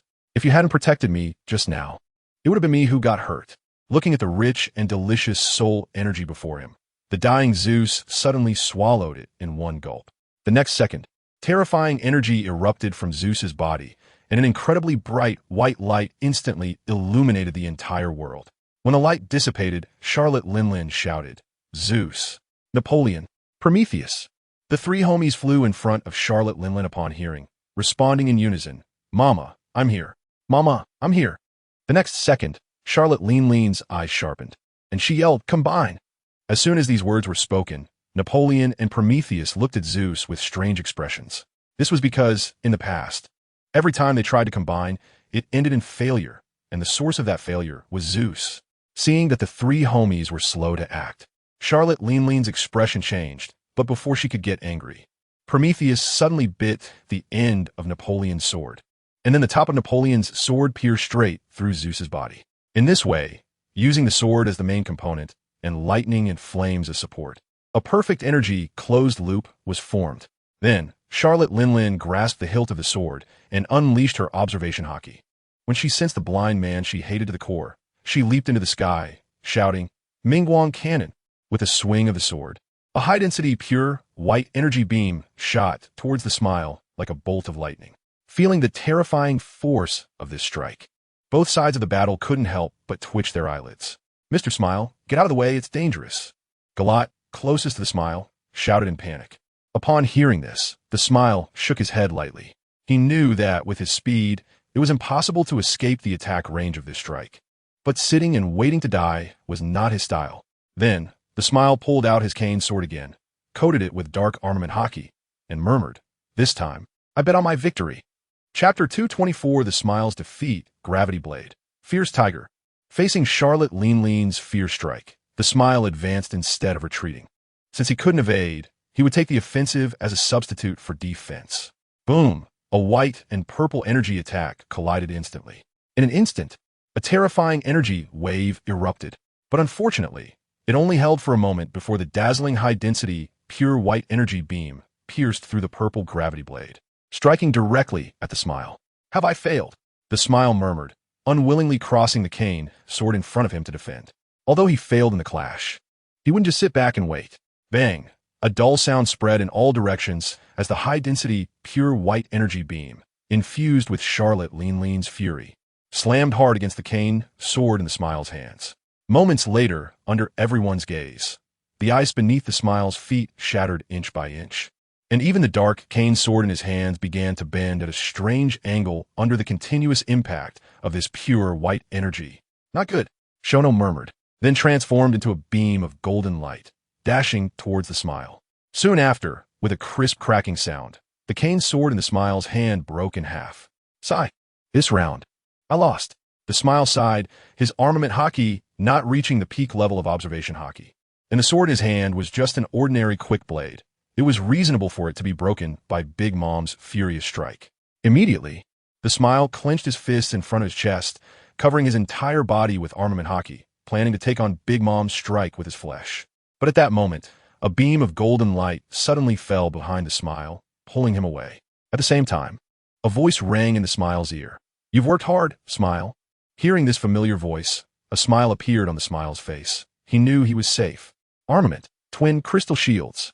With Shono's loud shout, two crystal-clear cross-light walls suddenly appeared in front of the two. Boom! The pure white energy beam ruthlessly crashed against the crystal light walls. However, after the Smile had weakened the pure white beam twice, it had long lost its initial terror. Soon, when the dust settled, the two crystal-clear cross-light walls still stood firm in place. "Damn little brat." From a distance, Charlotte Lean, seeing her attack was ultimately blocked by Shono, was instantly filled with rage. In the next moment, Charlotte Lean threw the combined giant sword in her hand into the sky, roaring, "Disintegrate, then follow me to kill that damn blind man." "Okay, mama. Okay, mama." The three homies responded in unison and then suddenly scattered. After a brief moment, Charlotte Lean leaped high and landed directly on Zeus's body. Immediately, her left hand shot up and Prometheus wrapped around her arm, directly entangling her pink long hair. Finally, Napoleon descended from the sky and was seized by her right hand. At that moment, Charlotte Lean was surrounded by flames, standing on thunderclouds, enveloped in purple-black lightning, with her eyes emitting a scarlet murderous intent. Such a terrifying appearance truly resembled a demon from hell. "Mama is mighty.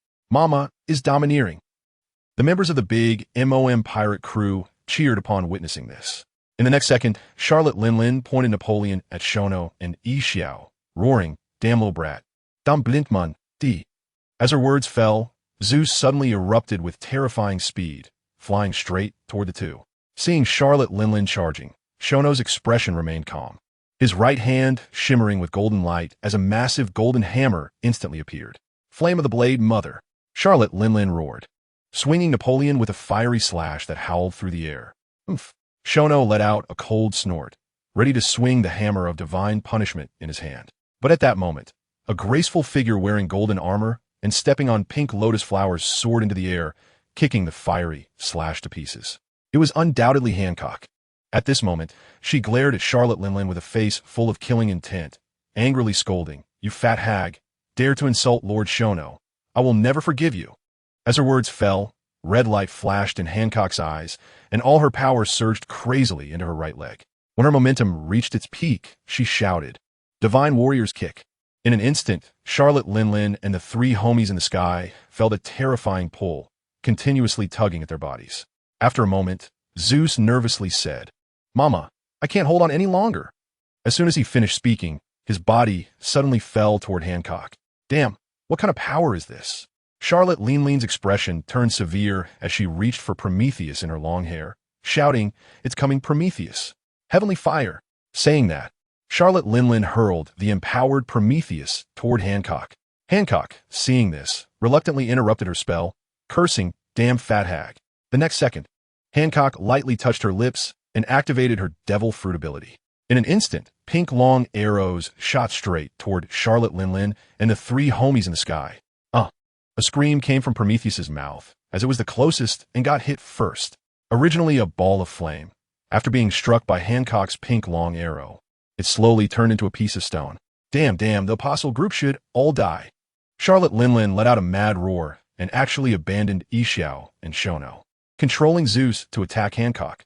Not far away, when Xiao sensed Charlotte Linlin charging at Hancock, he immediately expressed concern. Captain, is it really okay for the Empress to face Big MOM? Hearing this, Shono wore a faint smile and chuckled. Don't worry, Hancock is not as weak as you think. Saying this, Shono looked at the broken sword in Xiao's hand and said, Xiao, haven't you used the Abyss Demon invitation letter I gave you yet? Upon hearing this, Xiao awkwardly smiled and said, I've been used to this staff sword for so long that I didn't think of changing it. Who knew? Hearing Xiao's response, Shono couldn't help but laugh. The next second, he took out a random epic equipment canister from his system inventory and handed it to Xiao, saying, Our upcoming enemies are not just pirates. We need a good sword, so open this equipment canister, Xiao. Chapter 225, Aim no Mura Kamo, Ding, Ding, Ding. The crisp sound of the canister opening, accompanied by dazzling golden light, immediately attracted the attention of many pirates. What are they doing?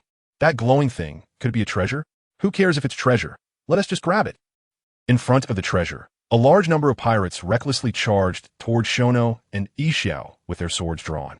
Seeing this, Shono sighed lightly, truly blinded by wealth. They don't know they're courting death. As he spoke, golden light radiated from Shono's body, and in an instant, a massive hammer of repentance appeared above his head. Run, run. Looking at the terrifying aura emanating from this giant hammer, the pirates' eyes widened in horror, and they began to flee in panic. Since you've come, don't leave. Saying this, Shono brought the hammer of repentance down toward the multitude of pirates in front of him. Boom! With a loud explosion, golden light splattered everywhere, and countless pirates turned into souls beneath the hammer. Ding! Adventurer killed a member of the Whitebeard Pirates, earning 8,500 experience points. Ding! Adventurer killed a member of the BIGMOM Pirates, earning 9,000 experience points. Ding! Adventurer killed a member of the Blood Tiger Pirates, earning 4,000. In an instant, a multitude of system prompts echoed in Shono's mind. Damn, I almost forgot about this, he said, forcing himself to endure the discomfort in his brain and quickly called out in his mind. Celia, quickly help me block these prompts. With his command, his nearly crashing brain finally found relief. At that moment, the golden light in front of Xiao also dissipated, and where the canister had been, a short sword appeared in its place. Captain, can you check this weapon for me? Xiao pointed to the short sword in front of him, not daring to pick it up randomly, and had to ask for help. Upon hearing this, when Shono turned to look, a short sword with a red tassel hanging from the hilt came into view. Even without the system's prompt, the name of this short sword instantly surfaced in Shono's mind.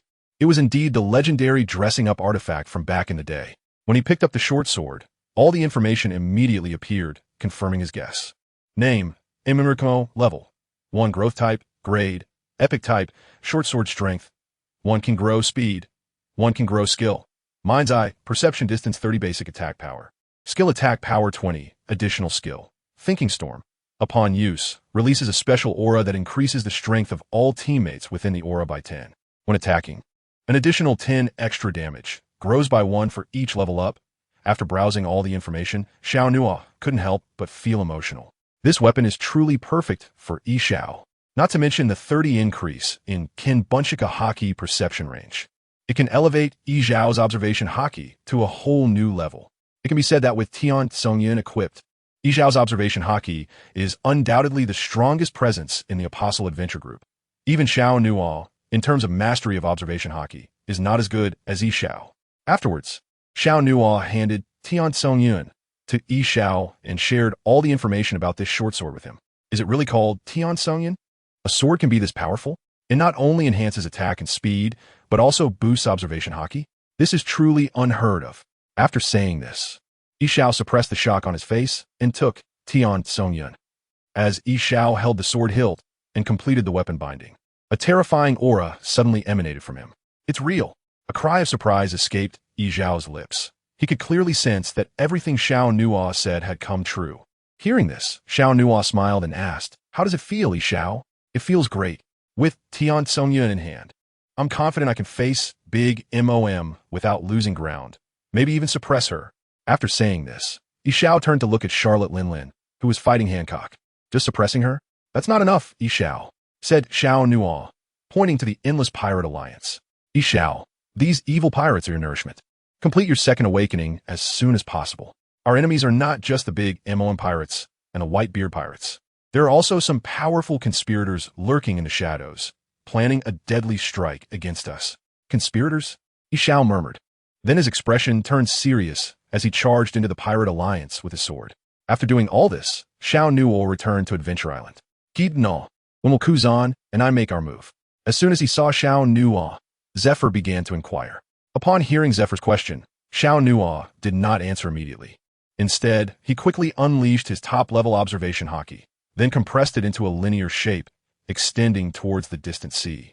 After a long while, Xiao Nuo exhaled a long breath and said, "Instructor Zephyr, you and Kuzan should conserve your strength for now.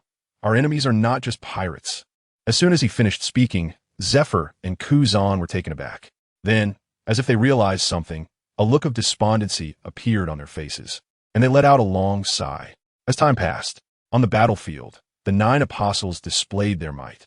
Every move they made erupted with terrifying energy fluctuations.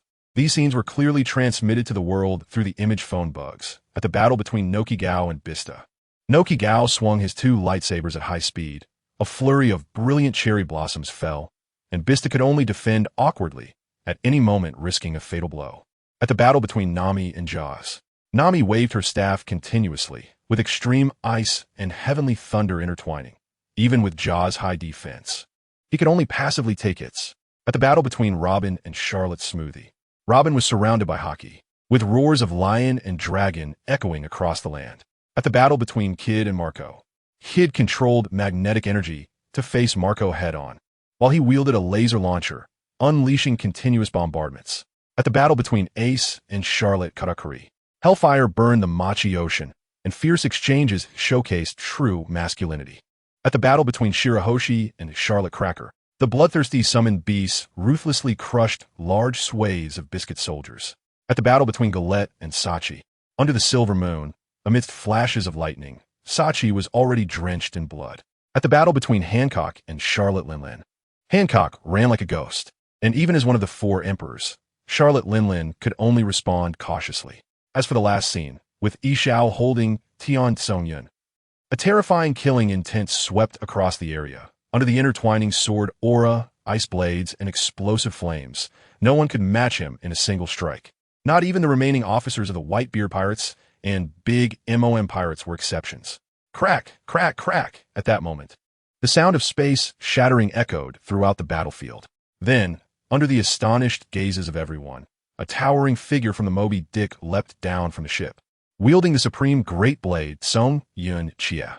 In an instant, a pure white blade light, with the force of the shattered space, directly slashed towards Xiao. Thus, the world's strongest man officially made his appearance. Chapter 226. The world's strongest man appears. Whitebeard. You finally made your move. At the moment Whitebeard struck, Xiao, whose observation haki enveloped the entire battlefield, moved like a ghost. Boom! A tremendous roar erupted as a golden giant hammer swiftly arrived, directly shattering the pure white blade light of the shattered space. The next second, a golden light fell before Xiao, as he slowly pulled up the golden giant hammer that had fallen to the ground. Gwahaha! I truly underestimated you, kid. Your Apostle Adventure Group is indeed a bunch of genuine monsters. After saying this, Whitebeard's gaze fixed intensely on Xiao Nuo, who was holding the giant hammer. He never expected that with the assistance of the big MOM pirates and over 100,000 pirate allies, he couldn't even breach the base of the apostles. What was even more outrageous was that the apostles had only dispatched 9 apostles, of which 8 were not only holding back the top cadres of the 2 Emperor crews, but one was also a 4 Emperor that shook the seas. As for the last one, he was causing the 2 Emperor crews to retreat in defeat. The other cadres were simply no match for him. What shocked Whitebeard the most was that, under the perception of his observation haki, every time that blind apostle killed a pirate, his aura grew stronger. Whitebeard had no doubt that if the blind apostle slaughtered all the pirates, he would probably not be his opponent, which was the fundamental reason he made his move. But unfortunately, his strike was blocked by Xiao Nuothe. Whitebeard, I already warned you to retire and enjoy your old age. Saying this, Xiao Nuothe raised his god as punishment hammer and pointed at the members of the Whitebeard pirates lying in pools of blood. It's a pity you didn't listen and insisted on bringing your foolish sons to seek death. Upon hearing this, Whitebeard's eyes widened in rage, and he shouted, "Kid, you're really arrogant. Do you truly think you have victory in your grasp? You are unaware that the mantis stalks the cicada, unaware of the oriole behind." As his words fell, a red light flashed in Whitebeard's eyes, and he directly charged at Xiao Nuothe with his sword. Xiao Nuothe, upon hearing this, flashed a hint of strangeness in his eyes, but the next second he was filled with golden light, grabbing the god as punishment hammer and rushing forward. The two top-tier powerhouses were about to clash, instantly attracting everyone's attention. It is no exaggeration to say that the outcome of the battle between Whitebeard and Xiao Nuothe could sway the entire situation. Kid, let me teach you how to respect your elders. Elders? You are nothing but a remnant of the old era, an aging pirate unqualified to be my elder. As Whitebeard and Shono's words fell, the weapons in their hands fiercely swung towards each other. Clang! The crisp sound of weapon collision echoed through the sky. But in the next second, a group of pirates suddenly discovered that the sword and hammer had not collided. At their point of intersection, a golden-red energy sphere was frantically compressing. "Not good, quickly evade! Hurry and disperse! Run fast!" Accompanied by the exclamations of the pirates, the golden-red energy sphere exploded with a bang. Boom! The terrifying energy instantly swept in all directions. In an instant, the entire world was filled with gold and red, and the vast, hard ice layer shattered inch by inch, with fierce winds sweeping countless pirates into the sky. This scene, akin to the end of the world, spread across the globe through the image snail. Without a doubt, the world fell silent. After a long time, as the colliding energy gradually dissipated, Whitebeard's voice rang out again. "It's truly hard to believe you're so young yet possess such terrifying conqueror as Haki. Kid, what exactly is your dream?" "Dream?" Shono replied, taking a few steps back to distance himself from Whitebeard, and said mockingly, "Eradicating all pirates in the world, does that count as a dream?" Upon hearing this, not only the battlefield, but the entire world fell silent. Eradicating all pirates in the world. What a mad statement. Yet for some reason, when these words came out of Shono's mouth, everyone felt an inexplicable sense of agreement. It was simply because Shono's actions were gradually realizing his crazy dream. After a moment, when Whitebeard regained his composure, he suddenly laughed heartily. "Hurrah! You really are a naive kid. Do you think all pirates can truly be eradicated? In this world, as long as there is oppression, there will be resistance. Therefore, pirates can never be eradicated." Upon hearing this, Shono lowered his voice and spoke his deepest thoughts. "Whitebeard, if I eliminate all oppression, do you think there will still be pirates in this world?" Hearing Shono's words, Whitebeard was instantly stunned. To eliminate all oppression, one would have to overthrow the world government and the world nobles, the celestial dragons, and reshape the world's regime. But achieving this, in Whitebeard's view, was no different from a pipe dream. You must know, the world nobles, the celestial dragons, have stood at the pinnacle of the world for 800 years. Their terrifying nature is self-evident. How can they be easily overthrown? After a long time, Whitebeard stared into Shono's eyes and said solemnly, "Kid, are you serious?" "Of course." Saying this, Shono shook the Punisher hammer in his hand. "Now the 7 warlords of the sea are essentially non-existent, and only you and Charlotte Linlin remain among the 4 emperors. Once I eradicate you both, it will be time for me to execute my final plan." As Shono's words fell, Whitebeard laughed again, looking up at the sky. "Gururara, kid, there are not many people I admire in this life, and you are one of them." Saying this, Whitebeard swung his sword, the Congrave, and said fiercely, "However, if you want my life, it depends on whether you have that strength, kid." With that, Whitebeard pointed his blade straight at Shono. Seeing this, Shono showed no fear and shouted, "Old man, your era has long passed. The current era is called Apostle." After saying this, Shono swung the Punisher hammer and smashed it towards Whitebeard. "Come on!" Whitebeard shouted loudly and swung his sword to slash. Clang, clang, clang. The sounds of weapon collisions resonated like a beautiful melody on the battlefield. The sharp blade light and fierce hammer shadows made it so that no one dared to step within 1,000 meters of the two. On the entire battlefield, Everyone's gaze was involuntarily drawn to their battle. Mama, mama, this old man Whitebeard really is not as fierce as he used to be. Saying this, Charlotte Linlin turned her gaze to Hancock, who was stunned, her eyes flashing with killing intent. Whitebeard, I want to let you steal all the spotlight. With that, Charlotte Linlin, holding Napoleon and stepping on Zeus, charged again towards Hancock. Chapter 227. The conspiracy gradually coming to light, just as the Apostle Adventure group and the Pirate Alliance were fighting fiercely. Tens of thousands of meters away from Adventure Island, a dozen heavy Navy warships were quietly anchored. How was the battle going? On the deck of the central warship, an old man holding a long knife and wearing a robe spoke coldly. Not far from the old man, a Navy officer draped in a justice cloak quickly replied, "Report to the 5 elders. According to the intelligence returned by the Navy, the Whitebeard pirates, the Big Amon pirates, and the Pirate Alliance have fully engaged with the Apostle Adventure Group." Oh, actually fully engaged. Saying this, one of the 5 elders with a long beard put down his coffee cup and asked, "What is the situation?" Upon hearing this, the Navy officer spoke again. "Report to the 5 elders. The situation ahead is not optimistic. The Apostle Adventure Group has only mobilized 10 people, including the Saint Shono, and has directly pushed back over 200,000 pirates in the Alliance." When he finished speaking, the 5 elders suddenly showed shocked expressions, all exclaiming, "Pushback? How is this possible? Are these pirates all useless?" Looking at the furious big shots in front of him, the Navy officer instinctively shrank his neck. After a long time, the 5 elders with mustaches suddenly stood up and said, "We can't wait any longer. We must immediately inform Sengoku to let him deploy those monsters into the battlefield." Agreed, agreed, agreed. In an instant, the 5 elders reached a consensus, and the conspiracy once again shrouded the Apostle Adventure Group. A scream suddenly spread across the battlefield.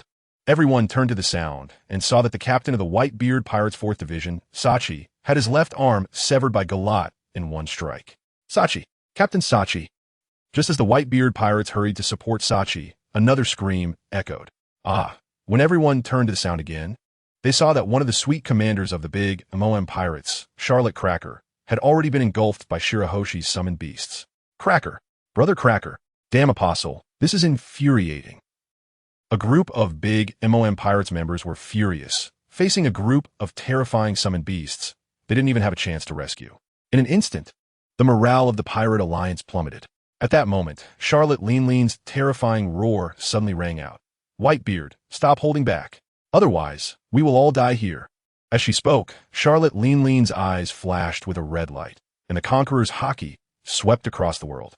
In the next moment, Charlotte Linlin leaped off Zeus, pulled out a ball of soul energy to Prometheus petrification, and roared, "Zeus, Napoleon, Prometheus, combine." The 3 homies responded immediately. "Okay, mama." After a wave of energy fluctuations, the Trinity Sword was once again held in Charlotte Linlin's hands. "Damn Apostle, die for me. Mother's Cannon, 3,000 miles." As Charlotte Linlin's voice fell, she swung the combined sword fiercely. In an instant, a terrifying energy beam composed of flames and thunder shot straight at Hancock. During its flight, the energy beam transformed into a giant female in front of everyone's shocked gaze. 3,000 miles, kill her for me. With Charlotte Linlin's command, the energy beam named 3,000 miles let out a strange laugh and accelerated again, chasing Hancock. Damn it! Seeing the monster behind her getting closer, Hancock's pupils dilated, cursing inwardly. In the next moment, under Charlotte Linlin's astonished gaze, Hancock stopped running. "Mama, mama, is this giving up resistance? How interesting." Charlotte Linlin laughed heartily upon seeing this. "Give up resistance? You think too much, you fat lady." As she spoke, Hancock took out a pair of pink boxing gloves from behind and slowly put them on. Immediately, Hancock's eyes flashed red, and boundless haki gathered in her right fist. In an instant, a fierce wind began to blow across the world. Not far away, Charlotte Linlin felt a terrifying pull trying to drag her body. Before she could finish her sentence, she heard Hancock's loud shout, "Ultimate Conqueror's empty fist." As Hancock's voice fell, a brilliant white fist light, carrying an incredibly violent momentum, was suddenly unleashed. The monster 3,000 miles collided with this white fist light, but it only held for a moment before bursting apart. Immediately, the white fist light continued unabated, striking directly at Charlotte Linlin. "Damn it!" Charlotte Linlin cursed inwardly. She felt a deadly threat from this attack. But in the next second, Charlotte Lean's expression hardened. As the pirate emperor, her dignity would not allow her to retreat. She swelled her muscles, firmly grasped the combined sword, and roared. Mingguang Cannon. A high-density, pure, white energy beam reappeared, striking directly at Hancock's white fist light. Boom! A thunderous sound erupted, an endless white light engulfed terrifying energy, rampaging through the world. Both sides of the battle, and even those thousands of meters away on the Sabati archipelago, all covered their eyes with all their might. Anyone who was slightly slow would be blinded by this dazzling white light. After a long while, the light gradually dissipated, and everyone slowly opened their eyes. What they saw was the once endless white ice layer, which had been shattered to pieces after the second devastation. Hundreds of thousands of pirates had fallen into the vast sea. Only a few small ice patches remained because the apostles and the strong members of the Whitebeard pirates and the big MOM pirates stood on them. La, what a crazy collision. On Adventure Island, Kazan and Zephyr held their hands up. If it weren't for both of them using their respective abilities to block the impact, even the Cloud City behind them would have been affected. Zephyr exhaled a long breath, saying solemnly, Charlotte Linlin is indeed one of the 4 emperors. Her strength is truly terrifying. Upon hearing this, Kazan chuckled lightly. Teacher Zephyr, you only see Charlotte Linlin's terror. Don't forget, this scene was not created by her alone. True. As he spoke, Zephyr's expression suddenly darkened. His observation Haki seemed to sense something and turned his gaze towards the sea in the southwest direction. Seeing this, Kazan immediately asked, Teacher Zephyr, what's wrong? Our enemies are coming. Zephyr whispered. He sensed several powerful and familiar auras on the approaching ship. There was no doubt that the world government had finally made its move. Chapter 228. The appearance of the old era pirates finally. They have come. Is it the world government to the Navy? After pushing back Whitebeard with a hammer, Shono's observation Haki also sensed the Navy warship that was about to enter the battlefield. Just as Shono was examining the ship before the warship arrived, a mad roar spread across the battlefield. Multiplication 50 times cannon. As the words fell, a cannonball was shot from the Navy warship. In the astonished gaze of everyone, the cannonball suddenly enlarged dozens of times in the air, speeding towards Adventure Island. Damn it! Shono cursed inwardly. If you remember correctly, this ability should belong to the World Destroyer, Bandywald's Paramecia Multiplication Fruit. As far as he knew, Bandywald should currently be imprisoned in the 6th level of Impel Down. At present, Blackbeard had not caused a riot in Impel Down after betraying the Whitebeard pirates. If that's the case, then there's only one possibility for Bandywald's appearance. It was the world government or the Gorsii who released him. Just as the cannonball flew above Adventure Island, a loud shout suddenly rang out. 100 million volts, Thunder Fist. Immediately, a huge blue fist roared out from Adventure Island. Boom! A loud noise erupted, and the Thunder Fist directly blasted the cannonball, causing it to explode. In an instant, the smoke from the explosion filled the sky, and everyone's attention was drawn to the approaching Navy warship. Closer, closer. As the Navy warship gradually approached, the figures standing on the deck became clear. After a moment, on the battlefield, near the coast of Sabati Archipelago, it seemed that pirates and Navy recognized these figures. Suddenly, exclamations rang out. How could these guys be here? They are all ultimate criminals imprisoned in the 6th level of Impel Down for their extreme cruelty. Beryl, Baskerville Jot, Giant Warship, St. Juan Wolf, Mulaichi Hunter, Katarina Devil, Tyrant King, Abelo Pizarro, former Chief Warden of Impel Down, Shiryu of the Rain, Vod Destroya Bandivite, Devil's Heir, Douglas Bullet. As these gradually forgotten names echoed across the land again, both the Navy and the pirates felt a chill run down their spines. Looking at these 7 figures, Shono's expression changed. Things were indeed developing in the worst direction he had anticipated. Since the world government has released a madman like Bandywald, it can't be just a trivial matter. With a laugh, Shono shouted loudly, intending to withdraw and return to support Adventure Island. But how could Whitebeard allow him to do as he wished? You little brat. The yellow bird has already started to act. Let us see you pay the price for your arrogance. Saying this, Whitebeard suddenly raised his arm, his muscles bulging, and with a powerful punch, he struck toward Shono. The sound of space shattering suddenly rang out. In an instant, Shono felt an invisible but terrifying force crashing towards him. You really are something, Whitebeard. After saying that, Shono's eyes shone with golden light. The Conqueror as Haki and Armament Haki instantly intertwined on the punishment hammer, and he smashed it down towards the space in front of him. Bang! With a single blow, golden light splattered, and the space in front of Shono shattered like a broken mirror. Whitebeard, wait until I deal with that group of reckless pirates before I come to take your life. Saying this, Shono's hand glowed with holy light, and a spear named Spear of Victory suddenly appeared in his hand. Whoosh! With a light sound, the golden spear shot through the air at high speed towards Whitebeard's face. Seeing this, Whitebeard's hand glowed with white light as he caught the Spear of Victory shot by Shono. Crack! With a fierce grip, the golden spear instantly exploded. The next moment, when Whitebeard looked at Shono again, the latter had already transformed into a streak of golden light, flying towards the distant Navy warship. Damn little brat. Saying this, Whitebeard was about to swing his cloud cutter. But then, a voice suddenly reached Whitebeard's ears. Extreme ice-cracking wave sword. When Whitebeard turned to look, 3 huge ice pillars were rapidly approaching him along the surface of the sea. Oomph. The little brat has run away. I'll deal with you, blind man. Then I'll go find him. After Whitebeard finished speaking, a layer of hazy white light instantly wrapped around the blade of Cloud Cutter. The next second, Whitebeard swung Cloud Cutter fiercely in a pure white blade of light, carrying a tremendous force, slashed straight towards the incoming ice pillars. Boom! The blade of light and the ice pillars collided, instantly erupting with terrifying power. The already small ice layer directly exploded.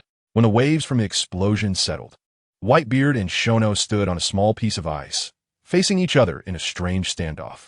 The ground beneath their feet could not withstand another fight. Meanwhile, on Adventure Island, Zephyr and Kuzan looked at the approaching Navy warship, and a faint smile appeared on their faces. It turned out that the so-called familiarity did not come from Navy colleagues. Instead, it was because the 7 people on the warship were ones that both of them had pursued to varying degrees, and so were even personally sent to impel down by them. Kuzan, are you ready to stretch your limbs? Zephyr said coldly with a smile, his iron fist creaking ominously. Kuzan, est-tu wearing a fin smile? Replied. Ah la la la. Teacher Zephyr, let us go down and stretch our limbs.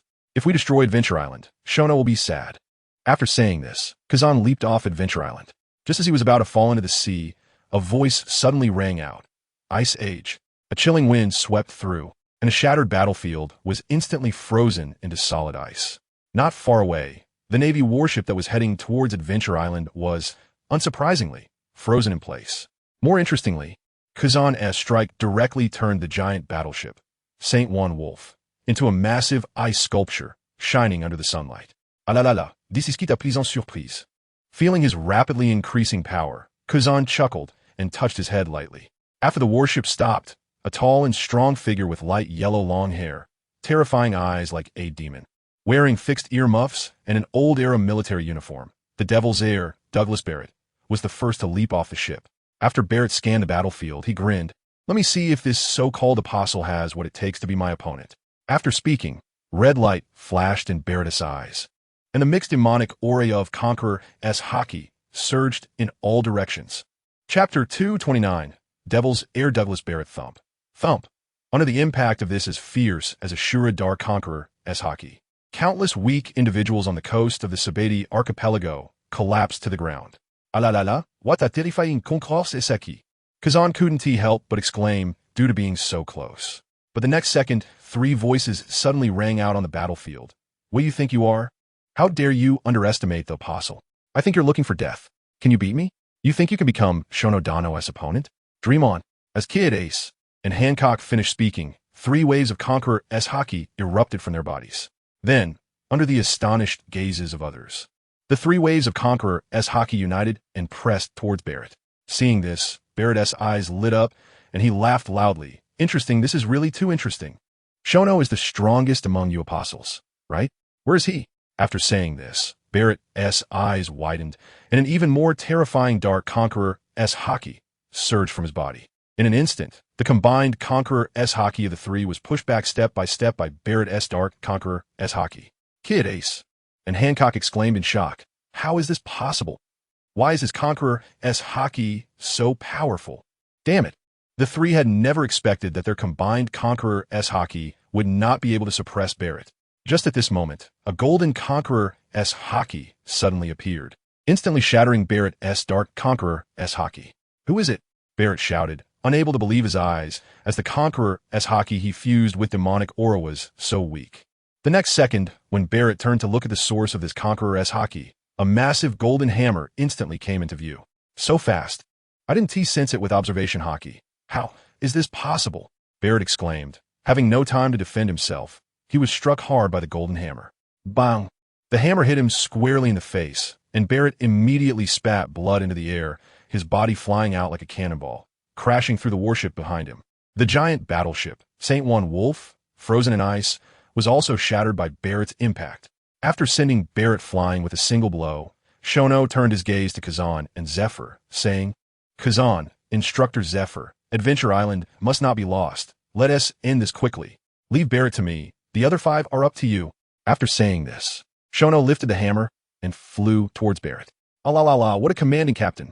Saying this, Kazan looked up at Zephyr above him and chuckled. Zephyr-sensei, I'll handle 2 of them. As for the rest, it will be hard work for you. After saying that, Kazan's expression suddenly became serious as he activated the shifting skill and dashed towards the nearby warship, leaving Zephyr speechless. 3 is fine, as that kid Ino said. Let's finish this quickly. With that, Zephyr leaped down from the Adventure Island and directly planted the Wind Surge Thunder Totem into the hard ice surface behind him. In the next moment, lightning surged around Zephyr as he shouted, Double Phantom, with a buff activated. Zephyr transformed into a bolt of lightning and charged towards the frozen Navy warship. Damn Navy, I knew they had no good intentions. What 7 warlords of the sea? What Emperor of the Sea? If they lose their lives, what do they have left to boast about? Seeing the terrifying momentum of Kazan and Zephyr charging forward, Katarina Devon's eyelids twitched violently as she cursed the Navy furiously. Shut up, a tall and robust figure, with a cigar in his mouth and dressed in the warden's uniform of impelled down, Shiryu suddenly shouted sternly. Then, he slowly drew his famous sword Thundercloud from his waist. His eyes filled with a chilling murderous intent as he coldly said, Only by killing such strong opponents can one experience the greatest thrill. After finishing his words, Shiryu fiercely charged forward. Ha ha ha! Shiryu is absolutely right. Killing strong opponents is what makes it interesting. With that, Bondi Wald began to load cannonballs into the cannon beside him again. After adjusting the cannon's angle and lighting the fuse, he roared, Die, you old fool. Multiply 100 times cannon. The cannonball that was fired, under the influence of Bondi Wald's devil fruit ability, suddenly increased in size and speed by 100 times. Seeing the massive cannonball blocking out the sun rushing towards him, Kazan suddenly stopped in his tracks, his face serious. What a terrifying ability. Saying this, Kazan raised his right arm sharply, and endless chill suddenly surged forth. Aiming at the enormous cannonball in the air, he shouted, Ice block, violent pheasant beak. As he finished speaking, a giant ice bird formed from the cold air flew rapidly towards the cannonball in the sky. Just as Kazan attacked the cannonball, Shiryu had already come at him with his sword. One sword style Iato slash. This strike came too fast. In the blink of an eye, it directly split Kazan in 2. Shiryu, seeing this, couldn't help but frown. Such a strong opponent actually fell for it so easily, making him feel a sense of unreality. But the next second, he was shocked to find that the sword in his hand was not stained with blood. At that moment, a voice suddenly came from behind Shiryu. Former warden of Impelled Down. Rain Shiryu, I give you a chance, put down your sword, and I won't kill you. Hearing this somewhat familiar voice and recalling the freezing cannonball's ability, Shiryu was shocked. You are Admiral Akiji? Why are you in the apostle camp? Kazan, upon hearing this, did not explain further, but said again, Shiryu, put down your sword, I won't kill you. Put down my sword and go back to that dark and sunless Impelled Down. After saying this, without waiting for Kazan's reply, Shiryu's killing intent surged. The dark haki instantly enveloped his sword, and he slashed backward. Clang!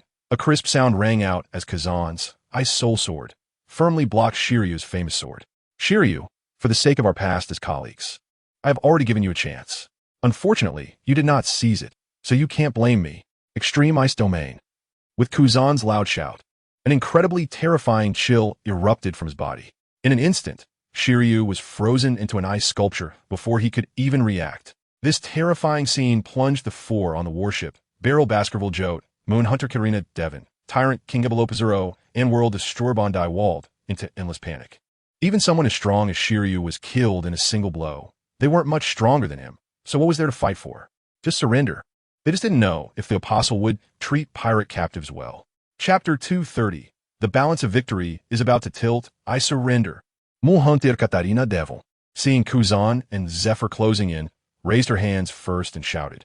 Seeing Katarina Devon's action, Beryl Baskerville Jote, Tyrant King of Below Pizarro, and World Destroyer Bondi Wald exchanged glances.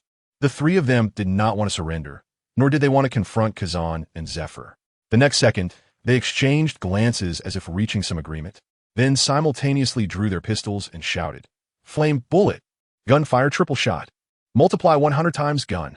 After firing their shots, regardless of whether they hit or not, the three turned and ran. As the bullets came flying, Kazan yawned in boredom and turned to Zephyr, saying, "Teacher Zephyr, those three fleeing pirates will trouble you." After saying this, Kazan activated the shifting skill, dodging the bullets and suddenly appearing next to Katarina Devon. Seeing Kazan suddenly appear beside her, Katarina Devon was startled and exclaimed, "I've already surrendered. Don't kill me." Hearing this, Kazan rubbed his forehead helplessly and said, "This pirate lady, whether to accept your surrender needs to be decided by our captain. Before that, just stay quietly here." After finishing his words, Kazan raised his right arm and rested it on Katarina Devon's shoulder. In an instant, Katarina Devon was frozen into an ice sculpture, but she didn't die like Saint Juan Wolf. Meanwhile, Zephyr, transformed into lightning, had already caught up to the fleeing Baskerville Jote, Abelo Pizarro, and Bondi Wald. Damn! Seeing Zephyr blocking his escape route, Bondi Wald cursed inwardly. The next second, Bondi Wald turned to Baskerville Jote and Abelo Pizarro beside him, sternly saying, "If you don't want to surrender, then gamble your lives to fight." With that, Bondi Wald's eyes glinted with ferocity as he roared at Zephyr, "Die, you bastard! Multiply 100 times heavy fist." As he finished speaking, Bondi Wald's speed suddenly increased 100-fold, his dark fist striking towards Zephyr with terrifying speed. Not bad for a devil fruit. Too bad the user isn't that great. With that, Zephyr's body burst forth with blue light and suddenly vanished from Bondi Wald's sight. How could he be so fast? Bondi Wald gasped in shock, then felt a sharp pain in his abdomen. Bondi Wald didn't finish his sentence. The next second, Zephyr delivered a knife hand strike directly to the back of his neck. Instantly, Bondi Wald's eyes rolled back, and he fell unconscious. After dealing with Bondi Wald, Zephyr turned his gaze towards Baschote and Abelo Pizarro and said in a deep voice, "Do you have any other tricks? Use them, otherwise there won't be another chance." Upon hearing this, the faces of the two instantly turned ashen. "Let us go, and we will never oppose the apostles again. How about that?" Abelo Pizarro looked at Zephyr and expressed his thoughts. Zephyr was taken aback and sneered. "As a pirate, why would you have such naive thoughts? Wouldn't it be better for me to just eliminate you once and for all? Damn apostle, you brought this upon yourself." With that, Abelo Pizarro suddenly raised his hands.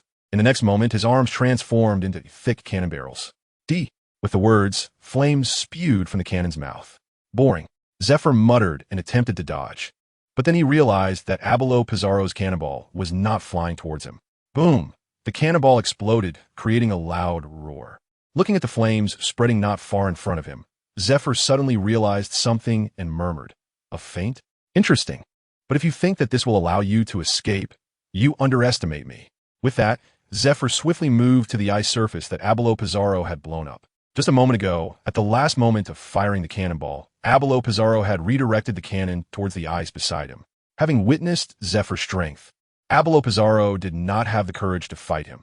He pretended to be desperate while constantly thinking of how to escape. So far, this move had undoubtedly succeeded. But could they really get away? In the next moment, Zephyr slowly crouched down at the broken ice surface and extended his arm into the sea. Soon, his massive observation hockey spread out in all directions. Before long, a gleam flashed in Zephyr's eyes, and he shouted, 100 million volts, electrocute. In an instant, blue electricity surged from his arm. With two faint screams coming from beneath the ice, Zephyr withdrew his arm and picked up Bondi Wald, heading towards Adventure Island. Meanwhile, 1,000 meters away from Adventure Island, on a frozen sea surface, Shono held the hammer of judgment, watching with great interest as Douglas Barrett remained in a daze. After a long while, Barrett shook his groggy head and exclaimed in shock, "Kid, why has my observation hockey failed?" Shono grinned and replied, "Want to know? If you tell me how many troops the world government has deployed this time, I will tell you the answer. I don't know. Upon hearing Barrett's answer, Shono was taken aback. In the next moment, Barrett stared blankly at Shono and said, "I'm not interested in the world government schemes. when the Navy told me that a strong man capable of defeating the pirate emperor had appeared, rivaling my former captain, GOLD, Roger, I immediately agreed to all their conditions. Nothing excites me more than challenging strong opponents. After Barrett finished speaking, Shono understood. This person before him was a battle fanatic, completely uninterested in any schemes. In that case, it seems you really do know everything. With that, Shono raised the hammer of judgment, pointing it at Barrett, saying, "If you want to know the answer, come and find it yourself." Hearing this, Barrett burst into laughter. "Huh, kid, you're quite bold. In that case, let me see what you're made of." With that, Barrett tore open his shirt, revealing his incredibly muscular physique. Chapter 231, Shono versus Barrett. What? Everyone else has been defeated except for Barrett? Damn it, what a bunch of useless trash. This furious roar startled a large number of seagulls perched on the ship's mast. The voice belonged to one of the highest authorities of the world government, the mustachioed elder. Well, it has come to this. Being angry is useless. We need to think about how to act next. The long-bearded elder ignored the mustachioed elder's outburst and said calmly, "How can you be calm? Until the apostle is eliminated, we crack." Before the mustachioed elder could finish his sentence, the sound of a blade being unsheathed made him shiver. And when he turned to look, he saw the elder in a white samurai outfit, holding the first-generation demon slayer that had already been drawn. Sorry, I misspoke. After this little interruption, the mustachioed elder finally regained his composure. After a long while, the long-bearded elder's eyes shifted, and he suddenly spoke. From the intelligence just received from the Navy, it appears that along with Douglas Barrett, the Saint Shono has also disappeared. Currently on the battlefield, the pirate coalition is holding off the 9 apostles. As for Zephyr and Kazan, after dealing with the pirates, they have been holding down that mysterious island. I suspect that island must be the base of the Apostle Adventure Group. Therefore, it is highly likely that the relatives of the apostles are also on that island. So I propose that we join forces with the Navy to launch a full-scale attack on the apostles' base. As long as we can take that island, we need not fear that Saint Shono will not yield. As soon as he finished speaking, the entire Navy deck fell into silence. Soon after, the elder with the sword was the first to speak. "I agree." The next moment, the mustachioed elder also voiced, "I agree." Immediately, 3 pairs of eyes fixed intently on the other 2 newly appointed elders. The 2, seeing this, quickly said, "I agree. I agree. Very well." With that, the long-bearded elder turned his gaze to the nearby Navy officer and commanded, "Notify the 3 admirals. The operation begins. Target, the base of the apostles." "Understood, elder."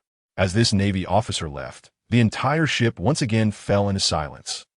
Meanwhile, at the battlefield between Shono and Barrett, looking around, the once vast ice field was now filled with scattered ice blocks floating on the sea. Bang! Another dull sound echoed. The dark iron fist and the golden giant hammer collided and then separated. "Kid, I acknowledge you. Let me show you the true strength that's been honed to perfection. I, Douglas Barrett, shall become the world's strongest and the pirate king." Demon form. As Barrett's roar fell, his skin turned deep purple and his eyes became blood red, resembling a devil from hell, giving off a chilling impression. Keet, D. With that, Barrett swung his iron fist, charging towards Shono once again. "Transforming, huh? How interesting." With a whisper, Shono raised the hammer of divine punishment in front of him, wanting to test the power of Barrett after his transformation. Bang! As Barrett's punch struck the hammer of divine punishment, Shono felt a tremendous force surge through his arms and into his lungs. At the same time, his body was sent flying backward by this immense force. The increase in both power and speed was substantial, almost doubling. What an incredible ability, Barrett! Stabilizing his flying form, Shono suppressed the surging blood and energy within him and sincerely praised Barrett. However, this statement sounded like a great irony to Barrett. He had put forth his utmost effort, yet he couldn't even injure Shono, which was unacceptable to him. The next moment, Barrett's face twisted with rage as he roared, "Damn Apostle Brad, I will kill you. The world's strongest can only be me. Come forth, launcher." As Barrett's words fell, a submarine resembling a whale shot out of the sea. Seeing this, Shono cursed under his breath, "Damn world government." Even prepared a ship for Barrett to deal with the apostles, truly exhausting their efforts. Fusion. Just then, Barrett shouted loudly, and his entire being seemed to merge into the submarine. In no time, the entire submarine was enveloped in a dazzling purple fluid. When the purple light dissipated, a black robot, 50 to 60 meters tall, with the number 9 emblazoned on its chest, and equipped with numerous weapons, appear before Shono. Die Apostelblatt. Barrett roared, his dark mechanical fist, enveloped in armament hockey, slammed down toward Shono. As the attack came, Shono's eyes flashed with golden light, and his conqueror's hockey and armament hockey instantly wrapped around the hammer of divine punishment. He didn't want to waste any more time with Barrett. He aimed to crush Barrett head-on. With a loud shout, Shono swung the hammer of divine punishment in a full circle. Boom! A thunderous roar echoed across the sky, and the force of the collision sent gusts of wind scattering, shattering countless pieces of ice. How is this possible? Why are you so strong? Why? Barrett let out an angry roar, staring in disbelief at his missing mechanical right arm. Nothing is impossible, Shono replied, stepping closer to Barrett while holding the hammer of divine punishment. Damn it! Barrett let out a reluctant howl and raised his left arm to strike at Shono, still trying to struggle in vain. With that, Shono swung the hammer of divine punishment again. Boom! With a single blow, the mechanical arm shattered once more. Just then, a series of cracking sounds suddenly rang out. Despite both of them trying to avoid the ground beneath them during their clash, the residual shock waves still caused the ice beneath them to crack and break apart. Splash! The ice shattered, and the massive robot fell directly into the sea. Seeing this, Shono waved the hammer of divine punishment and coldly said, Barrett, you lost. Go to hell with your dreams. With that, Shono prepared to deliver a finishing blow to Barrett. But at that moment, Barrett flew out from the head of the black robot, looking crazed as he stared at Shono, roaring, I haven't lost yet. I still have the awakening ability of the devil fruit that I haven't used. I will not lose, explode for me. As Barrett's words fell, a terrifying wave of energy erupted from the robot beneath him. Damn it! Shono cursed silently and quickly retreated. Boom! En explosion érupted. Flames and thick smoke shooting up into the sky. The next moment, Barrett, feeling the perception of his observation hockey, flew rapidly toward the Sabaody archipelago. Chapter 232.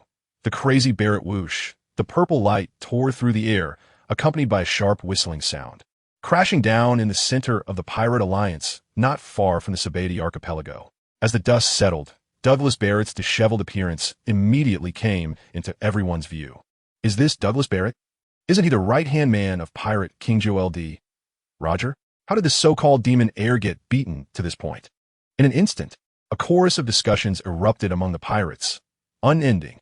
Shut up, Barrett roared, his conqueror's hockey infused with ghostly energy instantly sweeping the surroundings. Feeling this terrifying pressure, the numerous pirates were discussing immediately broke into a cold sweat, no longer daring to speak. Just then, Barrett raised his head, his eyes blazing as he looked in a certain direction, roaring, Apostle Brat, I, Douglas Barrett, swear to become the world's strongest. I will not lose. Let me show you my strongest form. Large bullet form. As Barrett's roar echoed, he fiercely activated the awakening ability of his Paramecia-type fusion fruit. The next second, endless purple fluid surged out from Barrett's body, rapidly sweeping outwards. In the terrified gaze of everyone, any object covered by the purple fluid, whether it was living pirates or large pirate ships, all vanished silently. Countless pirates witnessing this horrifying scene screamed and fled for their lives. Run! Barrett has gone mad. On the vast battlefield, due to Barrett's frenzied action, the Pirate Alliance completely halted fighting with the Apostles. Not far away, Whitebeard, seeing Barrett's devil fruit ability about to flow towards his pirate fleet, immediately darkened his expression and laughed. Grrr, Douglas Barrett. You truly are the madman of Roger's ship. But you think you could devour my ships? Don't you fear breaking your teeth? With that, Whitebeard suddenly raised his tremor blade, and a rich white light instantly wrapped around the tip of the blade. With a mighty swing, a terrifying white blade of light, infused with tremor power, slashed toward the flowing purple fluid. At the same time, Charlotte Linlin stood atop Zeus in the sky, also launching an attack toward the purple fluid heading for the big MOM pirate fleet. Heavenly Fireball! With a loud shout from Charlotte Linlin, Prometheus erupted in flames, launching a massive fireball. With their captain leading the charge, the cadres of the two Emperor factions also began to attack. Boom, boom, boom, intense explosions rung out continuously. In an instant, the purple fluid was blasted in all directions. Amidst the still-forming ultimate giant, Barrett let out an enraged roar. Damn old fools, do you want to die? As soon as these words came out, Whitebeard and Charlotte Linlin's eyes instantly flashed red, and terrifying Conqueror's hockey erupted from both of them, crushing toward Barrett. Damn it! Faced with the Conqueror's hockey impact from the two Emperors of the Sea, Barrett roared again. But this time, he did not speak disrespectfully. Instead, he redirected the purple liquid. In Barrett's view, the top priority was to quickly complete the ultimate form, not to engage in empty talk. Whitebeard and Charlotte Linlin, seeing Barrett so perceptive, also withdrew their Conqueror's hockey. After all, they had a common enemy. Not good. Upon seeing the purple liquid heading towards the Sabeti archipelago, a smile suddenly turned into a grim expression. Immediately, the purple light surged around him, and using his devil fruit ability to reduce his weight, he shot towards the Sabeti archipelago at high speed. Damn Apostle, damn Emperor, once I transform into the strongest form, I will crush all of you. As he saw his devil fruit ability about to reach the Sabeti archipelago, Barrett showed a joyful expression and let out a mad shout in his heart. Run, run. The purple wave was coming, and the Sabeti archipelago was in chaos. The people on the island never expected that their desire to be bystanders would cost them their lives. But just as they were frantically fleeing, a figure suddenly descended before the purple wave. In the next moment, several shouts echoed from this figure in the air.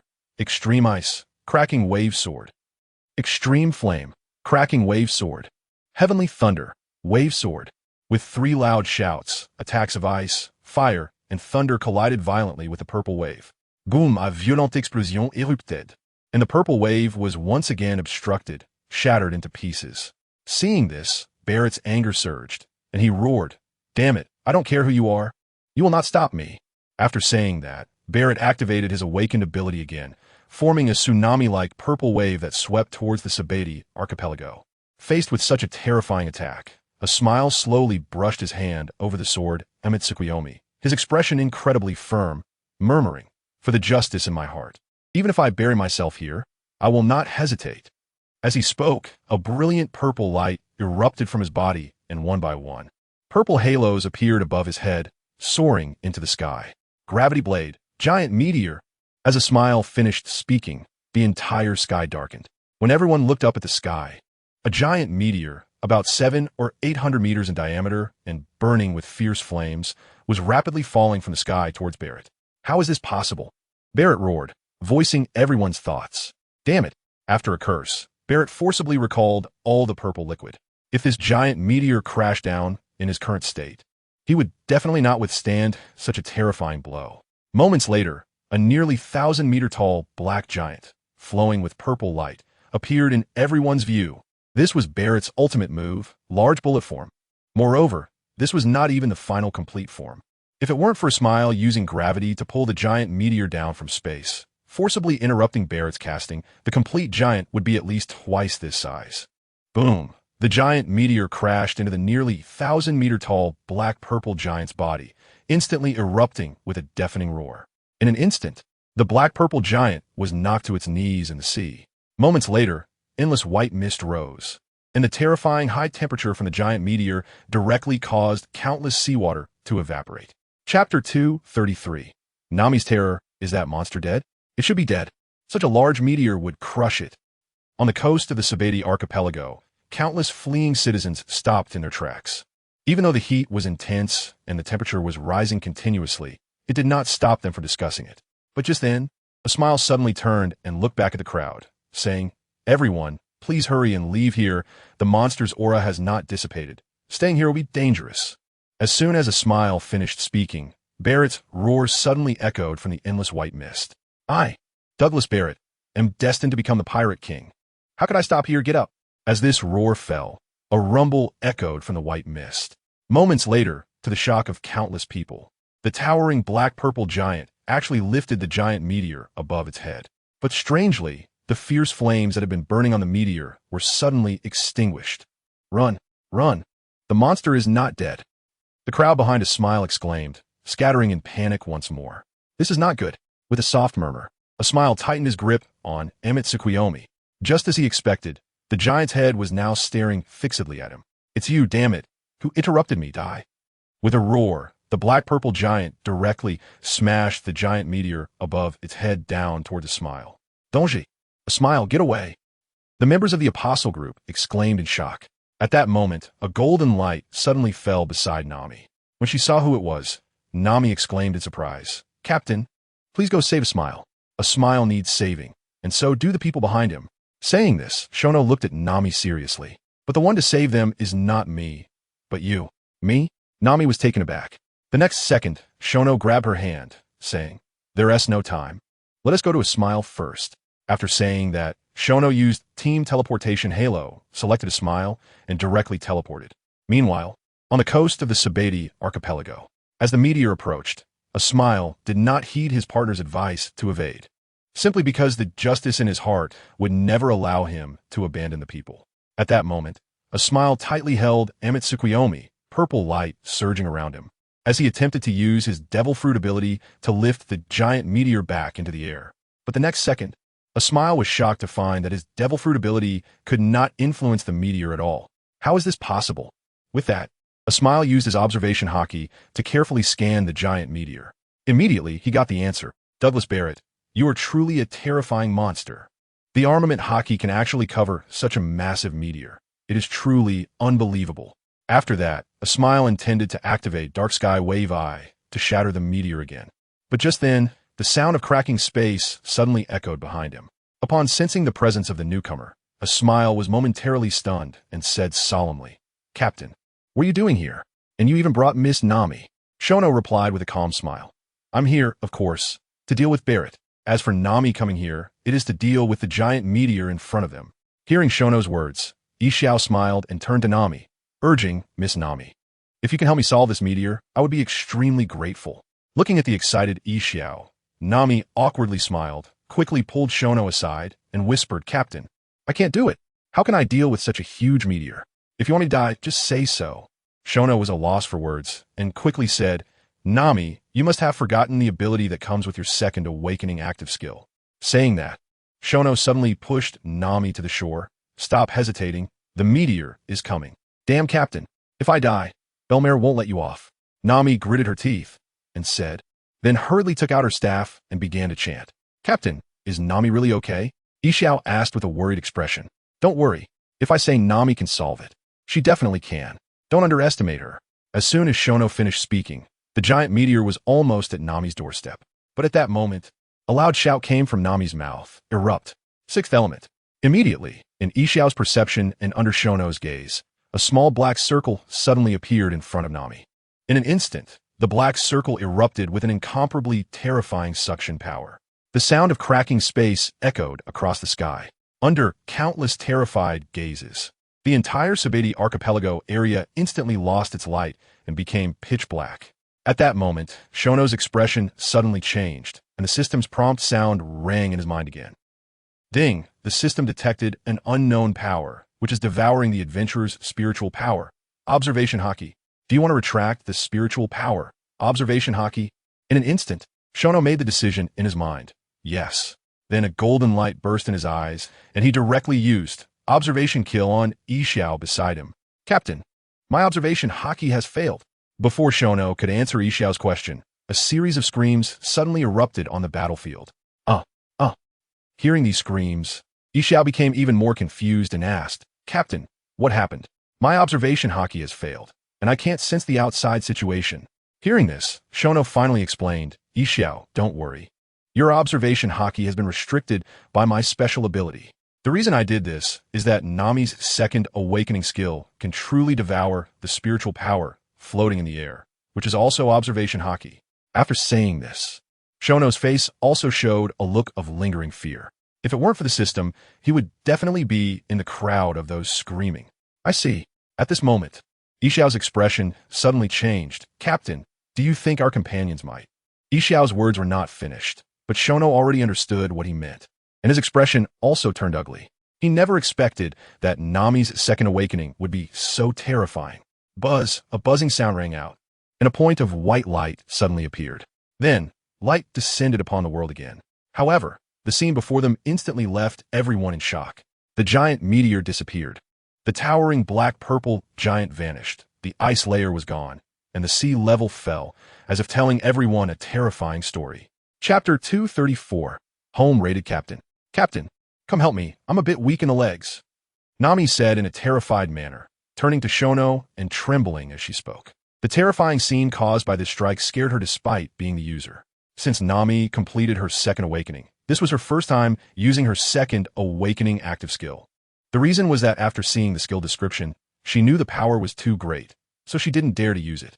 If it weren't for Shono forcing her and putting her in a life-and-death situation, she wouldn't have used such an indiscriminate move.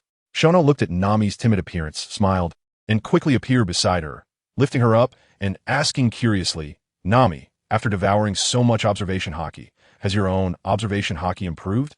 Hearing this, Nami was stunned for a moment, then suddenly unleashed her observation haki. Ah! Suddenly, a scream escaped Nami's mouth, and she leaped out of Shono's arms. "Nami, what's wrong? Miss Nami, are you alright?" Hearing Nami scream, both Shono and Xiao asked with concern. After a while, Nami stopped screaming, her face filled with excitement, and said, "I'm fine, Captain, Mr. Xiao, you don't need to worry." "Fine? Then why did you scream?" Shono frowned, instantly speechless. "Ah!" Nami awkwardly smiled and scratched her head, saying, "I was just shocked by my own observation haki. That's why I screamed." "Shocked by your own observation haki?" Shono stroked his chin, casually speculating, "Could it be that your observation haki has reached the top level?" Upon hearing this, Nami was shocked and said, "Captain, how did you know my observation haki reached the top level? Is it true?" Now, it was Shono's turn to be shocked. His casual guess had actually turned out to be true. The next second, Nami smiled and said, "Captain, you guessed correctly. My observation haki not only reached the top level, but also derived a special ability. I can briefly see certain scenes from the future." As soon as Nami's words fell, both Shono and Xiao were extremely shocked. Nami's words indicated that her observation haki had indeed reached the top level. Moreover, she had awakened a special ability to foresee the future. A second awakening directly created a top-level observation haki master. Both of them thought it was a bit absurd, but the fact was right in front of them. After a long time, Xiao helplessly shook his head and sighed. Miss Nami's second awakening skill is truly a terrifying ability. While killing enemies and gaining strength, it can even secondarily enhance haki. It's really enviable.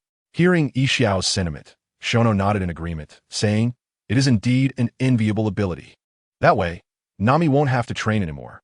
As he spoke, a glimmer of light flashed in Shono's eyes, and he suddenly thought of a possibility, saying urgently, "Nami, you're..." However, before Shono could finish his sentence, he was interrupted by the sound of cannon fire. Boom, boom, boom. At some point, a row of heavy warships had appeared behind Adventure Island, and they were now crazily bombarding Adventure Island. "Damn world government, damn navy!" Shono shouted angrily upon seeing this. His observation haki had been closed for just a short while, and they had been raided at home. This was intolerable. In the next moment, Nuothe turned to Nami with a smile and said urgently, "Nami, stay here to protect our companions. Xiao, come back with me." "Okay, Captain." As the two finished speaking, the light wings behind Nuothe flapped violently, transforming into a streak of golden light that shot towards Adventure Island. This time, Nuothe would not hold back against the Navy. His tolerance had reached its limit. At this moment on the vast battlefield, countless people were groaning with their heads in their hands, and even the strong, like apostles and four emperors, were no exception. When darkness fell, to scout the surroundings, these people had all unleashed their observation haki without exception. On Adventure Island, Zifa and Kuzan looked at the countless shells raining down on the island, their faces filled with anger.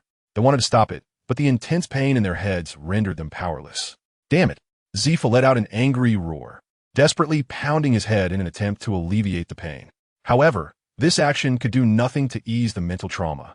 "Dodge, be careful. Don't run around. Find cover. Damn Navy, fight back. Sink them all." Screams and roars echoed from Adventure Island. After experiencing the initial chaos, the reinforcements left by Nuothe on Adventure Island spontaneously organized a counterattack. Not far away on the Navy command ship, the five elders looked at Adventure Island, covered in artillery fire, feeling a bit bewildered. According to Navy intelligence, wasn't there still an apostle stationed on this island? Now, why was there only sporadic artillery fire, with not a single ability user appearing? Just as the five elders were puzzled, a Navy officer responsible for relaying information excitedly approached them, saying, "Report to the five elders. According to the latest intelligence from the Marines stationed in Sabaody Archipelago, most of the powerful members of the Pirate Alliance and the Apostles have basically lost their fighting capability for unknown reasons." Upon hearing this, the eyes of the five elders immediately lit up with excitement. The next moment, the long-bearded elder fixed his piercing gaze on the Navy officer and said sternly, "Is this information accurate?" The Navy officer replied firmly. Rest assured, 5 elders. The information is accurate. Good. This is truly wonderful. It's a blessing from the heavens for us. Upon hearing the officer's confirmation again, the 5 elders could no longer suppress their excitement and exclaimed repeatedly. If they were not mistaken, the powerful individuals on this island had likely lost their combat capability as well. Not long after, the long-bearded elder suppressed his excitement and looked at the Navy officer, saying, immediately notify the Navy to cease artillery attacks and have everyone land on the island to fight. Let them remember, anyone associated with the criminal Xiao Nuothe must be captured. As for the others, anyone who resists will be killed without mercy. Understood, 5 elders. With the departure of a Navy officer, smiles appeared on the faces of the 5 elders. A great battle was imminent, and with most apostles inexplicably losing their combat capability, the 5 elders saw this as divine intervention. The so-called apostles would be easily dealt with. Chapter 235, The Power of the Azure Dragon. Land. With a loud shout from the fleet commander, dense ranks of Navy soldiers leaped from the warships, charging towards Adventure Island. At the same time, on the Sky Noble ship above Adventure Island, Morgans looked at the Navy soldiers who had landed on the island and roared, "Those damn Navy. We can't let them destroy the island we worked so hard to build. Fire. Bombard them hard." With Morgan's command, Ein and Binns rushed towards the captain's cabin and the energy room, respectively. In no time, all the cannons on the Sky Noble ship, including the main cannon, were aimed at the landing Navy forces.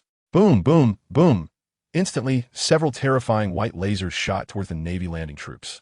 But at that moment, a golden light shot up from a warship, transforming into a tall figure dressed in a yellow-striped suit and draped in a Navy justice cloak. Upon seeing this figure, Morgan's pupils constricted, and he shouted, "Damn it, that's Admiral Kazura Borsellino." As Morgans finished speaking, Borsellino in the sky made a gesture with his fingers, and golden light began to emanate from them. Jata no Kagami. With Borsellino's loud shout, countless dazzling light bullets rained down towards the white lasers. Boom, boom, boom. Explosions rang out one after another, and every single laser aimed at the Navy landing troops was intercepted. Damn Navy, you are really despicable. Why do you always target the apostles instead of capturing pirates? Seeing the attack thwarted, Morgan started cursing angrily. The next moment, Borsellino transformed into a streak of golden light again and disappeared. When he reappeared, he was already standing behind Morgans. Yo, yo, yo, isn't this big news, Morgans? Can you tell me where St. Xiao and Nuothe's relatives are? Hearing the voice behind him, Morgans instantly became furious, hurriedly flapping his wings to create some distance before turning to face Borsellino, saying with a fierce expression, "What do you want? Don't do anything reckless. When the captain returns, you'll regret it." Borsellino frowned at these words and said, "What a terrifying threat. Although I am very reluctant to be enemies with the apostles, I cannot keep failing the mission assigned by the 5 elders. So, can you answer my question? Where are Xiao and Nuothe's relatives?" After saying this, Borsellino's eyes glimmered with golden light, staring intently at Morgans. Feeling the immense pressure from the Admiral up close, Morgans began to sweat profusely. But he still forced himself to suppress his fear and replied, "I don't know." Upon hearing Morgan's answer, Borsellino stroked his stubble thoughtfully and said with a smirk, "You made a wrong decision, Morgans." Saying this, Borsellino suddenly raised his right leg and teased, "Have you ever been kicked at the speed of light?" The next moment, golden light surged around Borsellino's right leg. Damn Navy. The apostles will not let you go. Morgan seemed to resign himself to his fate, still not forgetting to threaten until the last moment. Interesting. With a soft whisper, Borsellino swung his right leg. Bang! A muffled sound suddenly rang in Morgan's ears. Then, when he opened his eyes, he was shocked to find a sturdy arm clad in gauntlets had caught Borsellino's kick. "You are Xiao Nuothe's friend. Step aside. I'll handle this person." When Morgans turned to look at the voice, a tall figure wearing dark red armor with horns on his head, a mask on his face, and a black-red cape draped behind him suddenly came into view. "Morgans, come over here." At that moment, Belmir's voice echoed not far away. Upon seeing Belmir, Morgans hurried over and whispered, "Who is that person? I've never seen him before." As he spoke, Morgans turned back to take another look and noticed that behind the tall figure's cloak hung a strangely shaped, long-handled weapon. This weapon resembled a battle axe and also looked like a large hammer, as it had 6 sharp edges, allowing it to chop, strike, and smash with equal effectiveness. A truly terrifying killing weapon. "All right, I'll explain this later. We need to go support below first." After saying this, Belmir stopped explaining further and directly pulled Morgans towards the edge of the celestial noble ship's railing. Seeing this, Borisolino's eyes shifted slightly. He had recognized Belmir as his target for this mission. However, at that moment, his right leg was being held by the mysterious figure in front of him, and he was incredulous to find that his elemental transformation had failed. Just as Belmir and Morgans leaped off the deck, Borisolino finally spoke up. "You can let go of my right leg now, right?" Upon hearing this, the mysterious figure's eyes flashed red for a moment before slowly releasing their right arm. Whoosh! In an instant, Borisolino distanced himself from the figure. The next second, the mysterious figure walked slowly to the edge of the deck and looked at the dense crowd of Navy soldiers landing below, saying in a deep voice, "Little Nuothe said that the divine dragon will protect the good people, and now the good people are suffering. I must help them." As the mysterious figure finished speaking, a small sprite engulfed in flames suddenly appeared on their shoulder. At the same time, a circle of fiery red mysterious runes surrounded the figure's waist. Borisolino felt the aura of this mysterious figure rising sharply, and an ominous premonition surfaced in his heart. He hurriedly shouted, "What are you going to do?" However, the response from the mysterious figure was a roar, "Power of the Azure Dragon." As this roar echoed, a massive blue dragon pillar, engulfed in raging flames, crashed down towards the Central Navy warship. "Lord Gorosei, we are currently landing on the island and have not encountered any significant resistance." The commander of the Navy fleet, part of the advanced landing force, was reporting the situation to the Gorosei through a transponder snail. However, at that moment, a cacophony of shocked cries suddenly erupted. "A dragon! It's a dragon! This island is protected by a divine dragon! Run!" When the fleet commander looked up, a gigantic green dragon head, spewing flames, was rapidly approaching him. Boom! The screams were accompanied by a violent explosion. Under the terrified gazes of numerous sailors, from the explosion side of the warship, white light dragons began to swirl in the flames, soaring straight up into the sky. Chapter 236. Stand straight when hit, damn it. What the hell is going on? The mustached Gorosei let out an angry roar. Although the transponder snail had been cut off, the command fleet station with the Gorosei was not far from the Navy's advanced forces. Therefore, they could still see the falling dragon pillar and the exploding Navy warship. A nearby Navy officer, delivering information, upon hearing the mustached Gorosei's roar, immediately broke out in a cold sweat, continuously trying to shift into the shadows to reduce his presence. However, what he feared came to pass. Before he could complete his subtle movements, 5 pairs of eyes turned to look at him simultaneously. Then, a bitter smile appeared on the Navy officer's face as he steeled himself and said, "Esteemed Gorosei, according to previous intelligence analysis by the Navy, the mysterious powerhouse just now does not belong to the apostles we are pursuing. If I'm not mistaken, this mysterious powerhouse should be a backup from the apostles. Therefore, as long as we capture this mysterious powerhouse, there should be no more resistance on this island." As soon as he finished speaking, the Gorosei fell into deep thought. The Navy officer, seeing this, let out a long sigh of relief in his heart, regardless of whether his guess was right or wrong. He had at least managed to pass this statement. Not long after, the long-bearded Gorosei coldly glanced at the Navy officer before saying, "If you hesitate when you should act, you will suffer the consequences. Most of the apostles have already lost their combat ability. This rare opportunity is indeed hard to come by. Therefore, we need not test the waters any longer. Let us directly press the entire army forward. If we win, everyone will be happy. If we lose." The long-bearded Gorosei did not finish his sentence, but the sword-holding and mustached Gorosei understood. The next moment, the long-bearded Gorosei continued, "Now, we will hold a vote. Raise your hands if you agree to launch a full-scale attack." After speaking, the long-bearded Gorosei raised his right hand directly. Subsequently, the sword-holding Gorosei and the mustached Gorosei also raised their hands in succession. Immediately, 3 cold gazes turned towards the 2 newly appointed Gorosei. In their group, any significant decision requires unanimous approval rather than a majority vote. Not long after, the 2 new Gorosei slowly raised their hands. Although they did not understand why the other 3 highest authorities in the world were so eager to eliminate the apostles, they knew it was indeed a great opportunity. The apostles dared to seize the heavenly gold, making them their sworn enemies.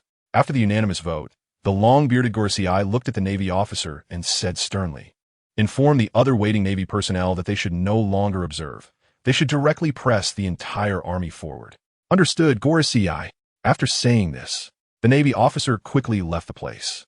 Meanwhile, on the celestial noble ship, the mysterious figure clad in black and red armor. After unleashing a powerful move to deal with the Navy's landing ships, turned their oppressive gaze back to Borsalino. Seeing this, Borsalino's face immediately became serious, and he couldn't help but curse in his heart. Damn intelligence officers. Didn't they say the apostles were all unable to fight anymore? He had rarely taken the initiative to volunteer as a vanguard, originally hoping to clock out early, but who knew such a terrifying figure would emerge? The apostles are truly terrifying.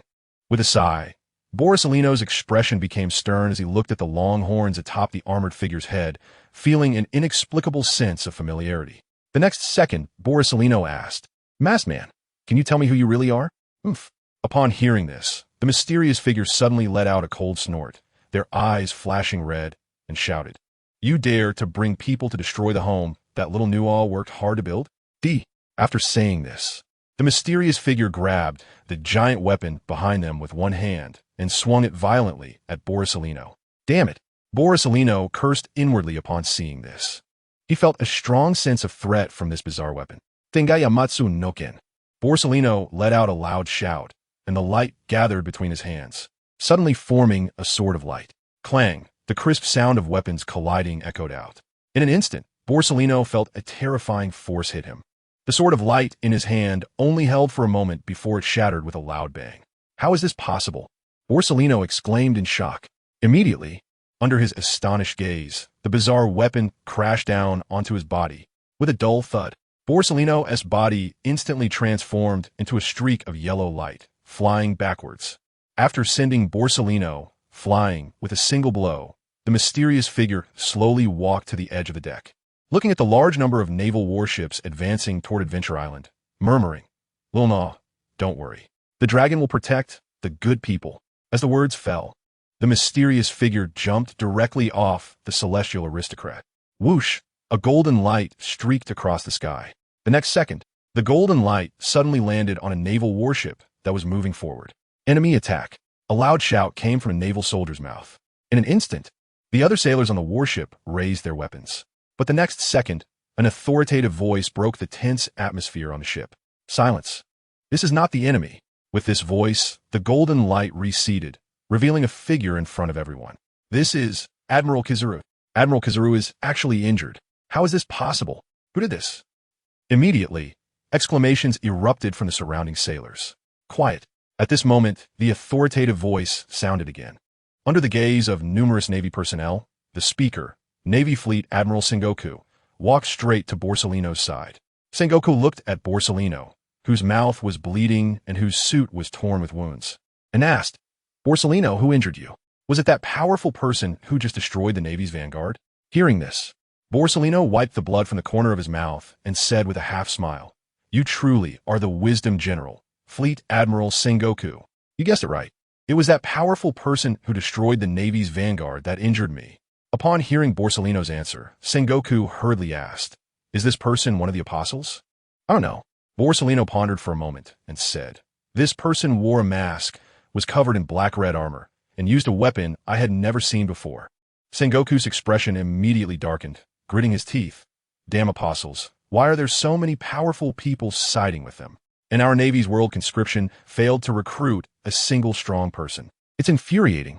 As Sengoku finished speaking, Karp, not far away, fell into rare contemplation. He joined the Navy just to better execute the justice in his heart. And if the apostles win this battle, it seems being an adventurer is also not a bad choice. Chapter 237. The shadow finally revealed Zifa, Instructor Kazan. "How are you two doing now?" When Shono returned to Adventure Island, he immediately landed beside the two. As for Xiao, he had already arranged for him to support Kaido. At this moment, Shono felt extremely fortunate for his decision to leave Kaido behind. Without Kaido, this accident would have placed the entire Adventure Island under the naval bombardment. His family would undoubtedly be captured by the Navy, becoming an obstacle to him. "Nuothe kid, what exactly did you and Nami just do?" Zifa, enduring the intense pain in his head, grabbed Shono's shoulder and said with difficulty, "Now, if I make the slightest movement, a sharp pain comes from my head. What is going on?" Upon hearing this, Shono awkwardly smiled and said, "Instructor Zifa, it's a long story. I'll explain it to you later. Let me treat you first." After all, this matter was indeed his fault. If he hadn't forcibly made Nami use the second awakening skill, such a thing wouldn't have happened. However, he also didn't know that the light master in the game would be so powerful in the pirate world. The next second, Shono used healing skills on Zifa and Kuzan in succession. Before long, he cast all his skills, even using purification, but the result was ineffective. In an instant, Shono was dumbfounded. He was actually powerless against this mental trauma. Nuothe kid, if you can't heal us, just ignore us and hurry to support Mr. Kai. After saying that, Zifa pushed Shono away and sat back down on the ground. Damn! Shono cursed inwardly, but did not leave. His observation haki had already sensed that the Navy's main force was approaching. And now, the surrounding ice of Adventure Island was all shattered. If a full-scale fight broke out, even if the Apostles won, Adventure Island would definitely not be able to be saved. The island, painstakingly built, being destroyed by his own hands, was a result Shono could not accept at all. Therefore, he had to heal Kazan and bring the battlefield to the sea. Immediately, Shono hurriedly called for Celia in his mind. If he couldn't solve it, the system must have a way. Celia, come out quickly. As soon as Shono's words fell, Celia appeared in front of him, rubbing her sleepy eyes. You terrible adventurer. Interrupting a girl's sleep is a very outrageous thing. Don't you know? Celia, still half asleep, pointed her small magic wand at Shono and said fiercely. Upon hearing this, Shono was at a loss whether to laugh or cry. However, when he thought of how he needed Celia's help, he quickly apologized. Celia, as an apology, I'll give you World Weary Novel Transfer Station 937929266 achievement points for free. But their SA condition. Saying this, Shono pointed at Zifa and Kazan. You have to tell me how to heal their mental trauma. As soon as Celia heard that he was giving away World Weary Novel Transfer Station 937929266 achievement points for free, her eyes lit up and she excitedly said, You said it. Adventurer. After saying that, Celia, as if afraid Shono would go back on his word, hurriedly flapped her little wings and flew towards Zifa and Kazan. After Celia circled around the two and returned to Shono's side, she said, Adventurer, regarding their mental trauma, they will recover after resting for a month. However, their special ability, that is the so-called observation haki, will be slightly weakened. Hearing this, Shono frowned. He was not satisfied with Celia's answer, so he asked, Celia, is there any item that can heal them right now? Heal right now? Celia pondered for a moment and said, Yes, that item is in the adventurer's inventory. It is diluted water of life. Just a drop is enough. Hearing Celia's response, Shono was momentarily stunned. Could the diluted life water actually heal mental trauma? Just as Shono was in shock, Celia happily said, Adventurer, I've already given you the answer. Here are your achievement points for Cynical Novel Transfer Station 937929266. If you have such questions next time, please come find me again. As soon as she finished speaking, Celia vanished with a snap. Boom, boom, boom at that moment. A series of violent explosions jolted Shono awake. Damn Navy, they came so quickly. Saying this, Shono immediately unleashed his observation haki towards the source of the explosions. In no time, scenes of Kaido and a smile being besieged by numerous naval powerhouses appeared in his mind. The current admiral of the Navy, Sakazuki, former admiral, warring states, naval hero, Iron Fist Garp, and the current 3 admirals, Borsellino, Fujitora, and Akainu, along with 6 vice admirals from the Navy headquarters. What a grand lineup.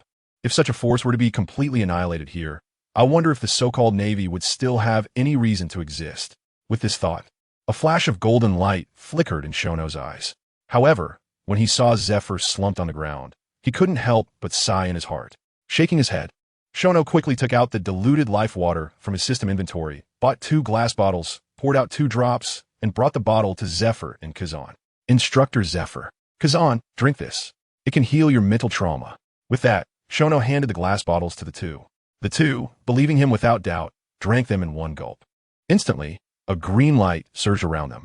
Moments later, when the two opened their eyes again, the pain in their eyes had completely vanished. Seeing this, Shono's face lit up with joy. The next second, Zephyr looked at Shono and said, Kid Shono, I'm off first. With that, Zephyr transformed into a streak of lightning and flew rapidly towards the battlefield. Brother Shono, let's go too, Kazan said and prepared to follow Zephyr's pace. But at that moment, Shono grabbed Kazan's arm and said, Kazan, the urgent matter now is, we need a battlefield. Hearing this, Kazan was stunned for a moment, as if realizing something, then turned and headed towards the nearest sea. Navy, it's time to put an end to this. With a murmur, Shono's light wings spread wide, and he flew rapidly towards the nearby battlefield. On the coast of Adventure Island, a smile and a mysterious figure stood side by side like two war gods. Drip, drip, drops of blood fell from the Tengo Kuyama in the smiling figure's hand onto the ground. But there was no sign of pain on his face. "Can you still fight?" the mysterious figure asked softly. The smile tightened his grip on Tengo Kuyama and said solemnly, "Rest assured, Mr. Kai, before the captain arrives, I will not fall no matter what." "Good. If that's the case, let's kill decisively." The mysterious figure known as Mr. Kai suddenly let out a roar, wielding a giant weapon, and charged directly at the many naval powerhouses. Chapter 238, Zephyr's Strongest Form Attack. Seeing the armored figure charging in, Warring States let out a loud shout. Immediately, Warring States activated his mythical Zoan Devil Fruit ability, transforming into a giant golden Buddha, raising his palm to strike fiercely at the armored figure. Most of the high-ranking Navy officers, seeing Warring States unleash his full power, immediately fell to chill and also released their powerful techniques. Only the current Admiral of the Navy, Sakazuki, glanced discontentedly at Warring States before raising his right arm. In an instant, lasers, magma, cannonballs, and various powerful slashes rained down towards Kaido. Oomph! Seeing the sky full of attacks, Kaido stopped his advance and let out a disdainful snort. The next second, a red light flashed in Kaido's eyes, and the powerful Conqueror's haki instantly wrapped around the Interstellar Destruction in his hand. Reverse Scale Shock. With a roar from Kaido, the Interstellar Destruction in his hand ignited in blazing flames. Then, he leaped up, raising the Interstellar Destruction high above his head and smashed it down towards the incoming attacks. Boom! A loud noise echoed through the sky. In an instant, the entire Adventure Island shook violently, and a terrifying gust of wind swept away a large amount of smoke and dust in all directions. Not good. The coast is going to collapse. Watch your feet. As the cries of the sailors rang out, Warring States and Sakazuki both frowned. The next second, before Warring States could speak, Sakazuki shouted loudly, "All troops, take evasive action. No one is allowed to retreat without my orders." Warring States, hearing this, let out a helpless sigh. He was no longer the Admiral of the Navy, who could command the entire army. Cries of despair echoed along the collapsing coast. The lucky sailors who fell into the sea still had the chance to survive. The unfortunate ones, however, were swallowed directly by the huge cracks. This scene of tragedy made many high-ranking Navy officials furrow their brows. The next second, after saving another sailor, Warring States looked at Sakazuki and said solemnly, "Sakazuki, let these sailors retreat. They won't play any role against the apostles." As soon as Warring States said this, most of the high-ranking Navy officers nodded in agreement. But Sakazuki, hearing this, coldly shouted, "I am the Admiral of the Navy. Without my orders, no one is allowed to retreat. Even an ordinary sailor may play a decisive role in the battle." After saying this, Sakazuki leaped onto a relatively stable piece of land, his gaze fixed on the area shrouded in smoke and dust not far away. In his observation haki perception, the auras of those two enemies still existed. Damn criminals! With a curse, Sakazuki's arms were instantly engulfed in thick smoke, and red-hot magma surged upward. When his momentum reached its peak, he suddenly raised both arms and roared, "Meteor Volcano!" In an instant, huge magma fists shot towards the sky like rain. Before long, the entire sky was painted a fiery red, and massive lava bombs seemed ready to swallow the entire Adventure Island. "Sakazuki, you really deserve to die." Just then, a terrifying roar accompanied by a flash of lightning crashed down on the coast of Adventure Island. Looking at the figure descending from the sky, the high-ranking Navy officials were immediately shocked and exclaimed, "Zephyr! Teacher Zephyr! Instructor Zephyr!" However, Zephyr ignored all those voices, his gaze still fixed on Sakazuki. Feeling Zephyr's stare, Sakazuki raised an eyebrow and coldly said, "Old Zephyr. No, Apostle Zephyr. You must remember, you have betrayed justice. And now you are just a criminal wanted by the Navy." Upon hearing this, the surrounding Navy personnel were left dumbfounded, staring at Sakazuki. Zephyr laughed wildly at these words, shouting, "What a betrayal of justice! What a criminal wanted by the Navy! Then today, let this criminal teach you, the Admiral of the Navy, one last lesson." Saying this, Zephyr plunged the wind-surge thunder totem from his back directly into the ground beneath him and shouted continuously, "Phantom Avatar, 500 million volts God of Thunder." As Zephyr's voice fell, his body was instantly enveloped in brilliant lightning. When the light receded, a giant, several times larger than before and surrounded by arcs of blue lightning, appeared before all the Navy personnel. How is this possible? Such a powerful aura. This is terrifying. Can we really defeat a Zephyr like this? The sight of Zephyr in such a form caused the pupils of the Navy to constrict instantly. The next moment, Zephyr looked at the huge lava bomb that was about to fall from the sky and shouted, "Rapid Hurricane Fist." As he spoke, Zephyr swiftly swung his fists. In an instant, a fierce wind carrying lightning swept across the sky, and the lava bombs in the air were all drawn towards Zephyr's head. Thunder punishment. Zephyr shouted again. Immediately, a blue lightning pillar, more than 10 meters wide, shot from his right arm, striking the sky. Boom! Continuous explosions rang out, and one massive lava bomb after another was instantly shattered. Damn it! Sakazuki, seeing his offensive thwarted, wore a gloomy expression and cursed under his breath. But the next moment, a loud shout suddenly reached his ears. "Sakazuki, get out of the way!" Hearing this, Sakazuki, still confused about the situation, felt a sharp pain radiating from his abdomen. Wow! Blood surged from Sakazuki's mouth, and then his body flew away like a meteor toward the distant sea. At this moment, Sakazuki's mind was filled with endless questions. Why is it so fast? Why is it so strong? Why can't I even sense it with observation hockey? However, none of his questions were answered. A heavy punch sent Sakazuki flying, while Zephyr turned his gaze to the high-ranking Navy officers and said solemnly, "Next, it's your turn. Zephyr, we can talk this out." Karp looked at Zephyr with a disgruntled expression, thinking only a fool would consider fighting Zephyr in this state. Just as the entire battlefield fell into a strange standoff, 5 terrifying figures suddenly appeared behind Navy. Chapter 239, Nami and Shirahoshi's moment of glory when the 5 elders appeared on this battlefield. The atmosphere instantly became eerie. Can't you understand what I'm saying? Attack, or you'll all be sent to military court. The mustached 5 elders shouted again, seeing the Navy not moving. Hearing this, the high-ranking Navy officers instinctively turned their eyes to Sengoku. Upon seeing this, Sengoku let out a helpless sigh, but said nothing, instead directly striking toward Zephyr with a palm. This action reignited the war. "Sengoku, the Navy will eventually perish at your hands."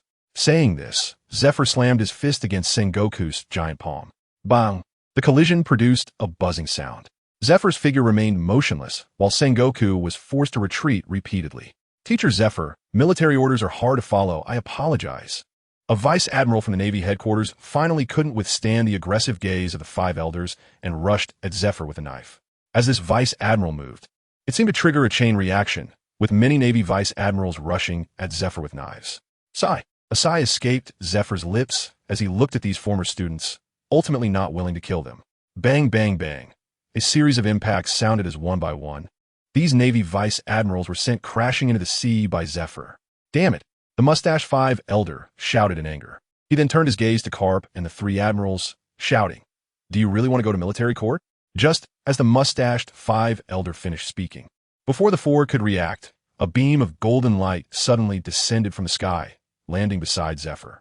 At the same time, a figure of a smiling character appeared beside Kaido, emerging from the collapsed shore, standing alongside Zephyr.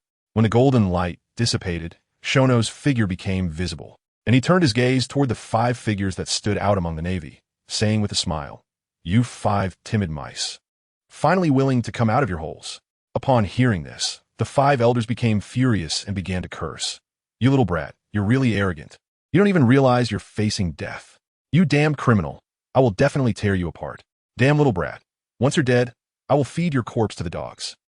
Hearing these angry curses, Shono scoffed and said disdainfully, "A bunch of useless, furious waste." As soon as Shono's words fell, a terrifyingly sharp slash filled with murderous intent suddenly slashed toward him. What a powerful slash. However, it's not enough to deal with me. Saying this, a golden giant hammer instantly appeared in Shono's hand. "Shatter for me." With a loud shout from Shono, the God Punishment Hammer was raised high and smashed down hard towards the incoming slash. Crack! The sound of shattering glass echoed as the powerful slash was instantly broken apart. Altogether, saying this, the mustached 5 elder, wielding first-generation Onihara, was about to charge at Shono. But just then, a lazy voice suddenly rang out from behind the Navy. "Ah la la la. If you want to gang up on our captain, I can't agree to that. 1,000 miles of ice encasing. As the Navy and the five elders turned to follow the voice, the chilling ice mist rapidly swept toward them. Damn it, it's Akiji. Why can't I sense him with observation hockey? Don't ask so much. Get out of the way. In an instant, the Navy and the five elders either stepped on moonwalk or used their special abilities, all taking to the air to avoid the encroaching chilling air. Good opportunity. Watching the Navy and the five elders suspended in the air, Shono quickly turned to the people beside him and urged, "Everyone, let's attack together and force them all back to the sea. We can't let the battle break out on Adventure Island, or all our efforts will be in vain." After speaking, Xiao Nuo's hand flashed with holy light, and in an instant, a golden, holy spear appeared in his grip. With a whoosh, the golden spear was thrown by Xiao Nuo. At the same time, Zfa, Xiao, and Kaido, upon hearing this, each used their own skills. Thunder Punishment. Azura, Evil Light, Slash. Shikigami Sho. In an instant, the golden spear pierced through the air, thunder roared, slashes tore through the sky, and Shikigami danced wildly. Four terrifying attacks swept toward the Navy and the five elders. Damn it! The sword-wielding five elders let out an angry roar. At this moment, they were all in the air, and the four incoming attacks had completely sealed off their retreat. With no place to gain leverage, they had no choice but to passively defend. Defense. Use armament hockey for defense. As Sengoku's voice fell, dark armament hockey instantly covered his entire body. The others, upon hearing this, also used armament hockey to defend themselves. Boom! Boom! The sound of violent explosions rang out, and dark figures, under the powerful impact of the explosions, shot towards the distant sea like black meteors. Splash! Splash! The sound of falling into the water echoed continuously. Seeing this, Xiao Nuo revealed a faint smile and looked at Kazan, saying, "Kazan, it's your turn." The latter, upon hearing this, directly extended his right arm into the seawater and shouted, "Ice Age." As he spoke, a bone-chilling cold surged out from Kazan's body. Crack, crack, crack. The piercing sounds continued, and the vast sea surface was freezing into solid ice at a visible speed. Everyone, saying this, Xiao Nuo looked at his companions beside him and smiled. "Let us go in this battle together."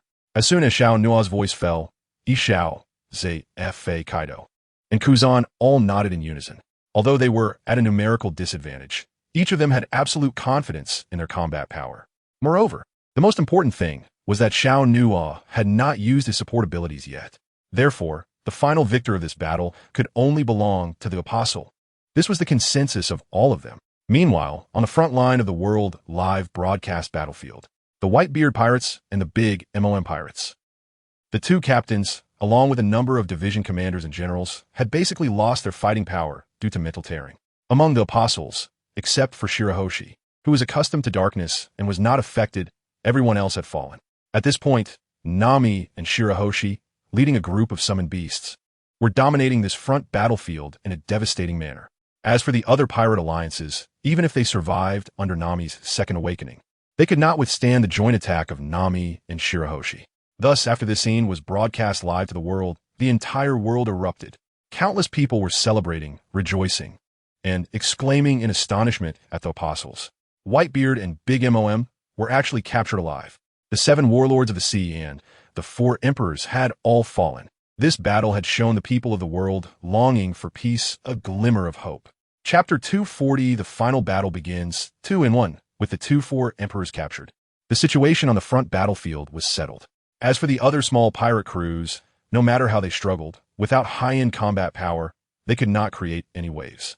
Thus, after Nami and Shirahoshi ensured all their companions were safe, they commanded a group of summoned beasts to gather the high-end combat power of the Whitebeard Pirates and the Big MOM Pirates, tying them all together with sea stone handcuffs. After doing all this, Nami looked at Shirahoshi and said softly, "Shirahoshi, I'll leave this to you. Take care of our companions. And as for these pirates..." Saying this, Nami's gaze lingered on Whitebeard for a moment before adding, "Anyone other than Whitebeard who dares to resist will be dealt with." Shirahoshi nodded upon hearing this. After following Xiao Nuo to sea for so long, she was no longer the timid fish princess of the past. Then, Shirahoshi asked, "Nami, are you going to support the captain?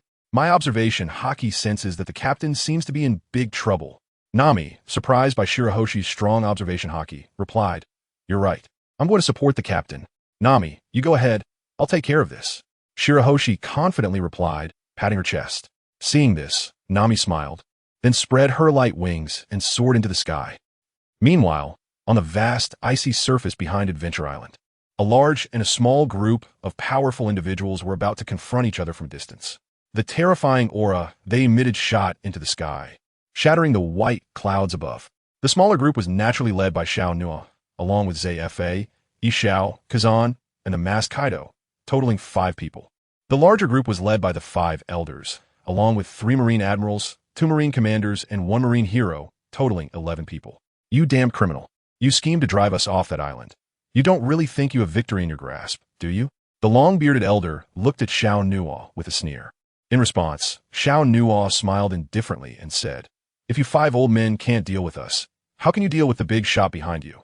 Upon hearing Xiao Nuothe's words, the Navy and others were bewildered. Weren't the 5 elders the highest authorities of the world government?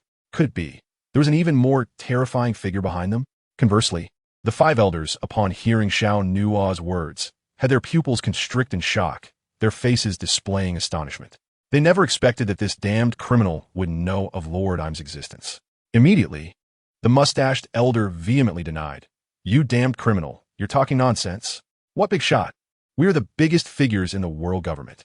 Seeing the mustached elder's furious demeanor, Xiao Nuothe burst into laughter. "You really are the biggest figures in the world government?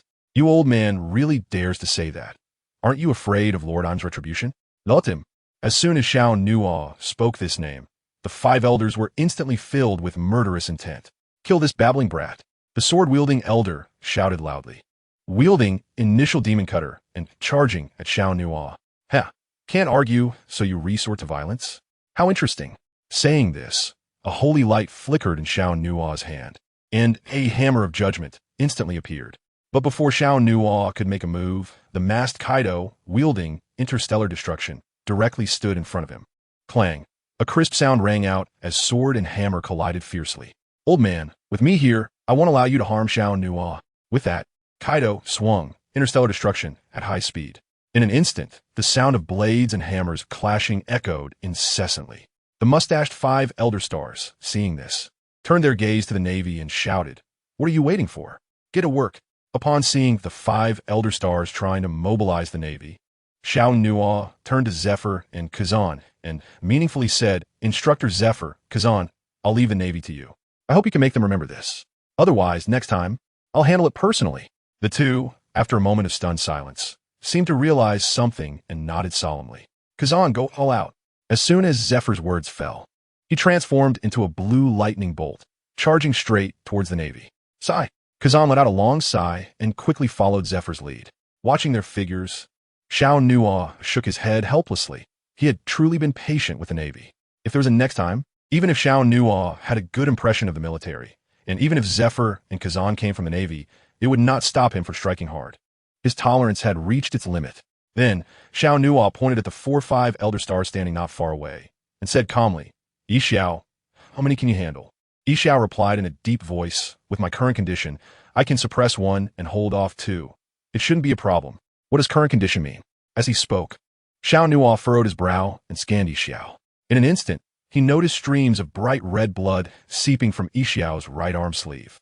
Seeing this, Xiao Nuothe immediately reprimanded, "Xiao, why didn't you tell me you were injured? Is it serious?" Hearing Xiao Nuothe's reprimand, Xiao chuckled and said, "It's nothing, Captain. Just a small injury. You don't need to worry." Hearing this, Xiao Nuothe smiled helplessly. It seemed Xiao still didn't know what his true capabilities were. The next moment, Xiao Nuothe directly used several rapid healing on Xiao, while Xiao Nuothe was preoccupied with treating Xiao. The 4-5 elder stars nearby listened to Xiao Nuothe's flippant words and watched his nonchalant actions. Instantly, veins bulged on the foreheads of the 4. This damned criminal. What does he take the 5 elder stars for? Just some random cargo to be distributed? It is important to know that the 5 elder stars are not only the highest authorities in this world, but also among the top powers of the celestial dragons. Kill him. Sink that island. Erase the apostles from this world. The moment their furious shouts fell, their bodies moved rapidly, all lunging toward Xiao Nuothe. "Can't you wait for me to heal my partner? Really impatient." As the words fell, golden light flashed in Xiao Nuothe's eyes, and his top-tier armament haki and conqueror's haki instantly wrapped around the judgment hammer. At the same time, strands of holy light gathered behind Xiao, forming a pair of massive pure white wings. When Xiao's momentum reached its peak, the solid ice beneath his feet suddenly cracked under the strain. In the next second, Xiao shouted loudly, "Judgment Hammer, Heavenly Fury!"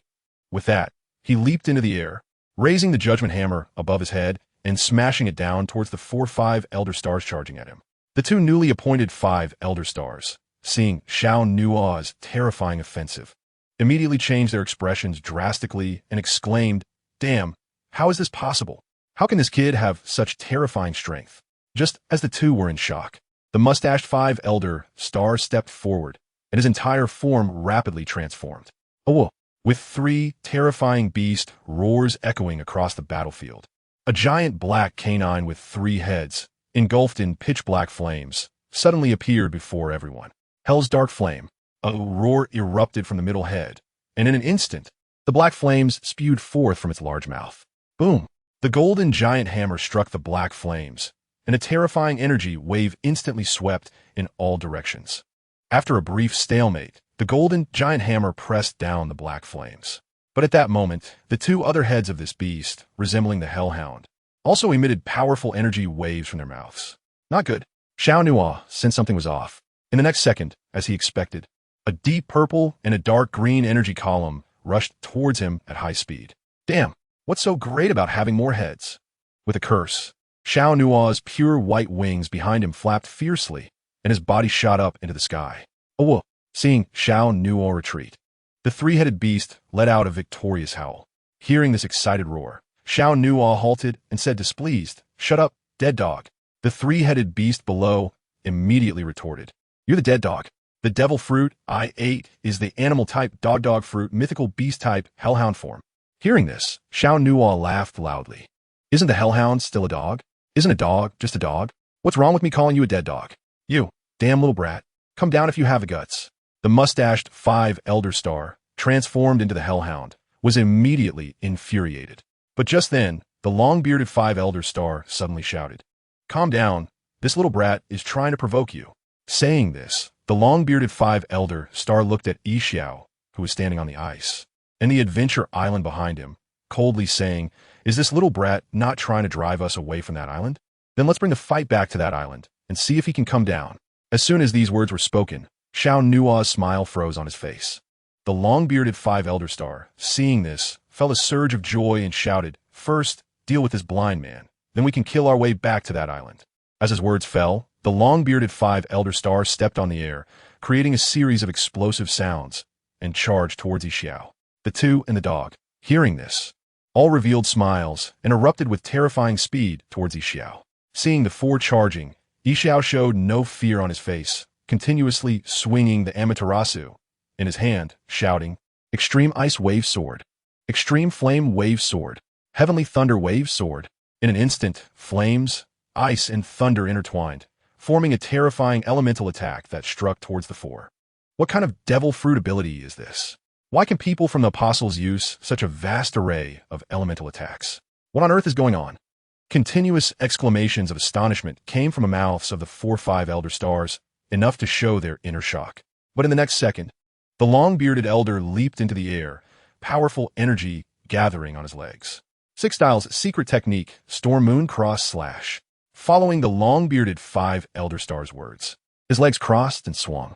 Instantly, 2 crescent-shaped blue giant slashes, resembling waning moons, shot towards Xiao's elemental attack in a cross pattern. Boom! The 2 energy waves violently collided. In an instant, the hard ice surface shattered explosively. Hell's dark flame. Without waiting for a laugh, the pitch-black flame rays shot in at high speed. Upon seeing this, Xiao pointed his left arm forward and shouted, "Immovable King Formation." In an instant, the purple star formation reappeared, accompanied by waves of fluctuation. As 4 purple flame orbs slowly rose and began to spin rapidly.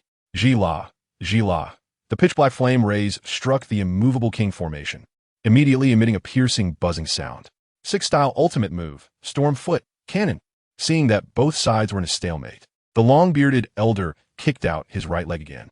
In an instant, a white cylindrical shockwave struck the immovable King Formation. Boom! A loud sound erupted, and the immovable King Formation instantly shattered, with the purple flame orbs turning into points of starlight that disappeared in the air. Charge! The long-bearded elder shouted loudly and prepared to charge at Xiao. But just then, a terrifying gust of wind suddenly rushed past his ear, and when he turned to look, a golden giant hammer immediately came into view. How is this possible? Why can't my observation hockey sense you? Could it be that you also? Before the long-haired elder could finish his sentence, the golden giant hammer smashed hard into his face. Bang! A muffled sound echoed, and the long-bearded elder's body instantly flew backwards like a cannonball. In an instant, the other three elders quickly assumed defensive postures, staring at Xiao Nuo in shock. After a moment, the elder with the goatee who had transformed into a three-headed hellhound exclaimed in shock, "Little brat, I didn't expect your conqueror's hockey to reach the level of red-haired shanks." Hearing this, Xiao Nuo grinned and said, "I didn't expect you to know about my ability?" Oomph. Upon hearing Xiao Nuo's reply, the goateed elder let out a disdainful snort and said again, "There aren't many secrets in this world that we don't know." "Oh, is that so?" Saying this, Xiao Nuo stroked his chin and smiled. "Then do you know what my ability is?" This, seeing the goateed elder rendered speechless. The middle-aged muscular elder beside him became furious and roared, "Why waste so much breath with this criminal? Let's all go together and capture him to find out everything." As soon as he finished speaking, the pitch-black armament hockey instantly wrapped around his body. "Die little brat." Saying this, the middle-aged muscular elder swung his fist and directly attacked Xiao Nuo. Seeing this, Xiao Nuo grinned and murmured, "You really have some courage."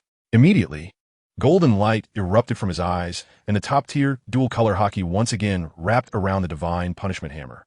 Bang! The fist and hammer collided. In an instant, the middle-aged, muscular elder's expression changed drastically as he felt a terrifying force transmitting through his arm to his internal organs. Doof! Not long after, a mouthful of fresh blood spewed from his mouth, and his body flew backwards like the long-bearded elder. At this point, 2 of the 5 elders had already been defeated. Chapter 241. The Elder's Hidden Cards, you damn little brat. I will tear you to shreds. The goateed elder, transformed into a 3-headed hellhound, roared in terror upon seeing his 2 companions knocked away by Xiao Nuo. Just as the roar ended, the goateed elder swung his massive beast claw, creating a whistling sound, and clawed at Xiao Nuo's head. "Want to tear me apart? With just your dog paw?" Xiao Nuo scoffed, and suddenly pulled back the divine punishment hammer, positioning it in front of him.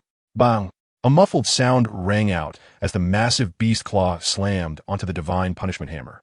But then, the goateed elder was shocked to find that the scene he imagined did not happen. As a Zoan-type mythical beast, he struck with all his might, but couldn't even budge a human who was smaller than his claw. How is this possible? What kind of monster is this little brat? In an instant, the goateed elder's heart was filled with shock. Just then, he suddenly felt a massive energy fluctuation coming from under his claw. The next second, Xiao Nuo's teasing voice rang out again. "Old man, haven't you eaten? With this little strength, it only tickles me, and I find it too light." As soon as Xiao Nuo said this, the goateed elder jumped up in rage, shouting, "Arrogant little brat, I will crush you into meat paste." Saying this, the pitch-black hellfire began to burn violently on the goateed elder's massive beast body. In an instant, Xiao Nuo felt the enormous beast claw pressing down on him, its power suddenly increasing several times. Interesting, this is a long-lost feeling of excitement. "I hope you can hold on a little longer, big toy." Saying this, golden light flowed in Xiao Nuo's eyes, and the aura within him began to grow in a terrifying way. Suddenly, dazzling golden light erupted from under the goateed elder's beast claw. "Get up!" With Xiao Nuo's loud shout, the massive beast claw that was pressing down on him was instantly flipped away. "Damn it!" The goateed elder let out a reluctant roar. At this point, he had already used all his strength, but had not achieved the desired effect. Visual deprivation. Just as Xiao Nuo thought victory was in his grasp, the last elder with a square face, not far from the goateed elder, suddenly shouted loudly. As his voice fell, a strange force instantaneously enveloped Xiao Nuo. This is... Before he could finish speaking, the scene before Xiao Nuo suddenly turned pitch black. Before Xiao Nuo could figure out what was happening, the square-faced elder shouted again. Auditory deprivation, olfactory deprivation, tactile deprivation, gustatory deprivation. In an instant, strange powers surged in, and Xiao Nuo felt that all his 5 senses had lost their function. "Damn little brat, do you think this is the end?" Saying this, The square-faced elder revealed a mocking smile and shouted again. Observation hockey deprivation. Armament hockey deprivation.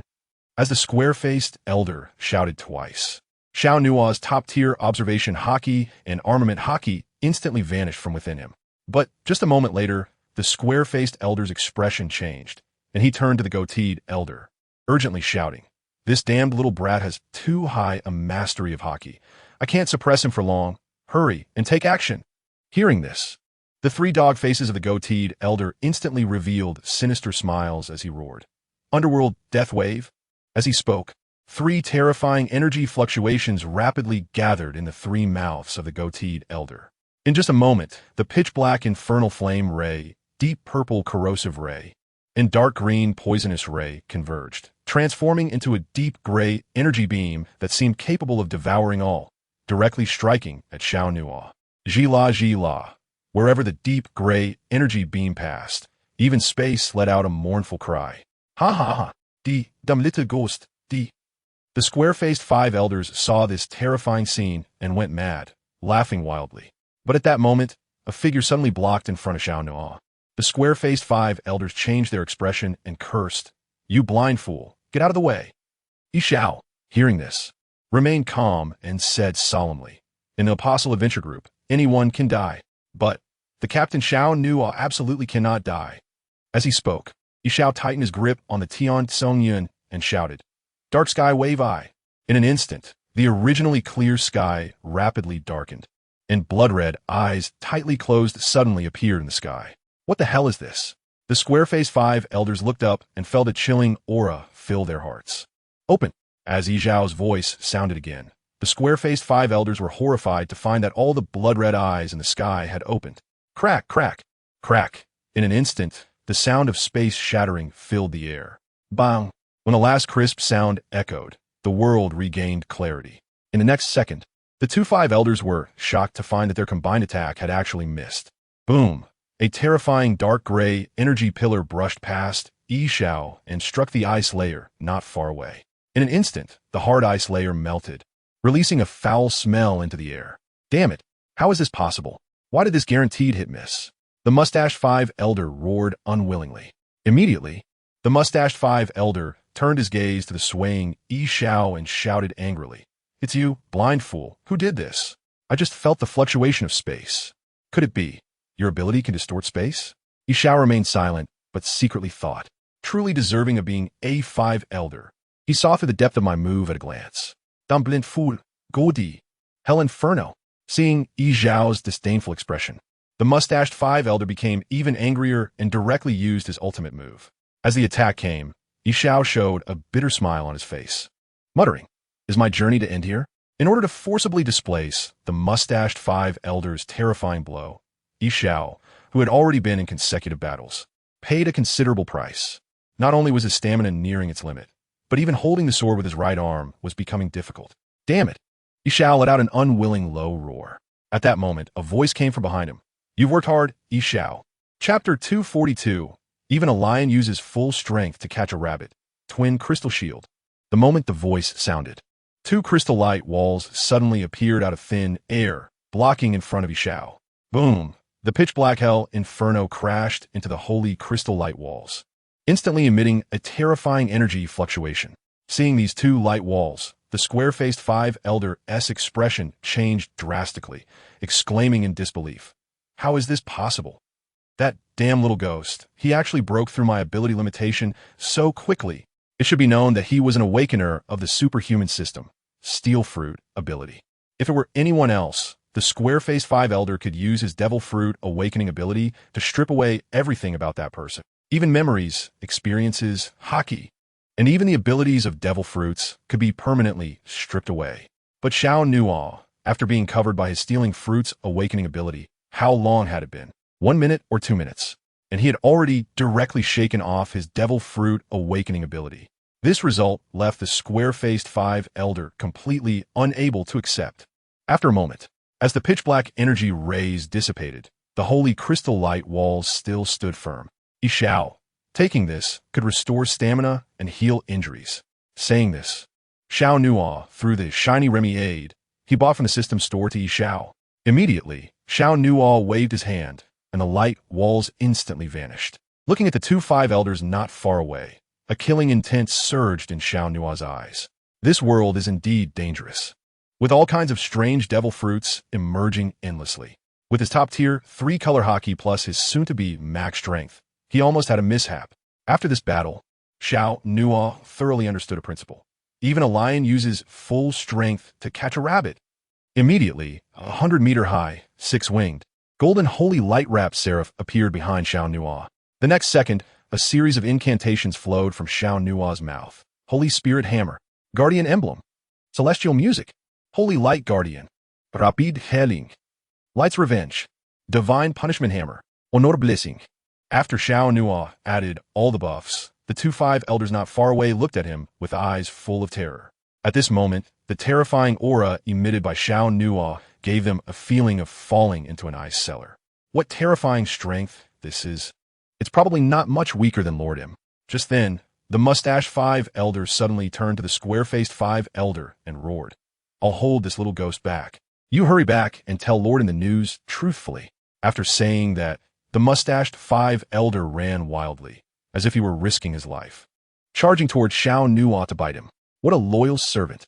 Saying this, Xiao Nuo waved the divine punishment hammer in his hand, and the top-notch armed color hockey and conqueror's hockey instantly wrapped around it, coldly shouting, "Don't worry, you two. No one can escape." As soon as the words fell, Xiao Nuo, holding the divine punishment hammer, rushed forward at high speed. "Closer, closer. Little ghost, go die." Saying this, the mustached five elder, transformed into a 3-headed hellhound, opened his 3 blood-red mouths and viciously bit down at Xiao Nuo. Feeling the stench rushing towards him, Xiao Nuo frowned, then swung the divine punishment hammer fiercely. Bang! The dull sound of collision just rang out. Immediately, 2 piercing screams echoed across the battlefield. "Ow! Ow!" When everyone turned to look, they were instantly stunned in shock, especially the square-faced five elder, who felt his hands and feet turn cold, and a great fear enveloped his heart. In his sight, the massive beast body of the hellhound was actually sent flying. What terrified him even more was that the head in the middle of the hellhound had already disappeared, leaving only a broken neck spraying blood wildly. In the next second, the square-faced five elder roared, "Retreat, quickly retreat. That monster Xiao Nuo is not something we can handle." As soon as these words came out, the blade-wielding five elder and the high-ranking navy were suddenly pale. They never expected that the 4-5 elders teaming up against the 2 apostles would end with 2 missing, 1 severely injured, and 1 about to flee. Is it that the 5 elders are too weak? Or are the apostles too strong? Leave them. Xiao heard the roar of the country-faced 5 elders and immediately shouted out as well. In the next second, he looked at the hellhound howling in the air, and golden light flashed in his hand, suddenly revealing a holy spear. D. As the words fell, Xiao threw the holy spear. Whoosh! The golden spear pierced through the air, creating a whistling sound, and shot straight at the heart of the hellhound. Oh! In an instant, a more mournful scream echoed again. However, this scream lasted only a few breaths. With a thud, it suddenly stopped. Damn it! The knife-wielding 5 elders nearby saw this and cursed under their breath, swinging their first-generation ghost cut continuously, launching terrifying slashes towards Kaido at high speed. Seeing this, Kaido raised interstellar destruction above his head and shouted, "Unmatched strike." With one axe swing, all the slashes shattered. When Kaido looked up again, the figure of the knife-wielding 5 elders had already vanished. Kaido was momentarily confused. They were fighting so well. Why did they run away? On the other side, the senior Navy officers saw the 5 elders fleeing and also decided to abandon the battle. Thus, Sengoku unleashed a shockwave and quickly retreated. Wiping the blood from the corner of his mouth, he urged, "Zifa, Kazan, stop. The 5 elders have retreated. We, the Navy, concede you win." Upon hearing this, Zifa and Kuzan each unleashed a powerful skill before retreating, exchanging glances with the senior Navy officers. Oof. Akainu let out a dissatisfied cold snort, turned to Sengoku, and coldly said, "I'm the Admiral of the Navy. You have retired. What qualifications do you have to command the Navy? What qualifications do you have to say that the Navy has lost?" Sengoku shot a cold glance at Akainu and said solemnly, "If you want to fight, then you can continue. I'll accompany you." Akainu was instantly enraged. Immediately, Sengoku ignored Akainu and was about to turn away. But at that moment, Zifa's voice suddenly rang out. Sengoku. Hearing this, Sengoku stopped, turned back to look at Zifa. In the next second, Zifa's gaze swept over all the senior Navy officers, and he coldly said, Everyone, this is the last time I will show mercy. In the future, if the Navy goes against the apostles again, be prepared to die. After speaking, Zifa punched the ice layer beneath his feet fiercely. In an instant, the hard ice shattered explosively. A chasm opened up, separating Zifa, Kazan, and the senior Navy officers. Kazan, let us go. After doing all this, Zifa turned to leave, leaving the senior Navy officers looking at each other in bewilderment. Sigh. A long sigh escaped from Garp's lips. They all realized that the next time they meet, it would definitely be to the death. Teacher Zifa, are you not afraid that Xiao will blame you for going against his words? On the way out, Kazan looked at Zifa's back and quietly asked. Hearing this, Zifa stopped, looked up at the golden figure chasing the 5 elders, and softly said, This time, let it be my last mercy towards the Navy. If that kid Nuothe wants to blame me, I have no complaints. After speaking, Zifa resumed his steps. Watching Zifa's departing figure, Kazan seemed to think of something, his expression gradually becoming complex. Chapter 243. The young man named Kazan. The next morning, when the first ray of sunlight broke through the night's gloom and illuminated the earth, countless news seagulls flew out from Adventure Island, spreading the news of the apostles' great victory to the world. The world's strongest man defeated. Both 4 emperors captured. 200,000 pirate coalition suffered heavy casualties. The great pirate era ends. A new era approaches. Want to gain the power of the apostle? Trade it for historical texts. In an instant, these shocking news reports swept across the world like a terrifying hurricane. In the waters of the Sabeti archipelago, Adventure Island, after the apostle won the difficult battle yesterday, Xiao had Robin use the mind shield to seal off the entire island, launching a grand celebration with all those who came to support. Approaching noon, after cleaning up the remnants of the banquet on the island, Adventure Island finally reopened to the world. Countless people braving the cold and waiting beside Adventure Island rushed in the moment the golden barrier disappeared. Soon, exclamations echoed from all over the island. Is this Adventure Island? Where are these buildings? They look so solemn. These soldiers all seem very strong. Apart from the visiting crowds, more people, guided by the island's guards, headed towards the Cloud City at the center of the island. These people all shared a common goal. They all wanted to become adventurers, or even stronger apostles. In the main hall of Cloud City, the usually quiet hall was now in complete chaos, with countless noisy inquiries, as if they were about to overturn the entire hall. Number 194, please go to window 2. A pleasant female voice echoed from the special loudspeaker in the hall. It's my turn, it's my turn. Hearing this voice, a slender young man, looking at the number plate in his hand, exclaimed in excitement. In the next second, this slender young man quickly arrived at window 2 and, looking at the beautiful young lady behind the glass, stammered, This, beautiful, miss, may I ask, how can I become an adventurer? However, before the slender young man's question could be answered, someone directly pulled him away from the window. At the same time, a voice sounded behind him. Skinny bamboo pole. With your physique, you want to be an adventurer? You should just go home and keep eating. Don't waste my time. As soon as these words were spoken, the crowd around window 2 burst into laughter. You. The slender young man heard the mocking words and turned around with anger. But when he saw the burly man behind him, he couldn't bring himself to say anything. Looking at the defiant gaze of the slender young man, the burly man revealed a sinister smile. Skinny bamboo pole, I'm going to cut in front of you. What? Are you not satisfied? Lord Zifa, do we need to intervene? The commotion at window 2 had already been noticed by the Adventure Island Guard team, but since Zifa had just arrived, they did not step in immediately. Hearing the guard's inquiry, Zifa wore a faint smile and softly said, I will handle this matter. No need to worry. After speaking, Zifa once again looked at the slender young man. He was very curious. What choice would the weak young man make in the face of the strong man's oppression? At the same time, the weak young man looked at the imposing strong man, and blood unexpectedly seeped from his tightly clenched fists. Coward! As the words fell, the strong man cast a disdainful glance at the weak young man and was about to walk towards the window. But at that moment, a small, crimson fist suddenly smashed into his cheek. Bang! A faint muffled sound echoed. The crowd in front of window number 2 was shocked. They never expected that this timid, weak young man would dare to throw a punch at the strong man. The strong man, stunned for a moment, instantly erupted in rage. You skinny bamboo pole, You dare to hit me? Are you looking for death? Saying this, the strong man drew a long knife from his waist. Looking at the shining long knife in the sunlight, the weak young man shouted, "This is the territory of the apostle. Do you dare to kill me here?" When the words apostle were mentioned, the strong man hesitated, and the noisy atmosphere in the hall inexplicably quieted down a bit. Clap, clap, clap. At that moment, a crisp applause rang out, as if containing some kind of magic, reaching everyone's ears in the hall. The next second, everyone turned to look in the direction of the sound, and a figure clad in golden armor instantly came into view. This attire is the apostle. He is the justice arbiter, Zephyr. What a powerful aura. Just a glance made people feel a shiver. When the crowd in the hall recognized Zephyr, everyone instinctively made way for him. Finally, Zephyr stopped in front of the strong man with a face full of fat, and with a smile that was not quite a smile, he said, "So it's you who wants to cause trouble on this island? You still want to use a knife?" Saying this, Zephyr's expression turned serious, and he coldly said, "You want to die?"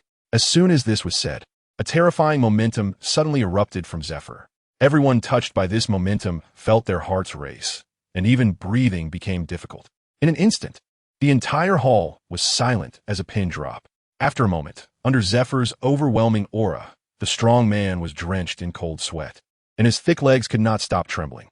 The next second, the strong man plopped down, kneeling before Zephyr, tears streaming down his face as he choked out, "Apostle, I will never bully anyone again. Please let me go."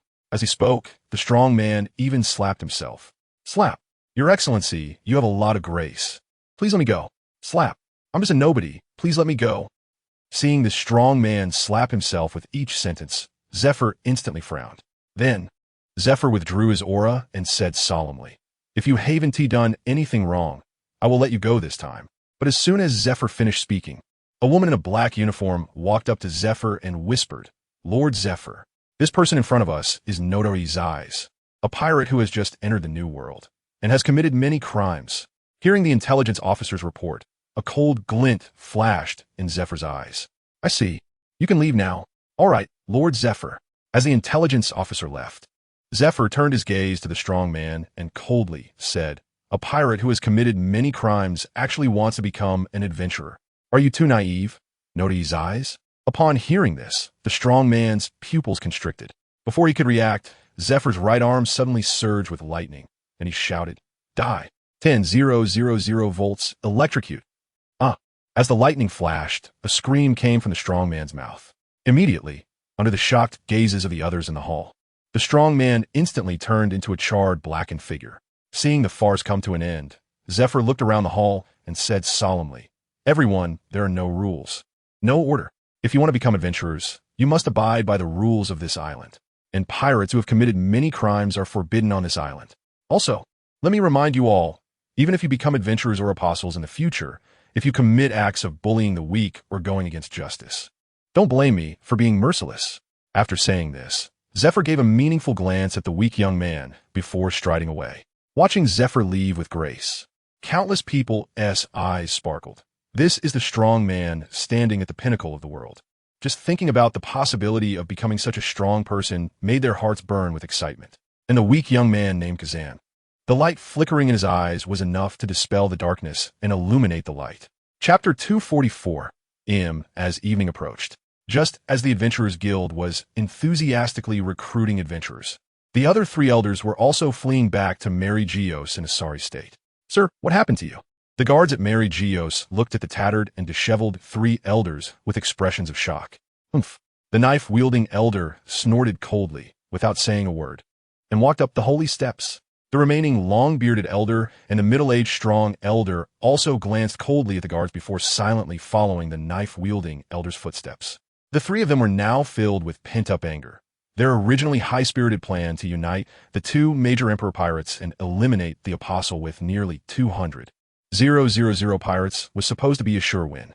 Who would have thought that the result would be that both major emperor pirates were captured and nearly 200,000 pirates suffered heavy casualties. Even two of their elders were killed. Only the Navy, aside from some minor personnel casualties, had only a few high-ranking officials injured. Overall, this extermination war against the Apostle was a complete failure for the world government. The only thing to be thankful for was that the Apostle's world broadcast did not feature them or the Navy. Otherwise, the world government would have lost all its face. When the three elders hurriedly returned to the small villa in Panga City and tidied themselves up, they rushed towards the passage they remembered. Tap, tap, tap. In the long and silent passage, the three elders remained silent, with only the heavy footsteps echoing throughout the passage. Soon, upon reaching the end of the road, a solemn hall appeared before their eyes. To their shock, the mysterious Lord Im was already seated on the high suspended throne. Elders, we greet Lord Im. Elders, we greet Lord Im. Seeing this, the three hurriedly knelt on one knee and saluted. Bang! The dull sound of a strike on the throne instantly echoed throughout the hall. Immediately, the three elders kneeling on the ground seemed to be hit by some terrifying force. In an instant, crimson blood dripped from the corners of their mouths onto the ground. And Master, please, spare our anger. The middle-aged, strong elder spoke tremblingly as if bearing some heavy pressure. Oomph! Im, sitting high on the throne of void, heard the pleas of the middle-aged man from the five elders and let out a cold snort once more. In an instant, the three kneeling five elders changed from a single knee to both knees on the ground. And not only that, their arms were also supporting themselves in front of them. At this moment, their shoulders, which were shaking violently, revealed that all three were enduring some terrifying pressure. Master, I have important information to report. The knife-wielding five elders said, each word coming out with great difficulty. Upon hearing this, Im's blood-red, heavy eyes slightly swayed, and then he raised his hand and waved it at the knife-wielding five elder.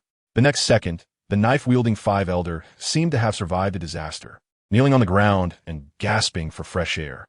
After a moment, he let out a long breath and recounted everything he had seen. When the knife-wielding five elder finished speaking, Im's gaze fluctuated violently.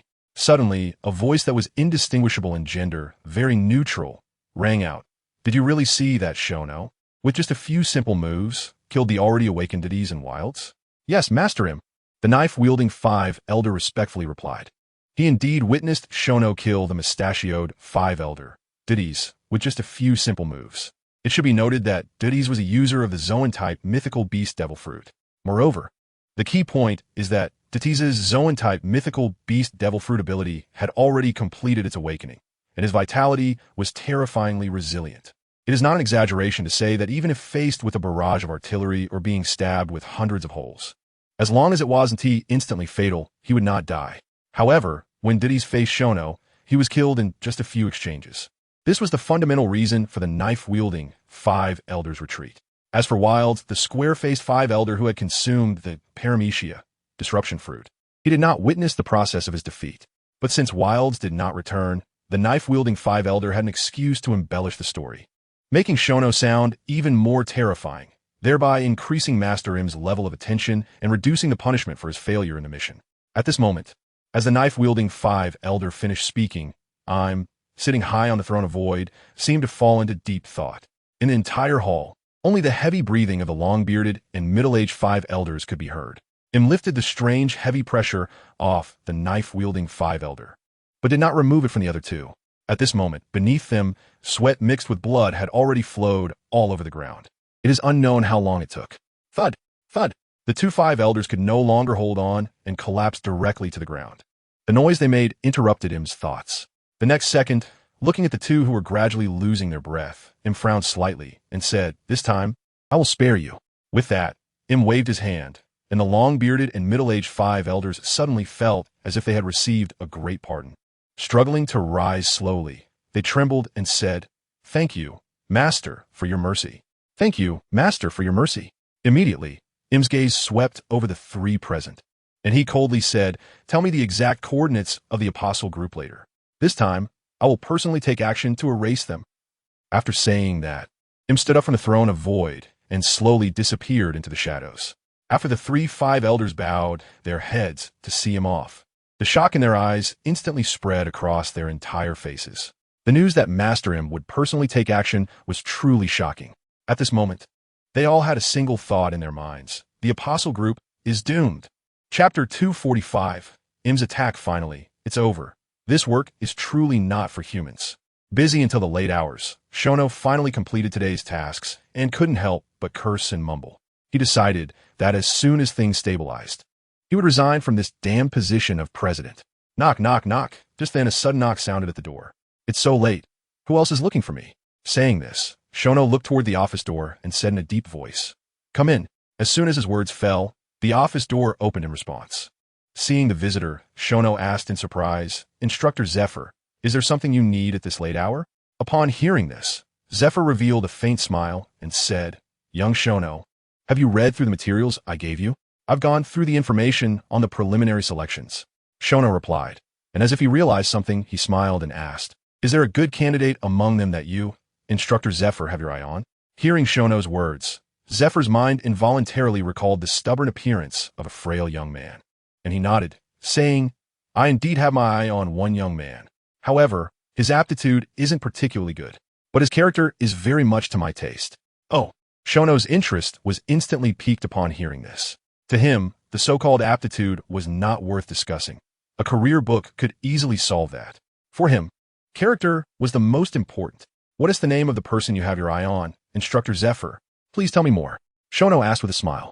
But the next second, Zephyr's answer left Shono both amused and exasperated. "No rush. I'll observe this person for a while longer before discussing. For now, I just wanted to mention it to you." With that, Zephyr's expression grew serious, and he said in a deep voice, "Young Shono, how do you plan to handle the Whitebeard pirates and the big MOM pirates?" Hearing Zephyr's inquiry, Shono couldn't help but frown. It had been a day since the battle ended, and he still hadn't team-met with the two emperors because he hadn't figured out how to deal with them. Whitebeard held something that Shono urgently needed. Therefore, it was impractical to just kill him, and letting him go was equally impossible. Although Shono knew how to make Whitebeard compromise. Using threats against his family was a lowly tactic that Shono despised, and so did Zephyr and others. As for Charlotte Linlin, after Nami used her second awakening skill to absorb a part of her observation haki, she woke up from her coma with a completely changed personality. At this moment, Charlotte Linlin was like a kind little girl. Her previously fierce demeanor had completely vanished. When Shono heard this report, countless speculations from his previous lifespans about Charlotte Linlin and the nun inevitably surfaced in his mind. For these reasons, how to handle these two emperors was something Shono had yet to figure out in the short term. After a long while, Shono looked up at Zephyr and said solemnly, "Instructor Zephyr, don't worry, I will handle these two pirate groups well." Upon hearing this, Zephyr nodded non-committally and said, "With your word, I can rest assured." As he spoke, Zephyr glanced at the desk full of documents, just about to say something, but just then a loud rumble. A deafening thunderclap suddenly resounded across Adventure Island. This thunder. Saying this, Zephyr closed his eyes and began to sense with observation haki. After a moment, Zephyr's expression suddenly changed, and he said solemnly, "This thunder is problematic." The next second, Shono exchanged glances with Zephyr before they both vanished from the office. The immense thunder woke everyone on Maple Island who had fallen asleep. What is happening? Is there an enemy invasion? Who dares to invade Maple Island, seeking death? Soon, a large crowd gathered in the open square outside the Cloud City, chattering noisily. On the hovering, celestial noble ship, the apostles and the upper management of the Adventurers Guild had mostly gathered here. Everyone looked at the massive thundercloud forming above, showing grave expressions. The next second, holy light surged in Shono's hand, and a golden, holy spear instantly appeared. "Go!" With a loud shout from Shono, he swiftly threw the holy spear. Whoosh! With a light sound, the golden spear instantly sank into the pitch-black cloud. Boom! A loud explosion echoed, and bursts of golden light flickered within the dark thundercloud. Moments later, an unbelievable scene unfolded before everyone. The originally shattered pitch-black thundercloud began to gather again at an even faster speed. How is this possible? What on earth is this? A devil fruit ability? Or some other unknown technology? In an instant, exclamations erupted from the apostles. After the strike, Shono frowned, his expression growing more serious. This thundercloud in front of him reminded him of a very terrifying guess. It's highly likely that this is the work of the mysterious Lord M. The next second, Shono turned to Zephyr beside him and said in a deep voice, "Instructor Zephyr, try using your devil fruit ability to see if you can disperse this thundercloud." Zephyr nodded in response and took a few steps forward. Immediately, lightning surged all over his body, and he shouted, 500 million volts, Thunder God, Heavenly Thunder. As the words fell, Zephyr's form grew large, and he leaped directly towards the massive thundercloud in the sky. Shono was shocked by this and quickly called out, "Instructor Zephyr, I just wanted you to try to disperse it, not to enter the thundercloud." He quickly reminded, "Instructor Zephyr, This thundercloud is artificially formed. Please be careful. Zephyr said nothing in response, but raised his right arm and waved it. Moments later, as Zephyr entered the thundercloud, it seemed to undergo some kind of chemical reaction, and the pitch-black thundercloud instantly became violent. Crackle, crackle. In an instant, thunder raged and electric snakes danced wildly. Seeing this, a bad premonition suddenly arose in Shono's heart. Damn it, what is Im's ability? It can even isolate observation hockey? After Zephyr entered the pitch-black thundercloud, Shono discovered that observation hockey could not perceive the situation inside the thundercloud at all. As time passed, the thundercloud grew even larger. In less than a few minutes, 2/3 of Maple Island had been engulfed by the pitch-black thundercloud, and Zephyr, who had entered the thundercloud, was still not seen, as if he had encountered some kind of trouble. Chapter 246. The terrifying Im. What the hell is this? Damn it, I won't go easy on you. Charge laser cannon. Growing impatient, Kid drew the large gun from his back, and under a surge of magnetic force, a ghostly blue beam with a diameter of over 10 meters shot straight at the sky. Crackle. Just as the beam was about to hit the thundercloud, a thick bolt of lightning struck the beam. Boom! A violent explosion mixed with ghostly blue light instantly spread across the sky. Seeing this, Shono's pupils contracted. Was that lightning just now a coincidence? Or was it manipulated? If it's the former, that's fine. If it's the latter, then why was Timai thrown Holy Spear intercepted? Could it be because of Zephyr? To confirm his suspicion, Shono looked at Kid and said in a deep voice, Kid, quickly shoot another shot at the thundercloud. No problem, Captain.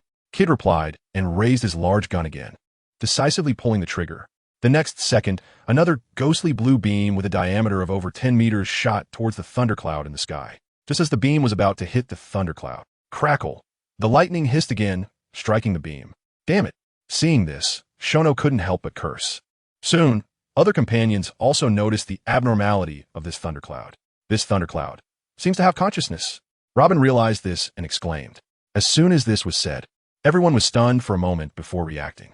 Immediately, Kuzan's expression changed, and he said, if this thundercloud has consciousness, then isn't Instructor Zephyr in danger? Just as Kuzan's words fell, an angry shout came from the thundercloud. Thunder God's judgment. Hearing this voice, everyone showed a hint of joy on their faces. But the next second, amidst everyone's shocked gazes, a figure fell from the thundercloud. Instructor Zephyr. Lord Zephyr. Teacher Zephyr. Seeing this figure, everyone exclaimed. The next second, Shono transformed into a beam of golden light and shot towards the falling figure of Zephyr. Soon, the golden light reappeared on the celestial noble ship.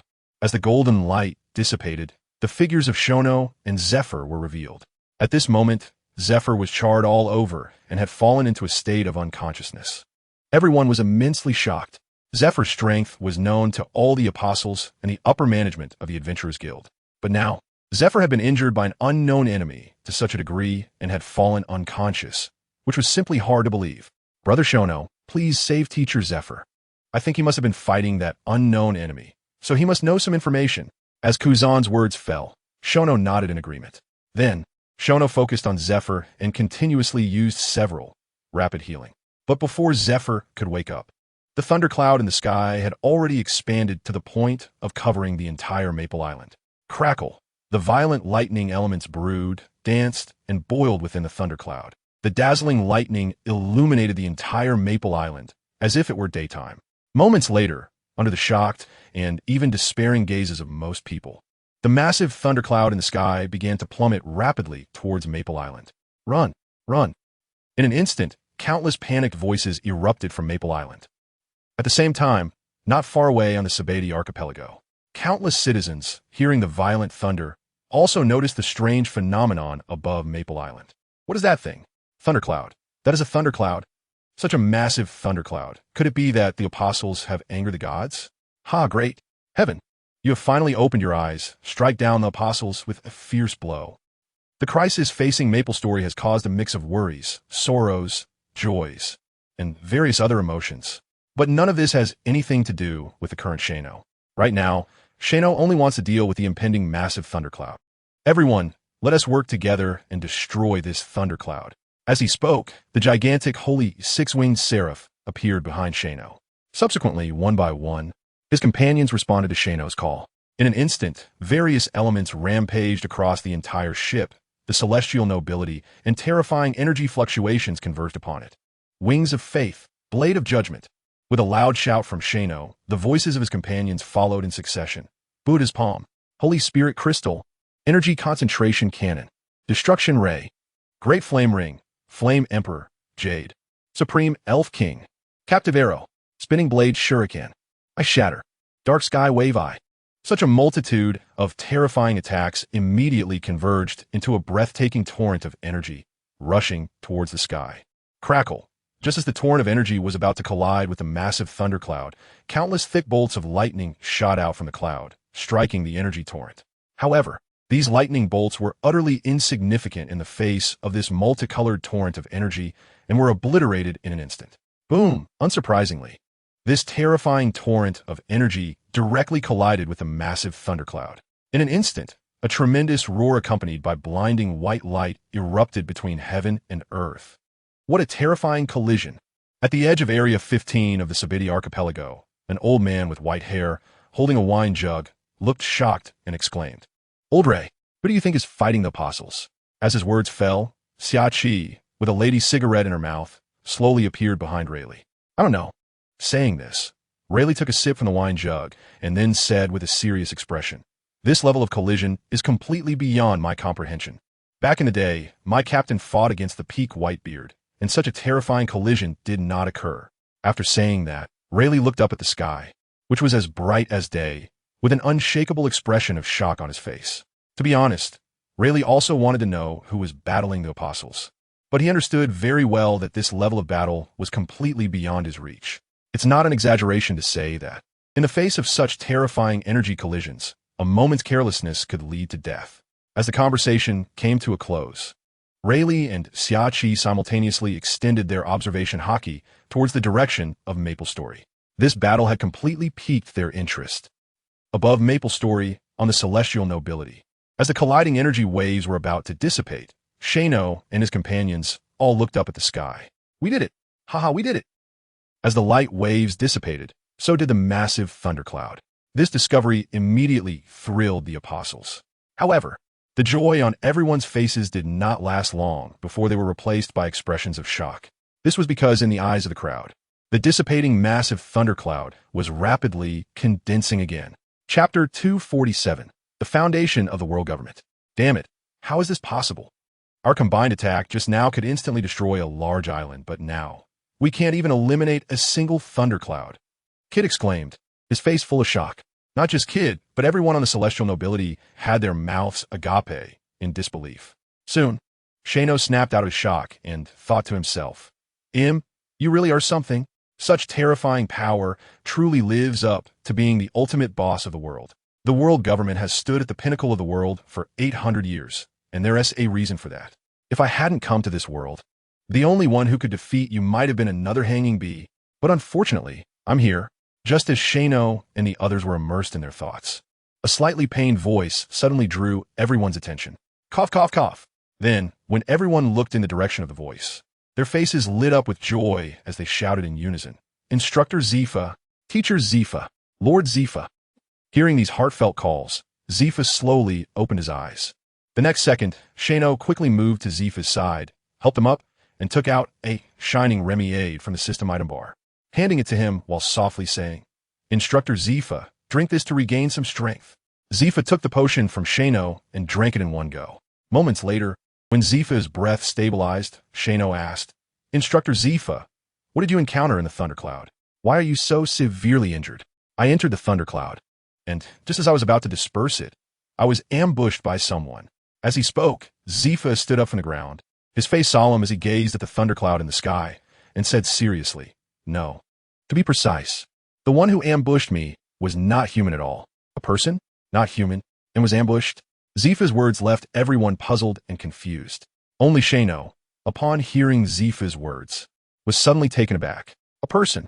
Could it be that I'm personally came?"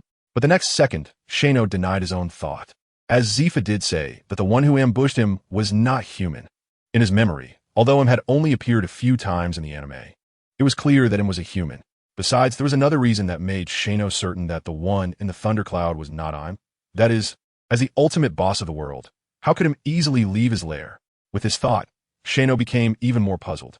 If it had been T-Com, then who exactly injured Zifa? Could it be some other unknown foundation of the world government? Thinking this way is not impossible. After all, the world government has stood for over 800 years, and besides his Apostles Adventure Group, no other pirate groups have even managed to force out A5 elders, let alone other foundations. In the past, when the world government dealt with pirates or criminals, even during the peak periods of the Rocks Pirates and Roger Pirates, they only sent out marine admirals and marine heroes. If Shano hadn't brought the system into this world, the Navy would have been the face and strength of the world government. It's not an exaggeration to say that the four emperors, fighting on their own, could never withstand the full force of the Navy. Shirono, because of the system's existence, completely shattered the world's government and pirates' perceptions. The Apostle Adventure group of 12 people first nearly wiped out the two emperors and close to 200 pirates. Then they teamed up with the disguised Kaido, causing the world government and the Navy to flee in defeat. When such terrifying achievements were presented before him, it was only normal to force out some of the world government's hidden strengths. Boom! At that moment, thick lightning once again split the sky, illuminating the entire Adventure Island as if it were daytime. Under this dazzling light, everyone on the Sky Noble ship vaguely saw the mysterious figure within the still-forming thundercloud. What the hell is that? Visible, but unable to be sensed with observation hockey. Could it be? Does he have the same ability as the captain? Ace exclaimed in surprise.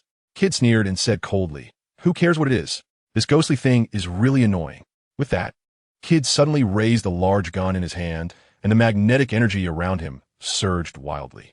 Moments later, a massive long black firearm suddenly appeared in Kid's hand. "Damn ghostly thing, you annoy me, I'll send you to hell." MSC Neutron Bomb. As Kid's roar fell, he pulled the trigger of the firearm. Click! A crisp sound echoed. Immediately, a slender missile with a tail emitting blue flames shot out from the gun's muzzle at high speed, heading towards the sky. As if sensing the threat of Kid's attack, the mysterious figure in the thundercloud rapidly expanded in the sight of the apostles. "Blasphemous, D." A deep and authoritative voice suddenly came from the thundercloud. Then, under everyone's shocked gaze, the thundercloud in the sky transformed into a gigantic thunder dragon that obscured the sky. Roar! The thunder dragon let out a roar that resounded through heaven and earth, and its massive dragon mouth lunged directly at Kid, biting down on the neutron bomb. Boom! At the moment of contact, a violent explosion erupted. In an instant, the dazzling white light produced by the explosion, accompanied by a terrifying heat wave, swept across the entire world. Ha ha! What a joke! You think you can be called a god? Go to hell and be a ghost. Seeing his attack hit, Kid laughed wildly against the fierce wind and heat wave. Feeling the overwhelming heat wave rushing at him, Shirono frowned and shouted, "Holy Light Shield." As soon as he finished speaking, a crystal-clear cross-shaped light wall appeared above the Sky Noble ship. After doing all this, Shirono looked again toward the direction of the explosion. To be honest, Shirono didn't have high hopes for Kid's attack. He didn't believe it could compare to their joint attack. Soon, as the smoke from the explosion gradually dissipated, Kid's laughter abruptly stopped. How is this possible? A cry of astonishment escaped Kid's lips, because, in his sight, the thunder dragon in the sky, although it had lost its head, still existed. The most terrifying part was, the missing dragon head was rapidly regenerating. Incredible, right? Speaking of which, Zephyr slowly walked to the edge of the deck, gripping the railing tightly, and said solemnly, "This monster seems impossible to kill. Even though I was ambushed in the thundercloud, I still have the power to resist. But after I exhausted all my strength to kill this monster, it didn't even give me a moment to breathe before it came back to life." As Zephyr's voice fell, Shirono and the others exchanged glances. They never expected that this mysterious monster could be so terrifying. Impossible to kill? Infinite resurrection? Can we even play this game? Chapter 248, is the so-called invincibility really a thing? Does the pirate world really have enemies that cannot be killed? Upon introspection, even with the system, Shirono wouldn't dare to claim he was invincible. Therefore, the so-called invincible enemy mentioned by Zephyr must have some sort of limitation. Or perhaps, Zephyr's strength had not yet reached the peak that the enemy could withstand, leading to the so-called immortality. With this thought in mind, a glimmer of determination flashed in Shiono's eyes. Since personal strength, combined with ordinary techniques, couldn't destroy this monster, then he would double his and his partner's power and combine their strong techniques. Shirono was determined to believe that this would be enough to destroy the monster in one fell swoop. After making up his mind, Shirono turned to his partners and shouted, "Everyone, I don't believe there is such a thing as an invincible existence in this world. Even if there is." Shiono's gaze swept across his partners' faces. "Even if there is an invincible existence, it can only be us apostles." Upon hearing this, Kid let out a wild laugh and echoed, "Ah, the captain is absolutely right. We apostles are invincible." The next moment, Kid turned his gaze to the thundercloud in the sky, raised his large gun again, and said with fierce intent, "What a ridiculous monster. Wait until I turn you into dust, and see if you can survive." Just as Kid finished speaking, he was about to launch another attack. But at that moment, Shirono stopped him. "Kid, wait a moment." Kid looked at Shirono in confusion and asked, "What's wrong, Captain?" Hearing Kid's question, Shirono shot him an annoyed glance and said coldly, "What good is your observation hockey? Can't you sense the situation on Adventure Island? What's wrong with Adventure Island?" Kid muttered, then extended his observation hockey downwards. Not only Kid, but the other partners also activated their observation hockey.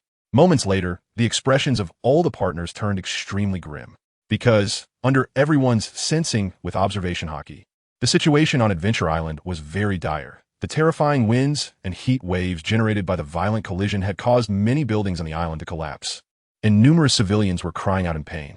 "What are you planning to do, Shirono?" At this moment, Zephyr's face showed no signs of despair, but instead a serious expression as he asked, "What else can we do? Of course, we make them pay in blood. But before that, we must handle the situation on Adventure Island." With that, Shirono looked at Garat and Xiao, saying solemnly, "Garat, Xiao, you two don't need to participate in the upcoming battle. Your only task is to use your fruit abilities to quickly move Adventure Island to a safe place." "All right, Captain. No problem, Captain." After they spoke, the two jumped down from the Sky Noble ship. Then, Shiono's gaze swept across the remaining partners and said, "Kai, Shirahoshi, Robin, Noki, Hancock, you five should also return to Adventure Island. Your task is to ensure the safety of Adventure Island. This is our hard-earned base, and we absolutely cannot afford any losses. If anyone dares to cause trouble on the island, whether it's the big MOM pirates, the Whitebeard pirates, or any other forces, they will all be killed without mercy." When Shiono's threatening words fell, the five of them nodded solemnly and immediately leaped down from the Sky Noble. At that moment, the thickening thunderclouds in the sky suddenly shot out bolts of lightning, directly striking the Sky Noble. "Umph." Seeing this, Shiono let out a cold snort, and then a burst of golden light flashed in his hand, and a holy spear appeared in an instant. "Do you want to die so eagerly? I'm coming to fulfill your wish soon."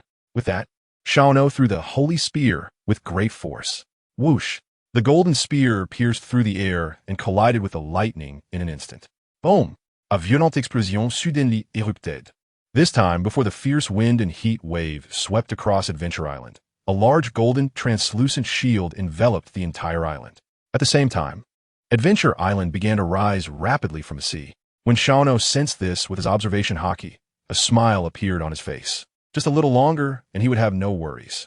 "Nami, the Sky Noble is up to you." With that, Shiono turned his gaze to the remaining companions and said solemnly, "Everyone, are you ready to crush that monster with me?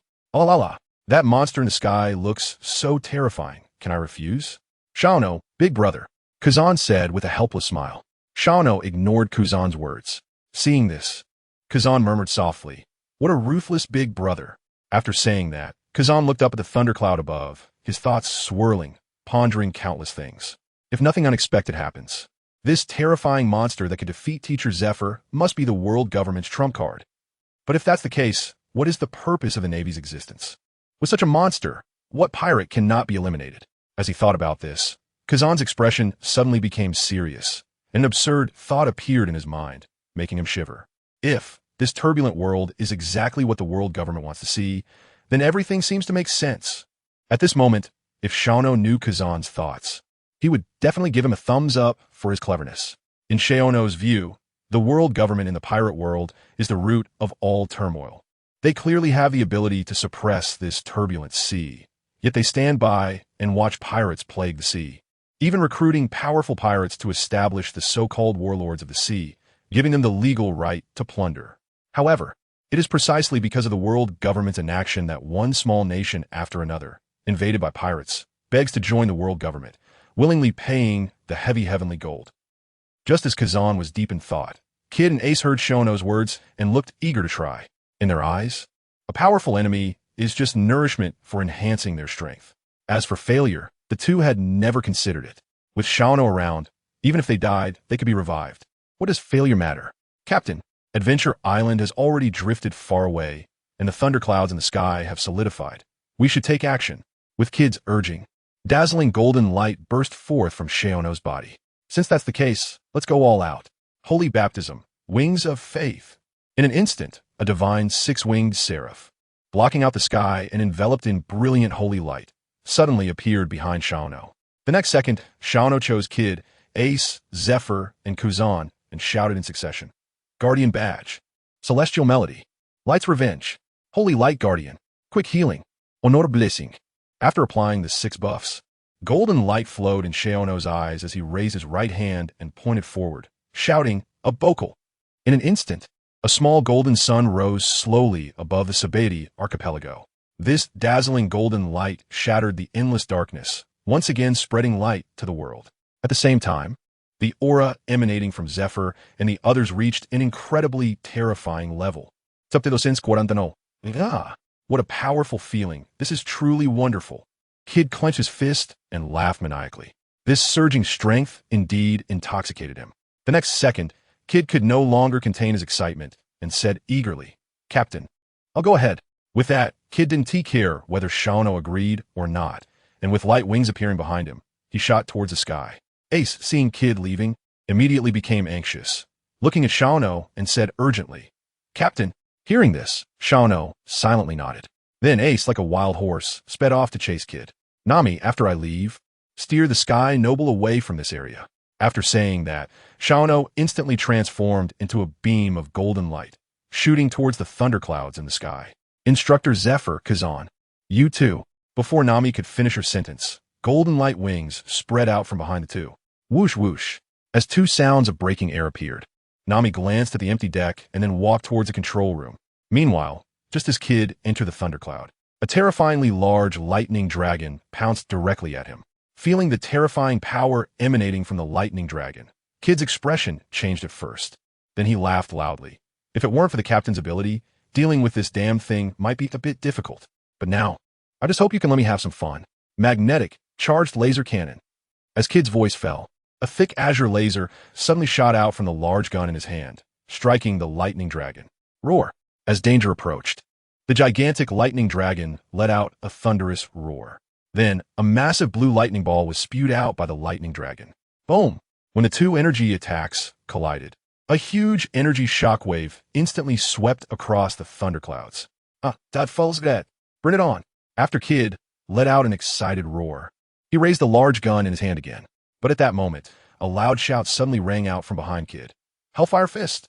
The next second, a dark red fire pillar emitting terrifying heat shot out rapidly from not far beside Kid, directly striking the lightning dragon.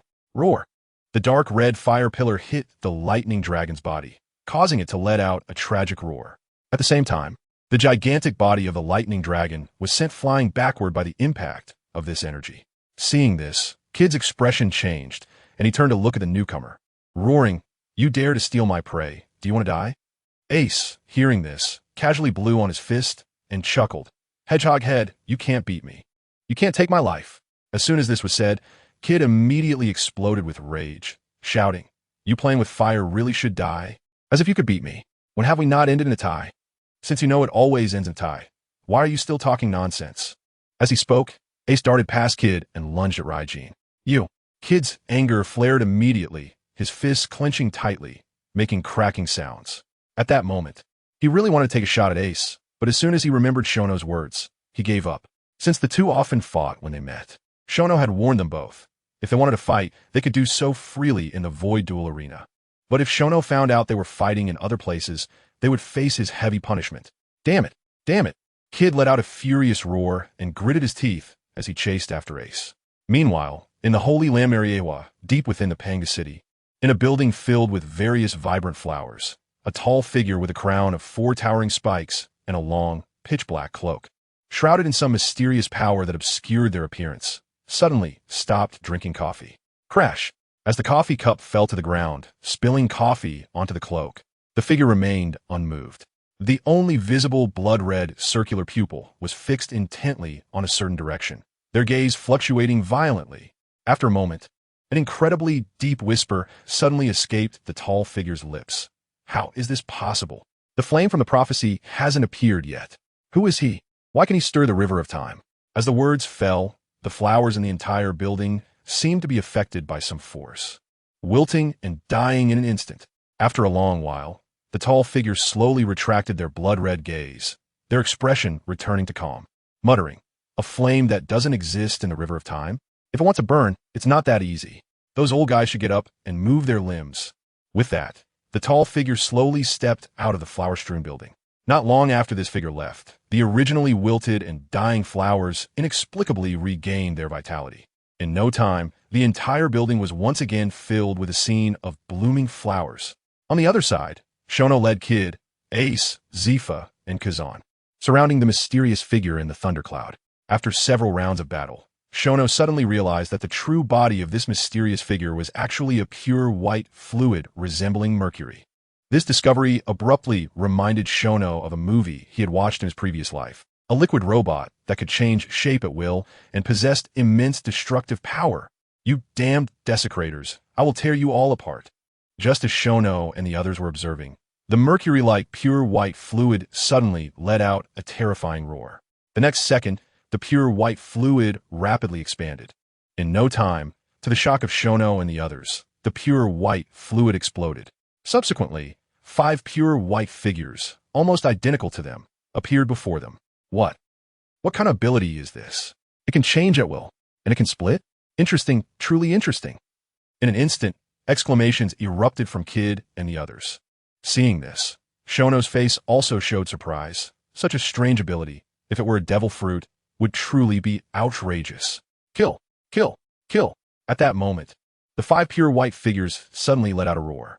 Then, they sequentially used similar moves that Shono and the others had just employed against it, rushing towards them.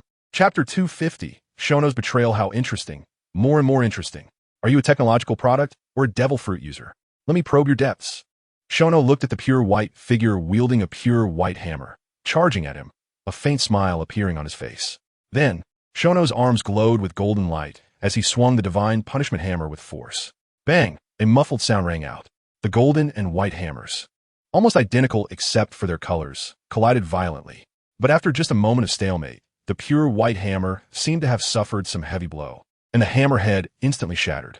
How is this possible? Why is your power so terrifying? What race are you? The pure white figure, seeing its hammer shattered, was instantly filled with shock and exclaimed.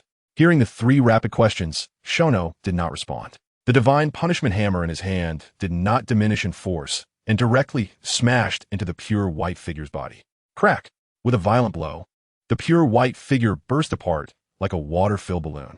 In an instant, drops of pure white liquid filled the sky. I thought you would be impressive for mimicking me. But is this all you've got? You're not that great after all. Shono waved the divine punishment hammer in his hand, looking relaxed and pleased, teasingly said, "You damn desecrator, I will definitely kill you. I will erase everything about you from this world." A furious shout suddenly rang out. Then, to Shono's astonishment, the pure white liquid that he had smashed apart quickly gathered together again. In no time, these liquids were formed into a figure, fiercely charging at Shono. Seeing this, Shono's smile faded, his expression turning solemn, murmuring to himself, "What kind of monster are you? Is it really impossible to kill you?" As he spoke, golden light suddenly flashed in Shono's eyes. Immediately, the top-tier armament Haki and Conqueror's Haki intertwined on the divine punishment hammer. "I don't believe you can truly be invulnerable." As Shono's voice fell, the divine punishment hammer, accompanied by a whistling sound, slammed down on the pure white figure. Crack! A crisp sound rang out, and, unsurprisingly, the pure white figure was once again smashed to pieces. But the next second, Shono's expression suddenly changed to one of displeasure. This was because the scattered pure white liquid was once again gathering. "Damn, what on earth is this thing?" Shono cursed inwardly. Then he suddenly raised his left hand, and after a flash of golden light, the holy spear appeared in his left hand. "You want to gather?" "Not a chance." With that, Shono threw the holy spear. Boom! The golden spear exploded, and golden holy light instantly engulfed all the pure white liquid. "This time, it should be dead, right?" Looking at the golden holy light spreading before him, Shono muttered uncertainly. This was because this mysterious pure white creature could not be sensed at all with haki beyond what the naked eye could see. After a moment, the golden light gradually dissipated. Looking at the empty sky, Shono let out a long breath, softly murmuring. I said, how could there be an invincible existence in this world? As his words fell, Shono turned to look at Zifa and the others. But just then, a crack suddenly appeared in the space behind Shono, and a figure entirely in pure white, holding a white blade, appeared behind him. You damned desecrator. After finishing his words, the pure white figure's white blade struck like a lightning bolt, directly stabbing toward Xiao Nuo's back. Not good. Upon hearing this sound, Xiao Nuo's expression changed drastically. He never expected that the pure white figure, which he had bombarded repeatedly, was actually not dead and had mysteriously appeared behind him. In an instant, the aura of death enveloped Xiao Nuo. As the blade pierced through his armor, Xiao Nuo suddenly shouted, Source of life? Just as the words left his mouth, the pure white blade pierced through the armor and emerged from his chest. Ha ha, you blasphemer against the gods, death is your fate. Having succeeded in his attack, the pure white figure laughed like a victor. Then, the figure forcefully withdrew the blade from Xiao Nuo's body. In that moment, Xiao Nuo felt his vision darken, and his body uncontrollably fell from the sky. Nuothe. Zephyr suddenly let out a heart-wrenching roar. With his observation haki covering the battlefield, he immediately noticed Xiao Nuo's dire situation. Hearing Zephyr's roar, Kid, Ace, and Kazan also turned their gazes toward Xiao Nuo. Just one glance, and their expressions instantly twisted in agony as they shouted in unison, Captain! Captain! Xiao Nuo! As soon as the words left their mouths, the four of them simultaneously unleashed powerful moves against their respective opponents. 300 million volts lightning fist, electromagnetic cannon, great flame, ring flame, emperor jade, ice technique, violent pheasant beak. In an instant, deep purple thunder, ghostly blue electromagnetic energy, deep red flames, and light blue icebergs. Four elemental attacks, infused with the intense rage of the four, surged violently toward their respective foes. The next second, the four of them again rushed towards the direction where Xiao Nuo was falling. The pure white figure that had pierced Xiao Nuo's heart did not stop them, but indifferently waved the blood-stained blade in his hand. In the eyes of this pure white figure, Xiao Nuo had been pierced through the heart by him, and there was no chance of survival. Nuothe, wake up! Zephyr shouted incessantly as he caught Xiao Nuo's falling body. However, at that moment, Xiao Nuo was already on the brink of death and could not respond. The next second, Zephyr took out the precious potions that Xiao Nuo had given him in the past and began pouring them into Xiao Nuo's mouth as if they were free. Just then, Kid, Ace, and Kazan arrived at Zephyr's side. Looking at Xiao Nuo, who was barely breathing, Kid and Ace's expressions turned extremely grim as they urged, Zephyr-sensei, please save the captain. Yes, Zephyr-sensei, hurry and save the captain. Upon hearing this, Zephyr shook his head despondently and said, I've already used all the potions that Nuo Kid gave me. As soon as these words were spoken, Kid and Ace instantly seemed petrified. As time passed, feeling Xiao Nuo's life force dwindling, the expressions of the four grew increasingly grim. No, this can't be true. Captain, how can you die so easily? You haven't fulfilled your dreams yet. You haven't shown me the higher levels of power. I won't allow you to die. I won't allow you to die. Kid's eyes turned crimson as he screamed desperately at Xiao Nuo. Then, as soon as Kid's words fell, Xiao Nuo's life force completely extinguished. Chapter 251, The Echoing Cry, Ah. Feeling Xiao Nuo's life force completely dissipating, Kid instantly went mad, screaming uncontrollably. The next second, Kid turned his gaze, his blood-red eyes fixated on the pure white figure in the sky, roaring, You dared to kill the captain. I will tear you to shreds. After saying that, Kid's light wings flapped vigorously, ready to charge towards the sky. But at that moment, a hand suddenly rested on Kid's shoulder. Then, a voice echoed in Kid's ear, Kid, I'm not dead yet. You don't need to avenge me. Hearing that familiar voice, Kid was instantly overjoyed. When he turned to look, Xiao Nuo's pale face suddenly came into view. Captain, you're not dead. This is great. Saying that, Kid grabbed Xiao Nuo's hand as if letting go would cause Xiao Nuo to die on the spot. Enough. A big man shouldn't act like a little woman. Saying this, Xiao Nuo shook off his hand. But the next second, Xiao Nuo realized that in his current weak state, he couldn't shake off Kid. Let go. Xiao Nuo shouted angrily. Upon hearing this, Kid reluctantly released Xiao Nuo's right hand. At the same time, the pure white figure in the sky, seeing Xiao Nuo resurrected, had its previously calm face turned ferocious, roaring, "How is this possible? I clearly pierced your heart with my sword. How could you still be alive?" Listening to the pure white figure's roar, Xiao Nuo felt a chill run down his spine. If he hadn't activated a resurrection skill at the last moment, he would have undoubtedly been dead. After all, Xiao Nuo hadn't left any revival coins for his companions. Then, Xiao Nuo looked up at the sky, staring at the pure white figure, and coldly said, "What does it matter that I came back to life once? Why don't you talk about how many times you've come back to life?" After saying this, Xiao Nuo couldn't help but feel a surge of emotions. The world of pirates is indeed vast, with all kinds of bizarre devil fruits emerging endlessly, not to mention those mysterious bloodlines and races. After suffering last time, Xiao Nuo took every battle very seriously.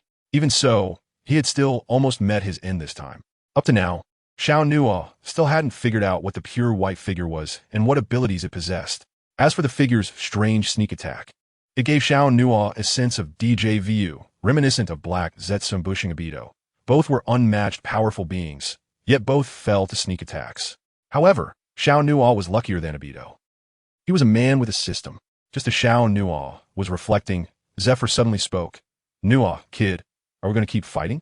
No matter how many of these white monsters we kill, they can resurrect, and they can kill us just once to make us lose our lives completely."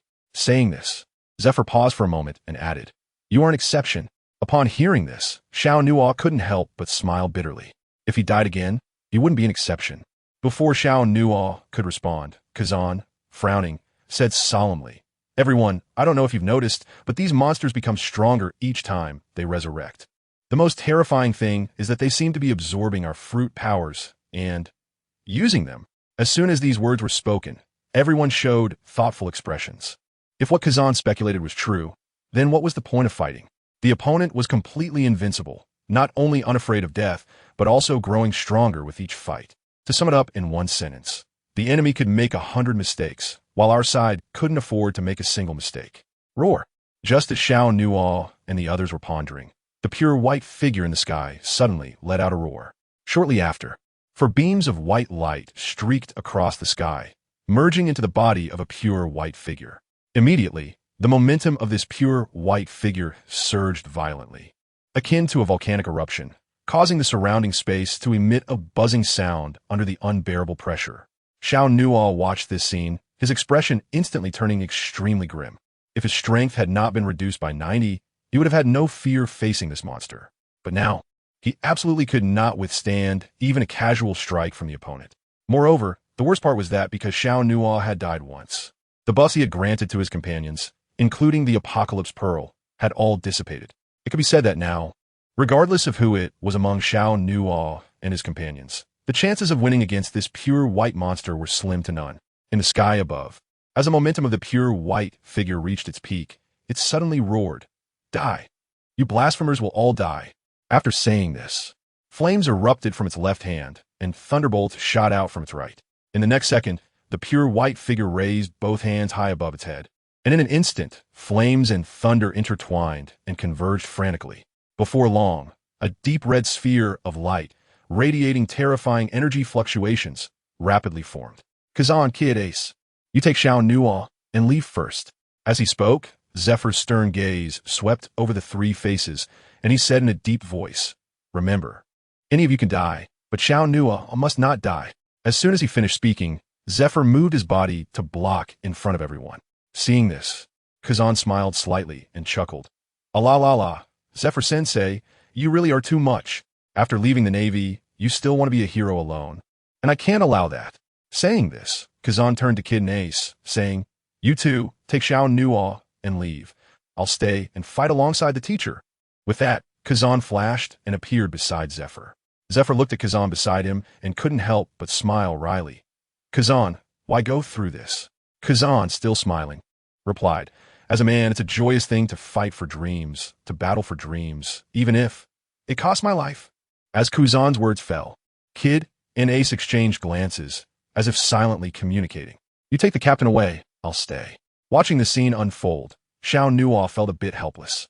As the captain, He hadn't even spoken yet, and his members were already preparing to sacrifice themselves?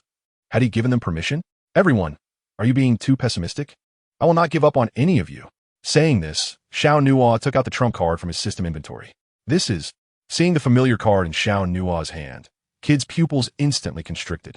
If he remembered correctly, the true apostle came from this card. Xiao Nuo, what is this? Hearing Zephyr's inquiry, Xiao Nuo grinned and said, this is the true apostle. With that, Xiao Nuo threw the card into the sky. In an instant, a dazzling hexagram appeared in the sky. Then a roar that shook the heavens and caused the space to tremble erupted from the hexagram. Chapter 252. Heavenly pride prey, Isis stands appears. What kind of creature's roar is this? Why do I feel so terrified? Zephyr looked at the hexagram in the sky, his eyelids twitching uncontrollably. Kazan beside Zephyr also looked horrified and exclaimed, Xiao Nuo, what have you done? Saying this, Kazan pointed at the hexagram in the sky. What is inside that? Unsurprisingly, both Zephyr and Kuzan sensed the terrifying energy fluctuations emanating from the hexagram. That is the apostle. The real apostle. Before Xiao Nuo could speak, Kid interjected. The real apostle? What does that mean? Zephyr and Kazan, not fully understanding, pressed for answers. Hearing their questions, this time Kid did not explain further, but turned his gaze to Xiao Nuo, feeling the weight of their stares. Xiao Nuo wore a serious expression and said solemnly, I will explain the details about the apostles later. What you need to know is that these real apostles are not beings we can currently confront. What we need to do now is be ready to retreat at any time. Kazan, surprised, said, retreat? Isn't this so-called real apostle here to help us? Yes and no. Xiao Nuo gave a vague answer. In the next second, a massive shadow suddenly flew out from the hexagram. Caw! An even more terrifying screech rang out. In an instant, whether it was Xiao Nuo and his group, or the people from the distant Sabeti archipelago, even the adventurers who had floated far away, everyone instinctively covered their ears. Because this screech seemed to shatter everyone's eardrums. It struck at everyone's soul. Ah! At this moment, countless people on Sabeti archipelago were screaming in agony. And above Sabeti archipelago, under the shocked gazes of Xiao Nuo and others, the pure white figure was shattered by the proximity to the screech. This scene made Xiao Nuo and the others' pupils constrict. Captain, what apostle is this? Why is it so powerful? Kid covered his ears, staring in shock at the massive shadow in the sky. Upon closer inspection, Kid realized that this massive shadow resembled a birdman that had consumed the zoan-type bird fruit, eagle form. However, this birdman was enormous, with a dark red body surrounded by black flames, and a pair of blood-red eyes filled with violent killing intent, constantly scanning the world. Hearing Kid's question, Xiao Nuo wore a grave expression and said solemnly, It is the king of the sky, the master of the firmament. It is also the embodiment of light and darkness. It is the third apostle, heavenly pride prey, Isis dens. The third. Does that mean it is very strong? The last flame devourer Anton was only seventh. As soon as Xiao Nuo finished speaking, Kid exclaimed, In Kid's view, the true apostle should be ranked by strength, not like them, ranked by the time of joining. Hearing the conversation between the two, Zephyr and Kazan exchanged glances, then frowned and said, Xiao Nuo, putting everything else aside, I just want to know, is this so-called third apostle an ally? Not. With that, a bitter smile appeared on Xiao Nuo's face. Since the dark red figure appeared in the sky, his gaze had not shifted away, and his conqueror's haki had already enveloped Zephyr and the others. If he was not mistaken, the one he summoned this time represented the dark side, Isis dens. Because of this, Xiao Nuo was extremely worried. Isis dens was not a good bird. The current apostle group has no one who has completed 3 awakenings, and he is also severely injured and unable to provide buffs to everyone, which means that at this moment, Isis is an invincible existence. As for the pure white figure, when Shaono used the apostle summoning scroll, it had already sentenced him to death. Now, Shaono just needs to quietly survive for a minute with his companions without making any noise. As for retreating, don't joke around. If they make even the slightest noise, they'll be torn apart by Isis from behind. One must know that the ruler of the skies does not joke about speed. Hearing Shaono's response, Zephyr and the others were immediately startled. The next second, Zephyr's expression turned serious as he said in a deep voice, Kid Ace, you two quickly take that kid No away. As soon as Zephyr said this, Kid and Ace immediately turned their gazes to Shaono, feeling their stares. The corners of Shaono's mouth twitched involuntarily, Running away in front of Isis was not a good choice at all. Just then, Shauna was about to explain, but at that moment, a sudden change occurred in the sky, and an angry roar suddenly rang out. "You damned beast! You dare to offend a god like those criminals! I will tear you to pieces!" After the roar, the reformed pure white figure appeared behind Isis, holding a white blade, and struck a fatal blow towards her heart. Slash! The blade pierced through the air and struck into Isis's heart in the blink of an eye. Ha ha ha! A beast is just a beast, not worth a single blow. After landing the hit, the pure white figure let out a wild laugh. But at that moment, a powerful mental wave suddenly swept over the pure white figure's body. Immediately, a voice filled with sharpness and killing intent rang out behind the pure white figure. "Tiny human, you dare to refer to the supreme god of Taboris in such a manner. How do you wish to die? Ha ha ha, supreme god, you beast." The pure white figure laughed wildly upon hearing this. But the next second, a sea breeze blew by, and the pure white figure's pupils instantly contracted. He suddenly realized that the blood-red figure he had stabbed was slowly dissipating into the void. A residual image. How is this possible? "You damn beast, what exactly are you?" The pure white figure's words were cut off abruptly, because Isis directly swallowed the pure white figure whole. Such a terrifying scene immediately caused Zephyr and the others to break out in a cold sweat. They never expected that such a powerful pure white monster would be instantaneously killed in front of this true apostle. Immediately, Zephyr and Kuzan exchanged glances, and from each other's eyes, they saw a hint of resolution, a hint of relief. "Kidno, remember to pour the strongest liquor on my grave in the future. Ah la la la, don't forget my cher, Xiao. The two spoke one after the other, as if they were delivering their final words. Then, two powerful auras suddenly rose from both of them. Chapter 253, The Terrifying Third Apostle Ka. Feeling the powerful auras rising from Zephyr and Kazan, Isis let out another cry. Then, Isis lowered its high head, and its scarlet pupils instantly locked onto Zephyr and Kazan. Seeing this, Zephyr shouted, "Go. You two quickly take that kidno and leave." After saying this, pale blue lightning surged wildly from Zephyr's body. At the same time, chilling white mist constantly flowed around Kuzan's body. Seeing this scene, Xiao's expression changed drastically. He had been using observation haki to reduce everyone's presence. But he didn't expect that due to not having time to explain clearly, Zephyr and Kazan had voluntarily exposed themselves. Immediately, Xiao forcefully shook off the hands of Kid and Ace that were restraining him and shouted, "The third apostle I summoned can only exist for 1 minute. Right now, we are absolutely no match for it. Facing such an enemy, we can only be instantaneously killed. Escape. We need to disperse and escape together." As soon as Xiao said this, Zephyr and Kazan immediately realized that they seemed to have made a big mistake. In an instant, their expressions turned extremely ugly. What was originally a self-sacrificial act had unexpectedly turned into a death sentence for everyone. "Damn!" Zephyr cursed under his breath, but did not heed Xiao's words to flee. Not only him, but Kazan was the same. Seeing this, Xiao became furious and roared, "Do you want to die? I command you as the captain. Escape." However, after his words fell, Zephyr and Kuzan remained unmoved. "I'm very sorry. Old man may have to disobey your orders this time, Captain." Saying this, Zephyr looked at Kid and Ace with a serious expression and said, "You two, quickly take that kidno and leave. We have already made up our minds." Upon hearing this, Kid and Ace exchanged glances and then appeared next to Xiao. "Captain, sorry for the trouble." After their words fell, they directly picked up Xiao and sped away into the distance. Caw! Seeing its prey trying to escape, Isis immediately let out a cry. The next second, its enormous body suddenly transformed into a residual image and swiftly pounced toward Xiao and the others. 300 million volts, thunder judgment. Just as Isis's claws were about to reach Kid and Ace, a massive lightning pillar struck down onto Isis's body. Boom! The lightning pillar exploded, and the dazzling lightning completely engulfed Isis's body. Did it work? Kazan stood beside Zephyr and said softly. Zephyr shook his head upon hearing this and said solemnly, "Observation haki cannot perceive at all, but I can be sure that this so-called third apostle is definitely not dead." The reason Zephyr was so certain was that his strength had not increased at all. "Damn humans, since you seek death, then I will fulfill your wish." A fierce roar came from the explosion. Immediately, surrounded by pitch-black flames, Isis suddenly broke through the heavy sea of thunder at an invisible speed, reaching out to grab Zephyr and Kazan. Zulfust!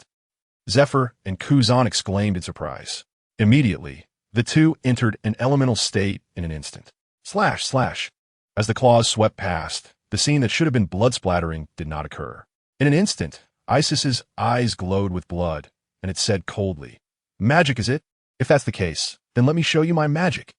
As soon as the words fell, Isis flapped its wings and flew high. A moment later, a terrifying energy wave erupted from Isis's body.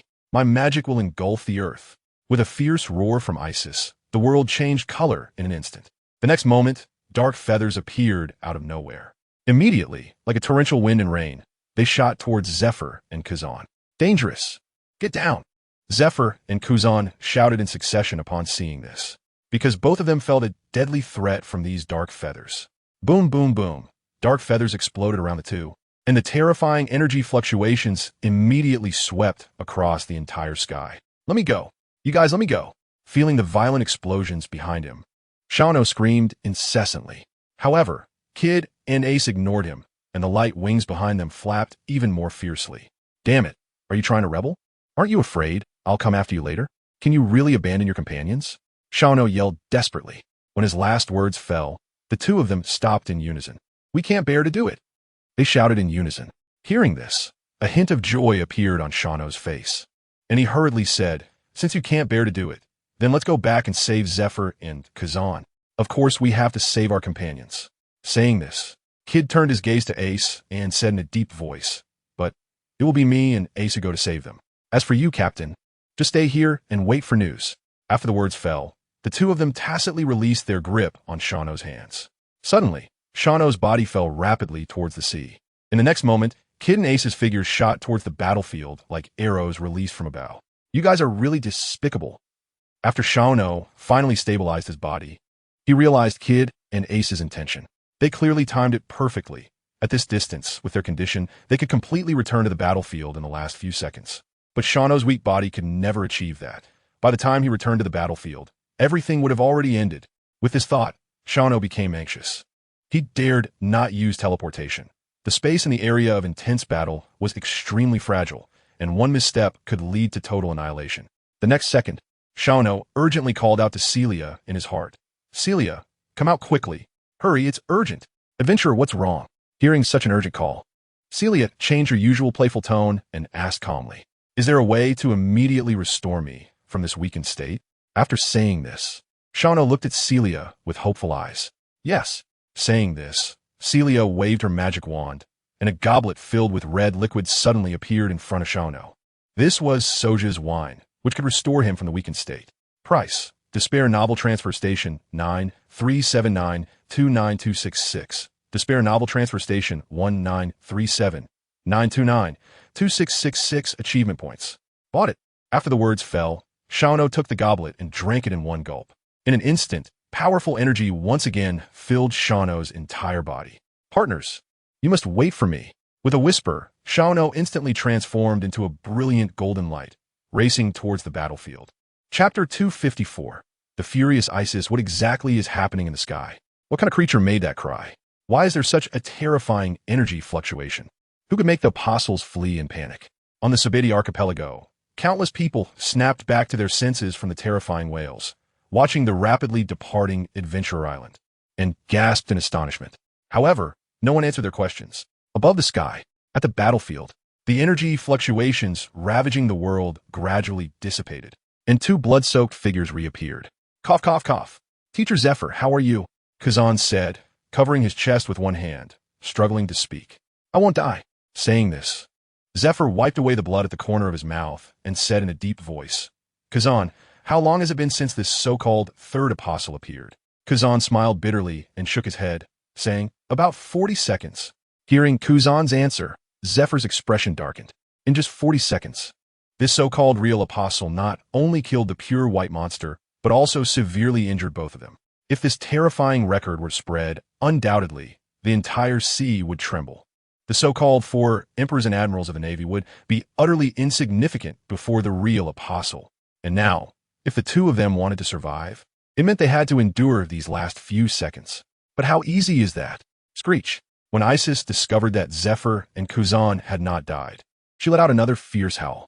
Tiny humans, why struggle so desperately? Isn't it better to accept your death calmly? Saying this, Isis's body flickered and suddenly disappeared into thin air. Seeing this, Zephyr's face changed drastically, shocked. Damn, what kind of terrifying speed is this? Kuzan, be careful. Just as the words fell, Zephyr felt a deadly sense of threat coming from behind him. Not good, Zephyr exclaimed, instantly entering elemental form again in a flash. Yeah. As the claws swept by, a muffled groan suddenly sounded. Immediately, Zephyr's body fell from the sky like a kite with a broken string. Foolish humans. Do you think the same trick will work on me again? Saying this, Isis waved her claws, shaking off the blood from them. Teacher Zephyr, not far away. Kuzan was shocked to see this scene. Immediately, Kuzan's light wings flapped behind him, and he was about to fly towards Zephyr.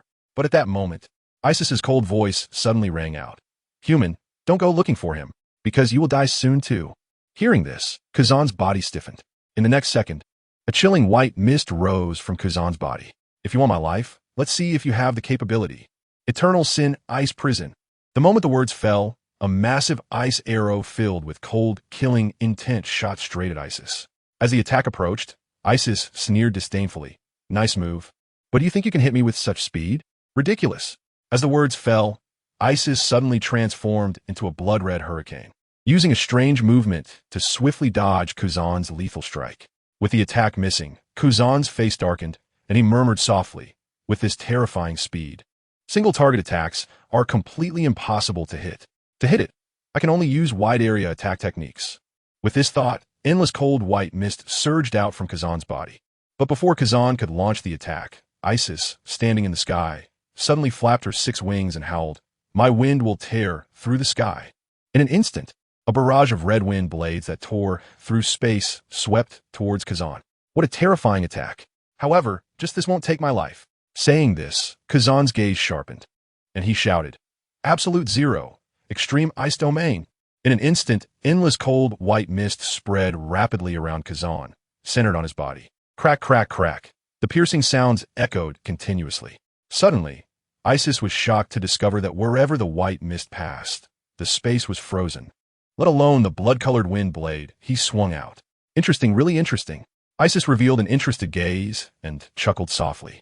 Then, with a flap of the wings behind him, Isis vanished into thin air again. Not good. The movement speed of this monster cannot be measured by common sense.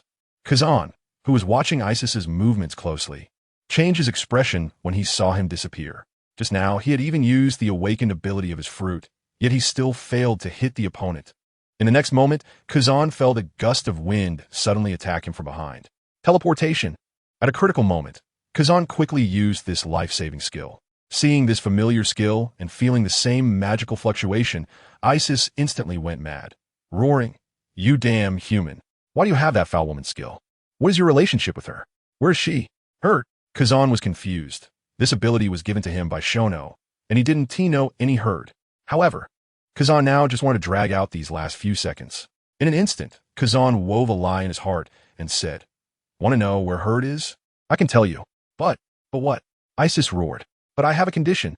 Just as Kazan finished speaking, a towering pillar of fire accompanied by a beam of ghostly blue laser shot from the distant sky towards Isis at high speed. Boom, boom, boom, caught off guard.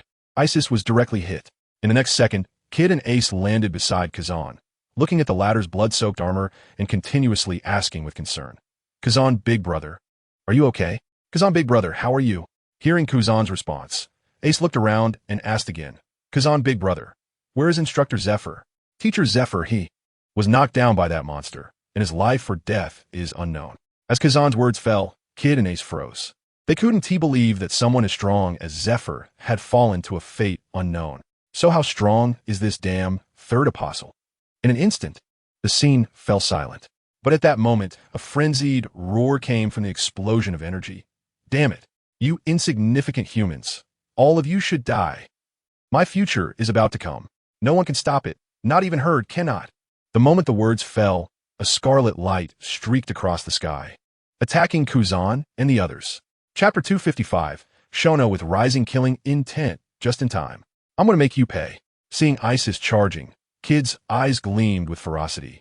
and his gun instantly transformed into a massive laser cannon. Destruction Ray, with Kid's furious shout. A black-red laser beam with a diameter of several dozen meters violently shot towards Isis. Caw! Isis let out a cry, and his body moved strangely again. How is this possible? Under Kid's shocked gaze, Isis's massive body brushed past the black-red laser beam. D. Insignificant human. The moment Isis's words fell, a claw gleaming with cold light enlarged in Kid's eyes. Armament color, hardening. At the critical moment, Kid attached the armament color to the surface of his body. Bang! A muffled sound echoed, and Kid's body plummeted like a meteor into the sea. Kid! Ace shouted loudly upon seeing this. But at that moment, the successful strike of Isis flashed, and he suddenly appeared behind Ace. Ace, be careful! Hearing Kuzan's warning, Ace was startled and instantly entered an elemental state. What a ridiculous move! Saying this, a faint black flame suddenly enveloped Isis's claws. Slash! With a swing, the claw cut through the flames, bringing up a splash of crimson blood. In the next moment, Ace's body fell towards the sea, just like Kid. Time is almost up. Damn it. Watching Kid and Ace suffer heavy injuries one after another, Kazan was filled with rage. Human, tell me, where is Herd? Isis glared at Kazan and roared. But at this moment, Kazan had no intention to continue weaving lies. He wanted to take revenge for his companions in the last moments, even if it meant death. Absolute zero. Eternal sin, ice prison. With a roar, a giant arrow that froze, everything shot towards Isis. Upon seeing this, Isis coldly laughed. Foolish human. No matter how strong your attack is, if you can't hit me, what use is it? Saying this, Isis flapped his wings and was about to use that teleportation-like skill again. But at that moment, Isis's body suddenly froze, feeling an inexplicable force enveloping him. Damn human. What is this power? The moment Isis's words fell, the light blue giant arrow crashed into his body. Crack, crack, crack. In an instant, Isis's massive body was directly frozen. It hit. It actually hit. Seeing his attack land, Kazan instantly showed an overjoyed expression. In the next second, a golden light flashed, and Shono appeared beside Kazan. Seeing Shono arrive and recalling Isis's last words, Kazan suddenly realized and said, Brother Shono, did you restrict that monster at the last moment? Shono nodded in response.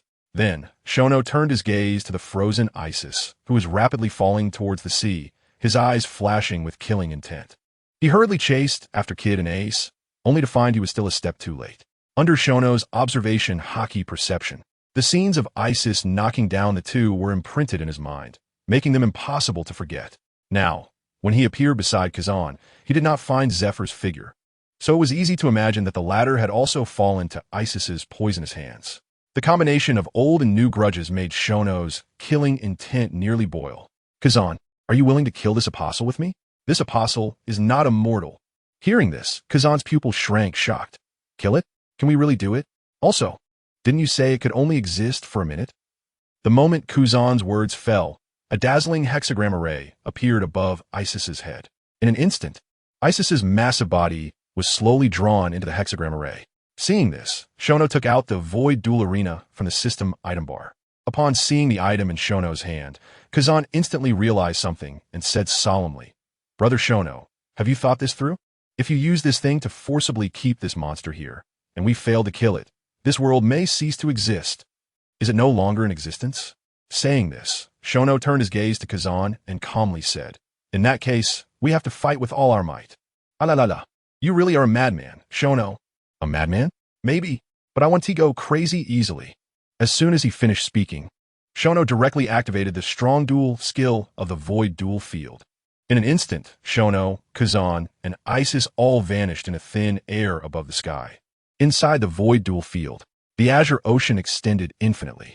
Looking at this battlefield, Shono smiled and said, Kazan, this is a great battlefield. Hearing this, Kazan couldn't help but smile wryly. This can be considered a stroke of luck amidst misfortune. The next moment, Kazan stood on the surface of the sea and shouted, Ice Age! In an instant, the boundless ocean was covered by a solid ice exuding an eerie chill. Bang! The frozen Isis crashed down onto the ice surface.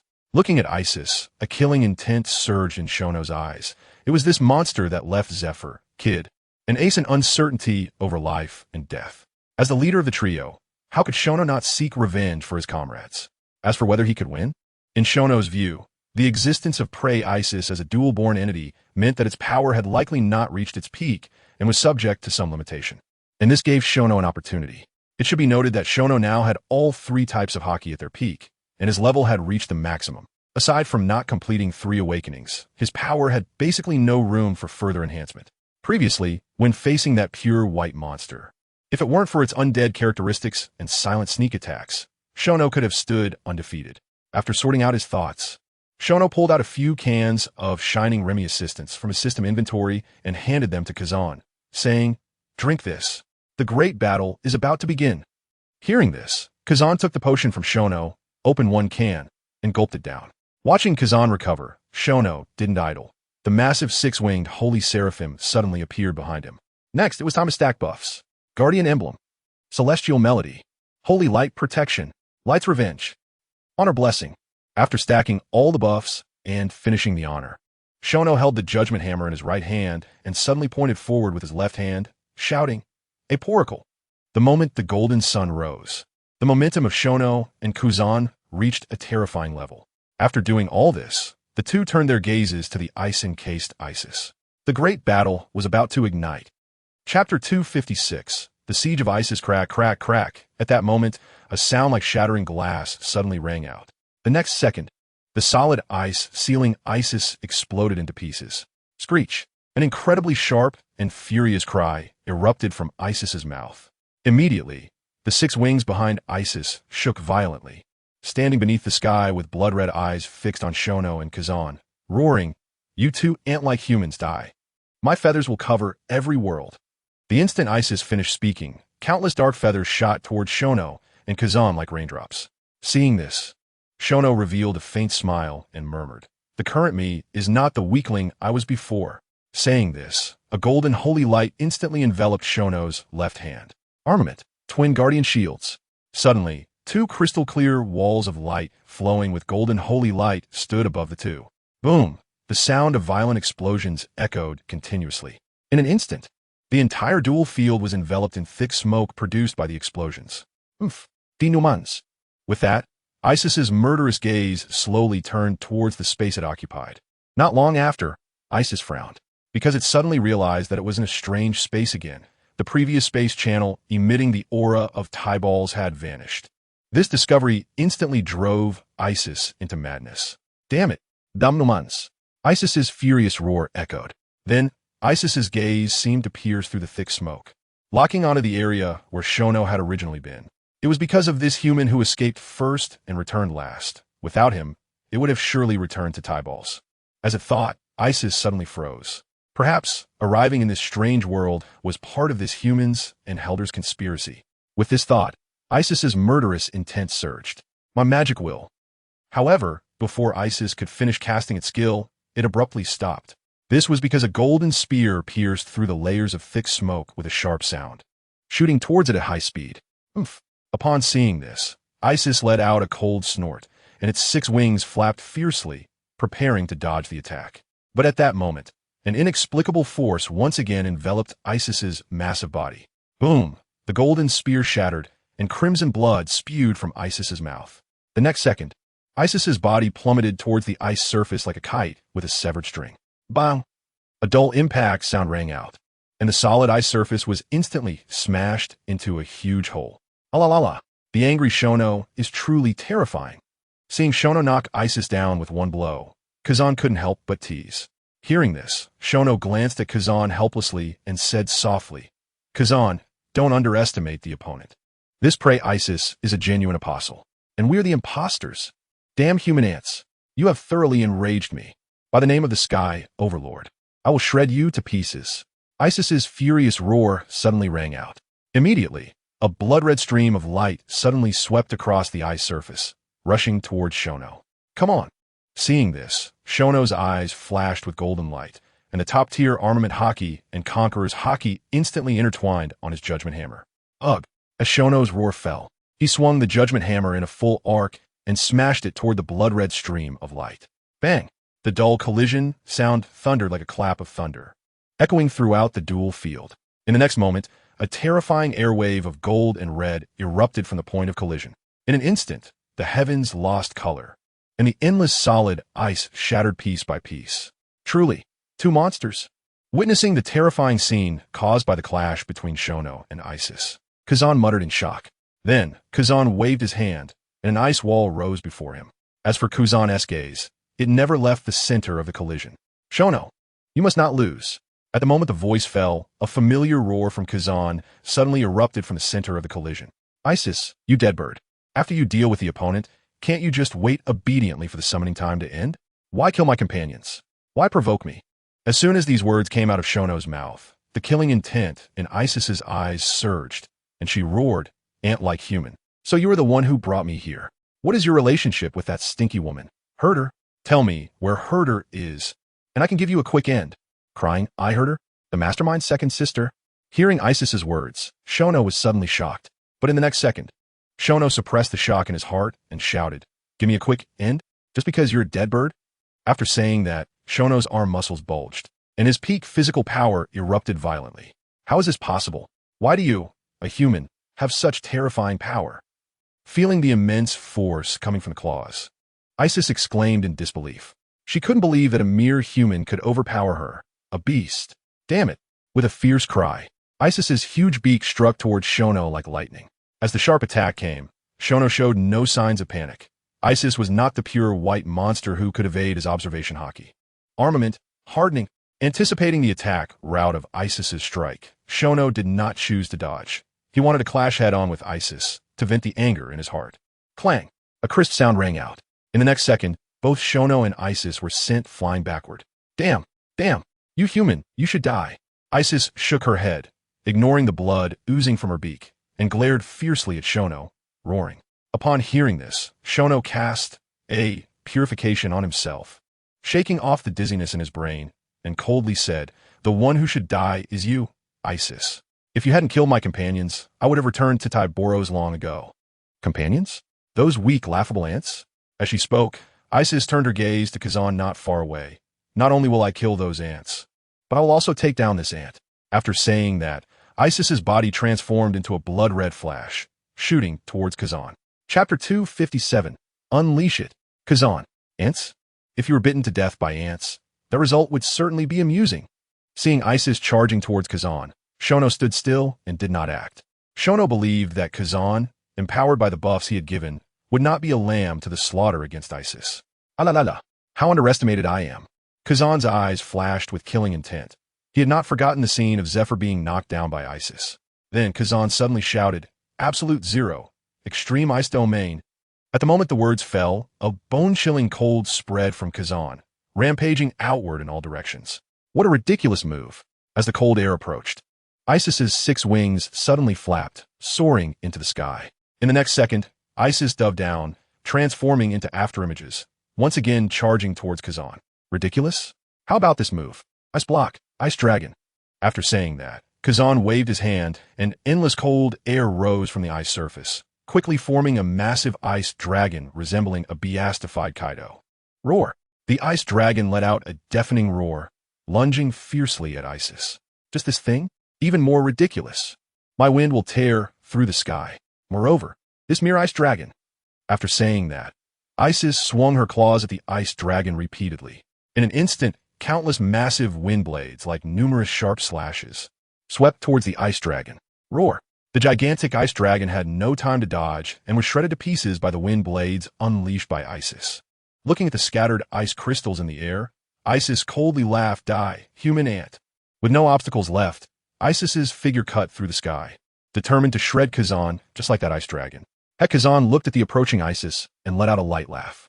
Then, Kazan suddenly reached out his hand towards Isis and shouted, Ice block, ice coffin. The moment Kazan's words fell, Isis's rapidly flying body suddenly fell from the sky. Boom! A loud noise echoed, and the ice surface trembled. You really have it, Kazan. Not far away, Shono whispered. In the next second, Isis's furious roar suddenly erupted. How is this possible? Your attacks were all shattered by me. Why? Why is this happening? Just as Isis was shouting in anger, a layer of pure white ice crystal had completely enveloped her body, and this layer of ice crystal was rapidly covering her head. Listening to Isis's incredulous roar, Kazan smiled nonchalantly and said, You did dodge my previous attack. But don't forget, You were frozen by me for some time. Upon hearing this, Isis's pupils constricted, and she realized, so that's it. You did something to my fur during that time. As she spoke, Isis's expression hardened, and she sternly said, Human, do you think this little trick can freeze the ruler of the sky? It's simply ridiculous. Screech. Isis let out a terrifying cry, and dark flames ignited on her massive body. In an instant, the ice crystals covering Isis's body melted at a visible speed. La la la, this is not good. Saying that, Kazan's left hand burst with cold air. In an instant, a massive ice bow appeared in his hand. Absolute Zero, Eternal Sin Ice Prison. The familiar ice arrows came once again, and a severe sense of crisis surged in Isis's heart. Damn, why has this human strength increased so much? In the blink of an eye, Isis's mind was shaken. Move! Move for me! As the ice arrows drew closer, Isis frantically urged the dark flames, roaring incessantly. Crack! At the critical moment, the ice crystal shattered, and a look of wild joy appeared on Isis's face as she prepared to dodge Kazan's attack. But at that moment, Isis's body suddenly stalled, and that inexplicable force restricting her reappeared. Damn it, what the hell is this thing? The moment Isis's voice fell, the whistling ice arrows exploded directly on her body. Crack, crack, crack. The piercing sounds continued. Before long, a massive ice sculpture appeared on the ice surface. Well done, Kazan. Shono landed beside Kazan and praised him. Kazan smiled lightly and shook his head, saying, Brother Shono, if you hadn't used Conqueror's Haki to restrain this monster's movements at the end, this strike, including the previous one, would have been impossible to hit. So, you did a great job. Huh? Hearing Kazan's flattery, Shono couldn't help but burst into laughter. Immediately, both Shono and Kazan focused their gaze on the ice-encased Isis. The two could clearly feel that the frozen Isis still possessed vitality. The next moment, Kazan turned to Shono and asked Shono, what do you plan to do with this monster? In response, Shono coldly said what to do. Of course. Kill it. Kill it? So, will it be you or me? Of course it will be you. However, before Shono could finish his sentence, the solid ice encasing Isis suddenly shattered with a loud crash. Kazan was shocked and exclaimed, how is this possible? It should be noted that his previous strike, strengthened by Shono's buff, had reached an incredibly terrifying level of power. It was no exaggeration to say that that strike could easily turn a large island into an ice island permanently. Damnumans. Damnumans. At this moment, Isis was filled with rage. The humans he considered ants had repeatedly injured him. If it hadn't been for the black flames covering his feathers before being hit, he would be severely injured if not dead. Stop howling, you dead bird. Seeing Isis roar incessantly, Shono directly threw a holy spear at him. Human ants, I will tear you to pieces. Isis, in a frenzy, swept his murderous gaze over Shono and Kazan, roaring. As he finished speaking, the 6 wings on his back flapped violently, dodging the holy spear in an instant and lunging straight at Shono. Truly worthy of being an apostle. After taking 2 hits from Kazan, he was still so fierce. Seeing Isis charging at him, Shono couldn't help but exclaim. Then, Shono's expression sharpened, and his eyes sparkled with golden light. In an instant, the top-tier armed color Haki and Conqueror's Haki wrapped around the Judgment Hammer. Judgment Hammer Heavenly Wrath. As he spoke, Shono swung the golden hammer and leaped high into the air. This is, feeling the aura emanating from the Judgment Hammer, Isis paused, and seemed to realize something and roared. So, it's you? Of course it's me. Looks like you're not stupid, deadbird. As Shono said this, the pitch-black flames surrounding Isis surged violently. Caw! A cry rang out as Isis charged directly at Shono without dodging. Clearly, at this moment, Isis had lost his sanity. Desperate? I'm not afraid of you. The next moment, the Judgment Hammer Shono held high came crashing down heavily onto Isis's head. At the same time, Isis's sharp claws mercilessly tore through Shono's chest. Immediately, the 2 figures crashed down from the sky. Chapter 258. Uranus? Shono! Kazan exclaimed, then transformed into a white streak of light. With a splash, he caught Shono, and what he saw made Kazan gasp in shock. Shono's chest was already stained with bright red blood, and the 3 deep claw marks that exposed bone were shocking to behold. Shono, you! Cough, cough! Before Kazan could finish, he was interrupted by Shono's violent coughing. The next moment, Shono painfully raised his right arm, and with a surge of holy light, he gritted his teeth and healed himself a few times. Soon, the pale color of Shono's face gradually regained some color. Put me down, Kazan. Hearing Shono's words, Kazan frowned with worry and asked, are you really okay? In response, Shono nodded and said, "No problem." Then, when Shono stood on the ice, the intense pain in his chest still made his mouth twitch uncontrollably. "You really are something, Isis." That claw was brutal. Looking at the unmoving Isis in the distance, Shono murmured softly. During that desperate struggle, Shono had already covered his armor with armed color hockey. But he never expected that Isis's ferocious claw could directly break through both his armed color hockey and armor. Without those two layers of protection, Shono estimated that he wouldn't have been merely injured. After all, I still won. Saying this, Shono took several shining Remiade from his system inventory and poured them into his mouth. Moments later, the 3 bloody claw marks on Shono's chest healed at a visible speed. Huh. Shono stroked the 3 scars on his chest and exhaled deeply. Just then, Kazan's voice suddenly rang out. "Shono, that monster, seems not to be dead yet." Hearing this, Shono looked at Isis and said calmly, "Of course it's not dead. It just got knocked out by me. Also, the true apostle cannot be killed." Cannot be killed. Upon hearing Shono's words, Kazan's pupils contracted sharply, and he hurriedly asked, "Does that mean the true apostle is the same as that pure white monster?" "No, they're different. The apostle's soul cannot die, not the body." After saying this, Shono slowly walked towards Isis. "Soul." The answer Shono gave made Kazan fall into deep thought. Meanwhile, on a certain coastline of the Champity archipelago, an old man with silver hair, wearing glasses with a muscular upper body and large shorts, dragged a red-haired boy ashore and let out a long breath, murmuring softly, "I don't know if saving you is right or wrong." Before the silver-haired figure lay the unconscious Zephyr, Ace, and Kid. On the other side, at the Holy Land Mariewa, deep within Panga City, in an underground palace filled with numerous coffins.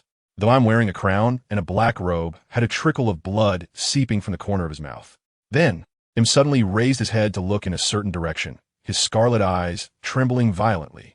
After a long time, Im slowly lowered his head, murmuring in disbelief, "How is this possible? The soul sensing has completely disappeared." Not long ago, Im had sensed that the strand of his soul had been continuously injured, and even their connection had been intermittent. Therefore, Im hurriedly came to this underground palace, intending to awaken the ancient kings to punish the apostle group and other criminals. Unexpectedly, just now, Im clearly sensed that his strand of soul had completely vanished. It should be noted that his strand of soul resided within King Uranus, used to control the latter's existence. And King Uranus was the top technological product of that gigantic kingdom 800 years ago. It could absorb various devil fruit abilities, and, due to the special materials used, Uranus was nearly immortal. When they destroyed that gigantic kingdom, Im and the others had suffered greatly at the hands of Uranus. If it hadn't been for using some means to make Uranus malfunction in the end, the current world government would have been impossible. Now, he is stored within Uranus, and the soul controlling the latter has actually disappeared. Doesn't this mean that the king of heaven Uranus has been destroyed? Just thinking of this answer makes him almost unable to believe it. Damn it. This light that does not exist in the river of time, could it also be your hidden means? But you underestimate me too much. I will not give you the chance. Joy boy. With that, Im raised his hand to wipe the blood from the corner of his mouth and cast his gaze towards the 20 coffins in front of him, coldly saying, "You have been sleeping too long. It's time to get up and move around." After speaking, Im slowly closed his eyes as if waiting for someone to arrive. Moments later, a noisy sound of footsteps mixed with curses came from outside the hall. "You damn slaves, lowly subordinates. You actually dared to capture the noble celestial dragons. I will make my father execute you. Lord Gorosei, you came at the right time. Please save us. These damn soldiers have rebelled." However, the group of Gorosei showed no reaction to the curses and pleas. Instead, under the shocked gazes of all the celestial dragons and soldiers, they all knelt down on one knee before the hall, saying in unison, "My lord, the sacrifices have been brought." Oomph. A cold snort came from within the hall. Immediately, the Gorosei felt as if struck by lightning. "My lord, please forgive us. Because the number of sacrifices you need is vast, it has caused a slight delay." As soon as the knife-wielding Gorosei finished speaking, Im's voice echoed again in the hall. "This time, I will let you go. Quickly let all the sacrifices in." Hearing Im's urgent voice, the faces of the Gorosei changed. It was clear that the situation had developed to a very severe point. Otherwise, the usually calm Lord Im would not be so out of control. With this thought, the square-faced Gorosei and the middle-aged strongman Gorosei suddenly stood up and pushed open the hall doors. In an instant, a dark passage appeared before everyone's eyes. Push everyone down. With a command from a long-bearded Gorosei, a group of soldiers, like wolves and tigers, pushed all the celestial dragons into the passage. The next second, the hall doors slammed shut with a bang. Moments later, piercing screams suddenly erupted from within the hall. Ah, don't come over. Don't kill me. I am a celestial dragon. Meanwhile, after the doors closed, the knife-wielding Gorosei slowly drew the first-generation demon slayer from his waist, looking fiercely at the soldiers. Seeing this, the soldiers immediately showed expressions of terror. My lord, what do you want to do? No. Soon, the screams outside the hall came to an abrupt stop. After doing all this, the knife-wielding Gorosei sheathed his sword and stood quietly outside the hall with several other Gorosei. Chapter 259. The arrival of prey. What a powerful aura. The ancient kings have awakened once again. This time, we must completely annihilate the apostles. After an unknown amount of time, the Gorosei, standing outside the hall, felt the terrifying fluctuations coming from within, all of them excitedly exclaiming. At the same time, in the Sabati archipelago, Void Duel Arena, while the world government's conspiracy against the apostles was in full swing, the true and false apostles battle was also nearing its end. Kazan, the task of taking down ISIS is now up to you. After Shono's aura completely stabilized, he looked at Kazan and said lightly, Me? Kazan's face was filled with shock. He never expected Shono would let him take down the monster ISIS. The next second, Kazan raised an eyebrow and realized, Shono, could it be that your strength has reached its limit? Hearing Kazan's question, Shono non-committally nodded. His level had long reached 100, aside from completing 3 awakenings. Even killing more powerful foes would not raise it further. Moreover, Shono and Kazan were in the same team. Even if Kazan ultimately killed ISIS, Shono could still receive the system rewards. Thus, giving Kazan the chance to kill ISIS was not a big deal. Go ahead, Kazan. As soon as Shono's words fell, Kazan let out a light laugh and flew toward ISIS. Watching Kazan leave, Shono couldn't help but murmur. The second max-level member of the Apostle Adventure Group is about to arrive. From Shono's observation, the skills Kazan had used throughout the battle were at most level 90. Therefore, he could basically confirm that Kazan's level had not yet reached 95. The experience gained from killing an apostle was undoubtedly astronomical. If nothing unexpected happened, when Kazan killed ISIS, he would definitely reach level 100. The only question was whether killing the apostle would drop the items Shono wanted. Just as Shono was pondering, Kazan had already landed in front of ISIS. It's time to end this. Kazan looked at the massive figure before him with a complicated expression and murmured. The next second, Kazan's expression became serious, and he slowly exhaled a breath of white air. Immediately, a shimmering ice blade appeared in front of him. With that, Kazan thrust the ice blade straight toward Isis's heart. However, at that critical moment, the supposedly unconscious Isis suddenly opened her eyes and swung her claws. Clang! A crisp sound rang out. The next second, the blade of the ice knife in Kazan's hand shattered inch by inch. Damn it! Kazan cursed under his breath and suddenly swung the hilt of the knife toward Isis's face. Following that, Kazan's body turned into an arrow and shot towards Shono's direction. Faced with this true apostle, without Shono's buff support, Kazan had no confidence of winning. Human. As soon as Isis began to speak, she was interrupted by the whistling sound of something cutting through the air. In the next instant, Isis swung her claws directly. Crack! As ice shards flew. Isis glanced at the panicked Kazan, but did not pursue. Instead, she flapped her 6 wings and transformed into a blood-red shadow, soaring into the sky. What was going on? When Kazan noticed that his observation haki did not sense any attack coming from behind, he gradually slowed down. The next second, a deafening cry echoed throughout the duel arena. Caw! Hearing this sound, Shono's expression changed drastically. He never expected that the severely injured and unconscious Isis would miraculously revive again. Moreover, judging by the sound, she seemed to show no signs of weakness at all. How is this possible? This is simply unscientific. Saying this, Shono looked up at the sky. In an instant, a figure surrounded by faint white light, with feathers slowly shedding their blood color and turning into blue and white, appeared before Shono's eyes. This is... Seeing this figure, a glint flashed in Shono's eyes. If he was not mistaken, the figure in the sky should be called Prey. Xiao, are we going to continue fighting? Just as Xiao was pondering, Kazan's figure suddenly appeared beside him. Hearing this, Xiao shook his head with a serious expression and said softly, Not yet. Let's see what the opponent does first. Upon hearing Xiaonu's response, Kazan was taken aback. The next moment, Kazan turned to look at Xiaonu's slightly serious face, then glanced at the familiar yet strange blue and white figure in the sky, and asked Xiaonu, "This apostle named Prey seems a bit different." As Kazan finished speaking, Xiaonu rolled his eyes in silence. This was not just different, it was completely different. One was blood red, the other was blue and white. One was filled with killing intent, while the other was calm and quiet. But these were not the main points. The main point was, the blue and white figure in the sky had an aura that was terrifyingly stronger than that of Isis. "Xiaonu, why aren't you speaking?" Kazan asked again. Just as Xiaonu was thinking about how to explain, the blue and white figure in the sky finally lost its blood color completely. Then, a sharp voice suddenly echoed throughout the space. "Humans, I am Prey. Thank you for defeating Isis, allowing me to regain control of this body. To repay you for this great favor, you may propose one condition, and I will do my utmost to fulfill it." "Prey? Isis? Could it be?" Speaking of which, Kazan suddenly turned to look at Xiaonu. Seeing this, Xiaonu said softly, "You guessed right. Isis represents darkness, while Prey represents light. So that is how it is. If that is the case, doesn't that mean the battle is over?" "For now, yes. For now." In response to Kazan's confusion, Xiaonu did not explain further, but turned his gaze to Prey, coldly saying, "Isis killed 3 of my companions. If my condition is to make him die, would you agree?" As soon as Xiaonu finished speaking, Prey's aura suddenly stagnated, and then he replied, "Sorry, I can't agree to that condition, because the people of Tai Balsi need me. Tai Balsi needs you, but doesn't this world need my companions? You can't do it? If you can't, then let me help you."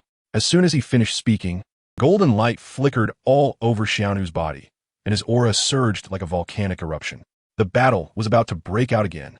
Chapter 260, the end of the great battle. Wait. Just as tensions were high, Prey suddenly shouted out loud, "Wait? Why wait?" Although Xiaonu's tone was somewhat aggressive, he ultimately did not launch the first attack. For some unknown reason, the aura emanating from Prey was several times stronger than that of Isis. If he pushed Prey too hard, Xiaonu didn't have complete confidence in handling him. After all, it still came down to insufficient strength. Not far away, Prey, standing proudly in the sky, saw Xiaonu stop his movements and couldn't help but breathe a sigh of relief, explaining, "Human, your companions are not dead." As soon as Prey said this, both Xiaonu and Kazan showed expressions of surprise. Immediately, Xiaonu hurriedly asked, "How do you know my companions are not dead?" Hearing this, Prey flapped his wings a few times and said in a deep voice, "Although Isis controlled this body earlier, my consciousness also existed, but I couldn't dominate it. At that time, although Isis's attacks severely injured your companions and knocked them unconscious, they were not fatal." Upon hearing Prey's response, Xiaonu's expression suddenly darkened. It should be known that Ace, Kid, and Zifa were all devil fruit users. Being severely injured and falling into the sea basically meant a life or death situation. They were not the chosen one like Luffy. With this thought, anger and killing intent instantly filled Xiaonu's mind. "Damn apostle, I will make you pay for my companions." Hearing Xiaonu's roar, Prey was somewhat confused. He had already explained clearly that those attacks, while fierce, were not fatal. So why was this human still so angry? Just as Xiaonu swung the judgment hammer towards Prey, a cold, white-tinged arm suddenly landed on Xiaonu's shoulder, halting his forward motion. "What are you doing, Kazan?"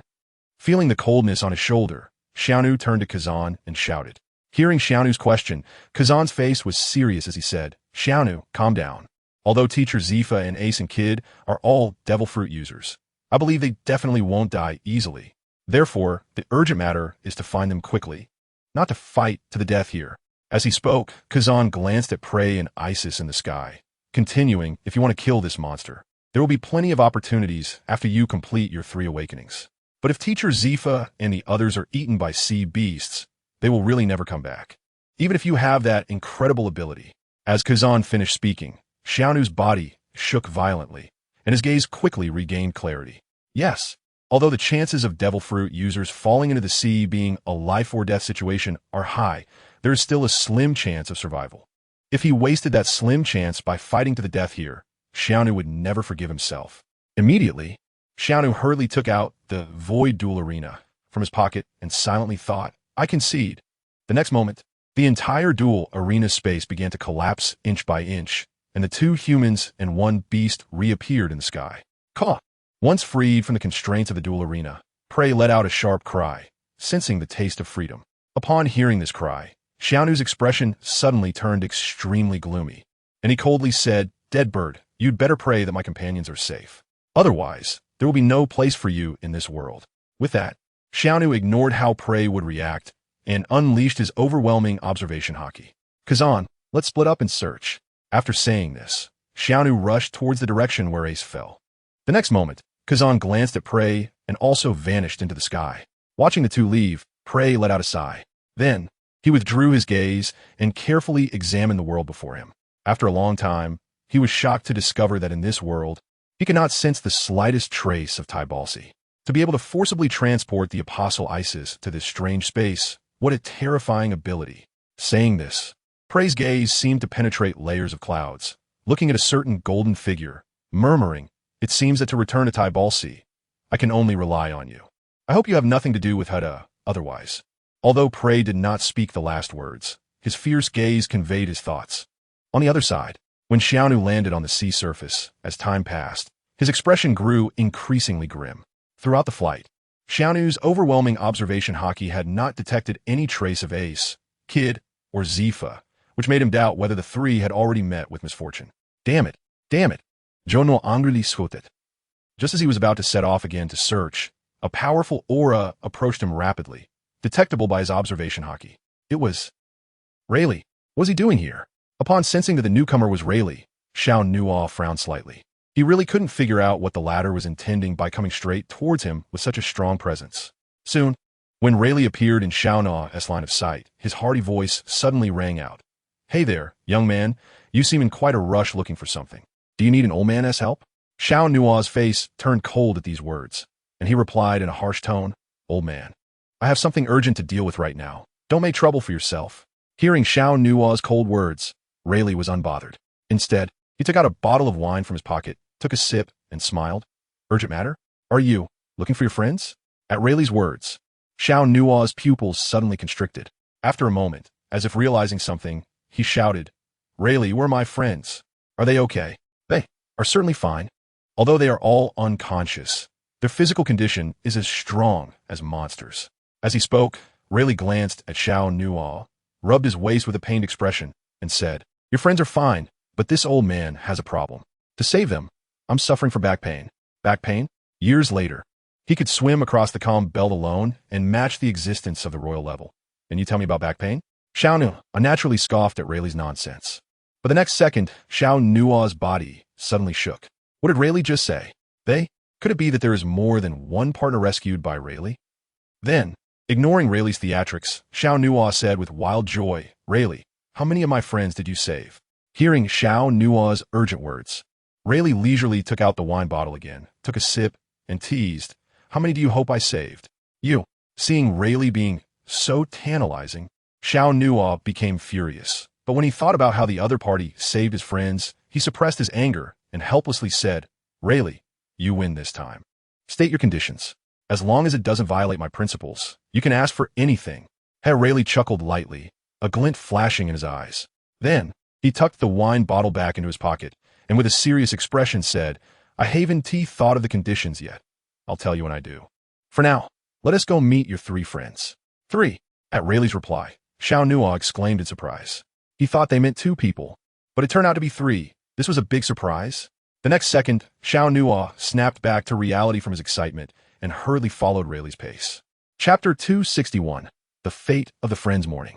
As the sun rose, the energy fluctuations over Sabeti Archipelago finally dissipated. Sabeti Archipelago, Area 15. Shaki's Ripoff Bar. In a small bedroom, the three people wrapped up like Zongzi finally woke up from their coma. "Ugh, it hurts." Kid tried to sit up from the bed, but the immense pain in his body made him grimace. "Where's this? Didn't I get knocked down?" "Right, where's the apostle?" "Not far away, Ace." Also wrapped like Azongzi, woke up and immediately asked in confusion. No one answered Ace's question, but the commotion caused by him and Kid woke up Zephyr, who was injured the most. "Ugh." A painful groan escaped Zephyr's lips. The next moment, his gaze slowly regained focus. Then, as if he remembered something, he jumped directly out of bed. Crash! The tremendous force shattered the bed. This commotion directly woke Xiao Nuo, who was in the next room. Before long, Xiao Nuo appeared in the room where Zephyr and the others were resting. "Kid, Where's that monster?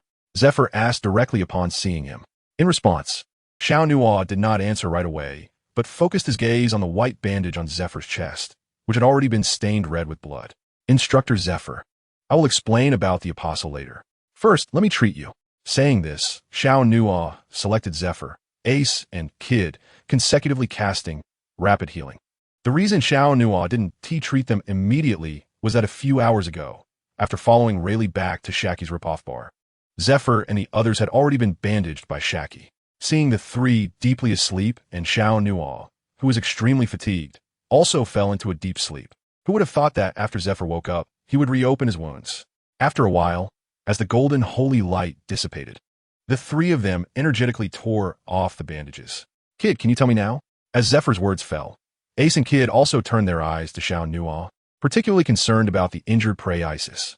Feeling the three pairs of intense gazes, Xiao Nuo then narrated everything that had happened after they fell unconscious.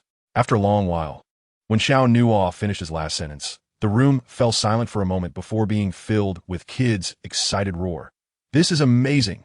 This dead bird actually stayed in this world. I will definitely kill him myself. Looking at the excited Kid, Ace poured cold water on him, saying softly, Kill the apostle? Just you? Hearing Ace's infuriating words, Kid shouted angrily, Are you looking for a fight, Firestarter? If you want to fight, I'll accommodate you. Come on, I'm not afraid of you, Hedgehog Head. Ace, who was also killed by Isis, was full of anger and did not back down in the face of Kid's provocation. Cough, cough. Just as the two were at odds, Zephyr, who had been silent, let out a heavy cough. Hearing this sound, Kid and Ace glanced at Zephyr reluctantly, then fell silent. Once the two calmed down, Zephyr looked at Xiao Nuo and said solemnly, Kid, is this so-called prey really a being of light? In response, Xiao Nuo nodded lightly and said, Prey does represent a being of light on his planet, completely different from the darkness represented by Isis. Is that so? As he spoke, Zephyr slowly walked to the window and looked up at the blue sky. After a moment, Zephyr spoke again. Kid, do you think this prey could turn back into Isis? This. After pondering for a while, Xiao Nuo displayed a wry smile and said, I'm not sure. Not sure? A soft voice fell. When Zephyr turned to look at Xiao Nuo, their eyes met, and Xiao Nuo saw determination in Zephyr's eyes. The next moment, Zephyr said solemnly, This uncertain factor must either send him back to his original world or kill him. Hearing Zepha's imposing words, Kid and Ace exclaimed repeatedly, Instructor Zepha is mighty. Instructor Zepha is powerful. In contrast, Xiao revealed a bitter smile upon hearing Zepha's words. He too wished to kill prey, but the opponent's strength far surpassed that of Isis.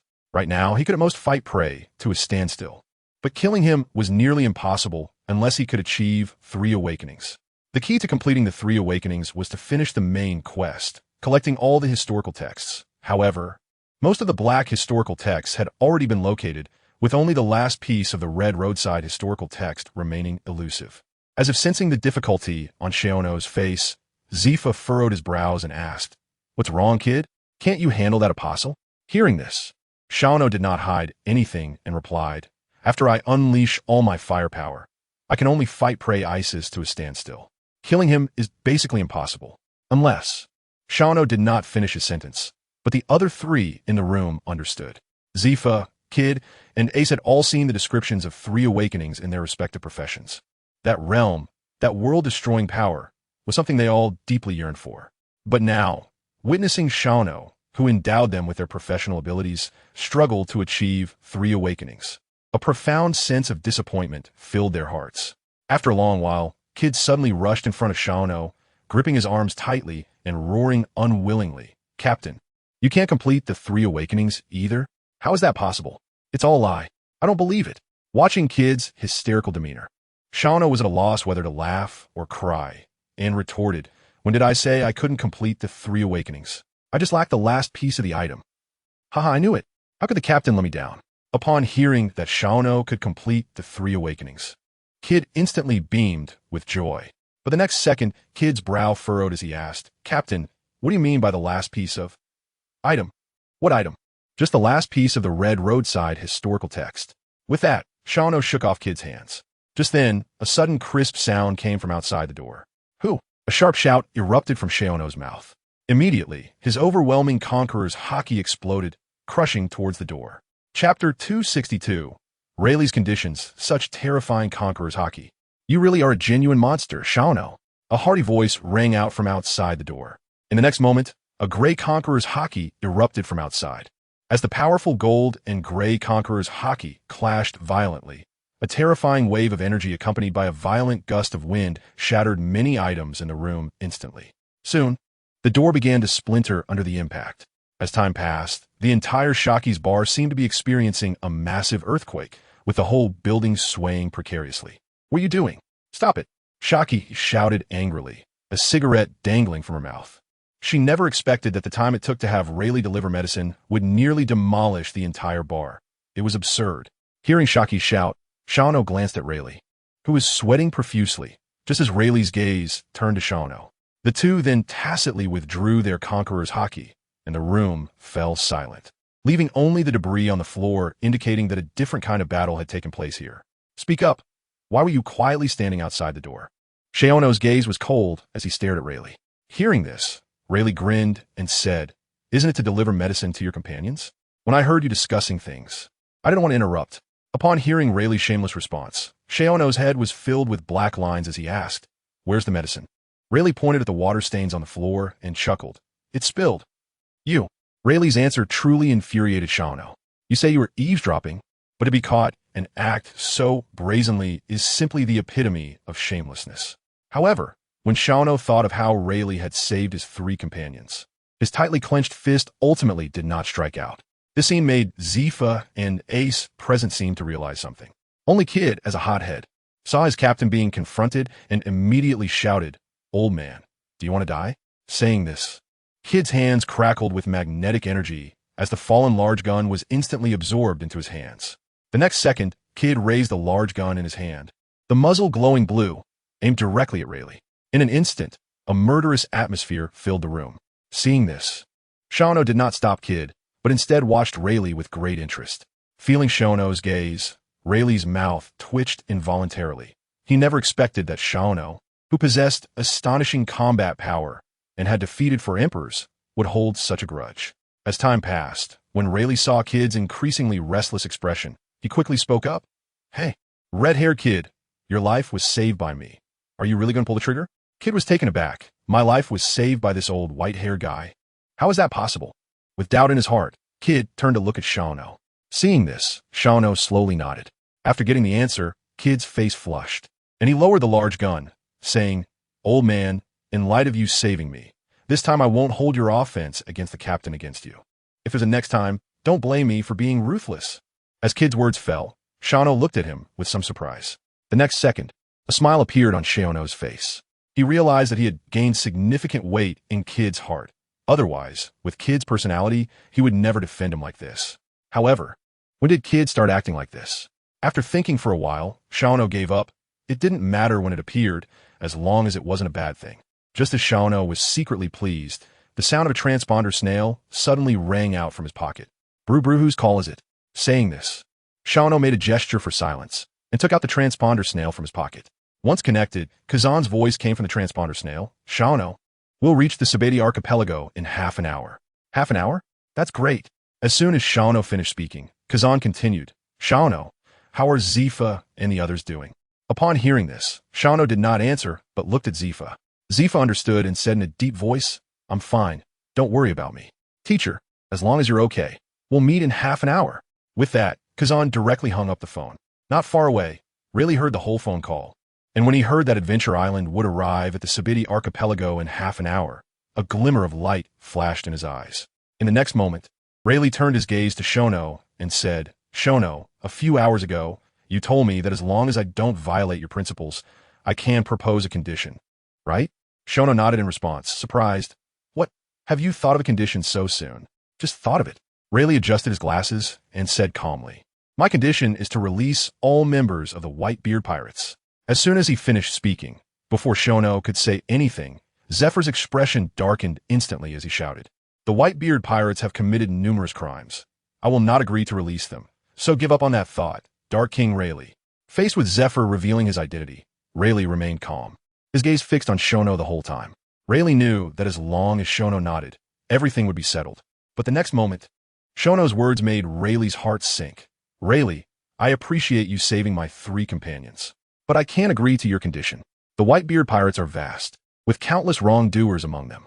Releasing all of them would violate my principles. After Shono finished speaking, Zephyr nodded with satisfaction. In contrast, Rayleigh, after hearing Shono's response, fell silent for a moment and then threw out a bombshell. Shono, I overheard you were looking for the 4th red poneglyph earlier. If you agree to my condition, I can tell you where this poneglyph is.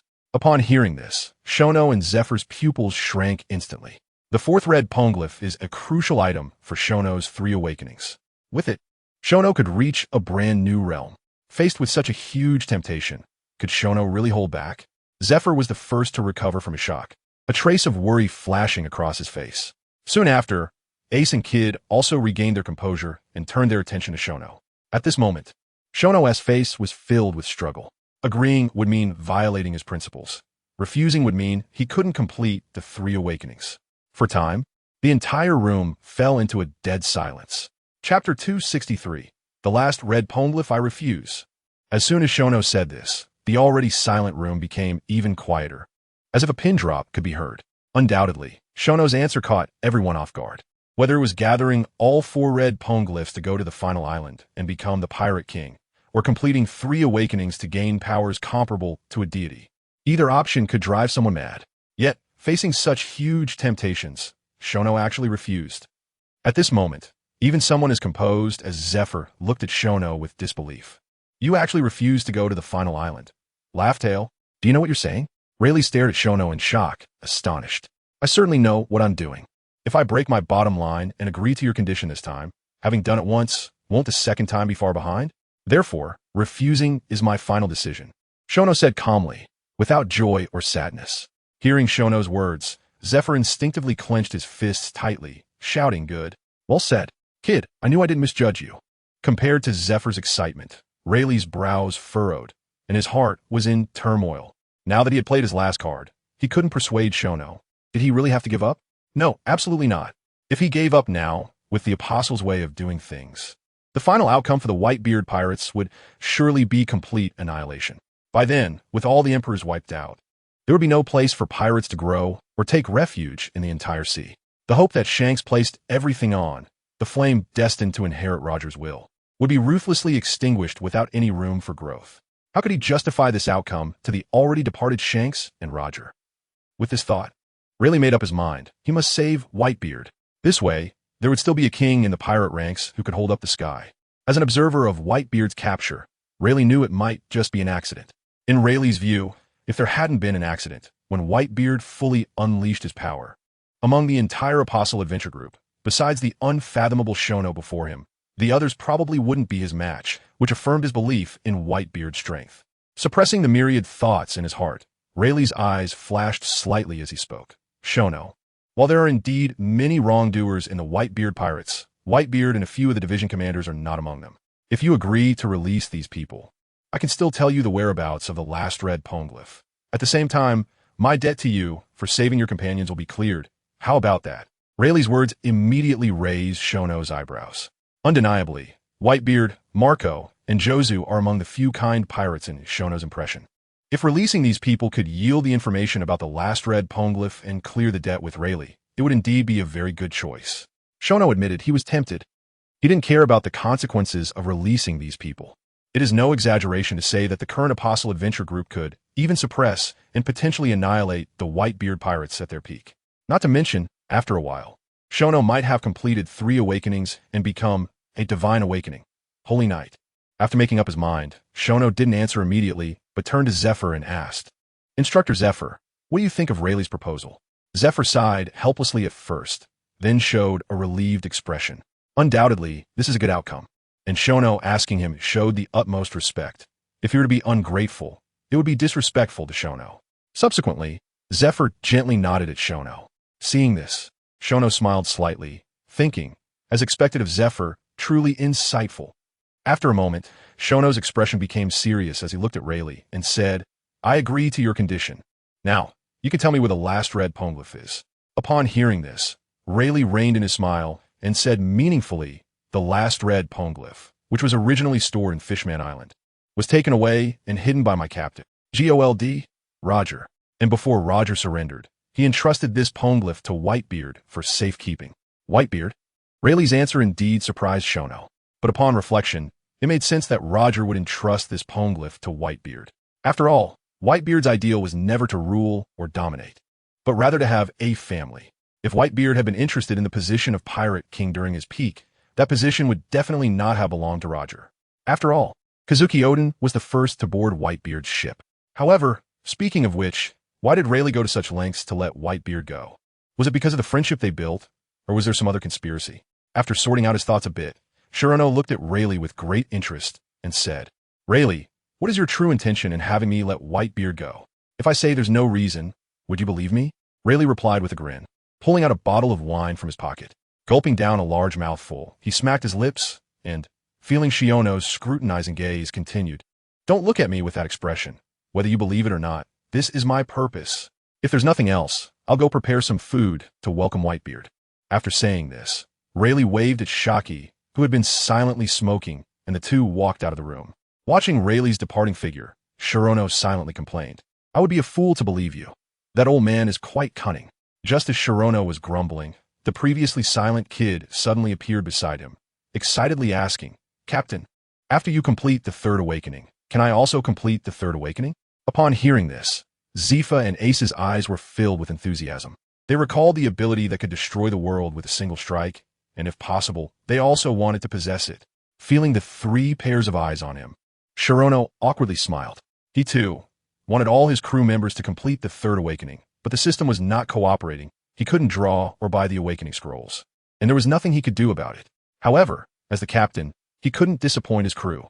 So, he forced a smile and said, Don't worry, there will be opportunities in the future. After saying that, Shirono left the room in a hurry. At that moment, he secretly decided that one day, he would fight the system to the death. Chapter 264, The End of an Era 1 month later. Above an island in a new world. The enormous Adventure Island was quietly floating here. Finally arrived, Shirono stood at the edge of Adventure Island, gazing at the island below, murmuring softly. Below was the destination of Shiono's journey. Whitebeard's homeland, the last hiding place of the red landmark historical text. Nami informed teacher Zifa to bring Whitebeard and the others out. As he spoke, Shirono turned to Gallet, saying, Gallet, Lower Adventure Island. Yes, Captain. The two responded in succession. Nami then took out a din-din mushie from her pocket, while Gallet placed both hands on the ground and activated the float fruit ability. Boom! A loud noise erupted, and the massive Adventure Island began to slowly descend. 15 minutes later, when Adventure Island completely landed in the sea, Zifa appeared behind Shirono, bringing Whitebeard and a few cadres from the Whitebeard Pirates with him. Along with them were Rayleigh and Shaki. As for the other members of the Whitebeard Pirates, those deeply sinful individuals had long since become nourishment for the Apostle Group's growth. Clang! As the sound of sea stone shackles came to an abrupt stop, Shirono turned his head calmly and said, Whitebeard, will you take out the historical text yourself, or should I send someone to find it? Gulalala upon hearing Shiono's words. Whitebeard did not respond, but let out a hearty laugh. When the laughter subsided, Whitebeard raised his hands, shaking the sea stone handcuffs on his wrists, and said, Kid, do you think I should go get like this? Seeing this, Shirono nodded slightly at Zifa. The next second, Zifa threw a key towards Whitebeard. Click! At the moment the sea stone handcuffs were unlocked, a flash of dark killing intent appeared in Whitebeard's eyes. It was this little brat who had nearly slaughtered his beloved sons. And as their father, he could only watch helplessly. Suppressed, guilty, angry. These emotions had nearly driven Whitebeard mad during this period. And now, he finally had the chance to take revenge for his sons. At this moment, Rayleigh's advice was completely cast aside by Whitebeard. Kid, do you know what I regret the most in my life? Whitebeard said expressionlessly, in a deep voice. What is it? Although it was a bit puzzling, Shirono still picked up on Whitebeard's words. Then, under the astonished gazes of everyone, Whitebeard raised his right arm high, and terrifying white energy waves swirled around his fist. The thing I regret the most in my life is not killing you when we first met. As soon as the words fell, Whitebeard unleashed a powerful punch toward Shirono. Do you really think you can kill me now, Whitebeard? Shirono retorted, his eyes flashing with golden light. At the same time, top-tier conquerors Haki and Armament Haki instantly enveloped Shiono's right fist. Boom! When their fists collided, a terrifying energy wave accompanied by a violent whirlwind swept through the area around them. Damn, Whitebeard! Zifa cursed under his breath, and then, bracing against the energy storm, he shouted, "Step back, everyone retreat." As he spoke, Zifa glanced at the cadres of the white beard pirates, who were struggling under the energy storm due to being restrained by sea stone handcuffs. A bunch of trash, but you can't die now. With that, Zifa flashed to their side and kicked each one of them out of the collision center. After doing all this, Zifa turned his gaze to Robin, who was not far away, and shouted, "Robin, take action. We can't let this energy affect Cloud City." "Yes." Robin nodded in response. She quickly took out a bottle of teleportation potion and smashed it. Soon, a large golden shield enveloped all of Cloud City. At the collision center, Shirono and Whitebeard were still fiercely clashing, while the ground beneath their feet, except for where they stood, had turned to dust. At this moment, Shirono had a calm expression, while beads of sweat the size of beans were dripping from Whitebeard's forehead. "Whitebeard, stop. You who are already old and sick, after this period of confinement, how much strength can you still exert? If you stop now, the conditions I promised Rayleigh will still be valid. If you don't stop, your remaining sons will also pay for your actions."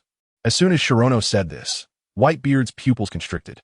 Although he was reluctant to admit it, his body told him that he had no chance of winning in this battle. During this period of confinement, aside from a meal delivered by Rayleigh a month ago, he had mostly survived on water, and his body had long since fallen into a weakened state. Now, Shiono's threat regarding his few remaining sons became the last straw that broke the camel's back. "Kid, you won."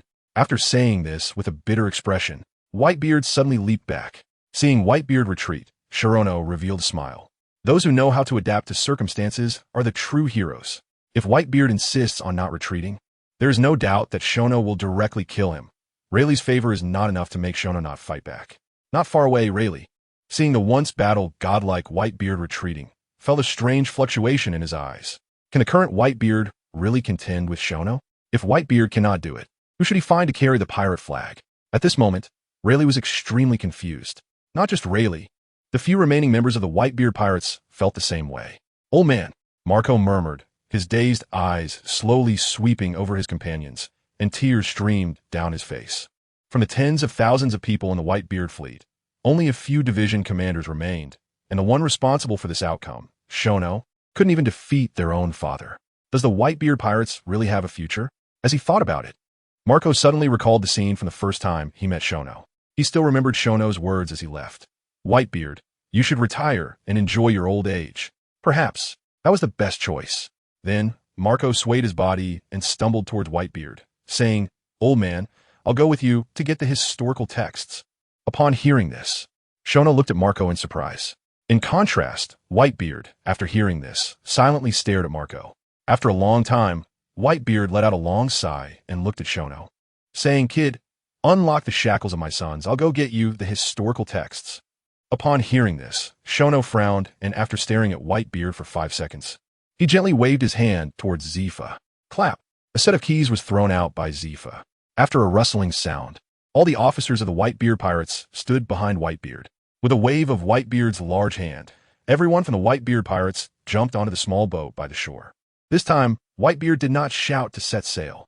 Looking at Whitebeard's lonely figure as he left, everyone couldn't help but feel the old era has come to an end. Chapter 265. News that shakes the world the next day. Countless newsbirds soared from Adventure Island, carrying several heavy news stories to the world. When people around the world saw the newspapers, they were all shocked, as if petrified. This is because the front page headline read, "Whitebeard Pirates announces dissolution."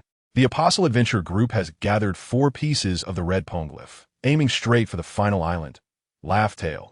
Besides these 2 news pieces, another piece below the headline left the majority of people utterly astonished. Want to divide pirate King Joel D. Roger's treasure? Want to know the true meaning of the great treasure One Piece? If you want to participate in this feast, then bring the black poneglyph to the new world. Saint Shono is waiting for you in Wano. What does this mean? Does the Apostles Group want to share the great treasure with others? Is this so-called poneglyph the ticket? In an instant, the whole world erupted. Countless people rushed to set sail for Wano, regardless of whether they had a ticket or not. The treasure of the Pirate King was enough to drive them insane. Apart from these people, a very small number of forces that possessed the poneglyph were also stirring. In the past, these poneglyphs were completely useless, as the ancient texts on them were impossible to understand, and the major forces would just leave them on the shelf after acquiring them. But now that the news was out, these useless items instantly became the ultimate delicacy in the world. Naval Headquarters, Marineford. Bang! A loud noise came from the marshal's office. The soldiers at the door shrank their necks upon hearing this sound and whispered, "Ah, they're going to change the desk again." Inside the marshal's office, Fleet Admiral Sakazuki was staring with a grim face at the newspaper in his hand. As for the office desk in front of him, it was already shattered into pieces. Damn apostles, don't think that just because you've collected 4 pieces of the poneglyph you can reach the final island.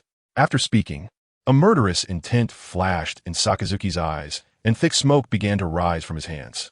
In an instant, the newspaper in his hand turned to ashes. Looking at the black dust floating in the air, Sakazuki said fiercely, "The Navy will never allow a second pirate king to appear in this world." After saying that, a special den den mushi suddenly rang from his pocket. Brew brew. Upon hearing this sound, Sakazuki's expression changed. He hurriedly took out the special den den mushi from his pocket. After connecting, a voice devoid of any emotion came from the den den mushi. "Akainu, did you see today's world economic news?" Sakazuki replied, "I saw it." "That's good. What are your thoughts?" "For justice, fight to the death." "Good. Then you can gather the Navy now. Once gathered, inform me, and we will head to the new world together." After speaking, the owner of the voice directly hung up the den den mushi. World Government, Gorosei. After the long-bearded Gorosei hung up the den den mushi, he calmly turned to the sword-wielding Gorosei and said in a deep voice, "How is the recovery of the adult strength?" The sword-wielding Gorosei replied coldly, "The number of sacrifices is insufficient. The adult strength has only recovered to 60 or 70%. 60 or 70%. Not enough. You and I both know the strength of the apostles. We must ensure that the adults recover to full strength to secure victory. Full strength is not impossible. But which family should we select sacrifices from?" "That family." As he spoke, a murderous glint flashed in the long-bearded Gorosei's eyes. "We must select from that family. If the adults lose, what use are these useless people? We raise them just for this kind of situation. Understand?" After speaking, the sword-wielding Gorosei stood up from the sofa, picked up Initial Demon Slayer, and walked toward the exit of the small building. After the sword-wielding Gorosei left, the long-bearded Gorosei's gaze swept over the remaining 3 Gorosei and said in a deep voice, "With the great war approaching, if we want to win, we must seize every opportunity to enhance ourselves. If there's time, go to the treasury and take a look." After speaking, the long-bearded Gorosei also directly left the small building. New World, next to Wano, Adventure Island. Chairman's office. Knock, knock, knock. The crisp sound of knocking on the door rang out. Hearing this sound, Shono, who was handling documents, said without looking up, "Come in." Creak. The door opened in response. Suddenly, Zephyr and Morgan strode into the office. "President, all 50 million printed newspapers have been sold out." Morgan's exclaimed excitedly upon seeing Shono. Hearing this, Shono paused his actions and said in surprise, "Sold out so quickly?" In Shono's impression, the pirate world is vast and sparsely populated, so he never expected that 50 million newspapers could sell out in just one morning. It should be noted that the price of newspapers has increased, costing 100 berries each. That's 5 billion berries for 50 million copies. And according to Morgan's, the cost of printing the newspapers was merely a few berries. It's simply a money-making scheme. Seeing Shono's astonished expression, Morgan's laughed happily. Normally, during times without major news, he would print 1 million copies of his newspapers. But yesterday, Morgan's had all his staff work overnight to print 50 million copies, simply because the news on the papers was too explosive. After all, it was about the great treasure. All right. Shono waved his hand at Morgan's to calm his excitement. Then, Shono turned his gaze to Zephyr and asked, "Instructor Zephyr, how is the collection of the Black History text that we have information on going?" "Don't worry, kid. With the apostles personally involved, none of those who know about the Black History text will escape." "Good." Upon hearing Zephyr's response, Shono's joy was evident. After all, when all the companions returned, the number of historical texts in Shono's possession would reach an astonishing 27 pieces. At that point, he would only be 3 pieces away from completing the main quest.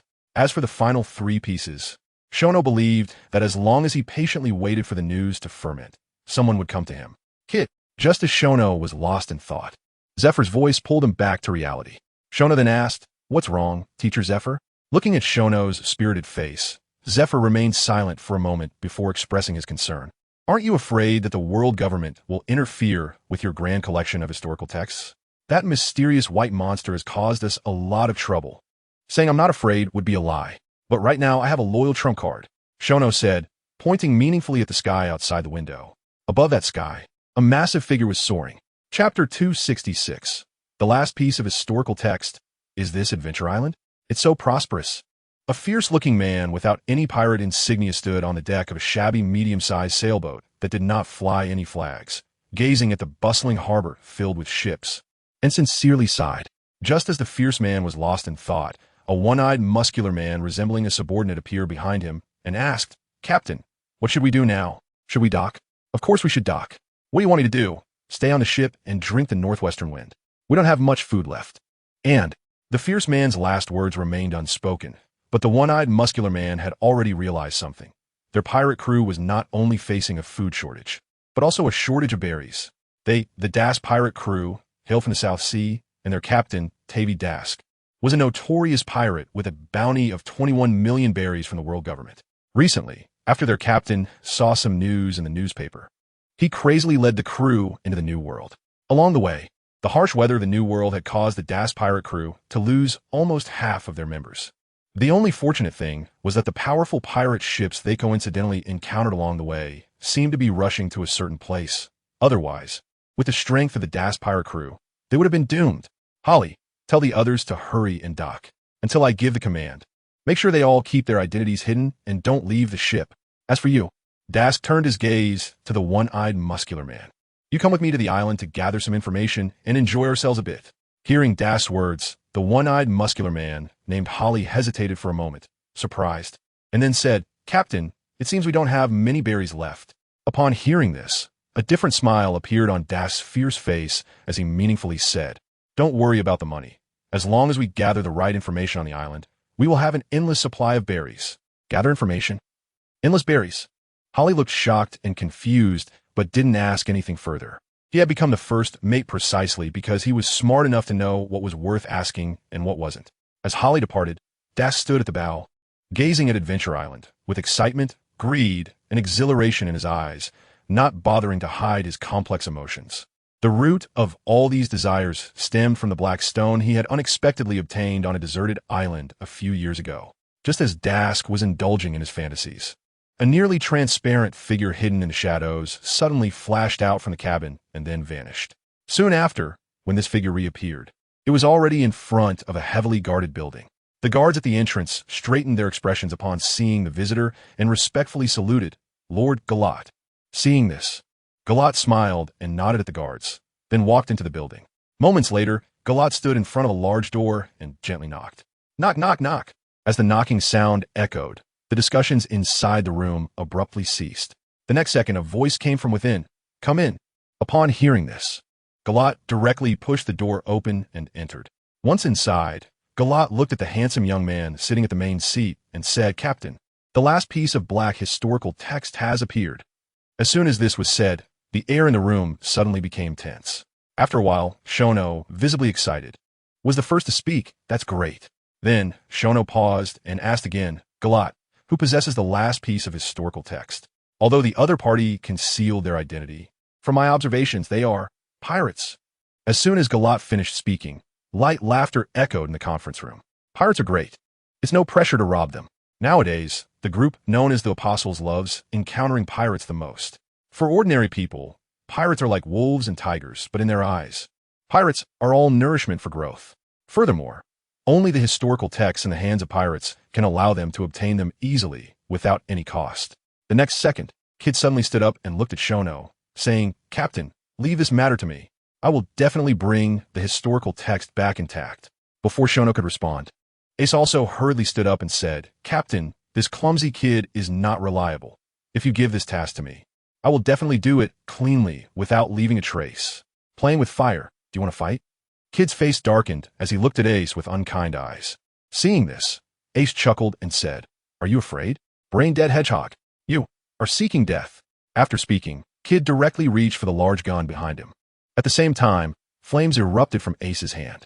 "Enough!"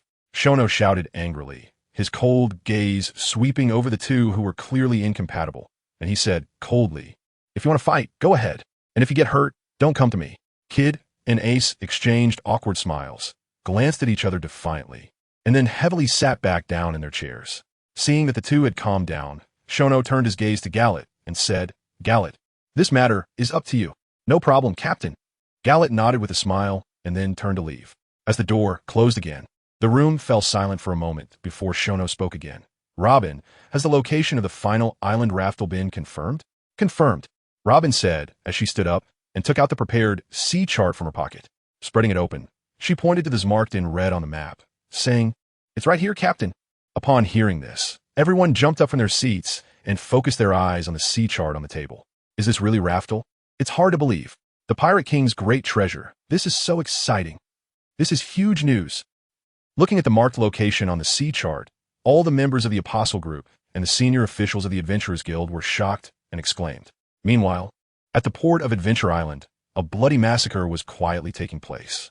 On the ship of the Das pirate crew, a ghostly figure was speeding through the cabin. Before long, the noisy cabin fell into dead silence. At the bottom of the cabin, in a dimly lit small space, Das returned to this secret space that belonged solely to him before leaving, confirming that the treasure was safe and was about to exit the room. However, he soon discovered with horror that there was someone standing in the shadows of the room. "You." Das' words were abruptly cut off. In the next second, a line of bright red blood shot out from his neck. "Mission accomplished." The cold female voice fell just as Das' body crashed heavily to the ground. Thus, all the historical texts fell into the hands of the apostles. Chapter 267, Zephyr's Final Testing. Congratulations to the adventurer for completing the main quest. Collect historical texts. Ding! Since the adventurer has reached level 100, experience points are replaced with Existential Novel Transfer Station 937929266. Existential Novel Transfer Station 19379292966. Ding! Congratulations to the adventurer for obtaining Existential Novel Transfer Station 937929266. Existential Novel Transfer Station 1937929299266. Achievement points. Ding! Congratulations to the adventurer for obtaining 3 Awakening Completion Scroll 1. Ding! Congratulations to the adventurer for receiving a mysterious reward, Time-Space Gate. The system notification suddenly echoed in Shono's mind, coming quickly and leaving just as fast, leaving Shono stunned in his seat with a dazed expression. What is going on? While Shono was shocked, he was also extremely excited. This long-standing main quest was finally completed. Now that he had the 3 Awakening Scroll, Shono felt confident to face all strong enemies, even the bird in the sky and the final boss of this world, him. However, what puzzled Shono was, what is this Time-Space Gate? Just as Shono was about to check, there was another knock on the door. Hearing the knock, Shono paused for a moment before realizing that it was most likely Gallet returning to report the results after completing the task he assigned. Kumin. As soon as Shono's words fell, the door opened. As he expected, Gallet walked into the room with a calm expression and said, "Captain, the mission is complete. The historical texts have been sent to the secret warehouse." "Well done, Gallet." Although he already knew the result from the system prompt, Shono still expressed his appreciation. Upon hearing Shono's praise, a smile slowly appeared on Gallet's calm face. For Gallet, being recognized was the greatest respect.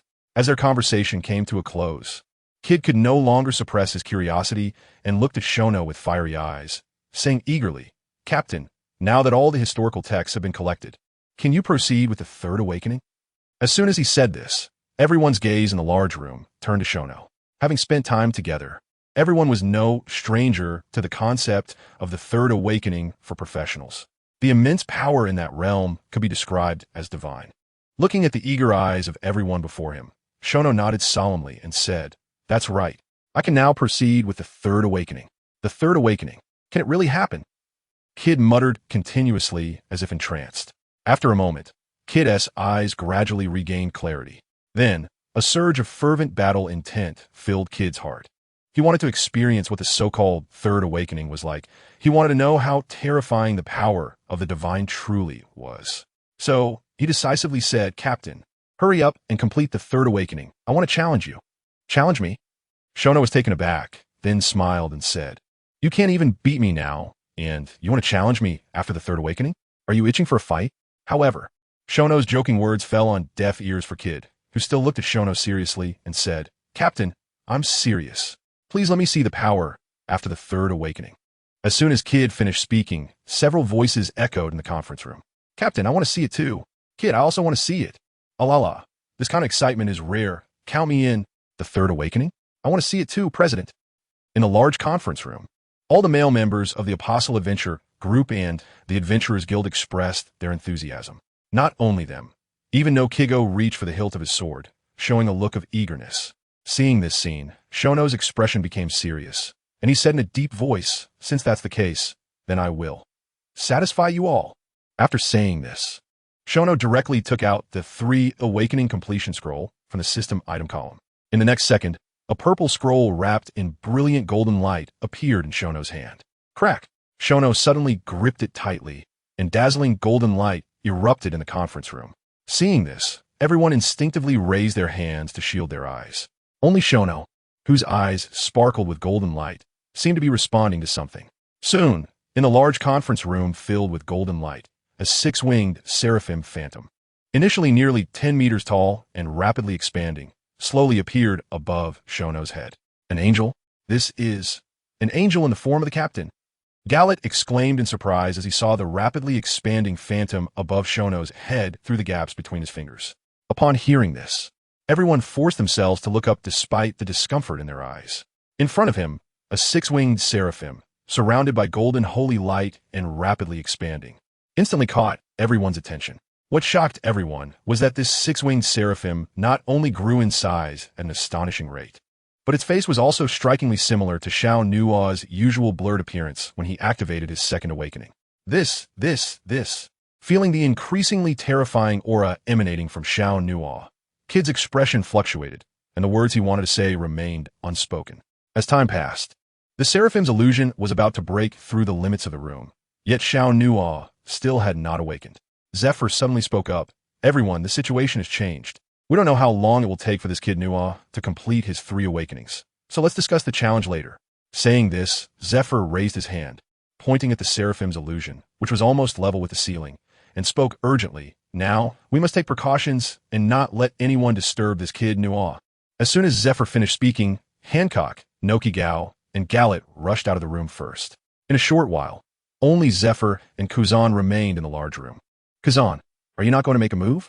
If you wait any longer, there will be no chance, Zephyr said, looking at Xiao Nuothe, who was wrapped in golden light and looked like a sculpture with a deep voice. Alala, what are you saying, Teacher Zephyr? I don't understand. Kuzan replied calmly, with an unchanged expression. Don't understand? That's fine.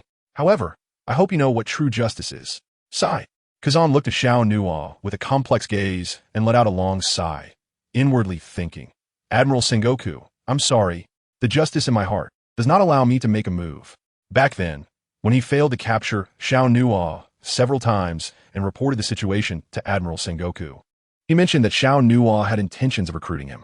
Sengoku silently noted this in his heart. Until after the Marineford War, Sengoku, before stepping down as Fleet Admiral, approached Kazan and, in his capacity as Fleet Admiral, assigned him the final secret mission to infiltrate the Apostles and assassinate Xiao Nuothe, thereby dismantling the Apostles. When Kazan first heard Sengoku's final task, he was indeed taken aback. However, as a soldier, he fell silent for a moment before agreeing. Thus, there was the act of Kazan leaving the Navy unscathed and joining the Apostles. But what Sengoku and Kazan did not know was that this double act they were performing had long been seen through by Zephyr. For various reasons. Aside from having reminded Xiao Nuothe earlier, Zephyr had been secretly observing Kazan during this time. And it was only today, at the crucial moment when Xiao Nuothe was about to complete his 3 awakenings, that he finally laid everything bare. Kazan, you made the right choice. Seeing Kazan remain still, Zephyr let out a long sigh of relief in his heart, and the subtle lightning in his hand dissipated. Chapter 268. The ongoing 3rd awakening when the 6-winged seraphim, surrounded by golden holy light, broke through the limits of the room and expanded to several hundred meters in size. The entire Adventure Island and the surrounding area fell silent for a moment, before erupting into a wave of exclamations like a mountain roaring and the sea surging. What is that? An angel! Such a huge angel! That aura, that face is the Holy One. It's the Holy One. Can we really defeat such a godlike enemy? Among the exclamations, a few people showed expressions of fanaticism and worship, while the majority had extremely grim faces. Undoubtedly, this majority were those attracted by the news, wanted to get a piece of the great treasure from all sides. Besides these forces, there were undoubtedly spies from the Navy and the world government mixed in as well. But now, when these people saw the enormous golden angel blocking out the sun above them, they couldn't help but feel a sense of retreat. Such an enemy is invincible. This was the voice of everyone's heart at that moment. Meanwhile, as the instigator of all this, Xiao Nuo's soul was manifested by the system in a gray, foggy space resembling a giant arena. System, what the heck are you doing? This isn't the process for the third awakening. In the void space, Xiao Nuo stood in the center of the giant arena and shouted to the sky. Logically speaking, after using the 3 awakening completion ticket, shouldn't the awakening be completed directly? But why did he inexplicably end up here? Could it be this damn system wants to stir up trouble? Before Xiao Nuo could sort out his thoughts, the mechanical prompt sound of the system suddenly rang out. System warm reminder. The adventurer's third awakening differs from the first and second awakenings. Because its power is too terrifying, the adventurer must go through an adaptation process. Therefore, please prepare for the final trial. Final trial preparation?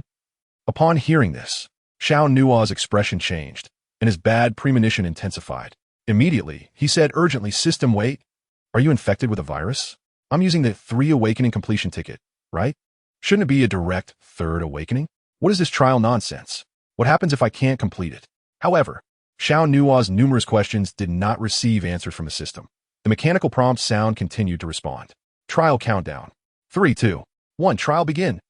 At the moment the system's prompt sound fell, a dense mass of illusions appeared before Xiao Nuo's eyes.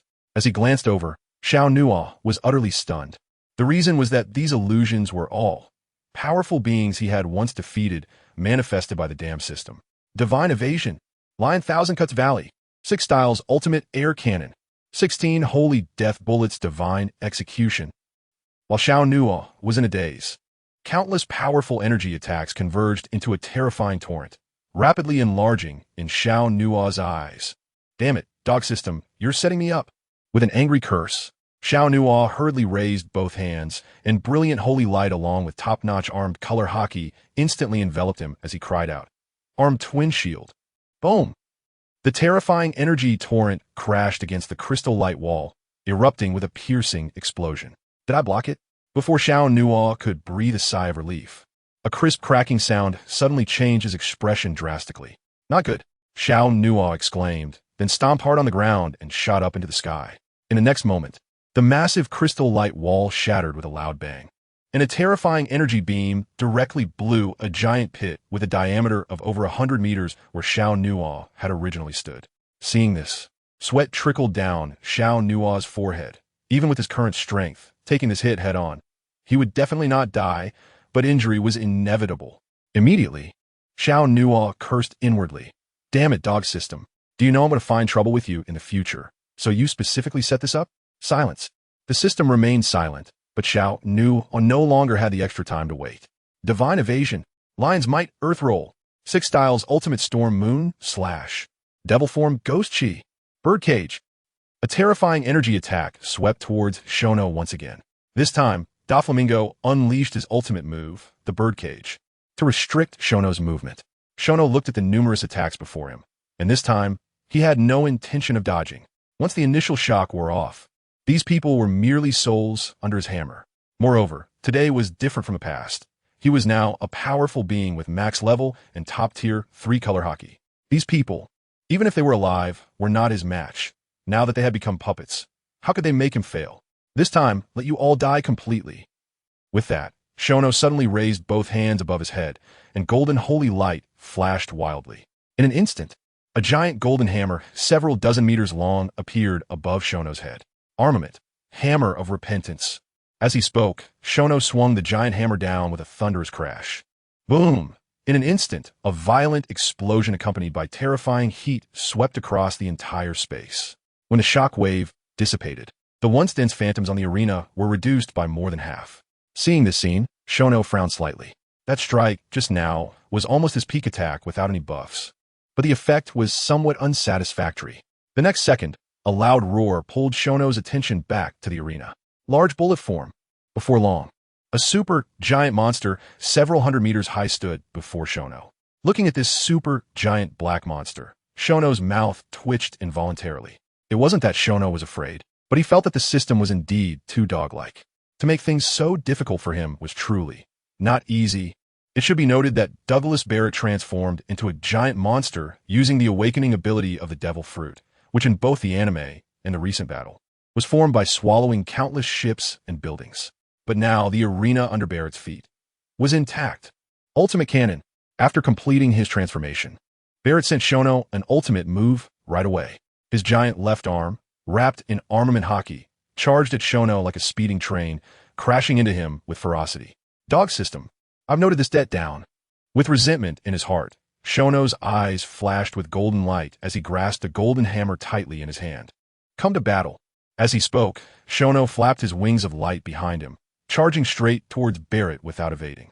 In this battle, Shono was determined to win, simply because he wanted to complete 3 awakenings and cleanse the evil of the pirate world. Chapter 269. Annihilating Barrett. Boom. The tiny golden hammer collided with the mountain-like black giant fist without any fancy moves.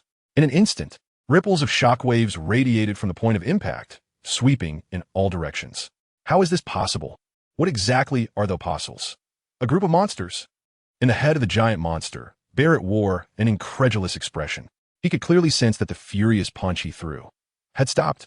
Seeing that tiny ant-like kid actually withstand his punch, he found it hard to accept this outcome.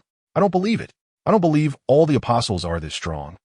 Barrett's face twisted with madness, his whole body filled with ghostly energy surging into his right arm.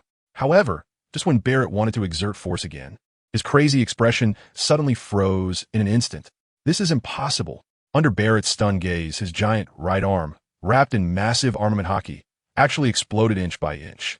Boom! The loud noise accompanied by falling debris pulled Barrett back to reality. The next second, a thunderous roar erupted from Barrett's mouth. Damn little brat. I don't believe you are this strong. This is fake. It's all fake. I will crush you to dust. Shono sneered disdainfully and coldly said, the wails of a defeated dog. Defeated dog. Hearing Shono's mocking words, Barrett's eyes instantly filled with blood, and he slowly spat out 2 words through gritted teeth. Without a doubt, Barrett was now filled with extreme rage.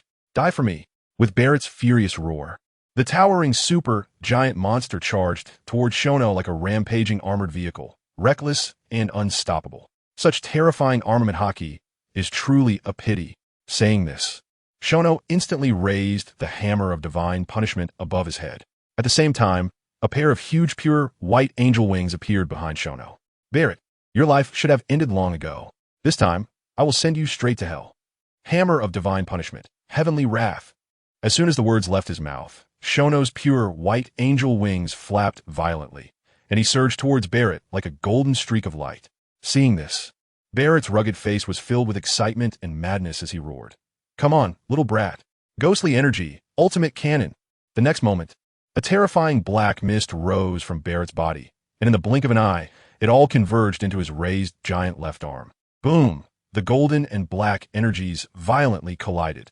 In an instant, terrifying energy waves swept in all directions. At the center of the collision, even space began to twist inexplicably. Such a terrifying scene caused everyone watching below to change color in unison. Red-haired, we don't have time to think about why we died and came back to life. We must work together to kill this little brat. Otherwise, the world will be rewritten by him. The mustached elder stared seriously at Shanks and urged. Hearing this, Shanks nodded gravely and said solemnly, Elder, I completely agree with your words. However, saying this, Shanks turned his gaze to the powerful beings standing on the arena and continued. Everyone, we have all witnessed the strength of that little brat. If we want to defeat him, we must join forces.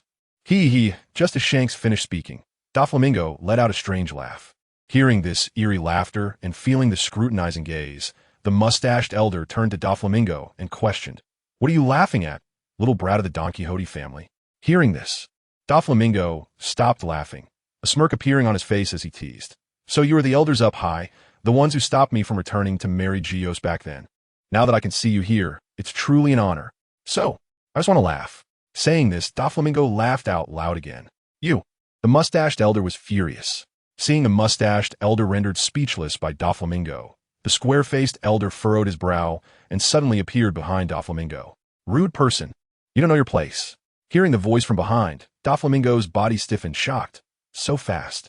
I can't even perceive it with observation hockey.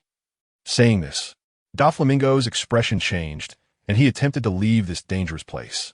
But in the next moment, Doflamingo felt his head being gripped by a tremendous force. Kid, let me teach you how to respect your elders on behalf of the noble Don Quixote family. As this voice fell, the ground rapidly magnified in Doflamingo's eyes. Boom! With a loud bang, dust and stones flew. Doflamingo's entire head was directly embedded in the floor. After completing this trivial task, the square-faced elder tapped his hands and turned his gaze to a rebellious figure on the stage, saying in a deep voice, "Golden Lion, shall we join forces?" Hearing this, the Golden Lion glanced at the falling Xiao and coldly replied, "As long as I can take down that kid, what's it to me to team up with you?" With the Golden Lion's affirmative response, the top few powerhouses on the stage reached a consensus. Jointly kill Xiao. Meanwhile, the confrontation in the air was nearing its end. Unsurprisingly, Barret was defeated. In the air, Barret's giant created by the fusion fruit was now collapsing. Damn it, how are you so strong? Barret, with disheveled hair and covered in blood, glared at Xiao and roared. Hearing Barret's hysterical roar, Xiao did not respond, but suddenly raised his left hand surrounded by holy light. He just wanted to end this ultimate trial quickly and complete his third awakening. After all, being in this unknown space for too long could lead to unforeseen accidents, and he would be unable to respond. Armed, holy spear. As the words fell, a gigantic golden spear shot towards the falling Barret with a whistling sound. Block this for me, Barret roared, quickly mobilizing the remaining ghostly energy in his body to try to resist the spear. However, all of this was just a dying struggle. In the continuous confrontation just now, Barret, who was already weaker than Xiao and had no supplies, was now at the end of his strength. Bang! With a loud explosion, the explosive golden spear instantly obliterated Barret. After dealing with Barret, Xiao slowly exhaled a breath of turbid air. Such a long-established monster was indeed not weak. It seemed that only by completing the third awakening could he have the absolute strength to crush any opponent in the pirate world. With this thought in mind, Xiao looked down at the remaining powerhouses on the stage and said lightly, "Next, who among you will come up?" However, the response to Xiao was not a voice but a storm-like. Group beating, Chapter 270, Divine Revelation. Holy Night, a group beating? Interesting, really interesting. Seeing the attacks coming, Xiao was not angry but rather pleased. Since they were all rushing up at once, he could just take them all out at once. As soon as he finished speaking, Xiao raised his hand and waved forward, and two crystal-clear crystal cross-light walls immediately appeared in front of him. Then, Xiao suddenly raised his right hand and lightly touched his forehead. In an instant, six-winged seraphim surrounded by brilliant holy light suddenly emerged from behind Xiao. Holy Baptism, Wings of Faith. The second awakening buff active skill was activated first. In the next moment, Xiao selected himself and directly stacked the buff layers. Guardian Badge. Celestial Sound. Light's Revenge. Honor Blessing. After a short while, with 24 layers of second awakening buff and honor blessing on him, Xiao felt an incredibly terrifying power filling his body. But that was not the end. Abolish the dark. With Xiao's loud shout, a small golden sun rose slowly in the void space. On the stage below, Doflamingo slowly got up, wiping the blood from his face, and looked at the golden sun above his head, frowning and saying, "What the hell is that?" The next second, Shanks's furious roar responded to Doflamingo. "If you don't want to die, stop talking nonsense and quickly break this light wall." Doflamingo was unfamiliar with this golden sun, but Shanks was not. In the previous battle, when Xiao was pushed to the brink, releasing this golden small sun resulted in a drastic change in his power. Now, with this sun appearing again, didn't that mean Xiao was once again cornered? Next, as long as they could withstand Xiao's attack, victory would surely belong to them. After all, the stronger the ability, the more time-limited it is. Oomph. Hearing Shanks's reprimand, Doflamingo snorted in dissatisfaction, but the situation was stronger than the person. Subsequently, Doflamingo directly activated his Fruit Awakening ability. 1,000 Arrows, Piercing Heart, Feather Strike, Line. In an instant, countless white lines attacked the soon-to-be shattered twin shields. Boom! A huge explosion sounded, and Doflamingo's strike became the last straw that broke the camel's back. Well done, Doflamingo. Saying this, Shanks swept his gaze across everyone on the stage and said solemnly, "Everyone, that golden sun above is that kid's strange ability. During its duration, his power will surge. Therefore, we just need to defend with all our strength. As long as we get through this period, that kid will be at our mercy. Clap, clap, clap. Just as Shanks finished speaking, a crisp applause suddenly rang out from the explosion's smoke and dust. Then, Xiao's figure flew out from the dust, looking down at Shanks with a light smile.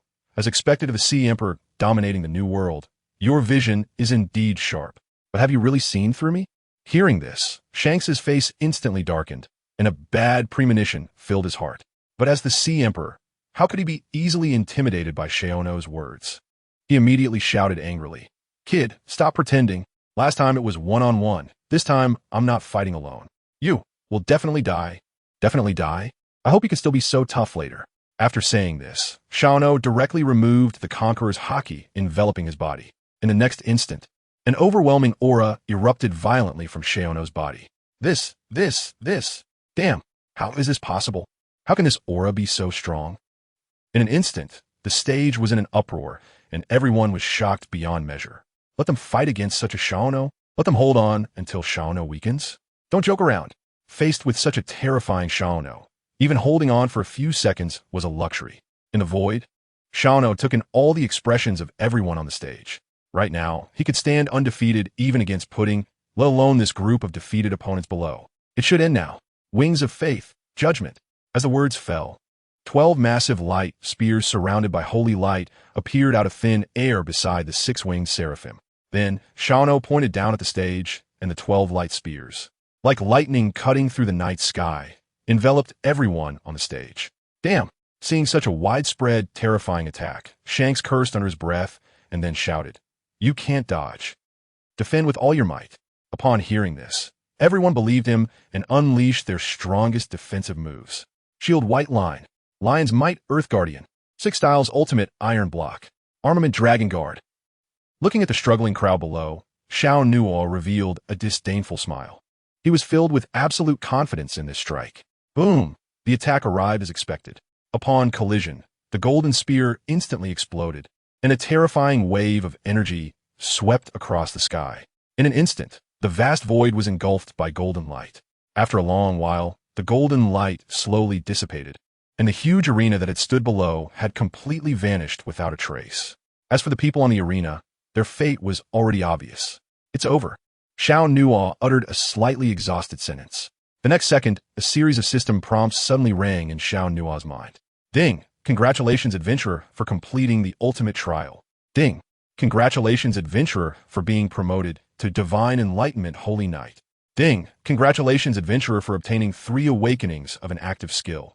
Life's Ode Divine Might.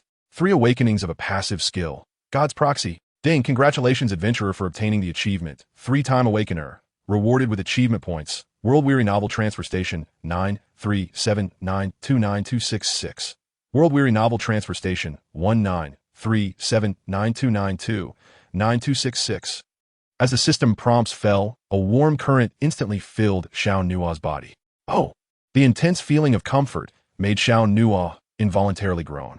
After a moment, as the warm current dissipated, Xiao Nuo subconsciously tightened his fists and excitedly said, "This power can definitely defeat, or even kill play." With this thought, Xiao Nuo instinctively looked up at the sky. However, what met his eyes was still the endless void. The next second, Xiao Nuo unhappily called out to the system in his heart. "System, the trial is complete. Why haven't you sent me back yet?" Immediately, a golden light instantly enveloped Xiao Nuo. Meanwhile, New World, Wano Country, Adventure Island, Cloud City Chang'an. After the members of the Apostle Corps suppressed the chaos on the island, they gathered once again around Xiao Nuo. It has been an hour. Why isn't Lord Xiao Nuo awakened yet? Is something wrong? Hancock said anxiously, staring intently at the Xiao Nuo surrounded by golden light, worriedly. Upon hearing this, Belmare and Nami and others also showed concern on their faces. But just then, Zifa's calm voice suddenly rang out. "Everyone, don't worry, that kid Nuo will be fine." Hearing Zifa's words, everyone turned their gaze towards him. Feeling the gazes of the crowd, Zifa smiled bitterly in his heart, although he was not sure himself. The scene before him clearly required him to speak to calm people's hearts. Let us wait patiently a bit longer. As soon as Zifa's voice fell, a beam of golden light shot out from Xiao Nuo's body, soaring into the sky.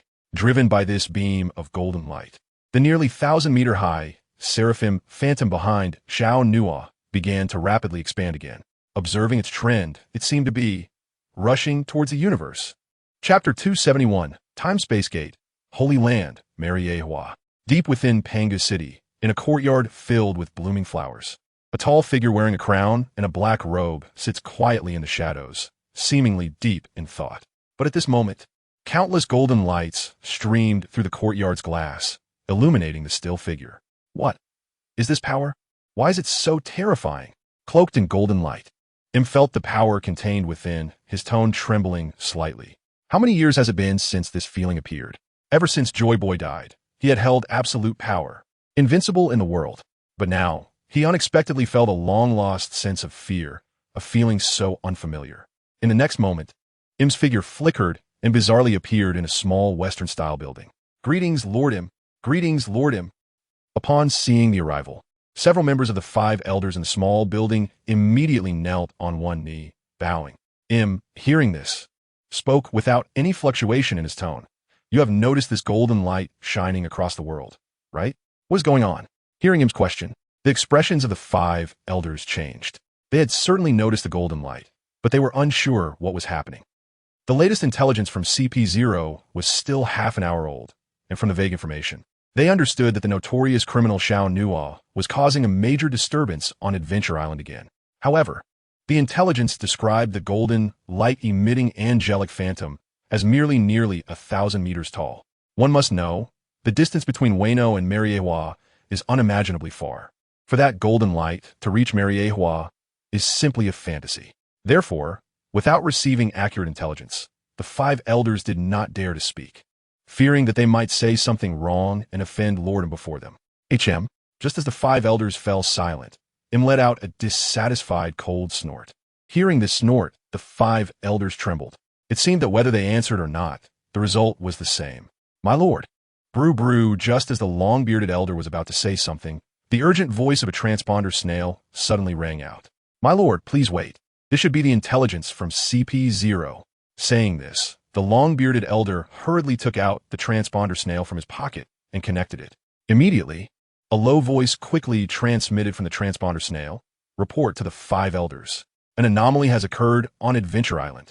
The originally nearly 1,000-meter-tall angelic phantom, for some unknown reason, has now expanded to over tens of thousands of meters, blocking out the sky and sun, with no end in sight." As soon as CP0's words fell, the faces of the 5 elders all revealed shock. Tens of thousands of meters, blocking out the sky and sun, no end in sight. If that's the case, then this golden light truly is coming from Adventure Island? If so, this golden light can shine from the New World to Mariehua. It can also shine across the world. This is simply a miracle. The more they thought, the more the faces of the 5 elders darkened. Such a terrifying enemy. How could they defeat it? Can we detect the specific situation? Just then, Im's calm voice suddenly rang out. On the other end of the transponder snail, CP0, hearing this unfamiliar voice, was stunned for a moment before whispering, "My lord, please forgive me. With our subordinate abilities, we simply cannot enter the center of Adventure Island. The apostle criminals are too strong." As soon as CP0 finished speaking, a majestic voice suddenly came through the transponder snail. "Little mouse, so you are here? Not good." With CP0's exclamation, the transponder snail went silent. Damned apostles. The long-bearded elder's expression changed, cursing silently. There was no doubt that this discovered CP0 member would never return. As the long-bearded elder's words fell, the entire small Western-style building fell into a deathly silence. All the 5 elders silently lowered their heads, quietly waiting for Im to speak. At this moment, Im's face was hidden behind a mask, making it impossible to discern his emotions. Only those blood-red eyes, exposed and trembling violently. After a long while, Im's calm voice echoed again in the small villa. "Prepare for battle with all our might. Do everything possible to restore the 20 kings to their peak state. At the same time, closely monitor the apostles. As soon as they head to the final island, I will personally lead the 20 kings to suppress them." After saying this, Im's figure flickered and mysteriously vanished from the small villa. Feeling Im's aura disappear, the 5 elders let out a long sigh of relief. In the next moment, several elders synchronously looked up at the slowly dissipating golden light outside the window. At this time, smiles appeared on their faces. Lord Im personally intervening, the apostles will surely become dead apostles. And all they need to do is follow Lord Im's orders to restore the 20 kings to their peak state. As for how many celestial dragons will die in the process, that's not for them to consider. After all, the existence of celestial dragons is precisely for this reason. Meanwhile, in a new world on Adventure Island, as Shorno's soul returned, the six-winged seraphim shadow, which blocked out the sun, seemed to receive some kind of command and quickly retracted. Moments later, when the golden light completely faded, Shorno suddenly opened his eyes. In an instant, a terrifying and inexplicable pressure centered around Shorno, sweeping across the world. What power is this? So terrifying. The captain's aura is truly frightening. This kind of power makes one feel utterly helpless to resist. Is this the power of the Third Awakening? It truly makes one yearn for it. The members of the Apostle Group and the higher-ups of the Adventurers Guild were astonished by the pressure emanating from Shorno. Kid, quickly restrain your aura. The people can't handle it. With a roar from Zephyr, Shorno apologetically retracted the overflowing holy light. This was not something Shorno did intentionally. It was just that his power had increased too much, and he lost control as soon as he regained his senses. When the pressure dissipated, Zephyr wiped the cold sweat from his forehead. To be honest, even he felt a bit startled facing that terrifying pressure just now. Captain, are you already a Third Awakener? Kid asked excitedly. Although he already had an answer in his heart, he still wanted to hear Shorno say it himself. Hearing this, Shorno smiled and nodded, saying, although the process was a bit bumpy, I have completed the Third Awakening.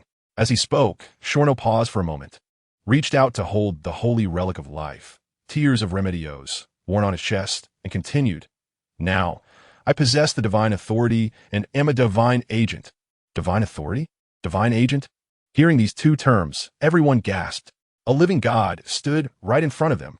Then, feeling the increasingly fervent gazes of most people, Shorno quickly said, the Third Awakening is very difficult to achieve, so everyone shouldn't think about it for now.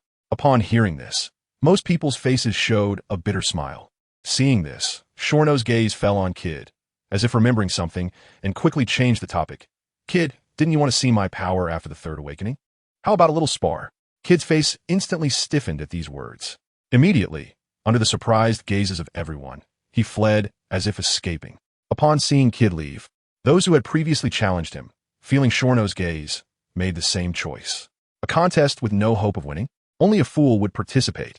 As these men left, Shorno glanced at the few women in the room and softly said, ladies, I need to familiarize myself with my power now. Before Shorno could finish his sentence, Belmir raised her hand to interrupt him. I understand, Shorno. Subsequently, Belmir led the women out of the room. Once everyone left, Shorno let out a long breath and opened the system taskbar. He saw that among the 3 long-term main tasks, only one remained. Become the Adventure King. Collect historical texts, goes without saying. As for eliminate the Pirate 47 warlords of the sea, it had automatically been completed days ago when Bartholomew Kuma voluntarily announced his abandonment of that title. Now, Shorno only needed to complete this last task, stabilize the pirate world, and he could use the Gate of Time and Space without worries. Another world, just the thought of it is exciting. Chapter 272, Setting Sail, Raftel, 3 days later. In the morning, at the port of Adventure Island. Compared to the usual quietness, the port was now bustling with activity, with countless figures moving rapidly between ships. Pal, what are you doing?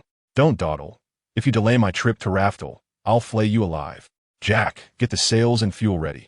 As soon as the Apostle ship arrives, we need to be the first to follow. Captain Rod, will the Apostles really take us to Raftel? Is there some conspiracy? Conspiracy? As long as we get the great treasure of Pirate King Gold. Roger, what does it matter? The port was filled with an incredibly noisy clamor, all caused by a headline from the World Economic News 3 days ago. In 3 days, the Apostles will set sail from Adventure Island to the final island, Raftel. Captain, it's time for us to depart. In the largest office in Cloud City, Robin looked at Shorno, who was standing by the window, gazing up at the sky, and said softly. Hearing this, Shorno withdrew his gaze from the azure sky, turned to Robin, and smiled. This day has finally come. Are you looking forward to it, Robin? Of course I'm looking forward to it, Robin said with a smile. Going to Raftel will allow me to uncover the true history hidden by the world government. This is my lifelong pursuit. As for that so-called great treasure, in her eyes, it was nothing compared to the secrets of the blank century. Treasures are nothing compared to the truth of history. You truly are something, Robin. Saying this, a smile appeared on Shorno's face, and then he meaningfully said, "Let's go. We shouldn't keep the people outside waiting." After saying this, Shorno stepped forward and strode out of the office. Watching Shorno's departing figure, Robin's smile faded and turned complex. 3 days ago, during that meeting, when everyone learned from Shorno that he planned to announce the date and itinerary for going to Raftel, everyone thought Shorno had gone mad. To them, exchanging historical texts for tickets was at least somewhat justifiable. But now, Shorno actually wanted to take everyone to Raftel. This was simply a huge joke. But then, Shorno's explanation left everyone dumbfounded.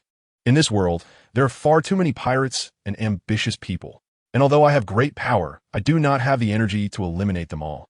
Now, a golden opportunity is right in front of me. What do you think? Should I cherish it? At the port of Maple Story, when a massive, technologically advanced ship soaring in the sky appeared, the atmosphere of the entire port instantly reached a climax. It's here, it's here. The Apostle Gangship has arrived. Is this the Sky Noble? It's truly majestic and imposing. The 12 figures in golden armor standing at the bow are the apostles. That powerful aura is really intimidating. On the deck of the Sky Noble, Xiao listened to the deafening roar and coldly scanned the endless sea of people and ships below, murmuring, "So many people. But how many will survive in the end?" As his words fell, Zephyr and Kazan, standing on either side of Xiao, suddenly stiffened. Although Xiao was whispering, "Who were they?" "Brother Xiao, are you really going to do this?" Kazan asked in a solemn tone. Hearing this, Xiao's expression remained unchanged as he replied, "Kazan, put away your ridiculous pity. Whether they live or die does not depend on you or me, but on themselves, understand?" "I understand," Kazan responded, nodding slightly. But a hint of killing intent flashed imperceptibly in Xiao's eyes. In the upcoming final battle, Xiao would not allow any uncertain factors within his team. If there were any, he would not be to blame. Although he had completed 3 awakenings, his opponents were the world government, which had 800 years of heritage, and the ultimate big boss of the pirate world. Overall, it was better to be cautious than not. The next moment, Xiao raised his voice and called out, "Nami, head straight to Raftel.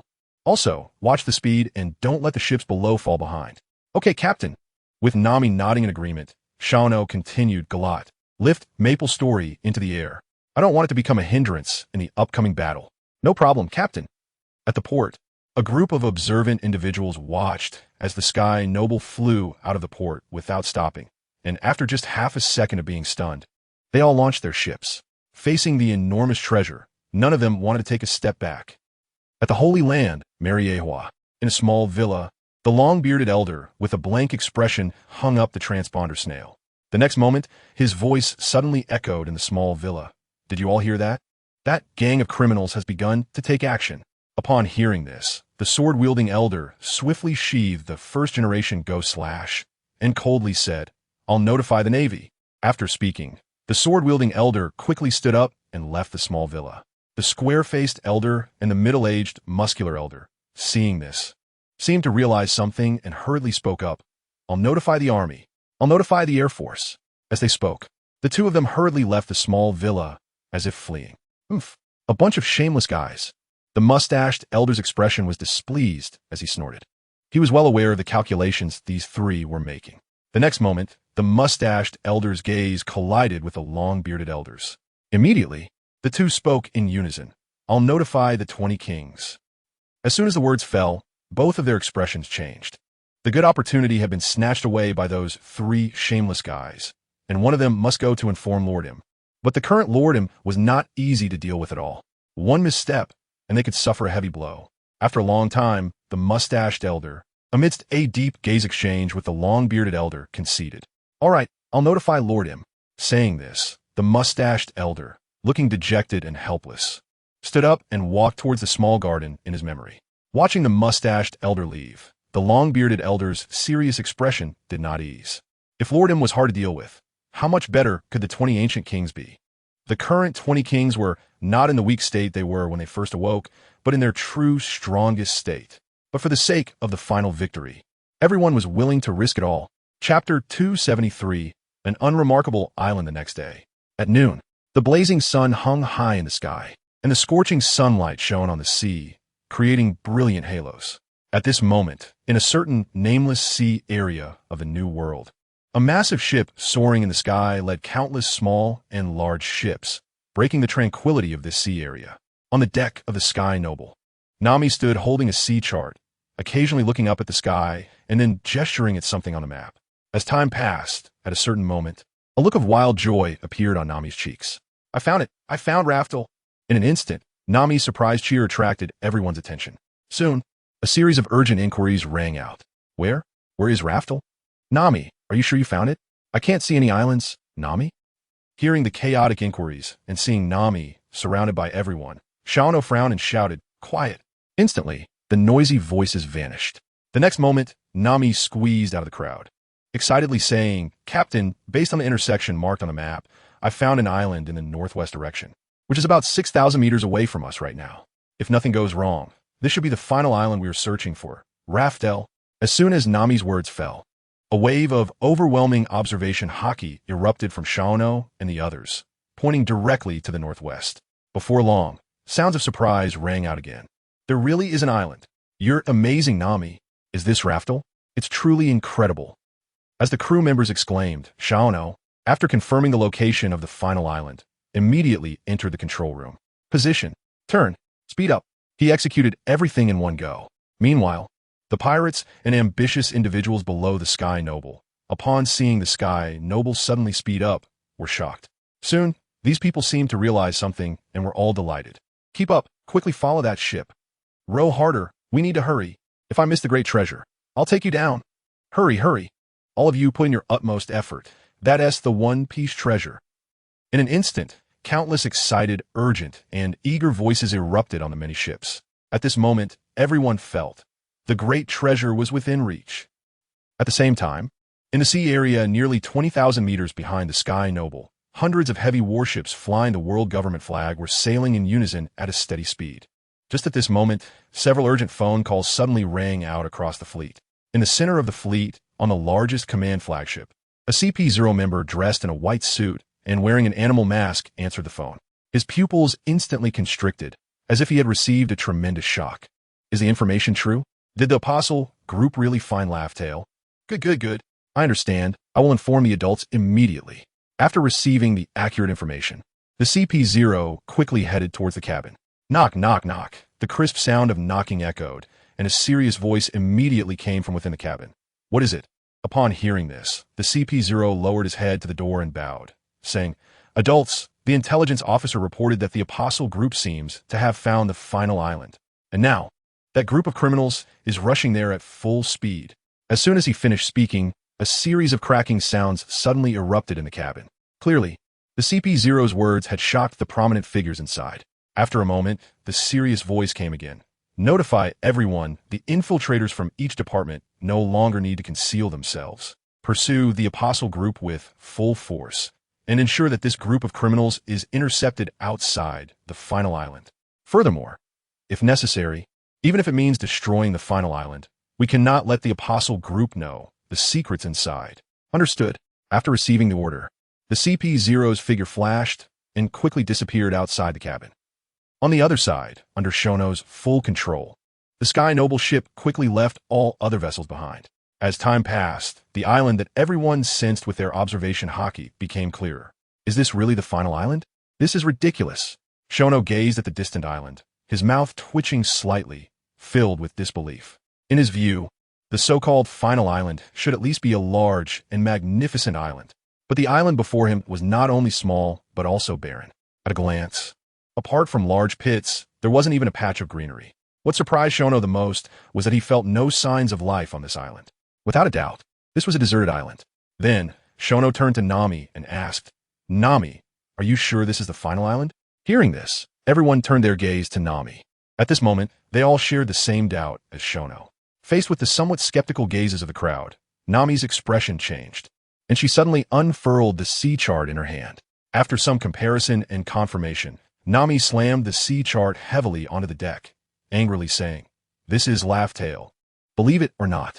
Nami, don't be angry. We never doubted your expertise. It's just that the scene before us is hard to accept. After saying this, Shono bent down to pick up the sea chart that Nami had thrown down. But just then, a loud bang suddenly sounded. Next, everyone on the deck felt an invisible force surge towards them, and their bodies involuntarily flew forward. Damn, what is going on? as his mind raced. Shono's light wings suddenly appeared behind him, stabilizing his body in an instant. The next moment, Shono's eyes flashed with golden light as he shouted, "Holy Light Shield!" As he spoke, a faintly glowing crystal cross barrier appeared, directly blocking everyone's forward momentum. "That damn punk ambushed me? Come out and fight me one-on-one."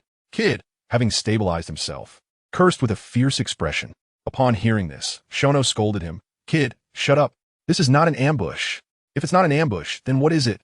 Hearing Kid's question, before Shono could respond, Zifa beside them directly gave the answer. "This island seems to have an invisible barrier protecting it." Upon hearing this, everyone turned to look at Zifa. They saw him pressing his hand against the air, veins bulging on his arm, but he couldn't make any progress. Chapter 274. Sod arrows. Could it be that this deserted island is really Laughtail? The strange phenomenon before them made everyone feel a glimmer of hope. After all, a mundane island wouldn't have such a strange protective barrier. Instructor Zifa, can this barrier be broken? Robin asked Zifa with a slightly anxious expression. She had been waiting for this day for too long, and now she was blocked by a barrier. The feeling was unbearable. Hearing Robin's question, Zifa shook his head regretfully and said, "This barrier has a mysterious power that seems to have a certain restraining effect on devil fruit users." Restraining effect? Everyone was taken aback. The next second, Robin's figure flashed and appeared beside Zifa, reaching out to touch the air in front of her. This weak feeling seems similar to touching sea prism stone. Sea prism stone? Could it be that this invisible and strange barrier is made of sea prism stone? Hearing Robin's words, everyone was momentarily stunned. Then they all silently looked at Shono. Among the present, if anyone could break this sea prism stone barrier, it would definitely be Shono. Feeling everyone's gaze, Shono slowly stepped forward, but before he could make any move, a strange occurrence arose in the cabin. Bang, bang, bang. The dull sound of crashing continued. The next second, to everyone's astonishment, 4 red square stones burst through the cabin and flew out at high speed. And these flying square stones were none other than the Red Road sign historical texts. Could it be that these road sign texts are the key? If so, how did Roger enter the final island?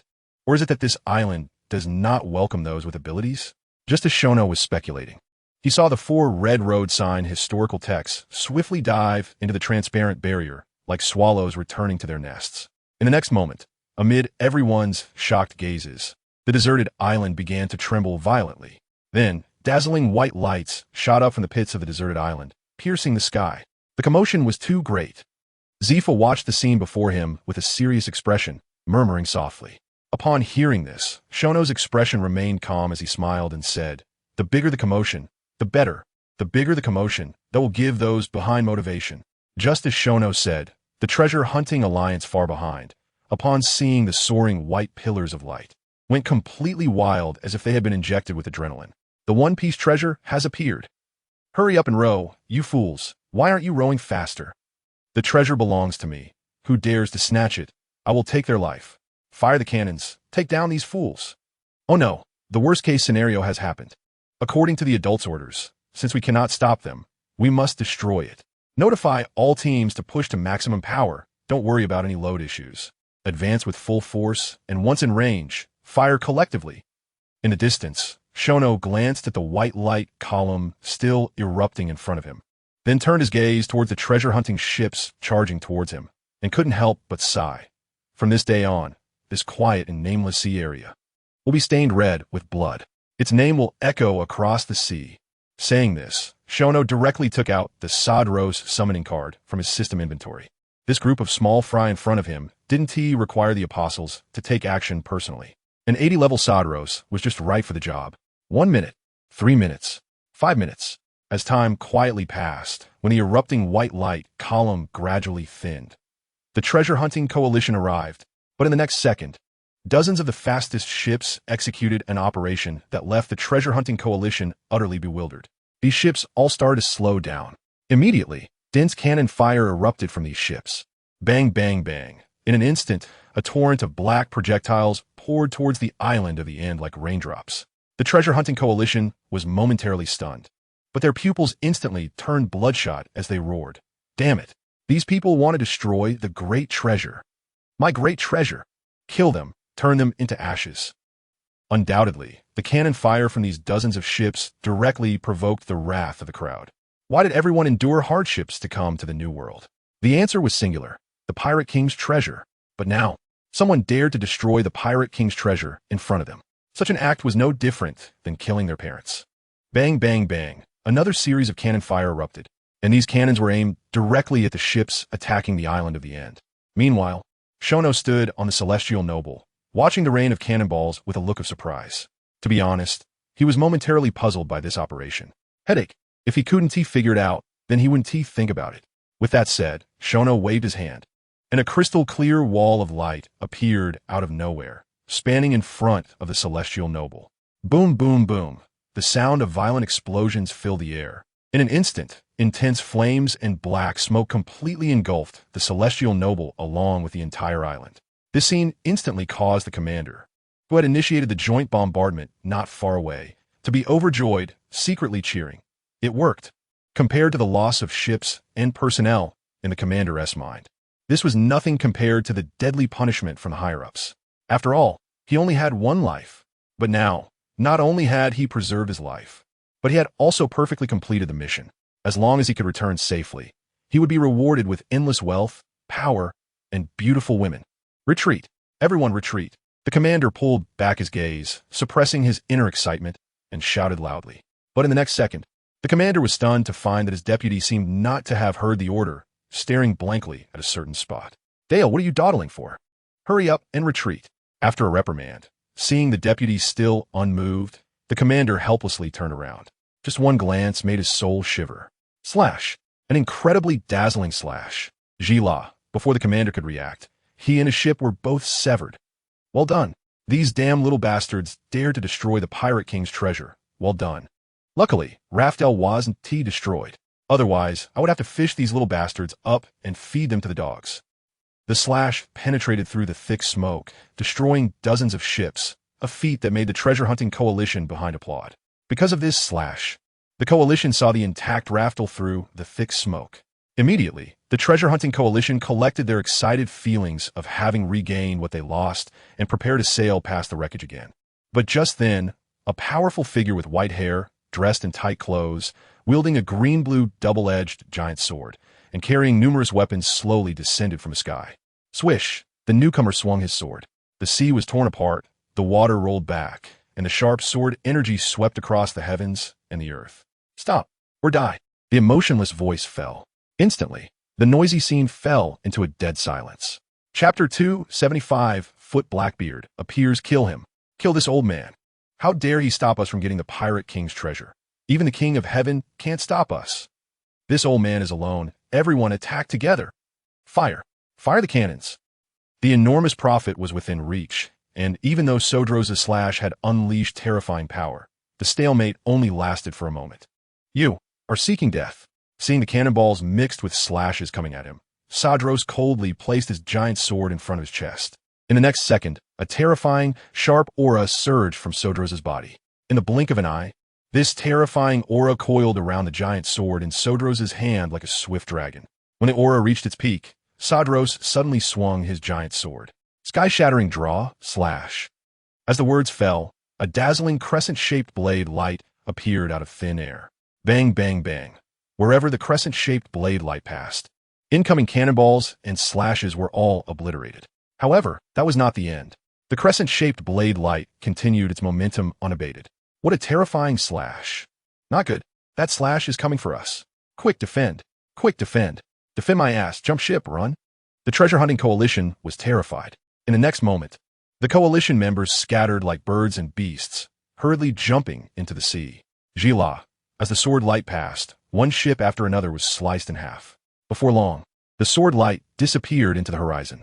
On the vast sea surface, countless wrecks of ships and countless figures in the water were telling the tale of this sword's terror. Who else? Sodros raised his sword and shouted, his deep voice rumbling like thunder. In an instant, the few members of the treasure-hunting coalition who had narrowly escaped the slash shrank their necks in fear. Not only that, the cries for help and wails of those who had fallen into the water also abruptly ceased. With just one sword, Sodros had completely frightened the treasure-hunting coalition. 1 minute, 2 minutes, 3 minutes. The scene remained silent for a full 3 minutes. Then, a wild laughter broke the silence. Hearing this laugh. Everyone instinctively looked towards the source of the sound.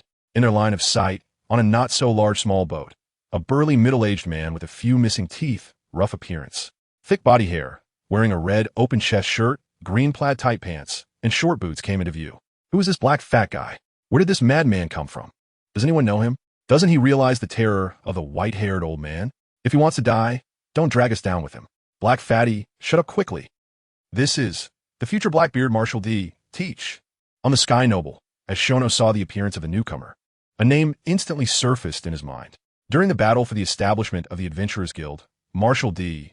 Teach was the only fish that got away from the Whitebeard pirates. For this, Shono had secretly sighed for a long time. In Shono's heart, Marshal D. Teach is an undeniable hero and a true pirate. Now, this future Sea Emperor has appeared again. Although Shono doesn't know what cards the other party has, in his heart, he has already sentenced him to death. On the relatively calm sea, the so-called black fatty Marshal D. Teach listened to the mocking voices around him, revealing a disdainful smile, and shouted, "Fools, your dreams are over. My dream has just begun." Saying this, Teach ignored the surrounding resentful gazes and turned to look at Saderos with great interest, seriously saying, "Old man, you are very strong. Are you interested in becoming my subordinate? Join me to dominate the world?" As soon as Teach finished speaking, the treasure hunting coalition looked at him with shock and disdain. This black fatty must be crazy. If he wasn't crazy, he wouldn't be talking nonsense in broad daylight. Silence. Teach recruitment did not receive a response. At this moment, Saderos was terrifyingly quiet. Seeing Saderos silent, Teach ignored the countless mocking gazes around him and asked again, "Old man, what is your decision?" As Teach's voice fell, Saderos seemed to awaken from a dream, calmly saying, "Interesting, really interesting. Who is he?" "He is Saderos. He is the strongest human on the entire Arad continent, known to the world as the Sword God. But today, he was forcibly summoned to this other world by a strange magic circle to assist the summoner in battle for 15 minutes. He had planned to safely get through this time and return to Arad. Unexpectedly, a reckless junior dared to brazenly recruit him. The events of today had already ignited a murderous intent in Saderos' heart. "Hey, you little blackie, actually want to recruit me? Do you have the qualifications?" A short sentence, though it contained a smile, made the treasure hunting coalition shudder as if pricked by a thorn. This sentence was filled with endless cold, killing intent. Suddenly, Saderos' body sank, and the veins in his hand gripping the sword bulged. Extreme sword technique, instant slash. The moment the words fell, Saderos swung his arm. Immediately, the giant sword in his hand transformed into a white streak of light, striking Teach like a thunderbolt. So fast, even the space was torn apart. This strike is unbeatable. The black fatty is doomed. The treasure hunting coalition exclaimed in surprise. Not far away, as the target of the attack, Marshal D. Teach saw the attack approaching and laughed wildly as if mad. "Haha, a mere slash. What can it do to me? Let you see my strength." Saying this, Teach suddenly raised his right hand and shouted, "Slaughterhouse." In the next moment, Teach vanished into thin air, replaced by a broken shipboard. Boom! The white streak of light fell, and the ship instantly turned to powder. It then sank into the sea, causing a 1,000-meter-high water column. Before the water column could fall, Teach's wild laughter echoed again. "Haha, what a terrifying slash. However, in my eyes, it is not enough." Saying this, Teach raised his hand to his chest again, coldly saying, "Old man, I gave you a chance, but unfortunately you didn't seize it. Since that's the case, you can die." Scalpel. In an instant, an inexplicable force enveloped Saderos.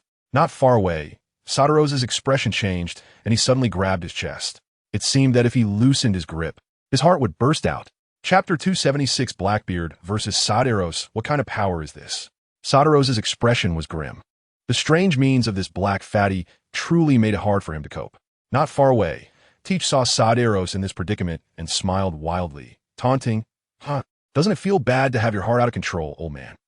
As he spoke, Teach glanced at the Sky Noble, which was suspended in midair.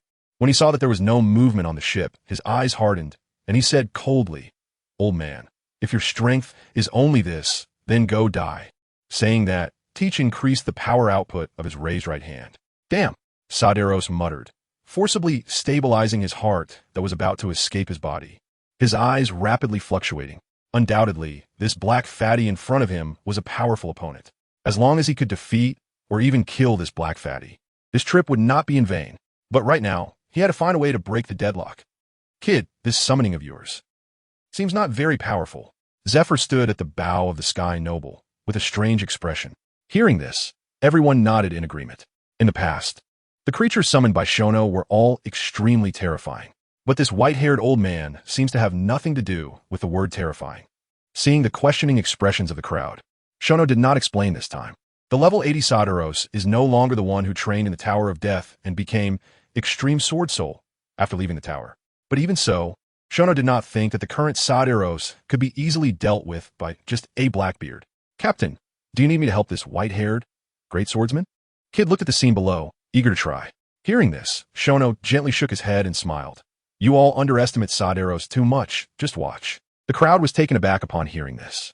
This old man below is called Sadaros? They just didn't know if it was true, as Shono said, that they had underestimated him. Meanwhile, on the battlefield below, Teach looked at Sadaros, who was struggling under his superhuman surgery fruit ability, with a more and more insane smile. Ha, did you see my power? The great swordsman who was once invincible is now struggling in my hands. And this is not even the strongest power of Blackbeard Marshal D. Teach. As soon as Teach's voice fell, the entire battlefield erupted in an uproar. Teach, I remember now. This person is the commander of the Whitebeard Pirates. So that's it. Is he here to take revenge for Whitebeard? Such a powerful Blackbeard. There's a good show to watch. Blackbeard, kill that old man. Listening to the numerous discussions around him, Teach felt an immense sense of satisfaction in his heart. He had come on this adventure with two purposes. First, to investigate the truth of the great treasure One Piece. Second, to promote his own strength and lay the foundation for recruiting subordinates. As for the apostles, if they didn't make a move against him, it was fine, but if they did, they would certainly bear the brunt of his thunderous wrath. Now, he was the unheard of user of multiple devil fruits in this world. Yeah. Extreme sword technique, meteor fall.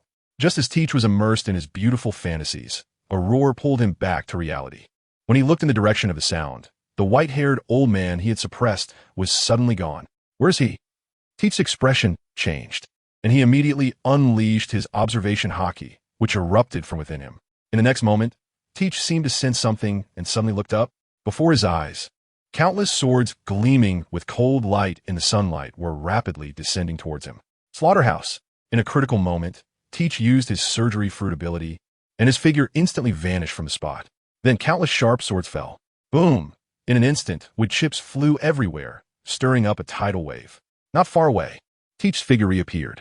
When he turned around and saw the terrifying scene behind him, a cold sweat silently slid down his forehead. That was close, I almost went down. Teach sighed inwardly.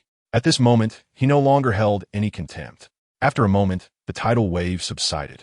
However, the white-haired figure had disappeared once again. Where is he? This was a common question in everyone's mind. But in the next moment, this question received an answer. Boom! A sudden explosion drew everyone's attention. The ship that Blackbeard was standing on shattered with a loud bang. Not good, Teach exclaimed, having no time to react before being struck by a sharp sword light. A piercing scream instantly spread across the battlefield. In the next second, amidst the shocked gazes of the treasure-hunting alliance, a white-haired figure broke through the thick smoke, holding a white katana, proudly hovering in the air. Oof! Looking at the fat black man on the ground, screaming in pain, Sadaros snorted disdainfully. The previous move, Meteor Rise, hit the fat man before him, but it was not fatal, and the person before him was howling in agony from this non-fatal blow. In an instant, Sadaros lost interest in continuing to fight. In Sadaros's view, this person was simply not worthy of being his opponent. Killing him would only dirty the knife in his hand. With this thought, Sadaros frowned, disdainfully flicked the katana in his hand, and then turned to leave. Meanwhile, Blackbeard, catching a glimpse of Sadaros's departing figure from the corner of his eye, gradually quieted his screams. At the same time, a sense of humiliation continuously surged from Blackbeard's heart. What does the other party mean? Does he look down on him? He is the unparalleled user of multiple devil fruits. And the reason for his loud screams was merely the side effect of the Logia, dark fruit, which doubled the pain he felt. He had only used one of his many fruits in the previous encounter. How dare this damn old man look down on him? The future king of the seas, Blackbeard Marshal D. Teach. The more Blackbeard thought, the angrier he became. In the next second, Blackbeard endured the intense pain in his abdomen, leaped up from the ground, and roared at the receding figure. Damn, old man, pay the price for your arrogance. Let you taste the power of my second devil fruit. As he spoke, Blackbeard's hands suddenly turned pitch black, and he shouted, Dark hole. The moment the words fell, Blackbeard violently raised his hand and struck the wreckage of the ship beneath him. In an instant, a mass of black mist spread rapidly around, centered on Blackbeard, following the ship's wreckage. Chapter 277. The Sky Darkened. Two devil fruits existing in one body. How is this possible? Isn't it said that everyone can only eat one devil fruit? Two fruits? How did this Blackbeard manage to do it? This ability, this devil fruit, is the Logia, dark fruit. This is the most ferocious ability in history. Who exactly is this Blackbeard? Terrifying. Simply too terrifying. The second devil fruit ability displayed by Blackbeard undoubtedly shocked everyone present. Even those on the Celestial Noble's ship, including Shono, were no exception. While Shono was shocked, he felt more sentimentality. He had already shattered the original course of history along his journey. Yet, even so, as the fish that slipped through the net, Blackbeard, wandering the seas alone, still found the dark fruit. This reminded Shono of a line Blackbeard said in the anime. It was the dark fruit that chose me. Not I who chose the dark fruit. Now it seems this statement is indeed true. Captain, do you think I can eat a second devil fruit? Kid's excited voice rang in Shono's ears. Hearing this, Shono's mouth twitched involuntarily, and he replied irritably. The reason Blackbeard can eat multiple devil fruits is that his body structure is different from ordinary people. If you want to eat a second devil fruit, get off the ship early or you'll splatter blood all over the deck. Kid fell silent for a moment, but stubbornly questioned, how is Blackbeard's body structure different from ordinary people? Blackbeard has at least 2 hearts, maybe even 3 or more. As soon as Shono said this, everyone on the ship was even more shocked. If what Shono said is true, then this Blackbeard is truly a freak. Kid, let me take action. This Blackbeard must not be left alive. Zephyr's eyes sparkled with intense, killing intent. Shono had mentioned Blackbeard when he was interrogating the members of the Whitebeard Pirates. He was an absolute ambitious man. At that time, Zephyr had remembered Shono's words. However, due to being busy with guild matters recently, he had let him live until now. But today, after Blackbeard displayed his inhuman talent, Zephyr could no longer suppress the killing intent in his heart. This Blackbeard must die today. Wait a little longer. The summoning time for Saderos seems to be approaching. At that time, Instructor Zephyr, you can do as you please. All right, remember to leave me some breath. After saying this, Shono turned to glance behind him. He saw that the towering white light pillar had already become extremely thin. This phenomenon seemed to clearly indicate the ultimate treasure of the pirate world was about to be revealed. You all should be coming, Shono murmured, then turned his gaze back to the battlefield below. Damn, old man, what kind of expression is that? Draw your sword against me. Blackbeard shouted at Saderos, who was dancing around on the wreckage of the ship but refused to draw his sword. Upon hearing this, Saderos showed no signs of disdain on his face and calmly said, Weaklings are not worthy of me drawing my sword. You. Blackbeard was instantly enraged. He was a weakling? This damned old man actually called him a weakling. Could this old man not hear the gasps of the onlookers? His dark fruit possessed the most fearsome ability in history. Even if he couldn't hear, could this old man not see the terror of his dark fruit? Wherever the darkness passed, not a single plank of wood was left. Watching Saderos's increasingly thick disdain, Blackbeard became furious. Damned old man, I will definitely kill you. Blackbeard roared hysterically. Then, as if he made some kind of decision, he opened his mouth and it rapidly enlarged, actually swallowing his own body. The crowd of onlookers froze in shock and then exclaimed, Eating himself? What kind of ability is this? The dark fruit. The op fruit. Neither of these has a similar ability. Does that mean this Blackbeard is a 3 devil fruit user? Among the treasure hunting alliance, there were knowledgeable individuals. In just a few short sentences, they had roughly guessed Blackbeard's background. A moment later, when Blackbeard reappeared, his bloated figure had transformed into a muscular man with defined abs. Not only that, but even his face seemed to have become much more handsome. Ha, old man, you like to run, right? Now I'm faster than you. Let us see how you run. Saying this, Blackbeard's body flashed, leaving trails of afterimages in the air. Zulfust. Saderos's pupils contracted, and his body instinctively prompted him to raise his sword to block. Bang! An incredibly dull sound rang out. In the next moment, Saderos's body seemed to fall like a shooting star, vanishing in an instant.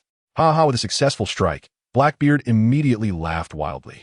Then, as he felt the numerous gazes of admiration, awe, fear, and more from those around him, he suddenly recalled the second purpose of his visit today. Everyone, do you want to become as powerful as me?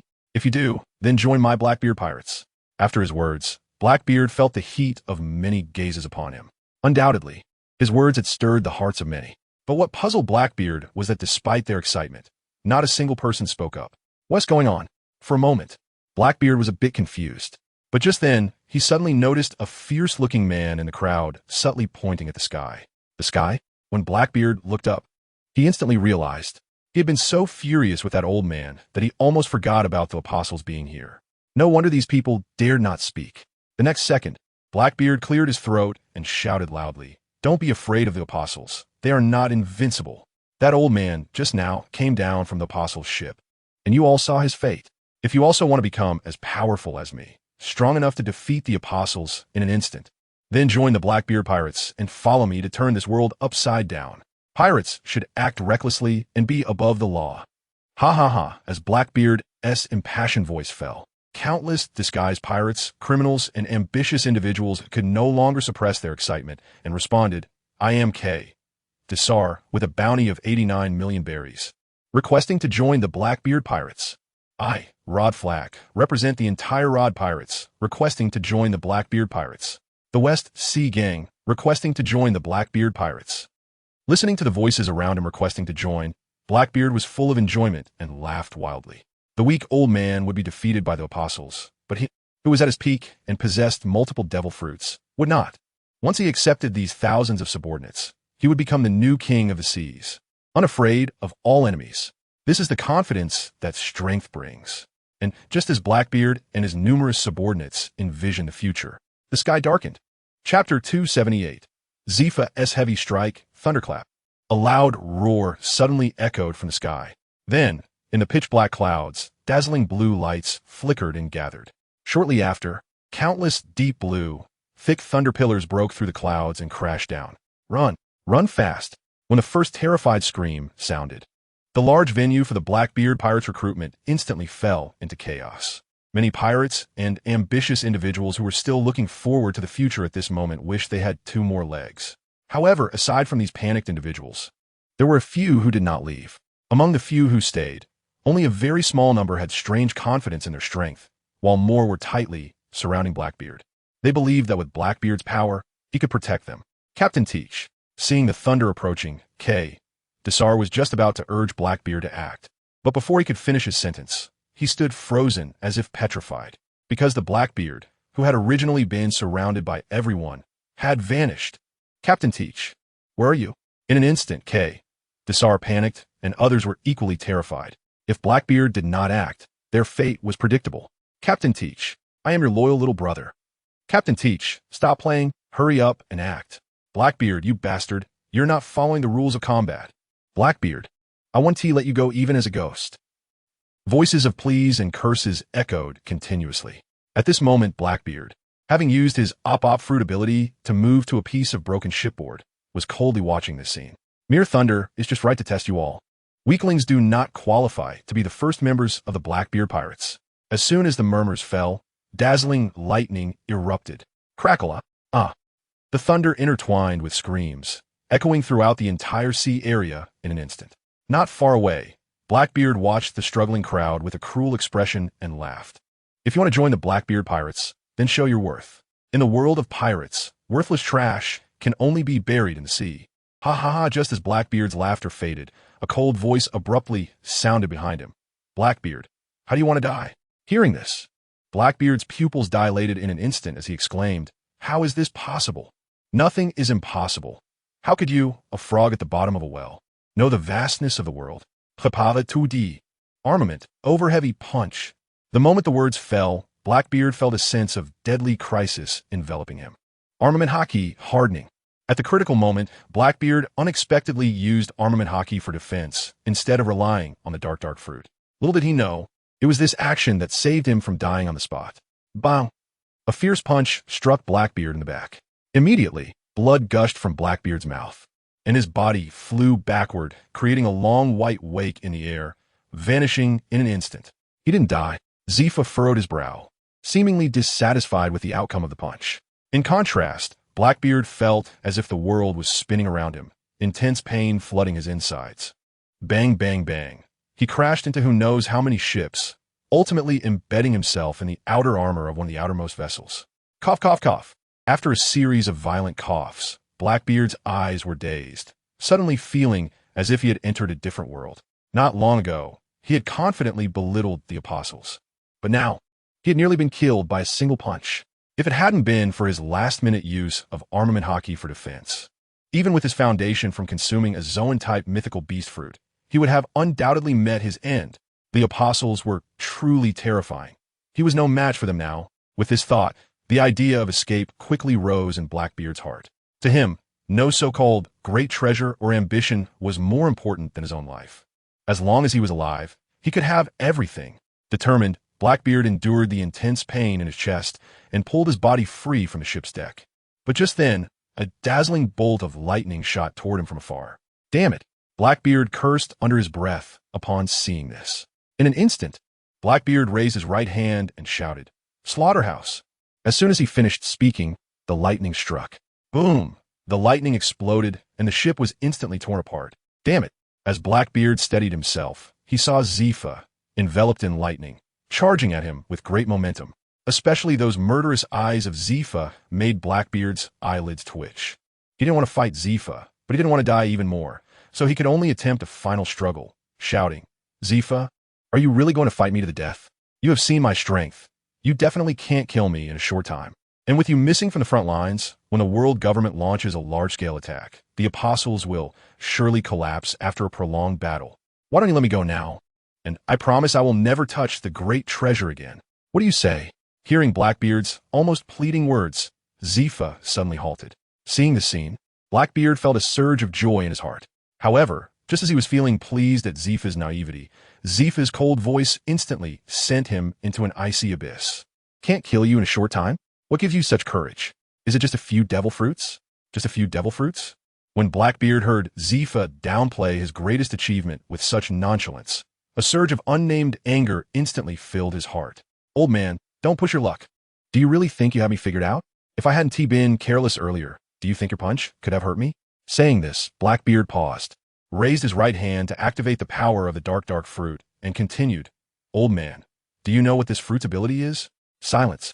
Seeing Zifa's calm expression and silent demeanor, Blackbeard explained to himself, "This is the most vicious devil fruit in the world. Natural system. Dark fruit. In front of this fruit, even if you have the natural system, thunder fruit, what does it matter? It's all inferior. Are you done?" Zifa's light response instantly left Blackbeard gasping. He had put so much effort into explaining, yet this damned old man seemed to not have absorbed a word. Or was it that this old man was so confident in his own strength that he didn't take him seriously at all? In an instant, Blackbeard's mind was in chaos. Meanwhile, Zifa in the air saw that Blackbeard had fallen silent, a trace of pity flashing in his cold eyes.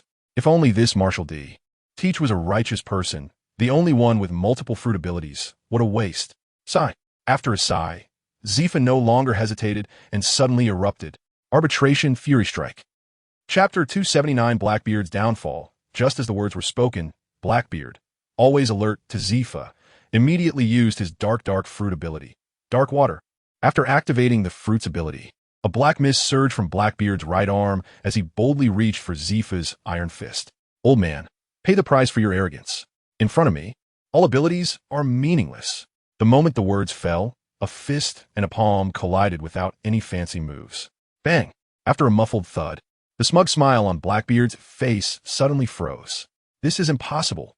How could you, without using armament hockey, possibly harm me?" Feeling the intense pain in his arm, Blackbeard exclaimed as if he had seen a ghost. "Nothing is impossible, because the power I used is the power of a god." The power of a god? Upon hearing Zifa's words, Blackbeard's eyes widened in shock. But before he could ask further, Zifa's next words made his face change drastically. "Blackbeard, I will take your blood-soaked right arm." "Old man, what are you planning?" Before he could finish speaking, Blackbeard attempted to pull back. However, due to being too close and unable to use the surgery fruit's teleportation, Blackbeard's speed was utterly insignificant in front of Zifa. "Destruction Feast." With a loud shout, Zifa's right arm swung fiercely, and a violent punch struck Blackbeard's right arm again. In an instant, Blackbeard's already severely injured right arm exploded. My hand, my hand. It hurts so much.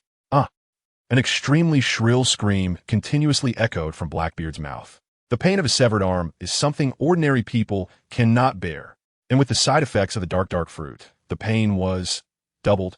A few seconds later, the screams suddenly stopped. It turned out that Blackbeard, who had been rolling on the ground in pain, had fainted. "This is good. You can suffer less, and I won't have to strike again." Saying this, Zifa flashed to Blackbeard's side and picked him up. The reason he didn't directly kill Blackbeard was not out of pity, but because Blackbeard's life had already been reserved by Shono. Blackbeard could only die at Shono's hands to be truly valuable. Not to mention anything else, just one surgery fruit is worth 5 billion berries. The mission is complete, and it's time to return. Zifa whispered, then scanned the surroundings, and after confirming there were no oversights, he soared into the sky with the unconscious Blackbeard. Meanwhile, in the unknown sea where Raftel is located. "We can go in, Captain." Robin's excited voice rang out from behind Shono. Hearing this, Shono turned around and glanced back. He saw that the originally dazzling pillar of light had now completely vanished. "You all go in." As soon as Shono said this, the celestial nobility ship fell into dead silence. After a long while, everyone came back to their senses and began to ask one after another, "Captain, aren't you going in? Captain, don't you want to know the secrets hidden in Raftel? Captain, don't you want to have the treasure of the Pirate King? Captain?" Hearing his companion's rapid-fire questions, Shono smiled and shook his head, saying meaningfully, "The sea is originally calm, but people's desires can stir up waves. And this great treasure is undoubtedly the greatest source of human desire." After these words, the celestial nobility ship fell into silence again.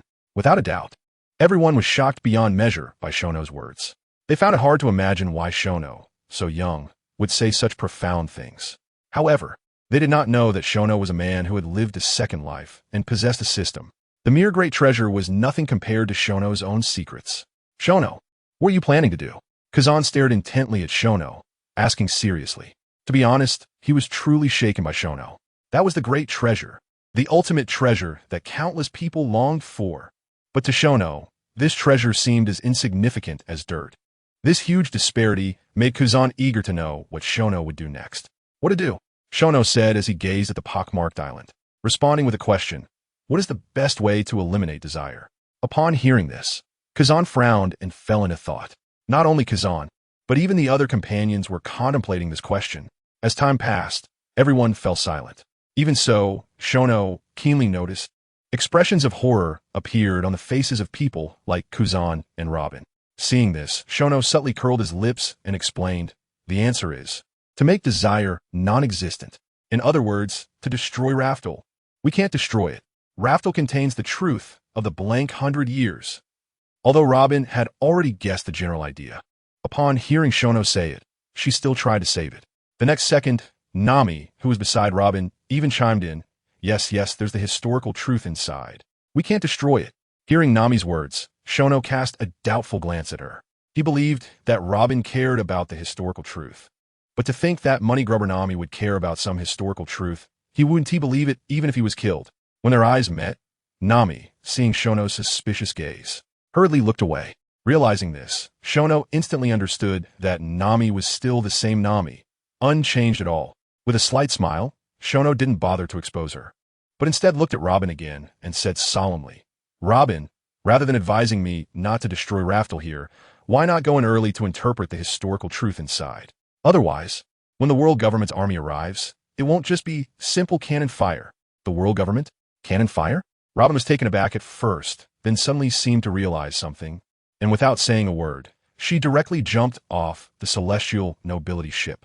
Seeing Robin leave, most people on the ship couldn't help but get restless. Shono didn't care about the great treasure, but they did. Those who wanted to go ahead. As Shono's words fell, figures began to disappear one after another from the celestial nobility ship. Soon, there were only 4 figures still standing on the deck. Shono looked at the 3 people beside him, somewhat surprised, and said, "Xiao, Kazan, Hancock, aren't you going?" The 3 of them had different expressions upon hearing this. Xiao wore a faint smile and said softly, "I can't see, so I won't go." Kazan gazed into the distance, his expression serious. "The historical truth isn't important. What's important is the present. As for Hancock, she remained silent, her eyes solely on Shono. In an instant, the entire celestial nobility ship fell into silence again. They were all waiting.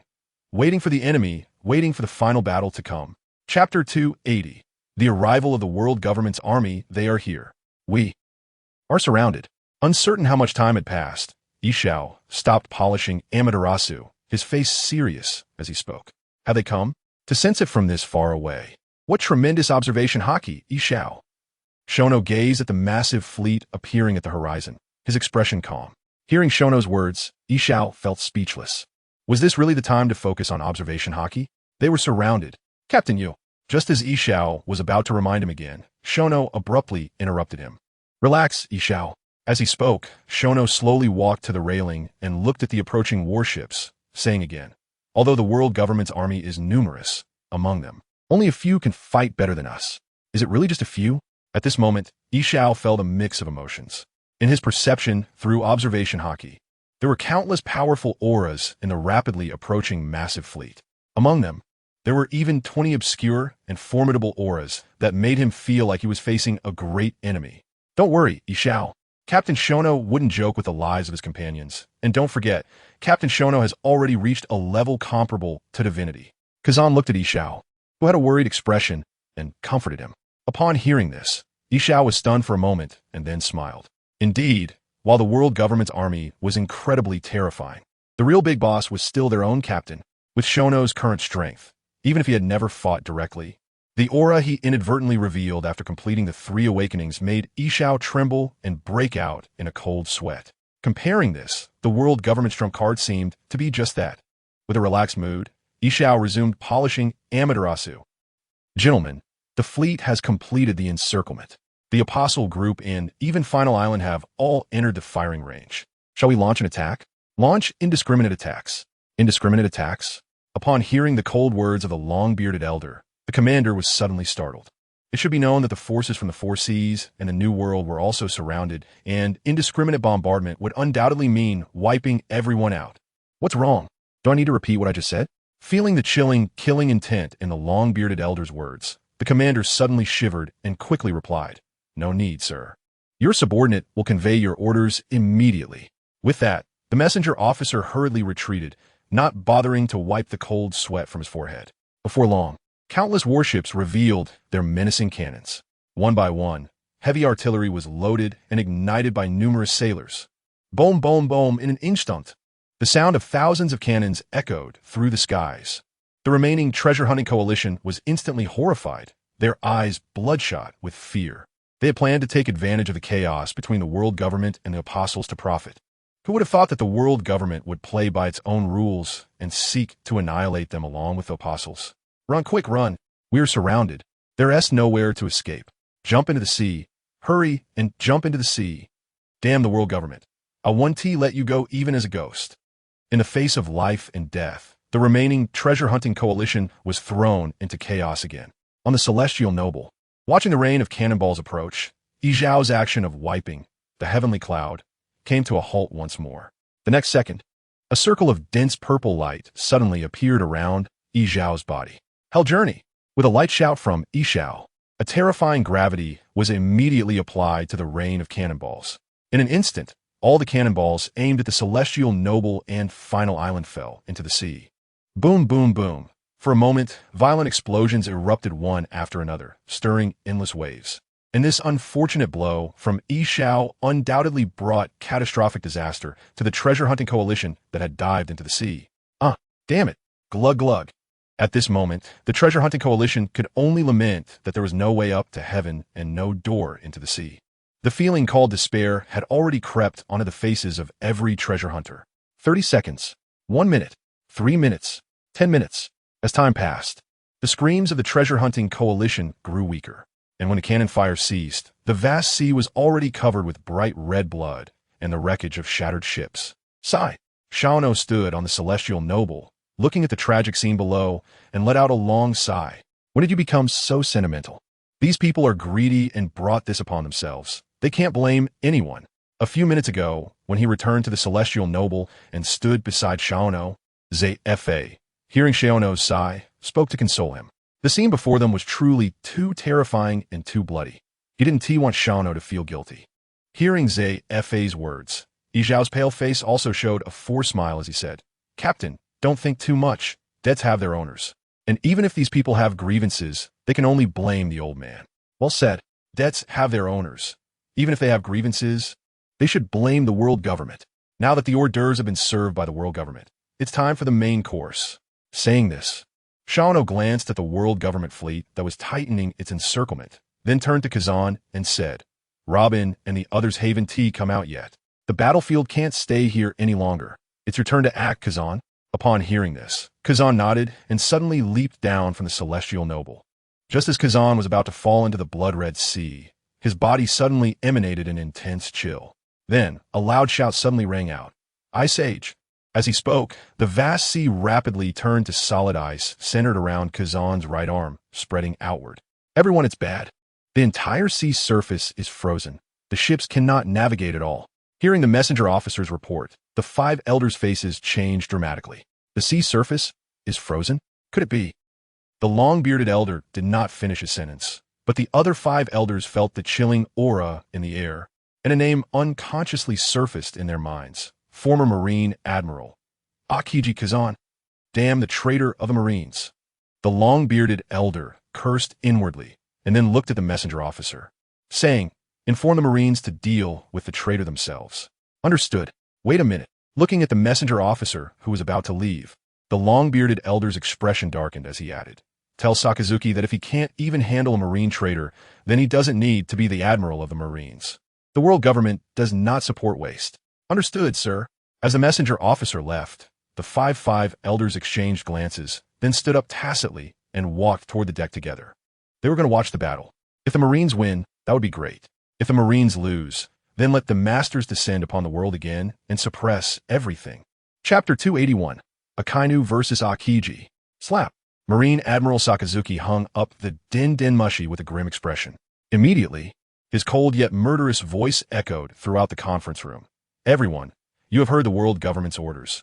We are duty-bound to eliminate the traitorous Marine. For the sake of justice, let us move out."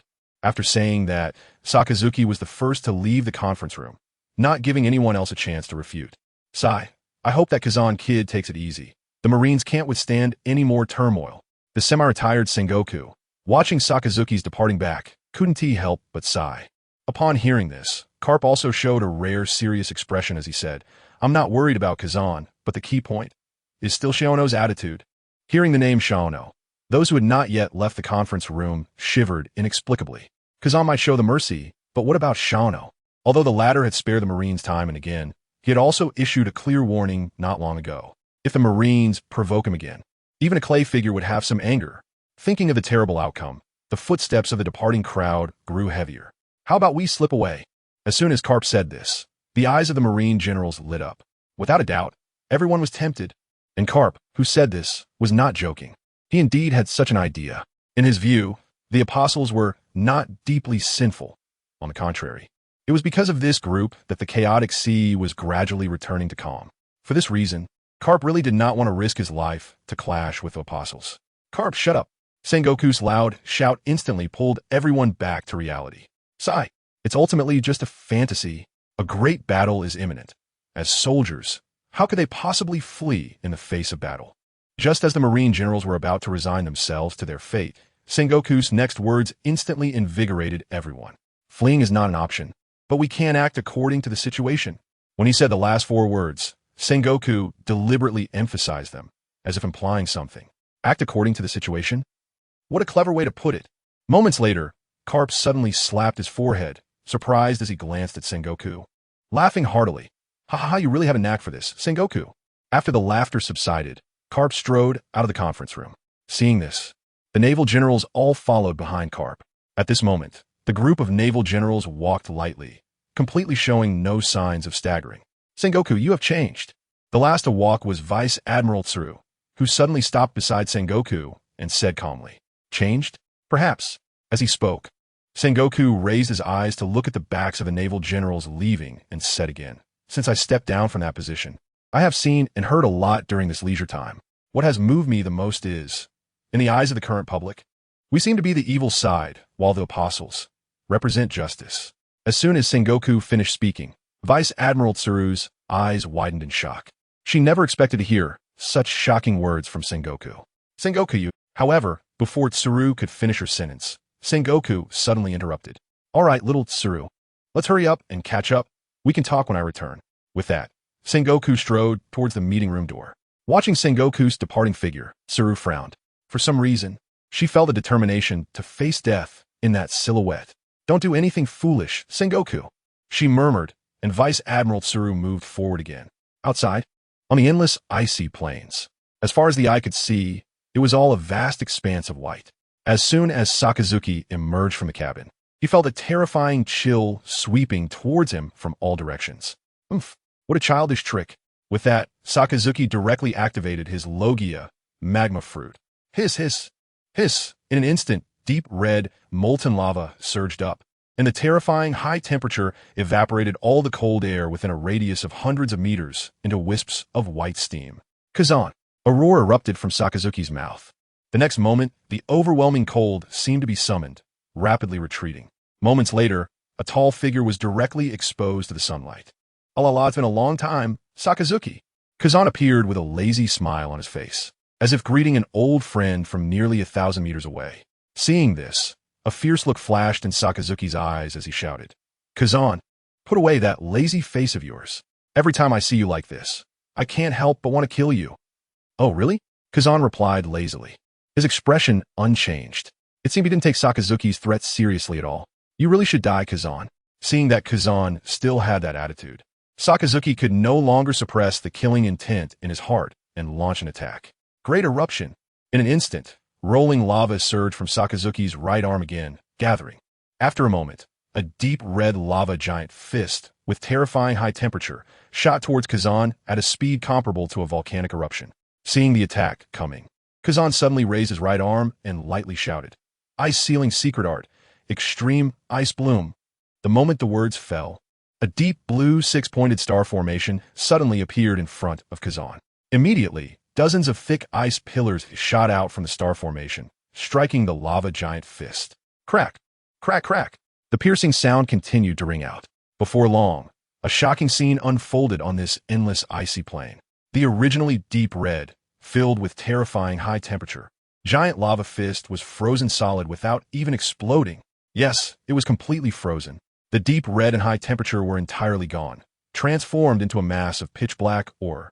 How is this possible? How can ice freeze lava?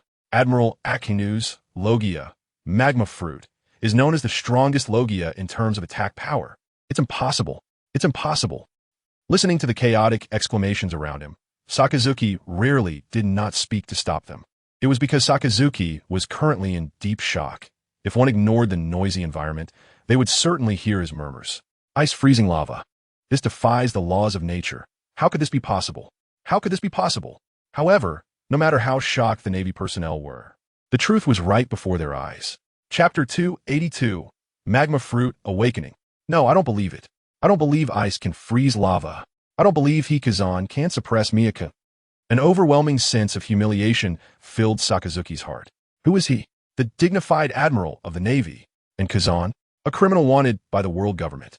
But now, the criminal suppressed the admiral. Evil suppressed justice. How ridiculous is this? This outcome, Sakazuki absolutely cannot accept. For a moment, endless humiliation mixed with raging anger seemed to burn him to ashes. Hoo-hoo. Heavy panting sounds continuously came from Sakazuki's mouth.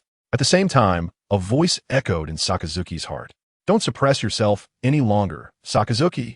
Completely unleash it. Burn away all the sins of the world. Burn away all the sins of the world? What a good idea. At this moment, Sakazuki made up his mind in his heart that he would burn away evil, even if it meant burning himself. The instant this thought took shape, an inexplicable, terrifying power erupted violently within Sakazuki. Ha ha! Feeling the terror of this power, Sakazuki couldn't help but burst into laughter. The naval officers around were stunned. What happened to their admiral? Is he going crazy because he can't beat his old rival? Not far away, Kazan frowned at Sakazuki's unusual behavior. Not normal. Too abnormal. As old rivals, they had been at odds since they first entered the Navy due to differing ideologies. After so many years, They could be said to be the most understanding of each other. Because of this, Sakazuki's loss of composure immediately raised alarms in Kuzan's heart. What is your trump card? Sakazuki. Thoughts raced, but there was still no answer, so Kuzan decided to speak and test him. Allah, you don't have to go crazy just because you can't win. Sakazuki, go crazy? You actually think I would go crazy? Sakazuki seemed to hear the biggest joke and instantly suppressed his smile. The next moment, Sakazuki's cold and biting gaze swept over Kazan and the island behind him. Filled with killing intent, as he said, "Justice will never yield. You all will be buried here." With that, Sakazuki jumped off the warship and punched down. But unexpectedly, Sakazuki's attack was not aimed at Kazan, but at the solid ice beneath him. Hiss, hiss, hiss. A column of scorching magma, containing terrifying high temperatures, gushed forth from Sakazuki's body as if it were endless, pouring into the sea. What exactly do you want to do, Sakazuki? This strange scene made Kuzan's already furrowed brows deepen even further. Meanwhile, just out of the ship's cabin, Carp and Sengoku, along with others, looked at Sakazuki's mysterious actions beneath the ship, bewildered. Kazan was right in front of Sakazuki, yet the latter was attacking the solid ice beneath his feet. Could it be that Sakazuki suddenly realized something? Or did he discover their little tricks? Just as everyone was puzzled, a sudden change occurred. Red Lotus Volcano. With Sakazuki's furious shout, the vast ice field trembled violently. In no time, amidst the shocked gazes of everyone, thick columns of magma burst through the ice, shooting up into the sky. Boom, boom, boom. In an instant, the sea roared and lava filled the air. The scorching heat seemed to want to melt all living beings. Damn Sakazuki, launching such a terrifying, indiscriminate attack. As he saw the columns of magma rising, Sengoku quickly began to command the Navy, retreat. All Navy personnel, evacuate this area immediately. As Sengoku's voice fell, Vice Admiral Tsuru and the three admirals all changed their expression slightly. Although other Navy officers were stirred, they did not immediately carry out Sengoku's orders. Despite what Sengoku had said in the meeting room not long ago, he was no longer the fleet admiral and was currently in a retirement status. If everyone followed his command to retreat now, no one could bear the blame for retreating before the battle when a world government sought accountability afterward. For a moment, the Navy officers found themselves in a dilemma. But the next second, their gazes unconsciously gathered on Carp and the three admirals. Sengoku no longer had the authority to command them, but these four did. Feeling the gaze of the crowd, the faces of the three admirals immediately turned serious. Undoubtedly, all three knew the consequences of issuing a retreat order. As for Carp, he nonchalantly picked his nose. Just as he was about to speak, Sengoku's voice rang out again. Everyone, the future of the Navy belongs to you. There is no need to waste lives in vain. Retreat. All responsibility will fall on me alone. Sengoku, stop talking, Carp. Quickly convey my orders, please. Feeling the firmness and determination in Sengoku's tone, the eyes of the Navy officers filled with deep admiration. Soon, they no longer hesitated, each taking out their din mushi to issue the retreat orders. Ha, mull away, Kuzan. Sakazuki, unaware of the commotion behind him, only had eyes for one person and the island behind him. Alalala, what a terrifying technique, Sakazuki. Kuzan stared solemnly at the numerous columns of lava pouring down from the sky. From these lava columns, he sensed a long-lost aura of death. Waiting to die is not my style. Since I can't avoid it, let's have a clash of ice and fire. Saying this, a flash of cold light flickered in Kazan's eyes. The next moment, Kazan unleashed his current strongest move. Absolute Zero. Eternal Sin Ice Prison. In the blink of an eye, immense cold energy coalesced into a massive ice bow in Kazan's hands. Bang! The bowstring roared, and a slender crystal arrow shot straight into the sky. Where the long arrow passed, even space seemed to moan. Boom! The moment ice and fire collided, the world fell silent. Then, amidst the terrified gazes of countless people, the pink energy sphere, gathering extreme cold and intense heat at the center of the collision, exploded. In an instant, a terrifying energy shock wave swept in all directions. Ah! Commander, save me. I don't want to die. Everyone, give it your all, block it. In the blink of an eye, wherever the energy shock wave passed, the weak were turned into ice sculptures or dissolved into sludge. Supergiant, Holy Light Shield. As the energy shock wave approached, Shiono's expression turned serious, and he quickly activated his skill to protect the Celestial Noble and the final island behind it. It's truly unbelievable. Sakazuki possesses such terrifying power. At this moment, Zephyr's eyes were fluctuating violently, clearly shocked as well. What a terrifying power. Could this be the awakened ability of the magma fruit? As his thought crossed his mind, everyone realized, perhaps this is the answer. Chapter 283. The Navy's withdrawal awakened natural type? It's truly incredible. Although it was just a guess, it was undoubtedly the answer in Shiono's mind. Even though Shirono had not witnessed the power of an awakened natural type in the anime in his past life, with Kuzan's current strength, Sakazuki must have awakened his fruit to fight so fiercely against him. After all, in a full-blown state, Kuzan could even hold his own against Prey Isis. Kiddo, when do we strike? Just as Shirono was pondering, Zephyr's slightly excited voice suddenly rang out. Clearly, Zephyr was eager to act. However, upon hearing Zephyr's inquiry, Shirono did not respond immediately. Instead, he looked into the distance. Most of the Navy's ships flying the Seagull flag were retreating at full speed. However, among them, several heavily armed warships flying the world government flag remained firmly afloat on the sea. Around these heavy warships, powerful energy waves were isolating all the magma and cold air. Still not going to act? Truly patient, Shirono whispered, then withdrew his gaze and turned to Zephyr, saying, Instructor Zephyr, don't be anxious. There will be plenty of opportunities to act later. For now, we just need to wait for the clash of ice and fire to determine the victor. At the center of the battle, the rolling airwaves gradually dissipated. Deep red and pure white, two figures reappeared. You really are something, Sakazuki. As he spoke, a trickle of blood slowly seeped from Kuzan's mouth. Clearly, he had been injured in the previous fierce clash.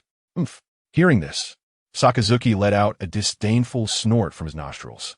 At this moment, although he wanted to taunt his old rival, the blood in his mouth made it hard for him to speak.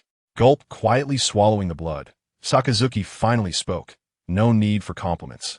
If your strength is only this much, then just go die. Hellhound, pack attack. The moment the words fell, Sakazuki launched another attack.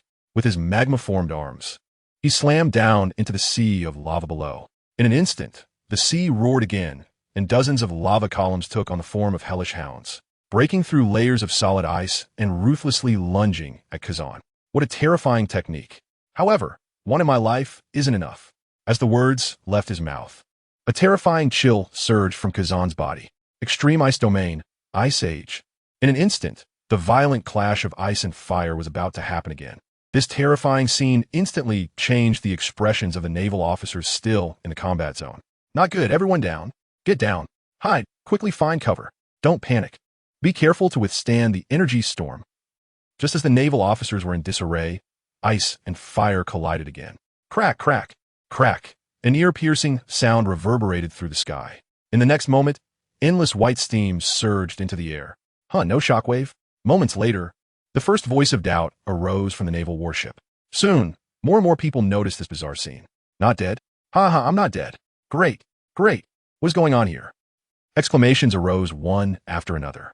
After a while, when most of the Navy calmed down, they finally looked towards the battlefield. Through the hazy white steam, they vaguely discovered that the numerous, terrifying hellhounds had all turned into ice sculptures. Hiss! This discovery caused the Navy to collectively gasp. Immediately, the naval officers simultaneously ordered their adjutants to retreat, full-speed retreat. Meanwhile, on the central flagship flying the world government flag, 5 elders, with serious expressions, stood on the deck. Initially, when the 5 saw the terrifying might suddenly unleashed by Sakazuki, their expressions changed. With their experience, they naturally recognized it as the awakened ability of a Logia-type devil fruit. An awakened Logia, especially the magma fruit known for its strongest offensive power, was a terrifying ability that even they envied given their status. But who would have thought that a mere naval traitor could withstand Sakazuki's full-power eruption? This scene was simply unbelievable. Damn traitor. He hasn't even awakened his fruit. How can he block Sakazuki? The mustached elder couldn't help but curse. The other elders fell silent, but their eyes were fluctuating violently. Undoubtedly, they were also unsettled. After a moment, a voice broke the silence on the deck. Enough, stop thinking about those meaningless things. With Sakazuki's current strength, it's just a matter of time before he takes down the traitor. Besides, there's that old man Carp in the Navy. The speaker was the long-bearded elder, and it was evident from his words that he had full confidence in Sakazuki and Carp's strength. The other elders nodded in agreement. The massive naval camp was currently in a state of disarray due to the Adventurers Guild. Aside from Fleet Admiral Sakazuki and Admiral Borisellino, The only one left to deter the sea was that old man Carp. As for the others and the semi-retired Sengoku, it was better not to mention them. With the unpleasant topic coming to an end, the elders turned their attention back to the battlefield. But then, they suddenly noticed a strange phenomenon. Many naval warships in their view had already sailed out of the combat zone, so why were they still retreating? What's going on? Just as they were puzzled, a member of CP0 in a white suit suddenly appeared on the deck, speaking in an extremely urgent tone. Lords, it's bad. Former Fleet Admiral Sengoku has issued a full retreat order to all Navy high-ranking officers, and all the Navy, except for the current Fleet Admiral, have already evacuated the battlefield. As the CP0 member finished speaking, the large deck fell silent as a pin drop, because all 5 elders were stunned. What did they just hear? The Navy is fully retreating? Sakazuki has become a lone commander? In just a moment, the 5 elders snapped back to reality amidst their shock. Immediately, the entire deck was filled with exclamations and curses. Impossible. This is impossible. Damn Sengoku, what a bold move. Are these Navy high-ranking officers all fools? How could they follow such an outrageous order? After the battle ends, all those involved must be brought to a military tribunal. Seeing the situation about to spiral out of control, the suited CP0 member instinctively shrank back. But in the next second, a brilliant flash of a sword instantly severed his head. Useless. Such important information is only coming back now. What good are you? Saying this, the elder with the sword waved his first-generation ghost cutter and shouted, "Silence." In an instant, a terrifying killing intent filled the entire deck. Seeing the situation brought under control, the sword-wielding elder turned his gaze to the long-bearded elder, who appeared calm but was not losing composure. "What do you think?" In response, the long-bearded elder did not answer, but took out several din mushy from his pocket. After dialing in succession, a series of blind sounds rang out, but no one answered for a long time. Chapter 284, The World Government's Trump Card Crack. As time passed, the long-bearded elder's face lost its composure, and he smashed all the din mushy in one go. Seeing this, the sword-wielding elder frowned and asked, "Sengoku overstepped his authority by issuing a retreat order to the Navy. Now that we've lost this group of cannon fodder, what should we do?" Hearing this, the other elders also focused their attention on the long-bearded elder. He is the brains of the team. Feeling their gazes, the long-bearded elder said with a dark expression, "With the cannon fodder gone, we now have 2 paths to choose from. One is for us to lead the CP organization personally to test and exhaust the Apostle Group's strength. The other is to inform the Lords together. Choose one of the 2 paths, and we will vote in 3 minutes." After his words fell, the deck fell into silence, everyone lost in thought. The first option seemed simple, but was actually the most dangerous. It was a test, an exhaustion. But thinking of the fates of the previous 2 elders sent shivers down their spines. As for the second option, it seemed dangerous but held a glimmer of hope. Although the punishment from those lords would be unbearable, they were currently in a critical need of personnel, and it was highly unlikely they would go too hard on them. When the 3 minutes were up, the 5 exchanged glances and said in unison, "I choose option 2. With their opinions unified, the 5 walked heavily towards the bottom of the ship. There, 21 exquisitely crafted coffins awaited them, and the purpose of these coffins was singular: to delay aging. Meanwhile, Sengoku and the others, looking at the special din mushy in their hands that had long stopped calling, all let out a long sigh of relief. In the past, whenever this special din mushy rang, all listeners were solemn and respectful. But today, after ignoring this call, they felt an inexplicable sense of joy in their hearts. "Ha ha ha ha, I'm starting to admire you a bit, Sengoku." As he spoke, Garp handed the din mushy to his aide beside him, then changed his tone and said seriously, "What you're doing undoubtedly cuts off all your escape routes. Are you willing to die generously?" Hearing Garp's words, Sengoku did not show the slightest fear of death on his face. Instead, he revealed a look of relief and said, "Compared to the future of the Navy, what does my death matter?" With these words, the Navy personnel immediately showed their respect. In this world-shaking battle, if the Navy had not intervened forcefully with Sengoku's help, it is easy to imagine that even if the world government achieved victory, they would suffer heavy casualties. But now, the Navy has withdrawn from the battlefield. In the end, whether the world government or the Apostles Group achieves victory, the Navy has managed to survive. I really didn't expect this, but the Navy finally made a correct choice. Zephyr stood on the Celestial Noble, gazing at the increasingly distant Navy fleet, and let out a breath of relief for no reason. If the Navy hadn't retreated, they would have faced dire consequences this time. Zifa still clearly remembered that last time, Shono had issued a final ultimatum to the Navy. A wise move. Regarding the Navy's actions, Shono calmly uttered 4 words. At this point, the vast battlefield was only filled with a fierce clash of ice and fire. As for the others, or the survivors, they were all watching. But this bizarre phenomenon did not last long. Just a few minutes later, dozens of terrifying auras erupted from the flagship of the world government, tearing through the atmosphere and changing the color of the world. How could this be? Why are there so many powerful individuals?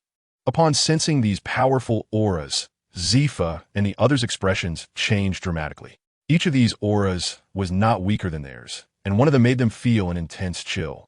Finally unable to hold back, compared to the panic of Zifa and the others, Shono was much calmer.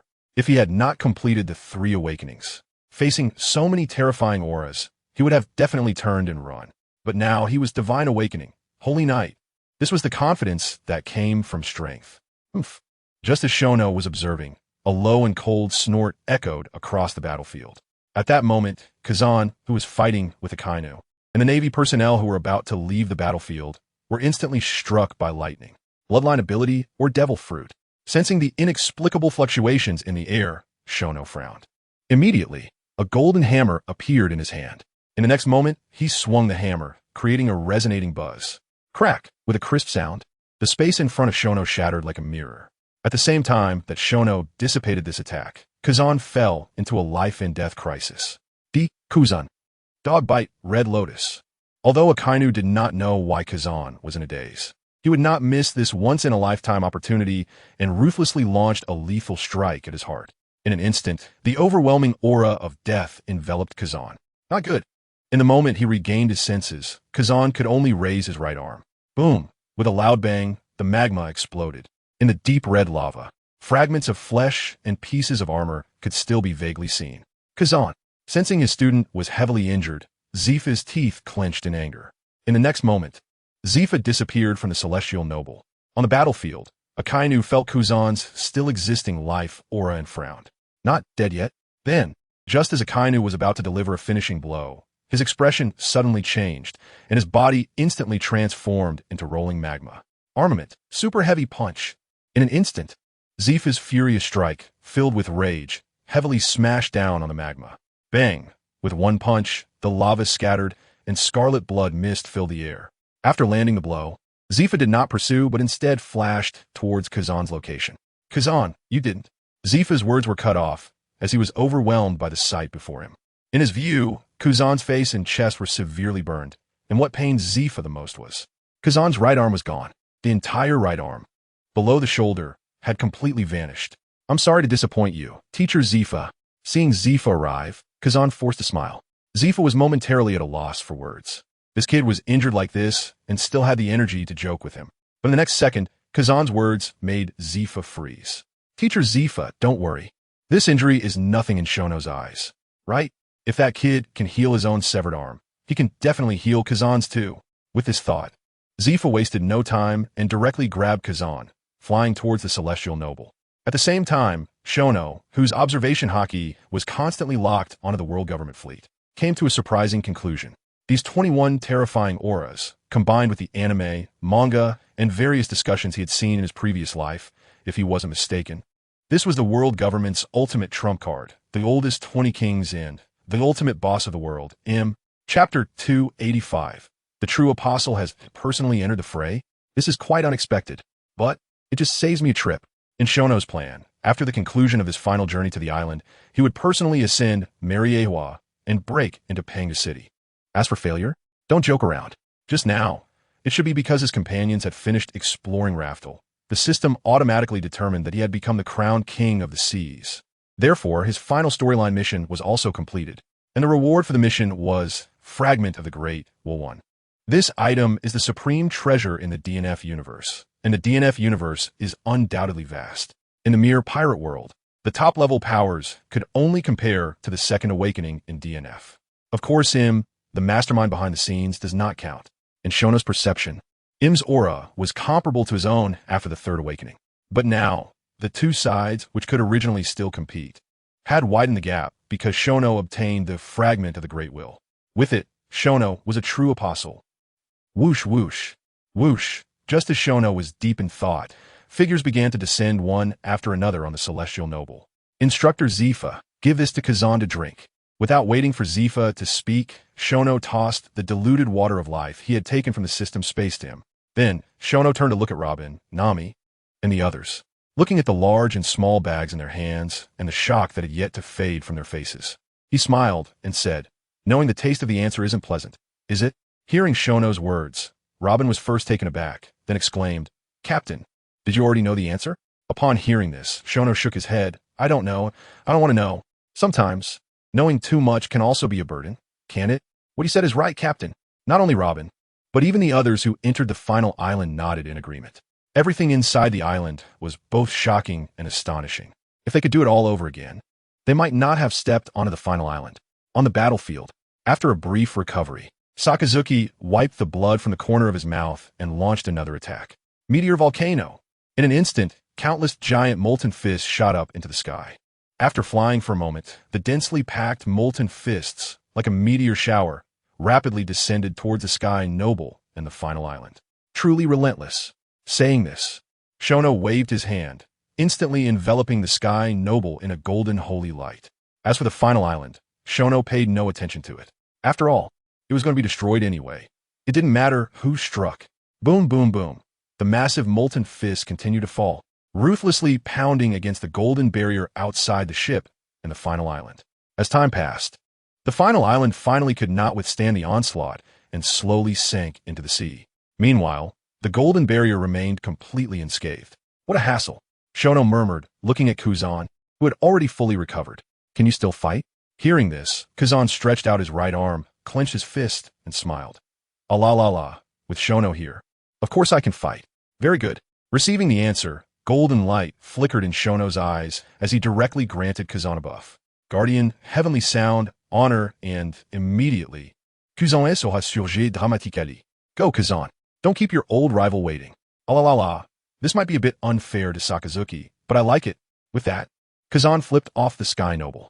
The next moment, the battlefield below erupted once again with fierce sounds of combat. On the other side, at the bottom of the central flagship of the world government, the highest authority of the world government, the 5 elders who usually look down from above, were trembling as they knelt before a door. Behind the door, 21 coffins, engraved with mysterious and ancient patterns, were neatly arranged. It is worth mentioning that the coffin in the center was particularly large and exquisite. Observing its form, 20 coffins surrounded one, like stars surrounding the moon. Crack! A faint sound echoed. Then, a long arm wearing a black glove slowly stretched out from the edge of the central coffin. In the next second, the massive coffin lid was thrown away. This action instantly triggered a chain reaction. Bang, bang, bang. As all the coffin lids were lifted, a terrifying momentum spread throughout the ship. Trash! The 2 light words floated through the ship door. In the next instant, the kneeling 5 elders all had their eyes bulging, and their bones creaked within. My lord, spare my life. Please, give me a chance. Let me fight to the death. The knife-wielding elder spoke with great difficulty, enduring the intense pain in his abdomen. The other elders, upon hearing this, also echoed with great difficulty. My lord, please spare our lives. We will fight to the death. We will fight to the death.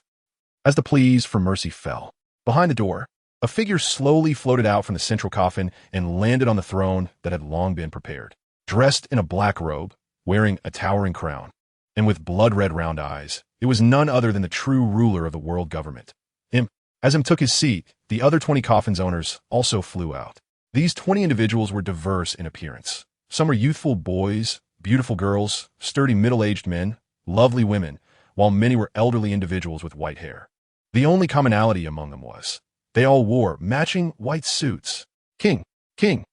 As soon as the 20 appeared, they uniformly knelt on one knee before him. Rise! At his command, 15 of them stood straight. The other 5 wanted to rise, but found themselves seemingly weighed down by a 1,000-pound burden. Just as the 5 were puzzled, Im's emotionless voice rang out again. The 5 worthless ones at the door are your descendants. In the upcoming war, you will lead the charge. As you command, my king. As you command.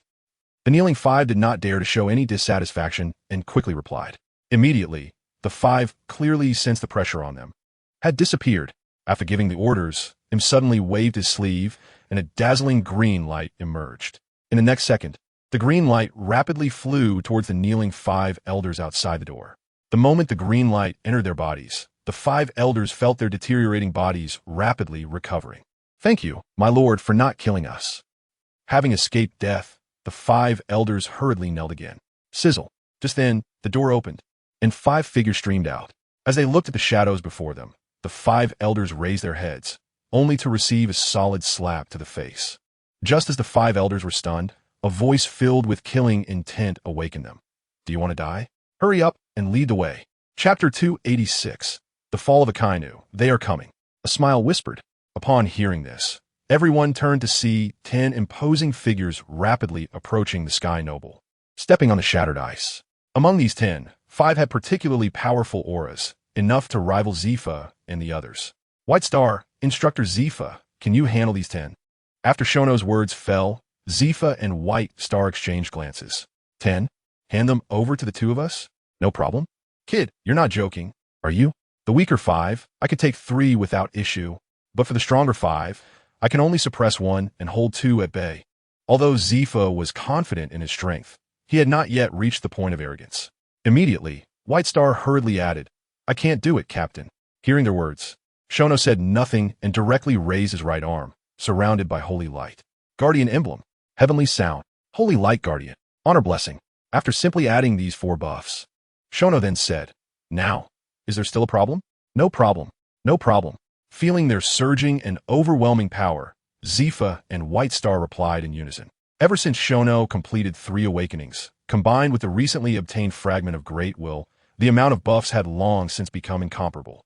Even if he didn't stack the 2nd awakening or release the 1st awakening, just relying on the basic enhancement buffs would far surpass the past.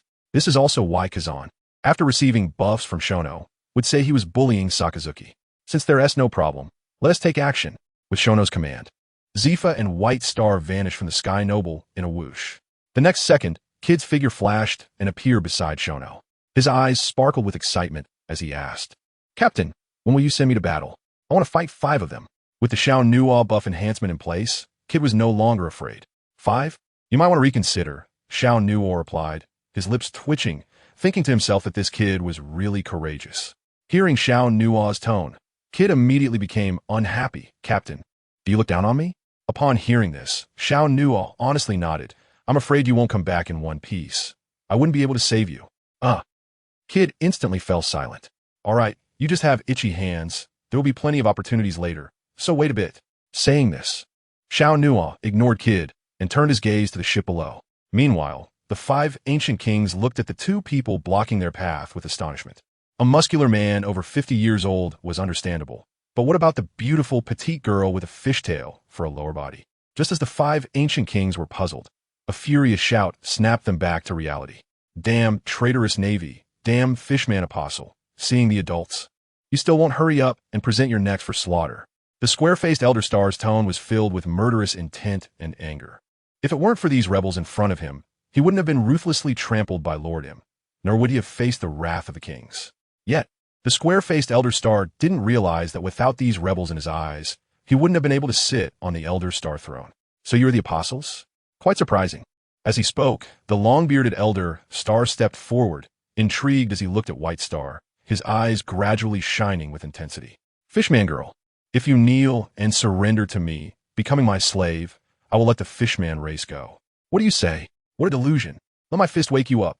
Instant fist. Before White Star could retort, the scornful Zifa took the lead in attacking. This punch was as fast as lightning. Arrogant. The long-bearded Elder Star, whose gaze was locked on Zifa and the others, shouted. As he finished speaking, he suddenly flashed and appeared in front of his ancestor. Bang! The fists collided, and the airwaves exploded. But in the next moment, the long-bearded Elder Star's expression changed drastically as a fierce force coming from his right arm sent him flying. What a waste! The young king cursed inwardly. Then with a slap, he sent the long-bearded Elder Star flying back towards him. At the same time, the angry White Star also took out the protection of the Fairy King. Ring of Domination. Contract Summon. Conqueror Casillas. Legendary Summon. Moonbreaker Ramos. In a short while, under the shocked gazes of the 5 ancient kings and the Elder Stars, dozens of various monsters appeared out of thin air. Among them, 2 figures particularly struck fear into them. Summon Beast Frenzy. Whip Strike. As White Star added her buff, the crystal-clear whip lashed out. In an instant, the summoned beast's eyes glowed red, and they launched a fierce attack. Crackling sounds filled the air.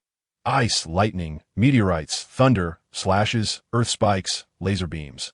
All of them, accompanied by the earth-shaking roar of the Bull King Karuda, attacked the stunned Elder Stars and Ancient Kings. Defense. Full defense. As the attack was about to come, the Elder Stars and others barely had time to react and could only defend with all their might. As for Zifa, he had already transformed into a flash of lightning and left the area about to be attacked the moment White Star began her chant. Thunderous explosions echoed as lightning flashed and flames roared. In an instant, screams mixed with curses reverberated across the sky.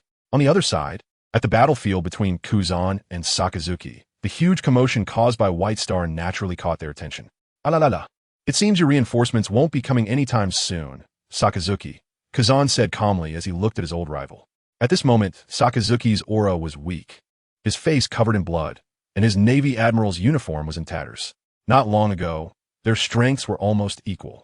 If it weren't for Kazan being injured by that inexplicable force and left in a daze, Sakazuki would never have been able to sneak attack successfully. Now that Kuzan had fully recovered and was further enhanced by Xiao Nuothe's buff, Sakazuki's situation was clear. Cough, cough, cough. After a series of violent coughs, Sakazuki suddenly spat out a mouthful of bright red blood. He then glared at Kazan with a cold gaze and said, Kazan, don't get too complacent. Evil will never defeat justice. Victory will ultimately belong to the Navy. Evil? Justice? Have you really seen clearly, Sakazuki? You, cough, cough, cough. Hearing Kuzan's words, Sakazuki became furious. Hey, save some strength. Don't die from anger. Although we disagree, I have to admit you're a competent Navy. Live well and see the world to come. Upon hearing this, Sakazuki was momentarily stunned. What does this mean? Is he going to let me go? Just as he was about to ask, a crystal-clear ice arrow gradually enlarged in his vision. Crack, crack, crack. In an instant, Sakazuki was frozen into an ice sculpture. Chapter 287. White Star's moment of glory. Boom, boom, boom. The sound of explosions grew louder. Although the battle between Kuzan and Sakazuki had ended, another battle had just begun. The forces of the world government, which had been bombarded, had now broken through. As these people broke out of encirclement, they immediately sought out their displeasing opponents. Damn it, why has this damned beast become so strong? This is unbelievable. The square-faced Elder Star struck the Bull King's giant axe with a punch, only to find the latter standing firm. This situation was completely absurd in his eyes. Not long ago, although the square-faced Elder Star did not participate in the Grand Marineford War, he had watched the complete footage afterward. In that footage, these monsters that had appeared, aside from two of them, the others only managed to contend with vice admirals from the Navy headquarters. But now, a dignified Elder Star was actually struggling against a creature that could contend with a vice admiral. How could he accept this? Roar. The Bull King, unaware of his opponent's complex thoughts, let out another roar, and his giant axe swung down with the force of a mountain. The axe sliced through the air, and a gust of wind swept through. Upon seeing this, the square-faced Elder Star's pupils constricted. But in the next moment, a dark-armed Haki suddenly enveloped his right arm. Damn beast. I don't believe you can truly contend with me. Moonwalk. Six Styles Ultimate. Roaring Fist. In the blink of an eye, the square-faced Elder Star vanished, dodging the axe blade while his right fist thundered towards the Bull King Esparao like a cannonball. Beasts are beasts. Die for me. The closer he got, the more agitated the square-faced Elder Star became. But he was unaware. It was never the summoned beasts that were strong, but the summoner. Curse command. Fury roar. At the critical moment, the observation Haki enveloping the battlefield, the White Star issued a skill command to the Bull King, Karuda. Roar. The terrifying roar echoed through the skies once again. The inexplicable power mixed in the sound waves caused the square-faced Elder Star's face to change dramatically. Damn it, what kind of power is this? The square-faced Elder Star felt his entire body stiffen, his form beyond his control. Before he could comprehend it all, a gleaming giant axe enveloped him. Move, let me move. At the brink of life and death, the square-faced Elder Star struggled desperately. However, all was in vain. In a state of rigidity, his body simply wouldn't obey him. Bang, bang. For successive powerful downward strikes, a massive ice pit appeared before the Bull King. As for the square-faced Elder Star, only the blood mist dispersing in the air proved he had ever existed. Damn it! How is this possible? Charles sorrowed. Saint is actually dead. The disappearance of the square-faced Elder Star's breath immediately shocked the remaining Elder Stars. Even the 5 ancient kings paled in shock. Gentlemen, first kill that fish girl. All these monsters are summoned by her. Hearing this, the 5 ancient kings shot the long-bearded Elder Star an annoyed glance. With their combat experience, they certainly knew the fish girl was the instigator, but expecting them to kill her? Please, can't you see the situation before you? At this moment, the 5 ancient kings were engaged in battle across 3 areas. In the first area, 2 ancient kings were fighting fiercely against a muscular man wielding twin swords and a face like a demon. Even though the 2 ancient kings had the upper hand, leaving wounds on the muscular man, his fierce face showed no fear at all, instead giving them a sense of the latter becoming increasingly excited. In the second area, it was still 2 against 1. A female warrior clad in black armor adorned with flames was locked in a fierce struggle with 2 ancient kings. As for the last area, Zephyr was skillfully battling the last ancient king. If nothing unexpected happened, the defeat of these 9 powerful individuals under the world government was only a matter of time. Damn it! The long-bearded Elder Star cursed silently. He then feinted an attack to dodge 2 lightning strikes and casually glanced back at the flagship. However, the entire flagship, apart from its still overwhelming and terrifying aura, showed nothing else. Sigh. The long-bearded Elder Star sighed silently. At this moment he understood. A flag without value would ultimately be discarded by that master. Old comrades, if you don't want to die, fight with all you've got. Leaving behind these seemingly parting words, the long-bearded Elder Star no longer feared, charging towards the 2 incoming Spirit Kings. Not far from him, the 3 Elder Stars exchanged glances filled with sorrow. Don't be fooled by the apparent power of the Elder Stars organization. Only they knew they were merely dogs for that master. Now, that master no longer valued them, and to survive, they could only fight for themselves. Kill, kill, kill. 3 resolute cries echoed. As the words fell, 3 figures resolutely charged at their respective opponents. This scene of risking their lives moved the White Star who was behind the summoned beasts. Should I go easy on them? The White Star murmured. But in the next second, a phrase that Shono once said flashed through her mind. Being merciful to the enemy is being cruel to oneself. With this thought, the reluctance in the White Star's eyes was gradually replaced by determination. The captain was right. One cannot be merciful to the enemy. Saying this, the White Star brandished her wand and began to chant silently. In no time, the summoned beasts surrounding the Elder Stars seemed to receive some sort of command, launching their finishing moves simultaneously. 7-fold Ice Missile, Flamme Explosive Sword Technique, Heavenly Thunder, Black Mist. 4 high-level elemental spirits erupted, and the sword-wielding Elder Star's expression changed instantly. Though he couldn't understand the spirit language, the overwhelming aura of death approaching him sent chills down his spine. At the same time, the 2 Spirit Kings fighting the long-bearded Elder Star suddenly raised their right arms, unleashing 2 super dense laser beams.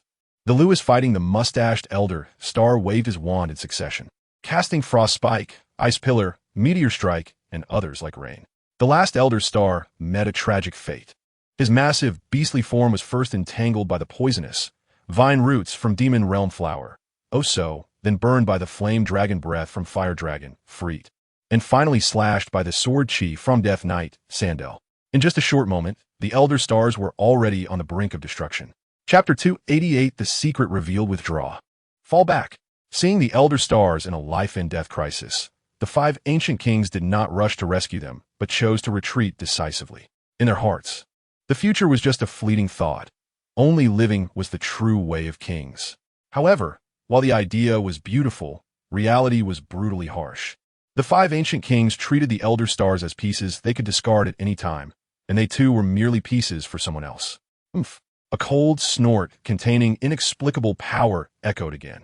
In an instant, the bodies of the 5 ancient kings, who intended to retreat, suddenly changed color. Master, forgive us. It's not that we fear battle, but...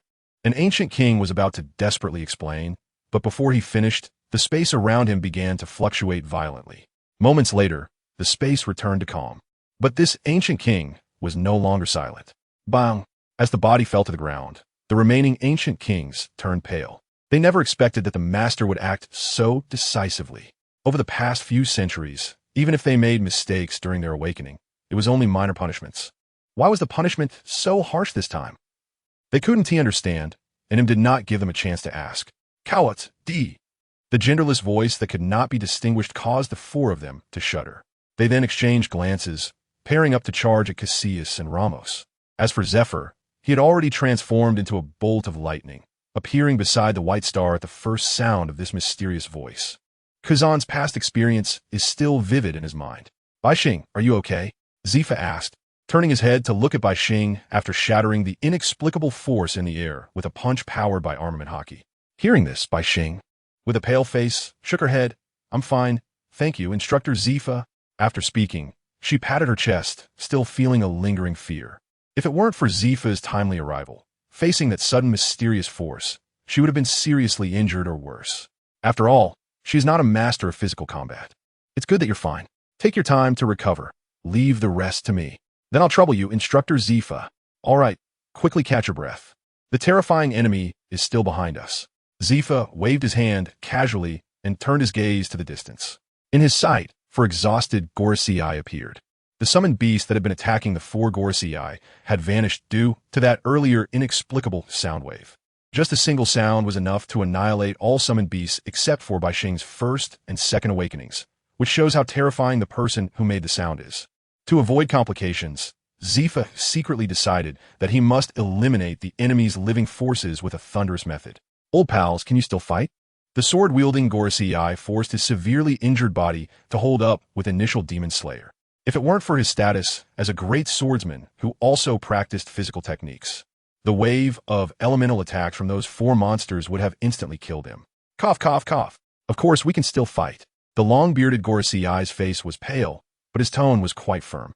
After all, he had only been hit by one of the two terrifying laser beams. We can fight. The mustachioed Gorosei calmly stated, being a pure physical combat expert. He faced the ice pillars and meteor shower with injuries, but not too much of a problem. Two of the three had responded, but the last voice had yet to sound.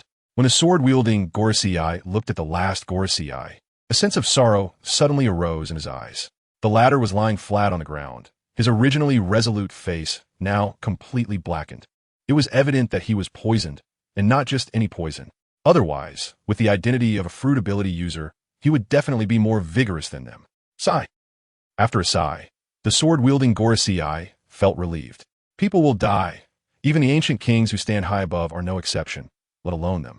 Dying gloriously in battle is better than living in agony, seemingly self-deprecating, yet secretly encouraging himself. The next moment, the sword-wielding Gorosei suddenly sheathed initial Demon Slayer and slowly knelt down. He made this move because, in his observation hockey perception, a figure glowing blue was rapidly charging towards him. One sword style, instant slash. Gathering all his strength, he swung a single strike like lightning. In an instant, a fierce crescent-shaped slash swept through the heavens and the earth. Crack, crack, crack. Wherever the slash passed, even the space cried out in agony. What a powerful slash. Unfortunately, you encountered me. Mind control, armament, annihilation, God strike. Facing such a slash, Zifa suddenly thrust the totem on his back into the ice beneath his feet, then activated an awakening skill. In an instant, a straight punch infused with top-tier armament hockey and terrifying power collided with the slash without any embellishment. Boom! The violent explosion, accompanied by the shattering slash, was fleeting. Immediately, a figure wrapped in thunder broke through the thick smoke and appeared before the sword-wielding Gorosei. In return, you send me a sword, and I return it with a punch. At the moment the words fell, Zifa swung his iron fist again, unleashing the second annihilation God strike. As the attack came, the sword-wielding Gorosei, unable to gather armament hockey for defense, could only attempt to block with initial Demon Slayer. However, this was no different from a mantis trying to stop a chariot. As the second punch landed, initial Demon Slayer was instantly sent flying, and the sword-wielding Gorosei's arm fell weakly. Am I going to die? He murmured as images flashed through his mind like a revolving lantern. My fist is heavy. There is no pain. Just as Zifa's third punch was about to completely end the sword-wielding Gorosei, an unexpected change occurred. A sense of crisis suddenly came from the side, forcing Zifa to change the direction of his attack. Bang! A dull collision sound erupted. The next second, the mustachioed Gorosei, who attacked Zifa, showed a pained expression and staggered back uncontrollably. With just one punch, as a physical combat expert, he had his right arm disabled. Can you tell me what ability this is? Zephyr. The mustachioed Gorosei clutched his right arm, glaring at Zifa. Hearing this, Zifa calmly shook his head and replied, I can't. You. The mustachioed, Gorosei's tone faltered. Just then, another voice rang out, causing Zifa to furrow his brows. It's that show Nuothe's doing, isn't it? Seeing Zifa not refute, the long-bearded Gorosei continued. Historically, those with the Thunderfruit ability, even if they trained their physical techniques to the extreme, are not as terrifying as you. According to the information I've gathered, that little brat Xiao Nuothe seems to be able to grant others a power similar to a devil fruit, but even stronger. This special ability seems to belong to some kind of profession. A profession that becomes incredibly powerful with killing. I didn't say anything wrong. Professionals, Zifa. After speaking, his eyes fixed on Zifa, seemingly wanting to see the frantic expression on the latter's face after his secret was revealed. However, Zifa's face remained calm, even devoid of waves. Are you done? Zifa spoke, leaving the long-bearded Gorosei dumbfounded. Wasn't I supposed to be frantic? Wasn't I supposed to be trying to cover it up? The latter's calmness made him wonder what his intentions were. The next second, a terrifying killing intent erupted from Zifa, making the long-bearded Gorosei understand instantly. Right? There is one simplest and most direct way to cover up the truth. Kill to silence. Chapter 289. The Immortal Warrior Tick-Tock, Tick-Tock. Bright red blood dripped from Zifa's right arm. Behind him, several bodies lay motionless on the solid ice. Without a doubt, several Gorosei had been defeated, and they were thoroughly defeated. In this struggle between justice and evil, the outcome of failure could only be one, death. Power has no distinction between justice and evil. The evil has always been the user of it. Zifa shook the blood off his arm and let out a soft sigh. Instructor Zifa, you really haven't lost your touch. Just as Zifa was reminiscing, Kazan's voice suddenly rang out beside him. Hearing this praise, Zifa's face remained calm as he replied, You brat only knows how to slack off. Not even bothering to help me. Ah! Caught by Zifa for slacking off, Kazan awkwardly scratched his chin. Bai Xing, have you recovered? Ignoring the pretentious Kuzan beside him, Zephyr turned to look at White Star. Upon hearing this, White Star shook his head and apologetically said, I'm sorry, Instructor Zephyr. With my current strength, I can only maintain the existence of one or two beasts, and I am not enough to summon the horde again. Is that so? Then you continue to recover. Saying this, Zephyr shifted his gaze. Kazan, you come with me to finish that battle over there. Delays may lead to changes. Okay, Teacher Zephyr. As Kuzan's words fell, Zephyr instantly transformed into a flash of lightning and disappeared. Seeing this, Kazan spread his light wings and followed closely behind. Damn it, what kind of monster is this? Why does it keep getting stronger as we fight? A middle-aged ancient king, narrowly dodging a strike from Caecilius, cursed loudly. Another elderly ancient king who was his partner heard this, first striking fiercely to block Caecilius's attack, then sternly said, Stop complaining. As long as we hold on until the master makes a move, whatever monster it is, it will die. After speaking, this ancient king secretly glanced at the flagship where Ima was located. What he feared most was whether Master Ima would abandon them like he did with the 5 elders. At this point in the battle, both of them felt somewhat cowardly despite their long lifespans. This monster, with a face like a vengeful spirit, could only be heavily injured by all their efforts each time. And what was most absurd was that these heavy injuries, which should be fatal in their eyes, somehow healed inexplicably as the monster continued to fight. Not only did it recover, but became even more ferocious. In such a situation, even after living for 800 years, they had never encountered anything like it. If it weren't for their close cooperation, one near and one far, they would have been defeated long ago. How much longer do we have to hold on? The middle-aged ancient king anxiously asked as he saw Caecilius coming again. How would I know the thoughts of that master? Stop talking, just keep holding on. Slash of the blade breaking air. The fierce slash swept toward Caecilius once more. Crack! The sound of a broken slash suddenly rang out. However, this time, it was not Caecilius who was shattered, but Zephyr. Not good. Upon seeing Zephyr appear, a sense of foreboding flooded the heart of the elderly ancient king. The next moment, as he spread his observation hockey, the silent group of 5 elders appeared in his perception. Truly useless. Cursing internally, the elderly king instantly became alert. Since there's no escape, he would fight with all his might. He could only hope that Master Ima would act in consideration of their hundreds of years of hard work. However, the elderly king did not know that the Master Ima he was hoping for had already regarded them as dead pieces the moment the 5 of them retreated. After all, a dog may not die after leaving its master, but a ruler who loses power is undoubtedly doomed. One person each, quick battle. Without caring whether Caecilius agreed or not, Zephyr targeted the middle-aged ancient king and launched an attack. Piercing fist strike. Seeing Zephyr's punch coming, the middle-aged king's expression sharpened, and he retaliated without hesitation with a punch. Iron arm, heavy punch. Bang! A muffled sound like thunder exploding. In the next moment, a flush suddenly appeared on the middle-aged king's face, and the fierceness in his eyes was replaced by shock. Step by step, he was forced back. Even as tough as iron and ice, he left deep pits with each step. Why is your power so terrifying? The moment he steadied himself, the middle-aged king voiced a soul-searching question. However, what responded to him was not words, but a pitch-black iron fist. Meanwhile, Caecilius looked at Zephyr, fighting the middle-aged king, his eyes revealing an undisguised displeasure. Born in the eternal battlefield, Caecilius feared and craved the fight that lingered on the edge of life and death the most. Although his summoner's strength meant he had not reached his peak state in this world, it was precisely because of this that the previous 1 versus 2 was so exhilarating. But just as he enjoyed the battle, this purple-haired man unexpectedly stole his opponent. Not far away, the elderly king observed Caecilius's expression and then, with a thought, tentatively inquired, "How about we stop for now?" Upon hearing this, Caecilius slowly withdrew his gaze, sheathing the long knife in his left hand. He decided that he would deal with this purple-haired man later. For now, he would first resolve this white-haired old man who had injured him multiple times. As for why he put away one knife, the answer was obvious. One was enough. On the other side, the elderly king sighed in relief at Caecilius's action while feeling puzzled about why he didn't put away the other knife. The next moment, his confusion was answered. Slash! The blood-colored slash tore through the air, a terrifying killing intent swirling around it. Damn it! The elderly king cursed inwardly and quickly applied Moon Step to dodge. In the blink of an eye, he narrowly avoided the blood-colored slash. Phew, that was close. Just as the elderly king was about to wipe the cold sweat from his forehead, the sound of slicing air rang out again. Coming again? Does he really think I'm easy to bully?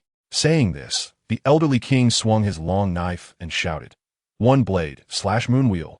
In an instant, the pure white blade light resembled a crescent moon, rapidly enveloping the blood-colored slash. Ding! The crisp sound of collision lasted only for a moment. Then, in the incredulous gaze of the elderly king, the crescent wheel shattered with a loud bang. Not good. Seeing the blood-colored slash still coming at him, the elderly king's face changed drastically, and he executed a donkey roll to narrowly evade.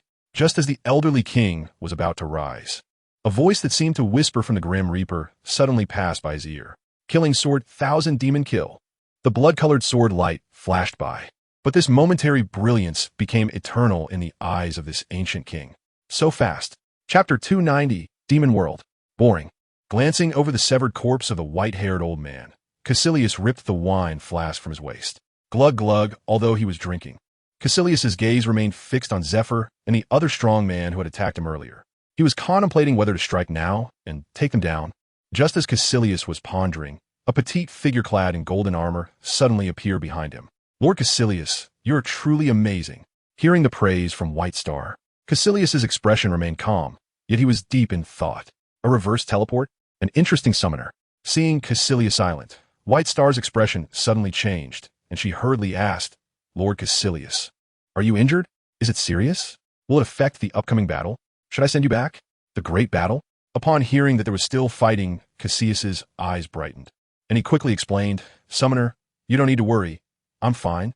Upon hearing this, White Star looked Caecilius up and down, and only then did she feel relieved. "It's great that you're okay, Lord Caecilius. Who is the enemy? Where are they?" Compared to White Star's concern, Caecilius was more interested in having her point out the combat target. As for whether the enemy was just or evil, Caecilius didn't care at all.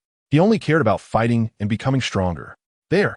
Saying this, White Star pointed to a massive flagship in the distance, imposing and powerful. "Is that the enemy? That's great." Since being summoned, Caecilius hadn't noticed this ship. On the ship, he sensed a dozen powerful auras, most of which were stronger than the white-haired old man he had just slain. Among them, there was one subtle aura that made him feel an overwhelming sense of inferiority. It wasn't that he couldn't defeat it. Rather, White Star's strength was limiting his performance. Nightshade Flow, Gale Sword. Caecilius swung his sword, targeting the world government flagship. Previously, he had refrained from acting recklessly because he didn't understand whether they were friend or foe. if he accidentally killed an ally. It would mean that White Star would stop summoning him to fight, which would be a huge loss. Now that he had White Star's guidance, he felt free to act. Worst case, he would die. After all, he could be resurrected. Impudent. Damn fool. You deserve to die 1,000 deaths. Annihilate them. Wipe out this group of criminals and their entire race. As Cassius unleashed his slash, angry roars echoed through the skies. At the same time, the overwhelming aura that had gathered above the world government flagship seemed to be drawn into a massive, translucent hand that reached for the heavens. Bang! With a light sound, the blood-red slash was instantly shattered. In contrast, that giant hand continued its relentless advance toward Cassius. Boom! Where the giant hand passed, the sea surged violently, waves soaring. In an instant, the ice shattered and lava rolled back. Such a terrifying sight made all the combatants look on in shock, scattering in all directions. Being restricted in strength was truly unsatisfying. Watching the giant hand approach, Cassius spat in annoyance.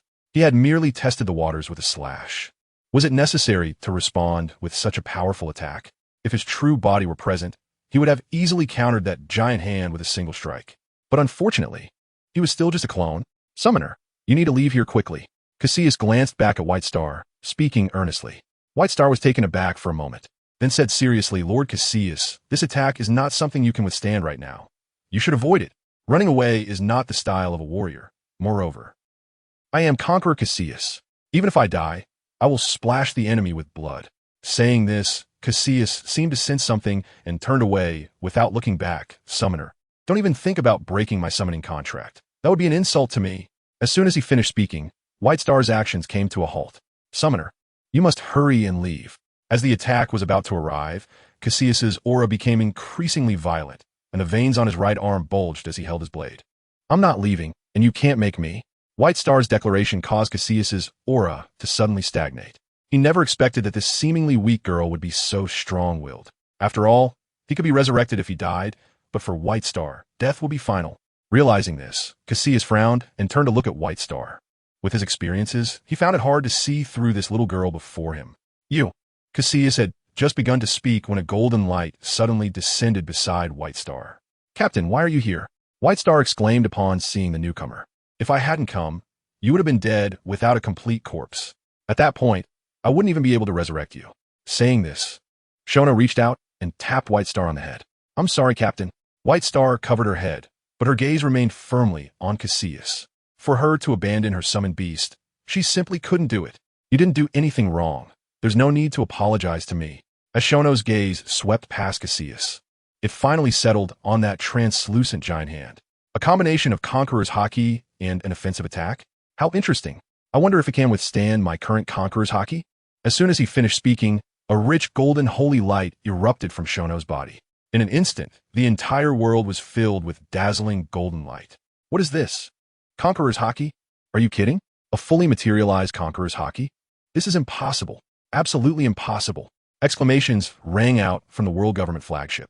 The ancient kings were shocked because such a terrifying Conqueror's Haki had not been heard of in over 800 years.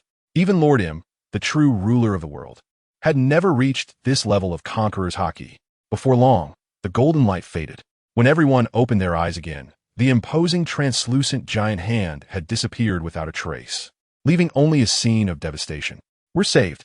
The sense of deadly crisis vanished, and White Star breathed a sigh of relief, a smile spreading across her face. Lord Cassius. Before she could finish her sentence, the smile on White Star's face abruptly vanished, because in her line of sight, Cassius's figure was gradually fading. Lord Cassius. The enemy's attack has been eliminated by the captain. Why are you breaking the summoning contract? Cassius smiled lightly, but did not explain anything to White Star. Boy, I will wait for you in the demon realm. After leaving this cryptic remark, Cassius completely vanished. Demon realm? Chapter 291. Exploding Conqueror's Haki Demon Realm?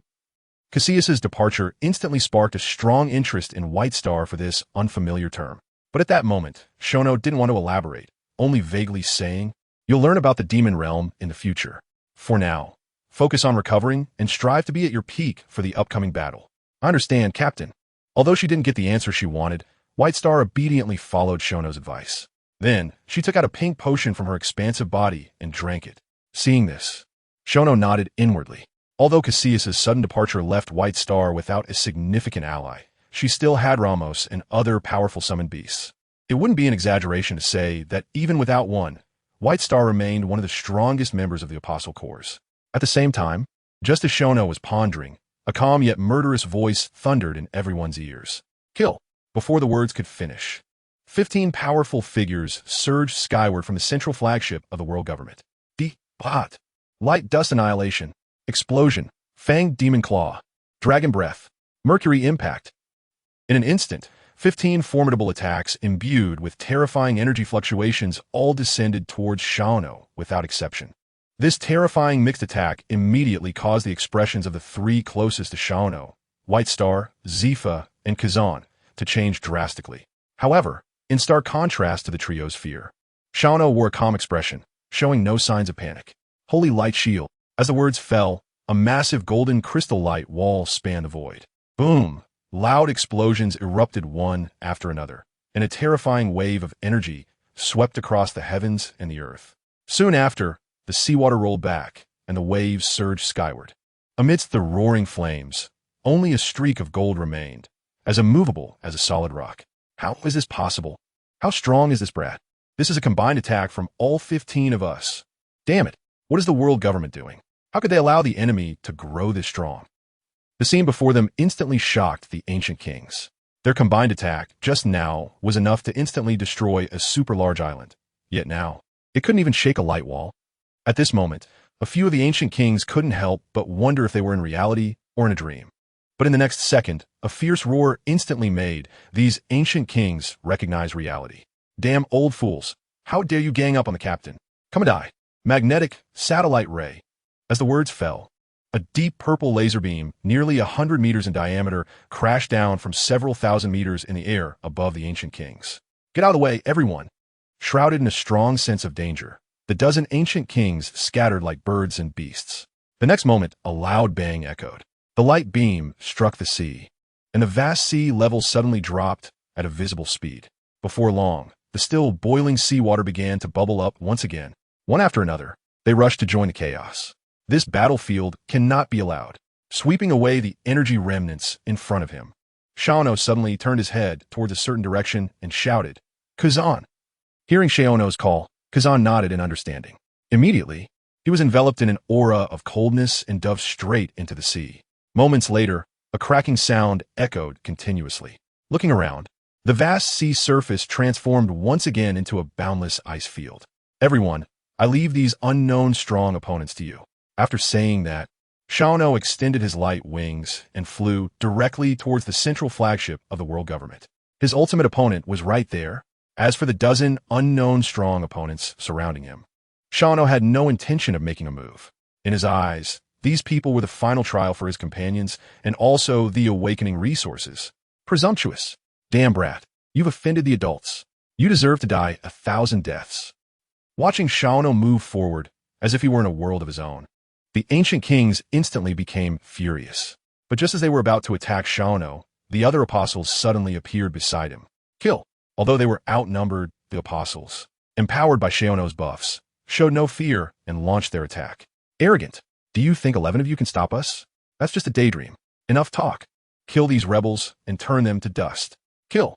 At the moment the words fell, both sides fearlessly launched their attacks. In an instant, various sword techniques, body techniques, dazzling professional skills, and powerful devil fruit abilities erupted. In just a moment, the vast ice surface shattered explosively. 11 people? How the continuous massive offensive did not halt Xiao's progress in the slightest. As he moved forward, whenever an attack approached him, a partner would always block it. As time passed, Xiao got closer to the flagship, and the expressions of the ancient kings grew darker. The dozen-strong beings could not stop the advance of a brat. How ridiculous, how absurd. Thinking back to the last time they acted, it was to suppress the so-called Sea over Lord Rock's pirate crew, and that was with only one person dispatched. This time, all 20 of them were mobilized. After battling until now, although they had accidentally lost one or two, the remaining ones could still be considered invincible in the world. How could these 11 people possibly compete with them? Could it be that the profession mentioned by the 5 elders and the pink liquid they saw during battle could truly erase hundreds of years of cultivation disparity? They couldn't comprehend it. Simply could not comprehend it. What the hell is that pink liquid you drank? An ancient king resembling a young girl could no longer contain her curiosity and asked aloud. If it weren't for this liquid, the 11 apostles before them would have long since become hell's lost souls. Want to know? Want to know, but I won't tell you. You. Nami's teasing words immediately infuriated the ancient king, resembling a young girl. Enough with the nonsense. Everyone go all out. We must not let these people disturb the adults, said an elderly ancient king with considerable authority. In an instant, all the ancient king's bodies trembled. Then, black-purple thunder suddenly appeared. Chapter 292. The kings all using Conqueror's Haki? All of them. The black-purple thunder that suddenly appeared in Xiao's eyes was indeed the highest-level application of Conqueror's Haki, flowing. And these people before him could all use it. Absurd. This is simply too absurd. No wonder the world government could dominate the world for 800 years. Such terrifying foundations are truly hard to believe. As he thought about this, Xiao suddenly realized an even more terrifying question. If these unknown strong beings possess such high-level Conqueror's Haki, how terrifying must the strength of Im, who makes these strong beings submit, truly be? If Im had approached him before he completed his 3 awakenings, the result, just thinking about it sent chills down his spine. Are you scared? If you're scared, just present your neck to be slaughtered. I will give you a quick death. Looking at Xiao's shocked face, the authoritative elder revealed a cruel expression. Conqueror's Haki, flowing blade flash. As the words fell, a pitch-black blade light surged like a hellish reaper, rapidly enlarging in Xiao's pupils. You dare to harm Lord Xiao? Unforgivable. Absolutely unforgivable. Great fragrance kick. Before Xiao could move, Hancock's figure flashed and kicked towards the pitch-black blade light. Sensing Hancock's movement with his observation Haki, Xiao immediately broke out in a cold sweat. Wrapped in armed color Haki, the long legs faced off against the fierce slash of the wrapped Conqueror's Haki. If they collided, Hancock would undoubtedly bleed out on the spot. No, this situation absolutely cannot happen. Just as the thought crossed his mind, Xiao's emotions shifted rapidly. In the next moment, just as Hancock was about to pass by him, he suddenly reached out with both hands and hugged her around the waist. The sudden warm embrace made Hancock let out a sharp scream involuntarily. Then, as Hancock sensed that familiar aura, her legs went weak and she collapsed helplessly. What is going on? Seeing the impending attack while Hancock in his arms had a flushed face and heart-shaped eyes, Xiao felt speechless. Kikik, what a flirtatious little brat. Hugging a beautiful woman just before dying, you won't have wasted your life. An ancient king, looking like a youth, couldn't help but mock upon witnessing this scene. In this ancient king's heart, the little brat in front of him and the beauty in his arms were already as good as dead. Even if the king crow used all his strength, it would be extremely difficult to withstand this blow. And the little brat, although he had previously blocked their probing fusion strike, probing and lethal moves were worlds apart. Moreover, this time, the little brat was holding someone. Die, hurry up and die. After you die, this king will take good care of your remaining beautiful companion. Just as the young ancient king fantasized about the future, the slash finally arrived. Crack, crack, crack. The harsh buzzing echoed continuously. However, the scene that the ancient kings were eagerly anticipating did not appear for a long time. Impossible. This is absolutely impossible. That was King Crow's killing move. Was that pale golden barrier? Barrier fruit? No, the posture is wrong. This is definitely not barrier fruit. Damn it, little brat. What kind of ability do you have? Looking at Xiao, who was unharmed behind the pale golden barrier, the ancient kings looked as if they had seen a ghost and began to scream hysterically. Meanwhile, not far away, Xiao was nodding in satisfaction as he looked at the holy light guardian strengthened by the power of great wolf fragments in front of him. As for the impotent rage of the world government as powerful figures, Xiao completely ignored it. If they couldn't even break a barrier, what qualifications did they have to question him?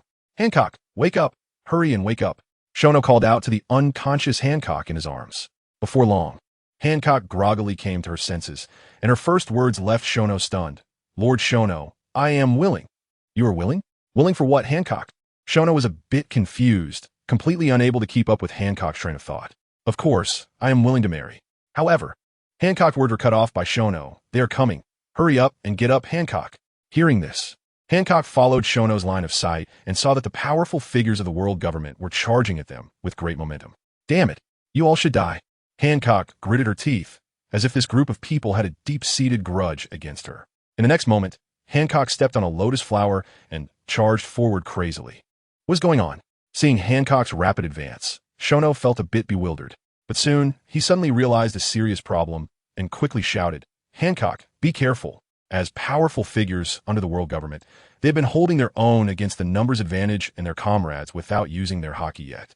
Now, these world government powerful figures had all revealed their ultimate trump cards to enhance themselves, and Hancock, in a panic, was likely to suffer losses. Be careful of what? Although Hancock heard Shono's warning, she was already airborne, her snow-white long legs kicking out fiercely. Keek, hot and foolish little beauty. Let this king take good care of you. Seeing Hancock charging out alone, the young ancient king suddenly accelerated and stepped forward. His right hand curled into a claw, black and red lightning coiling around it, directly reaching for Hancock's kicking snow-white long leg. Seeking death. Hearing this person's words, Shono, who had no intention of making a move, felt a chill in his eyes, and his anger inexplicably surged. In his eyes, these world government powerful figures were just the upgrade nutrients for his comrades. But this person had a foul mouth. In the next moment, a golden long spear appeared out of thin air and was swiftly thrown by Shono with all his might. Whoosh! With a light sound, the void trembled, and the spear vanished in an instant. Not far away, as Hancock's kick drew closer, the unusual expression in the young ancient king's eyes grew stronger. A little closer, what a perfect jade leg, this is top tier. However, before the young ancient king could finish his fantasy, a strong aura of death suddenly changed his complexion, and he screamed, "Not good!" In the blink of an eye, the young ancient king had no time to make any other moves and could only cross his arms over his chest. But all of this was in vain. In the terrified gaze of the young ancient king, a golden long spear seemed to appear out of thin air and then abruptly disappeared. The only evidence of the spear's existence was his painfully throbbing heart and the terrified gazes of those behind him. Even observation haki couldn't predict this. How could this be? This time, he still did not finish his words before being fiercely kicked by Hancock in anger. Bang! Ugh! The shrill scream lasted only a moment before abruptly stopping. Damn it! Watching his colleague turn to stone without any life, the ancient kings all came to a halt, their expressions becoming extremely serious. That golden light was too fast, so fast that even observation haki could not predict it. It was simply indefensible. With this lesson learned, the vast battlefield fell into an eerie silence. Not far away, Shono saw this scene, and a faint smile slowly appeared on his lips as he said, "Aren't you going to make a move?" Chapter 293, The Great Explosion King Crow. Make a decision quickly. What should we do? The situation was at a standstill, and the ancient kings found themselves in a dilemma, hoping that the venerable elder would make a decision. However, at this moment, King Crow was also in a difficult position. Asking him to make a decision? Don't joke around. If he ordered everyone to retreat, he would undoubtedly die. But if he led the charge, that elusive golden light would make it difficult for him to move forward. Damn it, what should we do? Seeing that King Crow was unable to make up his mind, several ancient kings looked back at the flagship for help. In the next second, a cold voice rang out, instantly delighting all the kings. "Leave this little brat to me, and the rest of you deal with the others. As you command, your majesty." The ancient kings responded in unison. As long as they did not face that strange little brat, with their current strength and numerical advantage, dealing with the other apostles would be a piece of cake. To single me out and surround my comrades to kill them? What a bold claim. Shono laughed instead of getting angry, then suddenly raised his hand and pointed forward, shouting, "Apocalypse!" At the moment his voice fell, a golden little sun rose slowly. Under the illumination of the golden light, the breath of the apostles surged like a volcanic eruption. Not good. Everyone act quickly. The dignified elder saw this and swung his long knife, initiating the attack first. Conqueror's haki, wrap blade draw slash. The fierce blade light, entwined with dark purple thunder, ruthlessly swept towards Hancock. As the slash approached, Hancock stood ready, while Shono beside her narrowed his eyes, gazing with interest at the flagship not far away, murmuring, "Have my aura locked onto me. How interesting. But if you think you can limit me and surround my companions to kill them, that is too naive. With the Sun IVE released now, I don't even know how much it can amplify. That damn old man. Does he really think I'm a soft persimmon?" Armament broken fist. With a punch thrown, a thick layer of armament color covered the Queen Bess's glory fist, and the force of the punch was as if the earth was shattering. A crisp crack sounded. The dark purple blade light collided with the pitch-black fist and instantly shattered. The dignified elder's pupils shrank sharply, and he exclaimed, "Damn it! What kind of ability does that little brat have to amplify other strength to such a terrifying level?" It's simply unbelievable. Don't just stand there, King Kuro. This strange amplification must have a time limit and a cap. If we all attack together, we can definitely kill the opponent. You're right. Hearing this, King Kuro's eyes ignited with fierce flames. He firmly believed that borrowed power was ultimately a paper tiger. Only having solid strength is the true path of kings. Conqueror's Haki wrapped ghostly flash. As King Kuro unleashed his killing move first, the other ancient kings also did not fall behind. Conqueror's Haki wrapped heavenly strike. Conqueror's Haki wrapped spirit-slaying evil claw. Conqueror's Haki wrapped comet impact. In an instant, terrifying attacks wrapped in Conqueror's Haki converged into a torrent, ruthlessly swallowing toward Hancock. Damn it, I can't block this attack. Seeing this, Hancock's mind raced. But the next moment, a furious shout suddenly calmed Hancock's heart. You think no one will come to help me, an apostle? As the voice fell, Zephyr and the other apostles landed beside Hancock. Seeing this scene, Shono flapped his light wings behind him and hovered in the sky. At this moment, Shono feared that it would harm his companions. And it was also constantly on guard against Shono attacking the ancient kings. Only by maintaining a suitable distance could both sides have some buffer space. As Shono moved away, the other apostles also unleashed their powerful moves. 500 million volts, thunder, God angry thunder arbitration. Thought Emperor rotating skybreak. Absolute zero eternal sin ice prison. Chasing the moon with flying flowers.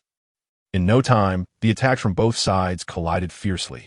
Boom! The intense explosion sounded one after another, and the terrifying energy fluctuations were soul-stirring. At the center of the collision, a massive multicolored energy sphere was rapidly compressing, expanding, compressing, and expanding. Withdraw! Withdraw! Upon seeing this scene, both sides narrowed their pupils and swiftly retreated. Soon, when the energy sphere expanded to its limit, it burst apart with a roar. Boom! The loud sound shook the heavens. In an instant, the space shattered and the sea was overturned. Immediately, a nearly 10,000-meter-high red mushroom cloud slowly rose, dyeing the world blood red. Everyone, you go first. Feeling the terrifying shockwave rapidly approaching from behind, and knowing she couldn't escape, Robin stopped to buy time for her companions. Go, hurry up and leave. There's no need for you to stay behind. Zephyr's figure flashed and appeared beside Robin, tossing her away. Zephyr-sensei, ignoring the heartfelt call from behind. Zephyr stared solemnly at the impending energy shockwave. Undoubtedly, even with his current strength, directly resisting such a terrifying impact would be a near-death experience. At that moment, numerous scenes flashed through Zephyr's mind like a revolving lantern, and in the end, all the images converged into a light sigh. What a long and unremarkable life it has been. But just then, Kazan's voice suddenly rang out behind Zephyr. Damn it, Zephyr-sensei.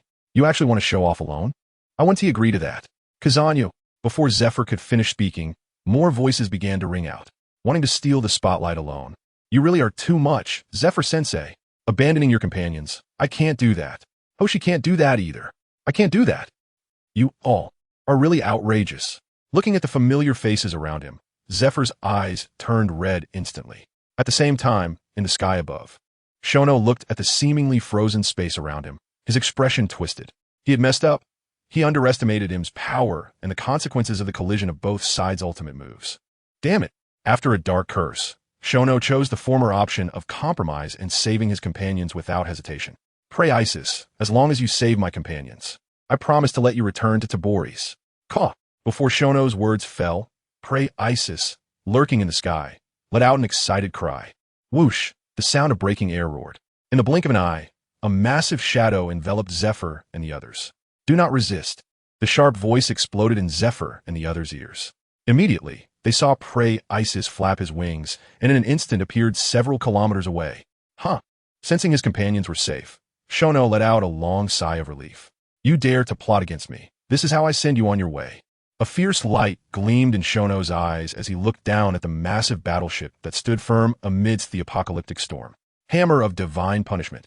With one hammer swing, the frozen space shattered inch by inch. Chapter 294. The ultimate boss appears. As soon as the frozen space shattered, a terrifying heat wave mixed with energy gusts rushed towards him. Holy Light Guardian. Shono casually put 3 shields around himself. Then, an even denser golden holy light rapidly gathered in his right hand. Conqueror's Haki wrapped holy spear. The dazzling golden spear in his hand was hurled with all his might, aimed directly at the warship where M was located. Oof. As the dazzling golden spear approached, a cold snort echoed again. Unlike the previous emotionless sound, this cold snort now contained anger. As the sound transmitted, the flying, dazzling golden spear strangely halted in midair, then exploded with a loud bang. Seeing this, Shono frowned. To be honest, such a strange ability was something he had never heard of throughout the entire anime. Little brat, serve under me, and I one T kill you, and I will grant you eternal life. What do you think? Upon hearing this, Shono was momentarily stunned, then instinctively looked at the fire sea below. After the catastrophic explosion that seemed to annihilate the world, the powerful figures of the world government had already vanished. Their fates unknown. What use is eternal life if you are to be your subordinate? You still have to die. Besides, if I wanted to be immortal, why would I need to rely on you? Insolence. What Xiao Nuo said instantly ignited him's rage. In the next moment, an extremely terrifying aura erupted violently from the flagship of the world government. As this aura spread, the raging sea calmed, the apocalyptic winds dissipated, and the intense heat fell silent. Truly the ultimate boss, this entrance is simply explosive. Watching the figure slowly rise from the flagship, Xiao Nuo couldn't help but click his tongue in amazement. Soon, when the figure ascended to a height above Xiao Nuo's, it finally stopped. Then, amidst Xiao Nuo's astonished gaze, the figure slowly sat down in midair. At the same time, a massive illusory throne appeared behind the figure. After doing all this, the figure suddenly raised its head. In an instant, their eyes met. At that moment, Xiao Nuo finally saw the appearance of the other party, which was almost identical to that in the anime. He saw that the figure was dressed in a long black robe, wearing a black veil, topped with a towering triangular crown, and a pair of blood-red eyes with a wave-like pattern, which were particularly captivating. Thus, the ultimate boss of the pirate world, M, officially made his appearance. One eerie power. Just a glance made Xiao Nuo quickly avert his gaze, as that pair of blood-red pupils gave him a sense of involuntary submission. Since you are unwilling to submit, then you shall die. Before the words fell, M suddenly extended his right arm, fingers closing in a gripping motion. Feeling the surrounding space rapidly contract, Xiao Nuo's expression changed slightly. Is this a space-type devil fruit ability? How rare. Saying this, Xiao Nuo's eyes glimmered with golden light, and the hammer of divine punishment reappeared. No matter how flashy you are, I will break through it with sheer force. Shatter for me. With a swing of the hammer, dazzling golden lightning surrounded it. With a sharp crack, the space around Xiao Nuo instantly shattered like glass. Seeing this, M's eyes showed no fluctuation, and his long sleeves waved silently. Whoosh, whoosh, whoosh. In an instant, countless sounds of blades slicing through the air erupted. Such a little trick, don't bring it out. However, before Xiao Nuo could finish his sentence, his pupils suddenly constricted. He saw blades resembling shurikens, but without handles bizarrely piercing through the barrier of the hammer of divine punishment, shooting directly at his chest. Crack, crack, crack. The blades rained down like a storm. In an instant, 3 layers of holy light protection were shattered down to 2. Damn! What kind of ability is this? Xiao Nuo's figure flickered urgently, but no matter how he dodged, these blades seemed to follow him like a curse. Penetrating, tracking, and with the earlier manipulation of space, could it be that M is also a multi-fruit user? Just as Xiao Nuo was speculating. A confident smile slowly formed at the corner of M's mouth beneath the black veil. A smile of someone in complete control. The next attack will be very interesting. Murmuring, M slowly raised both arms. His left arm surged with a tumultuous blue light, crackling with sounds. His right arm billowed with thick smoke, and scorching magma dripped continuously. At that moment, if Zifa and Sakazuki were to witness this scene, they would undoubtedly be dumbfounded. For this was the power of the natural system thunder fruit and natural system magma fruit. Go! With a wave of his hands, deep blue lightning columns and crimson magma columns transformed into 200-meter-long furious dragons, charging straight at Xiao Nuo. Thunder, lava. The dual dragons attacking from behind made Xiao Nuo unable to stop cursing. Wasn't it said that a person can only eat one devil fruit? Even if Blackbeard's situation was special, he only displayed 3 abilities. And this him, counting the initial space manipulation, plus the penetrating and tracking weapons, now with thunder and lava, has already shown 5 abilities, simply inhuman. No, it must be a quick battle. Determined, Xiao Nuo immediately stopped his movements and shouted, "Wings of Faith Judgment." In the next moment, a 6-winged holy seraphim, hundreds of meters high, suddenly appeared behind Xiao Nuo, with 15 massive holy light spears surrounding him. Let you chase me. All of you will turn to dust. As he spoke, Xiao Nuo pointed with his hand, and a holy light spear shot out at high speed. Boom! The light spear exploded, and countless blades turned to dust. Immediately, Xiao Nuo raised his hand again, and another holy light spear flew out, smashing the 2 elemental dragons to pieces. Only you were left. This time, Xiao Nuo showed no hesitation and shot all the remaining 13 holy light spears towards him. As the attack came, remained calm, raising both hands with his middle and index fingers overlapping. Seeing this peculiar posture, Xiao Nuo's mouth twitched violently. If he remembered correctly, this was the starting pose for the Paramecia barrier fruit. The next second, his guess was confirmed. With a light hum, a massive protective barrier, blocking the sky and sun, suddenly appeared in front of him. Boom, boom, boom. The holy light spears continued to explode, creating immense shockwaves. Soon, as the shockwaves dissipated, sunlight reflected off the barrier, creating beams of white light. Seeing the scene, Xiao Nuo gasped. A holy light spear that could easily destroy a large island.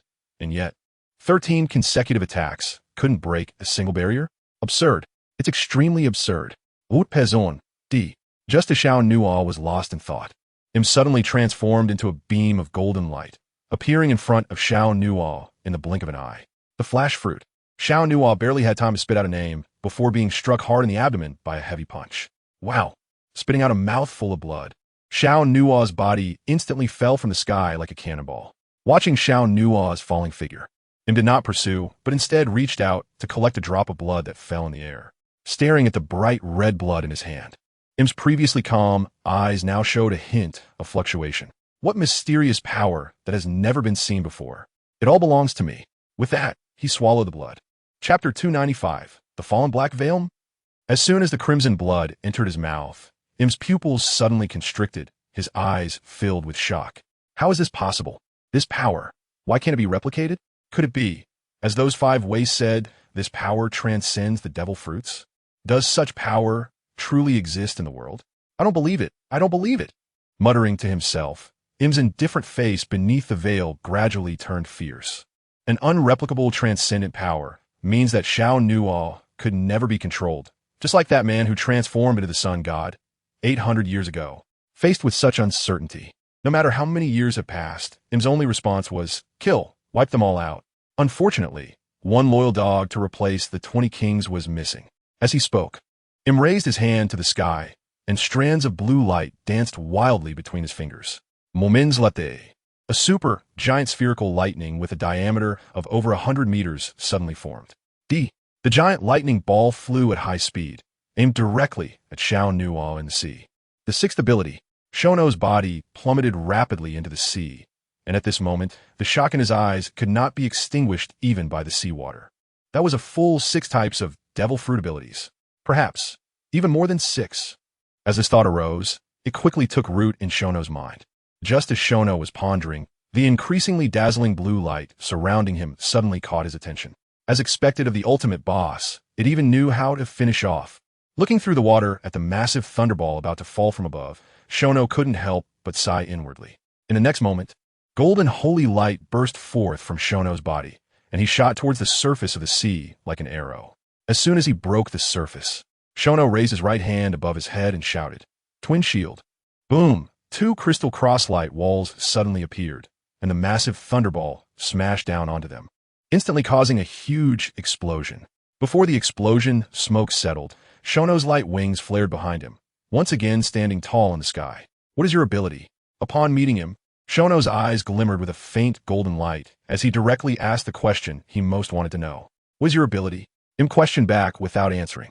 Clearly, while Shono was interested in Im's ability, I was equally interested in his. My ability, Shono dragged out his words, but did not reveal the answer for a long time. Of course, Shono could not tell him the answer. The reason was that Prey Isis was still within the range of his observation hockey. To be safe, he had to wait until Prey Isis completely lost track before he could confidently unleash his 3rd awakening active skill. Yes, the 3rd awakening active skill, Life's Ode Divine Might. This terrifying skill that steps into the realm of gods and enacts their will. Shono did not know how wide its impact range was. He could only delay for a while. Facing him, Since the second awakening was useless, he would use the third awakening to determine the outcome. Little brat, are you stalling for time?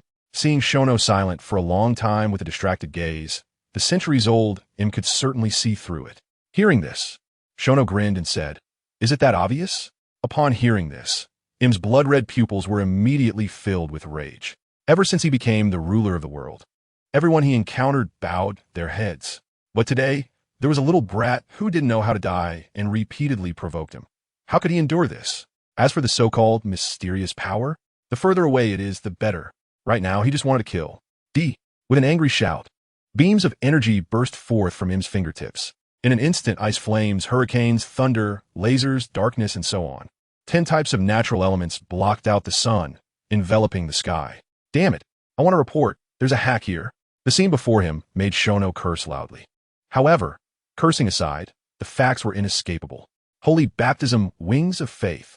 The support type, second awakening active skill, took the lead. Immediately, Shono rapidly stacked passive layers. Guardian Badge, Celestial Melody.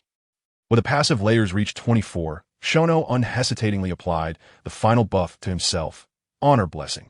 Not enough. Feeling an unprecedented explosive power in his stamina, Shono was still not satisfied and suddenly raised his hand, shouting, "Apocalypse," as the golden apocalypse orb slowly rose. At that moment, Shono felt as if he could break the sea with a single punch. Divine Punishment Hammer, Heavenly Fury. The golden giant hammer was raised above Shono's head and slammed down towards the incoming elemental wave. Boom! With a single strike, a deafening sound echoed. In an instant, the elemental wave composed of 10 elements shattered, turning into colorful dots of light that floated between heaven and earth. This scene instantly caused Im's breath to catch. He never expected that Shono's sudden outburst could shatter his enraged attack. When coming and going is not polite, take this hammer. With a fierce flap of his light wings, Shono swung the hammer towards Im's face. Oomph. Upon hearing this, Im let out a disdainful snort. So what if he shattered his attack? Don't forget, he still possessed the so-called absolute defense, the superhuman barrier fruit. Once again crossing his fingers, a translucent barrier instantly appeared in front of him. Bang! A muffled sound echoed. Under the heavy hammer, the translucent barrier only trembled slightly and remained entirely intact. Such a ridiculous attack. Ridiculous, huh? Then let me give you something to laugh about. As he spoke, Shono seemed to go mad, swinging the divine punishment hammer without any method. Bang, bang, bang, bang for a while. The entire world was filled with the dull sound of smashing. 1 minute, 2 minutes, 5 minutes. When 10 minutes quietly passed, Im's face hidden beneath the black veil was filled with mockery. Foolish little brat, have you smashed enough? Before the last word could escape, a subtle cracking sound instantly changed Im's expression. This was impossible. In my eyes, nothing is impossible. Break for me. Another heavy hammer struck down, and the so-called absolute defense, superhuman barrier fruit, shattered with a loud bang. Get lost. Shattering the barrier, Shono's divine punishment hammer continued its momentum, smashing hard against Im's face. Bang! In an instant, the high and mighty fell like a shooting star. Refreshing. So refreshing. After more than 10 minutes of intense hammering, Shono could not suppress his emotions and let out a loud roar. Damn it, you should die. Before Shono could enjoy his victory for long, a piercing roar suddenly rang out. Following the sound, Shono looked over to see I'm now disheveled. The black veil that once concealed her face had completely disappeared. Upon closer inspection, Shono was instantly stunned. The ruler of the pirate world for 800 years, Im, turned out to be a woman. Chapter 296 Im, the Queen. You're actually a woman? What?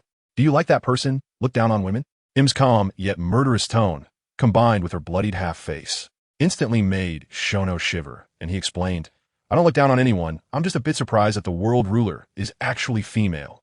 As he spoke, Shono changed the subject, pondering, that person, who is it? How could they have said the same thing to me? Oomph. Im let out a cold snort, clearly unwilling to answer Shono's question. During this brief exchange, Im's grotesque half-face miraculously returned to normal. Seeing this, Shono twitched the corner of his mouth and asked, How many devil fruits did you eat? Want to know? Then merge with me. Dimensional slash. As soon as the words fell, Im raised her right arm. However, Shono was faster than him. Whoosh! A flash of golden light. Im's raised right arm was instantly pierced by a golden spear. Damn it! Im covered her right arm, her beautiful face twisted in anger, highlighted by her blood-red eyes, giving off an indescribable fierce aura. So what if you're faster than me? Unfortunately, you can't kill me. As she spoke, Im's pierced right arm began to heal at a visible speed. But in the next moment, a few golden rays suddenly magnified in Im's eyes. Damn it! Im cursed under her breath and had to dodge quickly. However, there were too many golden rays, and with the external force breaking the barrier causing a backlash, it was impossible for Im to evade all the attacks. Whoosh, whoosh, whoosh. After a series of piercing sounds, scarlet blood flowers fell from the sky once again. Who dares to say they are immortal? Do you think I don't understand the law of conservation of energy?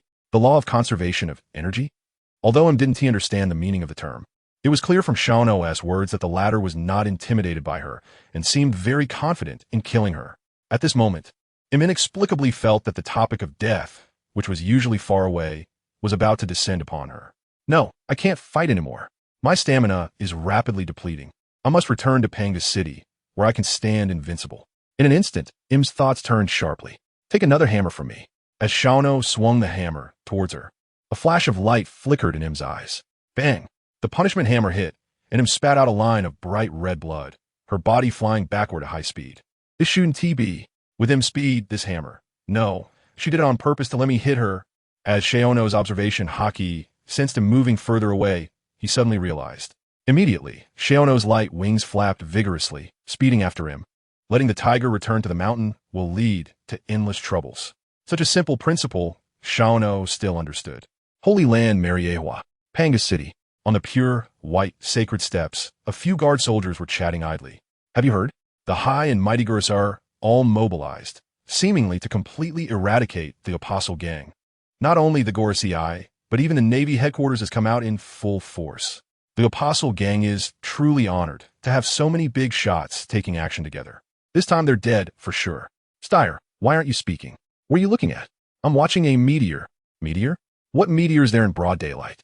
The others looked up and saw a dark spot carrying a long white flame cloud, swiftly approaching the sacred steps. Not good. Get out of the way. The voice was frantic, and the other soldiers' faces changed dramatically as they hurriedly fled. Boom! A huge sound echoed, and dust filled the air. The massive Panga city trembled slightly under this impact. Cough, cough, cough. Is everyone okay? Cough, cough, I'm fine. Coughing sounds continued as a few soldiers who avoided the impact stood up shakily, exchanged glances, tightened their spears, and walked towards the meteor landing point in unison.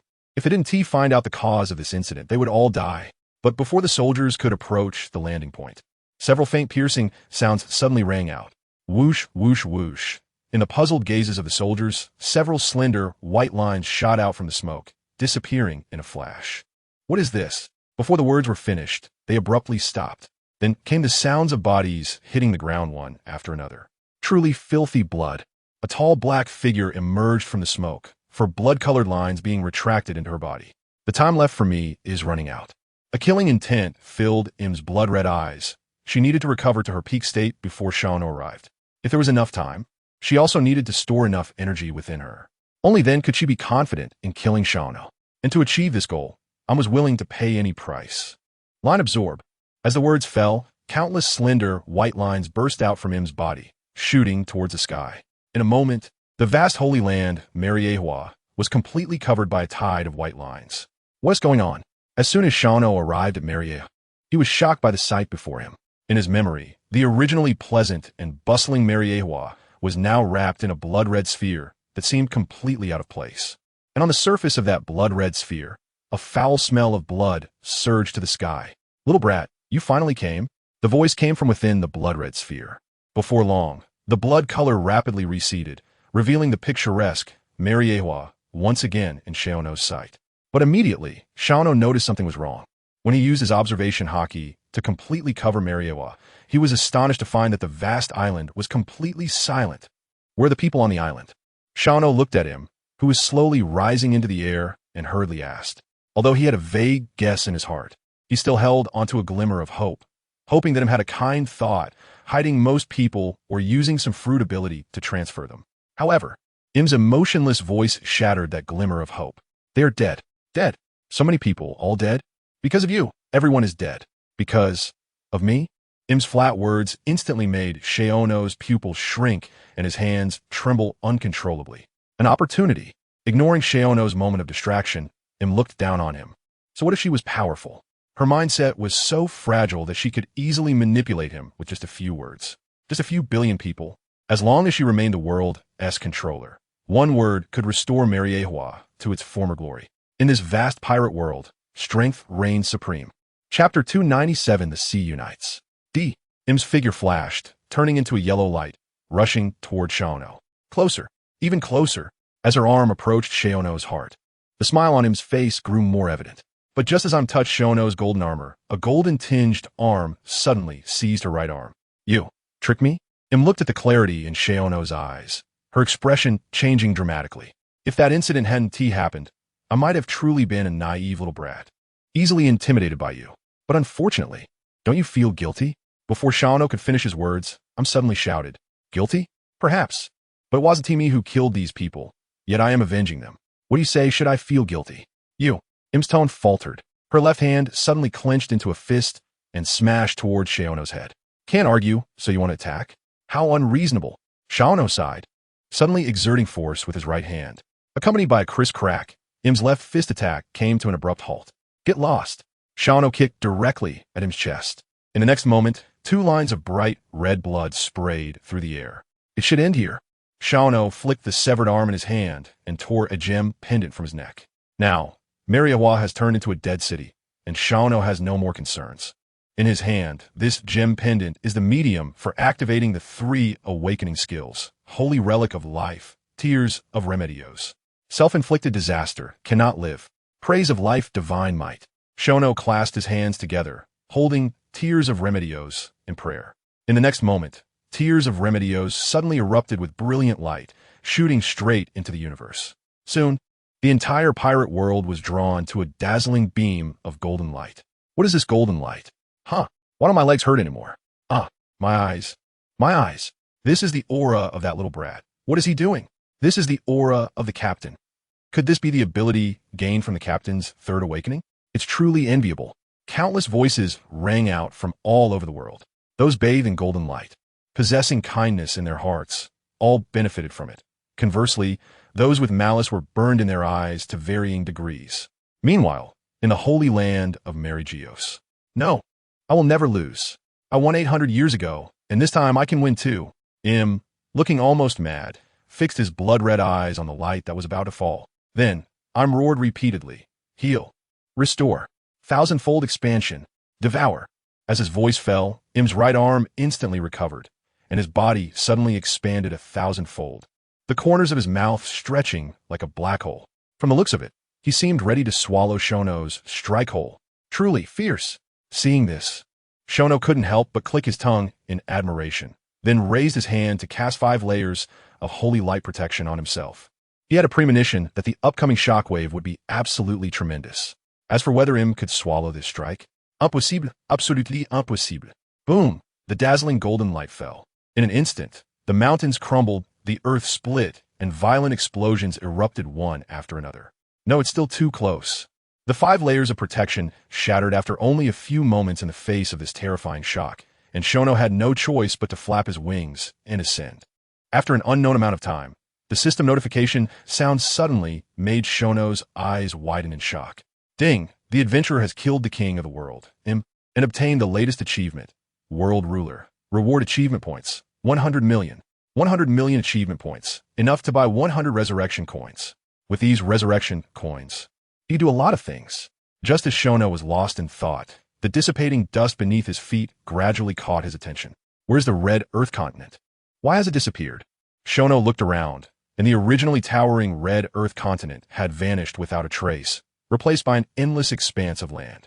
On this vast land, enormous ravines crisscrossed, and the waters of the 4 seas quietly merged with those of the New World. Is this the unification of the seas? Looking at the scene before him, Xiao muttered in shock. After a moment, Xiao slowly regained his senses and turned his gaze to the center of the land. There, a massive treasure chest gleaming with fluorescence awaited. In a flash, Xiao appeared beside the chest, and when he opened it, the system notification sound instantly enlightened him. Ding! Congratulations, adventurer, for opening the loot chest and obtaining the mysterious item, Paramecia Copy Fruit. Ding! Congratulations, adventurer, for opening the loot chest and obtaining top-level observation hockey endowment card 1. Ding! Congratulations, adventurer, for opening the loot chest and obtaining top-level armament hockey endowment card. 1. Ding. Congratulations, adventurer, for opening the loot chest and obtaining top-level conqueror's hockey endowment card. 1. So that's it. It's a copy. At that moment, Shono finally understood why had so many fruit abilities. Undoubtedly, it was all because of this extremely special Paramecia devil fruit in his hand. Caw! Just as Shono stored all the loot in the system space, a sharp cry suddenly rang through the sky. The next second, a fierce wind rose, and a massive shadow suddenly enveloped Shono. I will not go back on my promise to you. I will let you return to Taboros soon. As Shono's voice fell, Prey Isis loosened his tightly clenched claws, and dozens of figures scattered. Captain, little no, Lord Shono. Looking at the companions in the sky, a smile slowly appeared on Shono's face. Little no, that terrifying aura you released not long ago was your 3 awakening skill, right? What about that strong one from the world government? Also, are you hurt? Where is this? As soon as they landed, Zifa asked several key questions in succession. Hearing this, the companions' gazes all turned to Shono, eagerly awaiting answers. Shono smiled helplessly and said, I am not injured, and that strong one was killed by my 3 awakening skill. As for where this is, Instructor Zifa, why don't you take a guess? Upon hearing that Shono was unharmed and had killed that strong one, Zifa breathed a sigh of relief and turned to survey the surroundings. Not only Zifa, but the other companions also curiously observed the area. The red soil covering the land, the remnants of buildings that seemed somewhat familiar, the gentle sea breeze. Before long, an answer that sent shivers down Zifa's spine arose. Little no, this wouldn't be the Red Earth Continent, would it? The Red Earth Continent. Zifa's words instantly stunned everyone. They could hardly believe that the originally towering Red Earth Continent had now turned into a low, wide land. To verify, everyone's gaze focused on Shono once again. That's right, this is the Red Earth Continent. Shono's answer instantly stirred everyone's spirits. Zifa, Kazan, and Yuseo sat down on the ground in shock, their hearts heavy with grief. Seeing this, Shono, after a moment of shock, quickly explained, I didn't kill a single innocent. It was all that strong one from the world government. He then detailed everything that had happened. After listening, the expressions of Zifa and the others gradually returned to their former selves. If Shono had indeed raised his sword against civilians, their sense of justice would undoubtedly drive them to oppose him. Chapter 298, Peace and a New Journey, final chapter, 3 months later. An incredibly prosperous and massive architectural complex was rebuilt on the ruins of the former Red Earth Continent. In this complex, various strange races were frequently seen. Even the rare merfolk of here could still be glimpsed. An atmosphere of peace filled every town. Above this continent, a floating island inspired longing in countless hearts, all thanks to the peace bestowed by the island's master. Adventure Island. In the large training square, over 100 people stood scattered about. These 100 individuals encompassed almost all the high-ranking members of the 3 major forces in the pirate world today: the Adventurers Guild, the Navy, and the Revolutionary Army, along with a few reformed pirates. Are you really going to adventure in that other world? Carp, holding a rice cracker, casually asked the person beside him. Oh man, now that the world is at peace and I have found a successor, it's time to embark on a new adventure. The speaker is none other than the Supreme Commander of the Revolutionary Army, Monkey D. Long. Conversations like this between the father and son continue to echo in the training square. Sakazuki, I didn't expect you to be here too. If you, Borisolino, can come, why can't I? Yo, don't be angry. After going to another world, who knows, we might form an alliance. Lingling, I didn't expect that at our age, we could still embark on a journey. Mama, Newgate, don't be in such a hurry to die. There are items in the other world that can extend life or even resurrect the dead.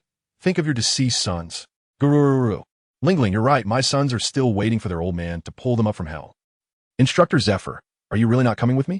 I'm too old for this, and besides, this rare piece needs someone to maintain it.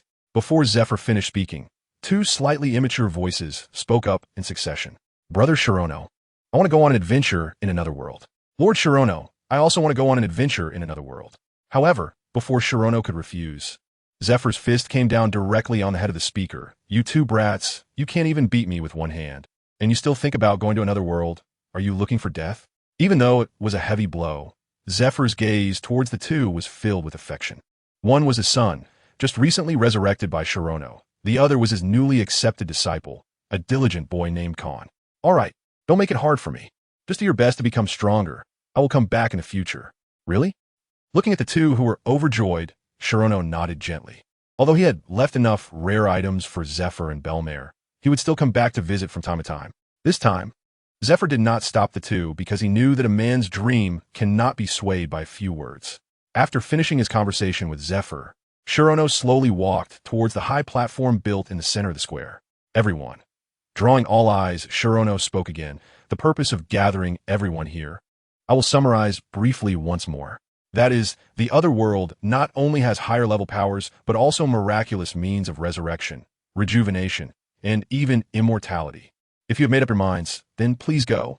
After saying this, Shirono took out the Gate of Time and Space from the system item bar and selected a Arad continent among many universe worlds. Ha ha ha ha. A new adventure, I'm coming. Without saying a word, Kid dove headfirst into the dark space vortex. Seeing this, Ace was not willing to fall behind.